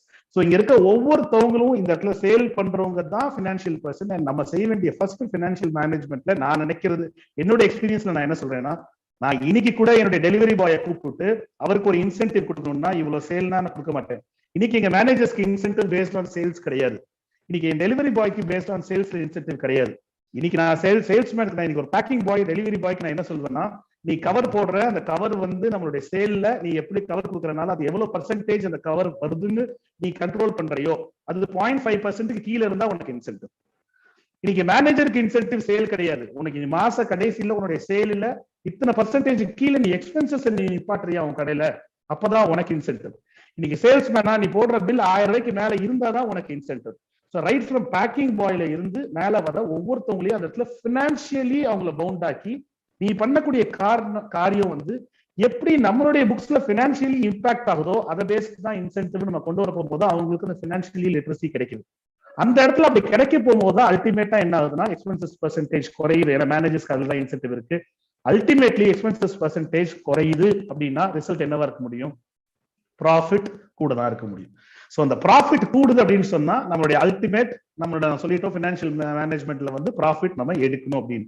ஸோ இதை பண்றதுக்கு வந்து நாங்க வந்து ஷியூரா இந்த ஒரு மெத்தட் தான் நாங்க பண்ணிட்டு இருக்கோம். எல்லாத்தையுமே வந்து ஃபினான்ஷியல் ஆஸ்பெக்ட்ல பார்க்க ஆரம்பிச்சிட்டோம். சரி, ப்ராஃபிட் பார்த்தாச்சு, எக்ஸ்பென்சஸ் பர்சன்டேஜ் பார்த்தாது, அதை மானிட்டர் பண்றதுக்கு டெய்லி எம்ஐஎஸ் வச்சாச்சு, டெய்லி பிஎன்எல் அக்கௌண்ட் பார்த்தாச்சு, ப்ராஃபிட் பார்த்தாச்சு. ஓகே, இந்த இடத்துல ப்ராஃபிட் மட்டும் வந்துருச்சு ஓகேவா அப்படின்னு கேட்டா நம்ம என்ன சொல்றோம்? ஏன்னா ப்ராஃபிட் கம்மியா வந்தா பேடுன்றாங்க, ப்ராஃபிட் கூட வந்தா ஸ்டில் மோர் வர்சர்ன்றாங்க. ஏன்னா ப்ராஃபிட் வந்துச்சுன்னா நம்ம வந்து ஸ்டாஃபுக்கு போனஸ் கொடுத்துருவோம், கவர்மெண்ட்டுக்கு டாக்ஸ் கட்டிடுவோம். நம்மளுக்கு ப்ராஃபிட் எது? ப்ராஃபிட் காசானா தானே நம்மளுக்கு profit. So profit has to be encashed. So first ப்ராஃபிட்டை பத்தி பேசிட்டோம். ஓகே, என்கேஷ் பண்றது அந்த இடத்துல தான் நம்மளுக்கு ஃபினான்ஷியல் மேனேஜ்மெண்ட்டே வந்து உழுகுது. ஸோ அந்த இடத்துல பார்க்க போகும்போது நாங்க என்ன சொல்றோம்னா, அந்த இடத்துல என்னன்னா அகெயின் புக்ஸ் ப்ராஃபிட்டையும் கேஷையும் வித்தியாசப்படுத்தி அதையும் நம்ம எஜுகேட் பண்றோம் என்டையர் டீமுக்கு. இன்னைக்கு எங்க இடத்துல இது நீங்க நிறைய இடத்துல நான் பேசியிருந்தேன் கூட நான் இப்ப சொல்றேன், ஸ்டாக்கு ஒரு காசை போட்டு ஸ்டாக்கை வாங்குறோம், அதை வாங்கி திருப்பி வித்து லாபத்தோட எடுத்து அதை காசாக்கி திருப்பி அந்த காசை திருப்பி போட்டு திருப்பி காசு ஆக்க போகும்போதுதான் அந்த இடத்துல என்கேஷ் ஆகுது, அந்த ப்ராஃபிட் என்கேஷ் ஆகுது. அப்படின்னா தான் நம்மளுக்கு இந்த இடத்துல வேலை. அது ஆகணும்னா என்ன செய்யணும்? ஸ்டாக் எவ்வளவு தூரத்துக்கு என்கேஷ் ஆகணும்? ப்ராஃபிட்டோட. 100 ரூபாய் சட்டை வாங்குறோம், 100 ரூபாய்க்கு நான் 200 ரூபாய்க்கு விற்கிறது பெருமை கிடையாது. 100 ரூபாய் நான் 110 ரூபாய்க்கு வித்தாலுமே 110 ரூபாய்க்கு வித்து திருப்பி நான் 110 ரூபாய் வச்சு திருப்பி அதுக்கு இன்னொரு 10 ரூபாய் லாபம் வச்சு திருப்பி வித்து அடுத்த 10 ரூபாய் எடுத்து இப்படியே நான் எத்தனை வாட்டி அந்த 100 ரூபாவை நான் யூஸ் பண்ண ஆரம்பிக்கிறேன்னா அந்த 10 ரூபாவா நான் எத்தனை 10 ரூபாய் எடுக்கிறேன். ஸோ இந்த இடத்துல தான் அகைன் சிங்கிள் பாயிண்ட் ப்ராஃபிட் மார்ஜினுக்கும் எத்தனை வாட்டி ரொட்டேட் பண்றவுடைய லிட்ரஸி நம்ம நிறைய பேருக்கு நம்ம ஆஸ் அன் ஆண்டர்பிரினர்ஸே இல்லை. பட் இதை நம்ம வந்து எங்க டீமுக்கு வந்து நான் கிளியரா வந்து இன்வென்ட்ரி பர்சனுக்கோ ஸ்டாக் பர்சனுக்கோ மேனேஜர்ஸ்க்கோ நான் இன்சென்டிவைஸ் பண்றது அந்த எஸ்டிஆரை வச்சுதான் பண்றேன். யார் வந்து எஸ்டிஆர் ஸ்டாக் டர்ன் ஓவர் ரேஷியோவை 4% மேல பண்றா, இன்னைக்கு எனக்கு 100 ரூபாய் ஸ்டாக் இருந்தா 4 ரூபாய்க்கு வித்து நீ 4 ரூபாய்க்கு மேல வித்துக்கணும். ஸோ ஸ்டாக்கை நீ மினிமைஸ் பண்ணணும், சேலை மேக்சிமைஸ் பண்ணணும். அப்படி பண்ணாதான் உனக்கு இன்சென்டிவ்னு சொல்லி தான் நான் ஸ்டாக் பர்சன்ஸை வந்து நாங்க எங்களுடைய ஆர்கனைசேஷன்ல நாங்க ட்ரெயின் பண்றோம். அப்படின்னா என்ன அர்த்தம்? ஸ்டாக்கையும் மினிமைஸ் பண்ணணும், என்ன தேவை ஸ்டாக்ன்றதை நம்ம வைக்கணும், அதுல 4% பண்ணணும். 4% பண்ணா என்ன? அப்பதான் 25 நாள்ல நம்ம ஸ்டாக் ரொட்டேட் ஆகுது. 25 நாள்ல நம்ம ஸ்டாக் ரொட்டேட் ஆனாதான் என்ன ஆகும், நம்ம கேபிட்டல் 25 நாளைக்கு ஒரு வாட்டி யூஸ் ஆகுது. 365 நாள்ல எத்தனை 25 நாள் இருக்கோ அத்தனை வாட்டி நம்ம கேபிட்டலை டூப்ளிகேட் பண்றோம், எக்ஸ்பெனன்ஷியலி க்ரோ பண்றோம். அப்படி க்ரோ பண்றதுனால நம்ம காசை வந்து அந்த இடத்துல அடிமை போல் யூஸ் பண்ணி கம்மி மார்ஜின் ஆகினாலும் கூட அந்த இடத்துல பல வாட்டி அந்த கேபிட்டலை டூப்ளிகேட் பண்ணி நம்ம ப்ராஃபிட்டை எடுக்கிறோம். At the end of the year வந்து நம்மளுடைய அமௌண்ட் வந்து நிறைய நம்மளுக்கு அக்யூமுலேட் ஆகி வருது. ஸோ இதுதான் வந்து இந்த இடத்துல ப்ராஃபிட் ஃபர்ஸ்ட் முக்கியம் மேனேஜ்மெண்ட்ல, அடுத்து அதை கேஷ் ஆக்கிட்டோம் அப்படின்றது அது அதோட முக்கியம் அப்படின்றதையும் நான் டீமுக்கு தான், ஏன்னா நான் போய் அகைன் அதை செய்ய போறது இல்லை, ஒவ்வொன்றையும் நான் பார்த்துட்டே இருக்க முடியாது. இது right till the last employee வரை இதை நம்ம ட்ரெயின் பண்றோம். இது வந்து ரொம்ப இம்பார்ட்டன்ட்னு நான் நினைக்கிறேன். ஃபர்ஸ்ட் ஃபினான்ஷியல் லிட்ரஸி, அதை வச்சு ப்ராஃபிட் எடுக்கிறோம், ப்ராஃபிட்டை வச்சு என்கேஷ் பண்ணிட்டோம். ஓகே, அடுத்த பெரிய மிஸ்டேக் நம்ம இந்த இடத்துல செய்யறது என்னன்னா, கேஷ் வந்துருச்சு, கேஷ்ல என்ன செய்யறோம், நம்ம ப்ராஃபிட் வந்துருச்சு, கேஷ் வந்துருச்சு, அந்த இடத்துல கேஷ்ல நம்ம அந்த இடத்துல நிறைய மிஸ்டேக், அந்த இடத்துல அப்ளிகேஷன் ஆறனாலையுமே நம்மளுக்கு அந்த இடத்துல மிஸ்மேனேஜ்மெண்ட் ஆகுது. அந்த இடத்துல நான் சொல்லணும் அப்படின்ற போது கேஷ்ல 2 ஆஸ்பெக்ட் இருக்குங்க. ஒண்ணு, அது நம்ம பணமானே தெரியலன்றது ஒரு ஆஸ்பெக்ட். இன்னொன்னு, நம்ம பணம் வந்துருச்சு அப்படின்னு சொன்னா அதை நம்ம வந்து என்ன செய்யறதுன்றது 2வது ஆஸ்பெக்ட். ஸோ ஃபர்ஸ்ட் வந்து இதை நான் அட்ரஸ் பண்ணி, இது நம்ம பணமா நம்ம பணம் இல்லையான்றத ஃபர்ஸ்ட் நம்ம லொகேட் பண்ணணும். எப்படி, இப்ப நானே எங்க எக்ஸாம்பிள் நான் கேட்கிறேன், எங்களுடைய சப்ளைஸ் எங்களுக்கு 60 நாள் கிரெடிட் தராங்க, எங்களுக்கு 25 நாள்ல நாங்க வித்துடுறோம், மீதி 35 நாள் நான் அந்த கேஷ் என் அக்கௌண்ட்ல இருந்தா அது என் கேஷா இது சப்ளைஸ் கேஷா, அப்ப அந்த கேஷை நான் என்ன செய்யணும்? சோ அந்த பணத்தை நான் எப்படி யூஸ் பண்றேன், அதை வச்சு நான் திருப்பி சப்ளையருக்கு பே பண்றேனா, இல்ல அதை வச்சு நான் வந்து வேற கடை போடுறேனா, இல்ல அதை வச்சு நான் அசெட் வாங்குறேன்னா, அந்த காசு ஏன் காசுன்னு நான் நினைக்கிறேன்னா, சப்ளையர் காசுன்னு நினைக்கிறேன்னா, இந்த இடத்துலயும் கேப் உழுகுது. சோ நெகட்டிவ் ஒர்க்கிங் கேபிட்டல் வந்தாலும் கேப் உழுகுது, பாசிட்டிவ் ஒர்க்கிங் கேபிட்டல் வந்தாலும் அந்த இடத்துல ஷார்டேஜ் ஆனாலும் நம்மளுக்கு கேப் உழுகுது. சோ இந்த இடத்துல ஹூஸ் மணின்ற ஒரு கிளாரிட்டி ஒவ்வொரு ஆண்டர்பிரினருக்கும் எம்ஐஎஸ் மூலியமா இல்ல நம்மளுக்கு தெரியணும். அகைன் இந்த இடத்துல நம்ம என்ன செய்யணும், அந்த காசை வச்சு இது நம்ம காசு நினைச்சிட்டோம்னா அந்த இடத்துல அவுட் ஆயிரும். இது ஃபர்ஸ்ட் கேஷ் மேனேஜ்மெண்ட்ல ஃபர்ஸ்ட் ஆஸ்பெக்ட நம்ம அட்ரஸ் பண்ணியே ஆகணும். எங்களை பொறுத்தளவுக்கு அந்த காசை நாங்க அப்படியே திருப்பி சப்ளைஸ்க்கு கொடுத்து அதுல அடிஷனல் டிஸ்கவுண்ட்ஸ் அவங்கள்ட்ட இருந்து நாங்க கேட்கிறோம். அதை யூஸ் பண்ணாம பிக்சட் அசெட்ஸ்க்கு போடாம திருப்பி அவங்களுக்கே அதை டெபாசிட் மாதிரி கொடுத்து அதுல இருந்து ரிட்டர்ன் எடுத்து அதுல கிட்டத்தட்ட அக்யூமுலேட் ஆன காசை வச்சுதான் நானே என்னுடைய வீடே கட்டுறேன்.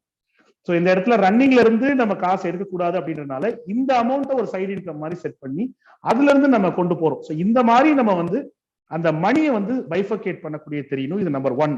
2வது, அதை எங்க இன்வெஸ்ட் பண்றது. அதான் சொல்றாங்க, டாக்டர் வேலுமணி தான் இது அவருடைய பர்த்டே அன்னைக்கு போட்டிருந்தாரு, ஸ்பெண்ட் பண்றவன் புவர், சேவ் பண்றவன் மிடில் கிளாஸ், இன்வெஸ்ட் பண்றவன் தான் ரிச்னு போட்டிருந்தாரு.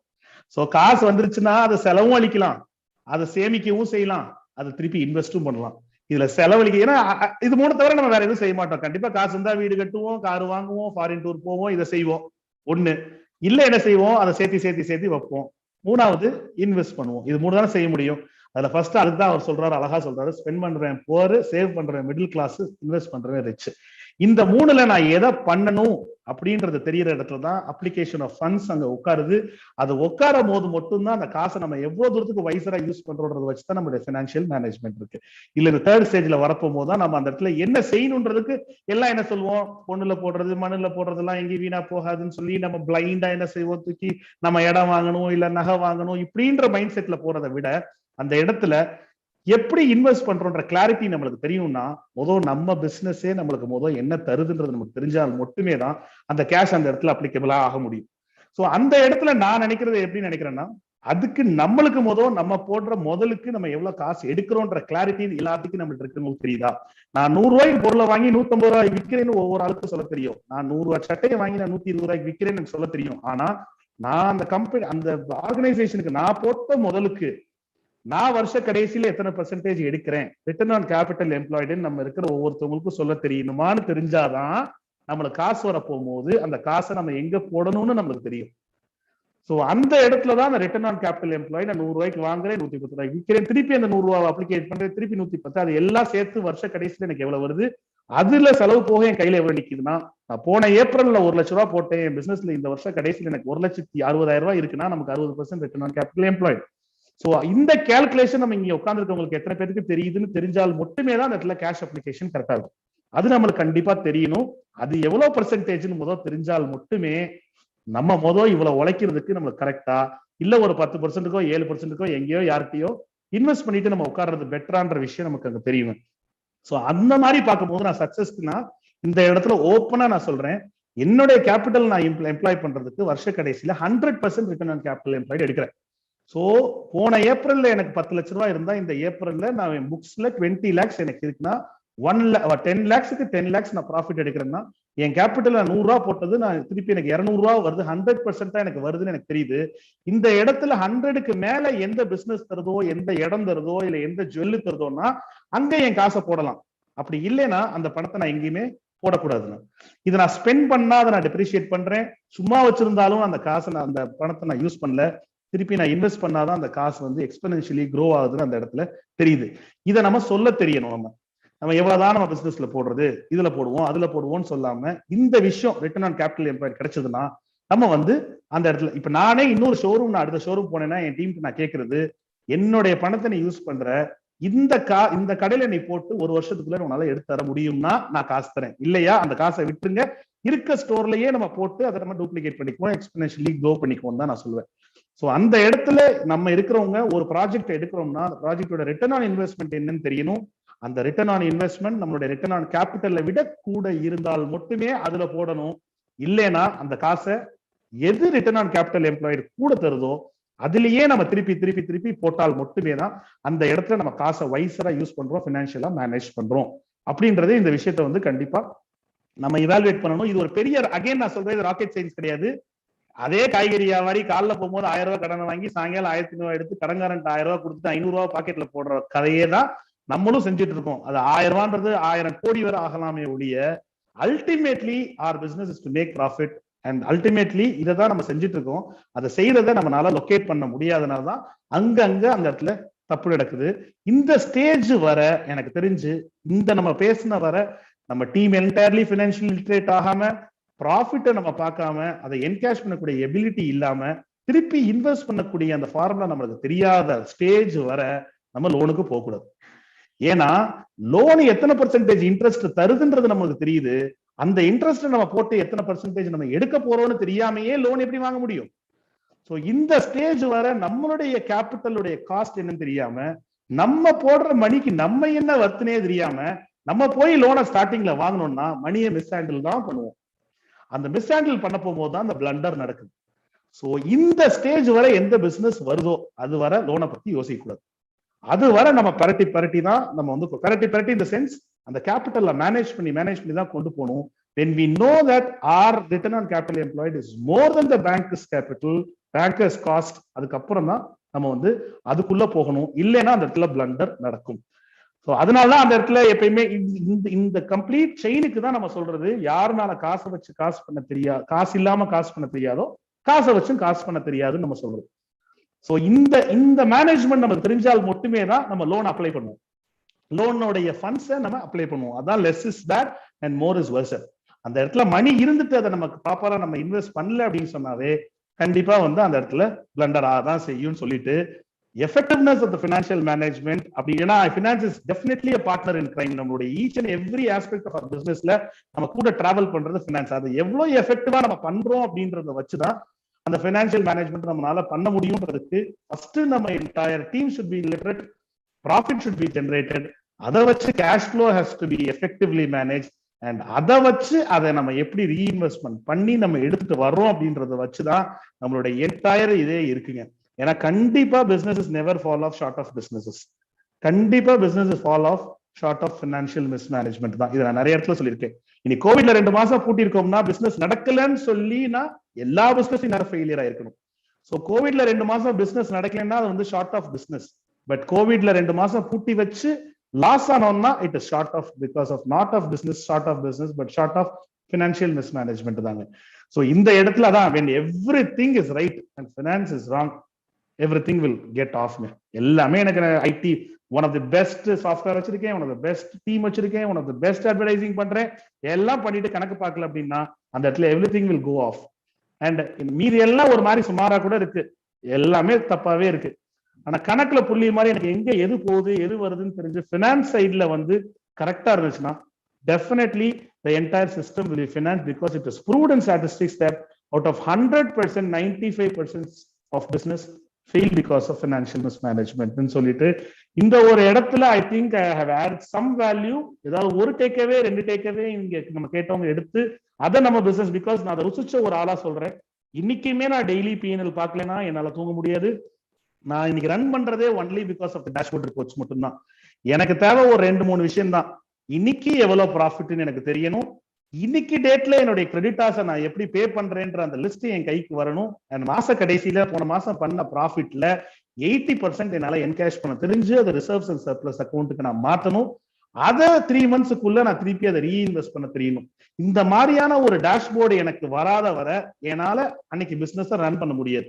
இன்னைக்கு ஒரு 10 ஸ்டோர் இன்னைக்கு நடத்த போகும்போதே எனக்கு என்ன மைண்ட் செட்லன்னா, நான் கடைக்கு போக தேவையில்ல, ஆஃபீஸ் போகிறேன். போன மதுரையில என் கூட பலனவங்களுக்குலாம் தெரியும், லாஸ்ட் நவம்பரே என்னுடைய ஆஃபீஸ் வந்து பர்ன் ஆயிடுச்சு. கிட்டத்தட்ட இந்த 1 மாசத்துக்கு முன்னாடி தான் நியூ ஆஃபீஸே ஓப்பன் பண்ணோம். 1 year எனக்கு ஆஃபீஸும் இல்லை, நான் ஸ்டோர்லயும் இல்லை, வீட்டில தான் இருக்கேன். ஸோ 1 year இன்னைக்கு நாங்கள் ரன் பண்ணியிருக்கோம் ப்ராஃபிட்டபிளானா. நான் ஸ்டோருக்கும் போல, நான் ஆஃபீஸ்க்கும் போல, என்னுடைய டேஷ்போர்ட் ரிப்போர்ட்ஸ் தான் என்னைய ரன் பண்ணியிருக்காரு. அதாவது என்னைய இந்த சென்ஸ் இந்த ஆர்கனைசேஷனை ரன் பண்ணியிருக்கு. இந்த மாதிரி எந்த ஒரு சைனும் சிக்னல்ஸும் இல்லாம நம்ம ரன் பண்ணியிருந்தோம்னா என்ன பண்ணிருக்க முடியும்? பட் இதுல ஒண்ணு கிளியர், வெறும் சேலை கேட்டுட்டு உட்காரலாம், வெறும் ஸ்டாக் கேட்டுட்டு உட்காரலாம். இந்த இடத்துல இந்த business of business is to make profit தெரிஞ்சனால அந்த ப்ராஃபிட்டோட சைன்ஸ் எல்லாமே கையில டேஷ்போர்டா வர்றதுனாலதான் இந்த பிசினஸ் ரன் பண்ண முடியுது அப்படின்றத தெரிஞ்சுட்டு நம்ம டாப் ஆஃப் மைண்ட்ல இங்க இருக்க ஒருத்தவங்களும் 10 ரூபாவோ 10 லட்சமோ 10 கோடியோ நம்மளுடைய business is to make profit. பெருமைக்காக நான் ஒரு பிசினஸ் டீல க்ளோஸ் பண்ண மாட்டேன். நான் பெருமைக்காக நான் ஒரு பிசினஸ் செய்ய மாட்டேன். ஏன்னா as you all know, sale is all vanity தான். Profit is also against sanity and cash is the reality. அதை என்கேஷ் பண்ணக்கூடிய அந்த திறமை இருக்கக்கூடிய அந்த மைண்ட் செட்ல தான் each and every one of us should டிராவல்னு சொல்லிட்டு அந்த ஃபினான்ஸை ஹேண்டில் பண்ணி அதை பார்ட்னர் இன் கிரைமா இருந்தாலும் அதை எவ்வளவு ஹேண்டில் பண்ணக்கூடிய தெரிஞ்சுட்டு கொண்டு போனோம்னா definitely the most interesting game is the entrepreneurial கேம்னு சொல்லிட்டு I thank the entire team for the opportunity. And ஏதாவது கொஸ்டின்ஸ் இருக்குன்னா we can interact. Thank you Faisal.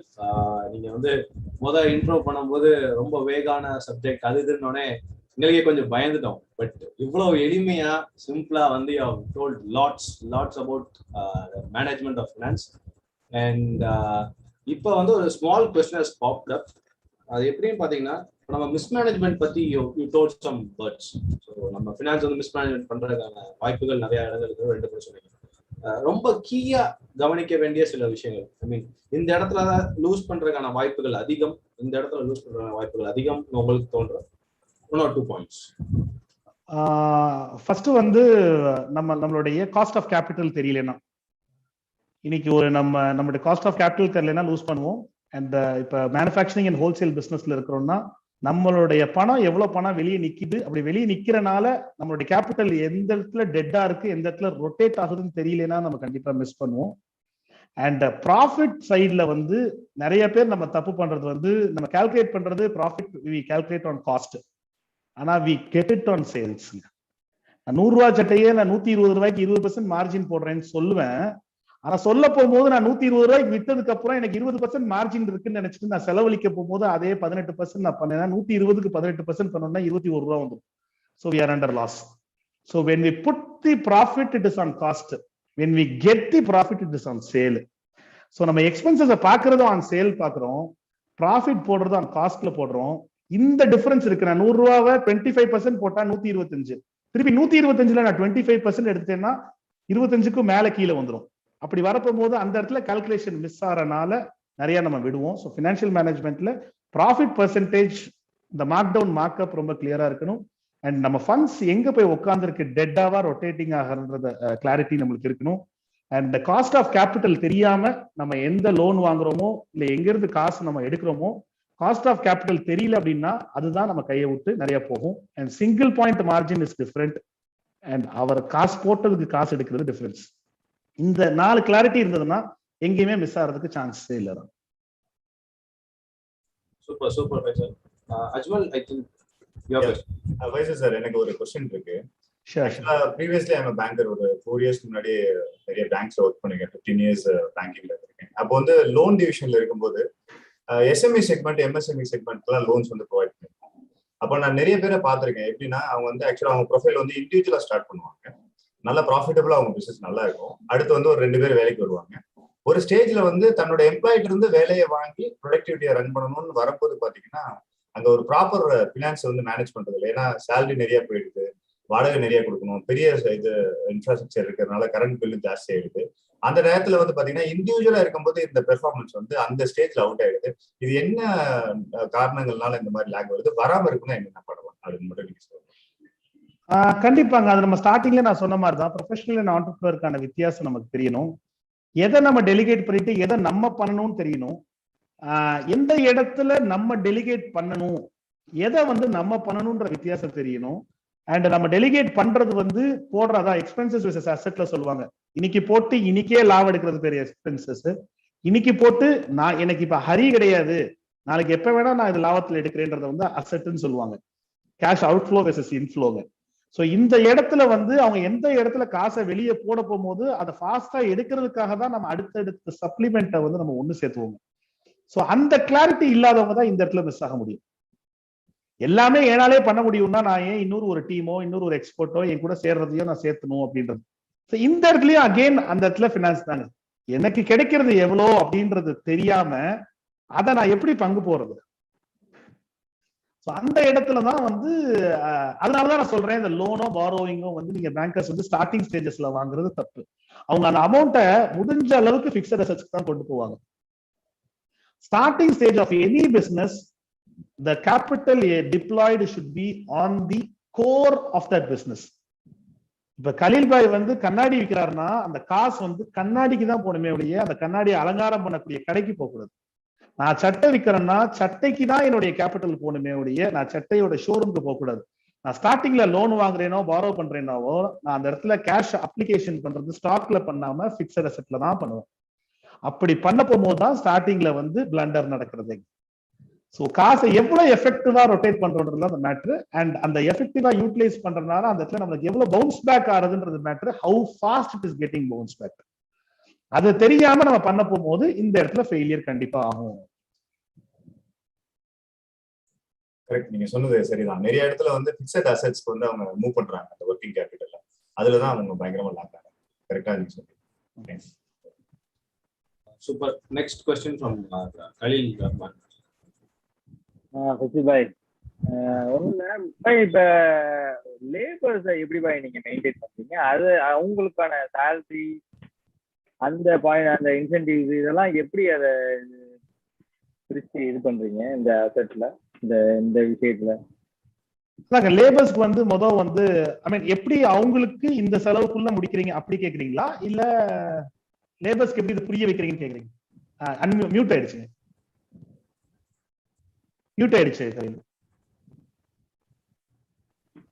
ஒரு 100 rupeesக்கு ஷர்ட், ஒரு எக்ஸாம்பிளுக்கு நீங்க சொன்னீங்கல்ல 100 rupeesக்கு ஷர்ட் வாங்கி 120 rupeesக்கு விற்கிறேன், இதுல வந்து அந்த 20% ப்ராஃபிட்ல வந்து எல்லாமே அடங்கிருமா? லேபர்ஸ் சேலரியில இருந்து எல்லாமே அடங்கிருமாங்கிறது ஒண்ணு. அது போக ஒரு சில விஷயங்கள் வந்து இந்த இன்சென்டிவ்ஸ்லாம் நான் இப்படி பண்ணாதான் நான் இப்படி இன்சென்டிவ்ஸ் கொடுப்பேன், இந்த மாதிரி விஷயங்கள்லாம் சொன்னீங்கல்ல, அதை எப்படி மேனேஜ் பண்றீங்க? அது நீங்க டைரக்டா ஆளுக போட்டு அது எப்படி அவங்க நிறைய பேர் ரிலீவ் ஆகிறதுக்கு வாய்ப்புகள் இருக்குல்ல, அந்த மாதிரிலாம் எப்படி மேனேஜ் பண்றீங்கன்னு கேட்கலாம். என்னோட ஷாப்ஸ்ல இதெல்லாம் எனக்கு பெரிய இஷ்யூவா இருக்கு.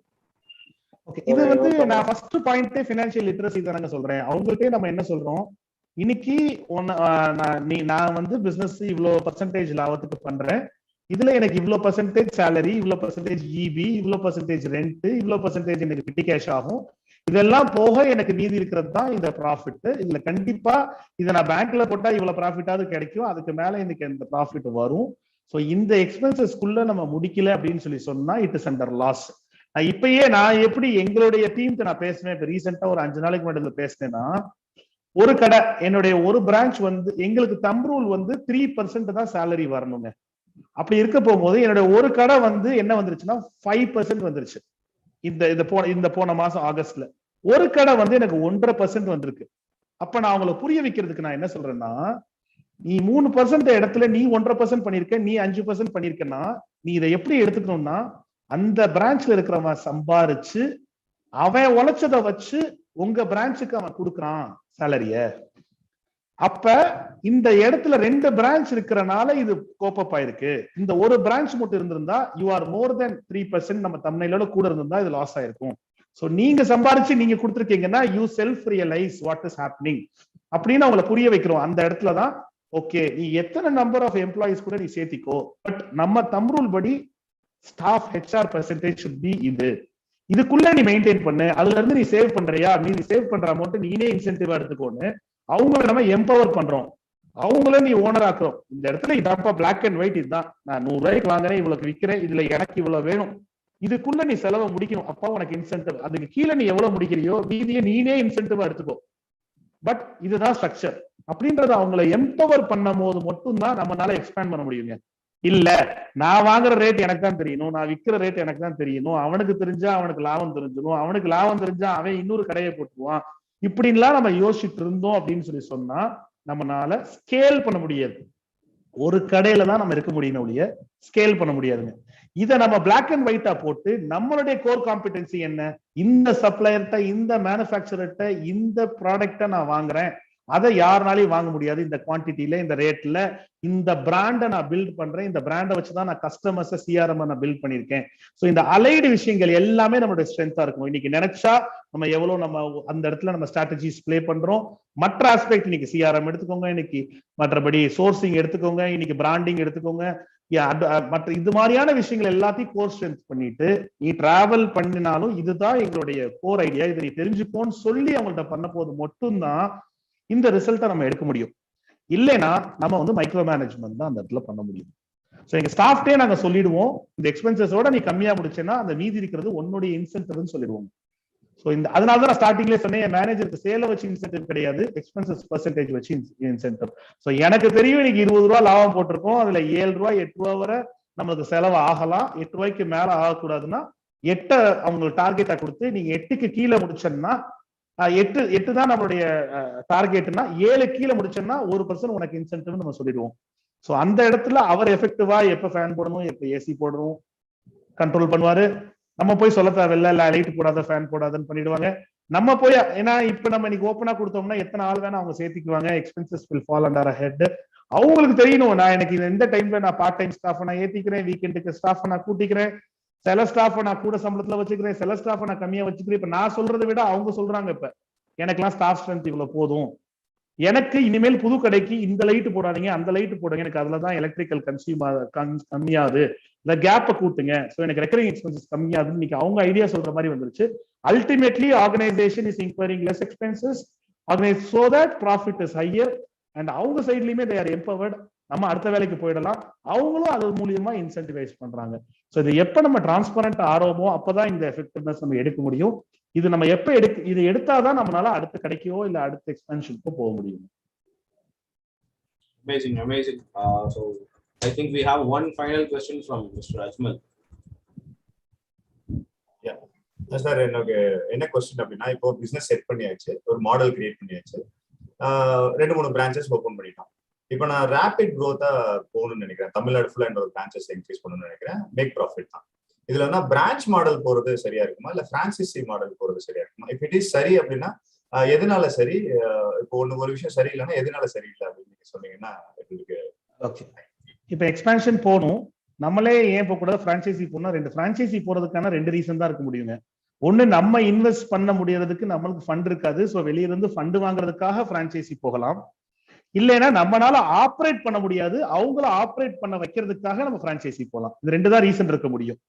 சோ இதுல 2 கேஸுங்க. ஃபர்ஸ்ட் கேஸ், பினான்ஸ் பண்றதுக்கு நம்மளுக்கு பினான்ஸ் இல்ல அப்படின்னு சொல்லி சொன்னோம்னா, பிரான்சைசி த்ரூவா பினான்ஸ் போறோம்னா இந்த இடத்துல நம்ம புரிஞ்சுக்க வேண்டியது, நம்ம என்ன பண்ண முடியும்னா, actually franchises cost of capital is costlier எங்க கேஸ்லாம். ஏன்னா பேங்க்ல வாங்க 12% கிட்டத்தட்ட பிரான்சைசி போடுறாரு அப்படின்னு சொல்லி சொன்னோம்னா நம்ம வந்து நிறைய பர்சன்டேஜ் அவர் கொடுக்குறோம். ஸோ இந்த கிளாரிட்டி நம்மளுக்கு இருக்கணும். முதல் நம்ம கேபிட்டல உள்ள போடுறோம்னா நம்மளுக்கு எவ்வளவு ரிட்டர்ன் கிடைக்குது, இதையே பிரான்சைசி கொடுத்துட்டோம்னா எப்படி கிடைக்குது. இப்போ எங்க கேஸ்ல எல்லாம் எடுத்தீங்கன்னா பிரான்சைசி ஃபண்டுக்காக நாங்க உள்ள விட்டோம்னா லாசஸ் ஃபார் தி கம்பெனி. ஏன்னா எங்களுக்கு இன்வெஸ்ட்மெண்ட் கம்மி, நெகட்டிவ் ஒர்க்கிங் கேபிட்டல் இருக்கு, நிறைய ஃபண்டு உள்ள போடணும்னு அவசியம் இல்லை, போட்ட காசை எடுக்கிறதுக்கு லேட்டாவும் ஆகாது, ஸோ சீக்கிரம் எடுத்துடலாம். ஸோ இந்த கேஸ்ல வந்து எங்களுக்கு வந்து ஃபண்டுக்காக பிரான்சைசி போகக்கூடாது. ஸோ உங்க கேஸ்ல நீங்க ROCE தெரிஞ்சாதான், ரிட்டர்ன் ஆன் கேபிட்டல் எம்ப்ளாய்டு தெரிஞ்சாதான் நீங்க வந்து அது த்ரூவா நீங்க ஃபண்டுக்காக சேர்த்துறதா இல்ல அப்படின்னு யோசிக்கணும். 2வது கேஸ் ஆபரேஷன்ஸ். இப்ப இன்னைக்கு பெட்ரோல் பம்ப்ஸ் எல்லாம் இருக்கு, ஃபண்டுக்காக சேர்த்த மாட்டாங்க, மெயினா வந்து ஆபரேஷன்ஸ்க்காக. நம்மளுக்கு ஆபரேஷன்ஸ்ல டிஃபிகல்ட்டி இருந்துச்சுன்னா அதுக்கு பிரான்சைசி நம்ம சேர்த்தலாம் சேர்த்தக்கூடாதுன்றத முடிவு பண்ணணுங்க. ஆபரேஷனல்ஸ்ல டிஃபிகல்ட்டி இருந்துச்சுன்னா கண்டிப்பா அதுக்கு தகுந்த மாதிரி நீங்க உங்களுடைய ஷேர் ஆஃப் ப்ராஃபிட்டை நீங்க அதை கொடுத்து அவங்களும் நம்ம கொண்டு போகலாம். ஸோ இதுதான் ஸ்கேலிங்ல வந்து நம்மளே போடுறதுக்கும் பிரான்ச்சைசி போடுறதுக்குமான கிளாரிட்டி ஒவ்வொரு மாடலுக்கும் டிஃபர் ஆகும் நான் சொல்றேன். Thank you, wonderful explanation. Thank you Faisal, mister Faisal.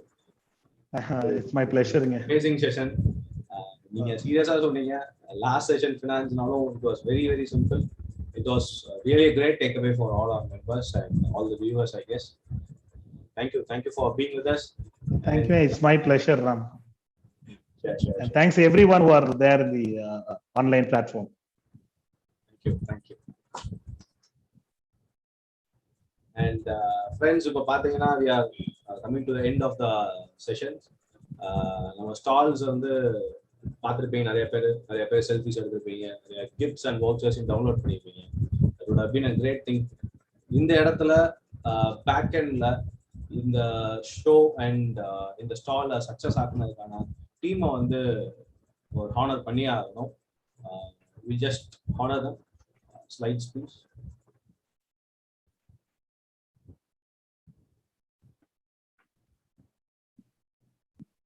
Can we share the slides?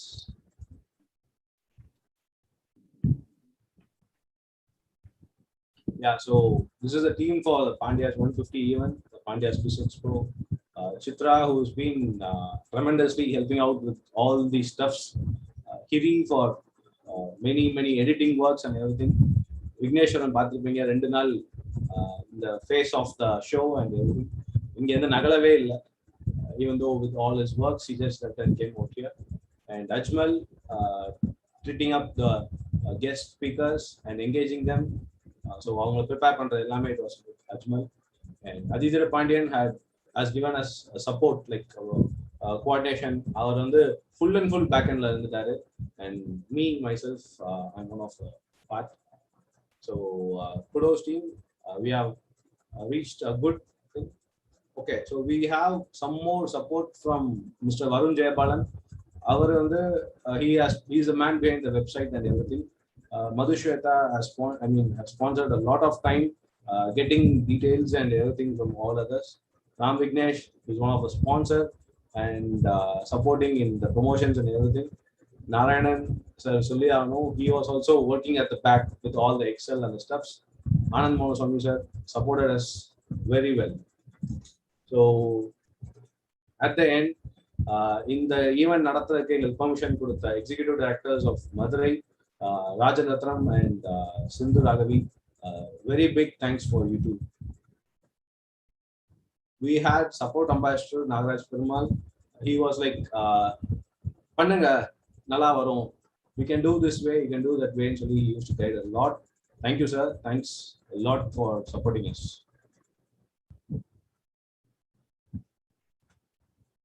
Next.